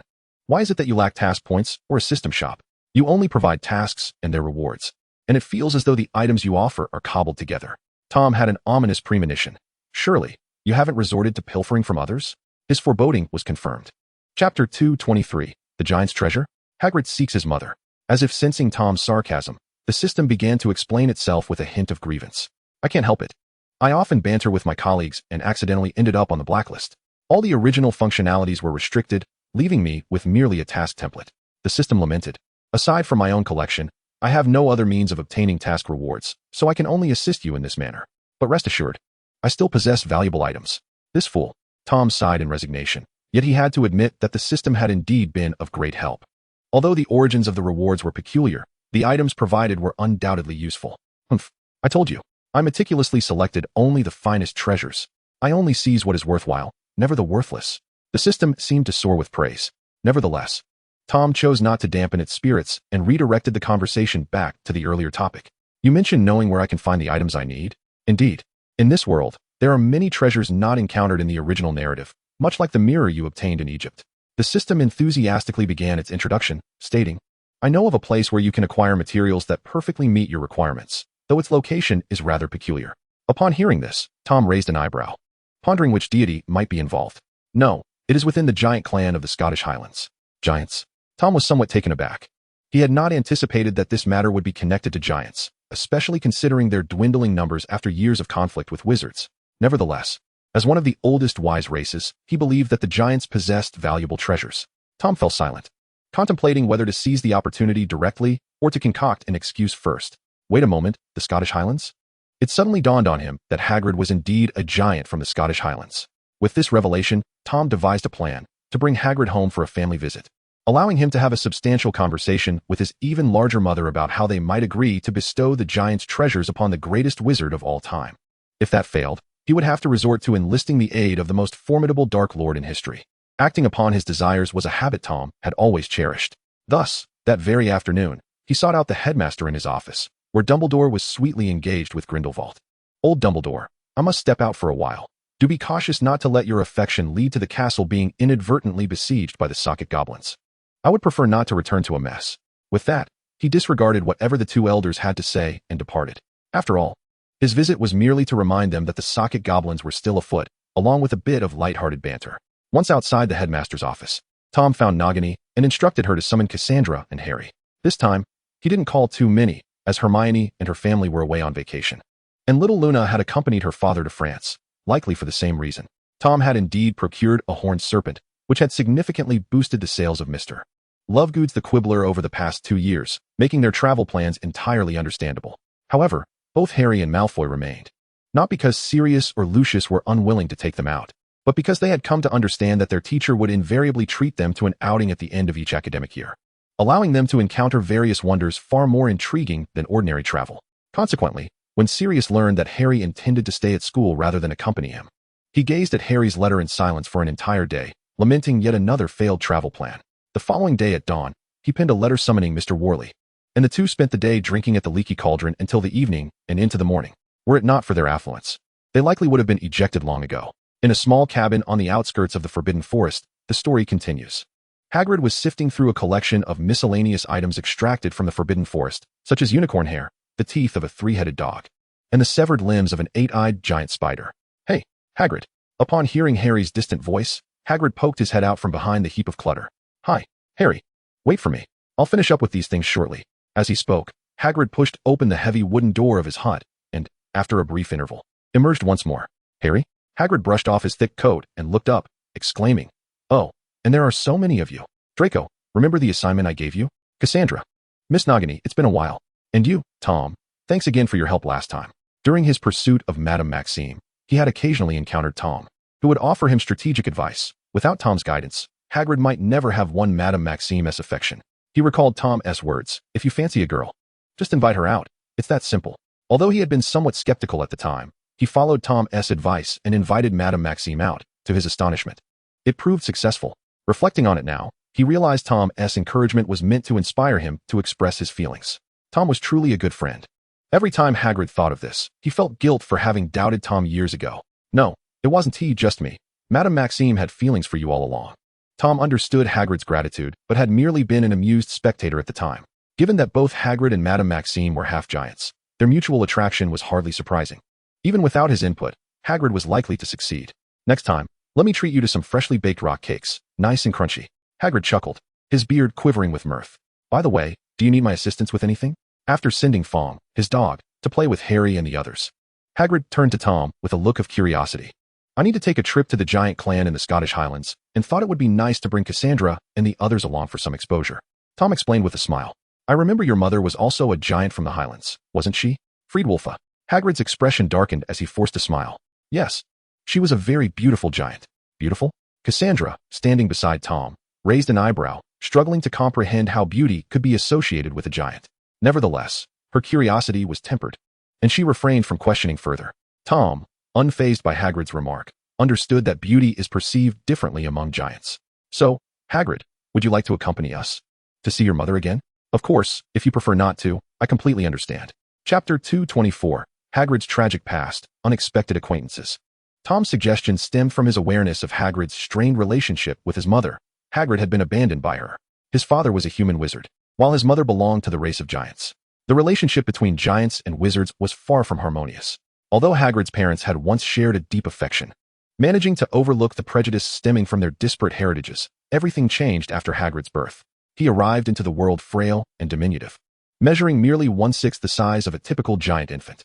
For giants, who revered robust newborns as a symbol of health, Hagrid was, without a doubt, a disappointment. Consequently, his mother abandoned him and his father, returning to her original giant clan. Thus, for Hagrid, the term mother became a distant and unfamiliar concept. Yet it did not diminish his yearning for that word's significance. I do not know. Perhaps I ought not to seek her out. Hagrid appeared somewhat conflicted and sorrowful. Why not? Tom approached and gently patted the giant's shoulder. Friedwulfa has been back in her clan for many years. Perhaps she has even borne other siblings. Would you not wish to meet them? Siblings?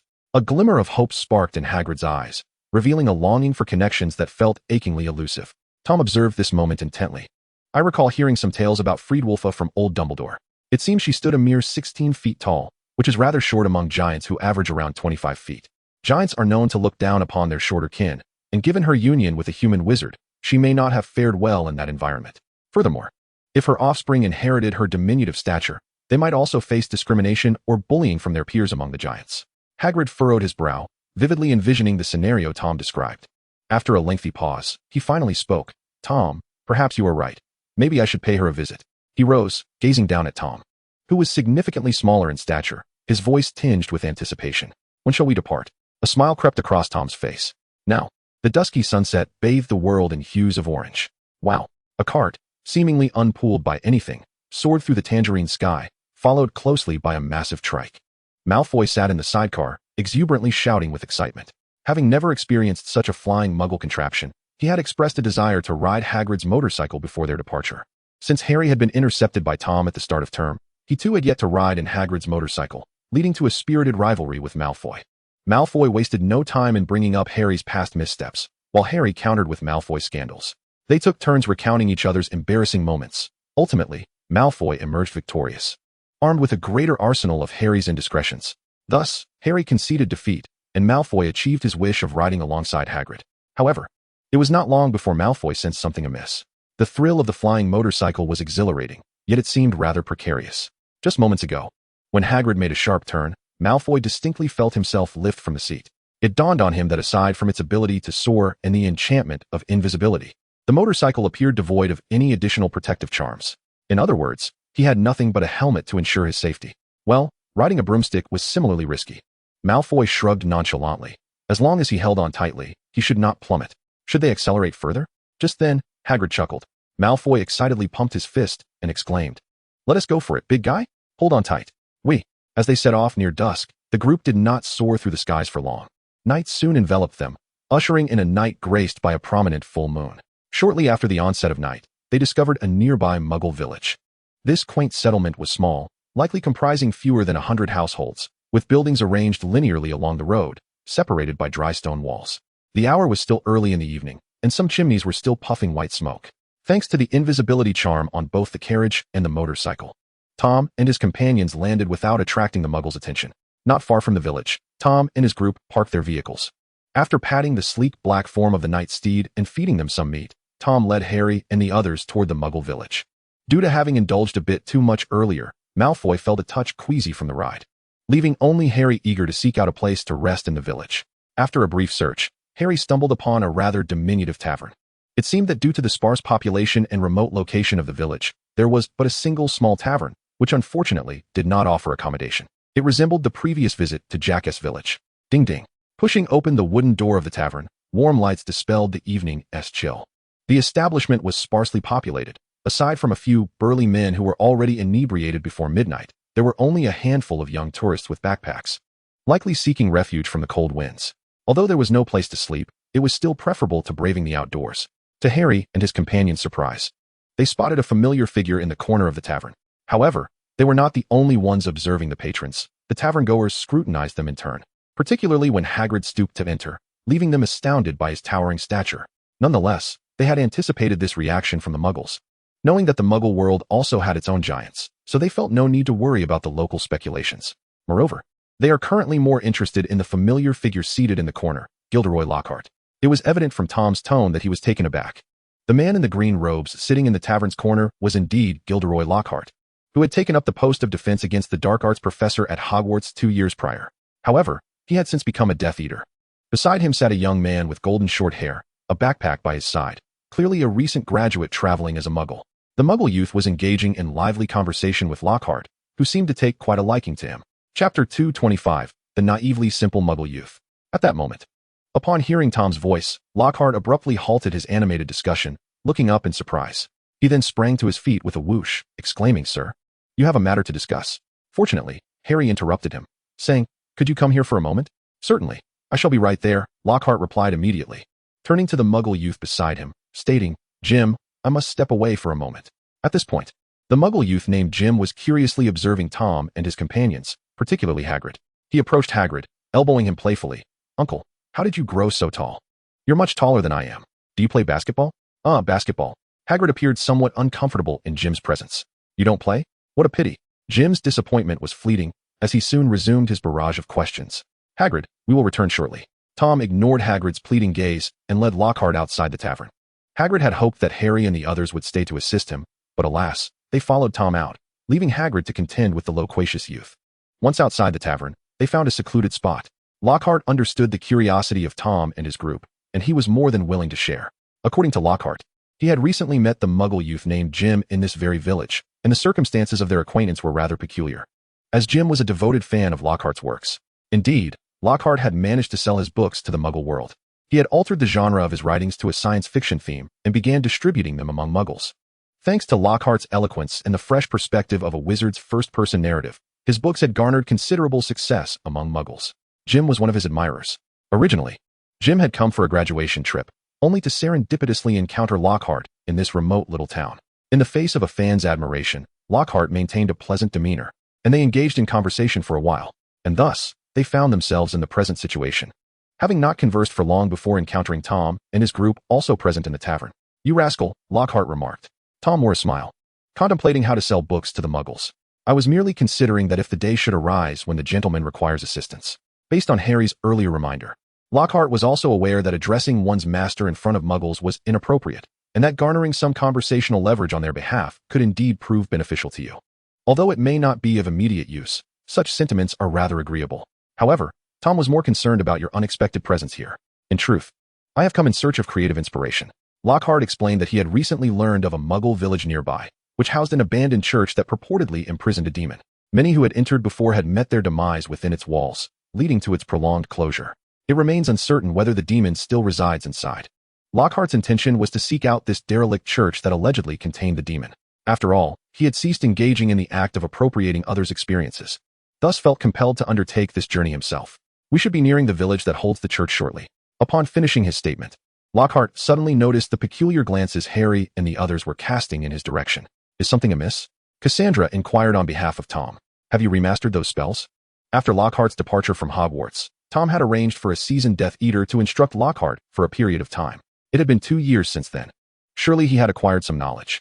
Otherwise, relying solely on a fully mastered Obliviate charm might leave him but a mere skeleton in the presence of that so-called demon. "Indeed," Lockhart replied with a proud grin. "While I cannot claim to be an expert in the disarming charm, the summoning charm, the armoring charm, and the exploding charm, I have at least grasped their fundamentals." With that, Lockhart felt a twinge of trepidation. The memory of being taught spells by a Death Eater was still fresh, although thankfully, those times were now behind him. "Mr. Lockhart." A voice from behind startled him, and upon turning, he was met with the sight of Jim. "What are you all discussing here?" "I plan to grab another drink. Would you care to join me?" Jim appeared exceedingly enthusiastic, devoid of any wariness toward strangers. Hagrid shrugged helplessly behind him, bemused by the boy's exuberant nature, as he had unexpectedly darted over to Lockhart mid-conversation. Inside the tavern, Jim animatedly engaged in discussions regarding his admiration for Lockhart's works. Meanwhile, Harry, Malfoy, and Cassandra exchanged bewildered expressions, as the books Jim cherished had been their textbooks just 2 years prior. However, Jim was oblivious to this fact, believing instead that Tom and the others shared his enthusiasm for Lockhart, especially after noticing their robes, which further solidified his conviction. He even leaned over to Tom, draping an arm around his shoulder. "Hey, buddy, while you are quite dashing, your attire lacks the true essence of a wizard, resembling more of a nobleman. I believe you would benefit greatly from donning a wizard's hat. Coincidentally, I have an extra. How about I gift you one?" This scene nearly terrified Lockhart into submission. "Are you really that brave, my friend?" Just as he contemplated intervening with Jim, he noticed Tom waving his hand, appearing unconcerned. While still responding to Jim's inquiry about the wizard hat, "I possess one, though I simply choose not to wear it." Tom did not interpret Jim's remarks as offensive. Rather, he sensed the enthusiasm and goodwill emanating from him, thus refraining from acting irrationally, unless, of course, Jim possessed something he desired. "Is that so?" Jim felt no disappointment. "Well then, feel free to reach out if you need anything, as you well know." With that, he returned to Lockhart. "Mr. Lockhart, what are your plans for your new book? I have some suggestions if you're interested." Jim noticed Lockhart's expression appeared somewhat rigid. At that moment, Lockhart's mind echoed with thoughts. "Is it sweat? No, wait. I see. How could such a minor fright make me sweat?" Due to the relaxation following his initial shock, he had inadvertently felt a slight warmth, though his trousers remained dry. "Ahem, I believe I need to step away for a moment." Lockhart feigned composure, attempting to rise. However, Jim, concerned, grasped his arm. "Mr. Lockhart, do you require assistance? Please feel free to express your needs. It's all your fault. Let go of me." Chapter 226, The Werewolf Attack on the Village. Are you truly wizards? The pale moon ascended slowly to its zenith before gradually descending. It was now deep into the night, and the village had extinguished its lights. Shadows of a pack of bipedal beasts emerged from the nearby forest. They were werewolves, but not the amiable kind like Lupin. These were werewolves filled with vengeful intent. Having endured exclusion and injustice, they sought to unleash their pent-up fury this night. Naturally, they dared not wreak havoc in the wizard's territory, so they resolved to vent their frustrations on muggles instead. Thus, on this full moon night, they approached the muggle village, awaiting the moment they would lose control and wreak havoc. Even if the Ministry of Magic were to confront them, they could claim their actions were beyond their control to mitigate their culpability. The leader of the werewolves emerged from the forest, standing beneath the full moon, flanked by a throng of fellow werewolves numbering in the double digits. Awoo! With a collective howl, the werewolves' night of revelry commenced in earnest. Inside the tavern, weary travelers found themselves either slumped over tables or leaning against chairs, with some sprawled directly on the floor. Without exception, they were lost in deep slumber. Jim, awakening from his slumber at the table, lifted his head, bleary-eyed, surveying the dim tavern. Did I mishear something? He felt as though he had heard a wolf howl in his dreams. "Hey, why are you all awake too?" At that moment, Jim realized that Tom and the others were also awake, and Harry, who had been lying on Hagrid, along with Malfoy, were still gazing at him. "Did I wake you all?" Jim inquired. "No, you were just sleeping too soundly," Malfoy retorted. "How could that be? I once stayed awake for 3 consecutive days," Jim asserted, but then suddenly paused. "Apologies, I have a pressing matter to attend to." Although he had not consumed much alcohol, he had indulged in an excess of other beverages, which now left him in urgent need. Regrettably, this quaint tavern lacked a restroom. The nearest one was on the other side of the village. Thus, Jim rose and made his way toward the tavern's entrance. "Wait, don't go out just yet." Harry, no longer inclined to conceal the truth, exclaimed. "There's a werewolf outside." "Werewolf?" Jim blinked in surprise before chuckling. "Come on, mate, don't kid around." Tom and the others remained silent, merely observing the interaction between the two. Undeterred, Harry insisted, "I'm serious. There really is a werewolf out there." "Sorry, mate. I'll play pretend with you when I return," Jim replied, seemingly unconcerned. "But right now, I truly need to go." With that, he opened the door, only to be met by a towering, furry figure blocking his path at the tavern's entrance. "Mate, your werewolf costume is quite convincing," Jim remarked, his interest piqued. "I must have a proper chat with you about how you pulled that off when I get back. But could you step aside for now?" Roar. The werewolf opened its gaping maw and let out a terrifying howl. The fetid stench of blood hit Jim like a wave, causing him to freeze. "No, mate." His gaze drifted upward, landing on the wolf's bloodshot eyes, filled with insatiable hunger. Well, look at you." Jim tried to maintain his composure, patting the werewolf's furry chest before bolting back into the tavern. "This is real." Seeing Jim flee, the werewolf's predatory instincts ignited, and it lunged after him. In a critical moment, Lockhart dashed in, tackling Jim to the ground, narrowly avoiding the werewolf's attack, and then drew his wand, pointing it at the creature. Petrificus totalis. The werewolf, struck by the spell, froze mid-motion and collapsed. Witnessing this spectacle, Jim's eyes sparkled with admiration. "Mr. Lockhart, you truly are." Noticing Jim's awestruck expression, Lockhart flicked his hair back flamboyantly, revealing a grin that showcased his glimmering teeth. "Of course, I am Lockhart, a level 3 wizard." However, before he could finish his self-introduction, the werewolf broke free from the spell's grasp and resumed its rampage. Although Lockhart was not as inept as before, he was merely an ordinary adult wizard now. Furthermore, the werewolf's high magical resistance meant that Lockhart's spell would not hold it for long. At this point, the other patrons of the tavern were also roused from their slumber. "What on earth is that?" one exclaimed. "A werewolf. Isn't this something out of a movie? Quickly flee. That thing is going to devour us." The panicked crowd drew the attention of the werewolf, its crimson eyes gleaming with a human-like thrill. Yet, before it could make a move, a pink hammer flew through the air and struck it, sending the creature sprawling. Jim shielded his eyes from the radiant pink glow beside him, and upon the light dissipating, he opened his eyes to behold Harry in his transformed state, and he was instantly exhilarated. Sailor Moon. The original Sailor Moon had debuted 2 years prior, and Jim had watched some episodes. Suddenly, the sound of shattering glass echoed as several werewolves burst through the tavern doors. "Hey, you lot, get out of here." Hagrid brandished his petite pink umbrella, his towering frame standing resolutely before the werewolves. Seeing this formidable figure, even the werewolves, whose eyes were filled with bloodlust and malice, exhibited a flicker of trepidation. However, their primal instincts soon regained dominance as they lunged toward the group. Hagrid wielded the umbrella with one hand, while with the other, he seized one of the werewolves and hurled it outside like a mere pup. Meanwhile, Malfoy transformed and charged in, brandishing a blue baseball bat as he pummeled a werewolf mercilessly. "Care to give it a try?" Tom glanced at Cassandra, who sat beside him, observing the chaos. "As my student, it is imperative that you master that spell." "You are right." Cassandra stood and adjusted her attire, utterly unfazed by the werewolf advancing toward her. Just as the beast closed the distance, she drew her wand. A ghastly green light flashed, and the oncoming werewolf's gaze went vacant, its fur withering as its body weakened and collapsed. Jim, unaware of the effects of the killing curse, widened his eyes in astonishment. He never anticipated that such a formidable creature could be dispatched so effortlessly by this young girl. Initially, he had assumed that Cassandra, like Tom, hailed from some noble lineage. It now appeared they were akin to Lockhart, mere wizards, albeit likely of significant standing. Sailor Moon, wizards, might there also be vampires and zombies? The shattering of his worldview left Jim in a euphoric daze. He was eager to uncover all the secrets of this realm, but recognized the urgency of the situation and knew he must not become a hindrance. Chapter 227, Jim, Potions. Potions that erase my memories. Yet, despite voicing such thoughts, he yearned to become a wizard and level up by battling monsters. Unlike the villagers, who, upon seeing Harry and the others with their extraordinary abilities, kept their distance, Jim's age rendered him most desirous of possessing superpowers and basking in the spotlight. "Hey, kid."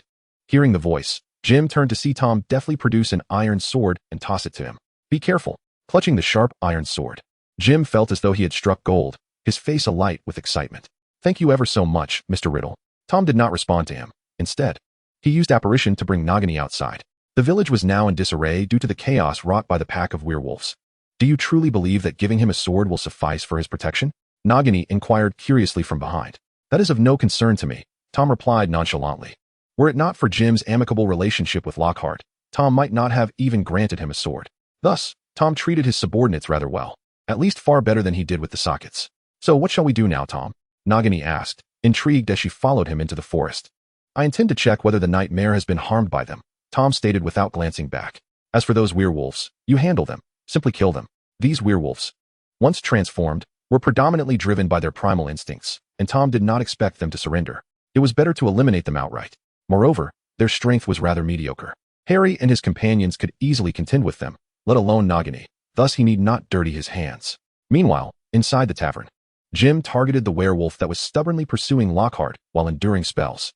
Seizing the opportunity, he lunged forward, striking the werewolf's broad back with his iron sword. Although the sword was of ordinary quality, Tom's enhancement rendered it remarkably sharp, and with one blow, it successfully breached the werewolf's defenses, staining its fur with crimson. Witnessing this, Lockhart exclaimed, "What are you doing here? Get back and hide." "Mr. Lockhart, I am here to assist you." Jim tightened his grip on the iron sword, his gaze fixated on the werewolf that remained standing. As the werewolf turned its bloodshot eyes towards him, a shiver ran down Jim's spine, but he quickly steeled himself. With a fierce roar, the werewolf lunged at Jim, using all fours. Lockhart, seeing this, immediately cast a stunning spell, while Jim attempted to evade the werewolf's attack. The werewolf, struck by the spell and momentarily dazed, flailed its claws in frustration, knocking over a table and sending Jim crashing to the ground. After a brief moment, the werewolf regained its senses, its large head swiveling to focus once more on Lockhart. Observing the approaching beast, Lockhart gritted his teeth, retreating while casting another petrifying spell. He understood that this would not hold the creature for long, but then a brilliant idea struck him. The iron sword is flying. Jim, who was struggling to lift the table pressing down on him, noticed the sword that had fallen beside him suddenly take flight, soaring toward the halted werewolf's back. With a sickening thud, the sharp iron sword plunged deeply into the werewolf's back, piercing its heart and extinguishing its life. After an arduous struggle to vanquish a single werewolf, Lockhart collapsed onto the tavern floor, gasping for breath. However, what followed was an indescribable joy, unlike anything he had experienced before. This time, he had truly vanquished a werewolf himself. This sensation left him somewhat intoxicated. Mr. Lockhart, Jim, who had managed to rise, hurried over to assist the collapsed Lockhart. My goodness, what you just did was absolutely astounding. Indeed, Lockhart's lips curled into an uncontainable smile. I am Gilderoy Lockhart, a third-class Merlin Award recipient, an esteemed Death Eater, and a loyal assistant to the Dark Lord. Dark Lord? Jim, hearing this term for the first time, appeared somewhat bewildered. Yet it was evident that this was not the moment for idle chatter. Jim. Yes, Mr. Lockhart. We must lend our aid. Absolutely. In the forest, Tom strolled leisurely towards the location where the carriage was halted. Around him, werewolves occasionally lunged forth, intent on attacking him. Yet, without fail, they all collapsed without warning before they could draw near, subsequently turning to ash. This terrifying scene revealed no traces of Tom's intervention. It was merely apparent that the werewolves had perished before they could approach him. In truth, Tom had not employed any spells. The feeble creatures were simply unable to withstand the magical aura he exuded. Even in ordinary circumstances, if Tom did not temper his presence and power, over 90% of wizards in this world would not even qualify to approach him. A god of magic, indeed, that is divine. Oh, I knew I need not worry about you. Observing a few night steeds feasting on the carcass of a werewolf, Tom approached to commend them with a gentle pat on their large heads. Although the night steeds were classified as low risk by the Ministry of Magic, this was merely due to their inherently mild temperament. Their strength was formidable nonetheless. With a resounding boom, the dark mark appeared in the sky, coiling around the Elder Wand, signifying that the werewolves had been thoroughly dealt with. Let us depart. It seems unnecessary to linger here. As Tom spoke, he levitated and drifted slowly towards the village. The night steeds, along with the magically controlled sidecar, followed closely behind. Despite the late hour, the village was brightly illuminated. The villagers, having witnessed the events, emerged, gazing around in confusion at the devastation surrounding them. Harry and the others also gathered outside, although the villagers were inclined to approach and say something. They hesitated at the sight of Hagrid's imposing figure. Mr. Lockhart. Jim seemed to wish to express something as well. Do not fret, lad. Lockhart reassured him with a pat on the shoulder. The Ministry of Magic will send someone shortly. Ministry of Magic? Another unfamiliar term. Jim's curiosity about the mysterious magical world deepened. Indeed, they will mend everything and subsequently erase the memories of the Muggles to prevent any trace of wizards from being revealed. Erase memories. Upon hearing this, Jim's eyes widened in shock, and he instinctively took a cautious step back. Yes, erase memories. Lockhart brandished his wand, apologizing to Jim. You are quite the remarkable lad. Chapter 228. Tom, it's rather amusing to toy with this newly acquired Muggle boy. The potion, Mr. Lockhart. Jim immediately burst into tears. The potion will erase my memory. He had contemplated making a run for it, but he was not foolish. He understood that escaping from a group of genuine wizards was utterly impossible. Lockhart gently patted Jim's shoulder, finding a favorable impression of the young man. Fear not, Jim. I shall only erase your memories related to magic. However, Jim was not comforted by this notion. Having finally glimpsed the authentic world of magic, he was unwilling to forget this experience. Mr. Lockhart, he implored, still harboring a sliver of hope, is there truly no way around it? I'm afraid it is the rule.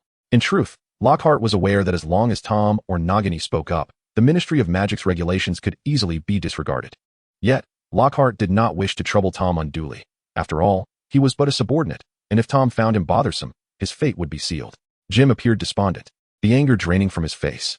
Lockhart sighed, yet his hands remained busily engaged. Perhaps we could keep him around for a trial.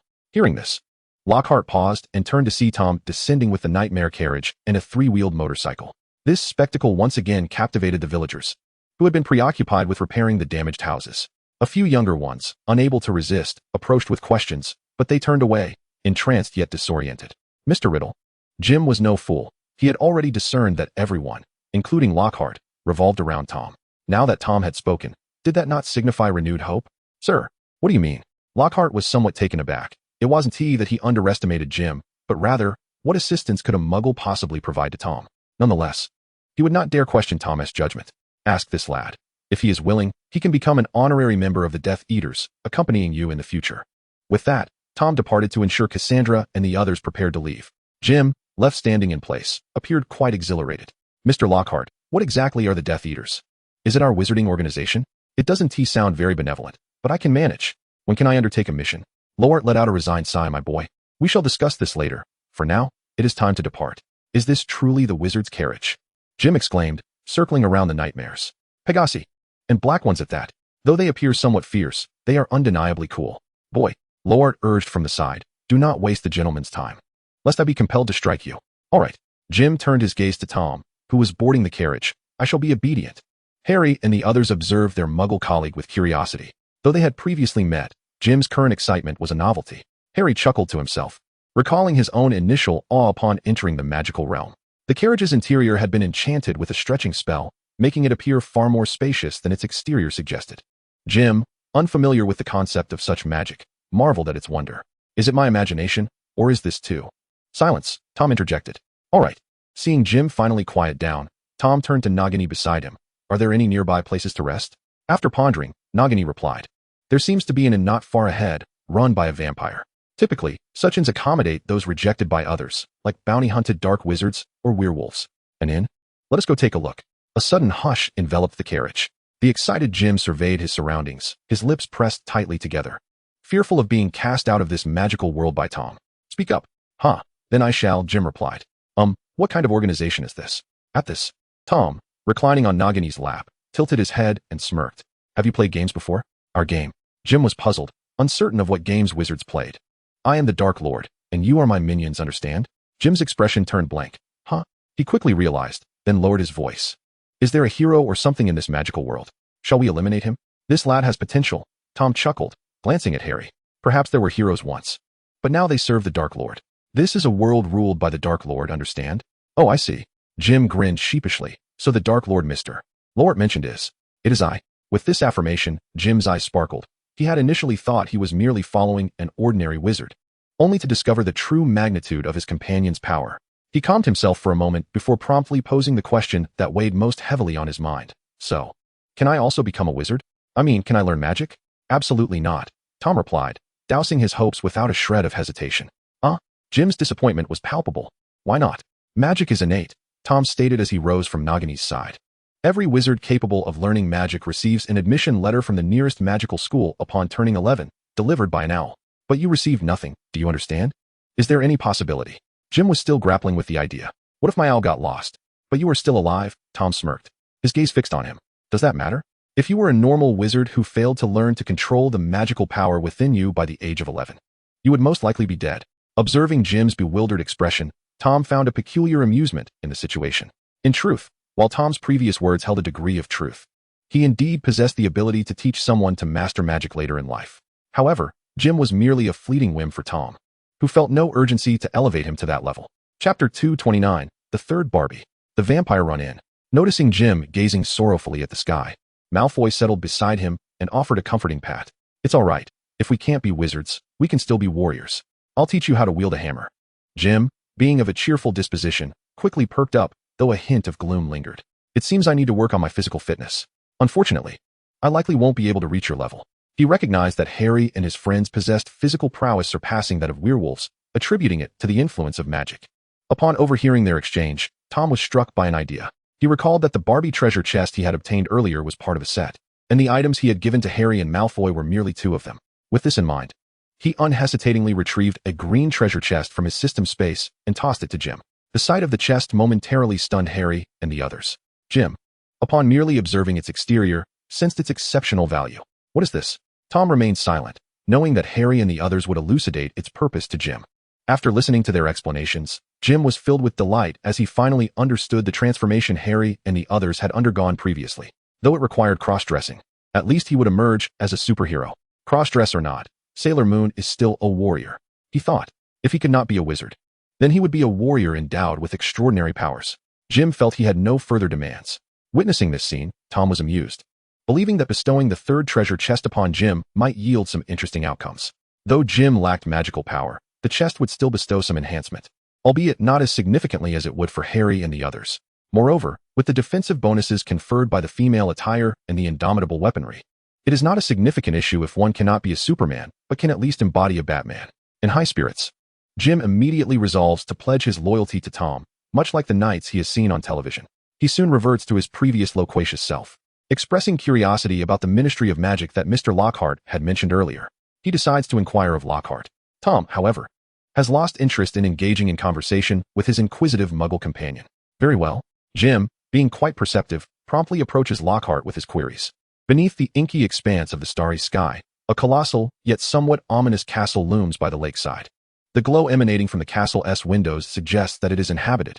A nightmare-drawn carriage descends from the heavens, closely followed by a large tricycle. Malfoy. You were right, Harry remarks. Upon landing, Harry removes his safety helmet and tousles his hair. Indeed, the first experience of riding without protective gear at such velocity can be a bit disconcerting. Even for Harry, an exceptionally talented seeker in Quidditch.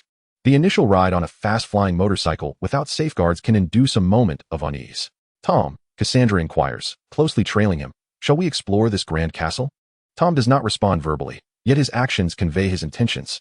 Observing Tom stride towards the castle, Lockhart and his assistant, Jim, hastily rush to the grand entrance, eager to assist Tom in pushing the door open. However, after much effort, they realize that the door is enchanted and will not budge. Lockhart prepares to attempt Alohomora. But at that moment, Tom has reached the entrance. With a resounding crash, the door swings open of its own accord. Inside, the dimly lit hall is intermittently traversed by cloaked wizards and others of peculiar and eccentric attire, some of whom scarcely resemble human beings. Noticing these perilous figures, Hagrid instinctively shields Harry and his companions. Who has such a lack of decorum? A furious male voice bellows through the hall. A black bat, enshrouded in red mist, soars forth from the rear of the hall, declaring, "Do you not know that reservations are required at my establishment, Mr. Riddle?" Upon hearing the bat's voice, the hall's occupants instinctively retreat, and several Death Eaters, upon recognizing Tom, prepare to strike down the bat that dares to confront the Dark Lord. Fortunately, Tom raises a hand, signaling them to cease their advance. The bat descends, transforming into a middle-aged man clad in a flowing black and crimson robe, with pale skin and slicked-back hair. His name is Kalinapek, the master of this castle and a pure-blood vampire. Mr. Riddle, you could at least have informed me of your arrival. It would have allowed me to prepare for your reception, would it not? Karen followed a step behind Tom, her demeanor a blend of servility and trepidation. It was quite unbecoming. Otherwise, I would have arranged the finest accommodations for you. Surely, your journey here must have been exhausting? Rest assured, these rooms are complimentary. It is my honor to host Mr. Riddle. Having narrowly avoided a confrontation with the Dark Lord, Karen was now solely focused on making amends. That would be most appreciated. Tom finally spoke after a prolonged silence, allowing Karen to breathe a sigh of relief. The thought of the Dark Lord demolishing his castle over a mere comment would have left him inconsolable. Please, allow me to escort you to the hall for a moment's respite. I shall return shortly. With that, Karen pivoted and transformed into a bat, soaring away. Meanwhile, Tom surveyed the grandeur of the hall, as did Harry and his companions, who were witnessing a vampire-operated establishment for the first time. Jim, particularly, was tempted to touch the ornate skulls on display, his curiosity piqued, had he not been concerned about tarnishing Tom's reputation. The castle's decor leaned towards a classical European style, yet bore unique traits, such as embellishments made from bones and the horns or claws of fantastical creatures. Ghost! Jim exclaimed, grabbing Gilderoy Lockhart's arm. Did you see that, Mr. Lockhart? A genuine ghost. A spectral figure, clad as a servant, glided through the wall toward them. Observing Jim's awestruck expression, Lockhart chose to remain silent. Esteemed guests, please follow me, the ghostly servant began, but before he could finish, a noticeably smaller bat than Karen's flitted in from behind. Is someone intruding? The voice belonged to a young woman. The little bat flitted about excitedly, declaring, I'm here to assist Father. Miss, these are important guests. The ghostly servant replied with a hint of exasperation. Mr. Tepesh has instructed me to escort them below for rest. Very well, the small bat acquiesced, alighting on the floor and transforming into a young girl clad in a black skirt. Chapter 230, Strange Portraits, Legendary Giant Deities. Lenore Tepesh, the sole daughter of Karen, was also a pure-blooded vampire. Upon her descent, Lenore curiously scrutinized Tom and his companions, who in turn were captivated by the vampire girl. Jim, especially, was rendered speechless. As a member of the vampire aristocracy, Lenore's appearance was undeniably striking, though she appeared to be in her late teens with a somewhat pallid complexion. Jim found himself irresistibly drawn to her. Their lives spent within the castle, Lenore, like Jim, had encountered only an array of peculiar beings, with little other life surrounding the fortress. At that moment, she unexpectedly encountered a remarkably handsome peer, and without a doubt, Liner was profoundly captivated by him. She found herself drawn to him. Jim shook his head, wiped the corner of his mouth to prevent any drool, and then meticulously adjusted his attire. Once satisfied, he approached her with a smile, addressing her as Mississippi. However, Liner appeared completely oblivious to him, merely gazing past him and walking around him. "Your eyes are truly beautiful," the bashful little vampire managed to utter, seeking a topic of conversation. Meanwhile, Tom was engrossed in a painting on the wall of the hall, which depicted a giant seated upon a mountain of corpses, clutching a heap of cadavers that resembled ants in size. Strangely, the giant had only one eye open, while the other was tightly shut. Noticing a hotel guest approaching, Tom seized the opportunity to inquire about the origin of the painting. "Oh, that's peculiar," Liner replied, her curiosity piqued, yet pleased to engage in conversation. "It seems my father acquired it long ago. I remember it being here before I was born."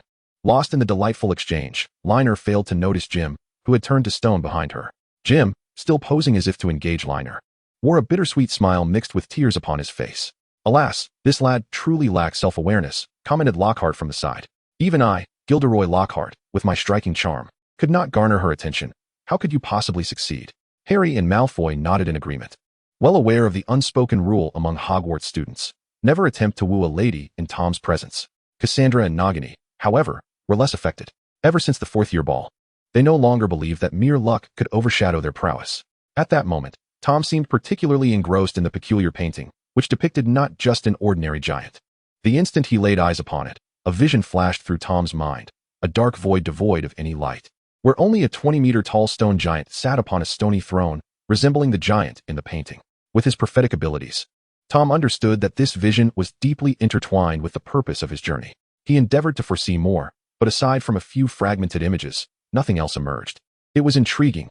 Typically, Tom could discern the future of an ordinary wizard with a mere glance. Yet now, he found himself unable to glean much from a mere statue. How fascinating. "I believe my father mentioned that the painting depicts who was it? Oh no, I can't remember." The little bat's brain had momentarily malfunctioned. Had it known better, it would not have wandered off during its conversation with its father.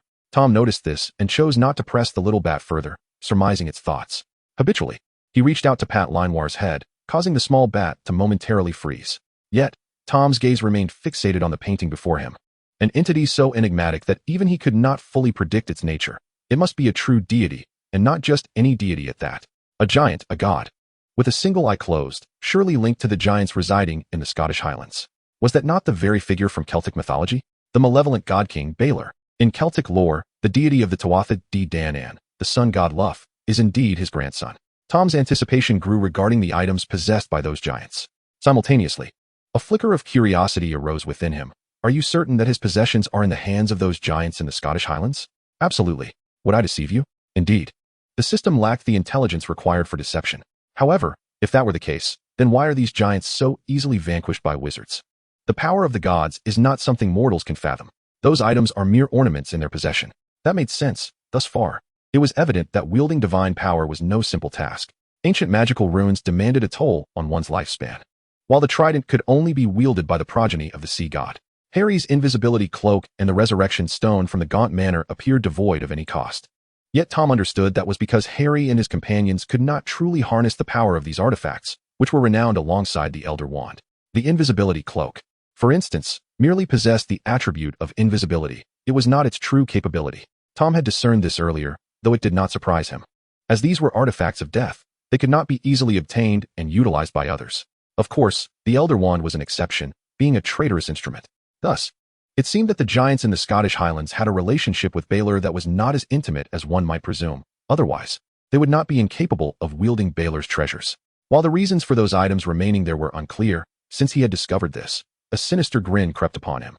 "Dear gentlemen and ladies," at that moment, the ghostly servant glided over, indicating that the room was prepared.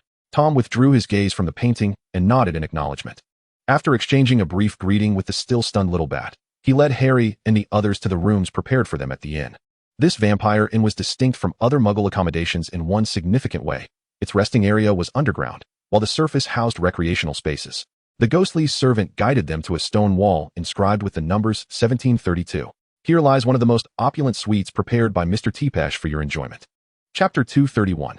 So, are we 5 to squeeze into a single bed? One of whom is Hagrid. A ghostly servant floated nearby. Adopting the customary butler's bow to welcome the master home. Here?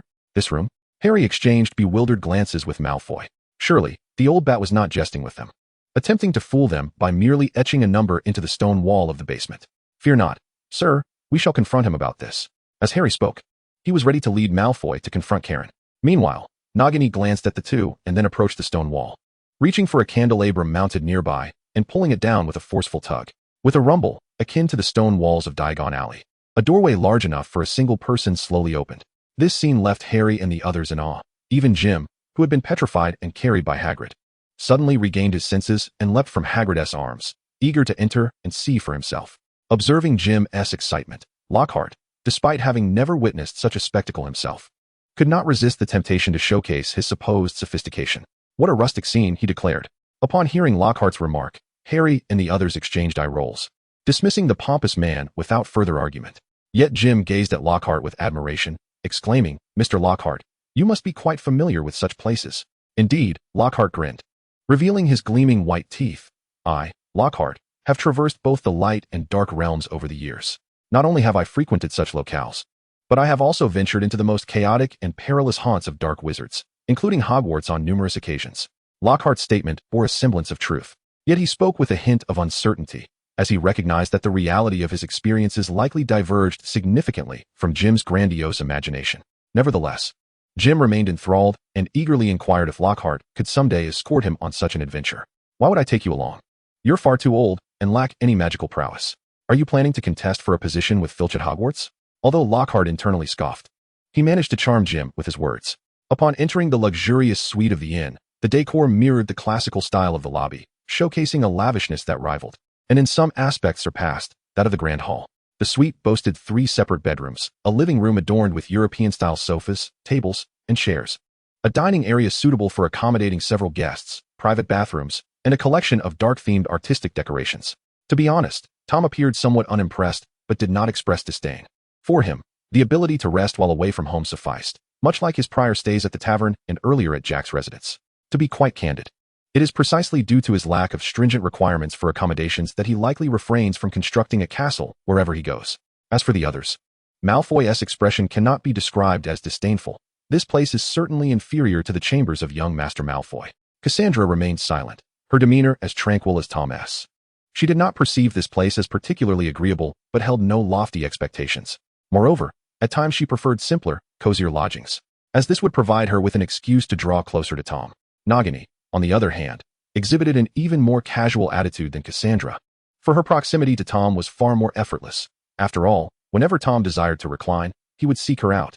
Thus, she had no inclination to settle for modest accommodations. As for Harry's godfather, Sirius Black, and the self-proclaimed father figure, Tom Riddle, they had somewhat experienced the world. Even Gilderoy Lockhart displayed little astonishment at the opulence of this suite, as he himself was quite affluent. In contrast, Jim, appearing rather like a bewildered mutt, could not help but voice his astonishment. Are all wizards so wealthy nowadays? This environment, this level of luxury, I could scarcely afford to stay in such splendor. And yet, you all expressed dissatisfaction? Fortunately, he was not the only one feeling disheartened. I seem to be unable to enter, Hagrid lamented, his large frame obstructing the entrance. Having struggled for some time without success. Apologies, dear guest.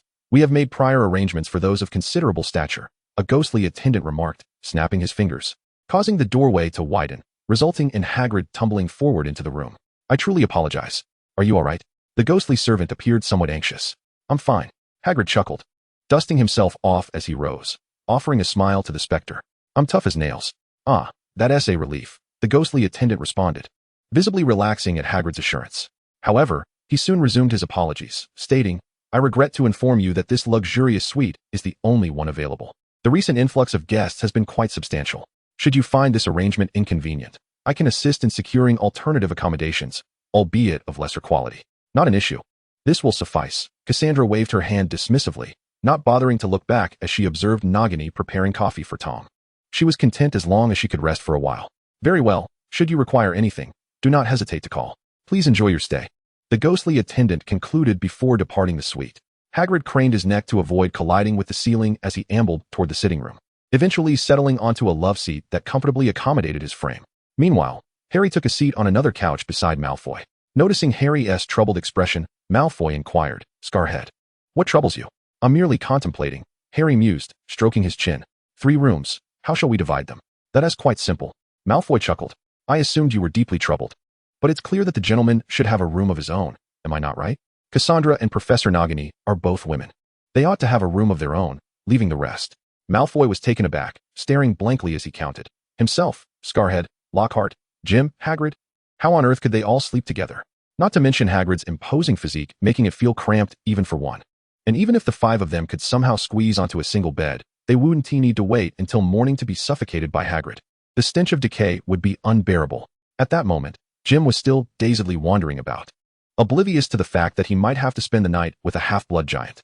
In fact, another idea occurred to Harry, a smirk playing on his lips. If the gentleman wouldn't mind, he could lay down on the floor next to him. Feeling a chill run down his spine, Harry promptly fell silent. Chapter 232. Karen, who has taken my daughter?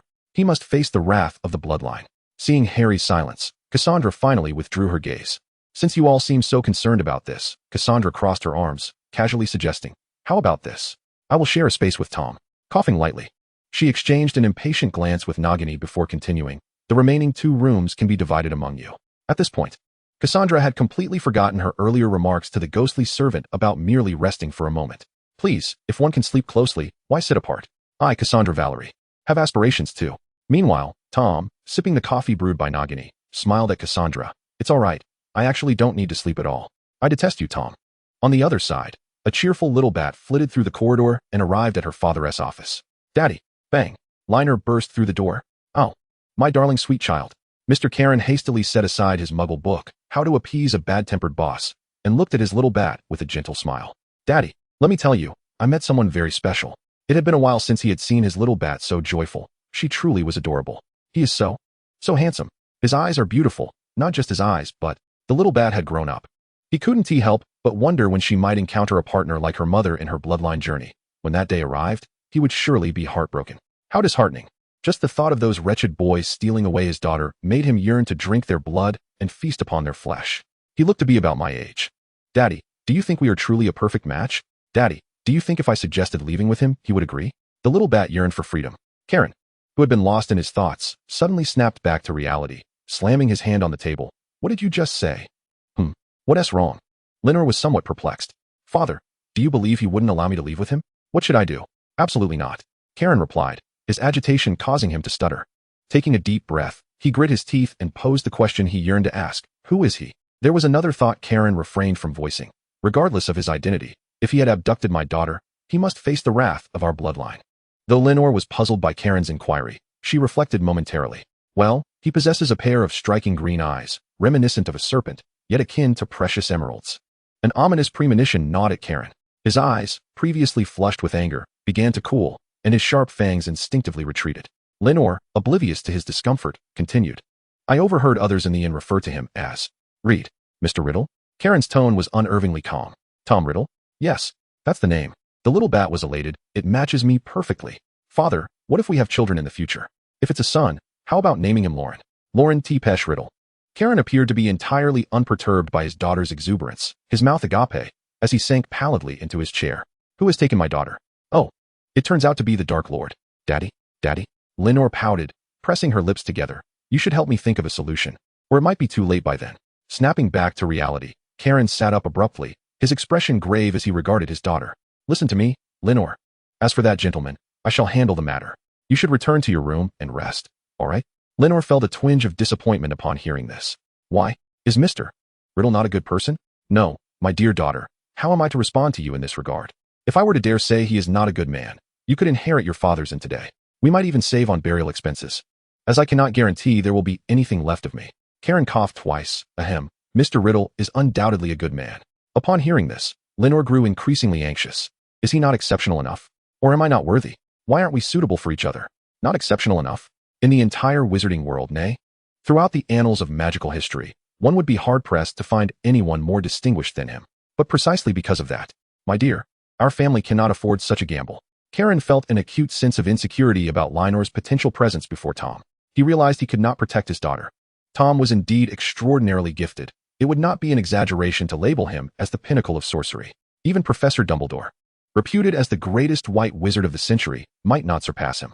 With no other recourse, Karen sought an alternative explanation. But what if he has already developed an affection for another witch?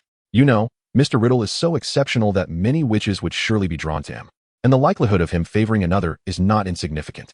Then I shall simply outlast that witch. Liner appeared unfazed. Our vampire lifespans far exceed that of sorcerers. And given his exceptional nature, he is bound to endure for a considerable duration.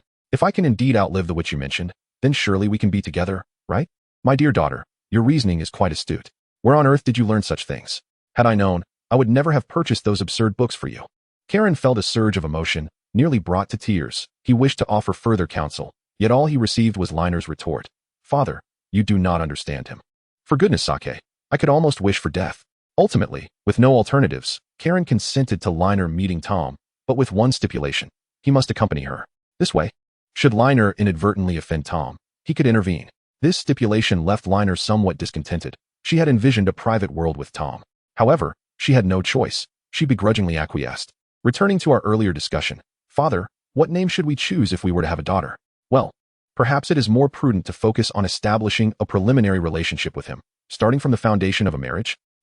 My dear daughter, doesn't this initial leap seem rather substantial? Is it? Very well, then let us consider a romantic relationship. Chapter 233, A Tumultuous Weeping, Arigato, Liner-san. Knock, knock, knock. The stone wall outside Suite 1732 echoed with knocks. Boom, boom, boom. Behind her stood Karen and a vampire servant pushing a small cart, while Liner awaited the door's opening with a cheerful smile. Alas, the one who opened the door was not the longed-for Mr. Riddle, but rather a rather peculiar individual. You are. Liner maintained her polite smile. The dazed Jim fumbled to compose himself, leaning one hand against the open stone wall. I am Jim Johnson. Miss Liner, how may I assist you? Liner's smile faltered slightly, her gaze flitting between Jim and the interior of the suite. Swiftly, she retrieved a plate of pastries from the cart behind her. I worried you might be weary from your journey, and I thought to bring you something from the kitchen. May I come in? Of course. Please come in. Jim took the plate of pastries from Liner's hands. Though they were merely ordinary cookies, to him, they were the most delightful, most exquisite, and most delectable cookies in the world. Seeing that Jim was no longer blocking the entrance, Liner exhaled in relief as she successfully entered. Although Jim longed to savor the cookies Liner had brought solely for him, he understood he could not. And everyone else. Here are some treats to enjoy, he exclaimed excitedly, gazing at the somewhat bewildered Karen and the little bat. Upon observing Karen and the others entering, Tom raised an eyebrow, set down his coffee laced with sugar, and stood to approach them. Jim was about to offer a pastry to Tom when the radiant Liner stepped forward. Mr. Riddle, after such a long journey, you must be famished. This is specially brought to you from the kitchen by Liner, freshly prepared, so do indulge. Upon hearing the words of his young mistress, the vampire servant opened several trays on the small cart, instantly filling the room with an enticing aroma. A splendid array of dishes emerged. French foie gras served with fig sauce, smoked salmon accompanied by caviar, creamy mushroom soup, pan-seared lobster drizzled with butter, and baked snails alongside truffle risotto, each dish more exquisite than the last. Frankly, the effort Liner put into crafting such delightful meals in a vampire-operated inn was truly commendable. Jim suddenly found the cookie in his hand rather unappetizing. And what about us, Miss Liner? He inquired. Didn't you have cookies? Liner smiled, her expression shifting as Jim laughed, tears welling in his eyes as he exclaimed, Arigato, Liner-san. This foreign phrase he had learned from a friend came in handy, alleviating any awkwardness for Liner. Seeing Liner's demeanor, Cassandra felt a twinge of displeasure. Is this newcomer unfriendly? She glanced back at Nagini, only to find him surprisingly indifferent. This lack of reaction from Nagini irked Cassandra. She could accept fair competition with him, but any additional rivals would be swiftly dismissed from Tom's side without hesitation. Fine. Tom casually summoned a piece of pre-cut shrimp that flew into his mouth. Just set that aside. Upon hearing Tom's words, the vampire servant moved the cart to the side. Just as you arrived, Tom called out to the somewhat anxious Karen, I have a few questions for you. Of course, Mr. Riddle, Karen responded, shaking off her unease as she approached. Liner wanted to follow, but was blocked by Cassandra. Displeasure flickered in Cassandra's eyes. Why are you still here? Liner quickly realized Cassandra's type. Yet, she refused to back down, swiftly concocting an excuse. My father is over there, and I need to keep an eye on him to prevent any foolishness. You know how these older vampires can be. They often act without thinking. I wouldn't want Mr. Riddle's experience at the inn to be marred. Though scolded by his daughter for the sake of another man, the father endured. Karen, trailing behind Tom, hesitated momentarily before pretending nothing had happened and continued following. Hearing Liner's words, Cassandra couldn't help but acknowledge the higher caliber of her opponent. Perhaps it was merely a reflection of her own inexperience, for as a noble lady who had never cherished anyone else, her expressions of affection were often clumsy. Yet, this clumsiness could sometimes prove unexpectedly effective. Hadn't Tom remarked on how endearingly foolish his apprentice was? The competition between the two girls remained unresolved for the moment, as Tom had already begun conversing with Karen. Have you ever delved into the tales of the giants of the Scottish Highlands? Observing the restless Karen across from him, Tom took a sip of the coffee he had just poured. Giants. He had anticipated that Tom might inquire about their purpose for visiting, or perhaps about his relationship with Liner, or even the inn itself. Yet, the subject of giants was something Karen had never expected Tom to broach. After all, such a topic seemed rather tangential, did it not? Nevertheless, Karen candidly shared all that he knew. I possess limited knowledge regarding giants, yet I have, to some extent, heard tales from other travelers. In my earlier years, I encountered a couple of pure-blood giants, though I am curious about what Mr. Riddle wishes to know. He felt no inclination to conceal his intentions. I am on a quest to find those giants residing in the Scottish Highlands. Tom spoke with measured calmness, indicating that they might arrive either tomorrow or perhaps the day after. The journey was not particularly arduous, which was why Tom opted for a carriage, relishing the scenic beauty while traveling. Yet, a thought struck him. As the proprietor of this inn, you must have gleaned much from your guests. Perhaps you possess insights unknown to me? Tom set down his empty coffee cup. Of course, if you are unaware, I shall not press you further. Whether or not this information is of value to you, I comprehend. After a moment of contemplation, Karen responded, I have heard that during this season, the giants of the Scottish Highlands seem to migrate collectively to a mountain of great significance to them, purportedly to partake in some form of ritual. Migrate. Tom was taken aback to learn something new. Do you know the name of this mountain? I do not, for it lacks distinctive features, and its name is rather peculiar. So my recollection is vague. Karen shook his head earnestly. If Mr. Riddle and your party aim to seek out the giants, they should have completed their migration by now. Regarding the location of that mountain, I recall it being. Chapter 234. The Intruder at the Inn, a Curious Fairy. As Karen pondered and elaborated on the giant's ritual site to Tom, a thunderous sound erupted. The protective enchantment of the inn's door was once again breached. The commotion startled Cassandra and Liner, who had been engaged in heated debate, prompting them to pause instinctively. Karen rose to address Tom. I apologize, Mr. Riddle, but I have some personal matters to attend to. Rest assured, I shall not be long, and I will answer any inquiries upon my return. Frustration boiled within him. He had bottled up his emotions all day and now sought an outlet. I, Karen Tepesh, declare that today I will not yield, regardless of who was at the door. He refused to allow them an easy passage. Did they truly believe they could trespass upon him as if they were the Dark Lord? Anyone could not simply storm into his inn. Is my establishment still operational? Fear not, I am equally at leisure. Tom beckoned to Harry and the others. Harry, Draco. Assist Mr. Karen. Yes, sir. Harry approached Malfoy with a mischievous grin, his fists ready for a confrontation. To be honest, Karen doubted that these two youngsters could be of any assistance, but since Tom had spoken up, he felt compelled to accept their involvement. No trouble at all. I happen to be free with Scarhead here, Malfoy said, playfully draping an arm over Harry's shoulder, laughing as they followed Karen, appearing as though they were off on a delightful excursion. Meanwhile, Jim felt a surge of excitement.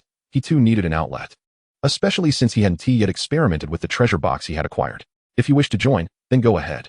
Upon hearing this, Jim, filled with enthusiasm, expressed his gratitude and followed Harry and the others, while Lockhart, after signaling to Tom, hurried to catch up. As for Hagrid, he could not allow Harry and his companions to confront those dangerous adversaries alone.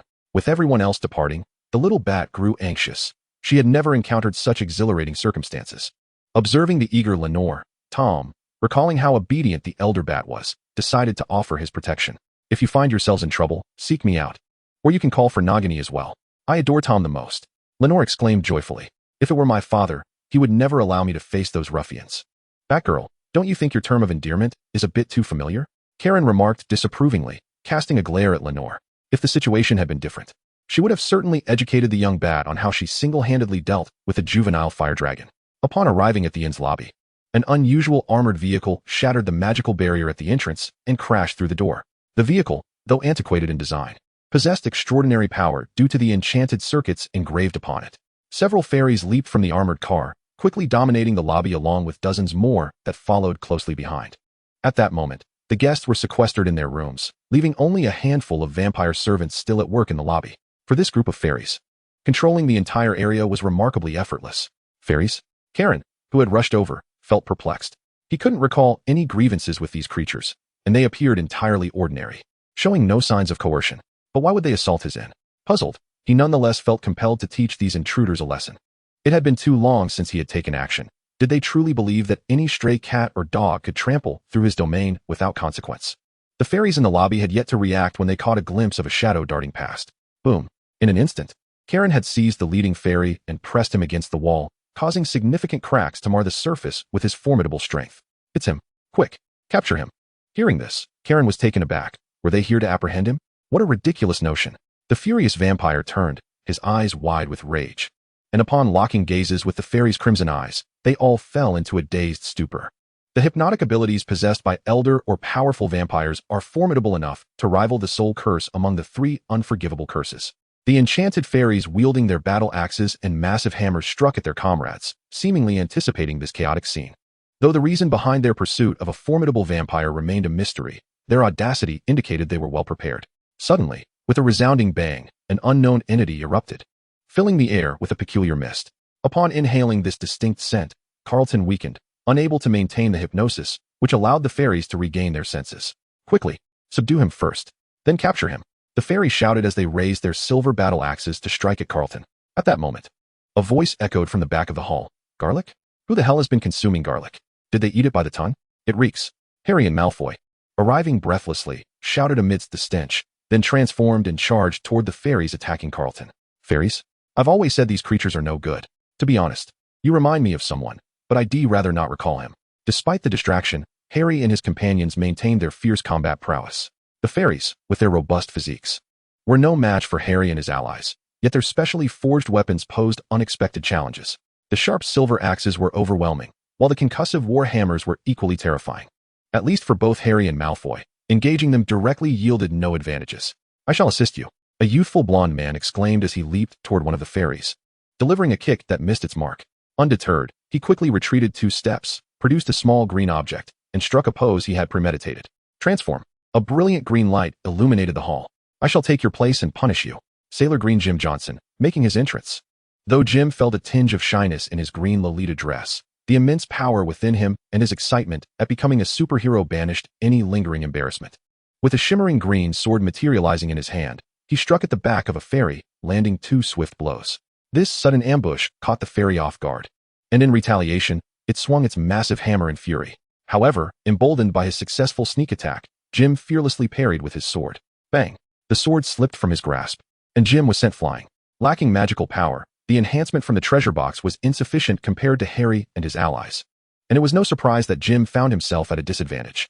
Yet, bolstered by the defensive benefits of his attire, he was still ready to fight on.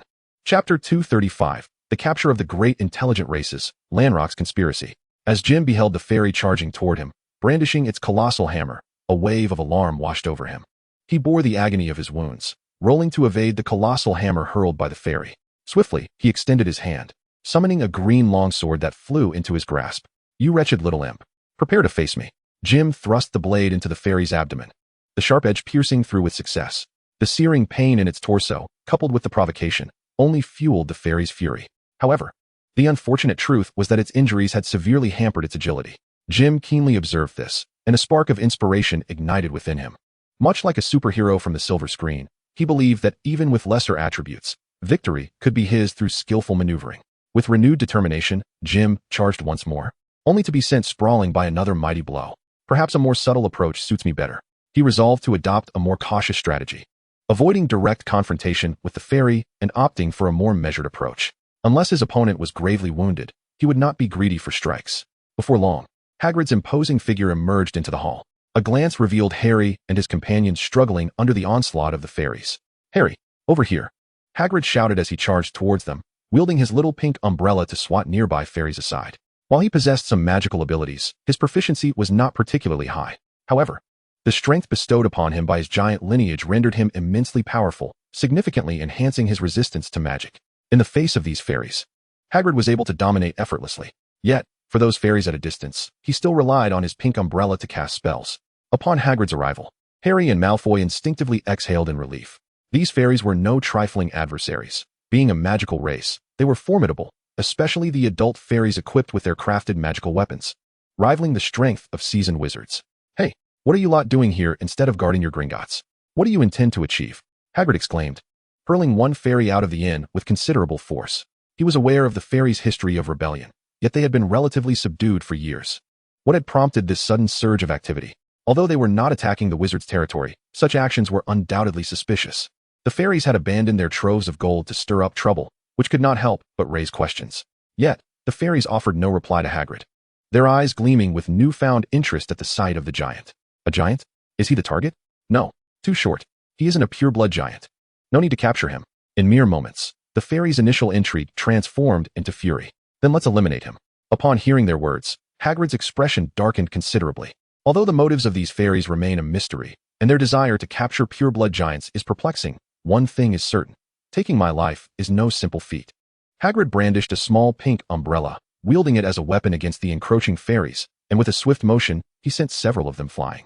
However, the majority of the fairies soon converged upon him, and it became evident that Hagrid was at a disadvantage. Observing this scene, Harry and Malfoy, having taken a brief respite, charged forward to lend their aid. As for Karen, it is better left unmentioned. Despite the garlic mist having dissipated considerably, he still felt exceedingly unwell. Furthermore, his body bore the marks of several slashes from a silver axe. Merely avoiding death and capture was already a testament to his utmost effort. Meanwhile, Jim, having successfully dispatched one fairy, appeared quite fatigued. He intended to sit down for a moment's rest, but upon looking up, he was met with the sight of two more fairies. Before he could react, he heard commotion behind him, only to find yet another pair of fairies closing in. Surrounded by four grotesque, stout fairies, Jim felt utterly overwhelmed. He had resigned himself to the belief that he would never star in a sequel to his own superhero film, when unexpectedly, Lockhart arrived to the rescue. Admittedly, the two of them together could scarcely contend with the four-armed adult fairies, yet they could still maneuver, at least managing to escape. Fortunately, their flight would not be prolonged, as Cassandra and her companions had already arrived. The unpleasant odor permeating the air caused Liner to feel quite ill at ease, and the once-spirited little bat suddenly appeared despondent. Fortunately, Nagini and Sister Kara remained formidable, delivering a thorough thrashing to the remaining fairies. This sight brought a semblance of relief to Tom, though he soon furrowed his brow and waved his right hand dismissively, dispersing the foul stench in the air. I, Karen, have risen once more," Karen exclaimed, pivoting to seize the two pursuing fairies and flinging them aside. "You wretched, vile creatures, I shall not cease until I have dispatched you. My name shall not be Tepesh if I do." As expected, within mere minutes, the fairies that had attacked the vampire hotel were entirely subdued. The captured fairies now found themselves confined within the hotel kitchen, a place far more terrifying than a prison cell, for the vampire chef loomed over them, sharpening his knives with a predatory gaze. At least half of the guests in this hotel were not human. They truly posed a threat to the fairies. "No, don't eat me, eat him. He is younger and more delectable," they pleaded. "Fairy flesh is foul." The vampire chef paid no heed to their wails, his eyes scanning the fairies as though selecting ingredients. Just then, a sound emanated from the staircase, prompting the chef to turn around. Upon seeing the newcomer, his expression shifted to one of deference. "Mr. Riddle, the Dark Lord." The fairies ceased their commotion, their eyes wide with apprehension, yet the trepidation and fear within them were palpable. Tom entered the kitchen without uttering a word, merely gazing at the group of bound fairies, his demeanor betraying no further action. His expression resembled that of a spectator engrossed in a video. These fairies were indeed minions of Lonrock, albeit of insufficient rank to possess substantial information. Their memories yielded only fragments of knowledge. They were aware that Lonrock had somehow acquired a measure of influence within the fairy community, subsequently employing his adept skills of persuasion to amass a cadre of devoted followers. The task assigned to them by Lonrock was to capture the intelligent races of the magical realm. Although the fairies could not fathom the purpose behind Lonrock's pursuits, they firmly believed that upon the completion of his bidding, he would lead them to overthrow the rule of the wizards. Chapter 236, The Destination of Loart, a serene and picturesque Muggle town. His capacity for manipulation surpassed even that of Harry and his companions. As Tom concluded the legilimency, he couldn't help but reflect. The unwavering loyalty of his followers indicated that Lonrock possessed formidable abilities in certain respects. As for the capture of intelligent beings, Tom had an inkling of Lonrock's motives. It was not ancient magic, nor did it belong to this era. Rather, it was a peculiar form of dark magic that should have long been forgotten. This magic bore resemblance to the dark arts of soul fragment creation, yet while the latter involved the severing of souls, this form entailed their fusion. Such dark magic could indeed bestow immense power, but the question remained, if one were to merge another's soul with their own, would they still retain their identity? This conundrum elucidated why such dark arts had faded into obscurity. Even the most deranged among practitioners would hesitate to employ it. Tom was unaware of how Lonrock had acquired this dark magic or what intentions lay behind its use. It was not that he could not know. Rather, he chose not to, for foreknowledge would render the experience devoid of intrigue. Tom had been exercising restraint, possessing the foresight to glimpse the future. Yet he refrained from peering into the script, as he eagerly anticipated the amusement that Lonrock and his cohorts might provide. As for the potential for failure, it was altogether non-existent, leaving aside the fact that any threat to Tom would manifest in his mind beforehand. The power derived from this peculiar dark magic would barely compare to the might of Lanrock's dragon, and might even fall short. At least the essence of Lanrock's dragon was inherently potent, albeit uncontrollable. In contrast, the strength of this dark magic was an artificial construct, incapable of engendering a qualitative transformation from mere quantitative accumulation. The chasm between him and the god of magic could not be bridged by such means. In a word, even if Lonrock were to successfully wield this magic, Tom could effortlessly extinguish him with a mere gesture, requiring not even an additional finger. The following day, Tom and his companions departed from the vampire early in the morning. After the tumultuous antics of the fairies in the wee hours, they had only just found a moment of respite before the sun rose. Fortunately, being wizards, they required little rest, so they decided to set forth. Inside the inn, Liner, feeling disheartened by her inability to accompany Tom, sulked in Karen's office. Karen, ever patient, attempted to console her, reminding her that not being able to leave with Mr. Riddle did not signify a lack of future encounters. A glimmer of hope sparked within the little bat. Can I go find him? This left Karen both amused and exasperated. He merely advised her to refrain from venturing out alone. However, his expression soon darkened, cautioning her about the current dangers outside. Are we hunting vampires? It seemed the time had come to teach those loathsome fairies a lesson. Nestled in the hills, the town was a quaint Muggle settlement, characterized by roofs adorned with red or gray tiles, and walls crafted from brick, embellished with exquisite carvings and lines, all in a Victorian style. The narrow, winding streets were paved with cobblestones, flanked by residences, taverns, and various shops, with a grand yet dilapidated old church standing at the town center. On one side of the town, lush green woodlands thrived along the mountainside, their verdant trees shrouding the settlement. On the opposite side lay a shimmering lake, its surface glistening under the warm morning sun, a sight of breathtaking beauty. Unseen by the Muggles, a carriage pulled by a night steed descended from the sunlight not far from the town, accompanied by a large three-wheeled motorcycle. You were right. The experience on this contraption is rather subpar, Jim remarked, having successfully taken the co-pilot seat beside Hagrid as the third member of their party, though his flying prowess was evidently not on par with Harry and the others. Ignoring Jim's grumbling, the group proceeded at a leisurely pace toward the Muggle town ahead. Tom surveyed the settlement while listening to Lockhart's detailed exposition. The town, blessed with a splendid environment, boasted a considerable population. Yet, the once bustling center was now devoid of any souls daring to approach it. The dilapidated old church, it was said, held a sinister reputation. Those who entered seldom returned. The use of seldom was significant, for prior to the emergence of the demon, some had ventured inside without incident. However, following the demonic appearance, the church had become completely sealed off. No one dared to enter, nor approach, resulting in the church remaining intact. Yet, the townsfolk harbored no desire to demolish the church, believing it to be a seal against the demon. They feared that should the church be destroyed, the demon would emerge and annihilate them all. Does this tale not sound rather kitsch? Tom quipped, feeling as though he had encountered numerous variations of this frightful legend before. Oh, Muggles indeed have a penchant for such tropes. Lockhart is quite knowledgeable in this regard. As you are aware, I am currently publishing a book among Muggles, and I have perused quite a few of their works, many of which tend to recycle familiar narratives. However, there is a kernel of truth in this. Tom gazed at the distant, sun-drenched yet shadowy old church, within which there truly exists a small artifact. It is indeed imbued with a profound and painful magic. Having mastered the essence of this painful magic, Tom possesses an exquisite sensitivity to the emotions it embodies. Pain. Harry found himself perplexed. Could magic truly harbor emotions? It is not that magic possesses emotions, Tom chuckled as he affectionately ruffled Harry's unruly hair, but rather that emotions wield magic. Come, let us address the issues plaguing this place. Tom strode towards the church, his dark cloak billowing in the gentle breeze. If all went according to plan, they would likely reach their destination by evening. Although it was still early, the town was gradually awakening. At the very least, Tom and his companions encountered numerous townsfolk who greeted them. Their choice to forego the disillusionment charm allowed even Muggles to see them. Moreover, with Hagrid's imposing stature, it would be difficult for anyone to overlook them. However, mere greetings were not all. Several elderly women, taken by Tom's youthful handsomeness, sought to introduce their daughters to him. Unfortunately, Their advances were thwarted. Harry and Malfoy found themselves helplessly pushed forth by Auntie, tasked with appeasing these ladies. Meanwhile, Nagini stood vigilantly beside Tom, alert for any potential threats. Seeing that the most dashing young man was out of reach, the women considered settling for someone else. Soon, Lockhart was approached as well, and he adeptly handled the attention of the women.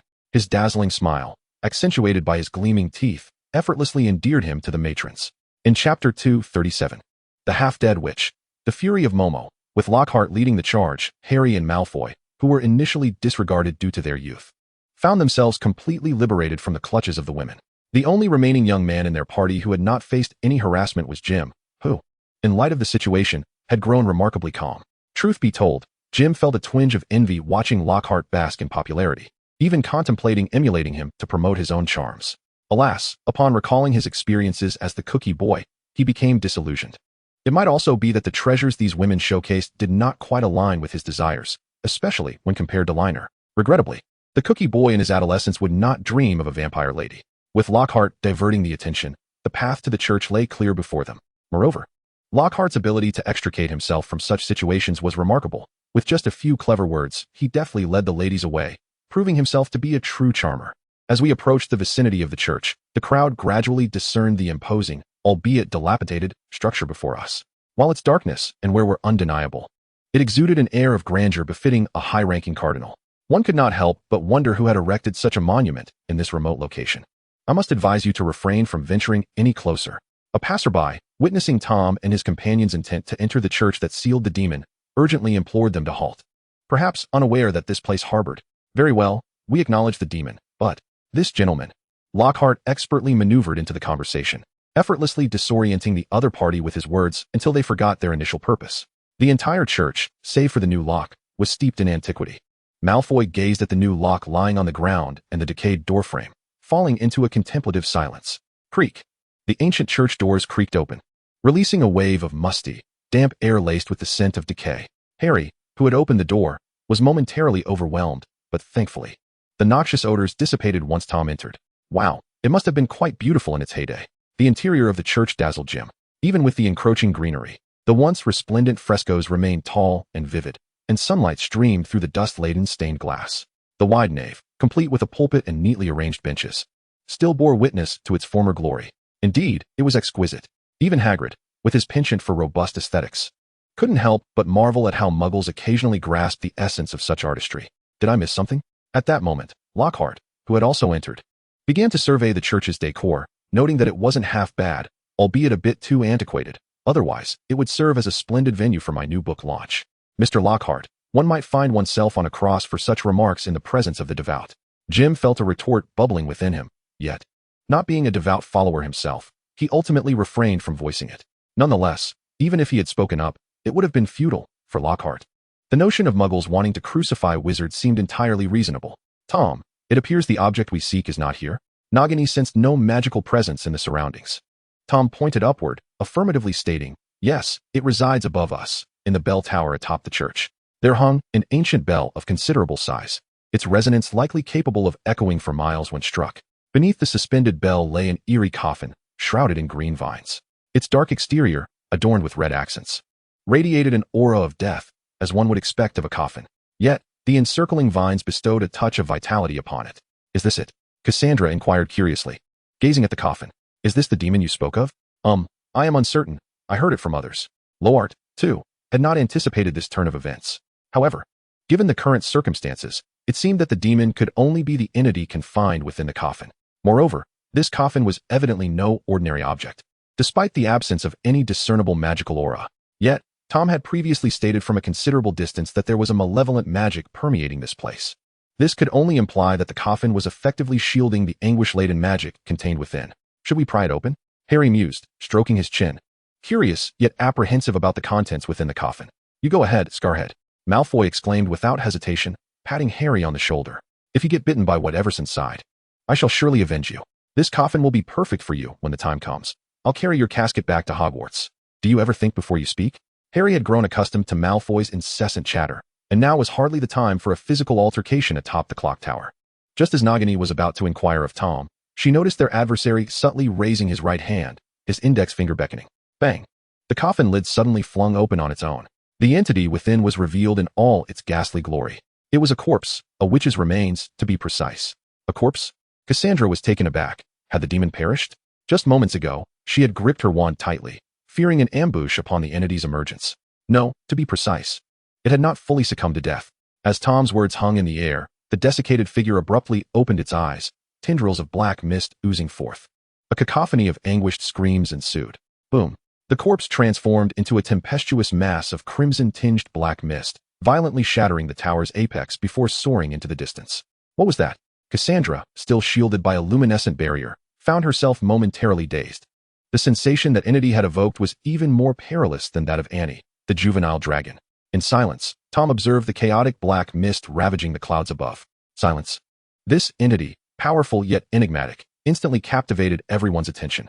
However, Nagini appeared momentarily stunned before regaining her composure. She had once had a friend who possessed a similar aura. Albeit their companionship had been brief, ultimately parting ways, and they had never reconciled even until the moment of that friend's demise. Yet, their shared tribulations and mutual support had once led her to regard that individual as a dear friend. Had it not been for a certain green-eyed fool, perhaps that person would have remained etched in her memory. Alas, a fateful encounter with Tom had altered the course of her life, leaving Credence as nothing more than a passerby. Chapter 238. Silence. The first time since its birth to be considered weak. The silent ones. Those who possess the essence of silence as wizards. Tom sat beside the clock tower, deftly extracting a piece of candy from the silver serpent ring and popping it into his mouth. Their latent powers were either deliberately suppressed or born from the long-cherished wounds of emotional trauma that quietly festered within them. Moreover, their strength was undeniably formidable. Nagini gazed at the tumultuous clouds in the sky, which had ruptured to create a gaping void of black mist, several meters wide and of indeterminate length, her eyes reflecting a flicker of apprehension. The entity before her had surpassed Credence in power. Clearly, the female corpse was not an ordinary witch. The quiet force emanating from her was already a significant threat to Nagini. Alone, Nagini felt she had no assurance of overcoming this silent force, let alone without the assistance of at least 2 professors. Curiously, this entity seemed fixated on the sky. Had it unleashed its wrath upon the town below, the brief time they spent in idle conversation would have seen it reduced to ruins. Jim stared blankly at the terrifying apparition above. The most destructive force he had ever witnessed since entering the magical realm, having never seen Tom in action. Suddenly, Jim turned to Lockhart with an excited expression. Mr. Lockhart, were you hoping to handle this alone? What do you mean by that? Lockhart's expression darkened. He was no longer the Lockhart of 2 years past, who could do little beyond the memory charm. It was evident that he could not claim to be capable of confronting such a menace. Thus, he could only exclaim, I've heard rumors of demons, but I had no idea it would manifest as this. Casting a glance at Lockhart, who appeared unable to contend with the threat, Malfoy scoffed derisively, which irked Lockhart. What? You think you can handle it, Draco? I cannot. Malfoy's brazen admission rendered the group momentarily silent. Ignoring the bickering around him, Tom calmly regarded the tempestuous black mist above, stuffing another piece of candy into his mouth with his left hand while extending his right towards the silent force in the sky. As he made a gesture with his right hand, the chaotic mist, which had been surging upwards, abruptly halted. The essence of this silent force was imbued with pain and suppression, yet Tom held dominion over suffering. Before him, the entity was akin to a mere toy, easily manipulated. With another beckoning motion, the mist transformed into tendrils of black smoke, drifting toward him, while the once conscious corpse reverted to its mindless state, plummeting from the sky. However, just before it struck the ground, the descent slowed dramatically, allowing it to gently touch down. At least you've helped sustain the entity until now, Tom mused. After all, once the host perished, the entity would dissipate. It was the corpse's half-alive condition that had allowed the force to endure. Let us preserve your dignity. Tom averted his gaze from the lifeless body, casting a sidelong glance at the diminutive figure of Mo Ran, now reduced to the size of his thumb within his right hand. Logically, Mo Ran should dissipate upon severing ties with its host. Yet, Tom was undeterred by logic. He required no convoluted methods, for he could nourish Mo Ran with his own fear-infused magic, ensuring its persistence while simultaneously augmenting its power. It was quite an intriguing phenomenon, one that I had never encountered in its tangible form before. As Tom spoke, a small purple vial materialized in the palm of his left hand, previously housed within the silver snake ring. Regrettably, it was somewhat feeble, lacking in the essence of magic, and the chaotic blend of negative emotions was rather disordered. To me, it was akin to a triviality. However, for Tom, this little entity held significant value. Mo Ran, with its eclectic nature, was ideally suited for feeding the snake. From the small purple vial emerged a black, ethereal serpent, which, at Tom's behest, swiftly consumed the MOMO ran resting in his palm. Subsequently, it began to swell irregularly, as if on the verge of bursting. Yet, tendrils of dark red magic emanating from Tom's fingertips inscribed intricate runes upon the serpent, restoring its form to a normal shape. Perhaps there were greater possibilities awaiting. The serpent's spectral essence grew increasingly substantial, even emitting a faint black mist reminiscent of MOMO ran. Tom speculated that once the serpent completely assimilated MOMO ran, it would likely undergo a transformation from a mere spirit to an energy entity. This metamorphosis would allow it to inflict damage upon souls, evolving into a mobile catastrophe akin to MOMO ran. If he were to fortify it with the remnants of a socket spirit, combined with a substantial source of magic and a unique soul as a vessel, Tom mused that he might indeed conjure something extraordinary. The group descended from the bell tower. Except for Jim, everyone else regarded Tom's recovery of MOMO ran as a matter of course. As for the snake he nurtured, aside from a hint of jealousy from Nagini, others merely expressed admiration for its peculiarity. However, within Tom, these anomalies were entirely rational.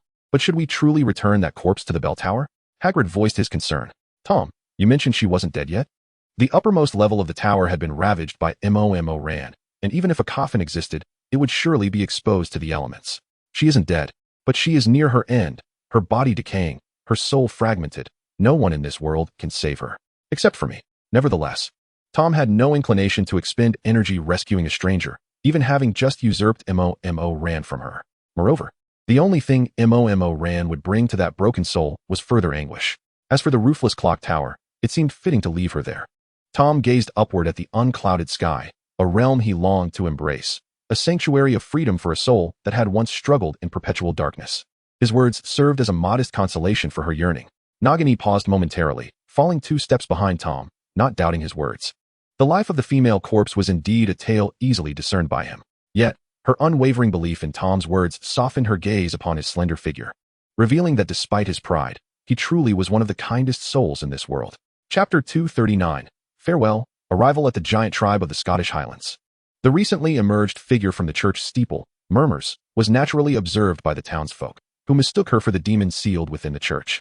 Each individual fervently crossed themselves, beseeching divine protection from God or Jesus. Remarkably, it appeared as if divine intervention had indeed occurred, for the demon was swiftly resealed within the church. The townspeople rejoiced, and at the mayor's suggestion, they resolved to host a grand feast that very evening to express their gratitude for divine deliverance from the malevolent being. Not far off, Tom and his companions observed the jubilant townsfolk, with Cassandra playfully teasing Tom, resulting in a swift retaliatory thump to her head. Ouch! Despite her protests, the memory of Tom doubling her assignments quelled her defiance. Sir, perhaps I should take my leave, Lockhart said hesitantly, stepping closer to Tom. My purpose here has been fulfilled, and I remain at your service should you require my assistance. Not a problem. Your utility is rather limited anyway. Your words are rather hurtful, Lockhart replied, though he did not betray any displeasure. By the way, keep that lad Jim by your side. Tom glanced at the eager youth wishing to join the townsfolk's festivities. Let him assist you for now. I believe he has completed his studies among the Muggles. As you wish. Lockhart approached Jim, who appeared somewhat puzzled at Lockhart's attention. Mr. Lockhart, come along, lad, Lockhart smiled. Unless you wish to miss out on a more authentic experience of the magical world. You mean? Jim's excitement ignited as realization dawned upon him. Lockhart shrugged. Having someone to assist me while I traverse the globe for material to write my books would certainly make things easier. Yes, Mr. Lockhart, Jim exclaimed, then hesitated. But perhaps you still need my. He glanced at Tom, who was also observing him. Not to worry, your utility is rather limited as well. Jim let out a wry smile, conceding to the situation. He then accompanied Lockhart towards the other side of the town, basking in the sunlight. Mr. Lockhart, what story do you intend to weave from the material you have gathered this time? Jim exuberantly resumed his chatter about Lockhart's previous works, expressing that this experience felt even more profound than those in your earlier writings. Surely, your new book will surpass the previous ones, will it not? What title do you plan to bestow upon it? How about protecting the village from the werewolf's assault? Or perhaps A Night at the Vampire Inn would suffice. Lockhart gazed skyward, contemplating, and mused, perhaps Walking with the Dark Lord would make for a splendid title. After bidding farewell to Lockhart and Jim, the group continued their journey in the carriage. Time swiftly passed, and before long, dusk descended upon them.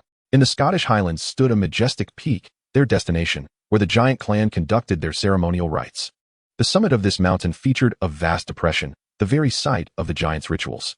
As the carriage approached the peak, Harry, seated beside Hagrid, sensed an unusual tension emanating from him. Hagrid, who had previously engaged in light conversation, now sat in silence, a stark contrast to his usual demeanor. It seemed that the burden of his estranged mother weighed heavily on him. Though Harry possessed a modicum of emotional intelligence, he struggled to find the right words to comfort Hagrid. Fortunately, inspiration struck him occasionally. "You're in a better position than I am. At least you have a mother." Immediately regretting his words, he thought, "Why does trying to comfort him only deepen my own melancholy?" Following Harry's silence, Hagrid finally spoke. "It's all right, Harry. Let us talk about something else." "You're right," Harry replied, appearing somewhat relieved. "What about your father? I've never heard you mention him." "He passed away shortly after I came of age," Hagrid replied. "But he was a good man, and I loved him dearly." "You're correct. Raising you alone must have made him quite remarkable. Your father was also remarkable. I've met James, and he embodies the essence of Gryffindor. He was a good man." Perhaps. Hey, we're almost there." Harry quickly diverted the conversation, reluctant to delve into the subject of his biological father. The connection of blood made him hesitant to disparage his father, yet he was aware that James had committed some grave misdeeds during his youth. Unlike Tom, who faced danger and retaliated, his father had engaged in true acts of schoolyard violence, nearly resulting in tragedy. Though Harry had previously boasted about these events to persuade others to join the Death Eaters, he felt a sense of disdain for such actions and chose to refrain from discussing anything related to James. In the giant tribe at that moment, aided by the fading glow of dusk, one by one, the giants discerned the distant flying chariots and motorcycles approaching from the horizon. Emerging from their rudimentary abodes, they brandished their crude weapons and issued warning shouts towards the uninvited guests in the sky. This sounded like a rough, deep roar. Yet it constituted a language of the giants, imbued with a plethora of simple vocabulary and guttural expressions. However, the unexpected visitors did not retreat. Thus, the irate giants commenced their assault, hurling massive boulders towards the sky. Their terrifying strength enabled them to launch stones with diameters of 2 to 3 meters to heights exceeding 100 meters. Unfortunately, as these boulders neared the chariots, they were intercepted by a luminous barrier. Subsequently, an overwhelming sense of pressure, palpable as a tsunami, surged forth. The giants, numbering in the hundreds, were rendered unable to stand tall under this terrifying aura, with only the mightiest warriors from a few tribes managing to move, albeit barely. They could neither attack nor even flee. Had there been a sufficiently observant sorcerer present, they would have noted that as this dreadful presence descended like a meteorite upon the mountaintop, the already concave summit caved in further. It was only when the chariots and motorcycles alighted that this oppressive sensation ebbed away like receding tides. Chapter 240. Hagrid's Mother and Half-Brother. Tom disembarked from the chariot, gazing at the giants sprawled on the ground, their towering forms averaging 7 to 8 meters in height, all wearing expressions of sheer terror as if confronted by a cataclysm. Though they were a warlike species, they were nonetheless sentient beings. Even the wildest beasts comprehend fear, let alone these giants. Tom silently scanned their faces. When the emerald serpent-like eyes turned towards them, the giants felt a shiver run down their spines. The atmosphere was laden with danger and silence, leading the giants to believe they were on the brink of death. It was only when they heard the question, "Do you speak English?" that, despite remaining silent, several giants' expressions softened, revealing less fear. Clearly, they possessed the ability to communicate in English. This realization somewhat lifted Tom's spirits, for his intent was to negotiate rather than obliterate this group of giants. After all, they were all sentient beings. Why resort to violence? Of course, should they fail to provide what he sought later on, he would not hesitate to act forcefully. For now, however, civil discourse would suffice. He urged those among them who could speak to step forward. Although Tom's tone bore no threat, the giants did not dare to be complacent. The few giants proficient in English hurriedly exchanged a few words with their companions before racing towards a massive, yet still rudimentary structure in the background. Knowing they were likely to avoid death, the giants' initial trepidation dissipated, and some of the bolder ones even ventured to approach Tom and his companions. Observing the comical yet earnest demeanor of those who, despite their fear, continued to smile and even fetched chairs as large as vehicles for him, Tom couldn't help but find it amusing. Meanwhile, Hagrid spotted a figure amidst the towering giants that stirred a whirlwind of emotions within him. His mother. Standing at less than 5 meters tall, she was strikingly conspicuous among the giants who averaged 7 to 8 meters, with some nearing 10. Perhaps due to Hagrid's idealization of a mother he had never truly possessed, he recalled having described his mother, Fridwulfa, as beautiful. In reality, however, while Fridwulfa bore a resemblance to ordinary humans, her robust limbs, pronounced jawline, broad nose, and even her thick hair clearly betrayed her lineage as a pure-blood giant, rendering her not quite the vision of beauty he had imagined. Yet, Hagrid remained unfazed, intently observing Fridwulfa. She appeared to recognize him as well. Upon seeing this slender yet comparatively tall figure among the smaller beings, Fridwulfa swiftly deduced his identity. After all, half-giants were a rarity, particularly in this region. Confronted by the son she had once abandoned, her gaze bore a complexity, yet it lacked any profound sense of regret. This realization saddened Hagrid, prompting him to divert his gaze, whereupon he noticed another giant, nearly the same height as Fredwulfa, approximately 16 feet tall. Strangely, Hagrid felt an inexplicable sense of familiarity with this giant. The latter, too, regarded Hagrid with curiosity, often bullied for his diminutive stature within his tribe. He found himself contemplating how, had he not been accustomed to such treatment, he might have relished the opportunity to bully this smaller giant. The two half-brothers stood in silence. Their eyes locked for a few fleeting seconds, yet in that brief moment, Hagrid's earlier regrets about being there began to dissipate.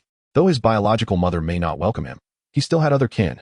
Thus, Hagrid approached Tom, who was reclining on a massive chair, exchanged a few words, and then dashed off to seek out his brother. At that moment, an elder giant, robust despite his apparent age, emerged from a rudimentary yet expansive dwelling. He was Grop, the chieftain of the Scottish Highlands giants, who had lived for nearly 2 centuries, making him a venerable figure among giants, as their lifespans typically range from 150 to 200 years. As a respected elder in the giant community, he felt compelled to personally greet such a formidable guest capable of effortlessly overpowering them. Having lived for so long, he was also proficient in English. "Sir, I sincerely apologize for the earlier negligence displayed by my kin.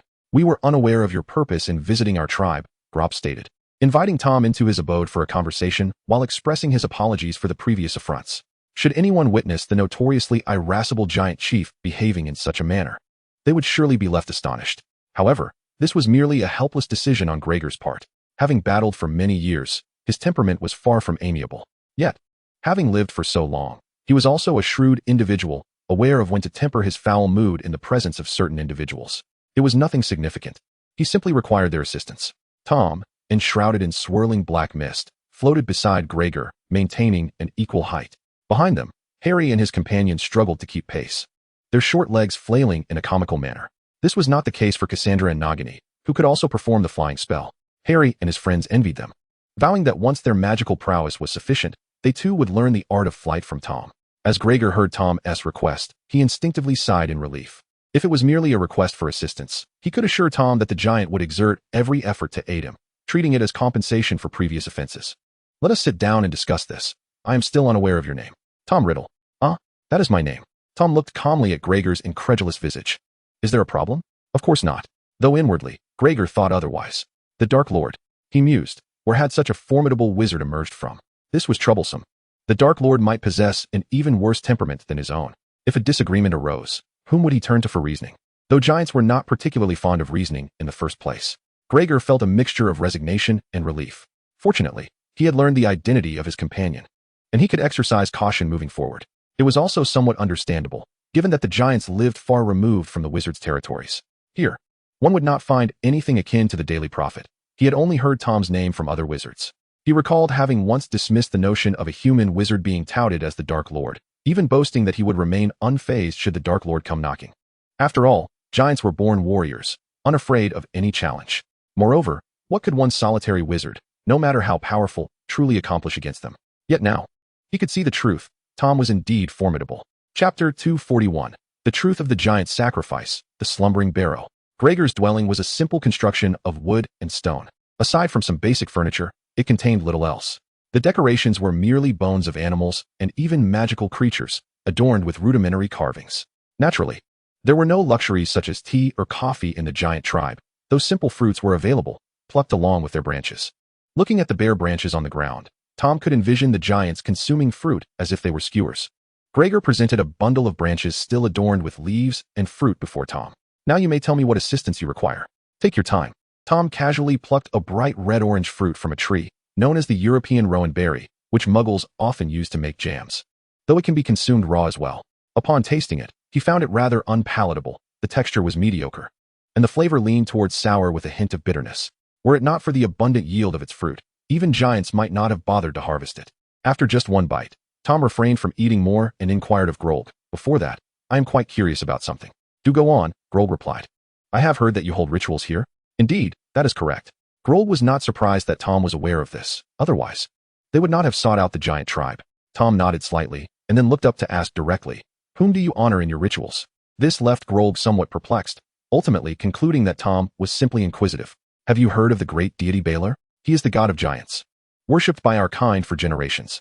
Malfoy, standing behind Tom, stroked his chin and quietly remarked, "It seems to be the case." "Malfoy, have you heard of him?" Harry inquired, intrigued, as he had not. "I have not." Malfoy shook his head. Cassandra cast a disapproving glance at the two before returning her focus to the conversation between Grog and Tom. "The Lord of the Evil Gods," Tom smirked, sensing he had struck the right chord. "Indeed, you wizards and muggles do refer to him in such a manner." Grog shook his head, however. "In the eyes of us giants, he is the god of war, the deity of giants. This is the sacred resting place of the great god Baylor. This mountain possesses magic, and at this time, it stirs, allowing the slumbering giant god to reappear upon the summit." Grog spoke these words with evident excitement and reverence. "Wait, slumbering? So, the artifacts of Baylor that appear here are not remnants of his past, but rather what he was compelled to leave behind later. Yet, there was still something amiss. Is he not dead? He fell to the hands of his grandson, the god King Lug. Nonetheless, Baylor's power was undeniable. Had it not been for Lug exploiting his momentary weakness when he required assistance to awaken, he would not have been so easily defeated. "No, he is not dead," Grog exclaimed, realizing his tone had grown too fervent. Fearing he might irk Tom, he quickly softened his voice. "He is merely in slumber. One day, he shall awaken." This was somewhat troubling. Tom remained silent, contemplating the veracity of Grog's words.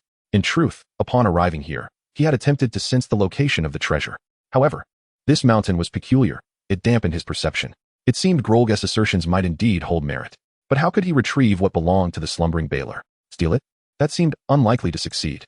Engage directly? The formidable king of evil gods, even in a state of weakness bordering on slumber, found Tom lacking in confidence regarding victory.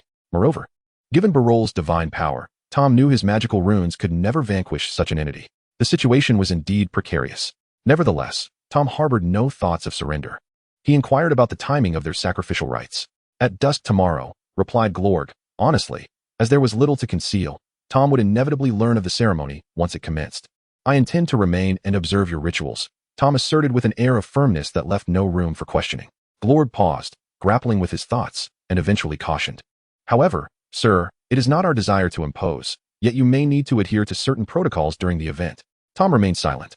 Yet his gaze clearly urged Glorg to elaborate. "Even we giants are unable to approach the great Barol. The terrifying divine power that he inadvertently emanates would reduce any who dare to draw near into ashes." Glorg briefly contemplated withholding this warning, allowing Tom to perish beneath Barol's divine might. However, a moment's reflection revealed that Tom would likely suspect their retreat, perhaps even erupting in wrath and slaughtering them all. The slumbering Barol could not safeguard his followers. Thus, Glorg reluctantly clarified, "And you may need to maintain a sense of reverence towards him. Otherwise, even at a distance, you could still be subjected to divine pressure." After speaking, he discreetly glanced at Tom, only to find him unfazed, his expression inscrutable. In truth, these stipulations posed little concern for Tom. Whether in slumber or death, Barol's inadvertent divine energy could not extinguish his existence. As for reverence, how could Tom maintain such an attitude when he intended to rob him? The divine might was indeed less impactful than the energy that emanated from Barol, leaving little cause for apprehension. The sole consideration was to ensure that Harry and the others kept their distance. Should it be confirmed that Barol still lived, they would have to be sent away. As for himself, he would require their assistance for the next 2 days. Glorg discerned that Tom intended to stay, acknowledging, "We appreciate your patience, as our giant dwellings are not comparable to your wizarding comforts." That evening, Harry and his companions finally comprehended Glorg's earlier implications. In truth, it was not solely the giants' living conditions that were challenging. The food, among other aspects, proved rather difficult to accept. Given the clumsiness of the giants' oversized hands compared to those of muggles or wizards, the use of rudimentary, odd culinary tools, coupled with a lack of seasonings, rendered it nearly impossible to prepare anything palatable. At least, as Harry gazed at the roasted, tender yet crisp meat of an unknown creature before him, after a single, desperate bite, he found himself unable to take a second. Chapter 242, The Diminutive Glorp, Hagrid's Brother. At the giant's feast, Harry glanced at the others. Malfoy was listlessly toying with a piece of bleeding meat that had yet to be salted, while Cassandra and Nagini remained utterly still. As for Tom, he was indulging in candies pilfered from old Dumbledore. None of them had touched the giant's food. "Tom, I want some too," Harry declared. Although Cassandra was not particularly fond of sweets, the occasion warranted an exception. Nagini, despite her silence, was clearly hungry as well, a fact Tom discerned instantly. He promptly retrieved a few bags of snacks and tossed them to the two. Just as Harry contemplated making a move, Malfoy dashed over, grinning like a fool. "Sir." "Heh." Tom shot a glance at Malfoy without uttering a word, merely tossing him a bag of candies. As Harry was about to follow suit, he noticed yet another bag of lemon drops being thrown his way, the very same treats originally hoarded from old Dumbledore's stockpile. Chewing on his snacks, Tom momentarily withdrew his gaze from Harry, maintaining a semblance of fairness. However, this piqued the curiosity of Cassandra and the others. Just how much candy had Tom stolen from Dumbledore? Perhaps this was all there was, or perhaps not. Meanwhile, far away in Hogwarts, Dumbledore, chuckling to himself, had discreetly located his little treasury while Professor McGonagall was distracted, blissfully unaware of his excessive indulgence in sweets. I remember just purchasing the latest from Honeydukes, he mused. Upon opening it, however, he was met with dismay, completely empty. Dumbledore fell silent for a moment, exclaiming inwardly, "Thief." In the Scottish Highlands, atop the mountain where the giants slumbered, Hagrid was enthusiastically leading a diminutive giant to Tom and his companions. "This is my brother, Glup." Glup waved awkwardly, struggling to articulate a single word, judging by his demeanor. It was likely that Hagrid had spent considerable time teaching him. "Apologies, he hasn't mastered English yet," Hagrid said, still brimming with excitement. "Fortunately, I speak giant language. Or I wouldn't be able to converse with Glup at all." Harry and the others approached the towering figure, intrigued, eager to engage. "Like me, Glup has been ridiculed and bullied by other giants due to his small stature," Hagrid lamented, his enthusiasm fading. "Even Fred and George don't care for him." Upon hearing Hagrid's words, Nagini gazed at him quizzically, sensing that Hagrid harbored ulterior motives for bringing Glup to their gathering. "I wish to take him back to Hogwarts," Hagrid declared, casting a glance at Tom to gauge his reaction. Unfortunately, Tom remained inscrutable. "Do you think I should do that?" Hagrid inquired. "How would I know? If you wish to do it, then do it," Tom replied, clearly uninterested in the matter. Hagrid's concern lingered. "Would the school accept Glup?" "I am not the headmaster," Hagrid remarked. Tom glanced at Grop, who appeared somewhat dazed and timid, even fearful of some of Harry's actions. However, Hagrid believed that this fellow would not cause any trouble, and that he could simply inquire with Dumbledore. Yet, could the parents of the students truly feel at ease with a giant lurking near the school? It was implausible. It was Nagini who spoke up, emphasizing the need to keep a watchful eye on Grop. Nagini did not oppose Hagrid's plan to bring Grop back, and upon realizing this, Hagrid felt a wave of relief. He understood that although the two professors had not explicitly agreed, they had also not declined. He recognized that Tom and the others spoke so casually because they genuinely did not regard the matter with much concern. Nevertheless, this was sufficient to bring Hagrid joy. While a giant was indeed less formidable compared to Tom's fire-breathing dragon, the Chimera, or the Basilisk, it was still a creature of considerable strength. Despite the presence of various professors in the school, Hagrid doubted that the parents would feel reassured. The previous incident involving the Chimera in the Forbidden Forest could be overlooked, as it was merely Tom's pet. But he was not Tom. Even if Professor Dumbledore were to agree, Hagrid suspected it would still lead to significant complications. Unless Tom intervened, Hagrid preferred to keep Grop hidden in the Forbidden Forest for the time being. If Professor Dumbledore were to consent, that would be another matter. Having come to this conclusion, Hagrid nodded. "I shall consult the professor." Tom remained silent, confident that old Dumbledore would not refuse, for he, like Tom, did not regard a giant as a threat, especially one that was underdeveloped. They all felt assured in their ability to protect the students of Hogwarts under any circumstances, which was precisely why they would not decline. Noting that Tom and the others had ceased discussing the issue, Hagrid called out to Grop and then stood to leave. "Wait," Tom called out to him. Hagrid turned back in confusion and caught sight of a platter of roasted meat flying toward him. "Take this for your brother. He is still growing. So are we." Cassandra and Nagini promptly offered their own roasted meat as well. Hagrid was deeply touched, pulling out a ragged handkerchief to wipe away his tears. "I thank you on behalf of Grop." The three of them silently watched as Hagrid departed with the meat in hand. "Does anyone actually eat that?" "I don't know. They're all giants, so they should, right?" The banquet concluded. Beneath the night sky, devoid of candles or any illumination, the giants' village was shrouded in darkness. Though there were a few campfires, they provided little light, since there was little to converse about with the mostly non-English speaking giants. Tom and his companions chose to rest in the dwelling prepared by the giants. This house bore a resemblance to the one in Grop's village, albeit smaller, yet relatively speaking. It was still quite spacious for Tom and his friends. The small beds were evidently hastily crafted. However, this posed little concern, as one could comfortably sit upon them to rest or meditate for an evening. Initially, Harry and his companions shared this sentiment. Then, they witnessed Tom snap his fingers, causing the beds to levitate and transform into several plush, luxurious large beds. "I shall take my rest. You may converse amongst yourselves," Tom declared as he reclined on one of the beds. Remarkably, he intended to sleep outdoors. Yet, unbeknownst to Harry and the others, Tom's decision stemmed from the seriousness of the events awaiting him the following day. Even though slumber would scarcely enhance his already abundant vitality, for an entity of his caliber, he was perpetually in an optimal state. Nevertheless, his choice to rest well before the impending confrontation underscored his regard for the gravity of the situation. Chapter 243. The Reappearance of the Fairies. Seeking to capture Glop in the stillness of the night, the entire giant tribe atop the mountain fell into silence, with only a few lumbering sentinels keeping watch. These giants, with nothing to occupy their time, gazed up at the starry sky, perplexed by the necessity of a night watch. As formidable beings, their immense strength rendered them indifferent to all challenges, save for the Dark Lord himself. Even if an assailant were to ambush them during slumber, it would be of little consequence. The giants would effortlessly repel any intruders with their unparalleled might, excepting the Dark Lord, of course.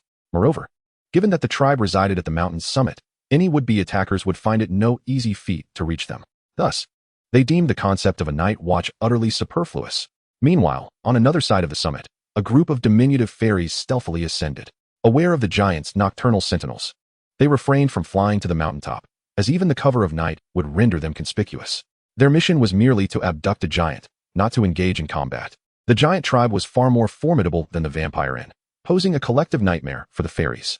Their comrades had met with utter destruction when they attempted to confront the Vampire Inn, and the prospect of attacking the even more formidable giant tribe was predictably grim. Thus, a direct assault was out of the question. They only needed to capture one giant. Employing their racial magic, the fairies enacted a spell akin to the disillusionment charm. They deftly evaded the watchful giants, who were distractedly gazing at the night sky, and quietly infiltrated the giant tribe. Their plan was to seize a newborn giant infant, as there were no stipulations against capturing an immature giant. Furthermore, it was nearly impossible to stealthily abduct an adult giant, given their colossal size. However, the young giants were quite different. Even though they were born with a size that far surpassed that of human infants, measuring just over 1 meter, they could still be easily carried away. At that moment, within a humble dwelling of the giant tribe, Tom suddenly opened his eyes from slumber and slowly sat up. He had noticed this group of diminutive beings while they were still at the foot of the mountain. He surmised that their intentions were likely akin to those at the Vampire Inn, aimed at capturing the intelligent species, namely the giants of the tribe. However, he had no intention of intervening or alerting the giants. After all, he was to confront the deity of their faith the following day, and the giants would undoubtedly seek to thwart him, even at the cost of their own lives. To certain beings, faith held greater significance than the survival of their race.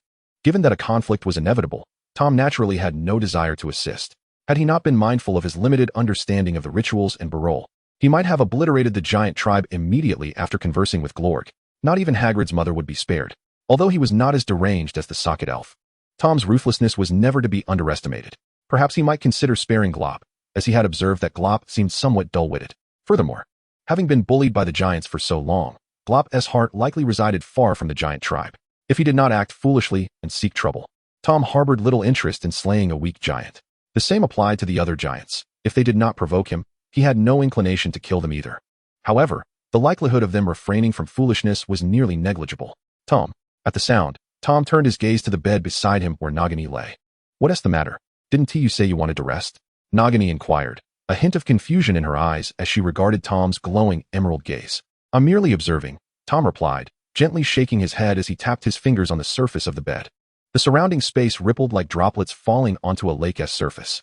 By the time Nagini grasped the situation, she discovered they were still seated, yet suspended in mid-air. In disbelief, she touched the soft, ethereal space beneath her.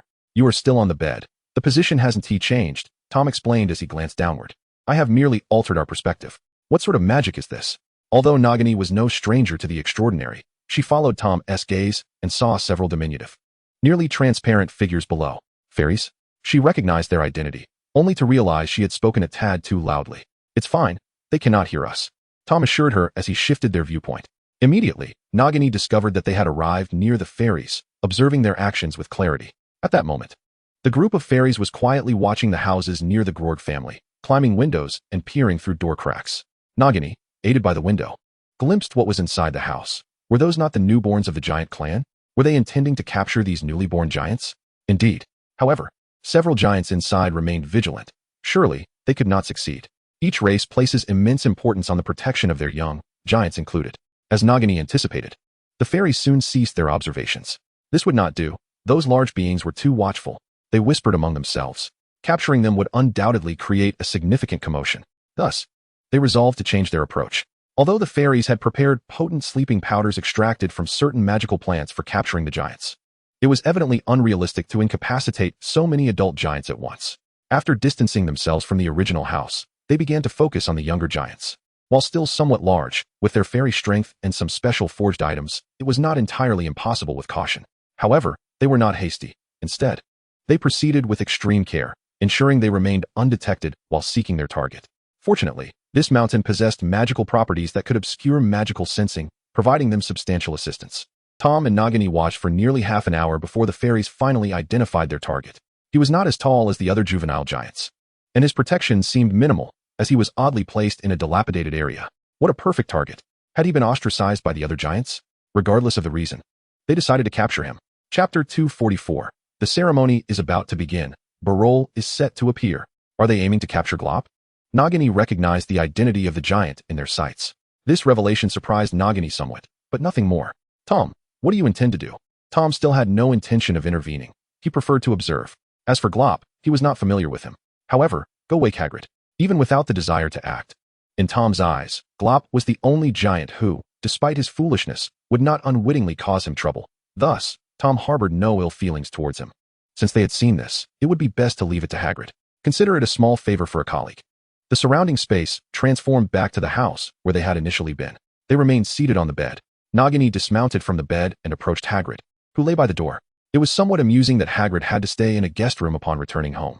Not only did the giants disregard him, but even his mother treated him as an outsider. Hagrid. Nagini poked him with her wand. Regrettably, the other party showed no signs of awakening, remaining deeply asleep. Glop was in imminent danger. Hagrid suddenly jolted awake, casting a glance around before fixing his gaze upon Nagini, who stood beside him. Professor? Hagrid shook his head, thinking he must have been in a stupor, as he had just experienced auditory hallucinations. No, it's real, Nagini asserted, gesturing toward the window, where a band of mischievous fairies stealthily infiltrated the giant's territory, setting their sights on his brother. Bang! Before Nagini could finish speaking, Hagrid kicked open the door and dashed outside, clutching his little pink umbrella. This commotion drew the attention of the Night Watch giants and the fairies alike, even rousing the giants from their slumber in the nearby houses.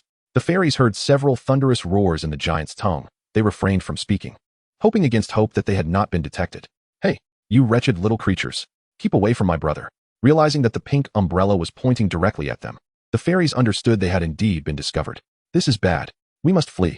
However, their actions had thoroughly alerted the giants. Enraged, the giants shouted and brandished their weapons as they charged toward the intruding fairies. Fortunately, the fairies had concealed a vessel intended for their escape, a ship designed to transport captured giants. Although they had not utilized it upon their arrival, it was hidden beneath the mountaintop. This vessel, forged by the fairies, resembled a flying carriage but was significantly larger and did not require magical creatures for propulsion. A century prior, they had successfully crafted colossal magical drilling machines, so constructing a magical flying ship was well within their capabilities. They held immense confidence in their creation, believing it would withstand the giants' assaults, which was why they had originally dared to plan an aerial escape. However, circumstances had now altered. As the fairies activated the ship and soared into the sky, the giants hurled massive boulders in an attempt to bring it down. The ship endured several impacts, yet, as the fairies anticipated, its material was remarkably resilient, allowing it to withstand the assault. Awakened by the commotion, Grolog emerged from his dwelling, his expression one of displeasure. His tribe had been invaded by a horde of repugnant fairies. Moreover, it was only due to the presence of outsiders that the intrusion had been discovered. Summoned the tribesmen responsible for tonight's watch. Grolog seethed. He would not let those sluggards escape unpunished. However, more than his ire toward the negligent giants, he was incensed by the fairies. He would make them aware of what true giant's wrath entailed. The following day, having endured the events of the previous night, Hagrid was virtually inseparable from Glop's side, fearful that yet another nefarious entity would attempt to abduct his frail and vulnerable brother. Tom decided to let him leave first. Although Hagrid was somewhat puzzled, he chose to heed Tom's words, bringing Gloom along. As for Harry and the others, you shall escort them back to Hogwarts. Under Tom's command, Nagini guided Harry and the others towards the thestral-drawn carriage. And what about you, Tom? Me? I shall dine here before departing. Nagini appeared somewhat anxious. At this moment, Tom's insistence on their early departure suggested two possibilities in her mind. One was that he intended to engage in activities unsuitable for children, which Harry and the others must not witness. However, that seemed highly unlikely.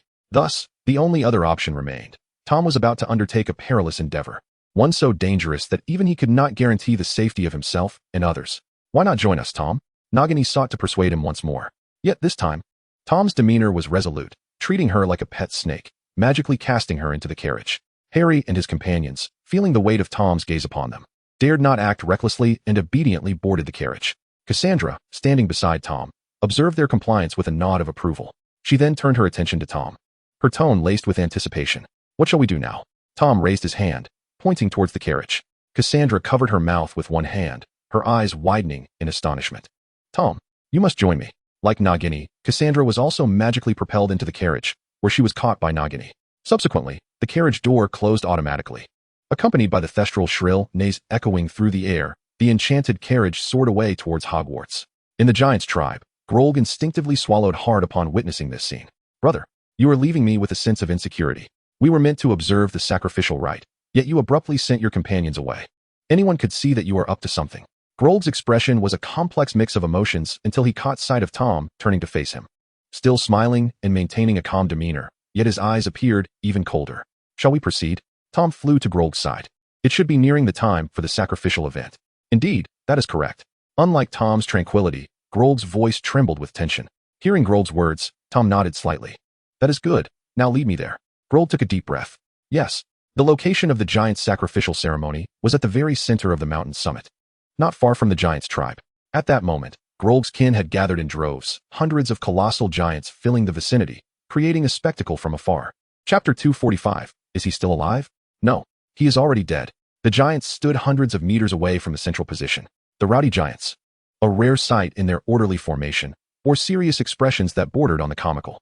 Under the guidance of Grorg, Tom made his way to the foremost position. Yet, even at the front, there remained several hundred meters to the very center of the mountain's peak. Grorg, cautious and vigilant, occasionally cast wary glances at Tom, fearing a sudden outburst that could spell disaster for them all. Fortunately, it turned out to be a false alarm.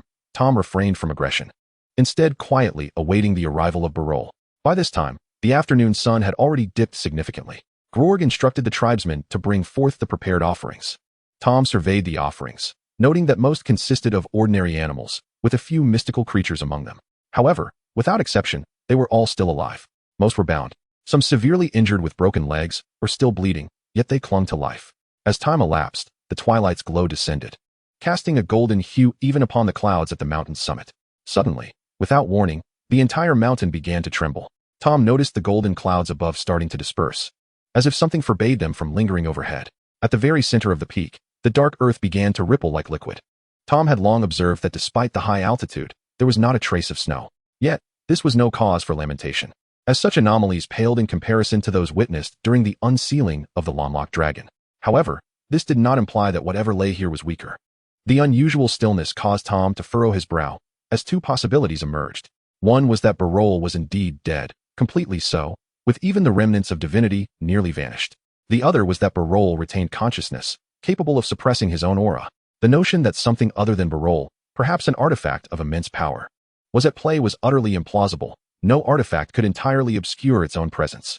In Tom's observant gaze, a massive dark statue began to rise from the summit, reminiscent of the one foretold in his prophecy. As this 20-meter-high figure emerged, an overwhelming pressure, almost beyond belief, enveloped the entire mountaintop. The giants, in their own tongue, resounded with the name of their deity, synchronously kneeling without delay. However, Tom remained standing. The oppressive force felt somewhat diminished to him, even less than the pressure he had initially exerted upon the giant tribe upon his arrival. The frown that had knitted Tom's brow relaxed, and a smile crept upon his lips. Nearby, Grorg, with his forehead pressed to the ground, caught a glimpse of Tom still standing, igniting a mixture of fear and deepening concern within him. But he was utterly powerless. Before the divine, he could not rise, and even if he did, he posed no threat to Tom. Gregor's anxiety mounted as his eyes widened close to the ground, yet his efforts bore no fruit. At that moment, the sacrifices that had been placed within the perilous range he had previously mentioned had all succumbed to lifelessness. Their corpses emitted wisps of crimson light, drifting into the tightly shut eye of the giant statue. So, Tom would be considered a sacrifice if he took a step closer? Gregor's heart sank as he caught a glimpse of Tom advancing, an unimaginable dread overwhelming him. He dared not lift his gaze, praying that Tom would be slain by Baylor for his transgression against the divine. But it seemed you were unable to kill me. He isn't dead. How could this be possible? Gregor gasped for breath, striving to calm his wildly beating heart. Indeed, how could a being that had already perished pose a threat to me? Dead. Indeed, Baylor was utterly lifeless. The statue was the remnant of his divinity lost. This place was his final resting ground. It was precisely because this was Baylor's burial site that the mountain could obscure Tom's perception. Yet a corpse, even that of the king of evil gods, could do no more than this. He could not resist, No matter how exalted his status, it could not alter one undeniable truth. He was indeed dead. Tom slowly approached the statue, the very corpse of Baylor. This divinely diminished body, despite its power having completely dissipated, still exuded an aura of terrifying majesty. Tom transformed into a wisp of black mist, gently drifting before Baylor's form, casting one last glance at the deceased king of evil gods. He extended his left hand toward one of Baylor's tightly shut eyes. A fleeting glimmer of gray-gold patterns danced across his palm. Crack! The petrified eyelid shattered, and the eye, larger than his hand, was extracted. Strictly speaking, this did not constitute an eye in the traditional sense, as the scara had turned to stone, and Tom did not remove them. Gazing at the eye in his hand, it resembled the most exquisite ruby in existence. At the moment of its emergence, even from afar, one could witness the fleeting, star-like brilliance emanating from the mountaintop. Within the ruby lay a profound vertical pupil, its faint glow seemingly piercing through time, narrating the eternity of this moment. Ding! Congratulations, host, you have obtained the item, Baylor's single eye. Item, Baylor's single eye. Quality, mythical. Function, unknown. Description, mythical represents the pinnacle of quality, but not its limit. As a divine artifact that instills fear even in the gods. Despite having narrowly escaped destruction at the hands of Lug, its essence remains of mythic caliber, perhaps surpassing even the most extraordinary of mythical qualities. What do you think, Tom? Impressive, isn't it? Aside from the realms of the gods, you won't find anything more formidable in this entire world. Is it sufficient to mend your shattered mirror? Ha! The system's raucous laughter reverberated within Tom's mind. He pondered why this being had been so quiet in recent days, only to realize it had been waiting for him. In response to the system's proclamation, Tom merely smiled, not contesting its assertions. However, he acknowledged that the damage was indeed quite severe. While the power contained within the single eye of Barol was still formidable, it was undeniable that it had suffered significant injury at the hands of Lug. Otherwise, the instant it emerged, Tom would have been lost. The remnants of Barol's power were devoted to preserving its existence, rather than unleashing the might capable of slaying deities. Were it not for a band of foolish giants sustaining it with the vitality of their sacrifices over the years, it too would have been reduced to mere stone, akin to Barol's corpse. Nonetheless, even in its diminished state, its strength surpassed that of ordinary divine artifacts. As the system asserted, nothing else in this world could rival its magnificence. Chapter 246. Who told you I believed in Barol? I damn well believe in the Dark Lord. With Barol's eye safely secured by Tom, the oppressive atmosphere atop the mountain dissipated entirely. The giants, one by one, stood in stunned silence, their expressions reflecting disbelief. The gods were truly dead. Grolg felt a profound sense of loss, yet he did not contest this reality. After all, with an eye gouged out and no sign of life, what could be said about its slumber? It was as dead as could be. Sighing, Grolg refrained from confronting Tom as he had moments before. His earlier desire to stop Tom stemmed not only from his faith in Barol, but also from the support he believed the deity provided. In his view, before Barol, Tom could never hope to vanquish them all. But now, with his faith obliterated by the removal of Barol's eye, he found himself utterly devoid of courage to oppose the Dark Lord. Such an act would surely spell doom for his entire tribe. However, not all giants shared his contemplative mindset. Some foolish ones remained oblivious to the situation, still harboring anger towards Tom for offending Barol. They sought to express their wrath towards him, but were halted by Grolg. But chief, our god. Fool, that is not our god, Grolg shouted urgently, interrupting the giant before him, for he had just caught a glimpse. Though Tom faced away, his right hand had already drawn forth the sorcerer's staff, emanating a sinister green glow. It was enough to terrify the giants. Yet, Grolg could hardly believe the sheer stupidity of his kin. Upon hearing the giant speak, the chieftain pondered, but Haven T, we always revered Baral? Why has he ceased to be our deity? He scratched his head, contemplating whether he had worshipped the wrong god all these years. The folly of his kin stirred a tempest of frustration within Grolg, who promptly delivered a resounding slap to the other's head. Who told you we worship Baral? We have always venerated the Dark Lord. Long live the Dark Lord. Grolg, eager to preserve his tribe, raised his arms high in fervent proclamation. If not for the beads of cold sweat streaming down his face, one might have believed he was a true devotee of the Dark Lord. Observing the inaction of the other tribesmen, Grolg fixed them with an indignant glare and shouted once more, Long live the Dark Lord. Long live the Dark Lord. A few astute giants grasped the chieftain's intent and joined in the exclamation. The remaining giants, not wishing to be left out, followed suit. And soon the mountaintop reverberated with their collective cries. After several rounds of fervent shouting, Grolg, still with his arms raised, stealthily glanced at Tom, only to be startled to find him turning away. However, he noted that Tom had retracted his old wand, which alleviated the weight of dread from Grolg's heart. A wise adage speaks of the prudent. Tom wore a gentle smile, as if the earlier confrontation had never transpired, recognizing the merit in Grorg's actions. "You have performed admirably," Tom remarked, before departing the Giants' enclave. True to his previous intentions, if these giants were not so foolish, he had no desire to annihilate their entire lineage. Nevertheless, from this day forward, it seemed the Highland Giants would indeed have to embrace the Dark Lord as their faith. For although Tom did not voice it, Grorg harbored concerns of potential retribution for deceiving Tom. After leaving the giant tribe, Tom sought out Nagini and the others, who were still en route. Upon his appearance, they exhaled in relief. Their worries had been unfounded, for Mr. Tom was truly the strongest. Once their apprehension had subsided, their next course of action was, of course, to express their grievances to Tom. However, Harry and Malfoy dared not voice their discontent. Cassandra, the rebellious disciple, had already conspired with Nagini earlier, vowing that upon Tom's return, they would not grant him a favorable countenance for at least 3 minutes. Yet, before they could articulate their displeasure, Tom casually remarked that they should return to school, then swiftly departed. "Cassandra, the master has left. You needn't feign discontent any longer. Begone. Is this a mere act?" They were genuinely irate. Meanwhile, Tom discovered a plateau, far removed from both Muggle and Wizarding society. With a flourish of his wand, the entire plateau trembled, the rugged mountains heaved and shifted, crafting an immense natural barrier for Tom. Subsequently, as he descended into the heart encircled by undulating mountains, with a mere flick of his hand, an ancient castle rose majestically from the ground. Of course, within it, there were no kitchens, bathrooms, or sleeping quarters. This castle was merely a temporary construct created by Tom. It simply needed to provide space, as all the requisite materials and instruments were already well preserved within the Silver Serpent Ring. Inside the castle, Tom retrieved Baelor's eye, the damaged Bastet's mirror, and a silver lion forged from mithril. According to his original plan, had he obtained a treasure of comparable, or even slightly inferior, quality to the fractured Bastet's mirror, Tom would have prudently opted to restore it. However, the quality of Baelor's eye far surpassed that of the mirror. As the king of evil gods, Baelor's divine power level not only eclipsed that of Bastet, but even surpassed that of Thanatos. Thus, Tom decided to alter his plan. He would melt down the damaged cat goddess mirror as a vessel and incorporate the enchanted mithril to enhance the power storage. Centering it around Baelor's eye to forge a new artifact. After mentally outlining the crafting process, crimson flames ignited within the castle. After all, ordinary flames were insufficient for the forging of divine artifacts. Although the essence of these flames could not strictly be classified as fire, their destructive potency was formidable enough. As long as he suppressed their accompanying attributes, they could indeed be utilized for melting and forging, provided he controlled them to avoid incinerating the materials.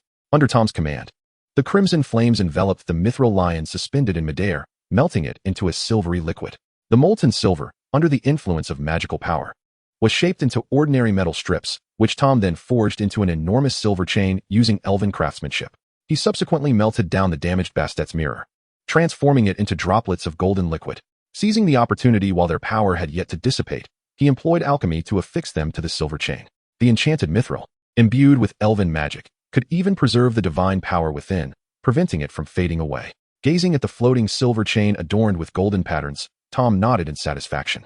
Only the final step remained. Chapter 247, Above the Artifact. The true hidden task. Inlaying it with Baelor's eye, Tom guided the palm-sized ruby closer to the silver chain. Contrary to his expectations, no repulsion or similar phenomenon occurred. Baelor's eye welcomed any force capable of sustaining its power. This was fortuitous, as it allowed Tom to wield it using his own magical energy, rather than relying on the divine power of magical runes. After all, the damaged Bastet's mirror had retained little divine energy, and the mithril merely served as a storage medium. Tom envisioned that even with his own magical energy, utilizing this newly forged artifact in the future would not be an effortless endeavor. Time continued to pass, and the creation of the artifact was finally complete. Logically, it should now manifest some extraordinary phenomenon to herald its birth. Regrettably, it seems unwilling. Its stored power was already scant, and yet it engages with you in such trivialities. Sensing its underlying emotions, Tom fell into a brief silence. With a flick of his wrist, the colossal artifact shrank down to the size of a bracelet, which he adorned on his left wrist. The once massive golden and silver chain transformed into a delicate bracelet, while the enormous single eye of Barol shrank to a size smaller than a marble, now set as a ruby ornament on the bracelet. At a glance, it appeared rather exquisite. Tom found it quite pleasing to the eye. After all, this creation had indeed lived up to his expectations. The item he had conjured on a whim, without any prior examples to guide him, reached this remarkable level, which genuinely surprised him. Ornament, Gaze of Death's Eye. Quality. Effect 1. Consumes 30% of magical power. inflicting devastating effects on a specified life or non-life form within the range of the magical eye. Ancient magical runes detected, Gaze of Thanatos, can be used in conjunction with it. Effect 2. Consumes 50% of magical power, enhancing all attributes and spellcasting power of all allies within the magical perception range by 100%. The holder's power increases by 300%. Effect 3. Consumes nearly 90% of magical power, opening a unique Blood Moon slaughter space controlled entirely by the holder.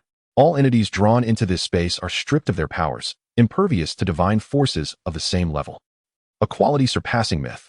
The three effects practically scream that it's a game-changer. The first effect, as described, may not guarantee the demise of all deities. But when coupled with the Gaze of Thanatos, the combined might of the malevolent and death gods could likely obliterate most gods in an instant. The second effect resembles an enhanced version of the Mirror of Batet, likely due to some amalgamation.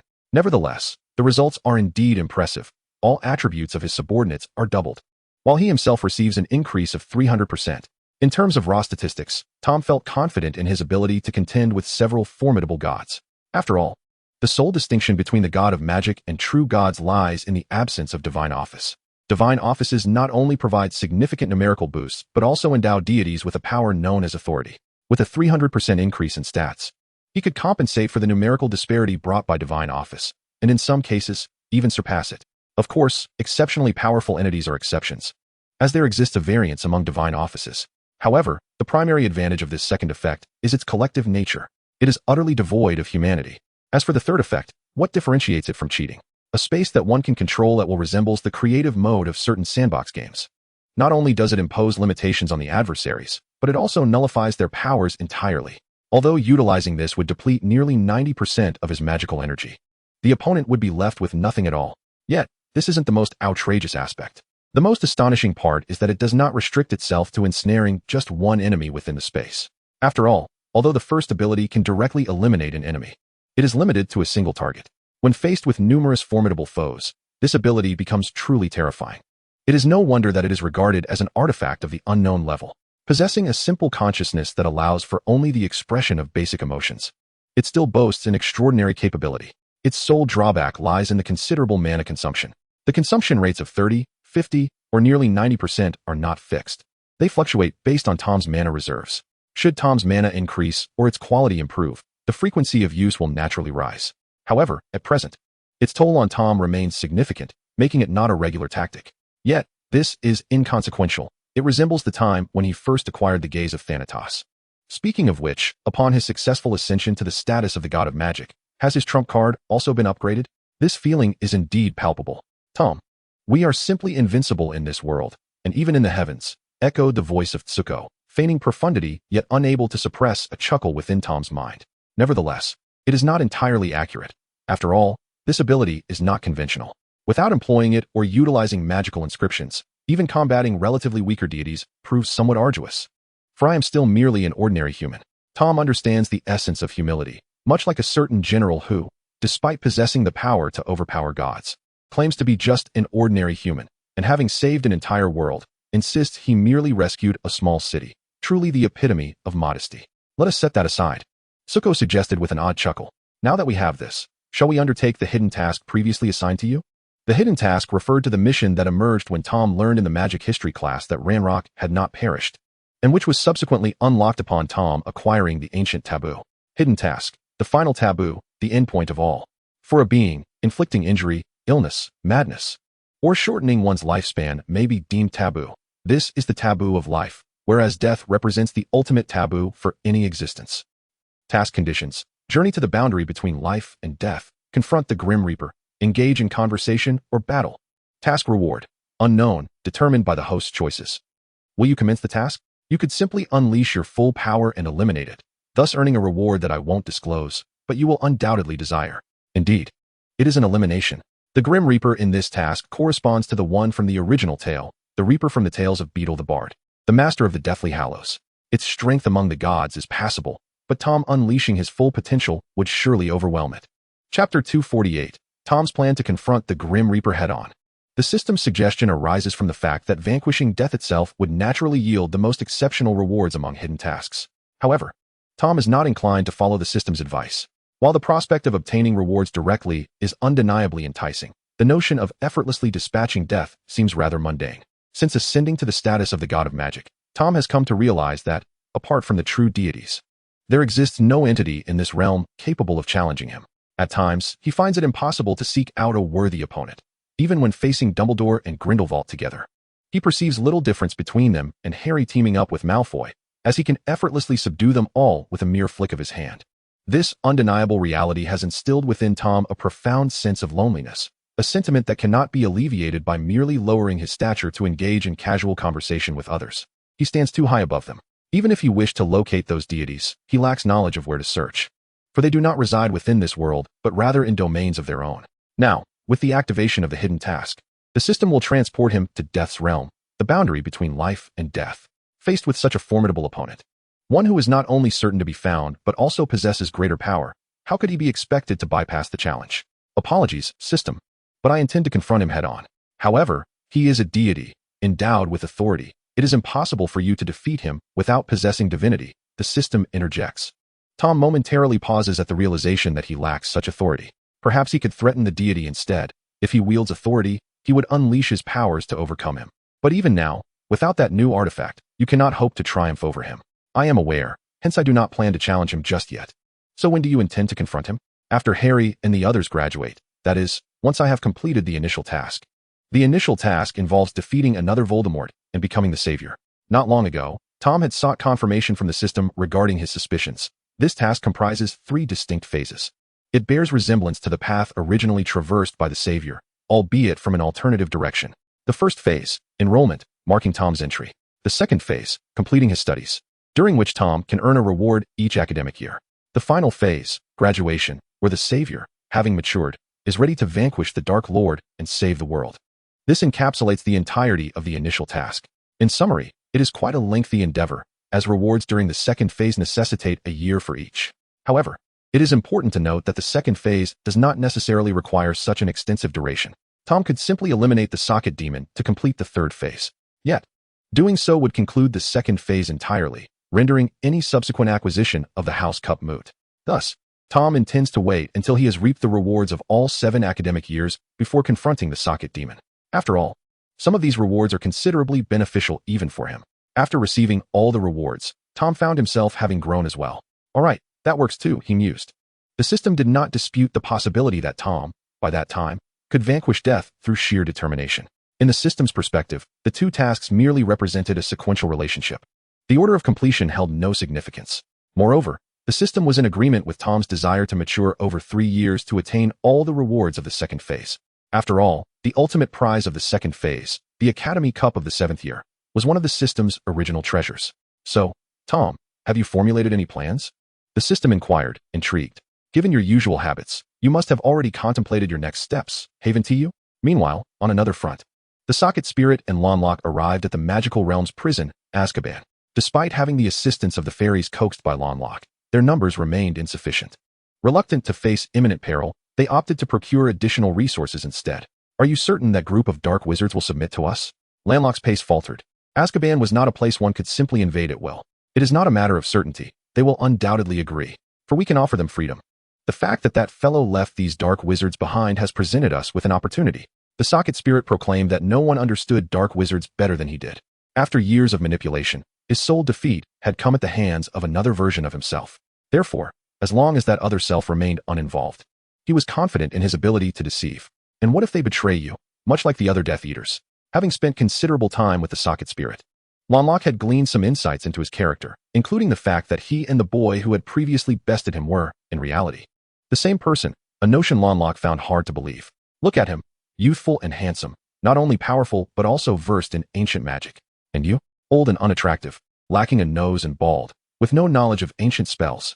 Who would believe you were the same person? Though Lonlock had slumbered for a century, he was not so easily deceived. Still, he accepted the notion that Tom was indeed referred to as the Dark Lord in the magical world. Indeed, Lonlock was no mere commoner. He was not someone who could be easily vanquished by just anyone, for he was a Dark Lord in his own right. Furthermore, according to his subordinates, the Dark Lord was already over 60 years of age.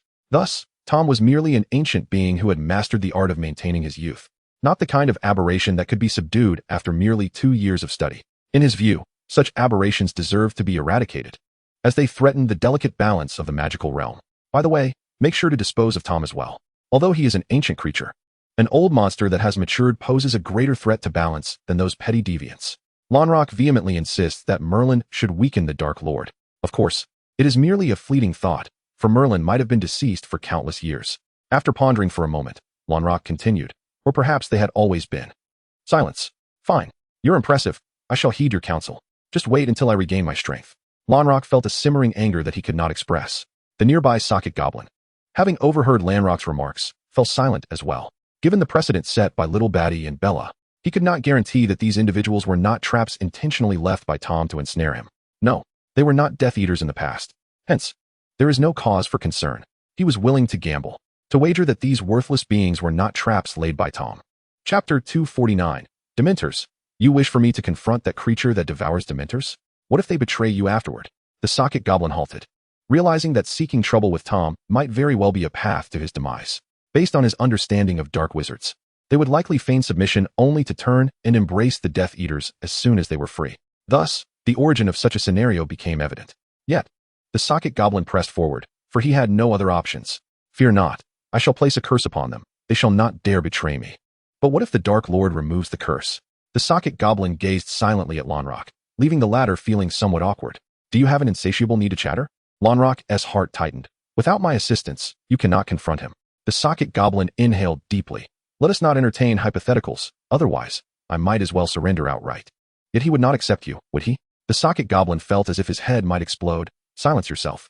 I am merely reminding you that we are in this together. Lonrock shook his head. We must aid one another and keep each other in check. For a single misstep by either could lead to our collective ruin. The socket goblin gritted his teeth and smiled. Perhaps you are right. Now, can we seek out some fools willing to serve our needs? Lonrock gestured invitingly. Certainly. The two arrived outside Azkaban, just as the socket goblin prepared to take action. Lonrock called out, Wait, have you devised a plan for dealing with the entities within? A vein throbbed on the socket goblin's forehead. Dementors? Despite his irritation at the incessant chatter from this diminutive creature, he had to concede that this particular discourse held some merit, due to the repeated severing of his soul. Even with little Hamburger's repairs, his soul's fortitude paled in comparison to that of other legendary wizards. Facing the soul-hunting Dementors would indeed pose considerable challenges. However, he soon seemed to have a revelation, and his eyes sparkled with a newfound brightness. Perhaps we have alternative options. Are you suggesting? Lanlock's gaze reflected incredulity. Dementors? The house elf offered no response, yet did not refute the notion.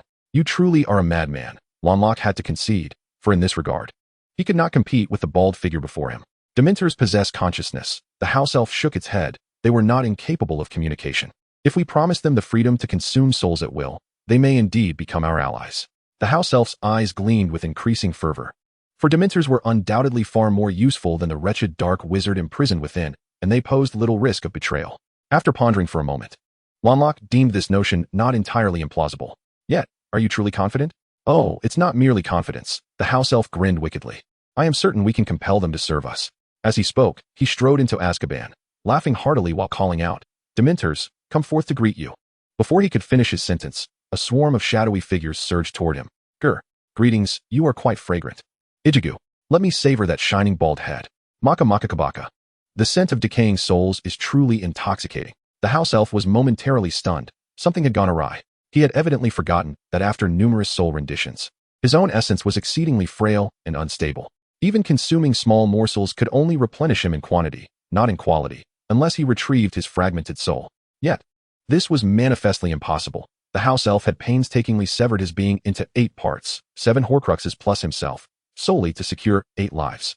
With 8 lives at his disposal, a touch of madness was inconsequential, and he cared little for the frailty of his soul. Thus, the house elf, with only 1/8 of his original soul remaining, though slightly more, considering it was his core, possessed a remarkably low resistance to the allure of souls. Furthermore, being a legendary wizard, his essence was particularly enticing to the Dementors. Faced with such a substantial, delectable, and readily available feast, the Dementors had no reason to let him escape. The foul creatures incited the house elf's fury. No one had ever dared to treat him as a meal. He drew his wand. Although he could not conjure a Patronus, he had other means to contend with Dementors. Half an hour later, the muscled house elf had finally persuaded the Dementors to engage in conversation. There was no choice. What he had initially presumed to be a small treat had turned out to be a tough bone.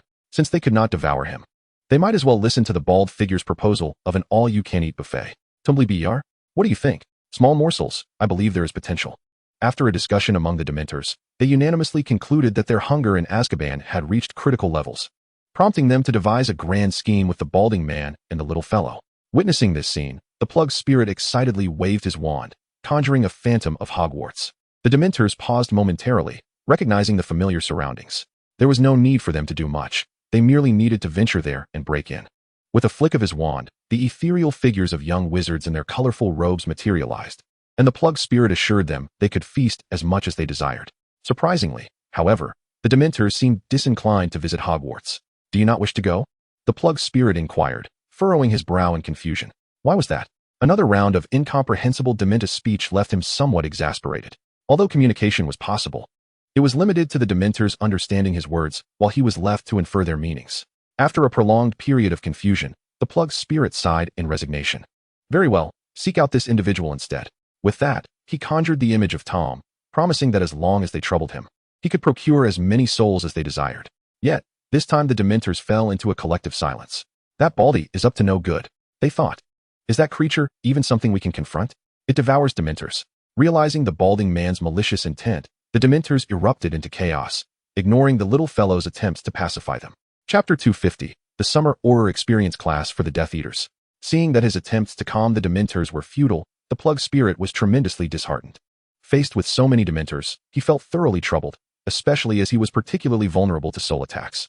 Given that recruiting Dementors had proven impossible, he contemplated a more feasible approach, perhaps negotiating in exchange for some imprisoned dark wizards. However, that notion was far from reasonable. The Dementors, already feeling the pangs of hunger, were now faced with the prospect of theft. They immediately launched another assault. Against the onslaught of the Dementors, Longlock found himself nearly trampled. He realized he should never have trusted the balding man. He had come here to seek trouble. Fortunately, thanks to the strength of the Plug Spirit, they managed to rescue 4 dark wizards from Azkaban. Indeed, it was the Plug Spirit's frail and feeble subordinates. Given that the British Ministry of Magic was essentially aligned with the Death Eaters, Azkaban was, in a sense, their prison. The quartet, weak and frail, had been imprisoned there after being captured by the Death Eaters. When they witnessed the Plug Spirit arriving to rescue them, they were overwhelmed with emotion, tears flowing freely. Little did they know, their rescue was solely due to their proximity. Shortly after the frail quartet was liberated, Tom received news of the Plug Spirit and Landlock's audacious intrusion into Azkaban. However, he did not seem particularly concerned. In fact, he felt a twinge of disappointment. If the Dementors truly rebelled alongside the two, he would have ample material to feed the serpent. Nonetheless, it was of little consequence. Knowing the movements of the socket sprite was at least a minor blessing. After all, the memories of the fairies he had encountered previously did not reveal the presence of the socket sprite. While he had long harbored suspicions, the confirmation of the socket sprite associating with Lonrock was a welcome development. After responding to a letter regarding the disturbance at Azkaban caused by a Death Eater, Tom promptly set off for the Ministry of Magic. His purpose for visiting the British Ministry was not for any grand affair, but rather for a matter he deemed intriguing. This matter had been brought to his attention by Fudge at the conclusion of the 4th academic year. Fudge expressed a desire to provide Tom's young Death Eaters with a taste of what it felt like to be an Auror, so that upon graduation, they might consider employment at the ministry. Upon learning of Fudge's proposal, Tom was not taken aback. He had previously observed Fudge subtly suggesting to Harry and his companions during their conversations that they should pursue careers at the ministry post-graduation. Fudge extolled the ministry's generous salaries and excellent benefits, but it seemed Harry and his friends, having become Death Eaters, were not particularly interested in becoming Aurors. This led Fudge to write to Tom after the 4th year, suggesting an experience for Harry and his companions to grasp what it meant to be an Auror. In Fudge's view, perhaps allowing the current Aurors to guide Harry and his friends through this experience would sway their opinions. As for Fudge's motivations, they were merely to cultivate favorable relations with the Death Eaters Tom had chosen, thereby reducing the likelihood of being considered expendable pawns. Tom was well aware of Fudge's concerns. However, he remained indifferent to Fudge's thoughts, feeling no need to explain or offer reassurance. Nevertheless, Tom found Fudge's proposal rather intriguing, which is why he consented to the suggestion. Unfortunately, due to Tom's earlier excursion with Harry and his companions to visit the Giants at the beginning of the holiday, the Auror Experience Workshop was postponed until the latter half of the vacation, which is now.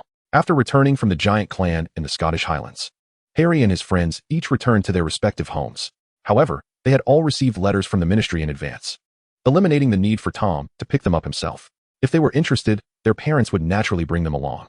Hermione, who had already returned from her travels, was an exception. The Grangers were unaware of the location of the British ministry. Therefore, Nagini had gone to fetch her. After all, When it came to enthusiasm for the ministry, Tom believed Hermione was the most intrigued. As Tom pondered these matters, he strolled through the streets of London, departing from Hogwarts.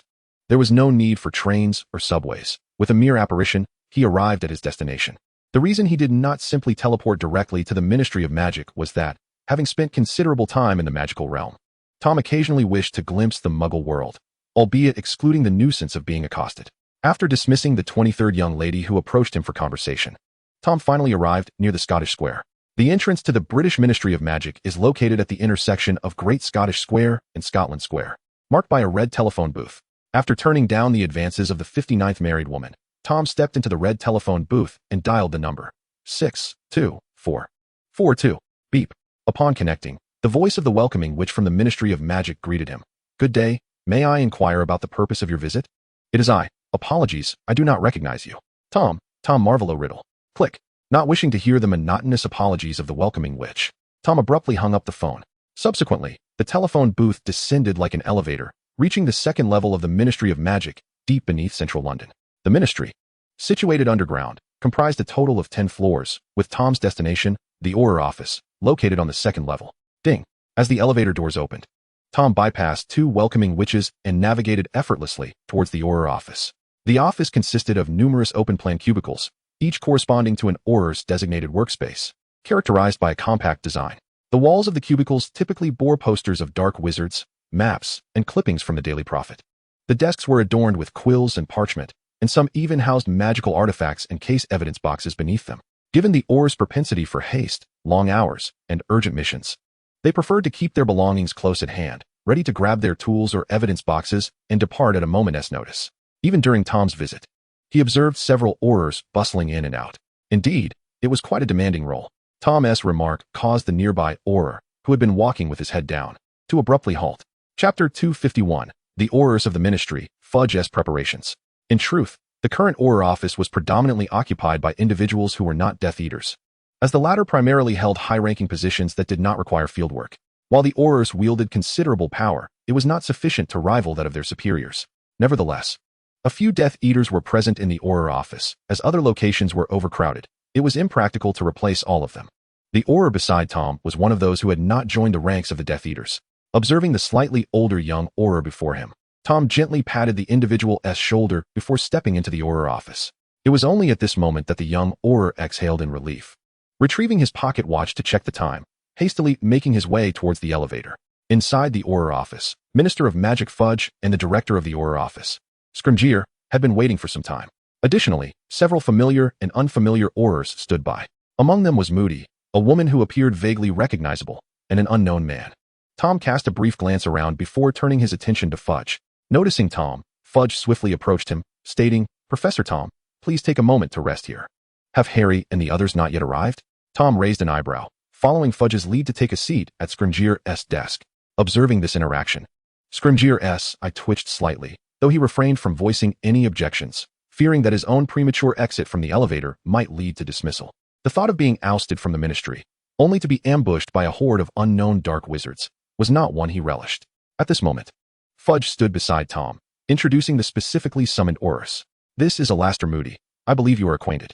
Hearing his name, Moody pursed his lips. This was their first meeting. Yet Tom was likely familiar with him, given that last year he had been subdued by Tom's subordinates and confined for a year. Upon his release, he had learned the full context of events. He yearned to take action, but the current reign of the Dark Lord had rendered him powerless, dissuaded from any endeavors. With no alternatives, he sought Dumbledore, who in turn contacted Tom, procuring a chance for vengeance, allowing him to confront young Barty in a duel. Unfortunately, he was unable to prevail. Subsequently, due to Tom's influence, he had been spared from serious harm, as Tom, out of respect for Dumbledore, chose not to let Barty inflict lethal damage. Thus, Moody's disposition towards Tom was somewhat awkward, while he harbored no favorable impressions. It was evident that Tom had indeed changed from his former self. Nonetheless, he did not lower his guard, for his vigilance, albeit seemingly futile, remained intact. This was the very reason he had acquiesced to Fudge's request to be present. He was wary of the carelessness exhibited by the younger Aurors and wished to ensure that he would not stand idly by in the face of danger. Kingsley Shacklebolt, an exceptionally talented elite Auror, had excelled academically during his time at school. "I believe he can impart invaluable knowledge to those youngsters," Fudge remarked. Upon hearing this, a tall black man nodded in acknowledgement of Fudge's statement. then greeted Tom with an inscrutable expression. His prowess was average, but his courage was commendable.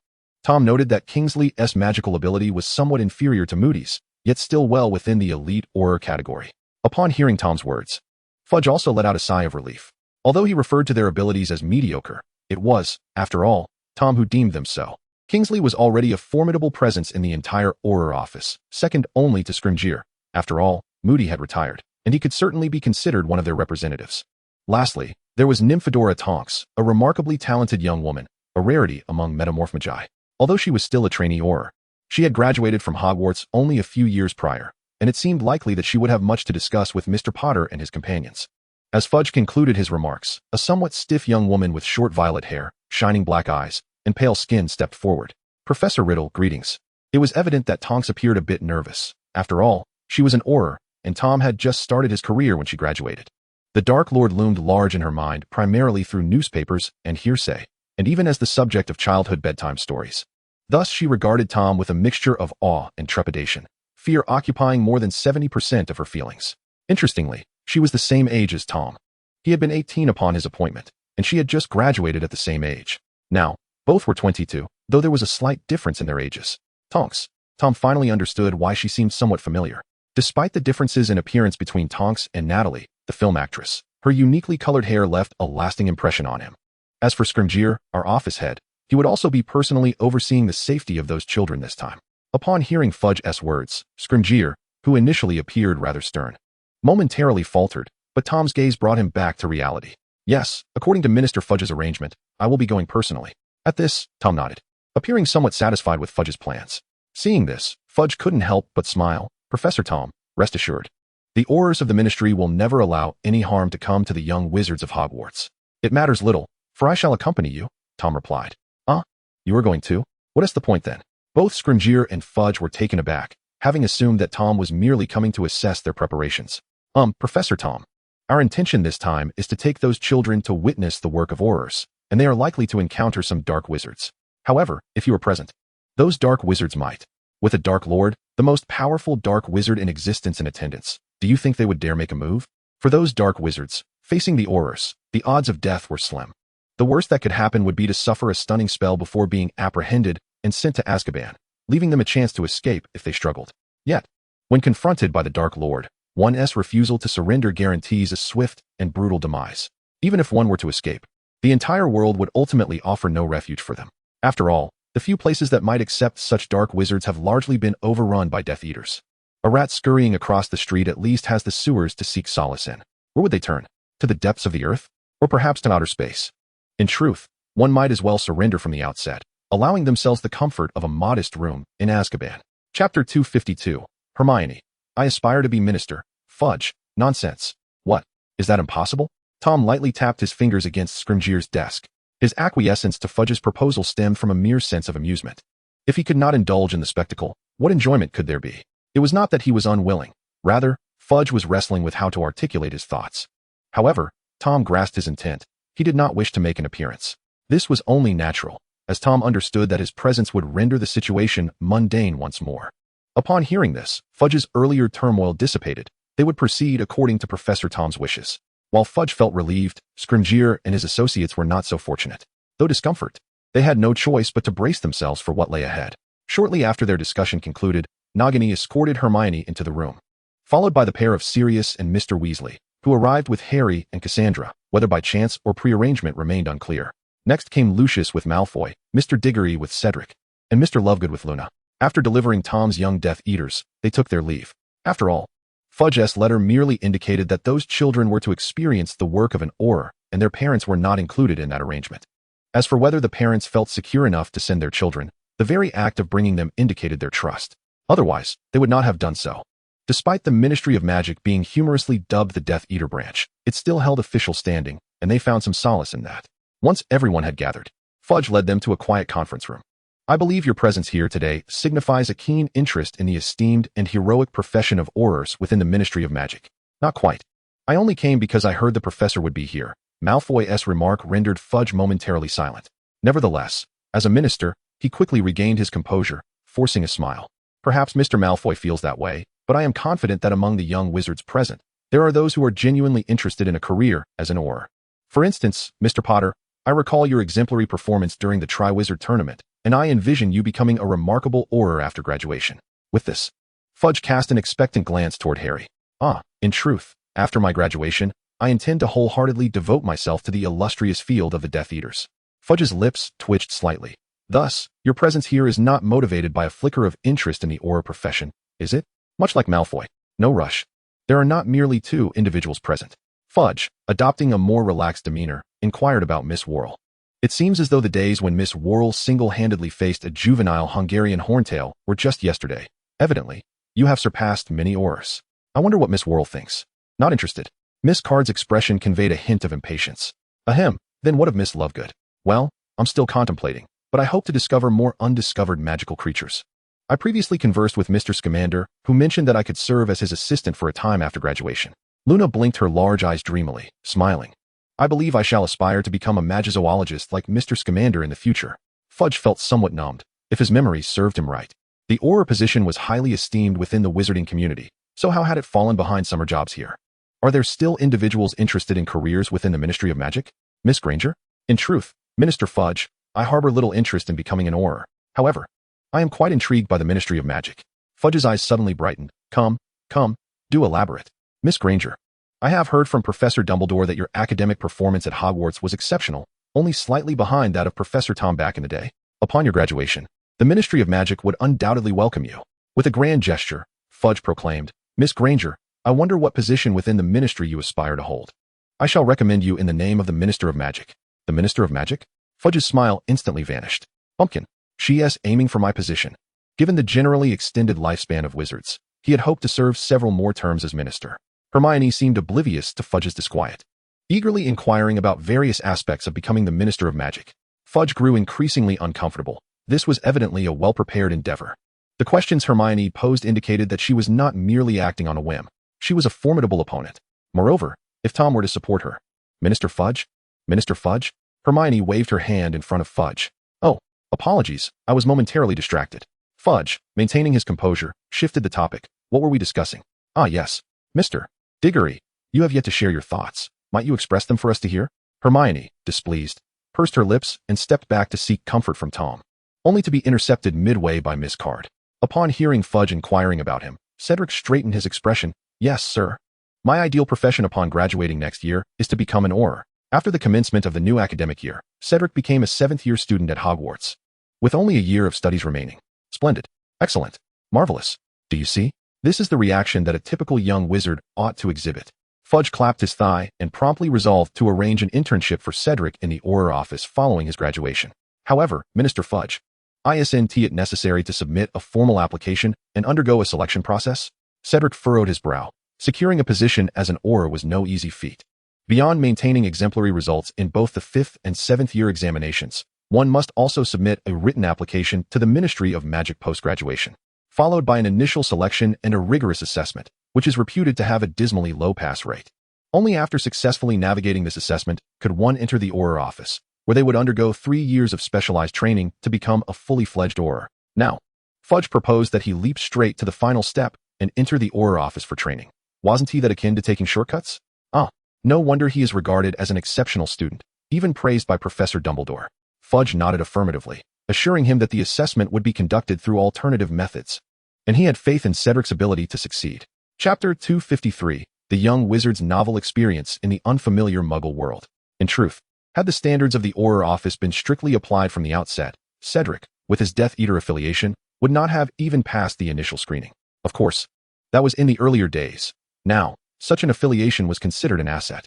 As time passed by another 10 minutes, Fudge had concluded discussing the benefits of entering the Ministry of Magic and refrained from further elaboration to avoid irritating Tom. Subsequently, the typically taciturn Scrimgeour stepped forward. All right, gentlemen and ladies, before we embark, I must bring a few points to your attention. Scrimgeour's expression turned grave as he surveyed Harry and the others. Before your graduation, you are not required to engage with those perilous dark wizards. However, it seems we frequently encounter the most dangerous dark wizard in the world. Acknowledging the looks on Harry's face, suggesting that he might have encountered more dark wizards than they had, Scrimgeour quickly cleared his throat, awkwardly coughing. In any case, remain close to us and do not stray too far. We will impart some knowledge that is unattainable in your school curriculum. In fact, What we learn in class may be beyond your experience. After all, there is a professor named Tom Riddle. Nevertheless, for whatever reasons, Harry and the others chose to grant Scrimgeour some dignity and refrain from speaking out. Now, it is time for us to depart. Ascending from the elevator, the group returned to the Scottish Square. Professor Moody, where are we headed this time? Cedric inquired with a hint of excitement, trailing half a step behind Moody. I am not your professor, Moody replied, his tone grim, before adding, you will find out when we arrive. With Moody's cautious demeanor, he refrained from speaking, even though the distance to their destination remained uncertain, not wanting to draw unnecessary attention. Tonks. I recall that the primary strongholds of dark wizards in the magical realm are under the control of Death Eaters, aren't they? Hermione inquired curiously of the young woman with short purple hair beside her. After contemplating Hermione's words, Tonks replied, they are not in the magical world. They are stationed in the Muggle realm, and there are only a few cats around, so the Death Eaters have not taken action against them. Upon hearing this, Luna, who was beside Hermione and clutching a notebook, interjected, so, there are dark wizards in the Muggle world as well. I remember that. Just then, Harry's voice drifted from behind. Pondering, the nearest dark wizard gathering in Muggle territory seems to be in the Rust Belt region of South Wales, right? The Rust Belt refers to areas that have experienced industrial decline due to a singular industrial structure, diminishing energy resources, and the impact of new technologies. Moody's expression shifted, and he hurriedly stepped forward to cover Harry's mouth, exclaiming, do not speak of it. He then cast a wary glance around to ensure no one was paying attention to them before quietly warning Harry, be cautious with your words in public. If any information leaks for various reasons, they may ambush you and then eliminate you. But even by train, it takes at least 2 hours from London to South Wales. Harry replied, somewhat perplexed, though there is a portkey, of course. Perhaps you are being overly cautious? He added, your professor must not be fond of you. Moody's original eye narrowed slightly. Regardless, just remember this. Do not wait until it is too late to regret it. The second in command of the world's largest dark wizard organization. Harry remained silent for a moment, perhaps realizing he was unlikely to regret this matter. After listening to their entire conversation, Cedric stepped back a few paces to join Malfoy, asking, how does Harry know there is a gathering of dark wizards over there? Ah, do not forget your identity, Malfoy replied, lifting his chin with pride. We are Death Eaters. It is not difficult to acquire such knowledge. Nagini, how shall we proceed? Cassandra inquired, as she could not discern Tom's whereabouts. Do we not need a portkey? Must we not fly there? No, according to Director Scrimgeour and the others. Nagini gently shook her head. They seem to believe that using Muggle transportation methods is more inconspicuous and less likely to be detected by dark wizards. At this, Cassandra nodded thoughtfully. St. Pancras Station in London, like King's Cross Station, is another railway station located in London. Malfoy appeared somewhat excited to encounter the ticket vending machine for the first time. How does this thing work? How does it dispense train tickets? Do I need to cast a spell to activate it? Malfoy attempted to mutter a few incantations softly, resulting in the machine malfunctioning and spewing forth a multitude of tickets. Malfoy, frozen in place, was abruptly lifted by Kingsley. Although this time, due to special circumstances, there were indeed no restrictions on your use of magic. You may observe our learning from the Muggle side. Upon hearing this, Malfoy sulkily pouted, conceding, all right, you have the final say. Kingsley, with a resigned sigh, set Malfoy down, hoping that he truly understood. Scringer, witnessing this scene, shook his head in exasperation. After finally concluding their affairs and acquiring train tickets, the group awaited the arrival of the train on the platform. A few young wizards, who had only seen the antiquated Hogwarts Express, were instantly captivated by the novelty of the Muggle train. Hey, why is there no door handle? Given the old-fashioned design of the Hogwarts Express, which still required passengers to pull the doors manually, Malfoy scratched his head in confusion at the bare door. Sensing an ominous premonition, Kingsley suddenly questioned, wait, do you truly comprehend what I just said? Of course I do. Malfoy waved his hand dismissively then, with the tip of his wand peeking from his sleeve, pointed at the train door, exclaiming, Alohomora, beep beep. Kingsley silently listened to the alarm sound, his expression darkening as he approached Malfoy. Noticing this, Malfoy broke into a cold sweat and awkwardly stepped back. Please no? On the train. Cedric examined the Muggle newspaper in his hands, exclaiming, these pictures don't even move. He turned to Malfoy beside him, asking, what do you think, Malfoy? I find it utterly unamusing, Malfoy replied, leaning against the window, avoiding revealing his expression. Sitting across from Cedric, Harry waved his hand dismissively, sighing. P.S. Just a country bumpkin in the city, making himself miserable. Hey, you Scarhead. Cassandra, also engrossed in a Muggle book, frowned at the conversation behind her. What's wrong? Nagini, seated nearby, noticed her discomfort. Cassandra closed her book, stating, nothing, it's just that they seem to be embarrassing Tom. Nagini paused, then chuckled. But Tom likely wouldn't feel that way. Indeed, he relishes such spectacles. Chapter 254, the dark wizard of the Muggle world, the abandoned clock factory. In South Wales, on the outskirts of the city's Rust Belt, there stands a dilapidated red brick clock factory from the 19th century. Ivy has withered and climbed the exterior walls. The old, broken windows are boarded up, and a faded warning sign hangs at the entrance, declaring, "No entry." This long-neglected, structurally dangerous factory, which could collapse at any moment, is avoided by most, thus becoming a natural sanctuary for certain sewer rats. Is there a Muggle-repelling charm on that sign? Not far from the abandoned clock factory. The group dispersed, seeking cover and concealment. The masters here are a pair of dark wizard brothers, the elder named Samuel Carpenter and the younger named Isolde Carpenter. Scrilinge quietly conveyed his messages in a peculiar manner. They are both exceedingly dangerous dark wizards. Although other dark wizards may occasionally arrive, it has always been just the two of them residing here. According to the information we have received, it is likely that only they are present at this time. Moody nodded, affirming that this is precisely why we dared to bring you little ones along. Scrilinge, Moody, and Kingsley, 3 elite Aurors, accompanied by Tonks, another Auror, and Nagini, a professor of equal caliber who may or may not engage in combat, would be more than capable of confronting the Carpenter brothers, provided there are no other adversaries present. Shacklebolt, you and Tonks keep a close watch on them, and remain right behind us. Scrilinge skillfully directed the group, having conferred with Kingsley before turning to Moody. Alastair, let us proceed first. Under normal circumstances, it would be sensible to split into smaller groups of 2 or 3 to avoid being ambushed and captured all at once. However, given the current exceptional circumstances, they must protect Harry and his companions. Although the Dark Lord lurks in the shadows, they could not simply allow things to unfold without resistance. At the very least, they must put on an act, mustn't they? Stay close to me.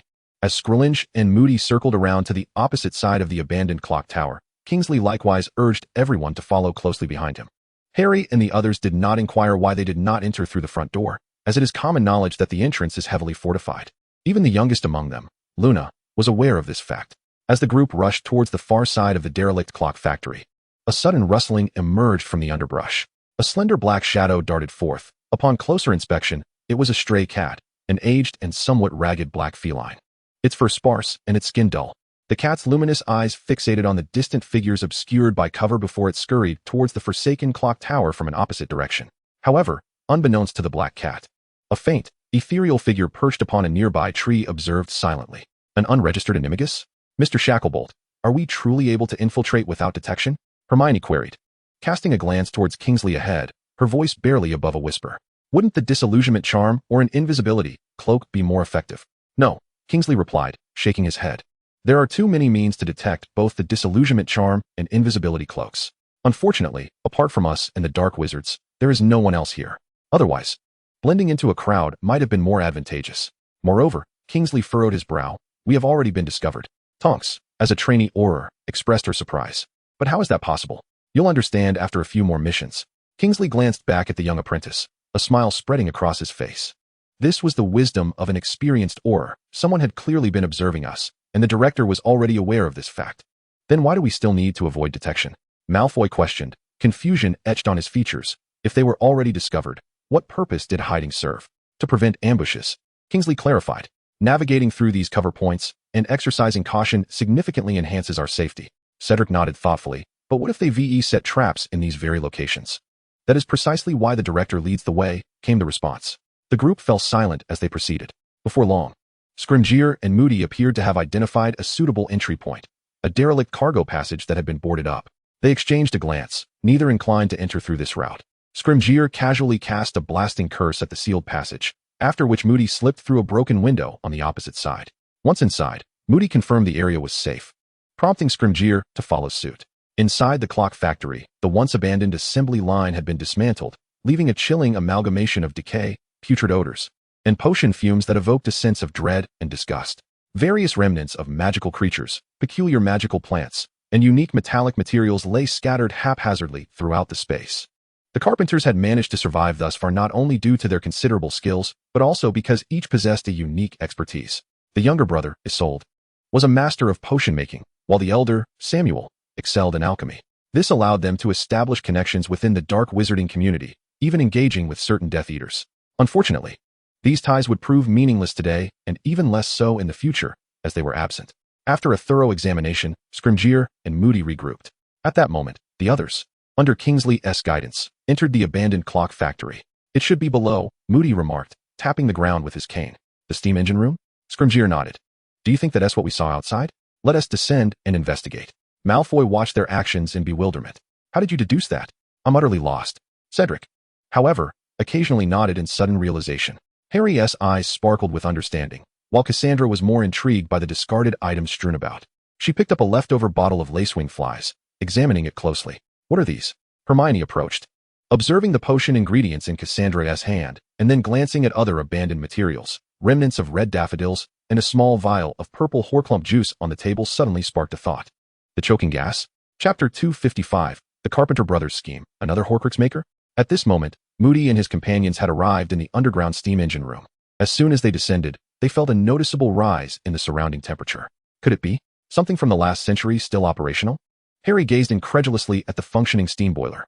Moody and the others fixed their gaze upon a figure before them, a middle-aged man, appearing to be in his 30s or 40s, standing quietly while looking up at the working steam boiler.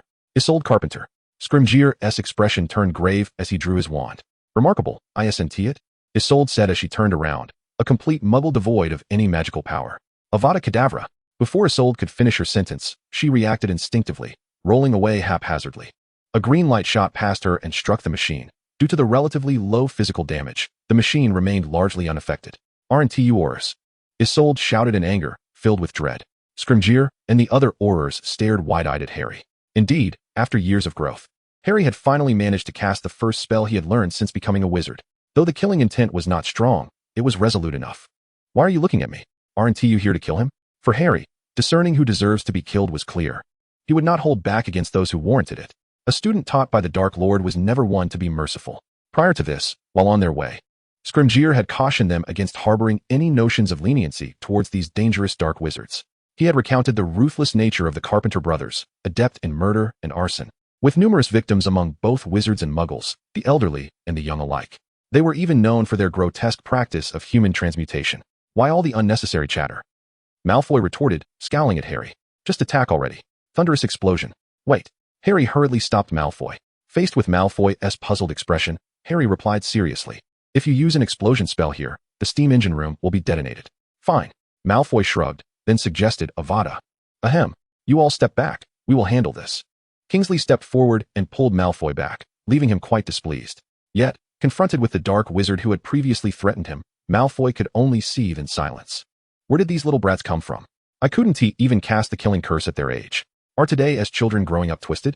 Isolde scoffed, sneering at the so-called righteous Aurors. Are they your students? You preach about resisting dark magic, yet you can perform it yourselves and even teach it to these children. It is not our instruction. Do you truly believe I would take you at your word? Why don't you apprehend them instead?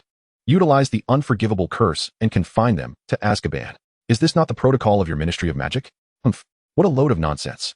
No wonder you are an Auror. Your double standards are glaringly evident. I shan't waste my breath on you. You are unworthy of my words. Moody's authentic eye widened slightly. And then he raised his wand, ready to cast, Disarm You. A mere parlor trick. Isolde confidently curled her lips into a smirk and leapt aside to evade the spell. Petrificus Totalis. What? Struck mid-air by Scrimgeour's spell, Isolde's body stiffened and plummeted to the ground. Is it resolved? Moody sensed something amiss, no?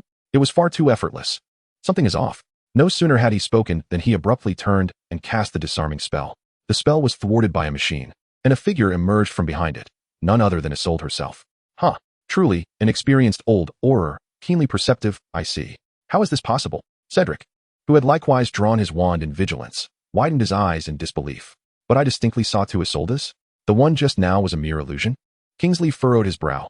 No, that one was indeed real. But this one is also genuine.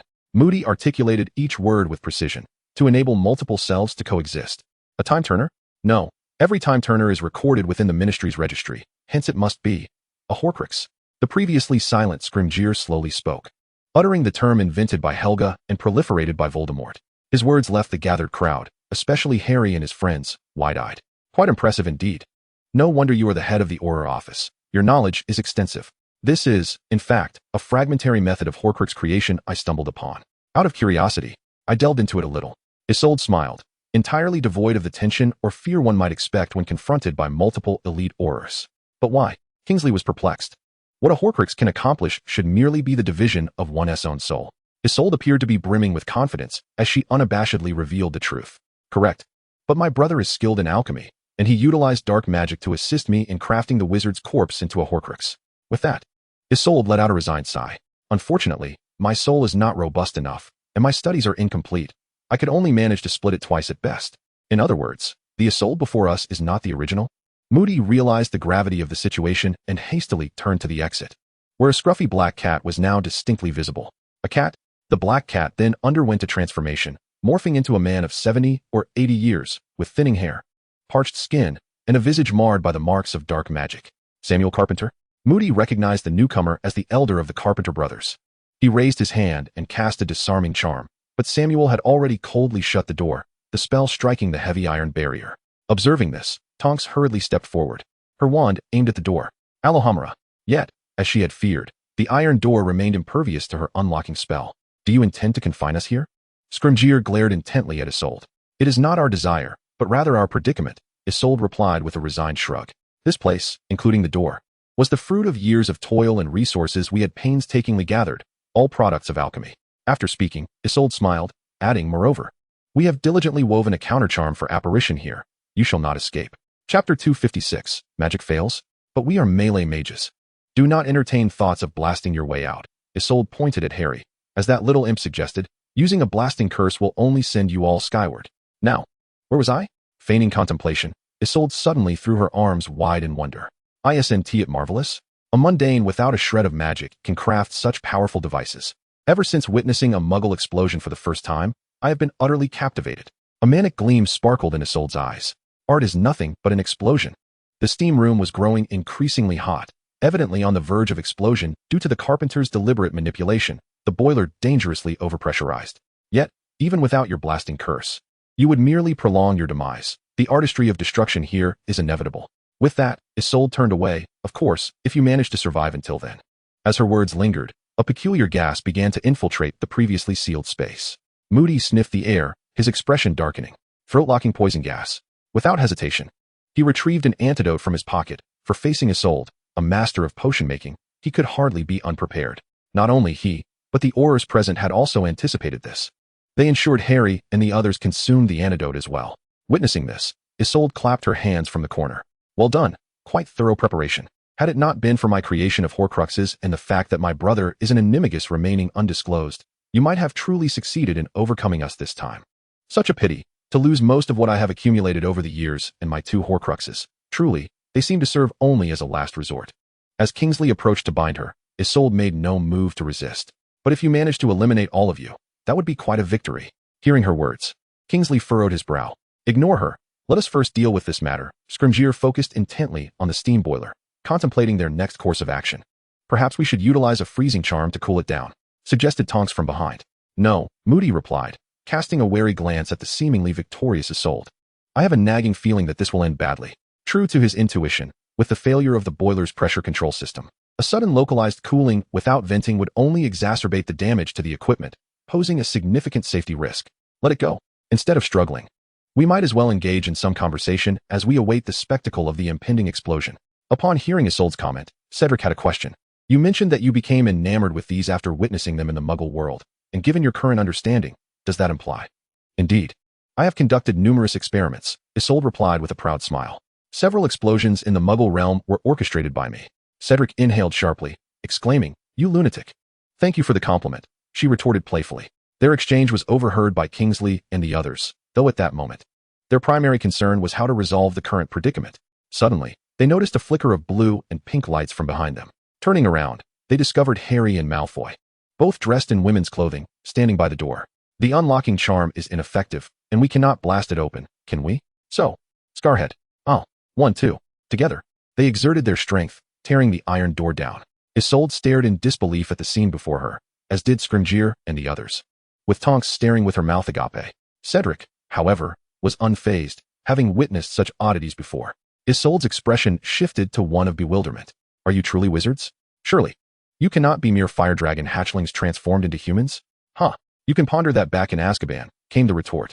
Though Isolde was merely a Horcrux, Scrimgeour and the others had no intention of letting her off easily. Well done, lad. Kingsley commended Malfoy, clapping him on the shoulder. Yet Malfoy, terrified of the looming presence of Black, chose to remain silent. Moody, locking eyes with Harry, nodded in acknowledgement, conceding that without Harry and his companions' unexpected intervention, he would have found it challenging to manage the current situation. Indeed, I am growing old, he mused. After being captured last time, I should have been more vigilant this time around. Emerging from the underground steam room, the group ascended to find Samuel already apprehended, captured by Nagini and her companions. This old fool is an animagus? Tonks glared at Samuel, irritated that they had nearly met their demise because of him. Malfoy, fixated on Samuel, appeared to be contemplating something. An animagus, you say? Too bad Isolde is not present. Otherwise, she could have ensnared both brothers in one fell swoop.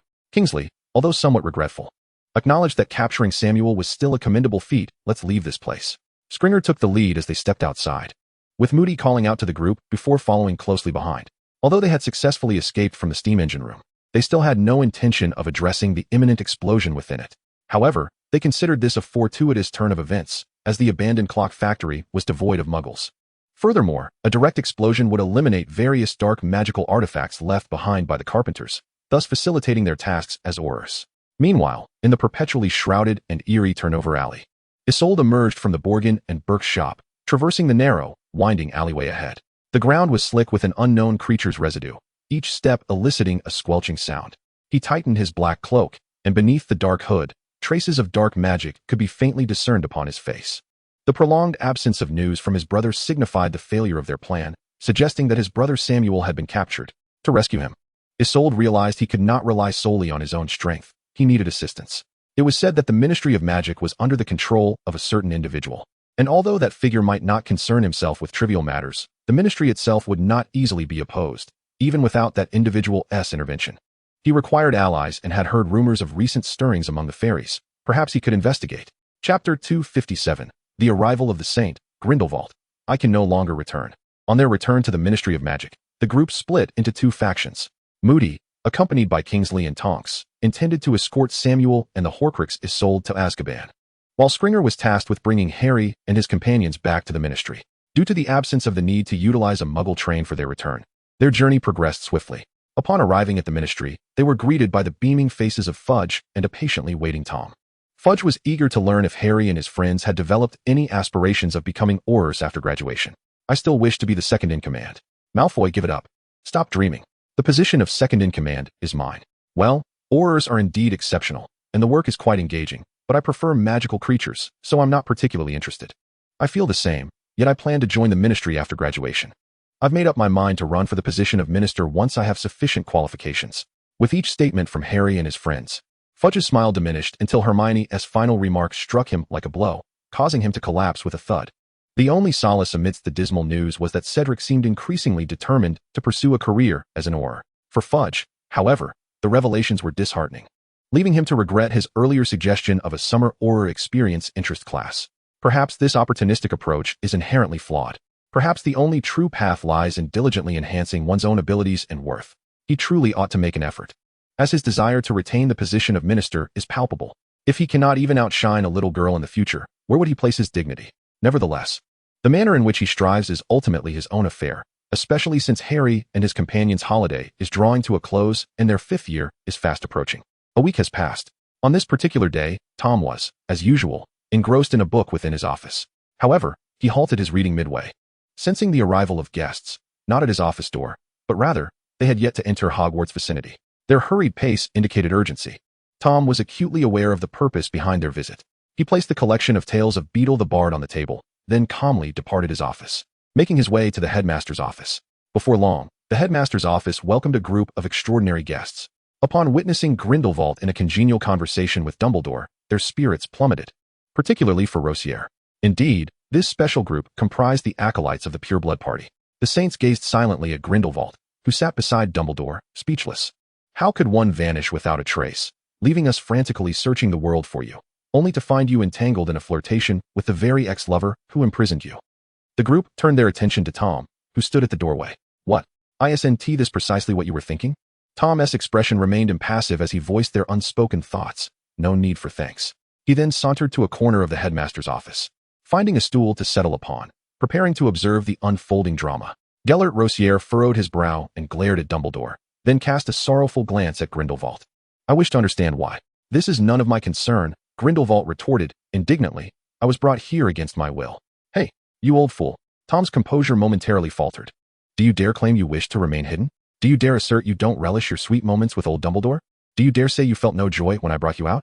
I do, Grindelwald replied defiantly. Tom was taken aback by the audacity of this old rogue, a smile tugging at the corners of his mouth. Very well, I shall be the villain. He then directed a subtle pressure towards his acolytes. What? Do you have any objections? If so, feel free to take him back. I shan't impede you.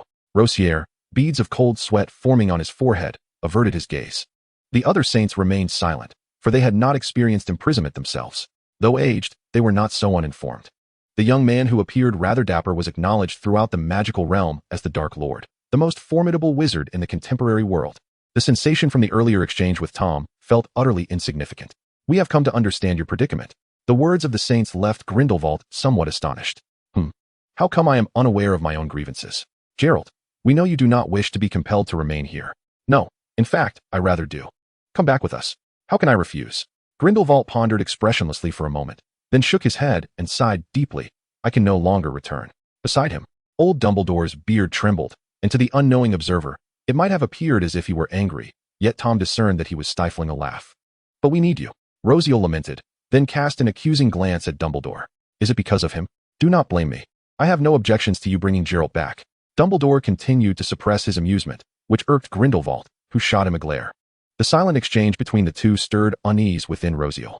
How could I possibly compare to that old man? She clenched her teeth, questioning whether it was due to necessity. Where's the necessity? Since I have stated it, no one shall impede your efforts to take him back. Tom's words elicited another discontented look from old Gerald. Having been retaliated against, Gerald sighed helplessly. Let me be frank, we can no longer return. It is all over. The saints gazed at him in disbelief. Gerald, but we, do not dwell on it. Even with Albus, we are no match for that young man. Grindelwald doused their hopes with cold water. We cannot return, as we cannot rival the Death Eaters spread across the globe. It was at that moment that they all comprehended the grim reality. Both Grindelwald and they seemed to have aged. It is an inevitability, such is the world. Waves pushing one another, the new washing away the old. Even Grindelwald acknowledged that he no longer possessed the capability to realize his dreams. Yet, like the saints, his aspirations were not so easily extinguished. He had once contemplated a roundabout strategy, attempting to persuade Tom to wage war against Muggles. While one could not say for certain, if Tom were willing to engage in battle, Gerald was confident of victory. He remained unaware of Tom's current strength, but based on previous capabilities, he could traverse continents with apparition, unleashing nuclear-level explosions, appearing in America mere moments after being in Europe, and casually deploying a nuclear bomb. Within 3 days, Grindelwald's dreams would have materialized. Regrettably, Tom was not easily swayed, and it was precisely for this reason that Dumbledore felt reassured about him. Alas. Chapter 258, The New Defense Against the Dark Arts Professor, Grindelwald. Ultimately, the saints departed from Hogwarts. However, they did not concede defeat. As long as Grindelwald remained, they would persist. Before leaving, they boldly proclaimed their intention to devise a means for Grindelwald to once again lead them. At that time, everything would revert to the past. Grindelwald found himself powerless against the saints' obsession, a force even he could not alter. Unless Tom were to unleash another explosive display akin to a nuclear detonation before their eyes, it was unlikely to change their fervor. However, given Tom's apparent newfound strength, they might not even withstand the residual shockwaves. Why ponder such matters? Grindelwald chuckled and shook his head, deciding instead to procure a candy for Albus. As the school year approached, students boarded the Hogwarts Express, returning to their beloved institution. During the grand banquet in the Great Hall, Dumbledore commenced his annual introduction of the new defense against the dark arts professor. I believe you are already acquainted. Although you may not yet know his name. Dumbledore gestured for Grindelwald to rise. This is Gellert Grindelwald, an old friend of mine and a wizard of considerable prowess, with profound insights into the study of dark arts. He will be your new professor for defense against the dark arts. The absurdity of the situation was not lost on Severus Snape, who cast a perplexed glance at Dumbledore. Most of the other professors shared his sentiments, save for a tipsy Trelawney. Professor McGonagall, meanwhile, seethed internally, lamenting Dumbledore's advancing years and questioning his sanity. The two most dangerous terrorists in the magical world had been summoned by this old fool to teach. Was this behavior characteristic of a sane individual? Yet, learning from Tom's prior escapades, McGonagall found it somewhat easier to accept this time, though her mental critiques of Dumbledore remained unabated.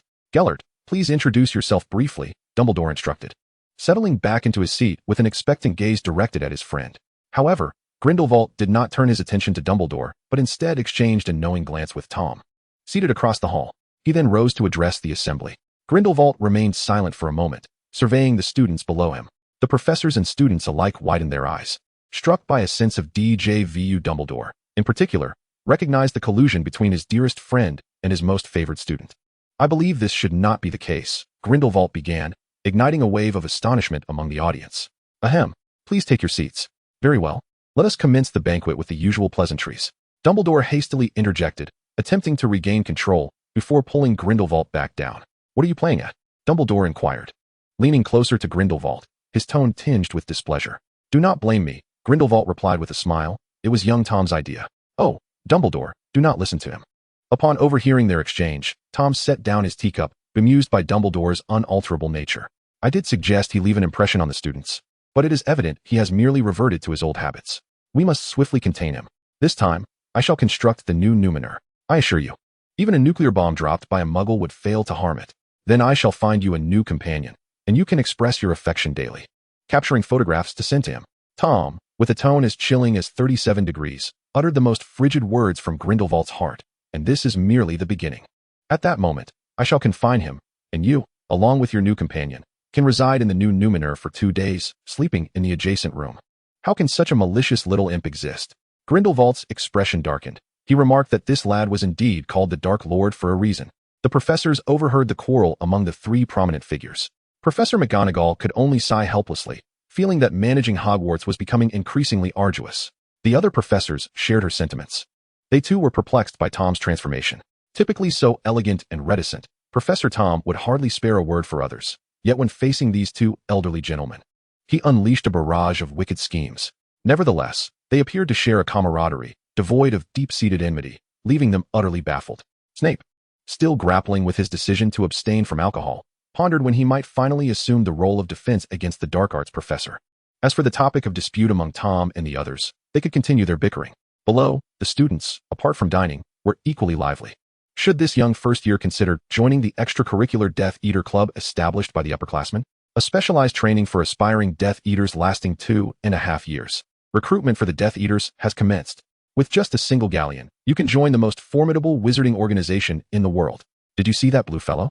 Our Death Eater leader. Handsome, isn't he? By joining the Death Eaters, you'll have the chance to be close to him, even during class. Hee, just wait until class begins. The professor will hardly acknowledge you. What? You must consult your father? Your father wouldn't even qualify to join. Why hesitate? Sign this contract of servitude immediately. From this day forth, devote everything to the illustrious Professor Tom. What do you mean by no need to sell? Just your life will suffice. The annual Hogwarts freshman enrollment also coincides with the yearly Death Eater recruitment gala, influenced by Harry and Malfoy. An increasing number of Death Eaters have mastered the art of persuasion, with some even learning the techniques of red and white face performance and Malfoy's signature rapid slaps. The newly admitted young wizards, caught off guard, soon found themselves as Death Eaters. Professors had long since grown accustomed to such scenes. Frankly, the current Death Eaters are not so terrible. Especially as these little wizards mature, the Death Eaters might undergo a radical and transformative change. Upon reflection, it seems there would be little difference from the present. Chapter 259, A Day in the Life of the Second-in-Command Death Eater, Tom's Invitation. Observing the flourishing development of the Death Eaters, both Harry and Malfoy appeared exceedingly gratified. This is the fruit of their labor. Have you not noticed how even the gentlemen have praised them? Upon recalling the delightful remark casually made by Tom in the past, they were elated beyond measure. Fudge even suggested they consider becoming Aurors. However, when it came to the Death Eaters of Hogwarts, they had hundreds of loyal followers at their beck and call. Could those meager Aurors even begin to compare? Even the pocket money of their subordinates far surpassed the wages of those Aurors. Therefore, unless Tom commanded it, they had little interest in pursuing the path of Aurors. As the dinner concluded, Harry and Malfoy made their way back to the Slytherin common room. Along the way, they encountered Hermione, who was feeding a cat, and Luna, who was tending to a bowtruckle. Curiously, although the creatures that produced bowtruckles were quite large, this particular young bowtruckle was no bigger than a puppy. They found it perplexing, yet were not inclined to ponder it further. Upon reaching the basement, they adhered to the principle of strength. Chanting the incantation for the door, the serpentine frame writhed, and the common room door swung open automatically. They had previously entertained the notion of changing the door's incantation to something grandiose like Hail the Dark Lord or Long Live the Death Eaters. Unfortunately, Tom had dismissed their suggestion. However, it seemed that Tom had reflected on their proposal and subsequently suggested altering the incantation to Salazar is bald. Regrettably, a peculiar, bearded ghost suddenly appeared, wailing in Tom's office about wayward descendants, and thus the matter of changing the incantation was left unresolved. Upon their return to the common room, they found it bustling with students. Yet, Everyone was engrossed in their own pursuits. Some played wizard chess, others completed assignments, read books, or studied magic. Harry and Malfoy settled by the fireplace, the most comfortable spot in the Slytherin common room, as the common room was situated beside the chilly Black Lake. The warmth of the hearth was particularly inviting. This favored spot was typically claimed by either Harry or Malfoy, indicating that the young Death Eaters held a firm regard for hierarchy. Cassandra was an exception. The Slytherin students knew well that she rarely lingered in the common room. Upon Harry and Malfoy's arrival, the other students instinctively vacated their seats, showing respect. They had no intention of eavesdropping on whatever conversation Harry and Malfoy might engage in, as discussions among the senior Death Eaters were undoubtedly serious and significant, were they not? Scarhead, could you lend me your Transfiguration homework left by Professor McGonagall before the break? Malfoy whispered to Harry. Yet, Harry shrugged helplessly. Transfiguration homework? I haven't completed it either. What did you manage to write? The potions assignment that old Snape assigned. Oh, perfect. I haven't done that either. Quickly, let me copy it. They had only about a week to experience or work with the giant tribe during the break. However, neither of the two could be deemed particularly diligent or studious. Like any ordinary student, they had completed only a fraction of their summer assignments, leaving the majority to the frantic last-minute efforts just before the start of term, desperately racing to finish before class the next day. Fortunately, the subjects they had each chosen to tackle did not greatly overlap, and they spent the entire night exchanging answers. As the flames in the fireplace dwindled, they finally completed their holiday homework. After carefully storing away the parchment and quill, they made their way back to the dormitory together. The next morning, Harry emerged from the dormitory, stretching as the crackling sounds from the common room fireplace reached his ears. After donning his house robe, he left the common room, exited the castle, and stepped into the lingering morning mist. Taking a deep breath, the cool and slightly damp air filled his lungs, dispelling the last remnants of sleepiness. With a clear mind, he looked up to see an owl flying overhead, bearing letters. He hurried to the great hall, found a seat, and called out for his desired breakfast. Instantly, a bountiful plate of food appeared before him. Juicy roasted tomatoes, a slightly runny fried egg, and 2 sizzling strips of bacon, accompanied by a cup of hot cocoa and 2 slices of toast. It was a simple breakfast, which Harry quickly devoured. He then took some toast for Malfoy and encountered him on the way to class, still groggy from oversleeping. Malfoy swallowed the toast whole as they navigated the ever-changing stairs, rushing to reach their classroom before lessons began. The morning classes passed swiftly. During the lunch break, Harry and Malfoy engaged in their customary antics. Their synergy remained remarkably strong, and in just a short afternoon, they successfully convinced around 10 new students to join the Death Eaters. They also imparted some tips on their persuasive techniques to the other recruits. Afterward, they made their way to their afternoon classes. Once the afternoon lessons concluded, the two friends headed to the Quidditch pitch. Throughout the holiday, they had practiced frequently, sometimes even coordinating to partake in thrilling matches with other wizards at the public Quidditch grounds. They trained on the pitch until the sun dipped low in the sky, casting an orange hue upon the wooden handles of their broomsticks. After neatly storing away the quaffle and other equipment, they left the Quidditch pitch, walking back to the castle as the sun set behind them. Along the way, they encountered many other Hogwarts students, a common sight as numerous pupils often ventured out of the castle during their free time. What puzzled them, however, was the unexpected sight of Professor Tom. Both Harry and Malfoy had grown accustomed to addressing him as Professor within Hogwarts. "Where are you headed?" Malfoy inquired curiously, glancing towards the direction Tom was walking, which seemed to lead towards the Forbidden Forest. "Oh, I'm looking for Hagrid. I have some business with him," Tom replied. Tom casually responded, "By the way, do you have any plans after class tomorrow?" Upon hearing this, the two exchanged glances and simultaneously replied, "No." "Then, after class tomorrow, come to my office," Tom said with a feigned air of mystery. "I will introduce you to a magical creature you have never seen before." At this, Harry and his companion exchanged looks of astonishment. An unseen magical creature. Chapter 260, The Chelan?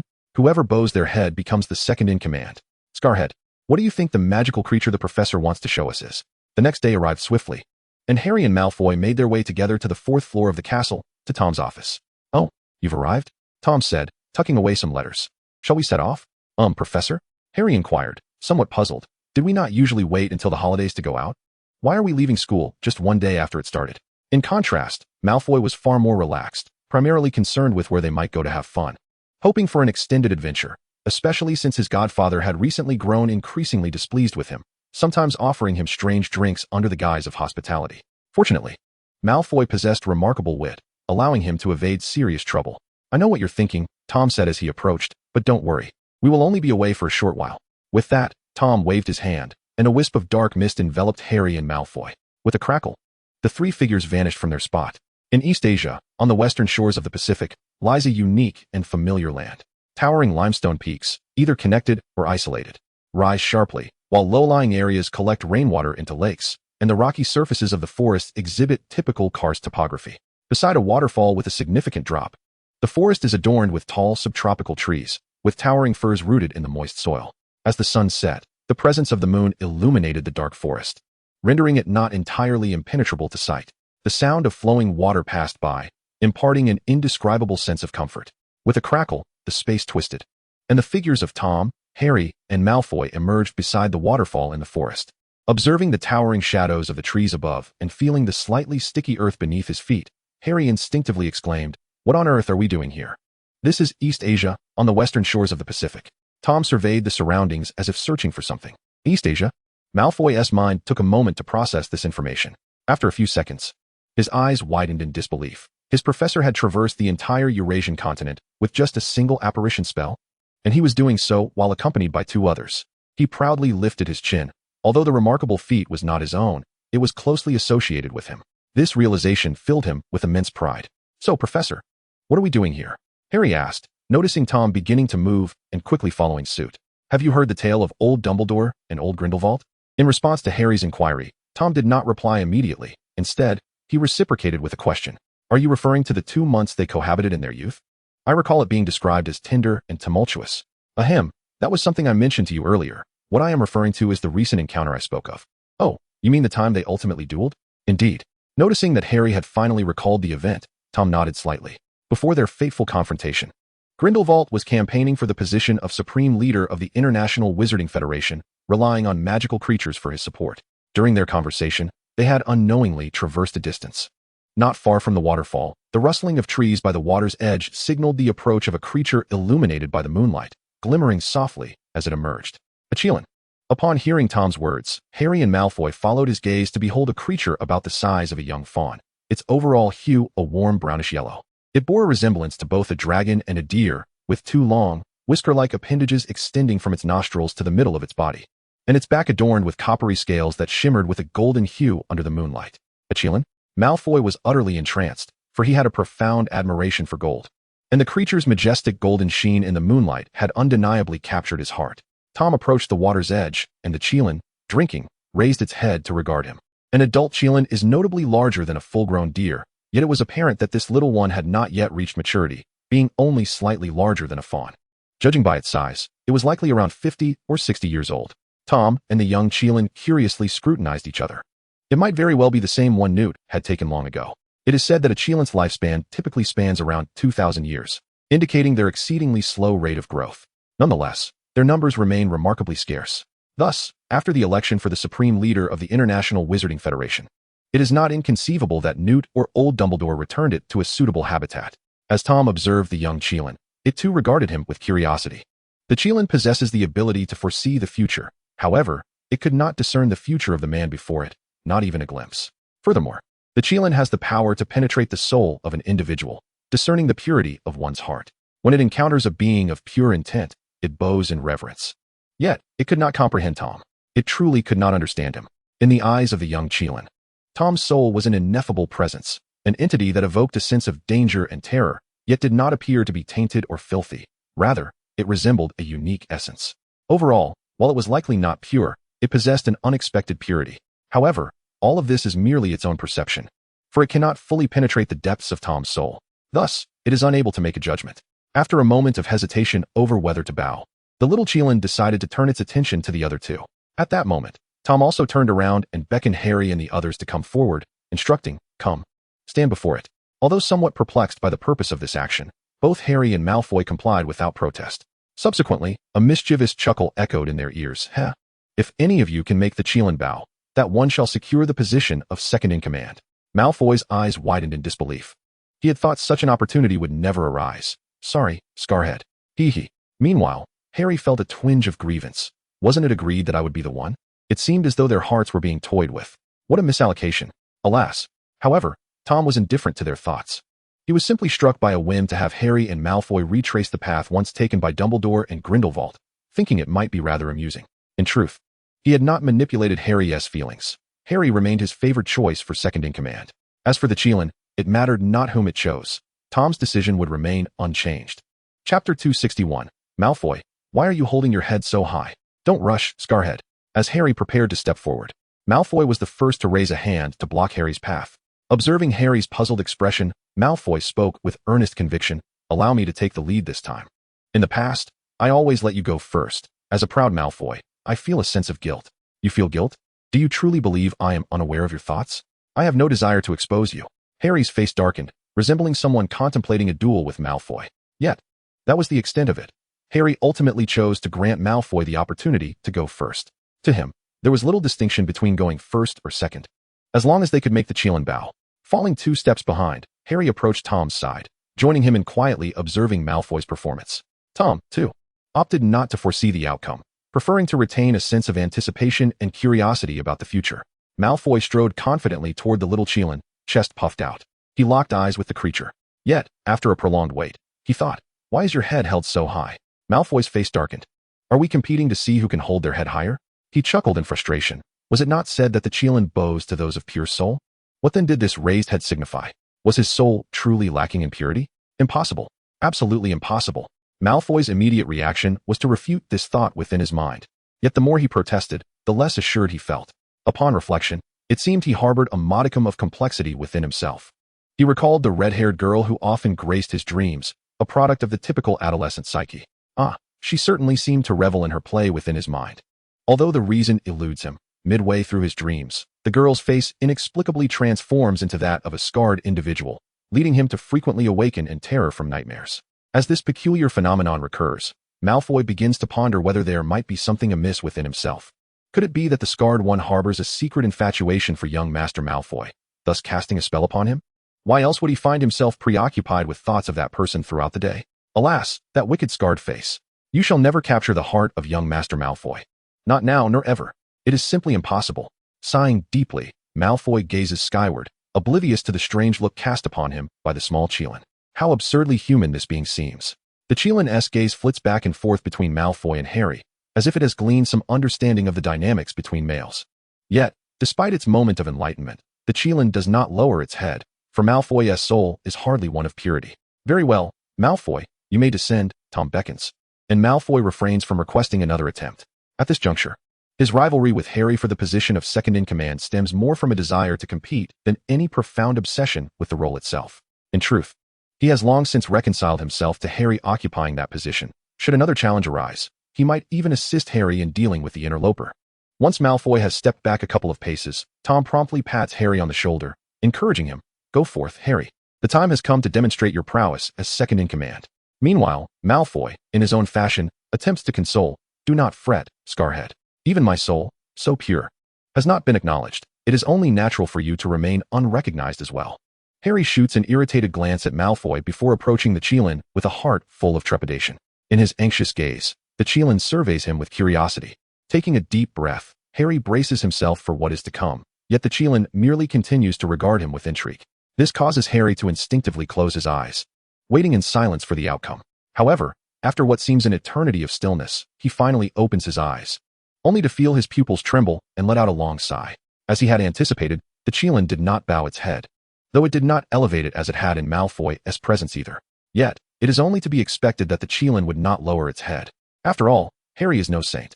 Purity of soul does not imply an objective perfection, but rather signifies an individual's ability to remain untainted by greed, desire, and malevolence, consistently choosing paths of goodness, sincerity, and morality. For a person, this is already a commendable state. However, Harry does not consider himself to embody such perfection. He possesses his own moral boundaries, yet his principles are ultimately of a commonplace nature. Moreover, he harbors desires, and he strives for the aspirations that dwell within him. He cannot assure that his actions remain unaffected by these longings. Ultimately, he is merely an ordinary man. My apologies, sir. Harry glanced back at Tom with a hint of grievance, expressing, I have disappointed you. It is of no consequence. The outcome was anticipated. Tom replied with a calm wave of his hand. Then, sir, is your purpose in bringing us here merely for amusement?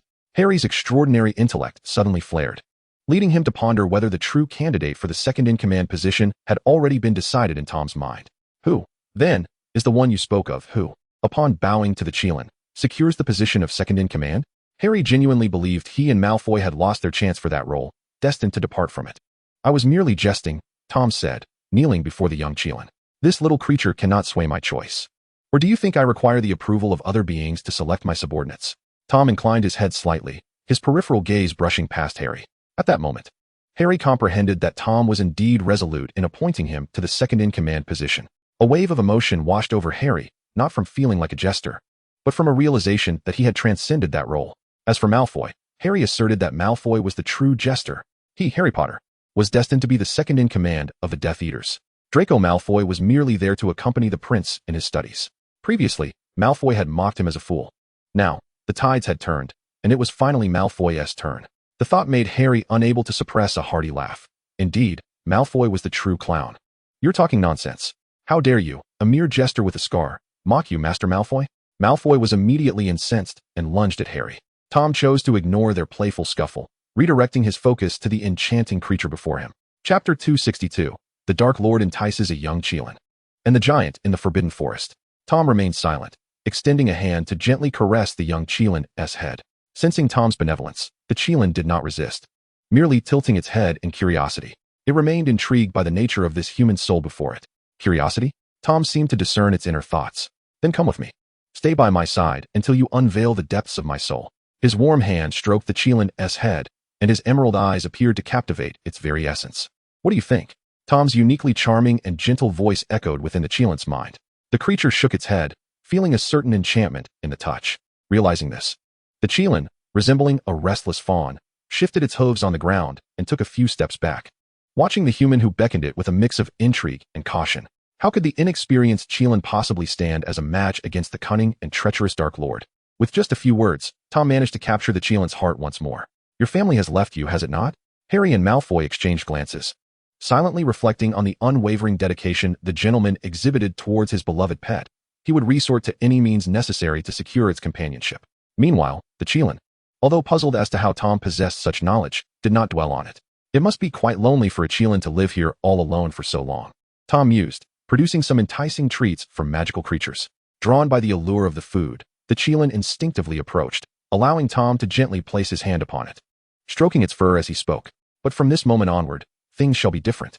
The small Chelan, successfully deceived by the Dark Lord, savored the caresses while munching on the treats, even letting out a sound of acknowledgement between bites. However, as it lowered its head to eat, it failed to notice the slight, barely contained smirk tugging at the corners of Tom's mouth. It is worth noting that during the process of charming the juvenile Chelan, Tom had been exceedingly restrained, ensuring that the creature could not perceive his soul, thus preventing it from fleeing in fright. After all, his soul was intertwined with the essence of suffering. Presently, it appeared that his strategy was yielding commendable results. Although Harry and the others did not bow, and no unforeseen incidents arose to pique his interest, successfully acquiring a cherished magical creature rendered this endeavor worthwhile. Meanwhile, in another part of the forest, deep within the Forbidden Forest at night, Dumbledore and Grindelwald found themselves there due to Hagrid's recent visit to Dumbledore. A giant, towering approximately 5 meters, lay sprawled upon a massive rock, surrounded by uprooted trees and shattered stones. Hagrid, you have truly presented me with quite the conundrum, Dumbledore remarked, gazing at the colossal figure before him with a hint of exasperation. My apologies, Professor Dumbledore, Hagrid stammered, anxious upon hearing Dumbledore's words. I shall return him at once, but I might need to take a few days off because of it. No need, Dumbledore replied, shaking his head. He may remain here as long as you keep a watchful eye on him. At this, Hagrid appeared taken aback. But Professor, you mentioned, he began, recalling that the inhabitants of the Forbidden Forest had voiced their discontent. Dumbledore raised an eyebrow and smiled, feigning distress. Lately, they have been seeking me out to complain, alleging that a giant has been intruding upon their territory. Upon hearing this, Hagrid's eyes gleamed with understanding. Yes, Professor, I will surely look after Grop, though not particularly astute. Hagrid discerned that Dumbledore had indeed consented to allowing Grop to stay without concern for the parents' grievances. Nevertheless, Dumbledore felt it necessary to clarify one point. Hagrid must diligently supervise his giant brother. Although Dumbledore was confident that while he was present, he could ensure that Hagrid's brother would not cause any trouble, he could not always keep watch, could he? Ow, you have indeed not changed, he remarked. Grindelwald remained silent throughout their conversation, only expressing his thoughts once their dialogue concluded. No, people inevitably change. Dumbledore smiled slightly, adding, It is merely that you have yet to perceive it. Is that so? Grindelwald gazed into Dumbledore's clear, unclouded eyes. Then I hope I never do. Oh, since you say that, I shall return you to Nurmengard at once. No, it would be better to alter that plan. observing Grindelwald's demeanor. A smile lingered at the corners of Dumbledore's mouth. Can you see it now? All right, you win. Grindelwald raised his hands in mock surrender and then shifted the topic. He turned to Glop, remarking, a giant? Not nearly as perilous as that feline raised by that boy. No sooner had he spoken than a crackling sound of space distortion erupted nearby. The group turned towards the source, and to their astonishment, Tom and his companions appeared. Tom! Hagrid exclaimed, somewhat taken aback by the sudden appearance of Tom and his friends. Initially anxious upon hearing the sound of apparition, he relaxed upon realizing that Tom and his group were aware of Glop's presence. However, unlike Hagrid, Dumbledore, and Grindelwald, the two elderly men were focused on something else. Wait a moment, you mischievous boy. Grindelwald's tone was laced with complexity. Is that a Chelan by your feet? Hearing this, Hagrid quickly looked down to find a small deer timidly peeking from behind Tom, cautiously observing the group, particularly Grindelwald, with visible trepidation. This little creature, Dumbledore noted, recognizing the Chelan. Could it be the one I suspect? Although it had grown somewhat, he still discerned the tiny figure that had once bowed to him.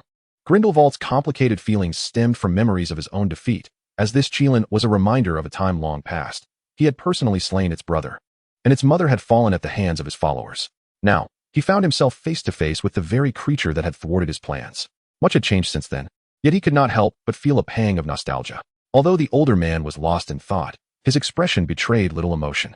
Grindelwald reined in his musings and curiously inquired of Tom, where did you find this new pet? Chapter 263, Grindelwald's Dark Arts Defense Class. In response to Grindelwald's question, Tom did not rush to reply. Instead, he looked down at the Chelan at his feet, recalling, do you remember this old fellow? The Chelan gazed at Grindelwald, exhaling in a warning manner. Observing this scene, Tom felt quite satisfied, thinking the old man was rather cunning and should keep his distance in the future. Upon hearing Tom's words, old Grindelwald's expression turned slightly peculiar, and he retorted without hesitation, claiming that if one did not wish to speak, they need not. As though the origins of his pet were entirely legitimate. Apologies, they are all quite legitimate. Tom chuckled. Shall I ask Fudge to provide you with a certificate? Haha. This young man was truly irritating. Grindelwald resolved to refrain from conversing with Tom and turned to seek his own dung bomb. While the three foremost figures in the magical realm were engaged in a discussion about the Chelan, Harry and Malfoy located Hagrid and initiated a conversation regarding Grop. Hagrid, you truly brought this enormous fellow back. Malfoy circled around Grop, having not seen the giant since returning to school, thinking Hagrid had merely been speaking fancifully. Hagrid shook his head in response. As you know, Grop has been bullied by other giants due to his diminutive stature, and even his mother does not favor him. So we are each other's only family. Upon hearing Hagrid's words, Harry fell silent for a moment before smiling with a complex expression. No. You still have us to assist you, right? Hagrid's eyes widened slightly, and he touched the corner of his eye with his broad, rough palm, moved. Hey, Grop. Harry approached the observing giant. We are friends, aren't we? Friends. Grop awkwardly articulated the word. Then, as if comprehending its meaning, excitedly grabbed Harry with one hand, proclaiming, friends. A foul, fishy odor wafted forth, leaving Harry nearly overwhelmed. Grop delighted in the notion of friendship. Oblivious to Harry's discomfort, the rather simple-minded Grop maintained his exhilaration. Hey! Upon witnessing Harry being seized, Malfoy rushed over and kicked Grop's foot. Put him down. Keep your distance from him. Not far away. The three titans of the magical world observed the scene with keen interest, particularly Tom, who felt an uncanny familiarity with the moment. Hagrid approached Grop, adopting a stern demeanor as he shouted, you must not be so rude. Grop, quickly put Harry down. In response, Grop scratched his head with the hand that was not holding Harry and slowly lowered him to the ground. At that moment, Harry still felt a bit dizzy. His steps unsteady. As a friend, I suggest you brush your teeth more often. It seemed that adjustments would be necessary for his lessons the following day. Witnessing the entire episode, Grindelwald stroked his chin, considering that Harry was already quite competent among the students, yet remained powerless in the presence of giants, particularly in the face of a juvenile giant. Should other students venture into the Forbidden Forest and encounter giants, they ought to possess some means of self-defense. Originally, Grindelwald intended to impart some unique knowledge, yet fortunately, he had 2 classes scheduled for the following day. Teaching both subjects simultaneously was not out of the question. He could allocate a session to instruct on how to confront giants, which would undoubtedly ease Al's concerns. Tom, the curfew is approaching. Remember to send Harry and the others back, Dumbledore remarked, retracting his gaze from Glope to converse with Tom. Gale and I shall take our leave now. With that, the two of them prepared to depart the Forbidden Forest. However, as Dumbledore turned to exit, he noticed the Chelan at Tom's feet gazing intently at him. This evoked memories from decades past, when he had shared a similar moment of eye contact with the creature. He half expected the Chelan to bow before him, just as it had done before. Reflecting on this, the old headmaster smiled kindly. You already know, do you not? You should choose yet. Before he could finish his sentence, the Qilin turned its head away and returned to Tom's side. Dumbledore's feelings were somewhat convoluted. While he had indeed wished for the Qilin to refrain from bowing to him, the creature's outright dismissal perplexed him. Meanwhile, Grindelwald chuckled heartily at the unfolding scene. Dumbledore, not pleased, gave Grindelwald a gentle jab in the abdomen, then shifted his gaze upward to meet Tom's handsome visage adorned with a mischievous grin. Tom offered no explanation. Unbeknownst to Dumbledore, this cunning lad had forged an agreement with the innocent Qilin. Before the Qilin decided whether to bow to Tom, it would remain by his side, and it would not contemplate bowing to another until it had resolved its stance regarding Tom. In Tom's words, one must focus solely on the task at hand. Being distracted by other matters hinders great achievements. Surely, he mused, one wouldn't want their deceased mother to think of them as an inconsequential Qilin, would they? The naive Qilin took Tom's words to heart, allowing him to successfully deceive his pet into not bowing to anyone else. Observing Tom's triumphant grin, Dumbledore silently led Grindelwald out of the forbidden forest, his steps inexplicably quickening as they departed. The following morning, Tom ascended the spiral staircase to the second-floor defense against the dark arts classroom. Upon pushing open the classroom door, he found Grindelwald already seated, engrossed in the special materials he had prepared in advance. The textbooks intended for the fifth-year defense against the dark arts course, standard spells, level 5, and theories of magical defense, lay carelessly discarded to the side. It was evident that, much like during Tom's own teaching, these so-called textbooks were riddled with flaws, eliciting amusement rather than serious study. They were not entirely without merit, but they could only be deemed mediocre at best. Frankly, the authors of these materials possessed nowhere near the understanding that these two individuals did. Ah, young man, Grindelwald greeted, tidying his belongings, you've arrived quite early. Shouldn't you be getting a bit more rest to maintain your vigor? Regardless, I possess far more vigor than you, old chap, Tom remarked as he ambled to his designated seat beside the podium, nestled in a quiet corner. This spot was conducive to reading, allowing him to observe the entire classroom while idly contemplating the mischief of other young wizards from different houses, perhaps deducting a few points along the way. Although the other three houses, apart from Gryffindor, only had a third of their numbers present, most of the remaining Ravenclaw and Hufflepuff students were also Death Eaters. In truth, they were all under Tom's influence. However, Tom suggested they endure a bit for the sake of their rewards. Chapter 264. Pray tell, how does one defend against dark magic without studying it? Yet, it begs the question why only a third of Gryffindor's members are Death Eaters. It seems that Ron, codenamed Pangolin, has not exerted enough effort. Tom was well aware of all students at Hogwarts who had joined the ranks of the Death Eaters. Initially, he paid little heed to it, but observing Harry and his friends' relentless dedication, he occasionally sought to learn more.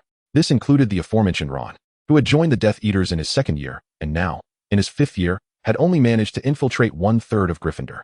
This fact alone illustrates the formidable nature of Gryffindor as a stronghold. Nevertheless, one must commend Ron's efforts. After all, many in Gryffindor were either influenced by their families or held rigid, stubborn views against dark magic. Even the allure of Tom's remarkably impressive dark arts could not entice them to join the Death Eaters.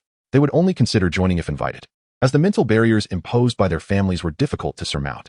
Consequently, these young Gryffindors often paraded before other Death Eaters at school, striving to assert their presence. They even showcased their talents before the junior Death Eaters, thinking to themselves, it would be a shame not to invite someone as talented as I to join the Death Eaters. The more you invite me, the more inclined I shall be to accept. Unfortunately, such displays were often misconstrued as provocation by the junior Death Eaters. As a result, only a third of Gryffindor students had become Death Eaters, most of whom were covertly recruited by Ron. He had no choice but to be cautious. Should his brothers discover his actions, Ron was certain that upon returning home for the holidays, he would be treated as a family disgrace, subjected to ridicule and punishment. Thus, he endeavored to secretly recruit Gryffindors, excluding his family, into the ranks of the Death Eaters. He would then feign compliance with the prevailing tide, claiming he had been compelled to join the Death Eaters. Ultimately, he envisioned leading the other Gryffindor Death Eaters within the dormitory, pressuring his foolish brothers into joining as well. By that time, the Weasley family would not have only one Death Eater. Such a scenario would ensure that he could return home without the fear of being outright punished. Time passed gradually, and soon it was time for the first class of defense against the dark arts today. This lesson was attended by both Gryffindor and Slytherin. Once everyone had gathered, Grindelwald stood at the podium with his characteristic serene smile, quietly observing the students below. The previously lively discussions fell into an immediate hush. The students gazed at the new professor of defense against the dark arts, their eyes brimming with curiosity. However, some students who had learned about the significance of the name Grindelwald from books or elsewhere harbored not only curiosity, but also a tinge of fear and longing. If only they could become such formidable dark wizards, surely they would catch Tom's eye and replace Harry as his second-in-command. Wouldn't they? Grindelwald perceptively noted this sentiment. Realizing there was no need for a self-introduction, he descended from the podium and walked past the students, asking, "Who among you can tell me how many dark spells you have learned?" The students, particularly those from Gryffindor, were momentarily taken aback. However, the Slytherin Death Eaters eagerly raised their right hands. "Professor, I have learned 5 spells, 4 of which were taught by Professor Tom. Only 5? I have learned 10.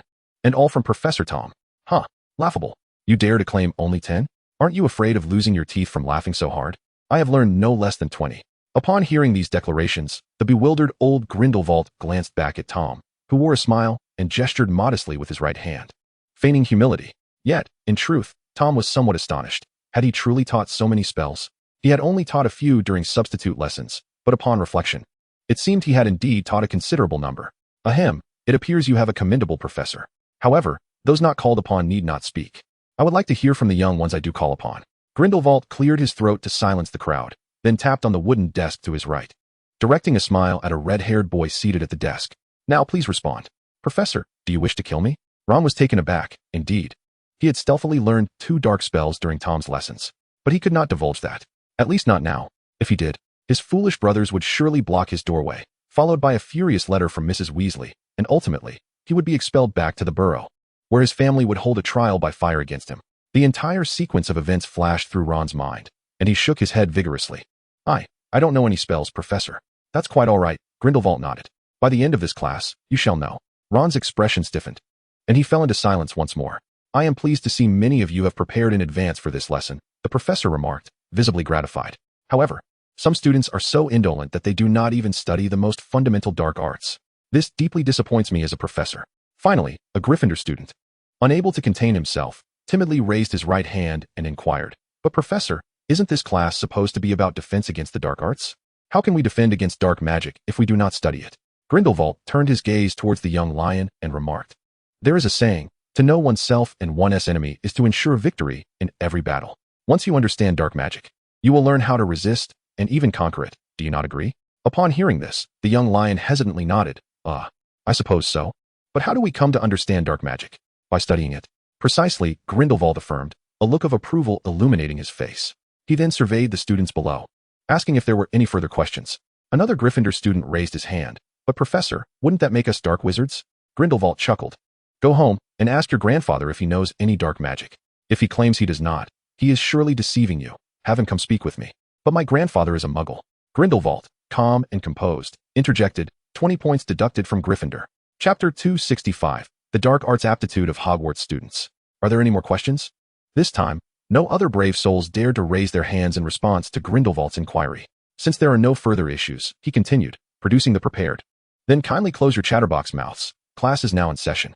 The Gryffindors who had not joined the Death Eaters appeared to be reluctant, not necessarily because of true resistance, but at least they felt the need to feign it, as they were Gryffindors, after all. Take a look at these. They are quite basic. With a casual wave of his hand, Grindelwald sent a stack of parchment fluttering down, distributing it among the young wizards. Subsequently, Tom nudged the cage at his feet, which Grindelwald had prepared in advance, and it automatically opened, releasing dozens of toads that obediently settled on the desks of the students.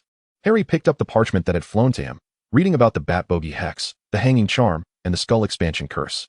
The parchment detailed various dark magic spells, including their wand movements and applications, some common, others obscure, but all, without exception, were rather rudimentary and of limited potency, commonly referred to as jinxes. You will begin your studies with these. There are a few that I have created myself, so you should not have encountered all of them before, Grindelwald stated.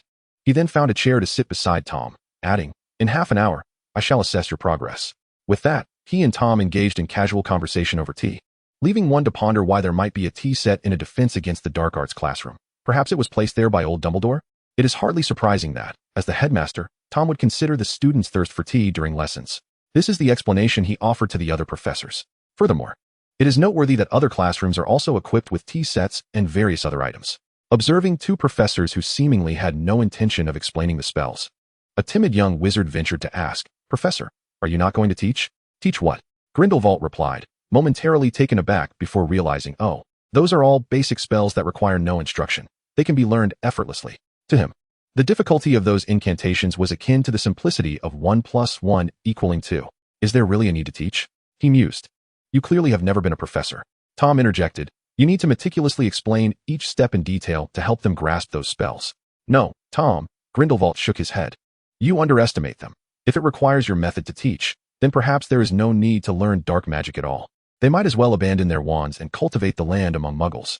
The young wizards, feeling dejected, pursed their lips, and a few, fueled by youthful fervor, raised their hands, declaring, we can learn on our own. They were immediately met with dozens of piercing glares. However, there was no turning back. They could only attempt to learn. Witnessing this scene, Grindelwald exchanged a knowing smile with Tom. Indeed, Grindelwald had never been a professor. He had not even graduated, having been expelled at the age of 16 due to the near-fatal consequences of his dark magic experiments on fellow students. It is worth mentioning that Grindelwald's talent in dark magic was also rated a perfect 10, much like the fabled socket elves. Although he had not held the title of professor, he was not entirely ignorant. Those parchments detailing dark magic were undeniably simple, but only for him and Tom. At 16, he was expelled from a school that revered dark magic for his research into it. During his schooling, Tom had cast a curse on the position of defense against the dark arts professor, a predicament even the robust Dumbledore could not rectify. Furthermore, this was the original socket elf, in Grindelwald's estimation. The now present Tom must have reached a level by the age of 15 that could rightfully be termed as that of the Dark Lord. Thus, while the foundational dark magic appeared simple to them, for the majority of wizards, it necessitated thorough study to master. However, his encouragement for the students to self-study was not due to an inability to teach. Rather, it was a deliberate choice. During the 5th year of Hogwarts' defense against the dark arts class, while learning the fundamentals of dark magic, someone remarked, "Hey, Ron, you seem quite familiar with this." Noticing Ron effortlessly reciting incantations and waving his wand, the nearby Seamus scratched his head in confusion. Do you frequently engage with dark magic? Why are you looking at me like that? Ron stammered. No, yes. I'm just familiar because I've seen Professor Tom use it so much. But it seemed that Professor Tom had never employed such basic dark magic, had he? Ron's countenance darkened, and he asserted, in any case, do not indulge in wild thoughts. I am the proud son of the Weasley family. How could I possibly be a dark wizard? Indeed, Seamus nodded in agreement. Well aware of the Weasley family's reputation within the magical community, he recalled how Mr. Weasley's declaration of I shall never consort with evil had astonished him for quite some time. It must pertain to your innate abilities, he remarked, with a resounding bang. Seamus calmly retracted his explosive wand and retrieved a handkerchief to clean the charred surface of the table. I never imagined your aptitude for dark magic to be so formidable. Ron's lips twitched in annoyance. Do not speak of my abilities. I am not even certain of yours. The concept of dark magic is indeed extensive, predominantly aimed at causing harm, and Seamus's display was a clear illustration of this, akin to a thunderous explosion. Indeed, such explosions fall under the realm of dark magic. Yet, to Ron, Seamus's talent for dark magic appeared rather peculiar. If he were to claim that Seamus possessed remarkable talent, one could argue that his magic invariably resulted in explosions. Conversely, if one were to suggest that his abilities were lacking, it seemed that anything he attempted resulted in chaos, as though every spell he cast were dark magic. With an odd expression, Ron shook his head. It was a fortunate circumstance that he was not discovered as a dark wizard, so why concern himself with these matters? Meanwhile, Harry and his companions were making progress. At last, I have mastered it. Thankfully, I had prior knowledge, though my execution was somewhat lacking. Malfoy, casting a bat bogey hex on a toad, watched in surprise as a bat emerged from the creature's nostrils. Let me see what I shall learn next. He continued perusing the parchment, noting that the spells became increasingly challenging as he descended the list. The Confundus Charm? Its effects are akin to those of a confusion draft, albeit slightly less potent and shorter in duration. However, as he contemplated this charm, Malfoy was momentarily struck by the image of flowing red hair. No. Malfoy vigorously shook his head, refusing to entertain such thoughts. Beside him, Harry instinctively shivered and turned to observe this bizarre scene. Malfoy, what is wrong with you? Malfoy, feeling embarrassed, hastily redirected the conversation. Nothing. By the way, where is Kat? Her? She has mastered all of this long ago. Harry gestured toward the spot in the classroom nearest to Tom. She is likely learning something else now, though I suspect she might have already completed the 7th year curriculum. Chapter 266. All right, today we shall learn Avada. In the final 5 minutes of the first defense against the dark arts class, Grindelwald called a halt to the ongoing lessons. Let us not beat around the bush. How many of our talented students at Hogwarts have successfully grasped the material? Observing the students below, all with their heads bowed, Grindelwald raised an eyebrow. 5? 3. Surely at least 2 have managed? What? Not a single one has succeeded? Grindelwald feigned a look of dismay. You have been at it for half a lesson and still cannot comprehend? It appears your aptitude for dark magic leaves much to be desired. Upon hearing Grindelwald's words, Some young wizards expressed their discontent. Professor, do you truly possess such remarkable talent? A few students who were aware of Grindelwald's identity glanced at the foolish child who had spoken. Do you even comprehend what you are saying? Grindelwald, however, merely smiled politely. Among all the individuals I have encountered in my century-long existence, my proficiency in dark magic ranks second. Though his statement might appear boastful, his tone was strikingly modest. Yet the confidence therein was unmistakable. Curiosity piqued among the young wizards. One inquired, then, Professor, who holds the first rank? In response, the old wizard shrugged and gestured towards Tom, who was leisurely sipping tea beside him. This gentleman right here. As the focus shifted to him, Tom set down his teacup, allowing it to float back to its place. The students, upon hearing Grindelwald's remark, nodded in agreement. Initially, they had intended to contest the new professor's audacity, but the acknowledgement of Tom garnered their respect. Indeed, the man whom they, the new generation of Death Eaters, fervently followed was truly remarkable. Grindelwald rested his chin on his hand, surveying Tom and the students. As the class drew to a close, he slowly announced, "The assignment for today is to master the curses on the parchment, at least 3. The young wizards grimaced, for they abhorred such time-consuming and tedious tasks. Unless you are genuinely inept, in which case, you need not bother. Alternatively, if Tom's followers genuinely possessed such limited capabilities, he felt a pang of sympathy for him. Professor, one may indulge in folly, but one must never speak inappropriately. The Slytherin snakes and a third of the Gryffindor lions present were suddenly incensed. You may insult me as you wish. You may even deride my intellect. But you must not claim that I am unworthy of following Professor Tom." Grindelwald's expression was complex as he pressed his lips together. Putting all else aside, this group of youngsters indeed exhibited remarkable loyalty. Tom possessed an impressive ability to persuade. Nevertheless, this was acceptable. His objectives were being fulfilled. Allowing Hogwarts young wizards to learn dark magic was not inherently detrimental. Acquiring some dark spells that minimally impacted negative emotions might serve them unexpectedly, well, even after graduation.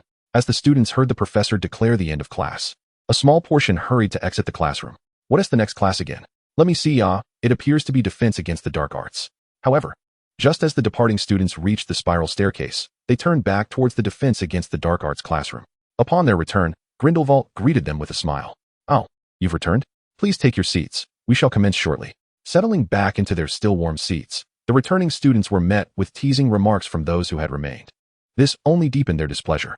Fortunately, the brief interlude passed swiftly, and the ensuing tranquility improved their expressions somewhat. As we return to our formal lesson, Grindelwald adopted a serious demeanor. "First and foremost, you must understand that our progress has significantly lagged behind that of Ravenclaw." Upon hearing such a familiar phrase, Tom instinctively looked up.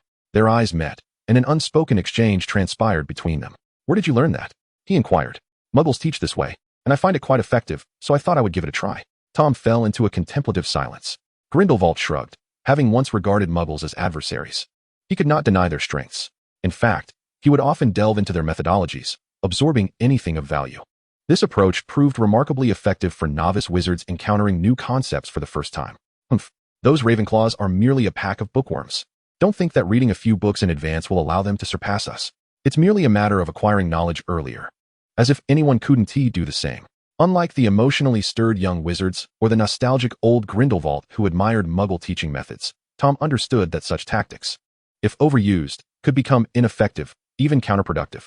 Eventually, a single remark could lead to disinterested students outright neglecting their studies. These were the very seedlings of his Death Eaters. However, Tom chose to remain indifferent, allowing the blossoms to flourish freely, for they would ultimately serve as Harry's troops. "Well then, Professor, which page of magical defense theory do you intend to teach today?" "We shall not teach. Close your books. Didn't you say we needed to catch up?" Observing the bewildered expressions of his students, Grindelwald began to weave his persuasive rhetoric. "I shall teach you things they have yet to learn. Mastering what they cannot will effectively put us ahead in our studies." "You certainly make a compelling argument." The students, left with no rebuttal, resigned themselves to attentively listening. "I wish to pose a question to you all." With a flick of his wand, Grindelwald conjured the ethereal silhouette of a giant within the classroom. Faced with a giant, what would you do? Harry exchanged glances with Malfoy, suddenly reminded of Gloopy. Though Gloopy was hardly imposing among giants, the sheer size of the creature looming before them was an overwhelming sight. Can we truly contend with such a being? They wondered, gazing at the giant. Its head dwarfing their entire bodies, a striking visual impact indeed. "So, Professor, what you intend to teach us today is..." "Indeed. I shall instruct you on how to confront a giant." Grindelwald nodded slightly. The simplest method of dealing with a giant, he noted, was to vanquish it with the killing curse. At this, the students fell into a heavy silence. Chapter 267. on how to enable a minor wizard to defeat an adult giant. Of course, I know you will not master this. Nor would it be applicable if you did. Grindelwald regarded the group of students with an expression devoid of emotion. Thus, I plan to teach you alternative methods. The scene shifted back to the previous night. In the hallowed chambers of Hogwarts Castle, Dumbledore and Grindelwald engaged in a leisurely discourse. Al, how do you suppose young wizards should protect themselves when confronted by giants? Grindelwald inquired, casually sampling a neglected berry from the desk. Indeed, the headmaster's office housed more than just sweets. Fruits adorned the space, a gesture of hospitality extended to guests in conversation. Whether Dumbledore partook in them was a matter of personal choice. Raising an eyebrow, Dumbledore refrained from immediate response, contemplating the notion. Although Grop had yet to reach maturity and was not inherently malevolent, his formidable strength posed an inherent risk of unforeseen incidents. Furthermore, it was plausible that graduates might encounter giants, even fully grown ones, making it prudent for them to learn self-defense in such confrontations.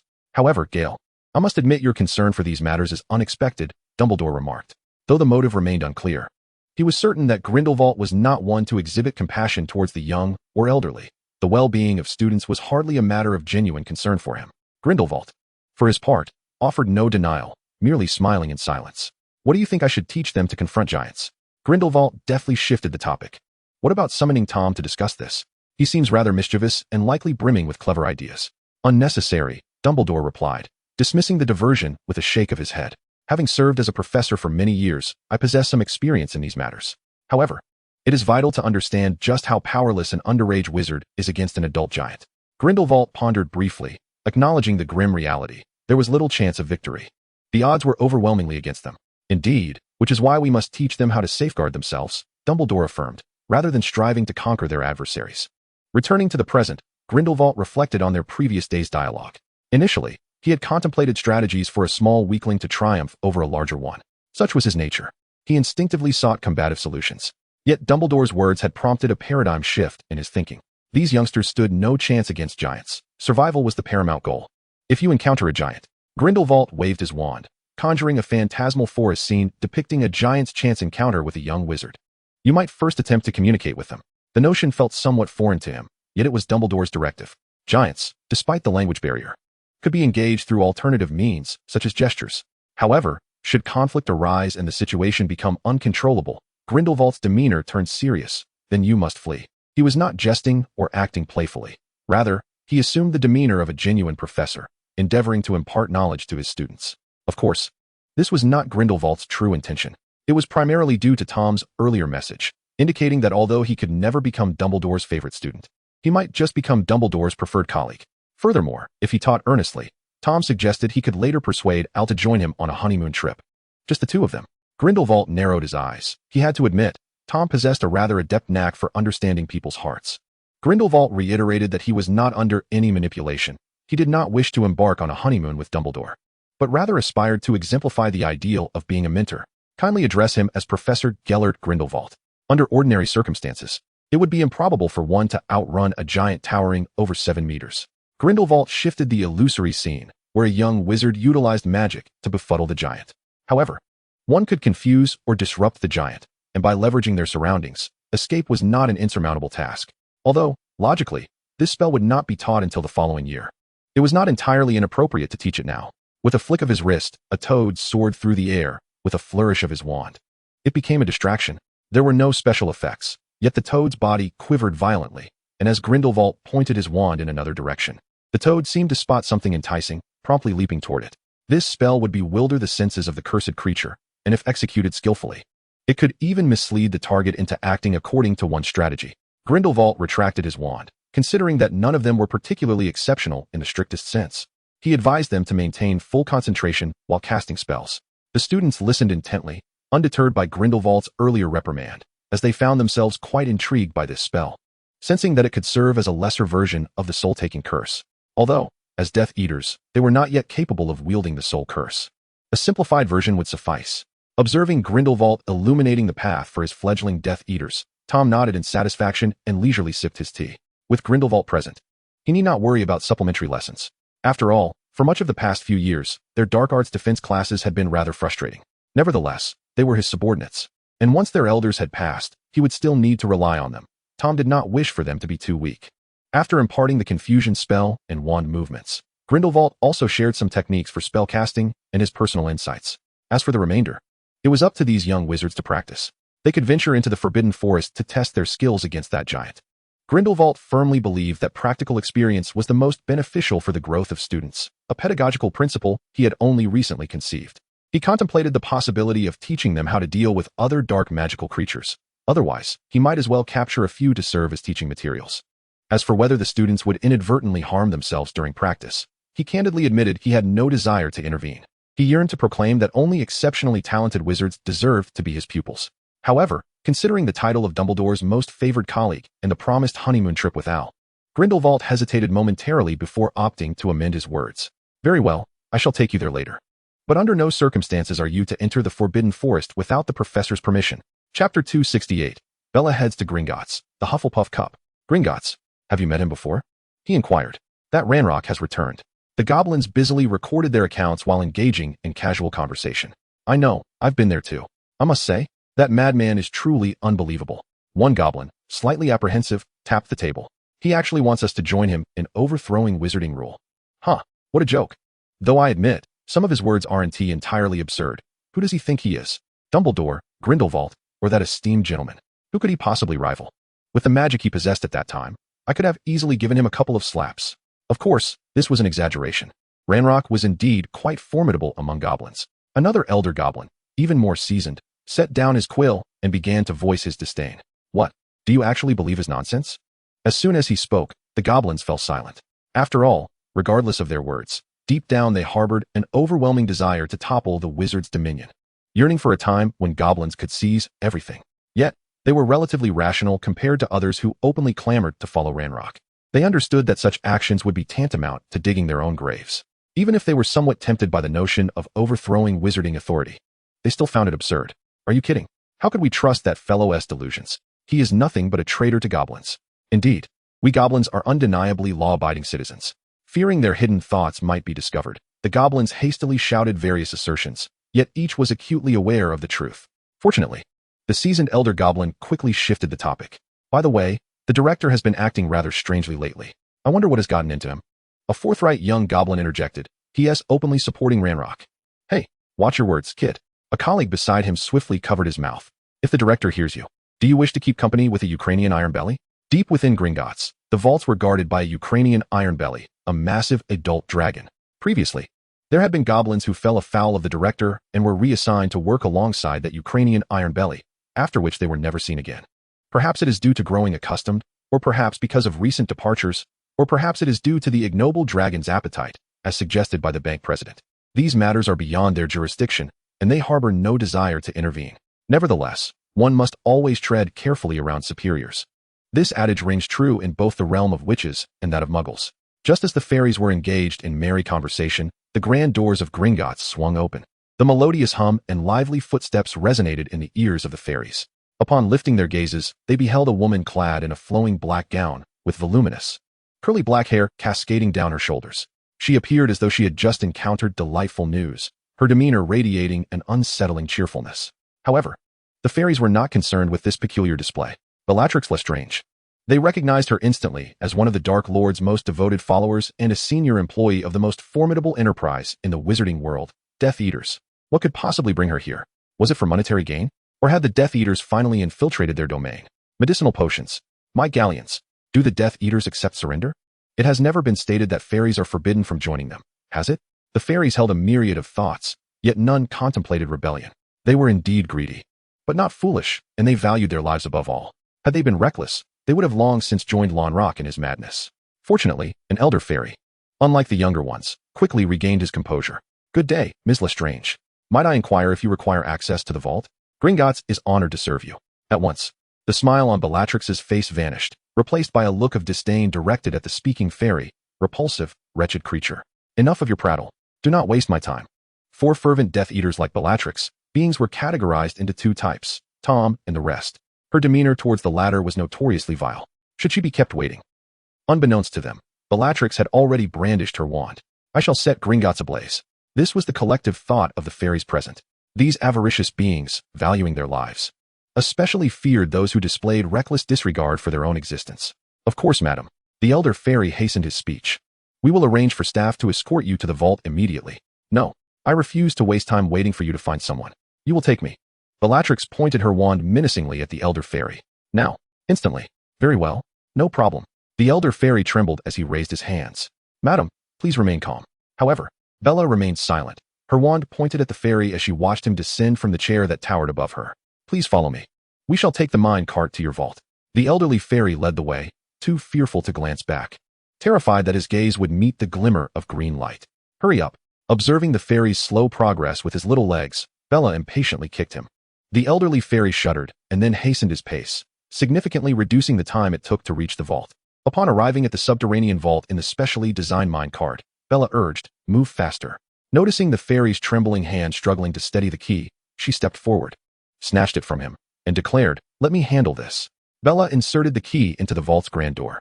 As she turned the key, the resounding creak of the vault door echoed through the underground.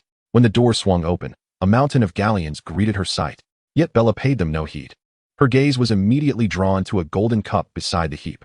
It was a trophy-like vessel fashioned from pure gold, adorned with intricately crafted handles on either side. Resting upon a hexagonal base, the exquisite carvings and the overall classical aesthetic of the cup captivated her. Chapter 269, Sirius and Bella. Phineas speaks of other people's children. The Hufflepuff cup.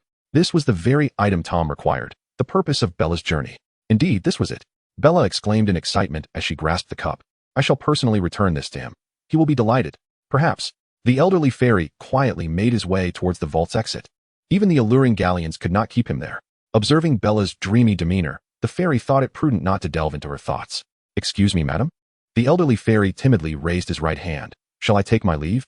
Upon hearing this, Bella's earlier excitement transformed into irritation. She turned, fixing the fairy with a fierce glare, then impatiently brushed past him towards the mine cart. Leave. I must hurry back. Climbing into the cart, she swiftly activated it, leaving the elderly fairy in a state of bewilderment. After a moment, the fairy finally reacted. Wait, I haven't boarded yet. Number 12, Grimmauld Place. Upon arriving here via apparition, Bella stood before a 3-story residential building. Passers-by seemed oblivious to her presence, engrossed in their own affairs, intentionally veering away from her. Bella held the Hufflepuff cup in her left hand while her right hand brandished her wand, pointed at the structure. As the wand was waved, the 3-story residential building astonishingly began to move, slowly sinking inward and parting to reveal the interior of the black ancestral home. The entrance to the black residence featured a door lavishly coated in black paint, marred by numerous scratches. The silver doorknob was crafted in the shape of a coiling serpent.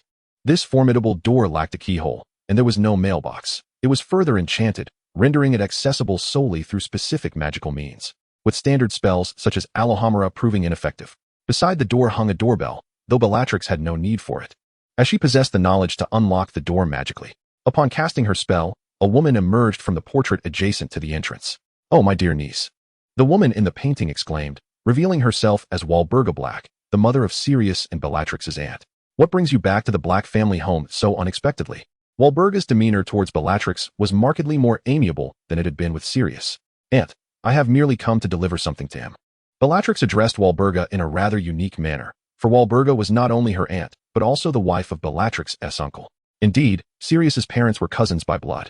Thus, in essence, the Black family bore a striking resemblance to the Gaunt family, fervently upholding the ideals of pure-blood lineage, even to the extent of intermarriage. Hence, Sirius remained the only living member of the Black family, with Bellatrix and the others who had married out no longer counted. Is it him? The first thought that crossed Walburga's mind was of her wayward son, especially since the Black household, apart from Sirius, was left with only the house elf creature. Given that Harry was off at school, however, Walburga quickly dismissed this notion, for Bellatrix's entranced gaze could not possibly be directed at Sirius.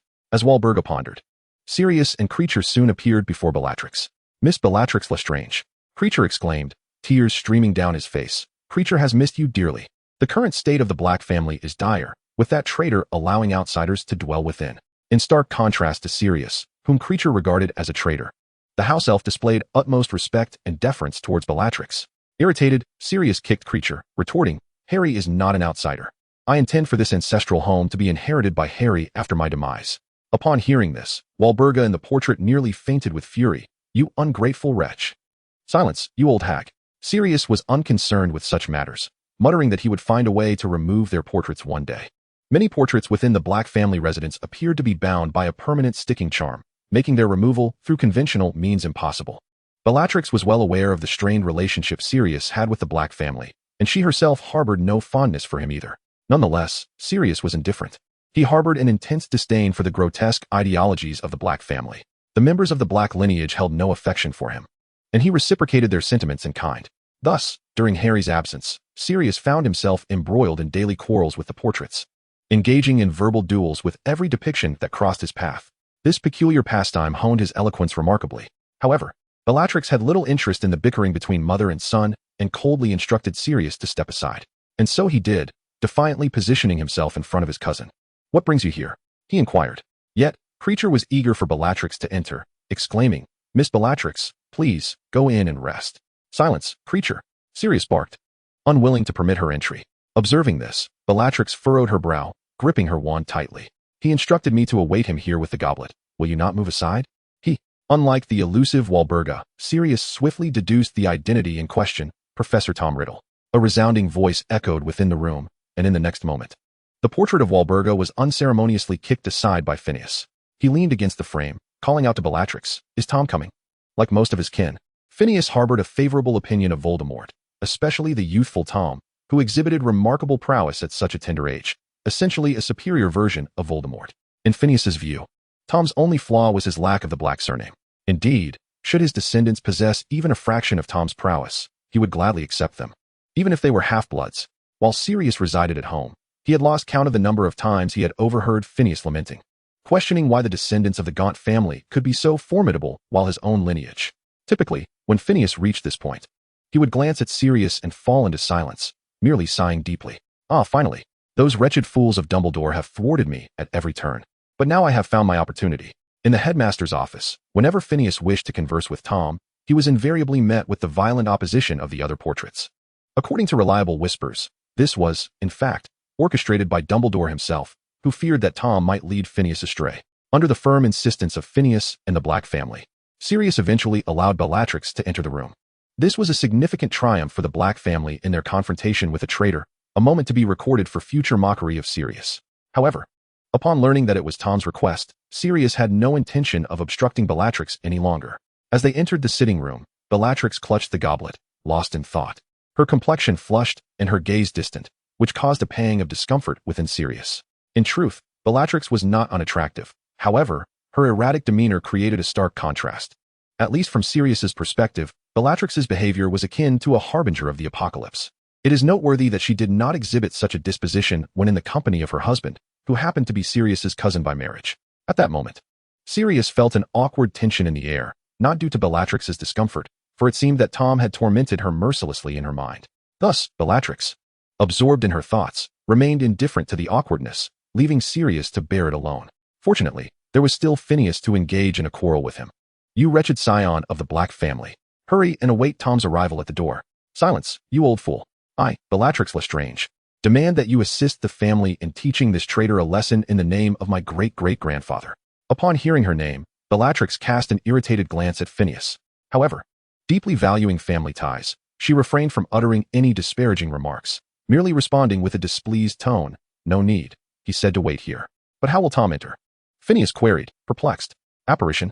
Yet I recall that the Black ancestral home had placed a counter-curse." No sooner had he spoken than a crack echoed, and Tom's figure materialized on the sofa in the parlor. After a brief silence, Tom snapped his fingers, and the cacophony instantly vanished. Observing Phineas's demeanor, it was evident he had much to say, yet Tom was disinterested. "Where's the item you were to bring?" Tom inquired, directing his gaze towards Bellatrix, his eyes landing on the golden cup she held. Bellatrix hurriedly attempted to present the cup, but the Hufflepuff cup slipped from her grasp and flew to Tom's side on its own. After securing the Hufflepuff cup with his silver serpent ring, Tom turned to Phineas's portrait, noticing that the latter seemed to have calmed down. Subsequently, Tom lifted the magical restrictions placed on Phineas's portrait. Upon realizing that Tom and his associates could hear him, Phineas initially felt joy, then cast an irritable look at Sirius. "What are you still doing here? Hurry and pour tea for Tom." Although accustomed to such commands, Sirius still felt a surge of annoyance. Nevertheless, while the old man was rather insufferable, his words did serve as a reminder. Harry remained in Tom's grasp, and Sirius certainly did not wish to jeopardize their relationship. Silently, he rose to fetch the tea, only for Bellatrix to seize the task from him. While Tom sipped his tea, he glanced at Kreacher, who was hunched in the corner, silent and averted. Sensing Tom's gaze upon him, Creature grew increasingly anxious. His body, drenched in cold sweat, quivered slightly, fearing that he might inadvertently reveal something. Young Master Regulus had cautioned him to hide the Slytherin locket safely from the Dark Lord's sight, and to seek an opportunity to destroy the Slytherin locket thereafter. Regrettably, he has yet to discover a means of destruction. Should the Dark Lord stumble upon the locket, then Creature would find himself utterly bereft of honor, unworthy to face Master Regulus, even in death. Thus, he must not reveal any signs of weakness. He cannot attract the Dark Lord's attention. He must ensure that the Dark Lord remains oblivious to his knowledge of the locket's whereabouts. And he must certainly prevent the Dark Lord from uncovering the location of the locket. What are my possessions? The Slytherin locket. Has it been discovered? Upon hearing the mention of the Slytherin locket, images of where he had concealed it flashed uncontrollably through Creature's mind. This was an involuntary response. Intelligent beings often experience such phenomena, where particular keywords evoke corresponding imagery. Realizing the implications of his thoughts, Creature looked up in terror to find Tom wearing a mocking smile. At that moment, he comprehended that the Dark Lord had learned everything. There was no escaping the Dark Lord's probing gaze. Master Regulus, Creature failed in fulfilling your command. Creature is deeply sorry. Creature felt utterly ashamed to continue living, yet he felt even more disgrace at the thought of facing you. Casting a glance at Creature, who was torn between the notion of life and death, Tom, disinterested, turned his gaze away and proceeded towards the hiding place of the locket. The Slytherin locket? Phineas in the portrait appeared bewildered. Does the Black family possess such an item? Suddenly, a realization dawned upon him, and he shouted towards Sirius. It must be you who stole it, right? Only a wretched soul devoid of family pride would pilfer from other families. Are you truly blaming me for this? Sirius, unwilling to yield to his ancestor, adopted a defiant tone. Meanwhile, Bella, equally incensed, questioned Walburga, why was Tom's possession hidden within the Black family home? Clearly, for Bella, the Dark Lord held precedence over family ties. In response to Bella's inquiry, Walburga was equally perplexed. However, she was certain that Creature knew something, as Tom had just directed his gaze toward him. Creature, did you hide the Slytherin locket within the Black residence? Walburga's tone was tinged with displeasure. Why would you do such a thing? Creature remained silent. After all, the current mistress was merely a portrait, not the genuine article. Though he maintained his respect, his allegiance lay with Master Regulus's instructions rather than the demands of the portrait. Once more, I ask, Bella's voice turned ominously sharp. Did you steal his belongings? No, that cannot be. Who possesses the ability to do so? Miss Bella, confronted by the living Bella rather than her portrait, Creature found himself unable to defy her. Sirius and Phineas ceased their quarrel, turning their focus toward Creature, awaiting his explanation.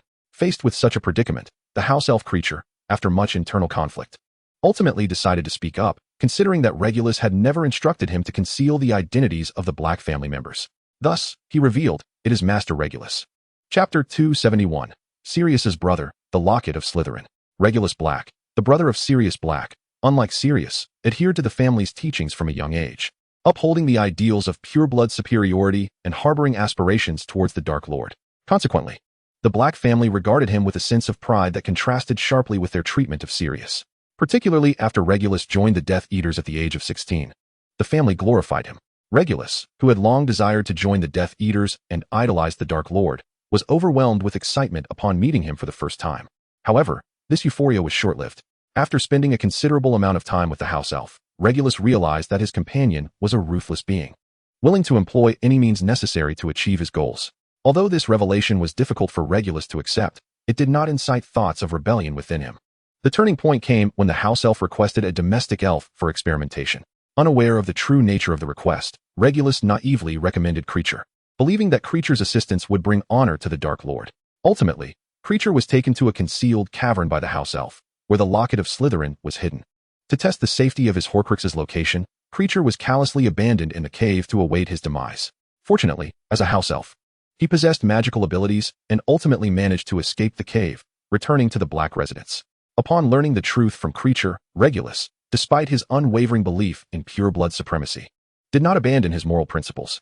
He betrayed the house elf by crafting a false Locket of Slytherin and instructed Creature to accompany him back to the cavern. Within the cave, the master and servant navigated numerous obstacles, arriving at a minuscule island at the center of a lake. There, they discovered the stone basin containing the locket. The malevolent house elf had filled the basin with potions that would inflict excruciating pain, potions that could not be disposed of nor dealt with by any means other than consumption. In the face of this dire situation, Regulus, the master, voluntarily drank the painful potions, subsequently swapping the genuine locket for the counterfeit. He then instructed Creature to take the real locket from the cave and seek an opportunity to destroy the Horcrux that had been forged by the house elf. Regrettably, despite searching for many years, Creature had not found a means to obliterate the Horcrux. After hearing Creature's account, a profound silence enveloped the group, though the reasons for their silence varied greatly. In the image, Walburga silently weeps for her favorite child. To her, Regulus's betrayal of the Dark Lord for the sake of Creature, which ultimately cost him his life, seems utterly futile. She feels a deep sense of loss for Regulus. Sirius, who had always harbored disdain for his brother, is taken aback by this unexpected heroic aspect of Regulus, while Phoenix is disillusioned by the reckless side of the junior he once esteemed. As for Bella, her thoughts align more with Phoenix. In her heart, Tom holds precedence over all, including familial bonds. Thus, upon hearing that Regulus had stolen the Dark Lord's locket, her expression darkens. Were it not for Tom's presence, she would have likely slain Regulus's accomplice, Creature, without hesitation. After grasping the situation, Sirius and the others turn their attention to other matters. The once silent portraits of the Black family begin to converse, expressing concern that Tom might obliterate the Black family entirely due to Regulus's treachery. Although Sirius stands as the last male of the Black lineage, offering a glimmer of hope for revival, the thought that Tom could annihilate the entire family by simply eliminating him weighs on their minds. However, Sirius remains unconcerned, for he is Harry's godfather. Yet, a troubling thought crosses his mind. Should he perish, Tom might become a father figure to Harry. The mere notion of their deep father-son bond sends a chill down his spine. While he knows Tom harbors no intentions of fathering Harry, the possibility lingers in his thoughts. Thus, he finds himself reluctant to embrace death, at least until his standing in Harry's heart surpasses that of Tom's. Consequently, Sirius resolves to listen to the opinions of these ancient portraits. The suggestions from the members of the Black family are quite straightforward. Eliminate Creature. With Regulus gone, the only remaining obstacle is Creature. They propose that Sirius pledge his loyalty after dealing with Creature. Sirius listens with a perplexed expression as Bella, despite deeming him unworthy of joining the Death Eaters, supports the idea of slaying Creature. However, Sirius is averse to killing Creature. He despises senseless slaughter of the innocent. The fact that Creature has endured his annoyance for so long without being harmed illustrates this. In his eyes, Creature is not inherently evil, merely exceedingly bothersome. Moreover, Creature had assisted his brother, leading Sirius to begrudgingly acknowledge that he no longer loathes the house elf as he once did. Observing Creature huddled in a corner, weeping profusely, Sirius purses his lips, deciding to spare him for the time being. You won't take action? Bella, incensed, declares, then I shall. Wait. Sirius quickly interjects, raising his wand protectively in front of Creature, astonished by his own actions. Have you considered what Professor Tom might think? Sirius did not desire to engage in a confrontation with Bella in this place. If Professor Tom wished to eliminate Creature, he could have acted upon that intention directly moments ago. Sirius understood that Tom likely did not regard Creature with any significance. Whether Creature lived or perished was inconsequential to him. Bella, too, could discern this reality. However, Sirius capitalized on Bella's obsessive devotion to the Dark Lord. She would never undertake actions that might displease Tom. Even the slightest possibility of inciting his ire was enough to deter her. Thus, Sirius wagered on this very aspect. Should he lose this gamble, he would make every effort to safeguard Creature, serving as a form of restitution for his brother. The two faced off for an extended period. But ultimately, Bella lowered her wand. She detested this sensation. Yet, true to Sirius's prediction, she was unwilling to take a risk. Even if there existed a minuscule chance that the despicable Creature might matter to Tom, she was not inclined to gamble. Keep a close watch on that traitor. Bella glared menacingly at Sirius. Otherwise, I shall eliminate you as well. Chapter 272. The Goblins Trading Near Hogwarts. The Locket of Slytherin. One of the Horcruxes, crafted from the essence of a basilisk, was concealed by Creature amidst a clutter of items in the basement of the Black family manor. Upon discovering the Slytherin locket, Tom simply stored it within his silver serpent ring, akin to the way he had with the Hufflepuff cup. Thus, 5 of the 7 Horcruxes had been successfully collected. Only the fragment residing within Harry and the ring of Marvolo Gaunt, adorned with the Resurrection Stone, remained. Tom was in no rush to acquire Harry's piece, as it could be obtained at any moment. As for the Resurrection Stone, it too was within his reach whenever he chose. Moreover, prior to hastily gathering all the Horcruxes, Tom had a more pressing matter to attend to, retrieving the counterfeit Slytherin locket. Though the false locket held no intrinsic value for Tom, he merely required someone to fetch it, rather than the locket itself. After a brief contemplation, Tom surveyed the basement of the Black Manor. It must be said that the Black family possessed considerable wealth.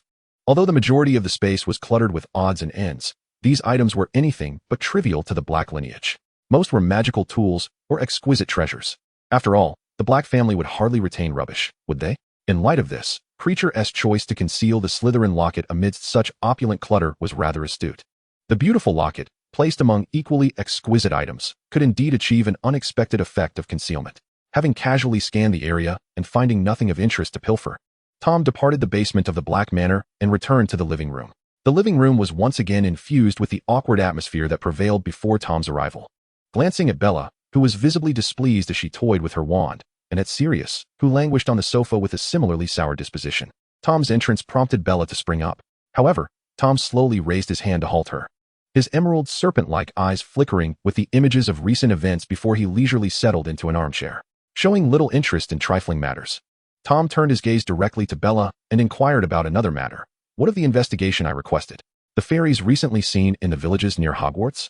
Bella recollected that, while they appeared to be merely conducting business, they had not arrived there by mere whim, as Tom had surmised. According to her memories, it was due to a high-ranking goblin from Gringotts suggesting that commerce in that area could yield a handsome profit. Ridiculous, Tom arched an eyebrow. In those few insignificant places, one could scarcely unearth a handful of galleons, let alone find a sound justification. Or is it possible that Ranrock is orchestrating this deliberately?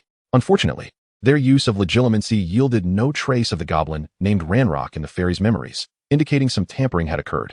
There remained other possibilities, such as their mental shielding being so formidable that Bella and her companions could only access the memories the fairies were willing to disclose. Or perhaps another entity had employed unknown magic to obscure these fairies' recollections. Bella pondered this for a moment, noting it was peculiar that the fairies seemed convinced that their activities were lucrative, stubbornly refusing to depart. Then let us eliminate them all, Tom stated calmly as he sipped his tea. Regardless of Ranrock's intentions or what he sought to achieve through these fairies, Tom remained indifferent. To him, the fairies were merely fodder for Harry and his companions to hone their skills. The request for Bella and her cohort to investigate had merely been to ascertain any potential issues with these creatures. It was a jest of sorts. Even if they posed no threat, Tom had no intention of allowing them to remain. You, a fairy, intrude upon my territory, and if I do not slay you yet you refuse to leave, then why should I permit your presence? Did they truly believe the Dark Lord was a benevolent gentleman? He would not hesitate to dispense with them. As for why he had tasked Bella with the investigation, it was purely out of convenience. Even if the location was not far, he had subordinates precisely to avoid undertaking every task himself. Upon hearing Tom's words, Bella felt no surprise and immediately resolved to lead a group to exterminate the detestable fairies. This time, take the new generation of Death Eaters from Hogwarts along. Let Harry and the others experience the post-graduation duties of a Death Eater. After all, they have already tasted the life of an Auror. As active Death Eaters, they must not miss the chance to experience our work. Tom set down his teacup and cast a glance at Sirius, who was brazenly eavesdropping. This time, they were not in any peril, so there was no need for intervention. But Professor Tom, protested Sirius, who had remained silent until now. Upon hearing that Harry and his friends were to confront the dangerous creatures, he found it hard to accept. After all, they were merely children. However, they were not ordinary children. Tom regarded Sirius with calm assurance, stating, "Believe me, at their age, you were certainly no match for them." Sirius gazed at Tom in a daze upon hearing his words. "They are Death Eaters, individuals I hold in high regard," Tom continued earnestly. "Thus, I place my trust in them, and the outcome will undoubtedly prove me correct. Moreover, if you are uneasy about this," Tom added with a slight smile, "you are welcome to accompany them." At this, a bittersweet smile crept across Sirius's face. He sensed that if he were to join them, he might emerge as a hero adorned with the Order of Merlin, only to return branded as a Death Eater. This was beyond his control. Much like the wrongful accusations he faced during his time in Azkaban, his status as a Death Eater did not hinge on his own acknowledgement, but rather on the perceptions of others. With Harry involved, he would not refuse Tom's call when needed, which bore little distinction from joining the Death Eaters. While Sirius was lost in thought, he questioned, "Who decrees that Death Eaters cannot be heroes?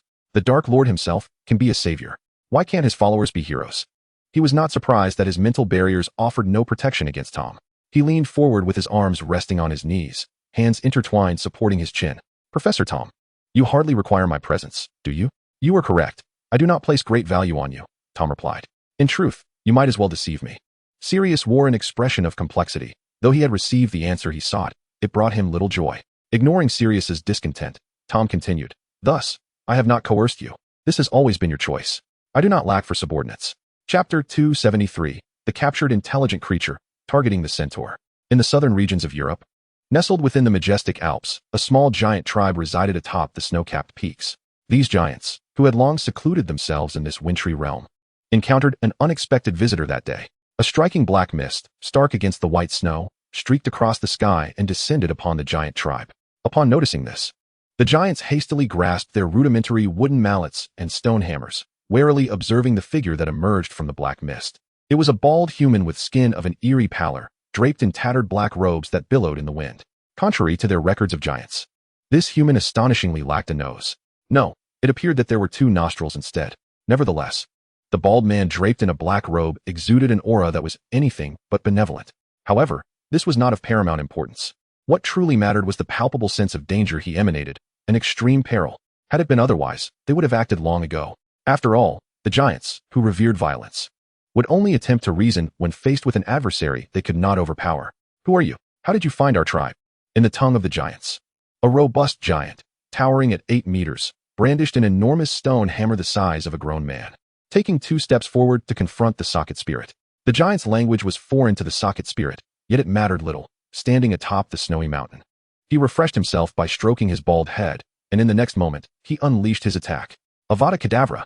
A flash of green light streaked across the silver-white, snow-capped mountain, rendering the formidable giant's body gray and lifeless, causing him to collapse within mere seconds. The giants behind him, witnessing this scene, were instantly incensed, shouting incomprehensible words, certainly not kind ones. Meanwhile, the socket spirit wielded his wand, casting spells incessantly. Avada Kedavra! Kedavra! Kedavra! Keda! Fra! After successfully vanquishing the majority of the giants, the socket spirit selected a particularly large one among those remaining, ensnared it with a swift binding spell, and then used apparition to escape. Simultaneously, in a quaint wizarding town in France, the night had fallen. Under the dim yellow lights, a shadowy figure staggered, glancing back while hastening forward. It was a young man clad in opulent attire, though his noble demeanor had evaporated, revealing only tattered garments that spoke of utter disarray. Yet, had any other wizards been present, they would have recognized him at once as a vampire. Clearly, this vampire was in a most precarious state. He was being hunted, unable to transform into a bat for escape, relying solely on his weary legs, rendering his chances of evasion exceedingly slim. As fate would have it, it was not long before this vampire encountered his fate. Before him, a fork in the road was obstructed by a dozen diminutive figures. Filthy creatures. The vampire muttered through clenched teeth, pivoting towards a nearby small crate. Yet, his steps faltered, and terror gripped his visage as he retreated in horror. As the small figures emerged into the glow of the flickering lamps, the true form of the fairy was revealed. There stood Lonlock, now adorned in newly forged armor, raising his right hand to ensnare the vampire with his fairy magic. The grayish-black eyes gleamed with malice, conveying a clear message. You should have known from the outset that escape was impossible. In a solitary island off the coast of England, the socket spirit and Lonlock had established their stronghold, claiming it as their current base of operations. At the heart of the island stands a majestic natural peak, encircled by ancient forests. Beneath the summit, several concealed entrances, shrouded by the foliage, lead into the mountain's interior, which has been transformed by magic into a fortress-like stronghold. Within this prison, the captured giants are securely confined, alongside a multitude of sentient beings, including werewolves, mermaids, and domestic sprites. After ensuring the giants were properly incarcerated, the socket sprite encountered Lonlock, who had similarly apprehended a vampire. Gazing at Lonlock, the sprite posed his most pressing question. Are you certain your plan is effective? In response, Lonlock confidently tugged at the corners of his parched lips, revealing a grotesque smile, and replied, not just certain, but assured. I hope your confidence remains steadfast. The socket sprite scoffed, aware that Lonlock was merely a reflection of himself, and he would not be easily deceived. Indeed, I acknowledge that. However, Lonlock remained unfazed, adding, you must concede that his overconfidence in underestimating us has granted us the opportunity to act, which is his gravest error. Moreover, his failure to deal with the fairy I dispatched indicates a reluctance to engage personally. A glint of cunning sparkled in Lonlock's eyes. But what if others intervene? Perhaps those young wizards? Given his nature, would he refrain from getting involved? Lonlock smirked slyly. At that moment, it shall be our chance. After reflecting on Lonlock's words for a brief moment, the socket sprite nodded in agreement, acknowledging that there was indeed some merit to his assertions. With Tom's penchant for theatrics, he would undoubtedly be lured out of Hogwarts. Seizing the opportunity to capture centaurs in the Forbidden Forest was paramount. Lonlock glanced at the imprisoned sentient beings, remarking, thus, the fairies I sent forth meet their fate honorably. The socket sprite wholeheartedly concurred with Lonlock's disregard for his subordinates, viewing them merely as expendable resources. As long as the objective was achieved, their demise was inconsequential, and they would willingly offer their lives, which they deemed an honor. Prepare yourselves, Lonlock instructed, striding toward the prison's exit. My subordinates have relayed that the Death Eaters are in motion. You must take action. or we cannot ensure the centaurs are captured before Tom's return. Though Locke did not articulate this sentiment, the socket sprite grasped his implication. Yet, he felt a tinge of discontent. Had he possessed even a single capable subordinate, he would not need to risk venturing into the treacherous grounds of Hogwarts. After all, it was a place inhabited by Tom, Dumbledore, Grindelwald, and a host of professors. Even if Tom were indeed drawn away, he would still have to seize the centaurs under the watchful eyes of those ancient foes. The thought alone was vexing. Gritting his teeth, the socket sprite's fierce gaze was filled with a tumult of emotions. He sighed helplessly. There was no alternative. When the time came, he could only seize a nearby centaur and make his escape, avoiding confrontation with those individuals. The longer he delayed, the more perilous the situation became. Chapter 274. A day in the life of a Death Eater experiencing post-graduation work. It was a weekend. The sun was not particularly bright, but a gentle breeze wafted through, causing the grass to bow slightly and the willows to sway gracefully.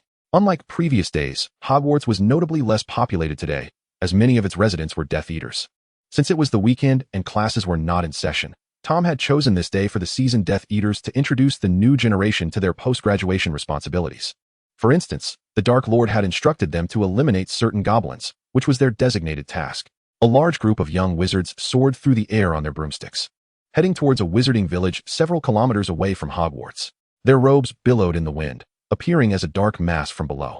After all, it was a team-building event for the Death Eaters. They were required to don black robes to maintain the appearance of unity. Using a flying spell to transform his lower half into a wisp of black mist, Snape cast an irritable glance at Sirius, who was also flying nearby on his broomstick. "Why are you tagging along?" he scoffed. "How dare you question me? You once betrayed the Dark Lord yourself," Sirius retorted with a mix of anger and amusement. Snape shot back defiantly. "At least I am still a Death Eater. Who says I'm not?" Sirius's response caused Snape's expression to shift to one of confusion. Under Snape's scrutinizing gaze, Sirius felt somewhat uncomfortable. "My apologies, Professor Dumbledore.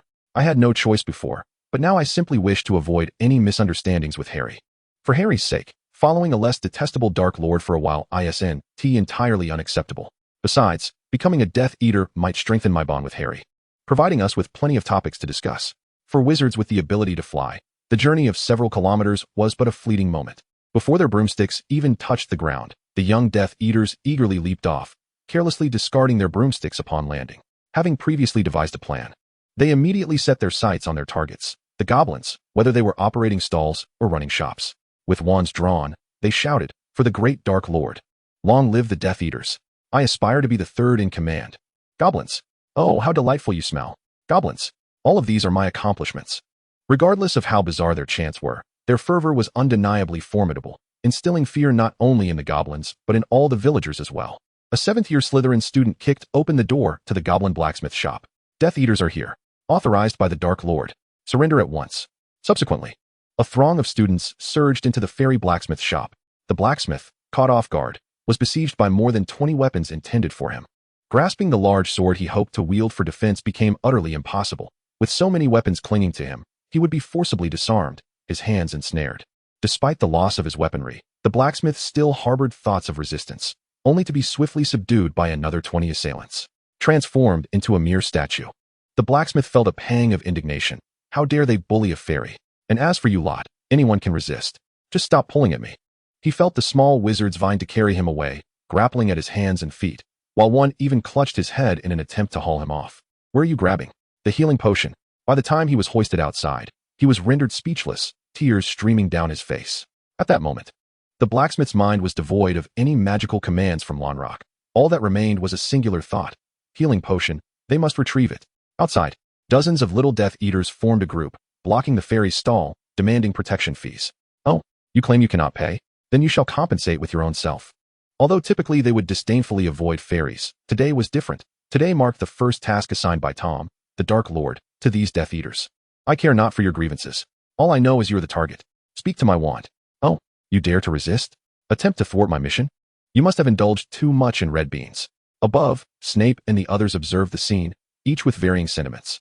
Bella relished the admiration these youngsters had for Tom, yet she disapproved of their methods.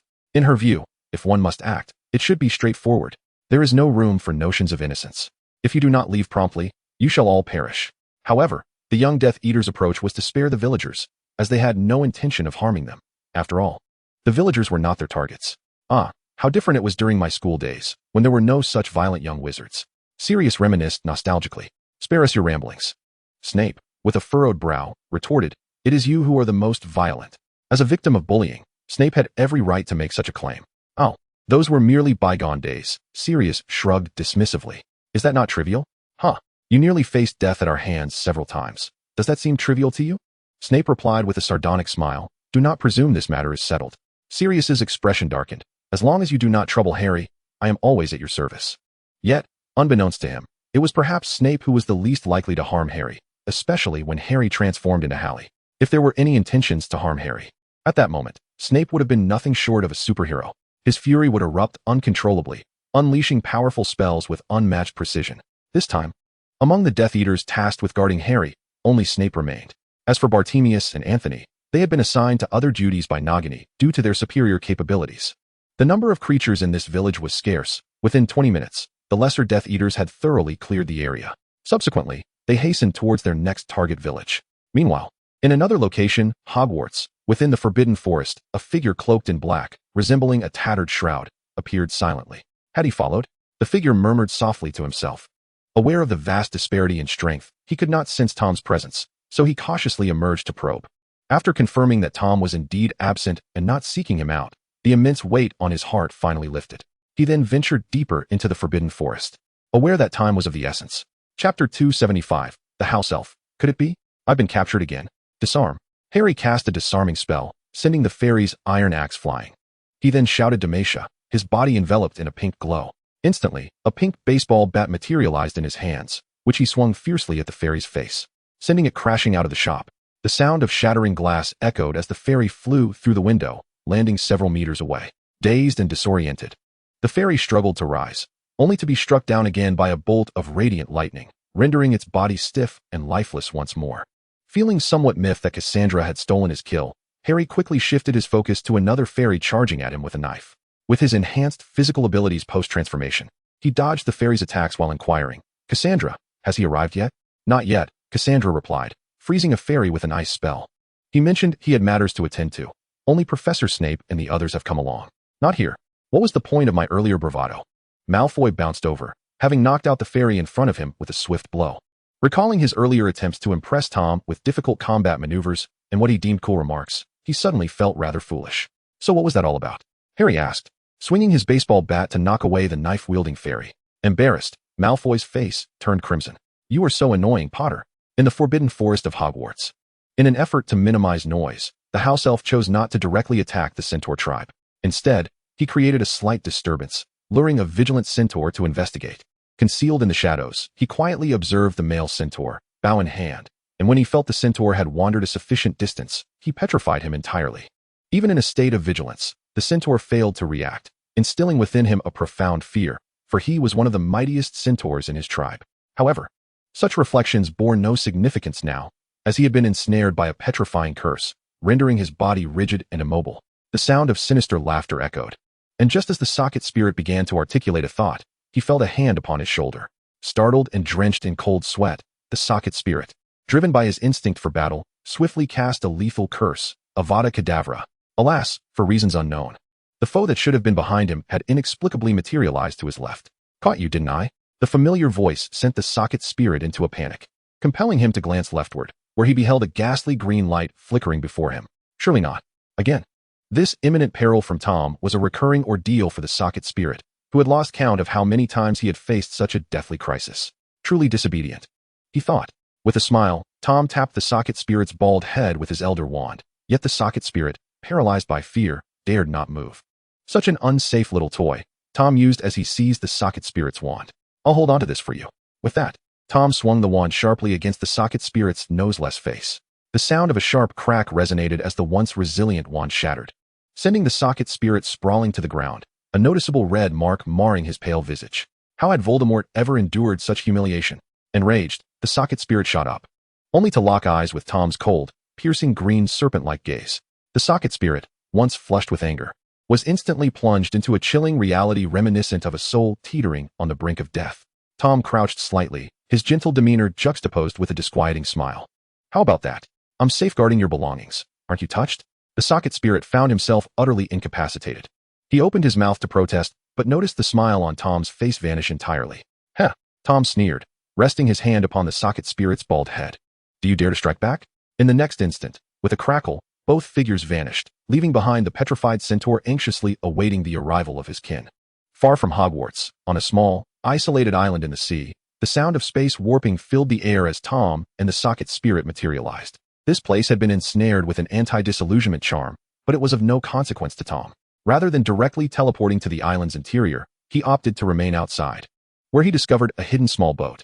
The vessel was just large enough for two, and Tom promptly seated himself alongside the socket spirit.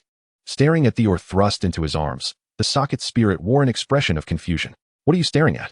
Tom chided, striking the socket spirit's bald head once more with his elder wand. Now row, will you? The socket spirit has finally grasped the situation. It is merely Tom's wicked whimsy. However, he dares not resist, as he senses that Tom, in his current foul mood, poses a greater threat to him than ever before. Helpless, the socket spirit can only paddle in fear, navigating through the cavern to the heart of the isolated island. Beneath the water, he can vaguely discern the shadowy figures of the undead gliding by, yet they inexplicably refrain from approaching the small boat. Everything here is familiar to the socket spirit, for it is the very place where he has concealed his protective soul vessels. He is uncertain how Tom has discovered this location, but he does not dare to inquire. At worst, he would lose a single soul vessel, as the socket spirit contemplates while laboriously rowing. The small boat gradually approaches a particularly diminutive island at the center of the lake. With no undead to impede their progress, their pace is steady. Upon reaching the island's core, Tom spots the crystal basin containing the special potion alongside a pendant box masquerading as a Slytherin artifact. Beside it sits a small bowl, also crafted from crystal. Tom picks up the bowl and glances at the potion within the basin, a concoction designed to evoke profound anguish and negative emotions. He then scoops up the potion. At this sight, the socket spirit's heart leaps with hope. Could it be that Tom intends to consume the very potion he had concocted to torment others? However, when Tom extends the bowl filled with the potion toward him, the socket spirit falls silent. Tears threaten to spill.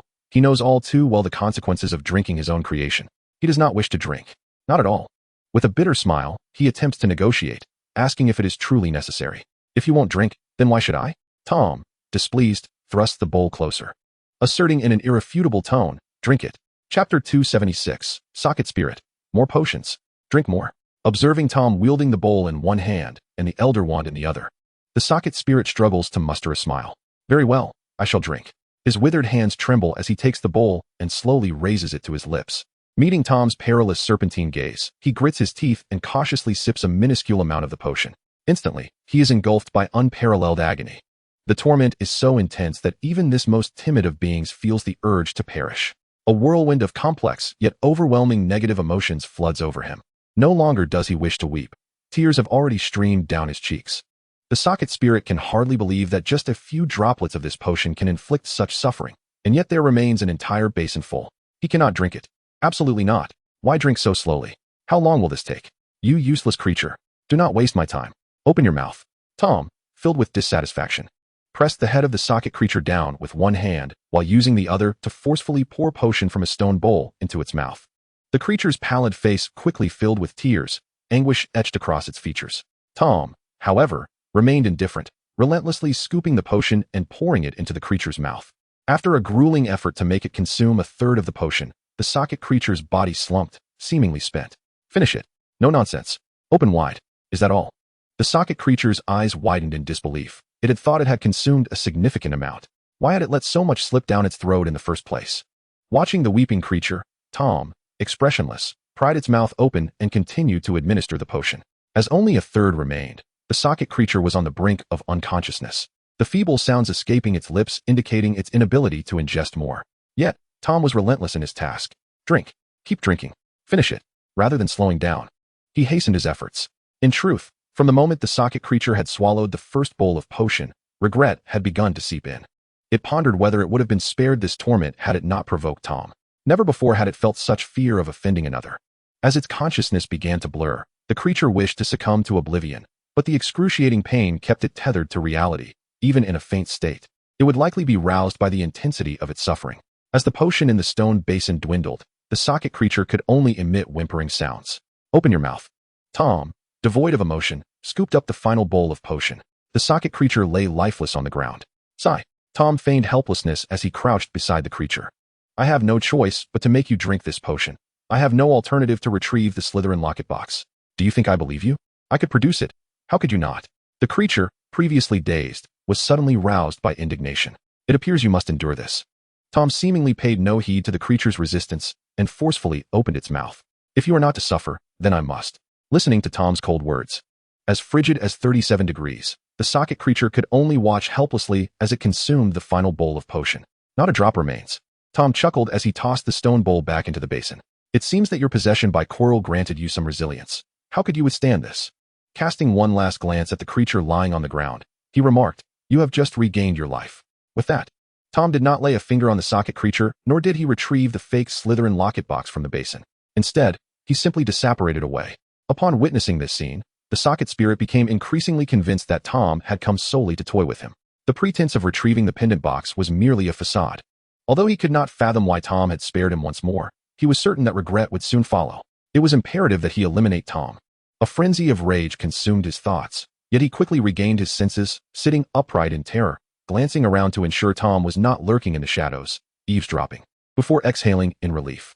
Taking a deep breath, the socket spirit struggled to rise and gazed at the pendant box nestled within the stone basin. This was his only solace. Tom had neither destroyed his Horcrux nor taken it from him. Although the reason remained a mystery, it was a comfort nonetheless. Approaching the pendant box, the socket spirit picked it up, sensing something amiss. Why was there no trace of his soul's essence within? Perplexed, he examined the box and, upon opening it, discovered a note contained within. With a face full of confusion, the socket spirit extracted the note and unfolded it, revealing the following message. To the Dark Lord, I know that by the time you read this letter, I will have perished. But I wish to inform you that I have uncovered your secret. I have stolen the true Horcrux and intend to destroy it at the earliest opportunity. I confront death with resolve, hoping that when you face a foe, you shall once again become mortal. Veins pulsing with fury across his egg-shaped head. The socket spirit's enraged voice echoed throughout the solitary island. Damn it. Meanwhile, back at Hogwarts, Tom encountered the returning Death Eaters just outside the castle. Professor Tom. Malfoy leaped down from his Nimbus 2000, rushing excitedly towards Tom. This time, I defeated 6 goblins. Very good, Tom replied dismissively, offering a perfunctory compliment to the boastful Malfoy. He then pointed at Harry, stating, from now on, he is the second in command, and the second in command is yours. Malfoy, bewildered, scratched the back of his head. What did it mean that the second in command belonged to Harry, but was also his? Who, then, truly held the position? What? Are you dissatisfied with this reward? Tom raised an eyebrow playfully. Didn't you wish to be the man in second place? Indeed, that is correct, Malfoy stammered, still struggling to comprehend. But how could 2 individuals simultaneously occupy the role of second in command? Hearing this, Tom chuckled softly, shaking his head slightly as he patted Malfoy on the shoulder. You will understand in due time. With that, Tom made his way towards the castle, his heightened magical perception informing him that old Dumbledore awaited him in his office. That old man certainly loved to ramble. Chapter 277, The Socket Spirit. I no longer wish to drink to excess in the dead of night. On the isolated island, the socket spirit and the House of Riddle. The goblins I dispatched have all been dealt with. A hurried Riddle returned, seeking out the socket spirit. I hope you truly managed to retrieve the centaur. However, he received no meaningful response from the socket spirit, and instead witnessed a scene that left him utterly incredulous. The socket spirit was simultaneously guzzling beer and weeping profusely, muttering, he is not human. He truly is not human. At that moment, Wanlock had completely set aside the matter of the centaurs, his curiosity piqued by the question, you are crying? Nonsense. In a fit of rage, the socket spirit hurled the empty beer bottle at Wanlock, akin to a hapless husband venting his frustrations on his wife after a setback. This is the aftermath of consuming a potion. Wanlock furrowed his brow, dodging the beer bottle, pondering what sort of potion could cause such a reaction, truly peculiar. The socket spirit scoffed derisively, humph. Forget it, I don't wish to dwell on that. Wanlock shook his head and proceeded to inquire about his foremost concern. What of the centaurs? Since you returned alive, it should mean you succeeded, right? I was so close to capturing them. The socket spirit narrowed his eyes, recounting. I encountered that fellow, and we fought fiercely, neither gaining the upper hand. Alas, I ultimately fell short, allowing him to rescue the centaur. I had no choice but to retreat. The enemy was simply too numerous. Do you think I believe that? Wanlock refrained from directly addressing the socket spirit's boastful claims about nearly capturing them, suggesting instead, you just need to be more cautious on your next attempt. Feeling cornered by his own exaggerations, the socket spirit reflected on why he should even bother explaining himself to this diminutive acquaintance. With that thought, he snapped, I won't go. This time, it's your turn to capture them. If I'm going, then I shall go. Wanlock boldly accepted the challenge. Upon hearing Landlock's declaration, the socket spirit appeared somewhat astonished, then cackled, I shall fill up the potion right now. So, you can plan accordingly. The socket spirit set down a new bottle of liquor and stood up. I have matters to attend to outside. I will capture the centaur. Lonlock watched the retreating figure of the socket spirit, realizing the bald-headed creature harbored intentions to deceive him. He claimed he was going to capture the centaur. Yet he never specified he intended to do so at Hogwarts. There were plenty of centaurs in Greece, though the forbidden forest at Hogwarts was closer. It was far more perilous. If it were the socket spirit going, Lonlock would certainly support him venturing into the forbidden forest, but for himself, it was a different matter altogether. Meanwhile, in Tom's office on the 4th floor of Hogwarts Castle, Cassandra sat by the window perusing a tome titled Magical Phonetics. This ancient text contained a phonetic guide to the ancient language of Runic, offering a compilation of runic texts, their meanings, and pronunciations. Beside her lay another book titled Advanced Transfiguration. This particular volume appeared somewhat worn, yet remarkably tidy. It had been used by Tom during his studies and contained numerous notes and insights penned by him.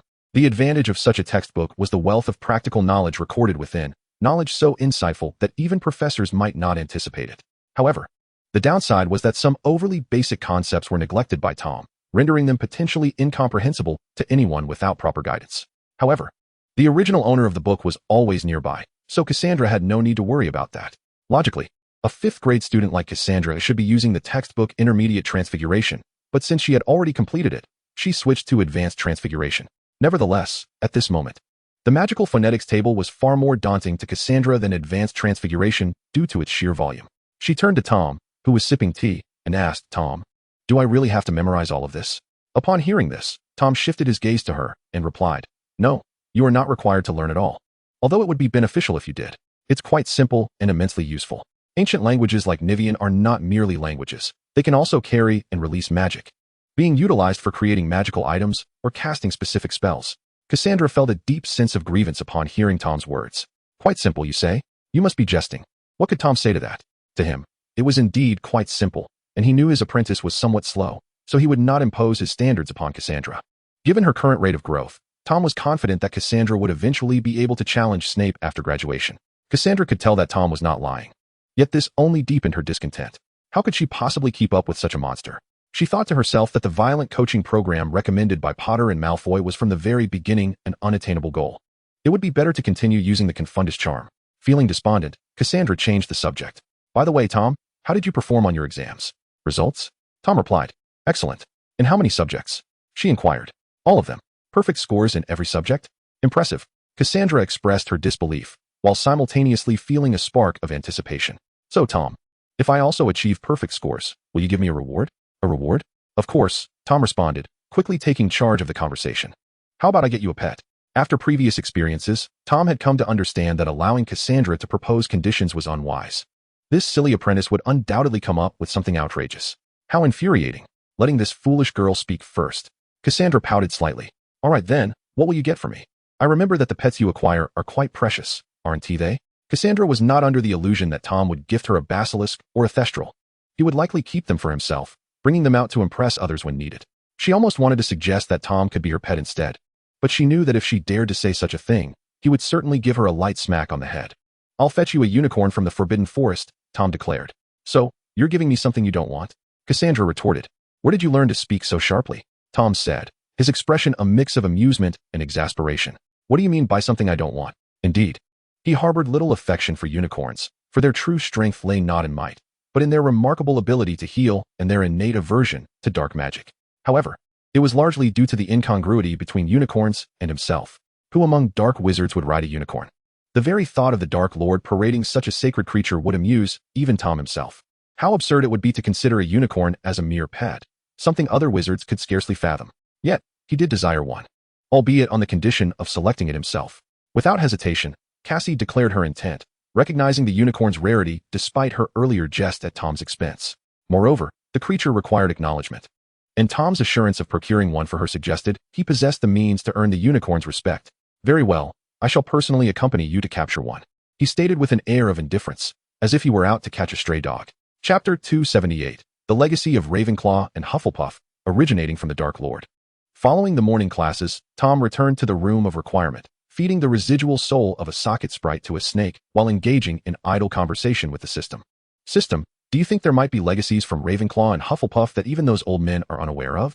Although Tom had restored the artifacts left by Ravenclaw and Hufflepuff at Hogwarts, it was done according to the accounts of the two elderly Gryffindors. It was possible that Ravenclaw and Hufflepuff had left behind some legacies, tragically obliterated by that cursed relic. However, Tom, even if such legacies existed, they would hold little value for you, the system remarked. This sentiment was not only the system's perspective, but also a reflection of reality. For Tom, who had far surpassed the four founders, their legacies offered minimal utility. I understand, yet it is somewhat regrettable, he mused, disregarding the scathing insults from the socket sprite's spirit as he fed it to the small serpent. I still wish to gather their legacies, for there is an innate desire in people to collect certain things. Tom gently caressed the snake as it dined. Nevertheless, if it were unattainable, so be it. As the system noted, his desire for the legacies was more about uniting the legacies of the four founders rather than their intrinsic value. Thus, if circumstances rendered it impossible, he would not press the matter further. By the way, Tom, since the artifacts left by Ravenclaw are no longer of any use, why do you still wish to restore them? This question left the system perplexed, for it seemed entirely unnecessary. Tom extracted another fragment of the socket sprite's soul from Hufflepuff's golden cup, casting it to the bewildered spirit without explanation, allowing it to be consumed by the silent black mist serpent. After completing this task, he patted the satiated serpent, reflecting, I may not need them, but perhaps they could serve to test Harry and the others. But Tom, isn't that something you rebuilt? Isn't it true that the legacies of Ravenclaw and Hufflepuff have ceased to exist within there? Although they may no longer possess the legacies of the two founders, I have left behind some intriguing challenges. A subtle smile curled at the corners of Tom's mouth. I have bequeathed them problems to solve. To obtain what I have left behind, they must unravel these enigmas. How fascinating, isn't it? Tom is about to toy with them again. Tom casually returned the small serpent to a violet vial. No, I am meticulously nurturing them. Well, you are the authority here. The system seemed indifferent to these matters. To the entity, everyone other than Tom warranted little attention. Furthermore, it appeared that those younger generations had recently acquired numerous treasures. It would be prudent to procure some goods first, perhaps to seize, or rather, borrow some rewards for Tom. In the afternoon, we attended a lesson on the vanishing spell, conducted jointly by Slytherin and Ravenclaw. Professor Flitwick prepared to teach a spell recorded in the standard spellbook, which is notably challenging. Its purpose is to make the target disappear, whether it be a living creature or an inanimate object. While it sounds impressive, it is somewhat impractical, as the complexity of the creature determines the difficulty of making it vanish. For instance, causing a mouse, a mammal, to disappear is significantly more challenging than making a snail vanish. Moreover, when confronting magical creatures, the stronger the opponent's magical prowess, the greater their resistance to spells, rendering this spell less effective than a blazing fire. However, using the vanishing spell on inanimate objects proves considerably simpler and may yield unexpectedly advantageous results in certain situations. Yet, similarly, the effectiveness of the spell diminishes when directed at enchanted items. In the Tales of Beetle the Bard, there exists a story titled The Wizard and the Hopping Pot. In this tale, the son of the pot's original owner attempts to make it disappear using this spell, but fails. Such limitations render the already less useful vanishing spell even less effective. Additionally, it is worth noting that the vanishing spell is among the most difficult spells encountered in examinations. Returning to the classroom, Professor Flitwick requested, please turn to the standard spellbook. Standing on his high stool, he announced, today, we shall learn the vanishing spell. He articulated the incantation, vanishing. As he spoke, he gracefully waved his wand, his movements embodying the essence of the spell. As an experienced professor, Flitwick adeptly identified the critical points of spellcasting, providing guidance to his students. After the explanation, he turned to the relaxed Tom. Professor Riddle, would you kindly demonstrate for them? Certainly. With a cordial rapport with Professor Flitwick, Tom rose slowly, retrieving his old wand. With impeccable incantation and posture, he cast the vanishing spell upon the podium, declaring, vanished. The students below merely blinked, and in that fleeting moment, the large wooden podium vanished without a trace. They rubbed their eyes to confirm its absence. Remarkable. It was a textbook-perfect vanishing spell. Professor Flitwick, ever the dedicated educator, clapped his hands in delight, exclaiming, if you were still a student, Professor Riddle, I would undoubtedly award 10 points to Slytherin. In response, Tom chuckled lightly and shook his head, or perhaps if I had become a professor earlier, I might have had the opportunity to grant points to Professor Flitwick. His words momentarily startled Professor Flitwick, who soon realized he often forgot that Tom had been a student at Hogwarts before him. After all, with Tom's youthful appearance, it was challenging to perceive him as someone from decades past. However, it mattered little. Tom shifted the conversation, saying, you still have the chance to award points to Slytherin. As he spoke, he magically distributed the snails that Professor Flitwick had prepared beforehand. Before Professor Flitwick could fully react, the snails vanished. The blonde girl seated at the front skillfully employed the vanishing spell to make the snails disappear. Meeting Tom's amused serpentine gaze, Professor Flitwick could only shrug in resignation. Very well, 10 points for Slytherin. Chapter 279, The Star Chart in the Dark Niche, an Odd Riddle. After awarding points to Cassandra, Professor Flitwick intended to continue explaining the key points to his students. However, the absence of the podium left him somewhat unsettled, prompting a wry smile. Professor Tom, your choice of spell target is truly something. Hearing this, Tom shrugged in exasperation and directed his elder wand towards the floor in front of Professor Flitwick, flicking it upward. A small sapling sprouted from the floor, growing into the shape of a wooden podium. Professor Flitwick nodded in gratitude towards Tom and resumed his lecture, allowing the students to practice on their own. Throughout the remaining time, the other students performed admirably, particularly those from Ravenclaw, who indeed seemed to possess a sharper intellect and learn spells more swiftly, especially one certain know-it-all. Hermione mastered the vanishing spell at a pace significantly quicker than Harry and Malfoy. This led Harry and Ron to exclaim that they should have sought out Professor Tom for lessons beforehand. Otherwise, they could have flaunted their newfound skills. Alas, there were no what-ifs, and the reality was that they were thoroughly outshone by Hermione's learning speed. After class, Tom retained Harry and the others, saying, "Meet me at the astronomy tower in the castle tonight." He then glanced at the know-it-all, adding, "Oh, and remember to bring Luna along." With that, he turned and departed, leaving Harry and his friends in puzzled silence. That evening, the group ascended to the astronomy tower of Hogwarts one by one. There, Tom and Cassandra had been waiting for some time. "Professor Tom," they greeted. Gazing at the enchanting night sky from the astronomy tower, Hermione curiously inquired of Tom, "What is the purpose of our visit here?" However, Tom did not hasten to respond to Hermione's question. Instead, he posed another query. "Have you heard of the 4 founders of Hogwarts?" "Of course, Professor." Hermione eagerly raised her right hand, ready to answer. "Godric Gryffindor, Helga Hufflepuff, Rowena Ravenclaw, and Salazar Slytherin." "Am I correct, Professor?" "Indeed, Ravenclaw earns 2 points." Tom acknowledged with a slight nod before continuing with the tale of the dragon, Lonrock. After the goblin Lonrock had obliterated Hogwarts Castle, many relics left by the 4 founders were also destroyed, including Slytherin's Chamber of Secrets. The Chamber of Secrets? Harry and his companions exchanged glances. Although they had heard of the chamber during their second year, and it had caused quite a stir, they had never truly laid eyes on the fabled chamber. At that moment, Malfoy seemed to have a thought, a smirk spreading across his face. "Professor, is the chamber located here? I must take a closer look." Malfoy began rummaging about the astronomy tower, seemingly searching for something. "Did our founder leave anything behind? Perhaps a magical artifact that would allow me to strike that scar-headed fool?" Harry glanced at Malfoy, bemused. "That seems highly improbable. And didn't you just say those places were destroyed?" As Tom spoke, his gaze drifted towards the ancient brass telescope positioned at the edge of the astronomy tower. "Oh, but I have restored, or shall I say, recreated them." "Recreated the relics left by the 4 founders? Truly, you are remarkable, Professor." Harry and his friends were entirely convinced by Tom's words. Here, just as Harry surmised, was not Slytherin's chamber. Tom continued, directing his attention towards Hermione and Luna. "This pertains to Ravenclaw. I believe these 2 girls from Ravenclaw House are most likely to unravel the enigma left by her. Thus, you may wish to search." Tom said with a playful smile, "You might discover something left by Ravenclaw." "Excellent." Upon hearing Tom, Malfoy excitedly began to rummage through the area, even climbing atop the trash bin. "Huh. The legacy of Ravenclaw should rightfully belong to the illustrious Draco Malfoy." "Fool." Hermione shook her head. "Professor Tom has already stated that this place is his reconstruction. It stands to reason that anything found would be his creation." At her words, Malfoy paused, contemplating. "Oh, that's even better." Hermione sighed, shaking her head once more as she approached a table beside the telescope. Meanwhile, Harry wandered towards the telescopes, occasionally fiddling with them, attempting to uncover some clue. After all, when one thinks of the astronomy tower, the first thing that comes to mind is indeed the telescope. "Cassandra, are you not going?" Observing Cassandra's lack of intention to act beside Tom, Luna felt a flicker of curiosity. Upon hearing Luna's inquiry, Cassandra cast a sidelong glance at her and replied, "No. This is something Tom has prepared for you all, and I bear the legacy of the Dark Lord. Thus, I do not require the legacy of Ravenclaw." As for her purpose in being here, to be frank, she initially entertained the thought of perhaps enjoying the starlit sky alongside Tom. Unfortunately, that scoundrel Tom seemed far more interested in observing how these individuals would uncover the so-called legacy of Ravenclaw.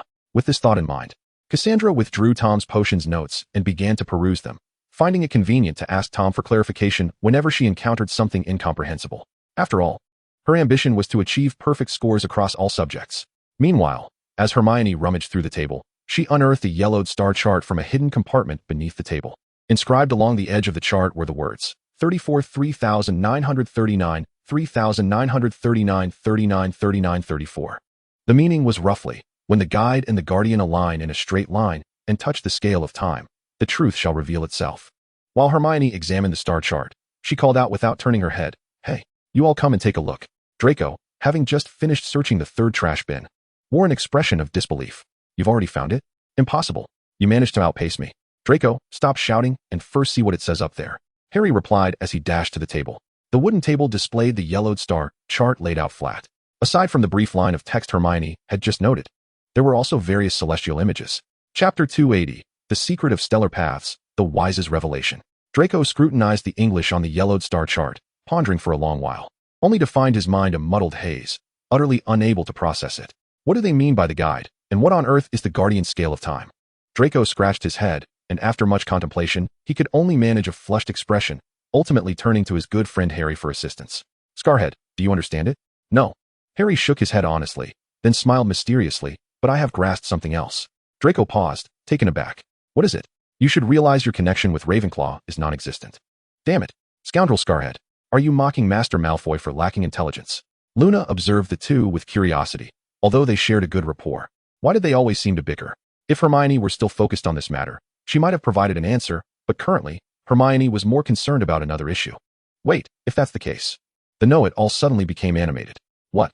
Have you figured it out?" Harry and Draco exchanged incredulous glances, astonished that such an abstract question could be understood. "Are you still human?" Upon closer examination of the guiding figure within the sentence, combined with the celestial scene depicted by the star chart, the most immediate association is undoubtedly with the North Star. As Hermione spoke, she deftly traced her right index finger over the patterns on the star chart, connecting the core meaning of guidance with the North Star, which indeed serves as a beacon of direction. "Am I not correct?" Malfoy appeared momentarily perplexed, feeling as though he grasped the concept yet remained somewhat bewildered. However, Harry fared considerably better, having heard tales in the Muggle world of individuals relying on the North Star for navigation. Now, as for the Guardian, Miss Know-It-All continued her deductions, recognizing that the constellation that embodies the symbolism of guardianship is Orion. Hermione circled the North Star and Orion on the star chart, then observed the connection formed by drawing a line between the guide and the Guardian. Upon extending this line, she was astonished to discover that it intersected precisely with the image of a clock, the hands of which pointed to 12, symbolizing the features of the clock constellation. The scale of time referred to this very notion. In her exhilaration at solving the riddle, Hermione remained blissfully unaware of the bewildered expressions on Harry and Malfoy's faces behind her. Luna, however, appeared to have an epiphany, though not well versed in constellations. She comprehended Hermione's reasoning. Yet, now that they had discerned the answer to be the clock constellation, Hermione pondered her next course of action. Suddenly, it dawned on her that they were in the astronomy tower. With renewed clarity, she promptly advanced towards the array of intricate telescopes. However, halfway there, she halted, realizing that the star chart could not possibly have been left by Ravenclaw, but rather by Tom. Yet, if that were the case, why did the star chart possess such an aged appearance? What purpose did it serve for Professor Tom to go to such lengths? As she contemplated, Hermione meticulously observed her surroundings within the astronomy tower. The tower had undergone renovations, and almost all the original instruments, such as telescopes, were brand new, save for an ancient brass telescope that seemed out of place. Its antiquity and inferior functionality compared to the newer models relegated it to a remote corner, unnoticed by most. Noticing this, Cassandra closed her book and regarded the knowledgeable young lady with keen interest. She had seen Tom's star chart, but was not as swift in deciphering it as Hermione. Tom, on the other hand, had anticipated this and exhibited little reaction, choosing instead to engage in light banter with Harry and Malfoy, seemingly finding Miss Know-It-All more valuable. Feeling overshadowed, Harry and Malfoy resolved to forego sleep that night, dedicating themselves to an all-night practice of combat, considering spells merely supplementary, a skill to be acquired in moderation. Before the aged brass telescope, Hermione gazed into the night sky, seeking the constellation of the clock. "Let me see where it should be." As the clock constellation came into view through the telescope, she experienced an extraordinary sensation, as though her consciousness had momentarily departed from her body. When she regained her bearings and surveyed her surroundings, she was astonished to find herself no longer in the familiar observatory. Instead, she found herself in a monochrome realm. The night sky above was devoid of color, a black canvas adorned with dazzling white stars. Curiosity piqued, Hermione felt no fear, for she was aware that Tom was present, always. A familiar voice resonated from behind her. Turning around, she was greeted by the black and white figure of Professor Tom. "Professor Tom?" Hermione inquired incredulously. "Is this place of your creation?" Tom neither confirmed nor denied her question. Typically, Ravenclaw's spirit should have manifested at this moment, but it mattered little. With a light chuckle, Tom's demeanor shifted to one of seriousness. Hermione Granger, without a doubt, your intellect has been acknowledged. Thus, I shall bestow upon the wise a reward. As his words faded, the ethereal realm began to dissolve, and in reality, a mysterious silver pattern flickered in Hermione's eyes. When she came to her senses, she found herself back in the observatory, surrounded by the curious gazes of Harry and the others, as if the preceding events had never transpired. Tom, what was that? It was evident that Cassandra had also noticed the enigmatic pattern that had appeared in Hermione's eyes. I will explain later, she replied, knowing that it couldn't be elucidated in a moment. The pattern in her eyes was, in fact, an ancient magical rune, one that Tom had developed based on his understanding of ancient magic, referencing the gaze of Thanatos. Although originating from ancient magic, its effects were not as immediate or formidable as the gaze of Thanatos. After all, Tom himself had yet to possess divine power, rendering him incapable of producing such a high-level ancient magical rune. Chapter 281. The Secret Realm of Hufflepuff, the Test of Magical Creatures. Even without divine power, this ancient magical rune was nonetheless impressive in its efficacy. The rune inscribed in Hermione's eyes granted her the ability to enhance her wisdom at will, akin to conjuring a Ravenclaw diadem to adorn her head whenever she desired. This was also why Tom had not permitted Cassandra to partake in the deciphering process. The true Ravenclaw diadem resided in her possession, rendering it unnecessary for her. Moreover, this ancient magical rune was the most suitable of all the runes Tom had currently researched for Hermione. With Miss Know-It-All's unique talents, her learning pace is likely to become rather formidable, although she may not surpass Tom, who is an extraordinary prodigy with unparalleled magical aptitude. She certainly outstrips the majority of wizards. Coupled with Hermione's diligent nature, it would not be surprising if some professors in their youth were eclipsed by her. Once Miss Know-It-All graduates and hones her skills, she could very well become an exceptionally proficient Death Eater. By then, Fudge will have aged, and it may be time for his retirement. Nevertheless, Fudge remains an honorary external member of the Death Eaters, and Tom would surely find him a suitable position. However, it is evident that the role of Minister of Magic is more fitting for Miss Know-It-All. At Hogwarts, within the Astronomy Tower, Malfoy remained silent, pondering where things had gone awry. He, the illustrious Malfoy heir, should not be deemed foolish. Although he is a melee mage, he is still a mage. Shouldn't wizards be imbued with wisdom? After much contemplation, Malfoy arrived at a singular conclusion. It was not his lack of skill, but rather the strength of his opponent, who was also quite ambitious.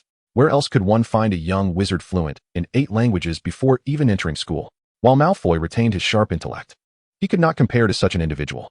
Soon, the young Malfoy regained his composure, and his earlier gloom vanished. Sighing, Harry beside him felt a tinge of sympathy. Perhaps it was not entirely in vain. He gazed up at the beautiful starry sky, realizing that though he was merely a participant this time, his spirits lifted considerably. "Forgive me, Harry." Tom playfully flicked Harry's forehead, stating, "Next time, I shall prepare something suitable for you." He intended to research ancient magical runes capable of enhancing melee abilities. Harry, having been flicked on the forehead by Tom, covered his brow, unsure whether to feel embarrassed or delighted. His face flushed with a rosy hue. This scene only served to intensify the dangerous glint in the eyes of the nearby Cassie. Sensing the chill at his back, Harry, ever considerate, quickly made space for Cassie. "All right, let us proceed to the next destination," Tom declared as he prepared to leave the Astronomy Tower. "Is there more to come?" Malfoy exclaimed with exuberance.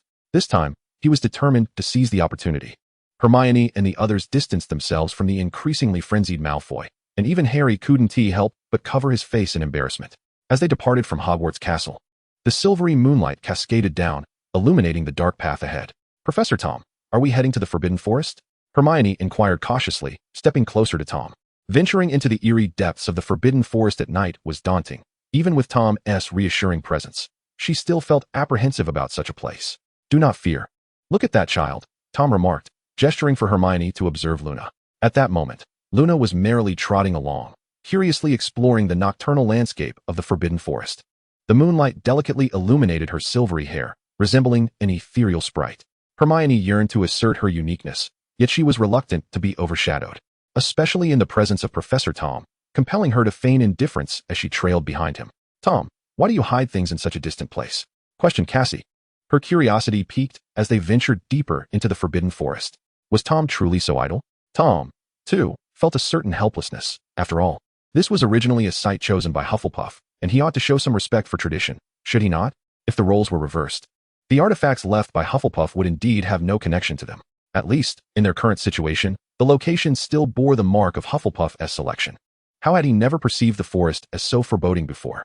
A chill breeze caused Harry to shudder, recalling whispers of unknown beasts lurking alongside the magical creatures in the forest. Surely, those tales were mere fabrications? In response, Malfoy comforted him. Don't worry, Scarhead. If any monsters appear, I will protect you. Harry, scowling, retorted in a hushed tone, you'd better come out from behind me first. The oppressive aura emanating from Tom kept all creatures within the forbidden forest at bay, ensuring that the rumored monsters remained absent. Upon reaching the forest's edge, they stumbled upon a clearing encircled by trees, revealing an old oak cottage. Whose is this? Gryffindor? Harry gazed at the cabin with anticipation, for Gryffindor, aside from Slytherin, intrigued him the most. However, it was clear that Slytherin's artifacts were confined within the castle's Chamber of Secrets, making their presence here impossible. Yet, if Gryffindor had indeed left something here, he would undoubtedly scoff at the notion. The cottage hardly embodied the essence of a bold warrior. Shall we see for ourselves? Malfoy suggested, striding towards the wooden door. Intricately carved upon the door were numerous magical creatures, both whimsical and botanical. Malfoy hesitated. Scarhead, does Gryffindor have an affinity for magical creatures? The door bore no lock, inviting them inside. Knowing that Tom had constructed this place, Hermione felt no trepidation regarding potential dangers within. As they stepped inside, the moonlight illuminated the interior, revealing an abundance of elements related to magical beings. The wooden walls were adorned with engravings of fantastical creatures, many of which they had only encountered in books. Young branches, sprouting tender shoots, climbed the walls to the ceiling. Looking up, they discovered that the branches converged to reveal the likeness of a witch in a flowing robe, her gentle smile directed towards the center of the cottage, where 3 stone boxes awaited. Behind the 3 stone boxes, there extends a wooden platform from the wall. Upon closer inspection, one can discern an aged piece of parchment resting upon it. Chapter 282, The Hufflepuff Trial of Fantastic Beasts. Hermione stepped forward to retrieve the parchment, while Luna was engrossed in studying the 3 stone boxes. Meanwhile, Harry and Malfoy were fixated on the wooden statue of Hufflepuff, debating whether it was possible for Gryffindor to be female. Hermione gazed at the parchment she had taken down, upon which was inscribed, I am the beloved of light, yet I fear the claws of darkness. I am the pursuer of wealth, yet I bow before the brilliance. I am the friend of trees, yet I bow my head to the vines. To awaken the guardian spirit, one must place their treasures into its embrace in order. First, offer the pure white under the moonlight, then present the golden from the stone pile. Lastly, deliver the tender green from the bark.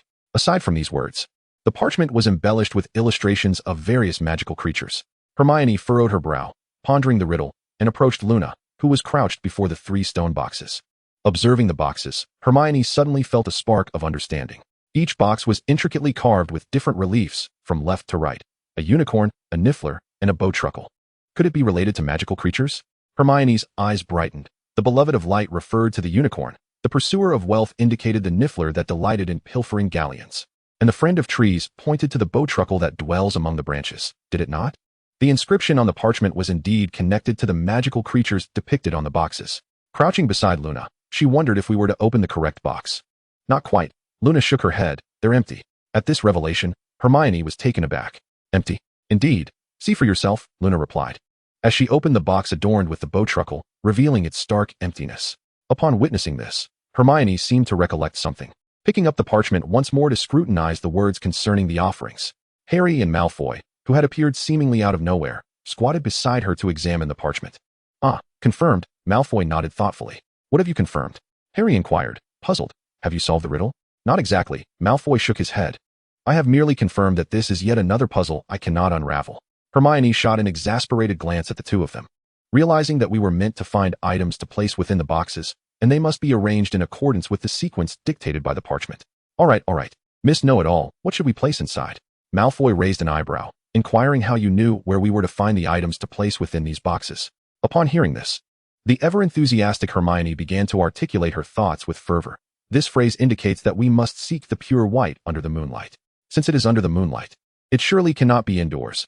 Thus all right, just tell me where to look, Malfoy replied, slightly dazed, resting his arm on Harry's shoulder. You solve the riddle, my brother, and I will simply handle the search. Sound fair? However, Hermione appeared somewhat conflicted as she had yet to ascertain the precise location of the items indicated on the parchment. Among the 3 items, the pure white under the moonlight was related to unicorns, yet Hermione pressed her right hand against her forehead, deep in thought. I know. A voice from behind prompted Hermione to open her eyes. I know where to find it. With a soft click, the wooden door swung open, and a gentle breeze wafted in, causing Harry and the others to turn around. There, illuminated by the moonlight and caressed by the breeze, stood a silver-haired girl, exuding an ethereal presence. Let us proceed, her otherworldly voice chimed. We are off to seek those 3 items. In the tranquil night of the Forbidden Forest, beneath the luminous moonlight, Tom and Cassandra trailed behind Harry and the others, leisurely strolling and engaging in light conversation. Tom, who is this gift for this time? What have you prepared? Cassandra inquired, her curiosity piqued. Previously, Tom had shared with her the ancient magical runes that Hermione had discovered, which were indeed well suited for the ever-curious bookworm. Hence, Cassandra was quite certain that it had been specially prepared for her. However, this time, it was likely not meant for Hermione. From Cassandra's understanding of Tom, he had not yet developed such a preference for Granger. So who could it be? First, she dismissed Harry and Malfoy, as Tom had left behind a Riddle, and those two fools clearly had no chance of obtaining the items Tom had set aside. Thus, only one possibility remained. Cassandra scrutinized the bouncing silver-haired girl ahead. Where are you taking us, Luna? Hermione, trailing just behind Luna, observed her surroundings, having never been here before. There lies a stream up ahead. That is where the unicorns drink, Luna stated, extending her right hand to point forward. The unicorns' drinking place? Hermione responded, slightly astonished, her eyes widening. How did you know there was a drinking place for unicorns here? Hagrid told me, Luna replied with a smile over her shoulder. I also chose the care of magical creatures class because I have a great fondness for magical creatures. Thus, Hagrid often shares with me tales of the wondrous creatures residing in the Forbidden Forest. He affectionately refers to them as darling treasures. He truly is very enthusiastic. Hermione chuckled softly, intending to shift the topic, only to catch a glimpse of a faint light ahead. We have arrived. Listening to Luna's words, Hermione perceived the stream ahead, illuminated by the moonlight, revealing an ethereal beauty. Chapter 283, The Reward for Luna, the Egg of the Glowing Salamander. Approaching the stream while listening to the gentle flow of water, she gazed at the crystalline waters that glimmered faintly with white light. Scabbers, do you truly believe there are unicorns here? Malfoy glanced around, attempting to catch sight of any white figure. Beside him, Harry interjected with a dismissive tone. Don't get your hopes up. Even if unicorns exist, they would not pay you any mind. Malfoy, hearing this, wore a defiant expression. How can you be so sure they wouldn't acknowledge me? It's obvious. Unicorns are drawn only to those with pure hearts. Harry raised an eyebrow. Even a male Chelan would find your heart lacking in purity, let alone a unicorn that favors females. Malfoy had no retort to this. Meanwhile, Tom, who had appeared behind them unbeknownst, suggested mischievously, why don't you both transform and try to approach them? Perhaps they might not reject you after all. The thought of Tom's suggestion brought a complex mix of emotions to Cassie, unsure whether to laugh or to sigh. At the stream's edge, Hermione listened to their banter, but soon regained her focus. Right, pure white, she murmured, ready to search for the items described on the parchment. Over here. Meanwhile, Luna expertly plucked a white water lily from the stream's edge. Having found the first item, the group returned to the cottage. On the way back, Hermione continued to ponder whether there were other locations where they might discover what they needed. Unfortunately, during her studies of magical creatures, she had only focused on their habits and characteristics, never specifically learning about the magical creatures within the Forbidden Forest. It seemed unnecessary at the time, as she never anticipated that such peculiar knowledge would one day be of use. With her head bowed in thought, she relied on the figures ahead to gauge her direction, thereby conserving time to attend to her own matters. Of course, it was paramount that Tom was present. She would not act so freely in other circumstances, especially not among Muggles, where such behavior might lead to being whisked away to another world. Considering they were in England, perhaps they might even catch a glimpse of Merlin. As they walked, Hermione suddenly noticed that Luna had come to a halt. What's wrong? Hermione lifted her gaze to see Luna moving towards the side of the cottage. Driven by curiosity, she followed, only to discover a concealed pile of stones. A stone pile? Yes, this is it, Hermione murmured excitedly, stepping forward to assist Luna in uncovering the disordered stones.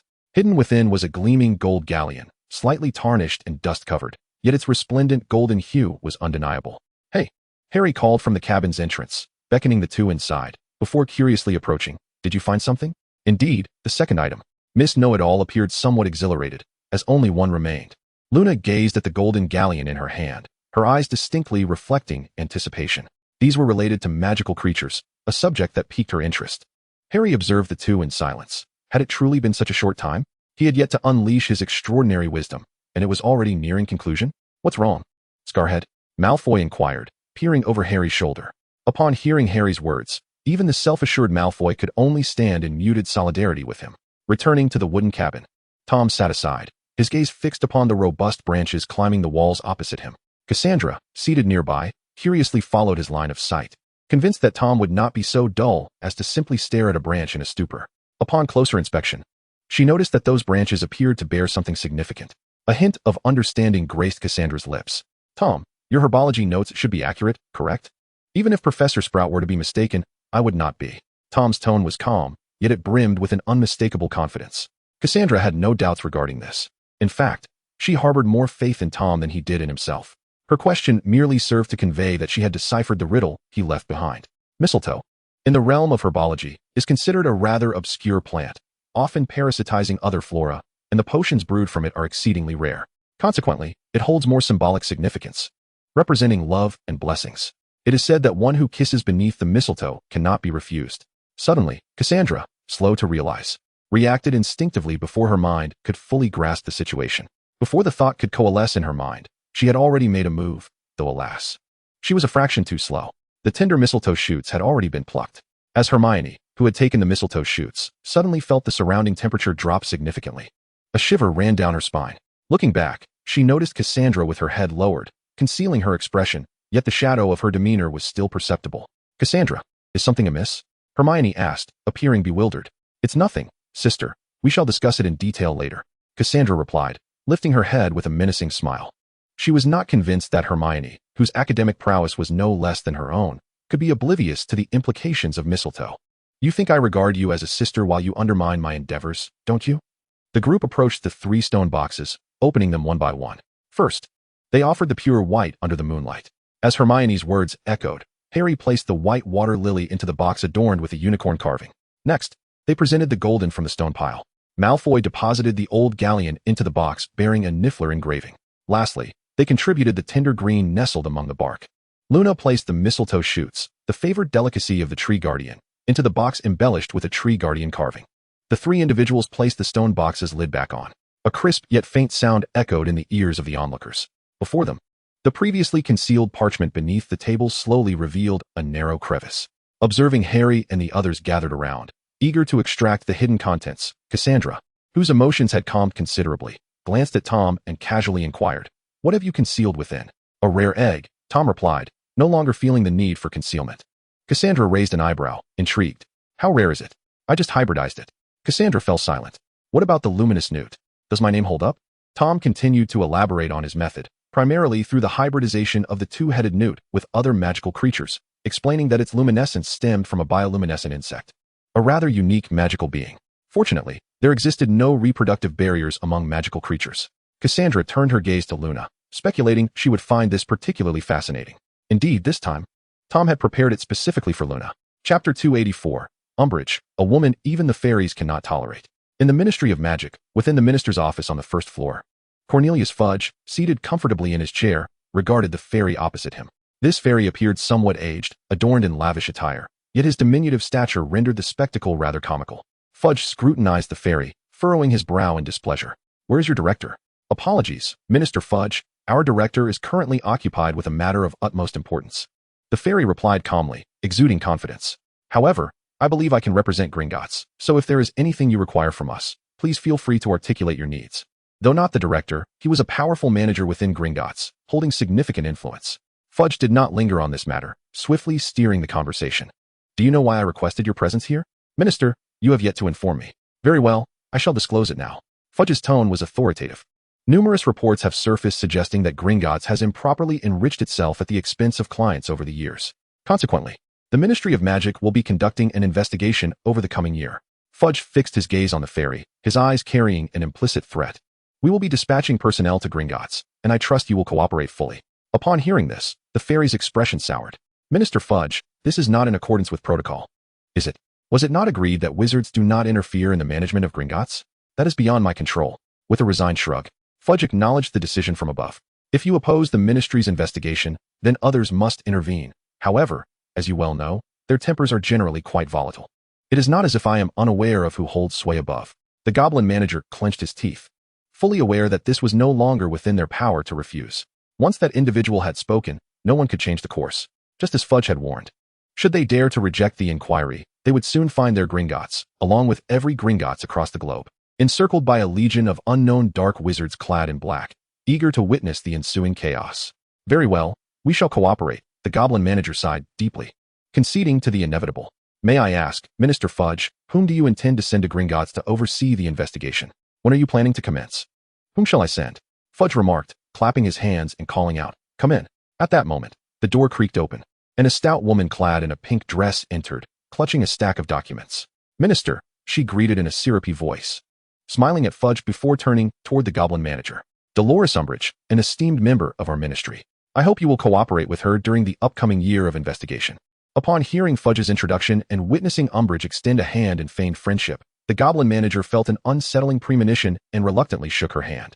"Oh, by the way," Fudge seemed to recall something important. "Until the investigation concludes, should any incriminating evidence arise, Ms. Umbridge possesses the authority to dismiss any employee of Gringotts." The goblin manager turned to Fudge in disbelief, his mouth agape with uncertainty. "This is not my intention," he stammered. Fudge merely smiled and shrugged, indicating his powerlessness. As the goblin manager looked up at the pink-clad toad, his unease intensified. Upon escorting Umbridge back to Gringotts, he clung to a sliver of hope until several haughty employees, contemptuous of wizards, began to mock Umbridge. "Oh, Mr. Blink, where are you off to?"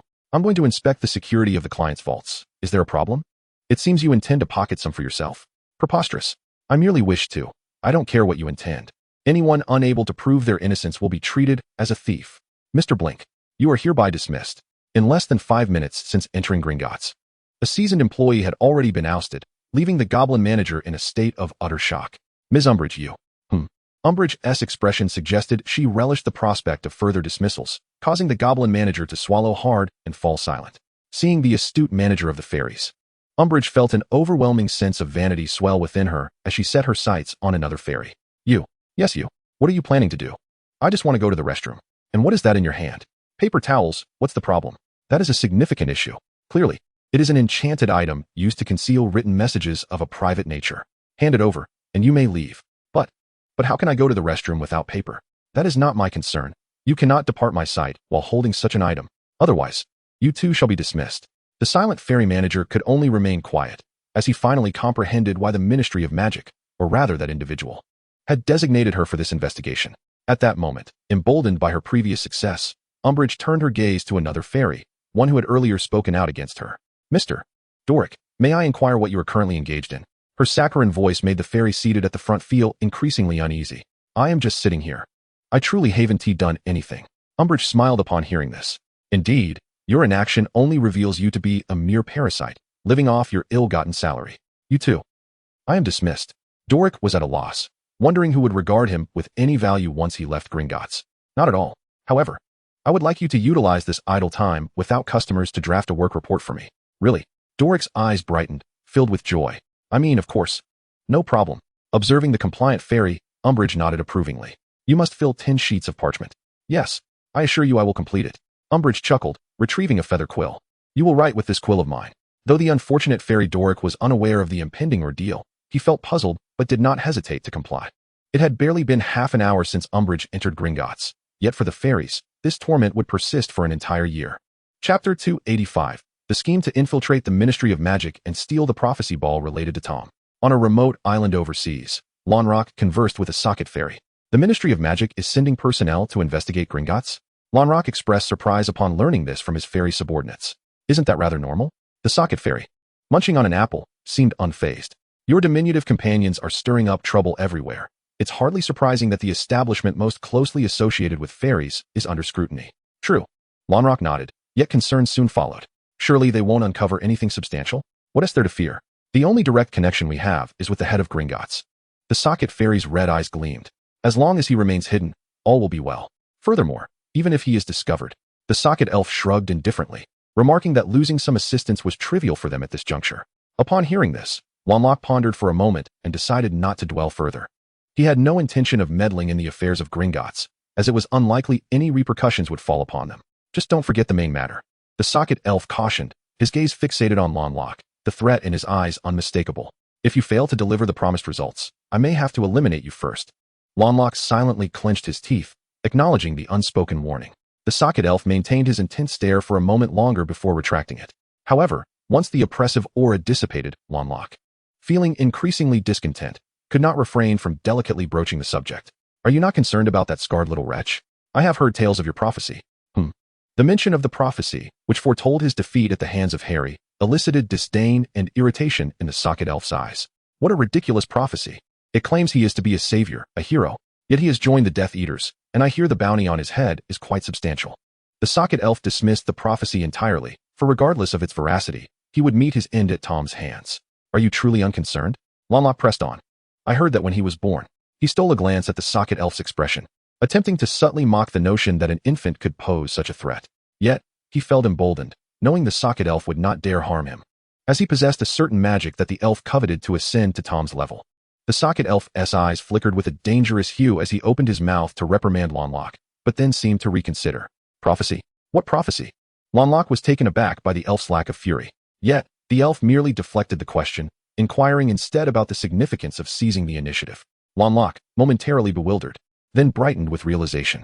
Are you suggesting that if we could obtain a prophecy related to that fellow? The socket elf grew increasingly animated. Then might it be possible to not only defeat him, but at least acquire some useful information? Upon hearing this, Lanlock's eyes widened momentarily, only to dim again as he doused the enthusiasm. However, the fact remains that the most renowned seers in the magical realm, be it Trelawney or Grindelwald, are both at Hogwarts. He wrapped his armored right arm against the armrest of his chair, continuing, the only other sources with prophetic abilities are those centaurs. But setting aside their insufferable personalities, they would never assist us willingly. Who said we need to find a seer? The socket elf replied, undeterred by Lanlock's remarks. I was referring to the Department of Mysteries, located on the 9th level of the Ministry of Magic. Lanlock stared in astonishment, his mouth agape. Are you contemplating the idea of using the prophecy balls? He had not anticipated that the socket spirit would be so audacious, daring to infiltrate the enemy's territory despite having been captured by Tom numerous times. Indeed, within that place lay prophecies left by countless seers throughout history. Surely, among them, one or two would pertain to that individual. The socket spirit stroked its chin, gazing at Lanlock, reluctantly offering reassurance. I understand your concerns, rest assured. I shall undertake this task once more. Although the reason eluded him, the socket spirit sensed that Tom truly harbored no intent to kill. Otherwise, he would not have survived this long, a fact that even the proud Voldemort had to acknowledge. Regrettably, Tom's demeanor towards him remained perilous. Otherwise, he would have long since abandoned Lanlock to serve as Tom's right-hand man. The socket spirit looked up, murmuring in frustration, yet, it is also possible he intends to eliminate me once he has had his fun. What are you saying? Lanlock inquired, intrigued by the peculiar socket spirit. It's nothing. The socket spirit shook its head, stating simply, I will find an opportunity to infiltrate the Department of Mysteries, but I will require your assistance in diverting attention. Understood. I will send fairies to breach the Ministry of Magic at the appropriate time, Lanlock reminded him, but they won't hold out for long. You must act swiftly. Huh. With that fellow absent, who could possibly hinder me?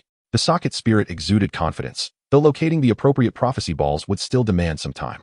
Nodding slightly, Lanlock then casually mentioned, and what of that boy connected to your prophecy? Will you also seek the prophecy ball related to him, Harry Potter? The prophecy ball concerning that boy is of little consequence. The socket spirit paused. If time permits, do as you wish, just ensure you do not get caught again. I lack the means to rescue you. Time slipped away gradually, snow melted, warm breezes arose, and the winter term had come to an end.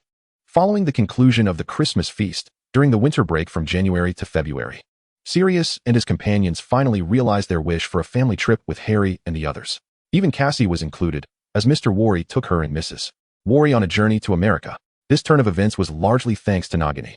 In the duel between Cassandra and Nagini, Cassandra ultimately fell short, allowing Nagini to successfully make Tom aware that Harry and the others also needed the company of family. Thus, despite Cassandra's deep-seated resentment, it could not alter the fact that Nagini secured a month of solitude with Tom. As for how bitterly Cassandra felt, Mr. Worry was the most qualified to speak on the matter, considering that throughout the entire trip, his daughter wore a sullen expression. In a bustling Muggle city in America, Mr. Worry stared helplessly at the mother and daughter who had abandoned him to go shopping, feeling as though he might weep. Black, I miss you. Chapter 286. The Fairies Invade the Ministry of Magic, mouse version of the Socket Spirit. London, city centre. As the clock strikes the late hours of the night, the Muggles residing in the heart of London find solace in their plush beds, lost in the embrace of slumber. In stark contrast to the tranquil surface above, the Ministry of Magic's underground chambers are abuzz with commotion. A throng of armored fairies has inexplicably breached the Ministry's lower 3 levels, having bypassed the iconic red telephone booth lift. In the Minister's office, the door is forcefully kicked open with a resounding bang. This is dire. We are in grave trouble, exclaims Scrimgeour, the head of the Auror office, as he strides in, his gaze fixed on Fudge, who wears a look of dismay. The scene strikes a chord of familiarity in Fudge, evoking a distant memory. Suddenly, he recalls something and cautiously inquires, what is it? Has the Dark Lord sent his minions to invade again? But I thought I had already. No, not at all, Scrimgeour interjects, shaking his head. A wave of relief washes over Fudge, As long as Tom hasn't turned against him intending to dispose of him, he feels reassured. In comparison, any other issue pales into insignificance. Leisurely, Fudge takes a sip of his steaming tea and asks, then why the commotion? One must maintain composure, you know? Speak slowly. As I do. It's not the Dark Lord, but there has indeed been an incursion, Scrimgeour retorts. Fudge, taken aback, coughs painfully, clutching his chest. Once he regains his composure, he looks utterly bewildered. What did you just say? Minister, I meant to say someone has broken in, Scrimgeour clarifies. Eyeing Fudge with scrutiny. After some hesitation, he adds, your trousers puzzled. Fudge glances down, only to discover that the hot tea he had just spilled now stains his trousers, leaving conspicuous wet marks in rather embarrassing places. It appears as though Fudge's face darkens. Had Scrimgeour not witnessed the entire incident, he would have wagered that the visitor's announcement had startled him into such a predicament. With no other choice, Fudge musters a scowl and awkwardly shifts the topic, attributing his embarrassment to the intruders. Who dares to invade? Do they have a death wish? Do they not realize they are treading upon the Ministry of Riddle? Scrimgeour's expression shifts to one of bemusement, yet he holds his tongue, having come to terms with the absurdity of the situation. His demeanor turns serious once more. It is that group of fairies, Minister. They have been notably active lately. Although they are numerous, our forces have managed to contain them for the time being. However, it is unlikely we will subdue them swiftly.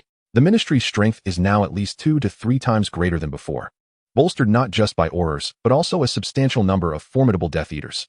The fairies are at a numerical disadvantage. The notion of conquering the Ministry is sheer folly. Fudge chuckles derisively, a band of overreaching little imps. He scoffs coldly, dismissing the audacious fairies who have caused his unfortunate predicament. The diminutive creature seemed utterly useless. By the way, do remind me later. Fudge appeared to have suddenly recalled something. After this matter concludes, I must pen a letter to Umbridge, issuing a warning to those wretched beings. Very well, Minister. Scrimgeour nodded in agreement. So what shall I do now? Simply manage those creatures outside on your own. Fudge waved his hand dismissively, urging him with a hint of impatience. If there are no further matters, do hurry. Very well. Scrimgeour, well versed in the nuances of the workplace, understood the urgency behind Fudge's desire to change his trousers. He was acutely aware of the necessity to feign ignorance, especially in such peculiar situations. It was essential to preserve his superior's dignity to avoid any repercussions later on, as the fairies were swiftly vanquished by the wizards with remarkable ease. A large black rat with red eyes stealthily navigated through some ducts, burrowing down to the 9th level, unnoticed. Squeak, squeak, squeak. Upon reaching a bend in the duct, the rat exhibited a distinctly human-like expression of confusion before finally orienting itself to continue its descent. However, with each inch descended, its frustration grew. Just how much farther could this be? Were it not for that damned Tom casting a counter-curse on the apparition, it would not have been reduced to such a form for infiltration. In truth, the Ministry had its own counter-curse against apparition. Only specific individuals were permitted to use it within these confines. Tom's subsequent enhancement merely fortified that counter-curse. Yet, this minor augmentation meant that even Dumbledore could not forcefully employ apparition here. The large black rat was, in fact, the very socket creature that had previously conferred with Riddle about stealing the prophecy orb. Lacking the ability to apparate, a direct intrusion would create too much noise. He was acutely aware that he differed from the fairies. When they caused a ruckus, Tom paid them no mind. But his very presence would prompt the malevolent Tom to reappear in close proximity.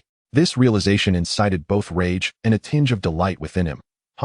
Voldemort considers me his most formidable adversary.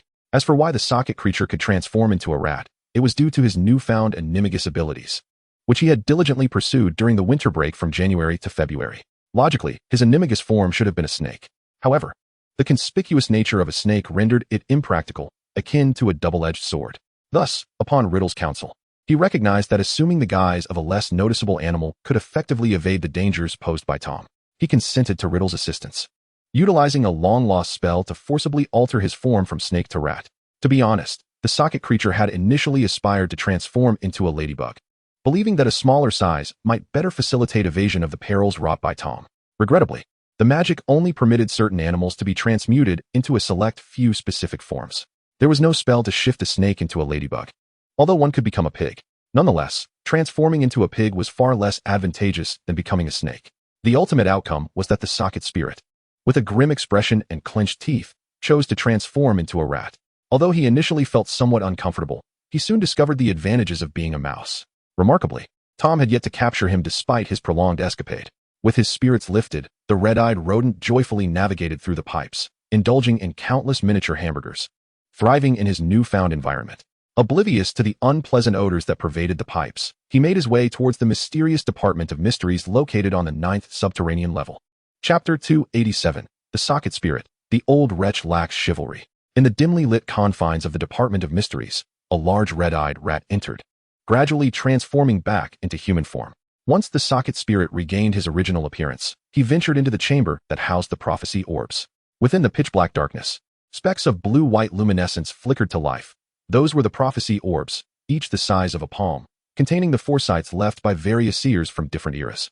The Socket Spirit sought a prophecy orb inscribed with his name, that is, the moniker of Tom Riddle. However, after searching for a while, he found nothing. It dawned on him that those inept individuals, fearing him, had refrained from inscribing his name upon the orbs. A sardonic chuckle escaped his lips as he felt a mix of disdain and a subtle sense of relief. Redirecting his thoughts, the Socket Spirit soon discovered a prophecy orb marked with the name of the Dark Lord. The quantity was limited, as only a few seers possessed the prowess to predict futures related to him. Observing the handful of prophecy orbs he had collected, he furrowed his brow, anxious about his inability to acquire the desired information. Nevertheless, he resolved to examine them regardless. Minutes passed, and as he anticipated, the prophecies contained within were filled with ominous foretellings of the Dark Lord's resurgence and the grave crises facing the magical world, none of which offered any useful insights. Yet, he had to concede, he found a certain pleasure in the grandiose boasts of the seers, recounting his past glories. Upon reviewing the orbs for a third time, he reluctantly returned them to their original places, feeling a profound emptiness within. He suddenly perceived the absurdity of his situation, yet what could he do? He had transformed from a despised creature into an actual mouse. No matter how resplendent the past, it was ultimately illusory. The only truth was the necessity to survive. With that realization, the Socket Spirit turned to explore other sections housing prophecy orbs, hoping to uncover those related to Tom. Perhaps within those prophecies lay the information he sought. Among those connected to Tom, only Harry Potter, Albus Dumbledore, and Gellert Grindelwald had orbs present here. The others were either unfound or perhaps never existed at all. The Socket Elf clutched a prophecy ball related to that old man Dumbledore. Logically, Harry should be the one most closely connected to Tom. However, the Socket Elf remarked that the useless fool had left behind only a single prophecy ball, specifically the one predicting Harry's birth in July, which was of no significance. Among the remaining two old men, it was evident that Dumbledore shared a closer bond with Tom. Yet, as he continued to gaze, the Socket Elf's expression grew increasingly grim. No. There was nothing, absolutely nothing. His grip on the prophecy ball tightened, his face contorting with barely concealed rage. Don't think about it, Tom. You won't find any information regarding Tom here. I mean the other Tom. A hand suddenly landed on the left shoulder of the Socket Elf, causing his crimson eyes to widen in shock. He quickly rose to distance himself from the unexpected figure that had emerged behind him. In his previous self, he would have acted swiftly, launching an attack before even turning around. However, following his amicable interactions with Tom, he had reformed this impulsive habit. At least, he would not dare to act so recklessly before Tom's demise. Dumbledore. The Socket Elf drew his wand, his eyes fixed on Dumbledore while remaining vigilant of his surroundings. Rest assured, Tom has not arrived. You know which Tom I refer to. Dumbledore appeared remarkably relaxed, showing no signs of apprehension in the face of a formidable opponent. Even without the Elder Wand, he might not be the Socket Elf's equal in a duel. With a sneer, the Socket Elf acknowledged his understanding of Dumbledore. He would not deceive him. The old man dared to come alone. In response, the Elder's gaze sparkled with cunning. Oh, I never claimed I came alone. Avada Kedavra. What? The Socket Elf instinctively shifted into black mist to evade the incoming green bolt of lightning. Regaining his footing, he turned to see an elderly man clad in a black cloak stepping out from behind the shelf that held the prophecy balls. Grindelwald. The involuntary exclamation betrayed the turmoil within the Socket Elf. He scrutinized the two old men, initially thinking he had nothing to fear as long as Tom was absent. Yet now, it appeared that these two half-buried ancients were ganging up on a young man not yet 70. How shameless. Forcing a smile, the Socket Elf remarked, Heh, Dumbledore. Have you truly fallen to such a state? Dumbledore raised an eyebrow. What are you trying to say? Do you dare to challenge us one-on-one? Huh. Grindelwald pressed his right fist against his mouth. I'm sorry, I didn't quite catch that. Are you suggesting you wish to face both of us alone? Or do you desire us to take you on together? Grindelwald's words caused the Socket Elf's expression to darken instantly. You old fool, I advise you to mind your manners. The teasing remarks from the old companion elicited a rare smile from Old Dang, who turned towards the Socket Spirit and said, My apologies, Tom. The Socket Spirit felt a wave of frustration. He deeply despised Dumbledore for this very reason. His sweet words were juxtaposed with relentless physical aggression. Cursed be it. His gaze darted about, searching for an escape route. It seemed that since his resurrection, He had been either fleeing or on the verge of escape, but that was inconsequential. The priority was to devise a means of escape. Gale, hold him. Both elderly gentlemen, astute as they were, immediately perceived the socket spirit's intentions. With a flick of Dumbledore's wand, the chamber housing the prophetic orbs began to exhibit erratic movements. The shelves laden with memory orbs receded, while the floor and ceiling converged towards the socket spirit, as if to ensnare him. The socket spirit transformed into a cloud of black mist to evade capture.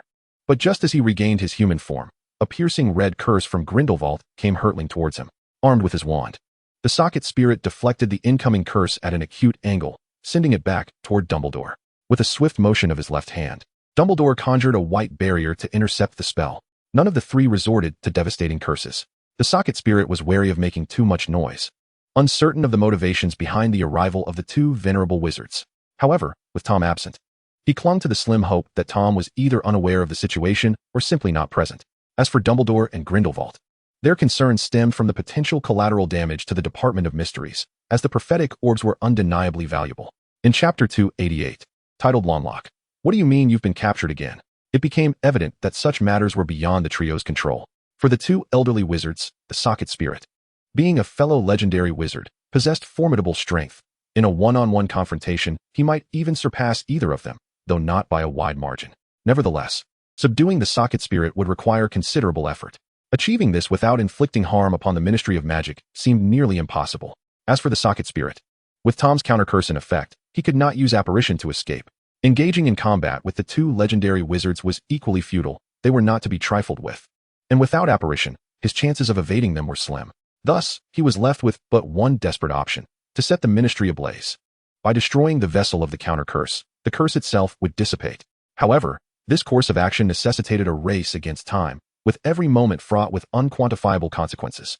Should the ministry burn, Tom would undoubtedly take notice, for this was where his minions resided. Moreover, incinerating the ministry would likely result in the deaths of many of Tom's subordinates, and should he be captured again, it was highly probable that Tom would not show him mercy. The socket spirit gritted his teeth, ultimately unable to summon the resolve to carry out such a drastic act. The risks were simply too great.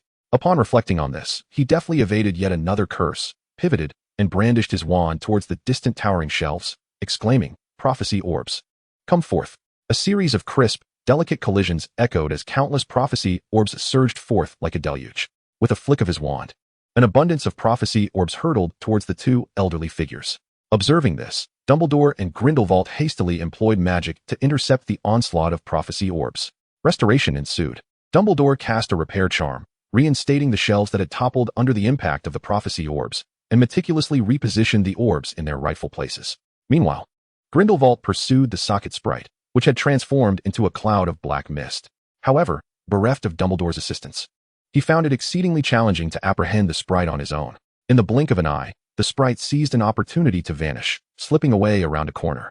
Grindelwald was left bewildered. Logically, under such brief circumstances and without the ability to apparate, the sprite should not have been able to escape. Unless there was a concealed key or some such mechanism nearby, it was reasonable to assume the sprite remained in the vicinity. At that moment, beneath the floorboards, the socket sprite, having morphed into a red-eyed rat, cautiously monitored the commotion above. Internally gleeful, it mused that its decision to assume the form of a rodent had indeed been sagacious. Although it could not evade Tom, eluding these two ancient beings had proven advantageous. Just as it had now, relying on the ignorance of its pursuers about its newfound ability to transform into a rat, it successfully evaded capture. As the sounds above dwindled, confirming Grindelwald's departure, the sprite stealthily resumed its ascent through the pipes. On a distant aisle, the socket sprite returned to the abode of the Lawnrocks. "What is the matter? Did you find anything?" Silence. The irate sprite unleashed its frustration upon Lawnrock, resembling a beleaguered husband. The timid Lawnrock, fearful of inciting further wrath, refrained from provoking the sprite. The two coexisted in an eerily quiet environment for a time. The sprite's piercing red eyes shot a glare at Lawnrock. "Do you not have any inquiries?" Lawnrock, feeling as if he were treading on eggshells, responded, "If I ask, you tell me to be quiet. If I don't, you seem displeased." His mind clouded. He nonetheless obediently inquired, "Did you locate the information we require?" "No." The sprite's ire flared at this topic, vexed by the unexpected appearance of those two wretched old men at the Department of Mysteries. "Curse them. They nearly caught me." Lawnrock paused, a sense of déjà vu washing over him. "What do you mean, nearly caught?" "Nonsense. I said almost." Without a second thought, the enraged sprite prepared to unleash its fury upon the diminutive Lawnrock. After venting his frustrations on Longlock, the socket spirit finally regained his composure. In any case, there was nothing of value there. He chuckled self-deprecatingly, pondering the origin of this other self, and questioned what they could possibly know. The defeated Longlock remained silent, quietly listening. Although unspoken, both the socket spirit and Longlock understood what was expected of them. Meanwhile, in the headmaster's office on the 7th floor of Hogwarts, Tom lounged in Dumbledore's chair, leisurely snacking, his thoughts seemingly quite profound. Are you telling me that fools sought prophecies related to me from the Department of Mysteries? He inquired. Indeed, Tom, Dumbledore replied, his gaze fixed on his chair now occupied by Tom. Ahem, Tom, that is my seat. It's quite all right, I don't mind. Tom retorted. Then where shall I sit? You may stand, Dumbledore replied, his irritation evident. The sight of Dumbledore's sour expression amused Grindelwald, finding Albus in this state both comical and endearing. Dumbledore, still grappling with the loss of his chair, insisted, Tom, I am the headmaster. That is fine. I could always expel you, Tom shot back. This is not how the narrative should unfold, Dumbledore thought, his face a mask of resignation. You should normally stand and graciously relinquish your seat. With a wry smile, Dumbledore remarked, Tom, you will come to regret this. At Dumbledore's words, Tom raised his gaze, an odd expression crossing his face. Dumbledore, under Tom's intense scrutiny, felt his earlier annoyance dissipate, replaced by confusion. Why are you looking at me like that? I was waiting for you to leave. Shouldn't you exit and slam the door behind you? My office has no door, Dumbledore reminded him, his frown deepening. Perplexed by Tom's strange behavior. Whatever, Tom said, straightening up with curiosity. Professor, what was the purpose of your visit to the Department of Mysteries? Dumbledore exchanged a subtle glance with Grindelwald. Ahem, that is not for you to concern yourself with. Very well. You truly do not care to know? Aren't you curious? Didn't you just tell me not to concern myself? Dumbledore exhaled a few exasperated words. You truly are a bothersome little rascal. Chapter 289, The Examination. Featuring the flamboyant Miss Card. Following yet another close call, the socket spirit remained largely inactive for a considerable time. Even Longlock's presence seemed to render the fairies, who typically captured magical creatures, more subdued. Time flew by, and soon it was nearing the end of the academic year. This period was of utmost significance for the fifth-year students at Hogwarts, as it would greatly influence their futures and their prospects within the magical realm. Harry and his companions. The fifth-year students of Hogwarts this year have finally arrived at one of the most significant examinations of their academic tenure. Unlike previous assessments, the invigilators for this examination are not the regular professors of the school, but esteemed educators from the Ministry of Magic's Wizarding Examination Board. In terms of the examination content, in addition to the mandatory subjects that every wizard must be assessed on, each wizard must also be evaluated in their chosen elective subjects. This implies that the more electives one selects, the more examinations one must undertake. From Harry's perspective, this posed quite a challenge for Miss Know-It-All. However, Hermione herself appeared unperturbed, even eager, contemplating how many subjects she could excel in. On the eve of the examinations, nearly every common room was bustling with students. Even the dormitories were equally vibrant, as students burned the midnight oil. The diligent scholars were naturally engaged in review, while others, like a certain mischievous red-haired boy, were cramming at the last minute, hoping to guess correctly on a few questions the following day. In the Slytherin common room, within Harry's dormitory, Draco Malfoy and Harry were engaged in a question-and-answer session using the standard spellbook and intermediate transfiguration. Occasionally, they would practice their spellcasting techniques with their wands. Although both were formidable melee mages, their magical prowess was commendable, albeit not on par with the exceptionally brilliant Hermione and her peers. Scarhead, dare to compete? Malfoy suddenly closed his textbook mid-review. Intrigued by the challenge, Harry raised an eyebrow and turned his gaze towards Malfoy. Compete in what? In who scores better? Malfoy replied with a confident smile. We have chosen the same number of subjects. It's a perfect opportunity for a comparison. Oh, Harry nodded slightly, his interest piqued. And what are the stakes for the loser? The loser must grant the winner one condition. Deal. The next morning, after breakfast, the students gathered outside the examination hall, seizing the opportunity to engage in casual conversation. As Harry and his friends approached, they could hear snippets of chatter. How long did you study? Ugh, not at all. I'm definitely going to fail this time. Don't be ridiculous. Who hurried back from the library before curfew last night? I want to name names. Have you prepared your examination materials? Of course, just a quill will suffice. What about your wand? What wand? Classmate, you've entered the wrong examination room. I only glanced over the material for one night. I hope it helps. Don't worry, I only studied for 15 minutes. What about you? What? I forgot to review. I thought the exam started tomorrow. I stayed up all night going over my potions notes. I'm sure to do well this time. Today's exams are in charms and transfiguration. As Harry and his companions awaited the commencement of their examination, they listened to the chatter of others, the brief interlude passing swiftly for those engrossed in gossip. At the appointed hour, they found their designated seats in the specified examination venue, each settling in to prepare for the assessments ahead. Today's subjects encompassed 2 disciplines, charms and the history of magic. Charms consisted of both theoretical and practical components, while the history of magic was solely a written examination. Overseeing the proceedings was Professor Tofadai, an esteemed member of the Ministry of Magic's Wizarding Examination Board. Prior to the initiation of the examination, the familiar routine ensued, a brief explanation, an oral warning, followed by the commencement of the test. The theoretical section of charms encompassed the origins and principles of spells, as well as their applicable contexts and prohibitions. Generally, the questions in this area were not overly challenging, as the examination placed greater emphasis on the practical aspects. However, it did require a modicum of intellectual engagement, and several students found themselves scratching their heads shortly after the examination began. The tension escalated when Cassie unexpectedly raised her hand to submit her paper midway through. "Professor, I've completed my exam," she declared. The dismay that washed over her peers upon hearing this utterance was palpable. "Really, Cassie? Must you flaunt your prowess? I haven't even turned the page yet."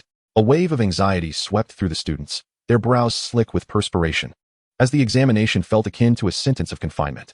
It was one thing to struggle personally, but witnessing another's display of confidence was disheartening. "Are you not going to check again?"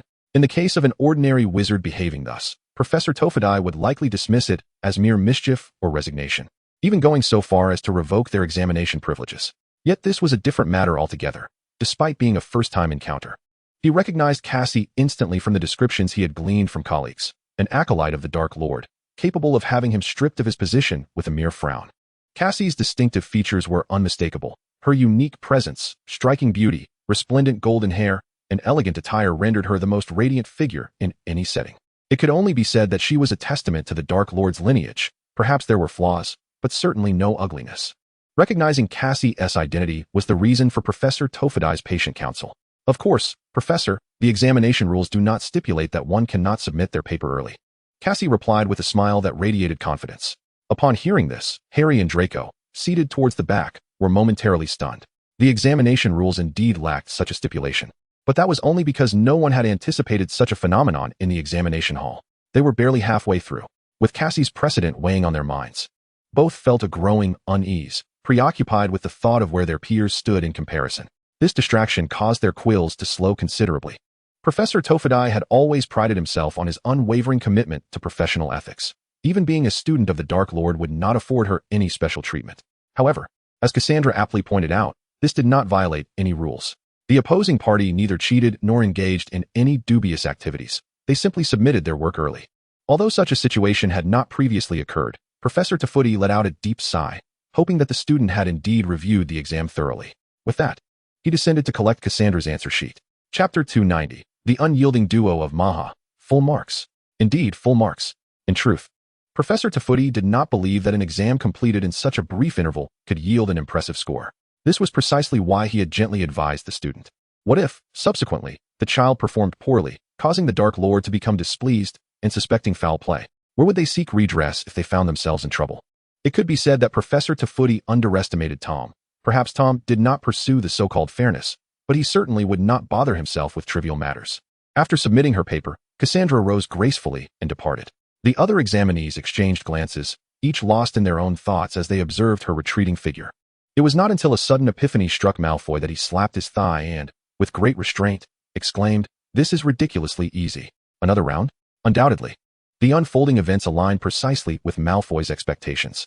However, unbeknownst to them, Malfoy was merely putting on a fade. As for his motives, Harry felt a twinge of anxiety. Yet unwilling to reveal his unease or be overshadowed by Malfoy, he feigned confidence, declaring, "I've seen this before. I memorized these points. I'm all set." Malfoy subtly perked up his ears. Could it be?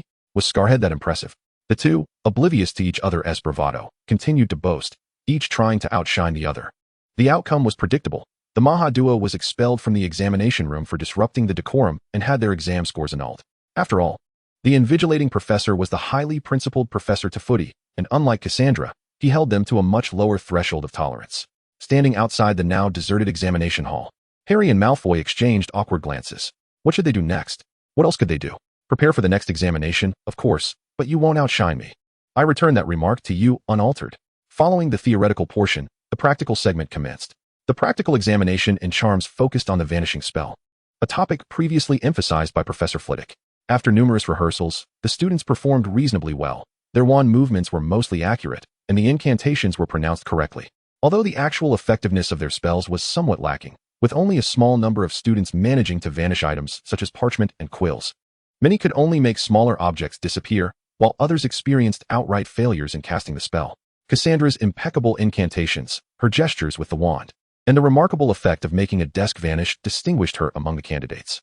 Professor Tophadai was truly taken aback, for it is known that many adult wizards cannot replicate the level of skill displayed by this girl. A student of the Dark Lord? Professor Tophadai silently recorded her score. This was not mere flattery towards the Dark Lord. Rather, the girl genuinely met, if not surpassed, the established standards.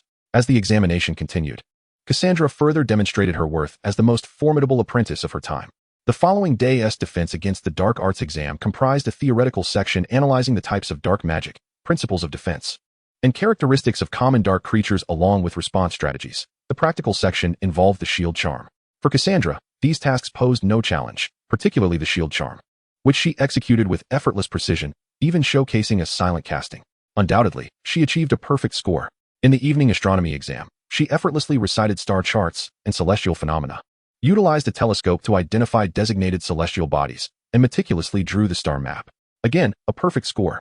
During the potions examination, she clearly articulated potion recipes, material characteristics, and brewing prohibitions, ultimately concocting a flawless anti-swelling potion within the allotted time.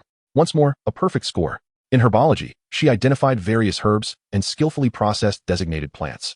While in transfiguration, she described the principles of transformation, turning a cup into a mouse and back again.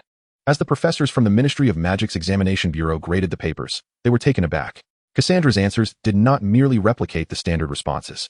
Some concepts were so esoteric that even the proctors themselves were bewildered, realizing that such interpretations were indeed valid. Despite their initial confusion when encountering unfamiliar answers, their deep understanding of the subject matter allowed them to recognize the logic behind her responses, leading them to conclude that she was, indeed, correct. Naturally, they could not mark her answers as incorrect, resulting in a cascade of perfect scores on her report card. Professor Tophadai, seated in a temporary office, reflected on Cassandra's remarkable results with a sense of nostalgia. Who was the last to achieve such heights? The most recent name that came to mind was from decades ago. A certain Tom. Shaking his head, he dared not dwell on it, and set Cassandra's report aside to pick up another paper. Although the answers on this particular paper were egregiously incorrect, he surprisingly felt a sense of joy. It was only in the presence of ordinary students that he felt like a true professor, unlike those extraordinary prodigies who seemed to possess greater knowledge than he. A seasoned educator, Professor Tophadai chuckled softly, shaking his head again, and proceeded to mark the paper belonging to a candidate named Ron. A few days after the examinations concluded, the fifth-year students of Hogwarts received their report cards. In the Great Hall, Cassandra delightedly savored her lunch while admiring her impeccable grades. Charms, outstanding. Transfiguration, outstanding. Potions, outstanding. Herbology, outstanding. Divination, outstanding. History of magic, outstanding. Astronomy, outstanding. Ancient runes, outstanding. Defense against the dark arts, outstanding. She had flawlessly achieved full marks in all subjects and was already contemplating seeking a reward from Tom. While Cassandra reveled in her thoughts about possibly engaging in some playful antics with Tom during their unicorn hunt, Harry and Malfoy were locked in a fierce gaze, their eyes sparking with tension. Humph. Scarhead, why don't you just concede now? That way, you can avoid further humiliation later, Malfoy taunted. Less chatter. Are you brave enough to show your scores? Let us see them, Harry retorted. With a shared determination, they flipped over their report cards. Chapter 291. Ron exclaimed, Finally. It's not me. Harry Potter's scores were as follows. Charms, incomplete. Transfiguration, acceptable. Potions, acceptable. Herbology, acceptable. Divination, poor. History of magic, very poor. Astronomy, pass. Muggle studies, outstanding. Defense against the dark arts, outstanding. Draco Malfoy's scores were charms, incomplete. Transfiguration, acceptable. Potions, outstanding. Herbology, acceptable. Divination, very poor. History of magic, very poor. Astronomy, pass. Care of magical creatures, pass. Defense against the dark arts, acceptable. You've lost, Harry declared triumphantly, hands on his hips, one foot perched on the table, exulting in his victory. A jester remains a jester. Malfoy, why is your nose so red? Did you forget to wash your face? Ah ha ha. Overall, Harry's results were indeed superior to Malfoy's. Malfoy, visibly perturbed, regretted his choice of care of magical creatures, a subject that failed to pique his interest, resulting in mediocre grades. As for divination, Had the examiner been Trelawney, he might have flattered his way to a better score, but alas, that was not the case. Not far from the Slytherin table, at the Gryffindor table, Ron fervently prayed, "Merlin above, please let Professor Tom not have failed me." He hesitantly withdrew his hand from the report card, dreading the moment when the first, poor, grade would be revealed. Despite his discomfort, he managed to accept it. Considering the countless hours spent coaxing Gryffindor wizards into the Death Eaters, not to mention the prolonged period during which the Elder Wand had hindered his progress, even a slight underperformance in a subject can be understood, right? With this comforting thought, Ron exhaled deeply, and once he regained his composure, he opened his palms slightly again. Instantly, a chill ran through him. After a moment of silence, he exhibited a somewhat frantic demeanor, muttering to himself, "Please, no, it cannot be." He opened it once more. Finally, it was not the case. Ron let out an exhilarated cry to the heavens, drawing the attention of his companions, Seamus and Neville. However, why was it empty? As his emotions settled, Ron finally noticed the discrepancy. Had he forgotten to fill in his grades? Seamus leaned in curiously. "Wait, Ron, did you fail?" As night fell, the curfew had long passed. Beneath the shroud of darkness, the towering ancient trees intertwined, blocking even the moonlight from penetrating the dense canopy. The ground was covered with decaying leaves and damp moss, each step producing only muted thuds. Mysterious low howls of unknown creatures accompanied the rustling of intertwined branches and vines. Distant flickers of eerie light resembled the eyes of unseen beings, sending chills down one's spine. For Cassandra, each step into this realm of unknown terror was manageable as long as he was by her side. Tom walked ahead in silence. His thoughts solely focused on using magic to sense the surroundings, searching for a suitable unicorn as a pet. Meanwhile, Cassandra maintained a composed demeanor, hands clasped behind her back, gracefully observing her surroundings as she followed Tom. The Forbidden Forest at night was remarkably tranquil, especially as they ventured deeper into their current location. Aside from the rustle of leaves beneath their feet, there were almost no other sounds. Cassandra felt as though she could even hear Tom's faint breathing. She lowered her head, striving not to pay attention, yet her face flushed with an unspoken thought. Before she could come to an agreement with her inner self, Tom halted in his tracks. What happened? Cassandra curiously peered around Tom, following his gaze ahead. Not far in front of them appeared a somewhat towering figure. From the waist up, she resembled a normal young woman, adorned in a bodice made of unknown animal fur, while her lower half bore the splendid, shimmering silver coat of a majestic horse. The silver hair, lifted by the gentle breeze, glimmered subtly in the moonlight as she lowered her head, etching star trails into the soil scattered with fallen leaves. It was a centaur, a female centaur. Tom regarded the young female centaur with a calm gaze, neither speaking nor revealing his thoughts. Cassandra glanced back and forth between Tom and the centaur, puzzled as to why he was fixated on her. What? She isn't even as pretty as I am. This isn't mere vanity. There are truly very few who can rival her in beauty. However, Cassandra noticed the formidable weapon on the centaur's body and, upon glancing at her own, felt a pang of frustration. She was not human. Cassandra possessed a graceful figure, her physique exquisite yet not exaggerated. Yet, as her adversary had stated, she was not human. In the depths of her mind, Cassandra lamented a grave crisis, having yet to escort Tom away. At that moment, Tom looked down at Cassandra and, with a calm demeanor, uttered a shocking remark. "Do you wish to keep her as a pet? Who could possibly think such a thing?" Cassandra was momentarily bewildered by Tom's peculiar thought process, though she simultaneously felt a sense of relief. With the answer revealed, Tom felt a tinge of regret. It was indeed a rare silver-colored specimen. Unlike the unremarkable wild stallions, this one gleamed with rarity. Yet, as it was not the powerful type he favored, and being a sentient species, Tom merely mentioned it in passing. Since it was of no use, he decided to continue his search for a unicorn. As he pondered this, Tom disregarded the centaur and pressed on toward his sensed destination. "Tonight, Jupiter is in the west. You ought not to traverse this path." Just as they were about to pass by the female centaur, she suddenly spoke, her voice somewhat frosty. Tom raised an eyebrow, thinking, exhibiting prophetic abilities before me? Even Trelawney's ancestors would not dare to do so. However, he did not dwell on it, focusing instead on leading Cassandra toward their objective. The female centaur regarded them with curiosity, her supple tail gently swishing, before she trotted alongside them. "Is there something you desire?" Tom glanced sidelong at the creature that had chosen to accompany them. "You saved my brother. I must assist you." The female centaur shook her head slightly. "Since my prophecy cannot aid you, this is the least I can do." Tom withdrew his gaze, choosing not to engage further. "Do you not have any questions?" The female centaur narrowed her eyes, unable to discern this individual. "I cannot be bothered to ask." While Tom remained indifferent, Cassandra, acutely aware of the centaur's lethal armament, was brimming with inquiries. "Who are you? What did you mean when you said Tom saved your brother?" Chapter 292, Cassandra's new prophecy teacher, the Golden Unicorn Foal. "Selena. That is my name." The female centaur, Selena, unlike her kin, appeared unperturbed by the presence of human wizards. The moon, is it? Cassandra pondered, nodding slightly.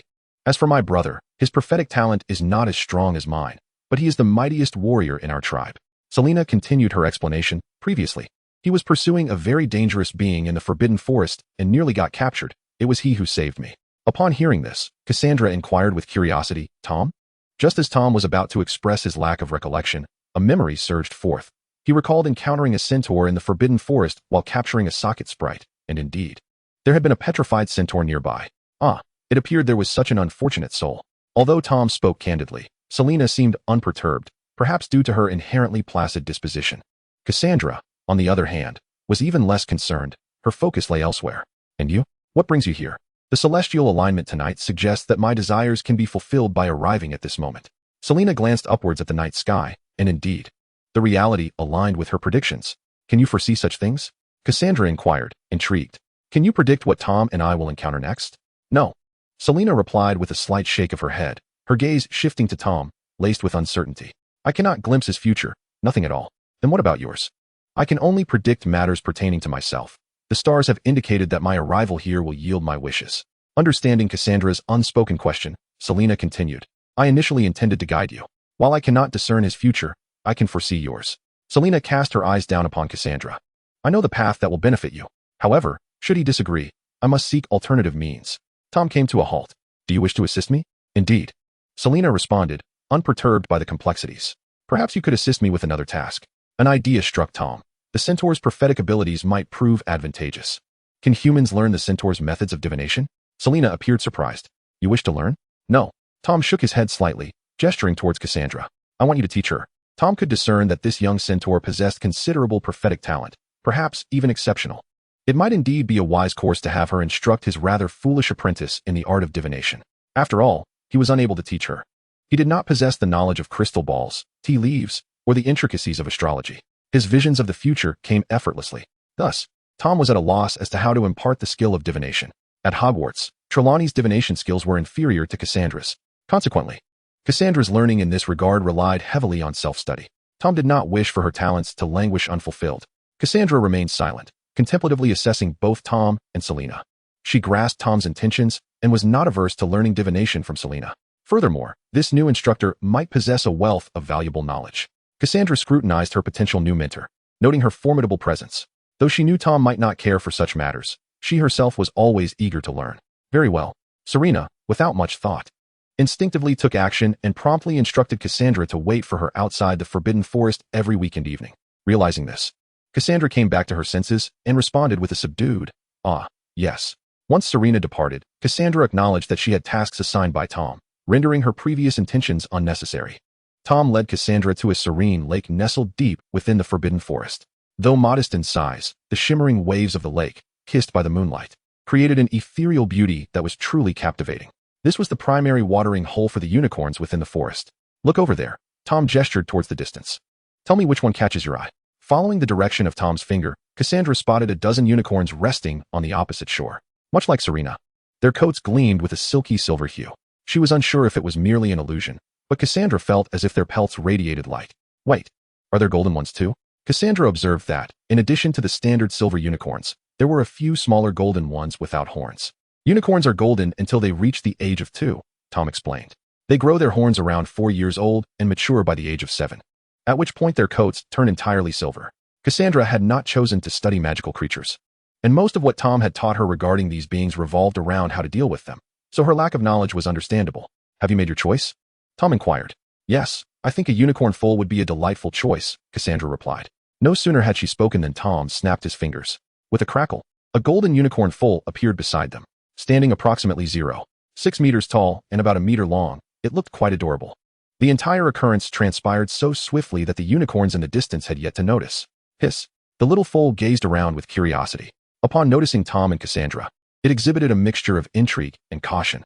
Yet, in the next moment, it joyfully bounded over and nuzzled Tom's leg. Cassandra, witnessing this, was taken aback, for she knew that unicorns typically shied away from adult humans, especially males. You've approached the wrong one. It's the one over there. Tom gently nudged the little unicorn, prompting it to realize its mistake before it trotted over to Cassandra with a silly grin. Delighted by the sight, Cassandra crouched down to pet the little unicorn. It's a girl? She exclaimed, her spirits lifted.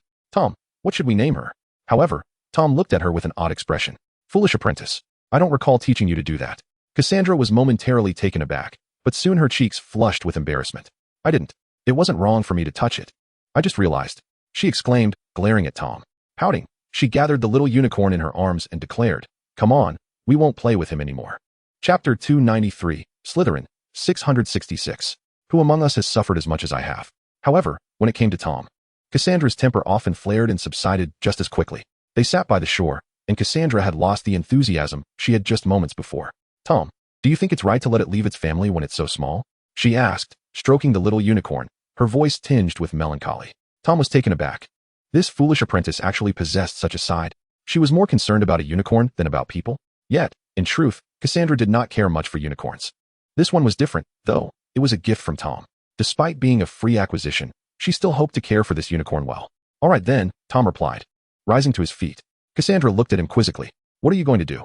I'm going to pack them all up and take them with us. Tom said matter-of-factly. Since we're here, you didn't think we'd go back empty-handed, did you? Cassandra smirked slightly. And who will take care of them? You will. Of course. Am I supposed to take care of them? Tom, the scoundrel, only cared to capture, not nurture.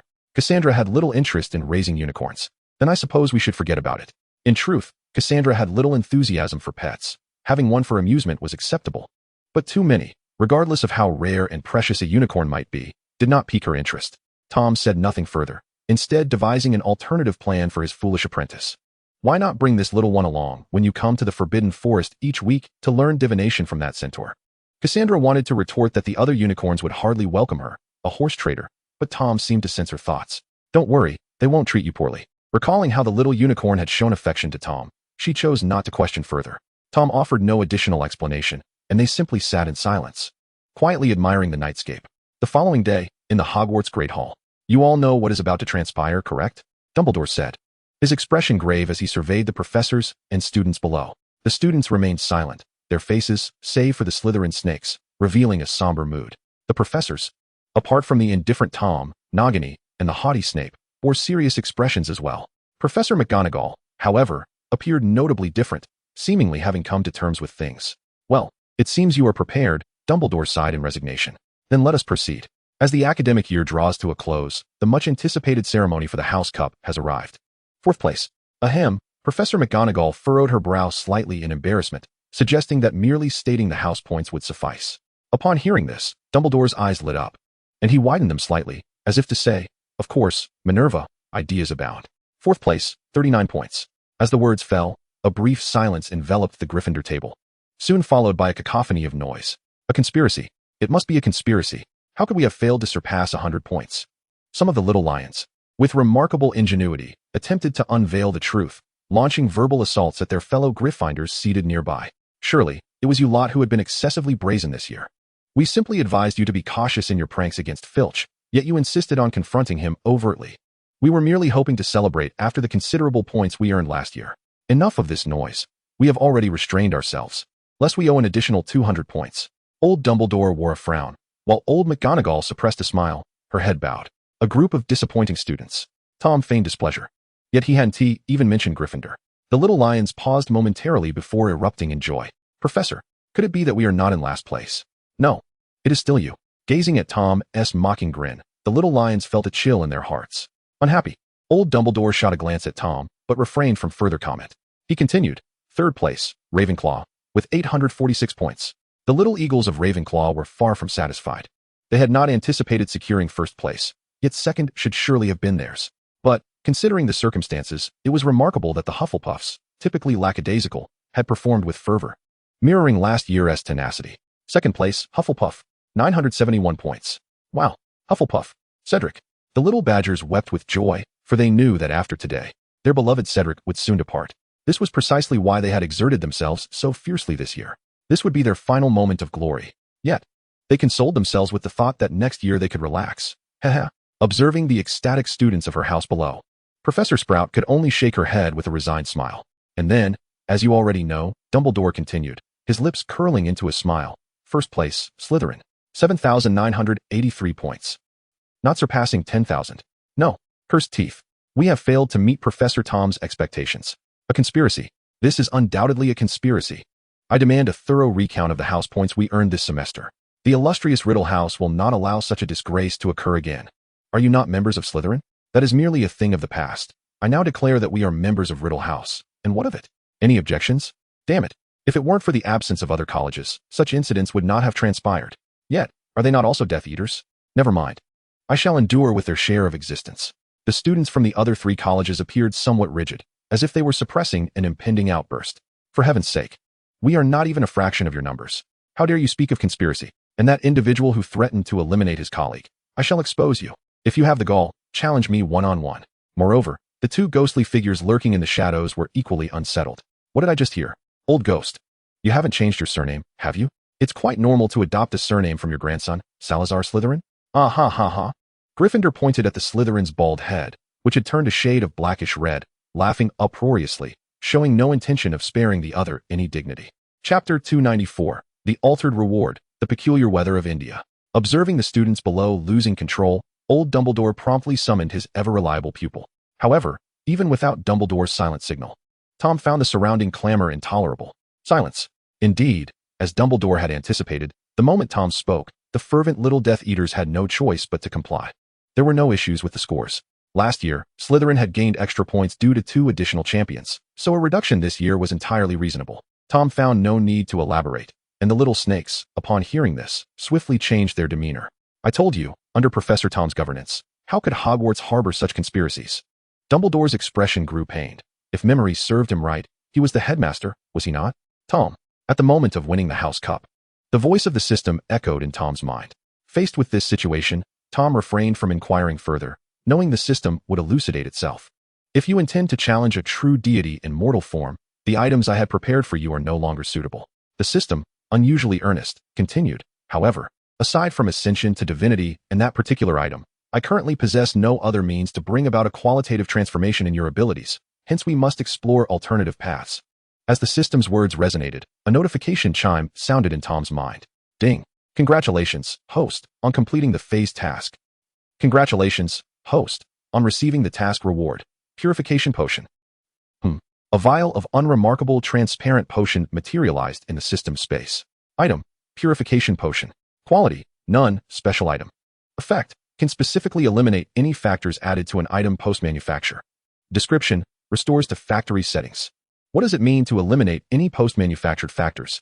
It seems to offer considerable operational flexibility, Tom pondered with intrigue, but then his eyes widened slightly as a thought struck him. Wait, are you suggesting? Indeed. It is precisely what you were thinking. Can that thing also be considered an acquired factor? I don't care. If the item was originally absent, it counts as an acquired factor. The final interpretation rests with this system. You truly are mischievous. Won't it drive him mad when the time comes? Who is the real villain here? Tom, don't think I'm oblivious to your thoughts. The fact that you grasp my meaning implies you've always harbored that idea. Heh. Tom couldn't help but shake his head with a smile, his gaze drifting towards the dark lake outside, while his thoughts wandered to an unknown destination. India. An ancient, mystical land steeped in rich cultural essence. Beneath the Agra Fort, established in 1565, lies the Indian Ministry of Magic, the Department of Magical Accidents and Catastrophes. The monsoon shift? No, this is abnormal. A storm has erupted, and it is indeed serious. A string of curry-scented Hindi exclamations erupted, startling the entire department. The storm's emergence was inexplicably strange, broad in scope, and even displayed tendencies of expansion. This piqued the Indian Ministry of Magic's attention. However, while monitoring the storm, they discovered anomalous magical fluctuations. This indicated that the storm suddenly appearing in northern India was not a natural phenomenon, but rather caused by magical factors. Yet, this alone was insufficient to incite such an alarm. The true reason lay in the storm's epicenter, situated on the northern slope of the Himalayas within Indian territory, a place of immense significance known as the Sacred Nest. The Himalayas, the world's rooftop spanning 5 nations including eastern India. Within India lies the northern slope of the Himalayas, where the average altitude exceeds 6,000 meters. Yet, this white world, shrouded in clouds, is now covered by a dangerous gray-black shroud, accompanied by the rumbling sound of thunder. Caw. Above, a colossal avian creature with a wingspan of 15 meters, its tail adorned with feathers glimmering with a unique metallic sheen, and a head resembling that of an eagle, circles restlessly beneath the ominous clouds, occasionally emitting distressed cries. The Thunderbird, a magical creature known for its storm-summoning abilities. However, at this moment, it is engulfed in fear, terrified of the strange storm obstructing its path. The thunderbird, a large flying bird native to Arizona, should not be found in India. Its presence here suggests only one possibility. It has been brought about by human intervention amidst the icy realm beneath the storm. Not far from the thunderbird, a tall, slender shadow stands prominently on the snow-covered peak. The figure is draped in tattered black robes akin to those of an outlet, yet its shoulders lean slightly forward.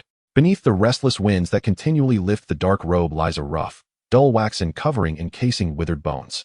The slender figure walks with a steady pace, yet the tightly clenched, desiccated hands betray an inner turmoil. It is here, beneath the tattered black hood.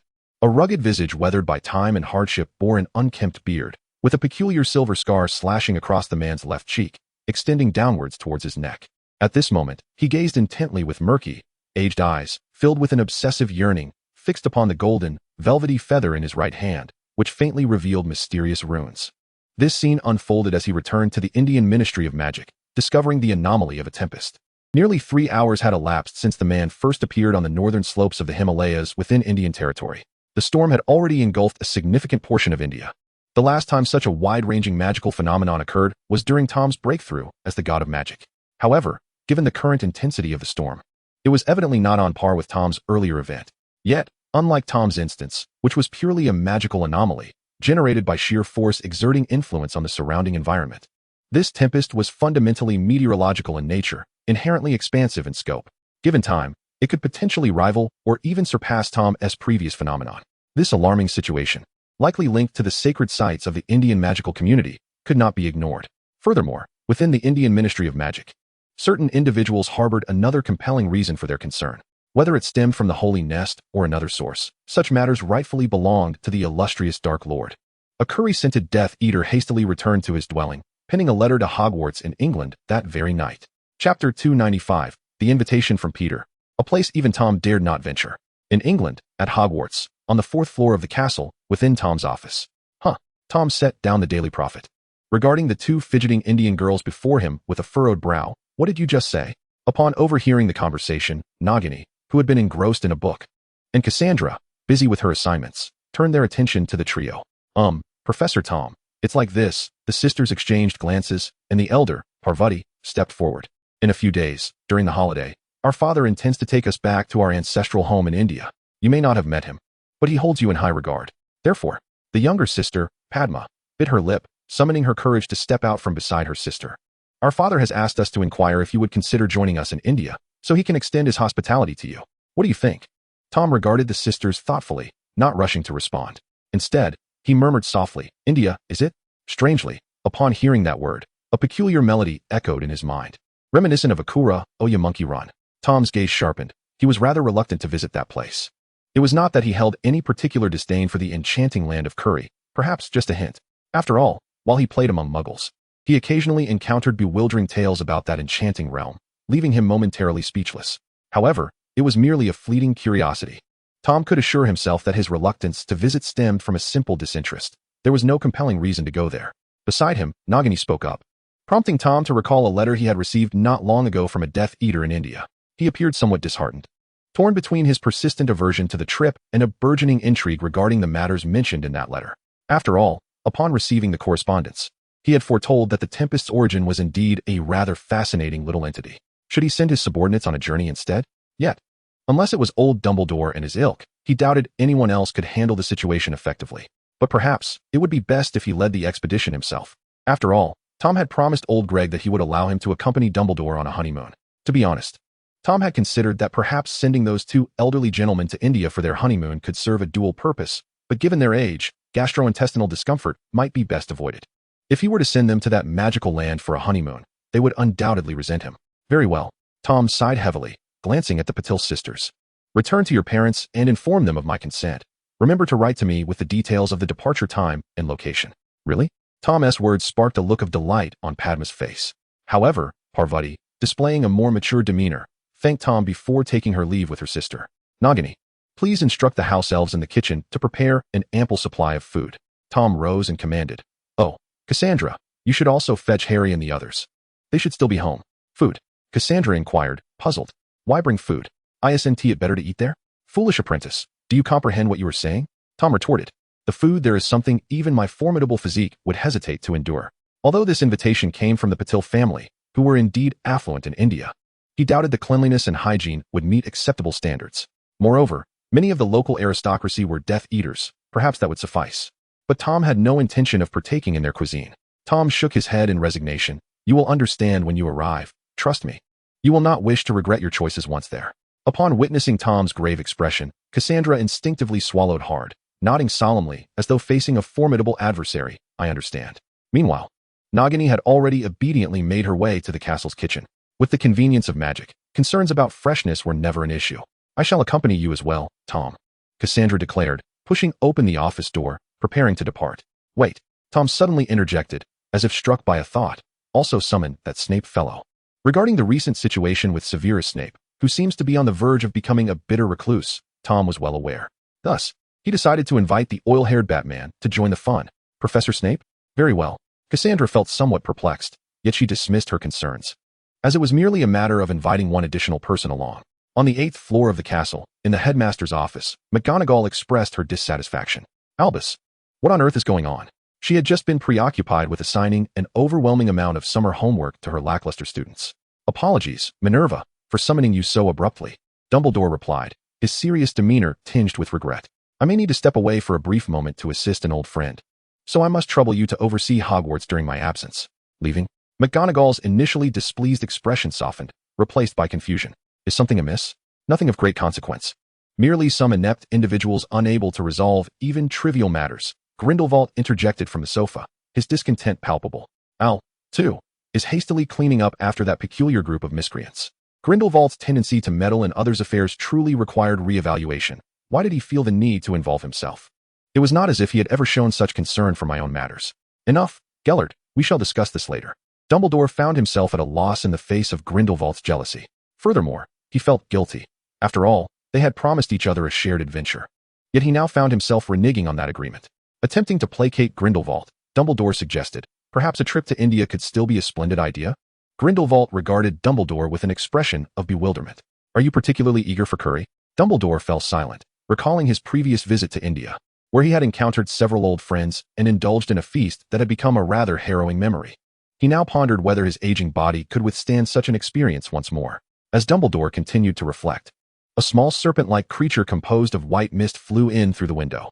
Upon witnessing the small snake hovering before him and receiving a message from the Patronus, Dumbledore's spirits lifted. Gellert, it appears our plans may proceed as intended. The message he had received was from Tom, indicating he would be departing for a time. That lad. Observing the dissipating Patronus, Grindelwald felt his mood improve considerably. He is just like you, always meddling in affairs that do not concern him. No wonder he is your student. In truth, he had previously contemplated persuading Tom to address that matter, but given Tom's temperament, whether he could be swayed was uncertain.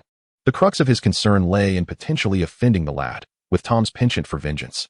Grindelwald was certain he would have no opportunity for a honeymoon with Al before his time came to an end. As for the afterlife, would there be a chance for a honeymoon there?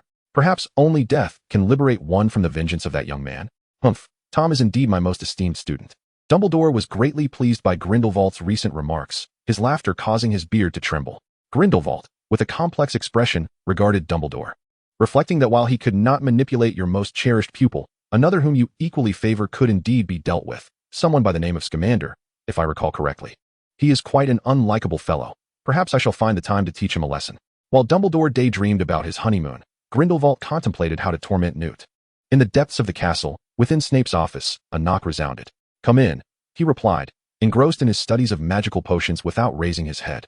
The door creaked open as Cassandra entered, her demeanor cold as she spoke. Professor Snape, the Dark Lord requires your presence for a journey. Is that so? A flicker of something unusual crossed Snape's eyes, quickly suppressed. Understood. With that, Cassandra said nothing more, turning to exit the office and closing the wooden door behind her. Alone once more, Snape lifted his sleeve to observe the silver serpent entwined around the dark mark on his arm, sinking into contemplation. In the southeastern region of England, at the Ramsgate Dock in Kent, one of the largest ports along the southern coastline of Britain, grand arched structures loomed, and the shoreline was crowded with sailing ships. From the harbor, one could even glimpse the white cliffs, shrouded in mist where the sea met the sky. As evening approached, golden rays of sunlight danced upon the water, shimmering as if countless golden fish were leaping. A group from Hogwarts had arrived here. Tom, where are Pettigrew and the others? Cassandra, with her hands clasped behind her, curiously surveyed the unfamiliar Muggle architecture before her. Tom remained silent. Instead, Nagini gestured ahead, responding to Cassandra's inquiry. Snape, trailing behind, chose not to partake in their light-hearted banter. Though uncertain of Tom's purpose for bringing him along, he understood his place and thus resolved to fulfill his role as an obedient subordinate. It is worth noting that prior to Lily's demise, he was indeed a prime candidate for the Death Eaters. At this moment, Snape silently observed the two boys joyfully frolicking by the dock. Scarhead, I must admit, despite the lack of magic, Muggles certainly excel in architecture. Malfoy marveled at the countless sailing vessels, intrigued by the prospect of their journey. How shall we proceed? By boat. Where is the vessel we shall board? Do not dwell on it. We shall certainly not be taking these. Harry rolled his eyes. Setting aside the question of whether such unenchanted boats could traverse the seas to India, it was inconceivable that they would ever choose such humble vessels, lest they diminish the Dark Lord's reputation. The Peter family, who had been awaiting by the dock for quite some time, also noticed Tom and his companions. Besides the Peter sisters, there was a middle-aged man clad in a suit, with a light brown complexion. Presumably, he was the father of the Peter sisters, though it was unclear why their mother was absent. Perhaps she was abroad, or perhaps with Professor Riddle. Mr. Peter greeted them warmly as he approached, introducing himself. I am Ashok Peter. As he spoke, he extended his hand towards Tom, seemingly seeking a friendly handshake.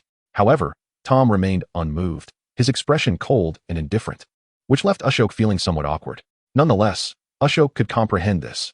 After all, Tom was the Dark Lord, a being at the pinnacle of the world, who had no need to cater to anyone or engage in superficial pleasantries. There was no necessity for him to exchange hollow greetings or to feign surprise at the encounter. Just as Ashok was about to retract his hand and shift the topic to alleviate the discomfort, Tom glanced at the Peter sisters behind Ashok and then extended his right hand to shake Ashok's, saying, hello.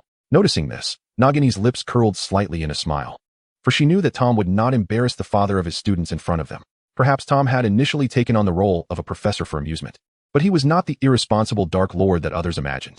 This was also one of the reasons why Hogwarts students would become his Death Eaters. Ashok, taken aback, could not conceal his smile. Professor, please follow me.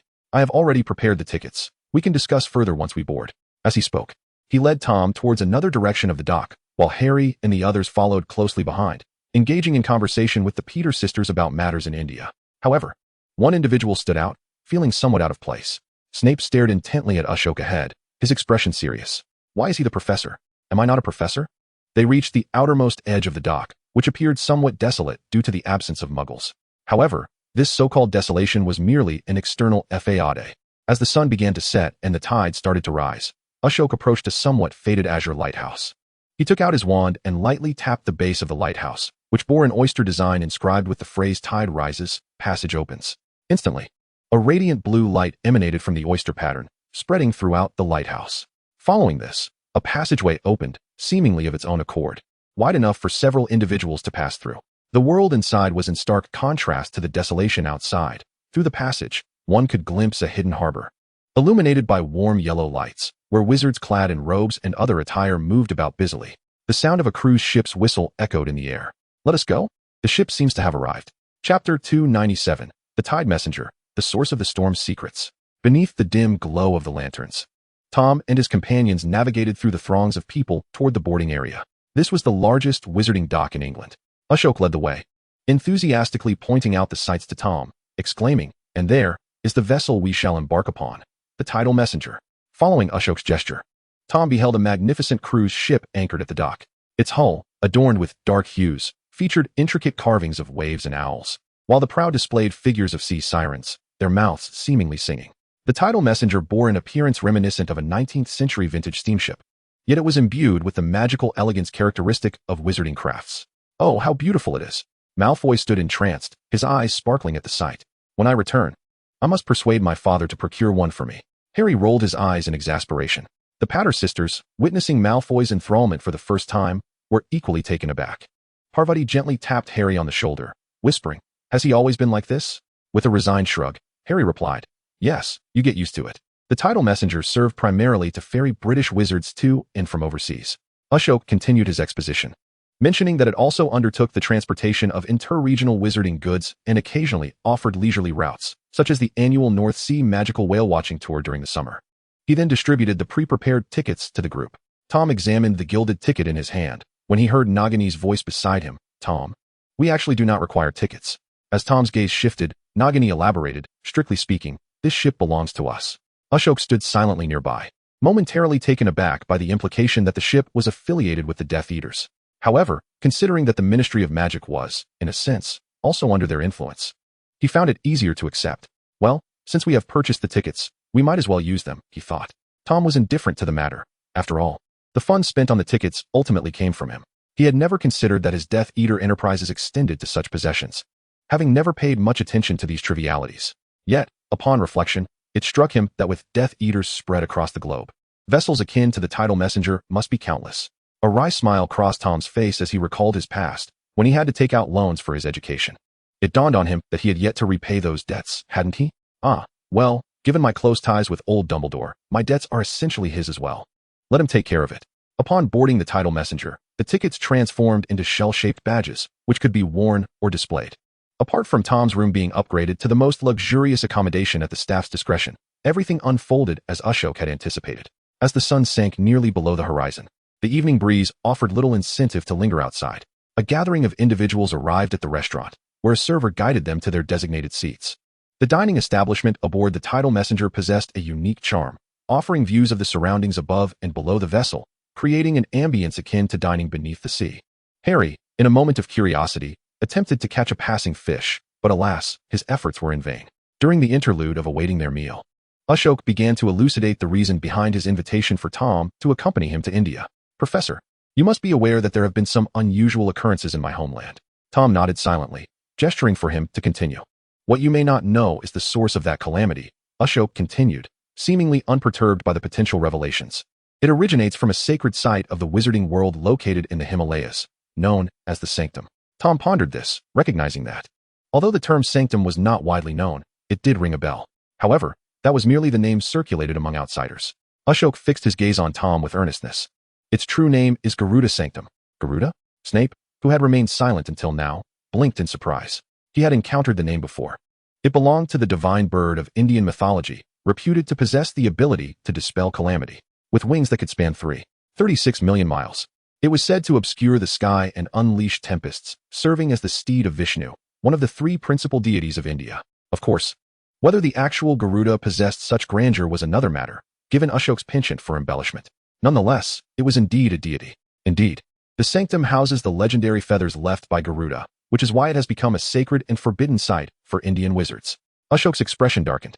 However, it was recently lost, and the peculiar storm we are experiencing is the result of the power emanating from Garuda's feather. Tom raised an eyebrow, skeptical of the sanctity of a place so easily pillaged. And as for the alleged threat posed by Garuda's feather, to be frank, even if the real Garuda were to appear, I would remain unfazed. The individual who stole Garuda's feather, regardless of their intentions, is unlikely to be up to any good. Ashok persisted, explaining that the power of Garuda's feather would not unleash itself without provocation. The storm could only have been stirred by the very thief who absconded with it. "So your invitation to me is rooted in this predicament?" Tom queried, scrutinizing the man before him, who had become less reminiscent of the brother he once knew after an extended stay in England. "Indeed, I once worked at the Indian Ministry of Magic, though I departed for certain reasons." Ashok swallowed nervously. "I am seeking your assistance, for in this world, you are the only one I can envision capable of confronting such power. Of course, if you are disinterested, that is perfectly acceptable. Consider this trip merely a holiday in India, with all expenses covered by me." Ashok hastened to clarify, anxious that Tom might misconstrue his intentions. Though such praise may elevate his status, he still wishes to avoid inciting Tom's displeasure. Tom cast a glance at Ashok before turning to inquire, "What are your thoughts?" Just as Snape was about to speak, he noticed that Tom was addressing Nagini, causing him to close his mouth once more. Indeed, had he fallen from grace? Had the esteemed title of the best Death Eater slipped beyond his grasp? When he was recruited into the ranks of the Death Eaters, he was assured of his importance. Yet now he felt discarded like refuse. As he lifted his goblet to drink, Snape's attention was drawn to the two bothersome youths nearby, and he resolved to impart a lesson about the perils of society to them. "Still chatting?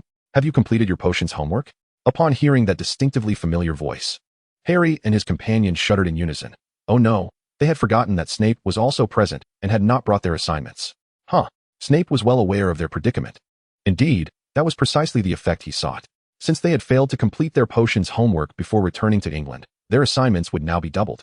The Pettigrew sisters, standing beside Ashok, trembled in fear at Snape's demeanor, too intimidated to utter a word lest they too be punished. Chapter 298, The Tempest of Illusions. a thought to calm the storm. After a period of sailing, the Tide Messenger had entered the realm of the Indian Ocean and was nearing its destination. At that moment, Tom was in the captain's cabin, reveling in the exhilaration of command. Although he was not adept at piloting a cruise ship, his capacity for learning was remarkable. With only a few navigational errors, he swiftly returned to the correct course. Did one not notice how the ship's captain had transformed from a state of extreme anxiety to one of utter relaxation? "Captain, it's just ahead." The captain of the Tide Messenger, addressing Tom as captain, finally felt a sense of relief wash over him. Heaven knows how he had endured this period. To prevent the Tide Messenger from meeting the same fate as the Titanic, he had scarcely dared to blink. While Tom's learning aptitude was indeed impressive, and any mishaps could be effortlessly rectified with magic, the Tide Messenger was his beloved, his treasure. He would never allow harm to befall it. Just as the captain was overcome with emotion at having navigated his cherished vessel through the crisis, a thunderous roar erupted. In the blink of an eye, torrential rain began to pour down, instantly enveloping the entire Tide Messenger. The surface of the Indian Ocean grew tumultuous, with surging waves rocking the entire cruise ship. The captain of the Tide Messenger stared wide-eyed in agape, disbelief etched across his face. There had been no warning. This should not be happening. A calamity was imminent. As he anxiously sought a remedy, Harry interjected. Tom rose and stepped out of the captain's cabin, saying, "You take the helm." Harry exchanged astonished glances with Malfoy, and upon confirming he had not misheard, he incredulously pointed to himself. "Me? Casual, Draco will do as well." With a sharp crack, Tom had already departed from the captain's cabin. "Then I shan't hold back." Compared to Harry, Malfoy was more forthright, unburdened by excessive hesitation. Unfortunately, this did not alter the undeniable fact that he lacked navigational skills. "Hey, wait. No, don't." Malfoy's exceptional driving prowess left the captain of the Tide Messenger in a state of panic, frantically attempting to rectify the situation. Suddenly, a torrential downpour descended upon them in the blink of an eye. Passengers who had been reveling in the scenic vistas outside found themselves drenched by the unexpected storm. They attempted to cast spells to shield themselves from the rain or hurriedly retreat to the safety of the cabin. However, to their astonishment, before they could take any action, they seemed to succumb to some unseen influence, each spiraling into a state of frenzy. Inside the rest area of the cabin, Ashok wore a troubled expression. Has it expanded to this extent? In his understanding, such a bizarre storm could only be the result of Garuda's feathers. Snape furrowed his brow. The sound of rain seemingly intertwined with whispers that sought to beguile the mind. Does it possess the power to enchant? His tone turned grave. If Ashok's assertions held true, and the storm had indeed spread beyond the borders of India, coupled with this rain that appeared to have mesmerizing capabilities, then the peril it posed was indeed extraordinary. "I am uncertain," Ashok replied, visibly distressed. "It should not have had such abilities. I have not heard from the Indian Ministry of Magic regarding storms of this nature." Snape silently made his way to the deck, not out of a desire to personally experience the effects of the strange rain. He raised his wand, attempting to rescue the frenzied passengers still outside. To his astonishment, he discovered that the rain interfered with spellcasting. This rain inhibited the effectiveness of incantations, and even if successful, the results would be significantly diminished. However, for a wizard of Snape's caliber, the impact was notable, yet not insurmountable. With the assistance of Ashok and Nagini, the trio swiftly brought the remaining passengers back into the cabin, calming those who had previously been in a state of madness. Snape stood within the swaying cabin, contemplating solutions as he gazed out at the tempest. The rain's effect on his spellcasting was not excessively debilitating, thus he was not deterred from venturing outside. Yet, even if he did, there was little he could do to rectify the situation. Observing the listless passengers behind him, Snape's brow furrowed slightly. Severus. At the sound, Snape's eyes widened in surprise as he looked up to see Tom striding past him towards the outside. "Well done." This remark emerged amidst the cacophony of rain. Tap, tap, tap. The tall, dark figure stepped onto the deck, beneath a canopy of ominous clouds and flickering lightning. Although this figure appeared exceedingly insignificant in the face of calamity, the raging storm could not sway him. Strangely enough, it seemed as if the tempest were intentionally avoiding him. Wherever he tread, the rain ceased to fall. The droplets could not touch Tom, nor could the fierce winds reach him. Tom merely advanced toward the edge of the deck, devoid of any other action. Yet, the ominous clouds retreated with each step he took. By the time he reached the very edge, the clouds had completely dissipated. From a vantage point high above, the storm that had almost engulfed all of India was instantly dispersed. In a concealed cavern, magically carved into the northern slopes of the Himalayas, a gaunt man bled from all 7 orifices. At this moment, he was markedly different from when he first acquired the feather of Garuda. His sharp, pale gray eyes resembled those of a fierce bird of prey, and his hair was coarse and parched, nearly gray, while his brown, desiccated body emanated a damp, rusty scent. Before him lay the lethargic Thunderbird, motionless on the ground, while a container soaked with crimson blood revealed golden down feathers that radiated an ominous glimmer. Lacking the ability to wield the feather of Garuda, he could only submerge it in the blood of the Thunderbird to diminish its resistance and maintain its usability. Even so, employing it demanded an exorbitant cost. During this period, he had exhausted himself channeling the storm's powers from the feather, sacrificing nearly half his life to blanket all of India in tempestuous winds. Yet, just moments ago, the formidable strength he had acquired through such sacrifice shattered like a mere bubble at the slightest touch. Chapter 299, Malfoy. Isn't it a waste to visit a foreign land without experiencing its local flavors? Disembarking from the Tide Messenger, he left the harbor. Here lay India. Taking a deep breath, Malfoy spread his arms wide, eager to savor the freshness of this exotic land. However, the cacophony of mooing cattle and the mingling of overwhelming odors jolted him awake. Supplemental exchange. Malfoy felt an acute sense of crisis, his eyes widening in disbelief as he surveyed his surroundings. What was happening? Cows. Where did they come from? Why was the ground so dark? Trash? No, wait. What on earth is this? And that fellow over there? Why are you exposing yourself in public? What is that dark substance? Oh, all of this bewildered the young master, leaving him in utter astonishment. Particularly the last scene made Malfoy's jaw drop to the point where one could fit a fire ash snake egg inside. A group of local men paused, their eyes fixed on Malfoy with profound intent. This observation puzzled Malfoy. Why were they staring at him? Never mind, just don't stand too far from me. He had heard tales of how some behaviors could be interpreted as implicit signals, as Tom magically maneuvered Malfoy back to his side. Upon hearing Tom's words, the crowd finally reacted, realizing that the passers-by all seemed to deliberately avoid them, yet wore expressions as though they were oblivious to their presence. Harry cautiously tiptoed along the path, exclaiming, "Sir, this." As he looked up at Tom, he was astonished to discover that Tom's feet were indeed off the ground. Noticing the tendrils of dark mist emanating from Tom, he suddenly comprehended the situation. Observing the others, he noted that Cassandra and Nagini were also levitating like Tom. A flying charm. A flying charm indeed. A wry smile graced Harry's face as he mused. Next year. I must master the flying charm by next year. His magical prowess was slightly more potent than that of his peers, although he was still a year away from adulthood. He was close enough that his magical abilities should reach the level of an adult wizard, enabling him to attempt learning the flying charm. Scarhead, I've never asked you for anything in my life, Malfoy said, placing his hands on Harry's shoulders and gazing intently into his eyes. Could you carry me? Get lost. Or you can carry me instead. All right. Apart from Tom and a few others, the brooding bat-like figure maintained a facade of calm while secretly employing the flying charm. Despite having encountered many unpleasant substances in his potion studies, this experience provoked a psychological aversion unlike any other. Unaware of these subtleties, Ashok continued ahead, enthusiastically introducing the group to this enchanting locale. However, aside from the first-time visitors like Harry, Tom and the others wore expressions of indifference. Yet, Ashok's tenure as a tour guide was brief. After a short distance, he encountered a former colleague from the Ministry of Magic, who showed him something that immediately darkened Ashok's expression. He then apologized to Tom while ushering the Patil sisters away, to which Tom was indifferent. After receiving a nod from Tom, Ashok hurriedly departed with the Patil sisters and his former colleague, informing Tom of the lodging arrangements he had made for the group, as well as the location of the Indian Ministry of Magic.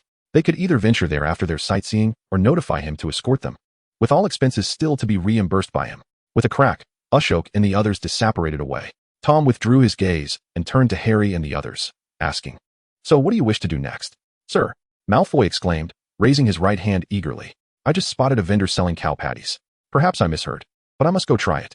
Perhaps due to the proximity to the port, the vendor's shouts were laced with English, albeit heavily accented. Snape regarded his protégé with a complex expression, contemplating a discussion with Lucius upon their return. Not to mention, Tom and Cassandra were equally astonished. Even Harry found it hard to believe. "What? Malfoy, are you out of your mind? You actually want to eat that?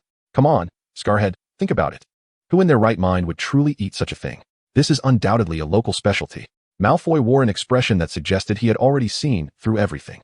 Observing the throngs of people, it was clear that the fare was immensely popular and must be quite delicious.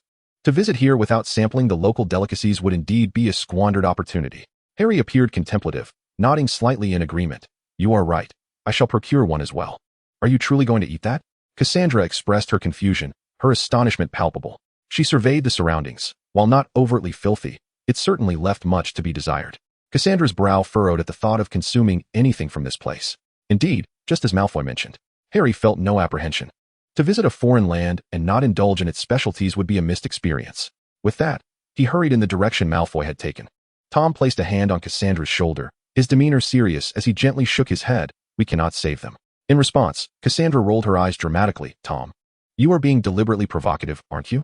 Nonetheless, she refrained from intercepting Harry and the others. After all, if Tom enjoyed his folly, he might as well indulge, as long as it did not involve her. Nagini glanced at Cassandra, who was prone to misinterpretations, before turning her gaze to Tom. "So, what exactly is this beef pancake made of?" Upon hearing this, Snape shifted his attention, though it was his first encounter with such a dish. He found it hard to believe it truly existed. "Hey, and..." Tom calmly articulated the unsettling truth: fresh beef entrails. Snape's lips and eyes widened slightly. He did not doubt Tom's words, for given his nature, it was highly unlikely he was lying. This meant his student, along with Lily's eyes, were involved in.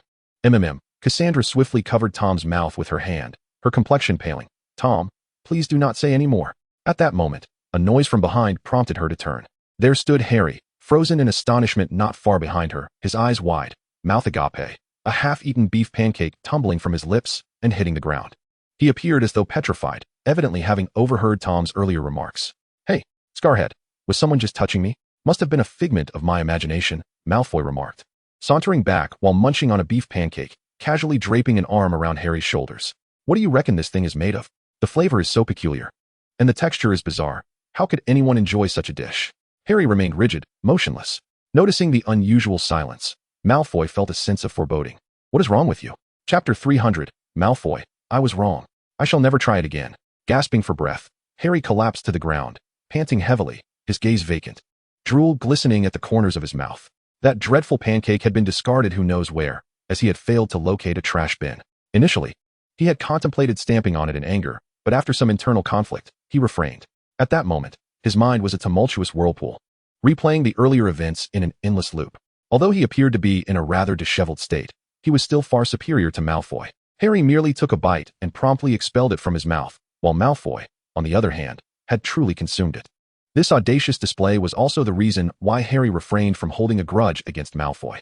At this moment, Malfoy, having ingested the wrong food, was in search of a restroom. Unfortunately, restrooms were a rare commodity in this vicinity, scarce in number and perpetually overwhelmed by demand. Consequently, the inhabitants had long adapted to a lifestyle devoid of restroom needs, cultivating the peculiar habit of merging their personal affairs with public spaces. Yet Malfoy insisted he was unlike them. He would rather endure discomfort than succumb to such indignity. Harry retched twice, pondering Malfoy's prolonged absence. Surely, nothing untoward had occurred. Nagini gazed into the distance, not particularly concerned that a wizard like Malfoy could encounter genuine peril, yet trouble remained a possibility. Tom raised an eyebrow, recalling tales he had heard about this enchanted land, where even those who did not resemble humans could find themselves in danger, and non-living entities were not spared either. Moreover, Malfoy, with his fair hair and blue eyes, was precisely the type to attract attention from this crowd. However, despite Malfoy's lack of quick wit, he hardly seemed likely to fall victim to such threats. After all, territorial invasions were a matter of principle. "Waste of time. I shall seek him out," Snape declared. Though inwardly, he harbored concern for his pupil. Tom did not object, recognizing that Snape possessed both intellect and strength. Had he been lacking in power, he would undoubtedly be more apprehensive. Despite being perceived as a slick-haired bat in Hogwarts, in this setting, Snape merely resembled a poised, aloof figure. "Professor Snape, I shall accompany you," Harry exclaimed, rising hurriedly to follow Snape, who merely cast a cold glance in his direction, silently acquiescing. Tom felt compelled to remind him to keep an eye on Harry, given the considerable audience drawn to the bespectacled boy. With Snape nearby, their journey was relatively uneventful.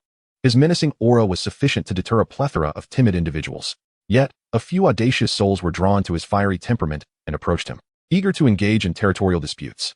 However, they soon found themselves transformed into fools, their eyes vacant and drooling as they scampered away. Upon encountering such individuals, Snape gained a clearer understanding of the environment, his expression growing increasingly grim. He swiftly cast a spell, causing the Muggle intruders to retreat like mere passers-by.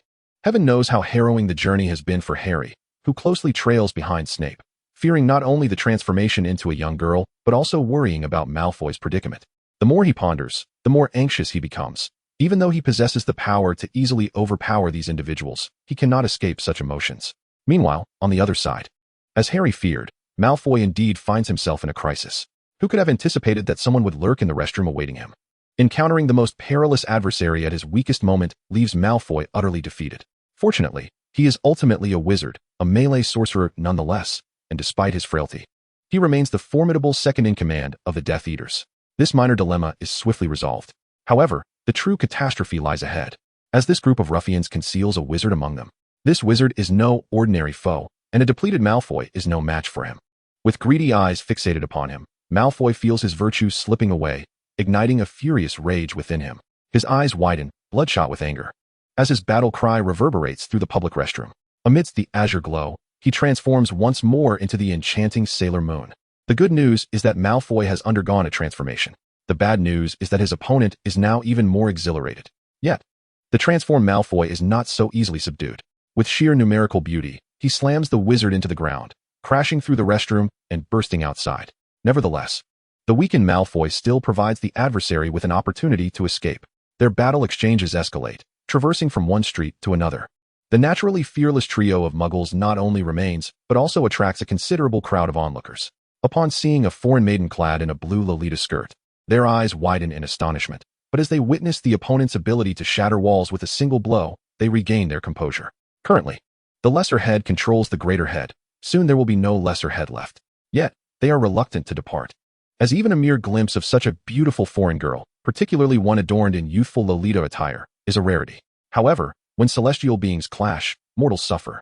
At this moment, neither Malfoy nor the wizard has the capacity to maintain the muggle-repelling charm, let alone consider the safety of others. The fate of those muggles foolishly approaching the wizards is all too predictable. At the very least, they cannot escape physical pain. Ugh. Malfoy presses his left hand against his abdomen while wielding a spiked club in his right, his dangerous gaze fixed upon the wizard, who unabashedly reveals his desire. This leaves Malfoy both infuriated and somewhat helpless. His current state is far from optimal. If this stalemate continues, he may very well experience a new world today. However, he is not entirely without cards to play. Malfoy knows that as long as he shouts, "Sir, save me," he still holds hope. Even in the depths of the Mariana Trench, he could be swiftly rescued. This was the reason he dared to confront the third brother of the wizard. If given the opportunity, he truly wished to exact his revenge with his own hands. However, as Malfoy assessed his weakened state, it became evident that he could no longer endure. Just as he contemplated abandoning the struggle and calling for assistance, a spell of lethal precision was cast. A familiar and distinctive voice resonated in his ears, effortlessly dissolving the grave crisis he faced. Chapter 301. The Indian Ministry of Magic, Minister Anand. The once grinning, menacingly brown face of the third wizard suddenly turned rigid, before he collapsed, gushing blood. The wound inflicted by the lethal spell could only heal with a specialized counter-curse, leaving no trace of magic during its casting, embodying both stealth and high lethality, a form of dark magic that even Tom would consider formidable. Nearby, the Muggle third brother gasped in alarm, eager to distance himself from the sight of chaos. His fear was not primarily due to the sight of the deceased wizard. In regions where wealth disparity is stark, death is hardly remarkable, if not commonplace, at least not extraordinary. More crucially, they feared for their own lives if they lingered any longer. Malfoy stared vacantly at the wizard sprawled in a pool of blood, and then lifted his gaze to see the ever-grim Severus Snape approaching with Harry from a short distance away. It was unnecessary to acknowledge him. The method of dealing with lawless, unrestrained dark wizards here was immediate execution. Snape consoled his pupil in his own peculiar manner. Yet, what weighed on Malfoy's mind was not this. Rather, he was preoccupied with the question, "Godfather, how did you and Harry know I was here?" The commotion you caused was quite considerable, even alerting the Ministry of Magic," Snape replied, his tone laced with cold dryness, clearly exasperated by his foolish pupil's antics. At that moment, Malfoy noticed that the surrounding uproar had subsided. The previous cacophony of gasping muggles had transformed into an eerie silence. Peering past Snape, he was met with the sight of a group of Ministry employees resembling the third brother, diligently repairing the damaged buildings and erasing the memories of the muggles. Malfoy's lips twitched, his gaze flitting between Snape and the Ministry officials behind him. "Godfather, do you believe me when I say this is not my fault?" Snape wore a sardonic smile, yet before he could respond, a distinctly accented English voice interrupted. "Indeed, or perhaps it is our Ministry's error for placing you in such peril." Mr. Malfoy, an Indian Ministry official approximately in his 50s, with neatly curled white hair and a beard, approached them. "I am Anand Singh, Minister of the Indian Ministry of Magic." With a friendly demeanor, Anand extended his right hand towards Snape. "Professor Snape, it is a pleasure to meet you. I have heard of your esteemed reputation from Purdy, one of the finest potion masters in the world." Severus Snape cast a contemplative glance at Anand before extending his right hand. His tone, devoid of excessive reverence yet softened from its usual coldness, greeted, "Good day, Minister Singh." Malfoy scrutinized the two men back and forth, ultimately unable to contain himself, inquired, "Godfather, where are the others?" Professor Tom has arrived as well.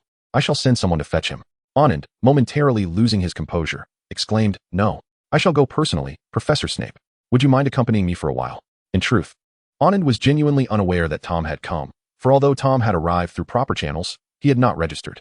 Or rather, he had not received permission, and no one dared to disclose his whereabouts indiscriminately.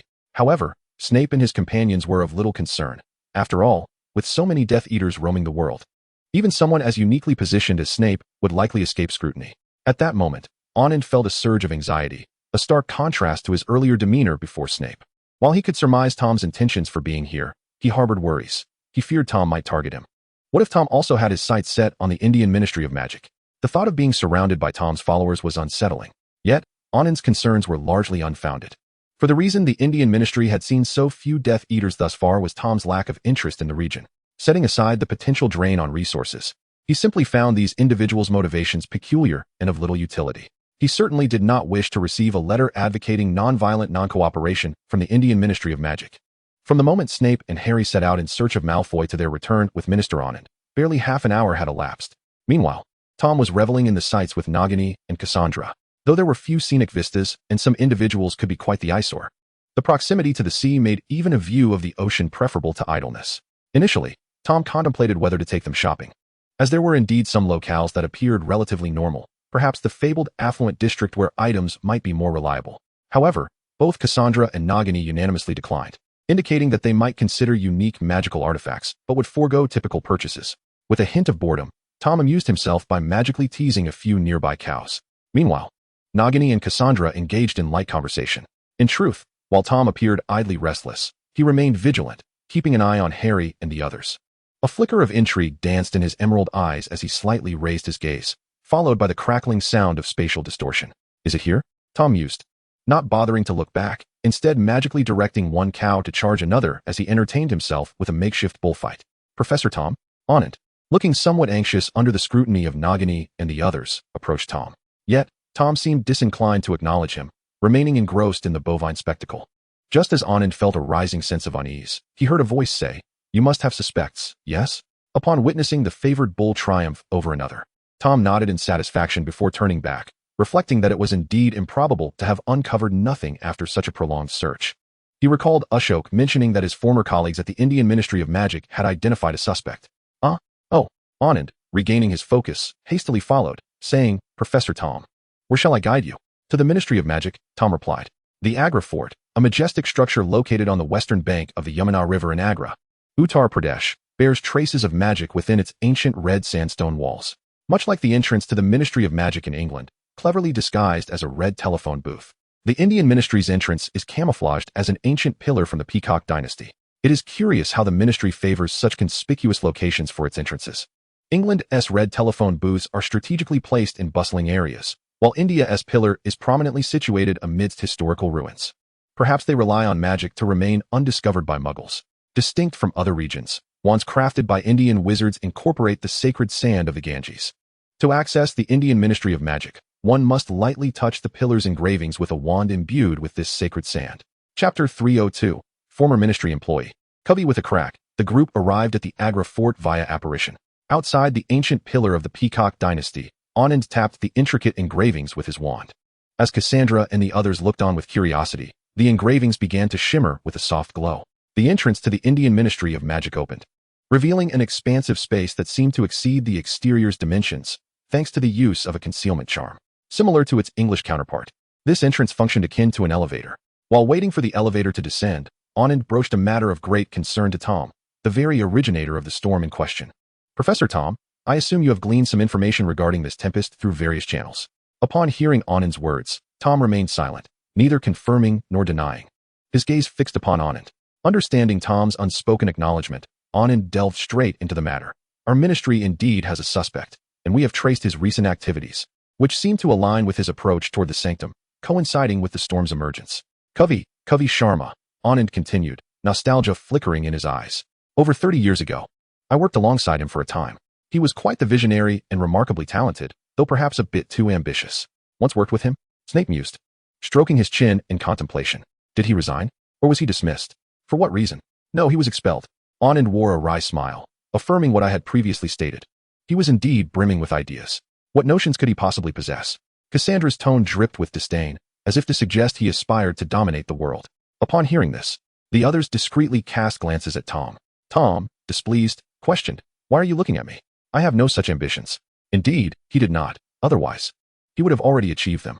Yet, upon reflection, it seemed that the current situation bore little difference from actual accomplishment. Ahem, in truth, he had overstepped the boundaries set by the Ministry of Magic. Covey had become excessively engrossed in perilous, long-lost magic, displaying a complete lack of caution. Anand swiftly redirected the conversation.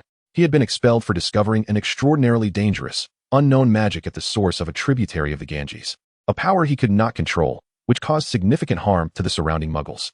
The more one listened, the more it resembled ancient magic. Nagini furrowed her brow. Well aware of the hazards associated with ancient sorcery, especially with someone so reckless present, I cannot ascertain whether it is indeed ancient magic, but that entity is undeniably hazardous. When we first encountered Covey, he was already tainted by that magic, leading to a surge of uncontrolled magical energy. The horrifying images flashed through Anand's mind, still haunting him. He had caused the demise of over 100 Muggle villagers.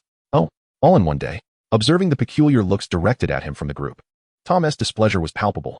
The others hastily averted their gazes. In summary, given Covey's character and abilities, he was indeed the most likely individual within India to pilfer a sacred object from the sanctum. Anand continued, noting that Covey's movements coincided perfectly with the timing of the theft. At that moment, a crisp chime resonated as the elevator arrived. Anand promptly stepped forward to lead the way. "Professor Tom and esteemed colleagues, please follow me." In the brightly lit corridor, as the aroma of curry-infused English wafted through the air, Malfoy subtly leaned closer to Harry, whispering, "Do you truly believe that Covey possesses knowledge of ancient magic?" "How could he?" Harry replied, shifting his gaze from the ministry employees clad in suits or traditional Indian attire. "That fellow clearly lacks control over such magic. Moreover," he shrugged, "learning ancient magic requires specific prerequisites. Haven't you noticed that Cassandra still hasn't mastered it?" No sooner had Harry spoken than an icy shiver ran down his spine. He looked up to find Cassandra's exquisite green eyes fixed calmly upon him. Witnessing this, Malfoy ungraciously distanced himself from Harry, muttering, "Apologies, Scarhead. I cannot save you. Rest assured, I shall ensure your position is secure in the future." Malfoy, Mr. Potter is not entirely mistaken. Anand spoke up to assist Harry. Yet this was also his own thought. Covey had been afflicted by that kind of magic for 30 years. Frankly, had he not suddenly reappeared, I would have assumed he had long perished in some forgotten corner. However, even if he were still alive, his body was undoubtedly on the verge of collapse. Anand, who was leading the way, halted his steps. Even for a wizard of his caliber, entanglement with such a perilous force could only lead to demise. Perhaps he had stolen the artifact in search of a means of salvation. Nonetheless, his actions had unleashed a vast storm of danger with that very thing. Snape, standing nearby, reminded them that, indeed, Covey should not have been able to wield the artifact. Anand furrowed his brow, uncertain of how he had accomplished such a feat. Tom listened to the conversation among the group while observing their destination at the Ministry of Magic, one of the departments of the Indian Ministry of Magic, specifically the Department of Magical Accidents and Catastrophes. Regardless, utilizing the artifact was no trivial matter, compounded by the fact that his time was already limited. Anand did not dwell on it further. He pushed open the door and led everyone inside, considering Covey to be of little concern at present.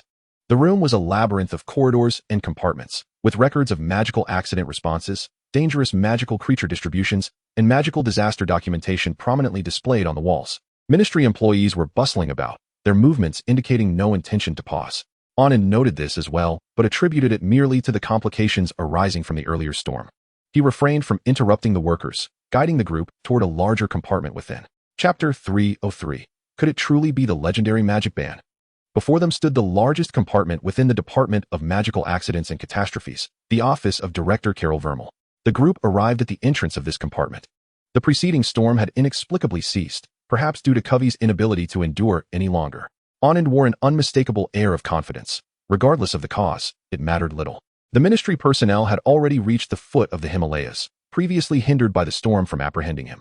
However, they might have captured him by now. Our Indian Ministry of Magic is indeed quite formidable. As Anand pushed open the door to the compartment, he called out, "How is the situation with Covey being handled?" He then heard a voice from within respond, "Minister, our people nearly didn't return." Anand was momentarily taken aback. Just as he had begun to boast, they dismantled his claims. The glances from the others only heightened his irritation. "Are you all merely idle? So many of you can't even capture a nearly lifeless Covey Sharma." "It's not our fault, Minister," sighed Carol, seated at the desk. "That place is peculiar. Sharma has done something inexplicable. After our people arrived, they found themselves unable to use magic. This revelation piqued Tom's interest. Could it truly be the legendary magic band? Originally, he merely sought an opportunity to procure the elusive Garuda feather. Yet now his desire had shifted to capturing the individual known as Sharma. Behind Tom, two muscular men whispered conspiratorially. Malfoy, do you know what I'm thinking? Indeed, Scarhead, I do. The excitement was palpable on Harry and Malfoy's faces. It seemed their turn was approaching once more. Previously, they had apprehended the Carpenter brothers at the abandoned clock factory. After all, without their intervention in the underground steam room, Tom might have had to come to the rescue. Wait, a thought struck Harry, and he endeavored to conceal his mischievous glint as he stealthily glanced at Snape. If magic were off the table, might he not seize the opportunity to exploit this moment of vulnerability? That greasy-haired bat of a man would surely be unable to resist. He chuckled wickedly. Snape, observing Harry's foolish grin, was overtaken by irritation. Your mirth is truly nauseating. Snapped back to reality, Harry felt a twinge of embarrassment. Forcing out a nervous chuckle. Haha, humph, let you revel for a while longer. The corners of Harry's mouth involuntarily lifted at the thought. Scarhead, what's wrong with you? Malfoy, concerned, inquired upon witnessing the scene. Cursed, perhaps? You don't seem like it. Harry, growing impatient, brushed Malfoy aside and continued on. At this moment, Onan had lost the confidence he initially possessed. Confronting a formidable wizard without the use of magic was daunting, even for the so-called strongest among the three brothers. Onan's face clouded with worry as he gazed at the report on Karen's desk. What shall we do? Is that a jest? You're the minister. Why are you asking me? Karen wished to voice his frustrations, but refrained from doing so in front of his superior. He then noticed Tom and the others nearby, their expressions eager for gossip. May I inquire as to who these gentlemen are? Karen promptly stood, recognizing that anyone personally escorted by the Minister of Magic could not be insignificant. Establishing a good rapport might garner support for his bid for the next ministerial position. Onan set down the report and stepped forward to introduce. Oh, this is Professor Tom Riddle from Hogwarts. Karen's outstretched hand froze midair, his smiling countenance abruptly stiffening. I knew you were inept, but not to this extent. Who allowed you to bring the Dark Lord in here? Unable to contain his ire, Karen shot a furious glare at Onan, his expression shifting to one of despair. It's over, truly over. My aspirations for the next ministerial position are certainly doomed to be usurped by a Death Eater. I wonder if it's too late for me to join them? Initially, Onan had felt irked at Karen for daring to glare at him, plotting to make his life difficult for several days. However, witnessing Karen's audacity in confronting the Dark Lord, his irritation dissipated, leaving only admiration. Fear not, I shall take care of your wife and daughter. Your son too, of course. Noticing Onan's gaze, Carland, who had been preoccupied with the departure of the ministerial position, suddenly came to his senses. However, Tom was not inclined to engage in such frivolities with him. And what now? He queried. Tom's words left Carland in a state of perplexity. I ask you, Tom's emerald serpent-like eyes seemed to fixate on his prey. Is that fellow? What was his name? Covey. The one who can nullify magic, still on the mountain? Oh, yes, he is. He is still there. Carland, surprised by Tom's apparent lack of intention to eliminate him immediately, exclaimed, Professor Tom, I will find a way to bring that Sharma fellow down from the mountain, no matter the cost. There is no need. Tom waved his hand dismissively before approaching Carland's desk and picking up the report. I shall personally apprehend him. Alas, the Dark Lord has arrived. Covey no longer holds any hope, Onan remarked, his eyes gleaming with greed. You take care, and rest assured. Your wife and children will be entrusted to me. This fellow seemed to be an old bachelor, didn't he?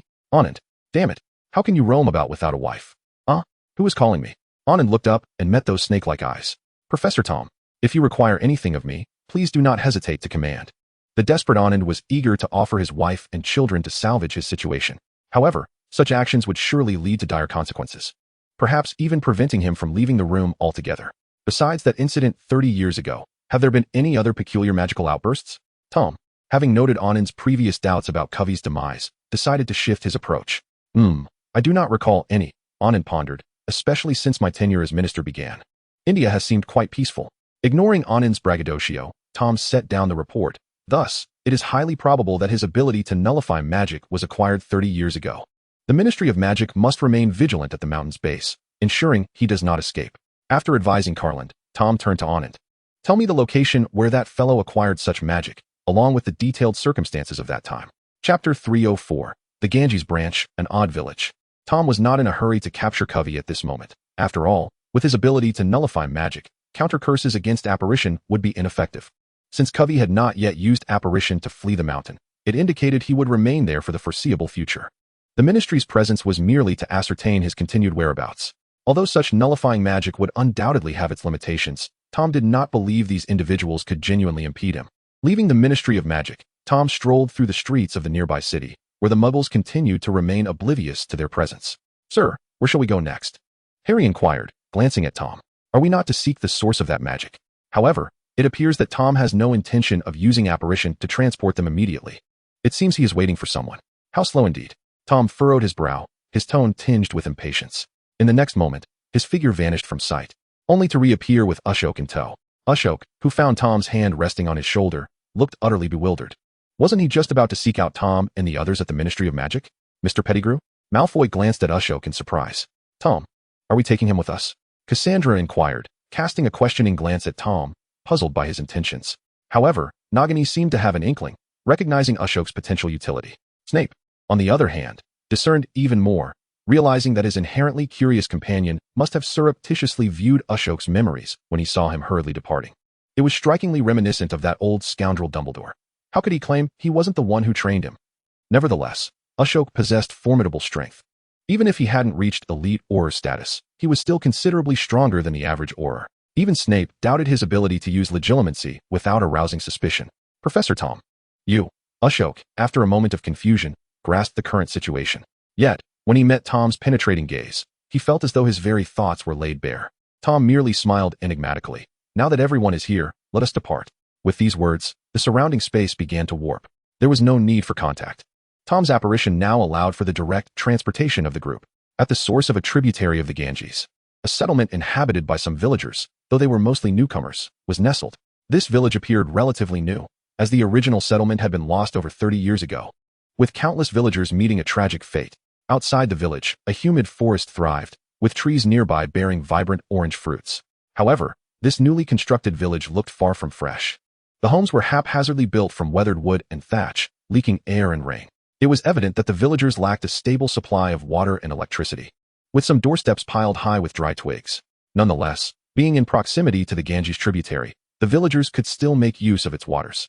Upon their arrival, Tom and his companions entered the village, where they encountered emaciated villagers, their parched skin a deep brown, their expressions vacant and lifeless. Something was amiss. Snape frowned slightly, for at this moment, Tom and the others had not employed the disillusionment charm or any muggle-repelling spells. They were well aware of the nature of the impoverished locals, who appeared utterly consumed by despair. Do not speak of characters like Tom, Cassandra, or Nagini. Even Snape is a rare gem among foreign ladies. Even Ashok, an Indian clad in a suit exuding British charm, could be the belle of the neighboring village. Yet, the villagers here seem utterly oblivious, almost as if they are entirely ignoring Tom and his companions. When Malfoy locked eyes with a villager only to find the latter avert his gaze first, he felt an irritable surge within. How vexing it is to be scorned by these individuals. Though he might have been enraged at being disregarded, it was the disdain from someone as inconsequential as the third brother that truly unsettled him. "Scarhead, I am feeling rather unwell." "It's all right, I understand you."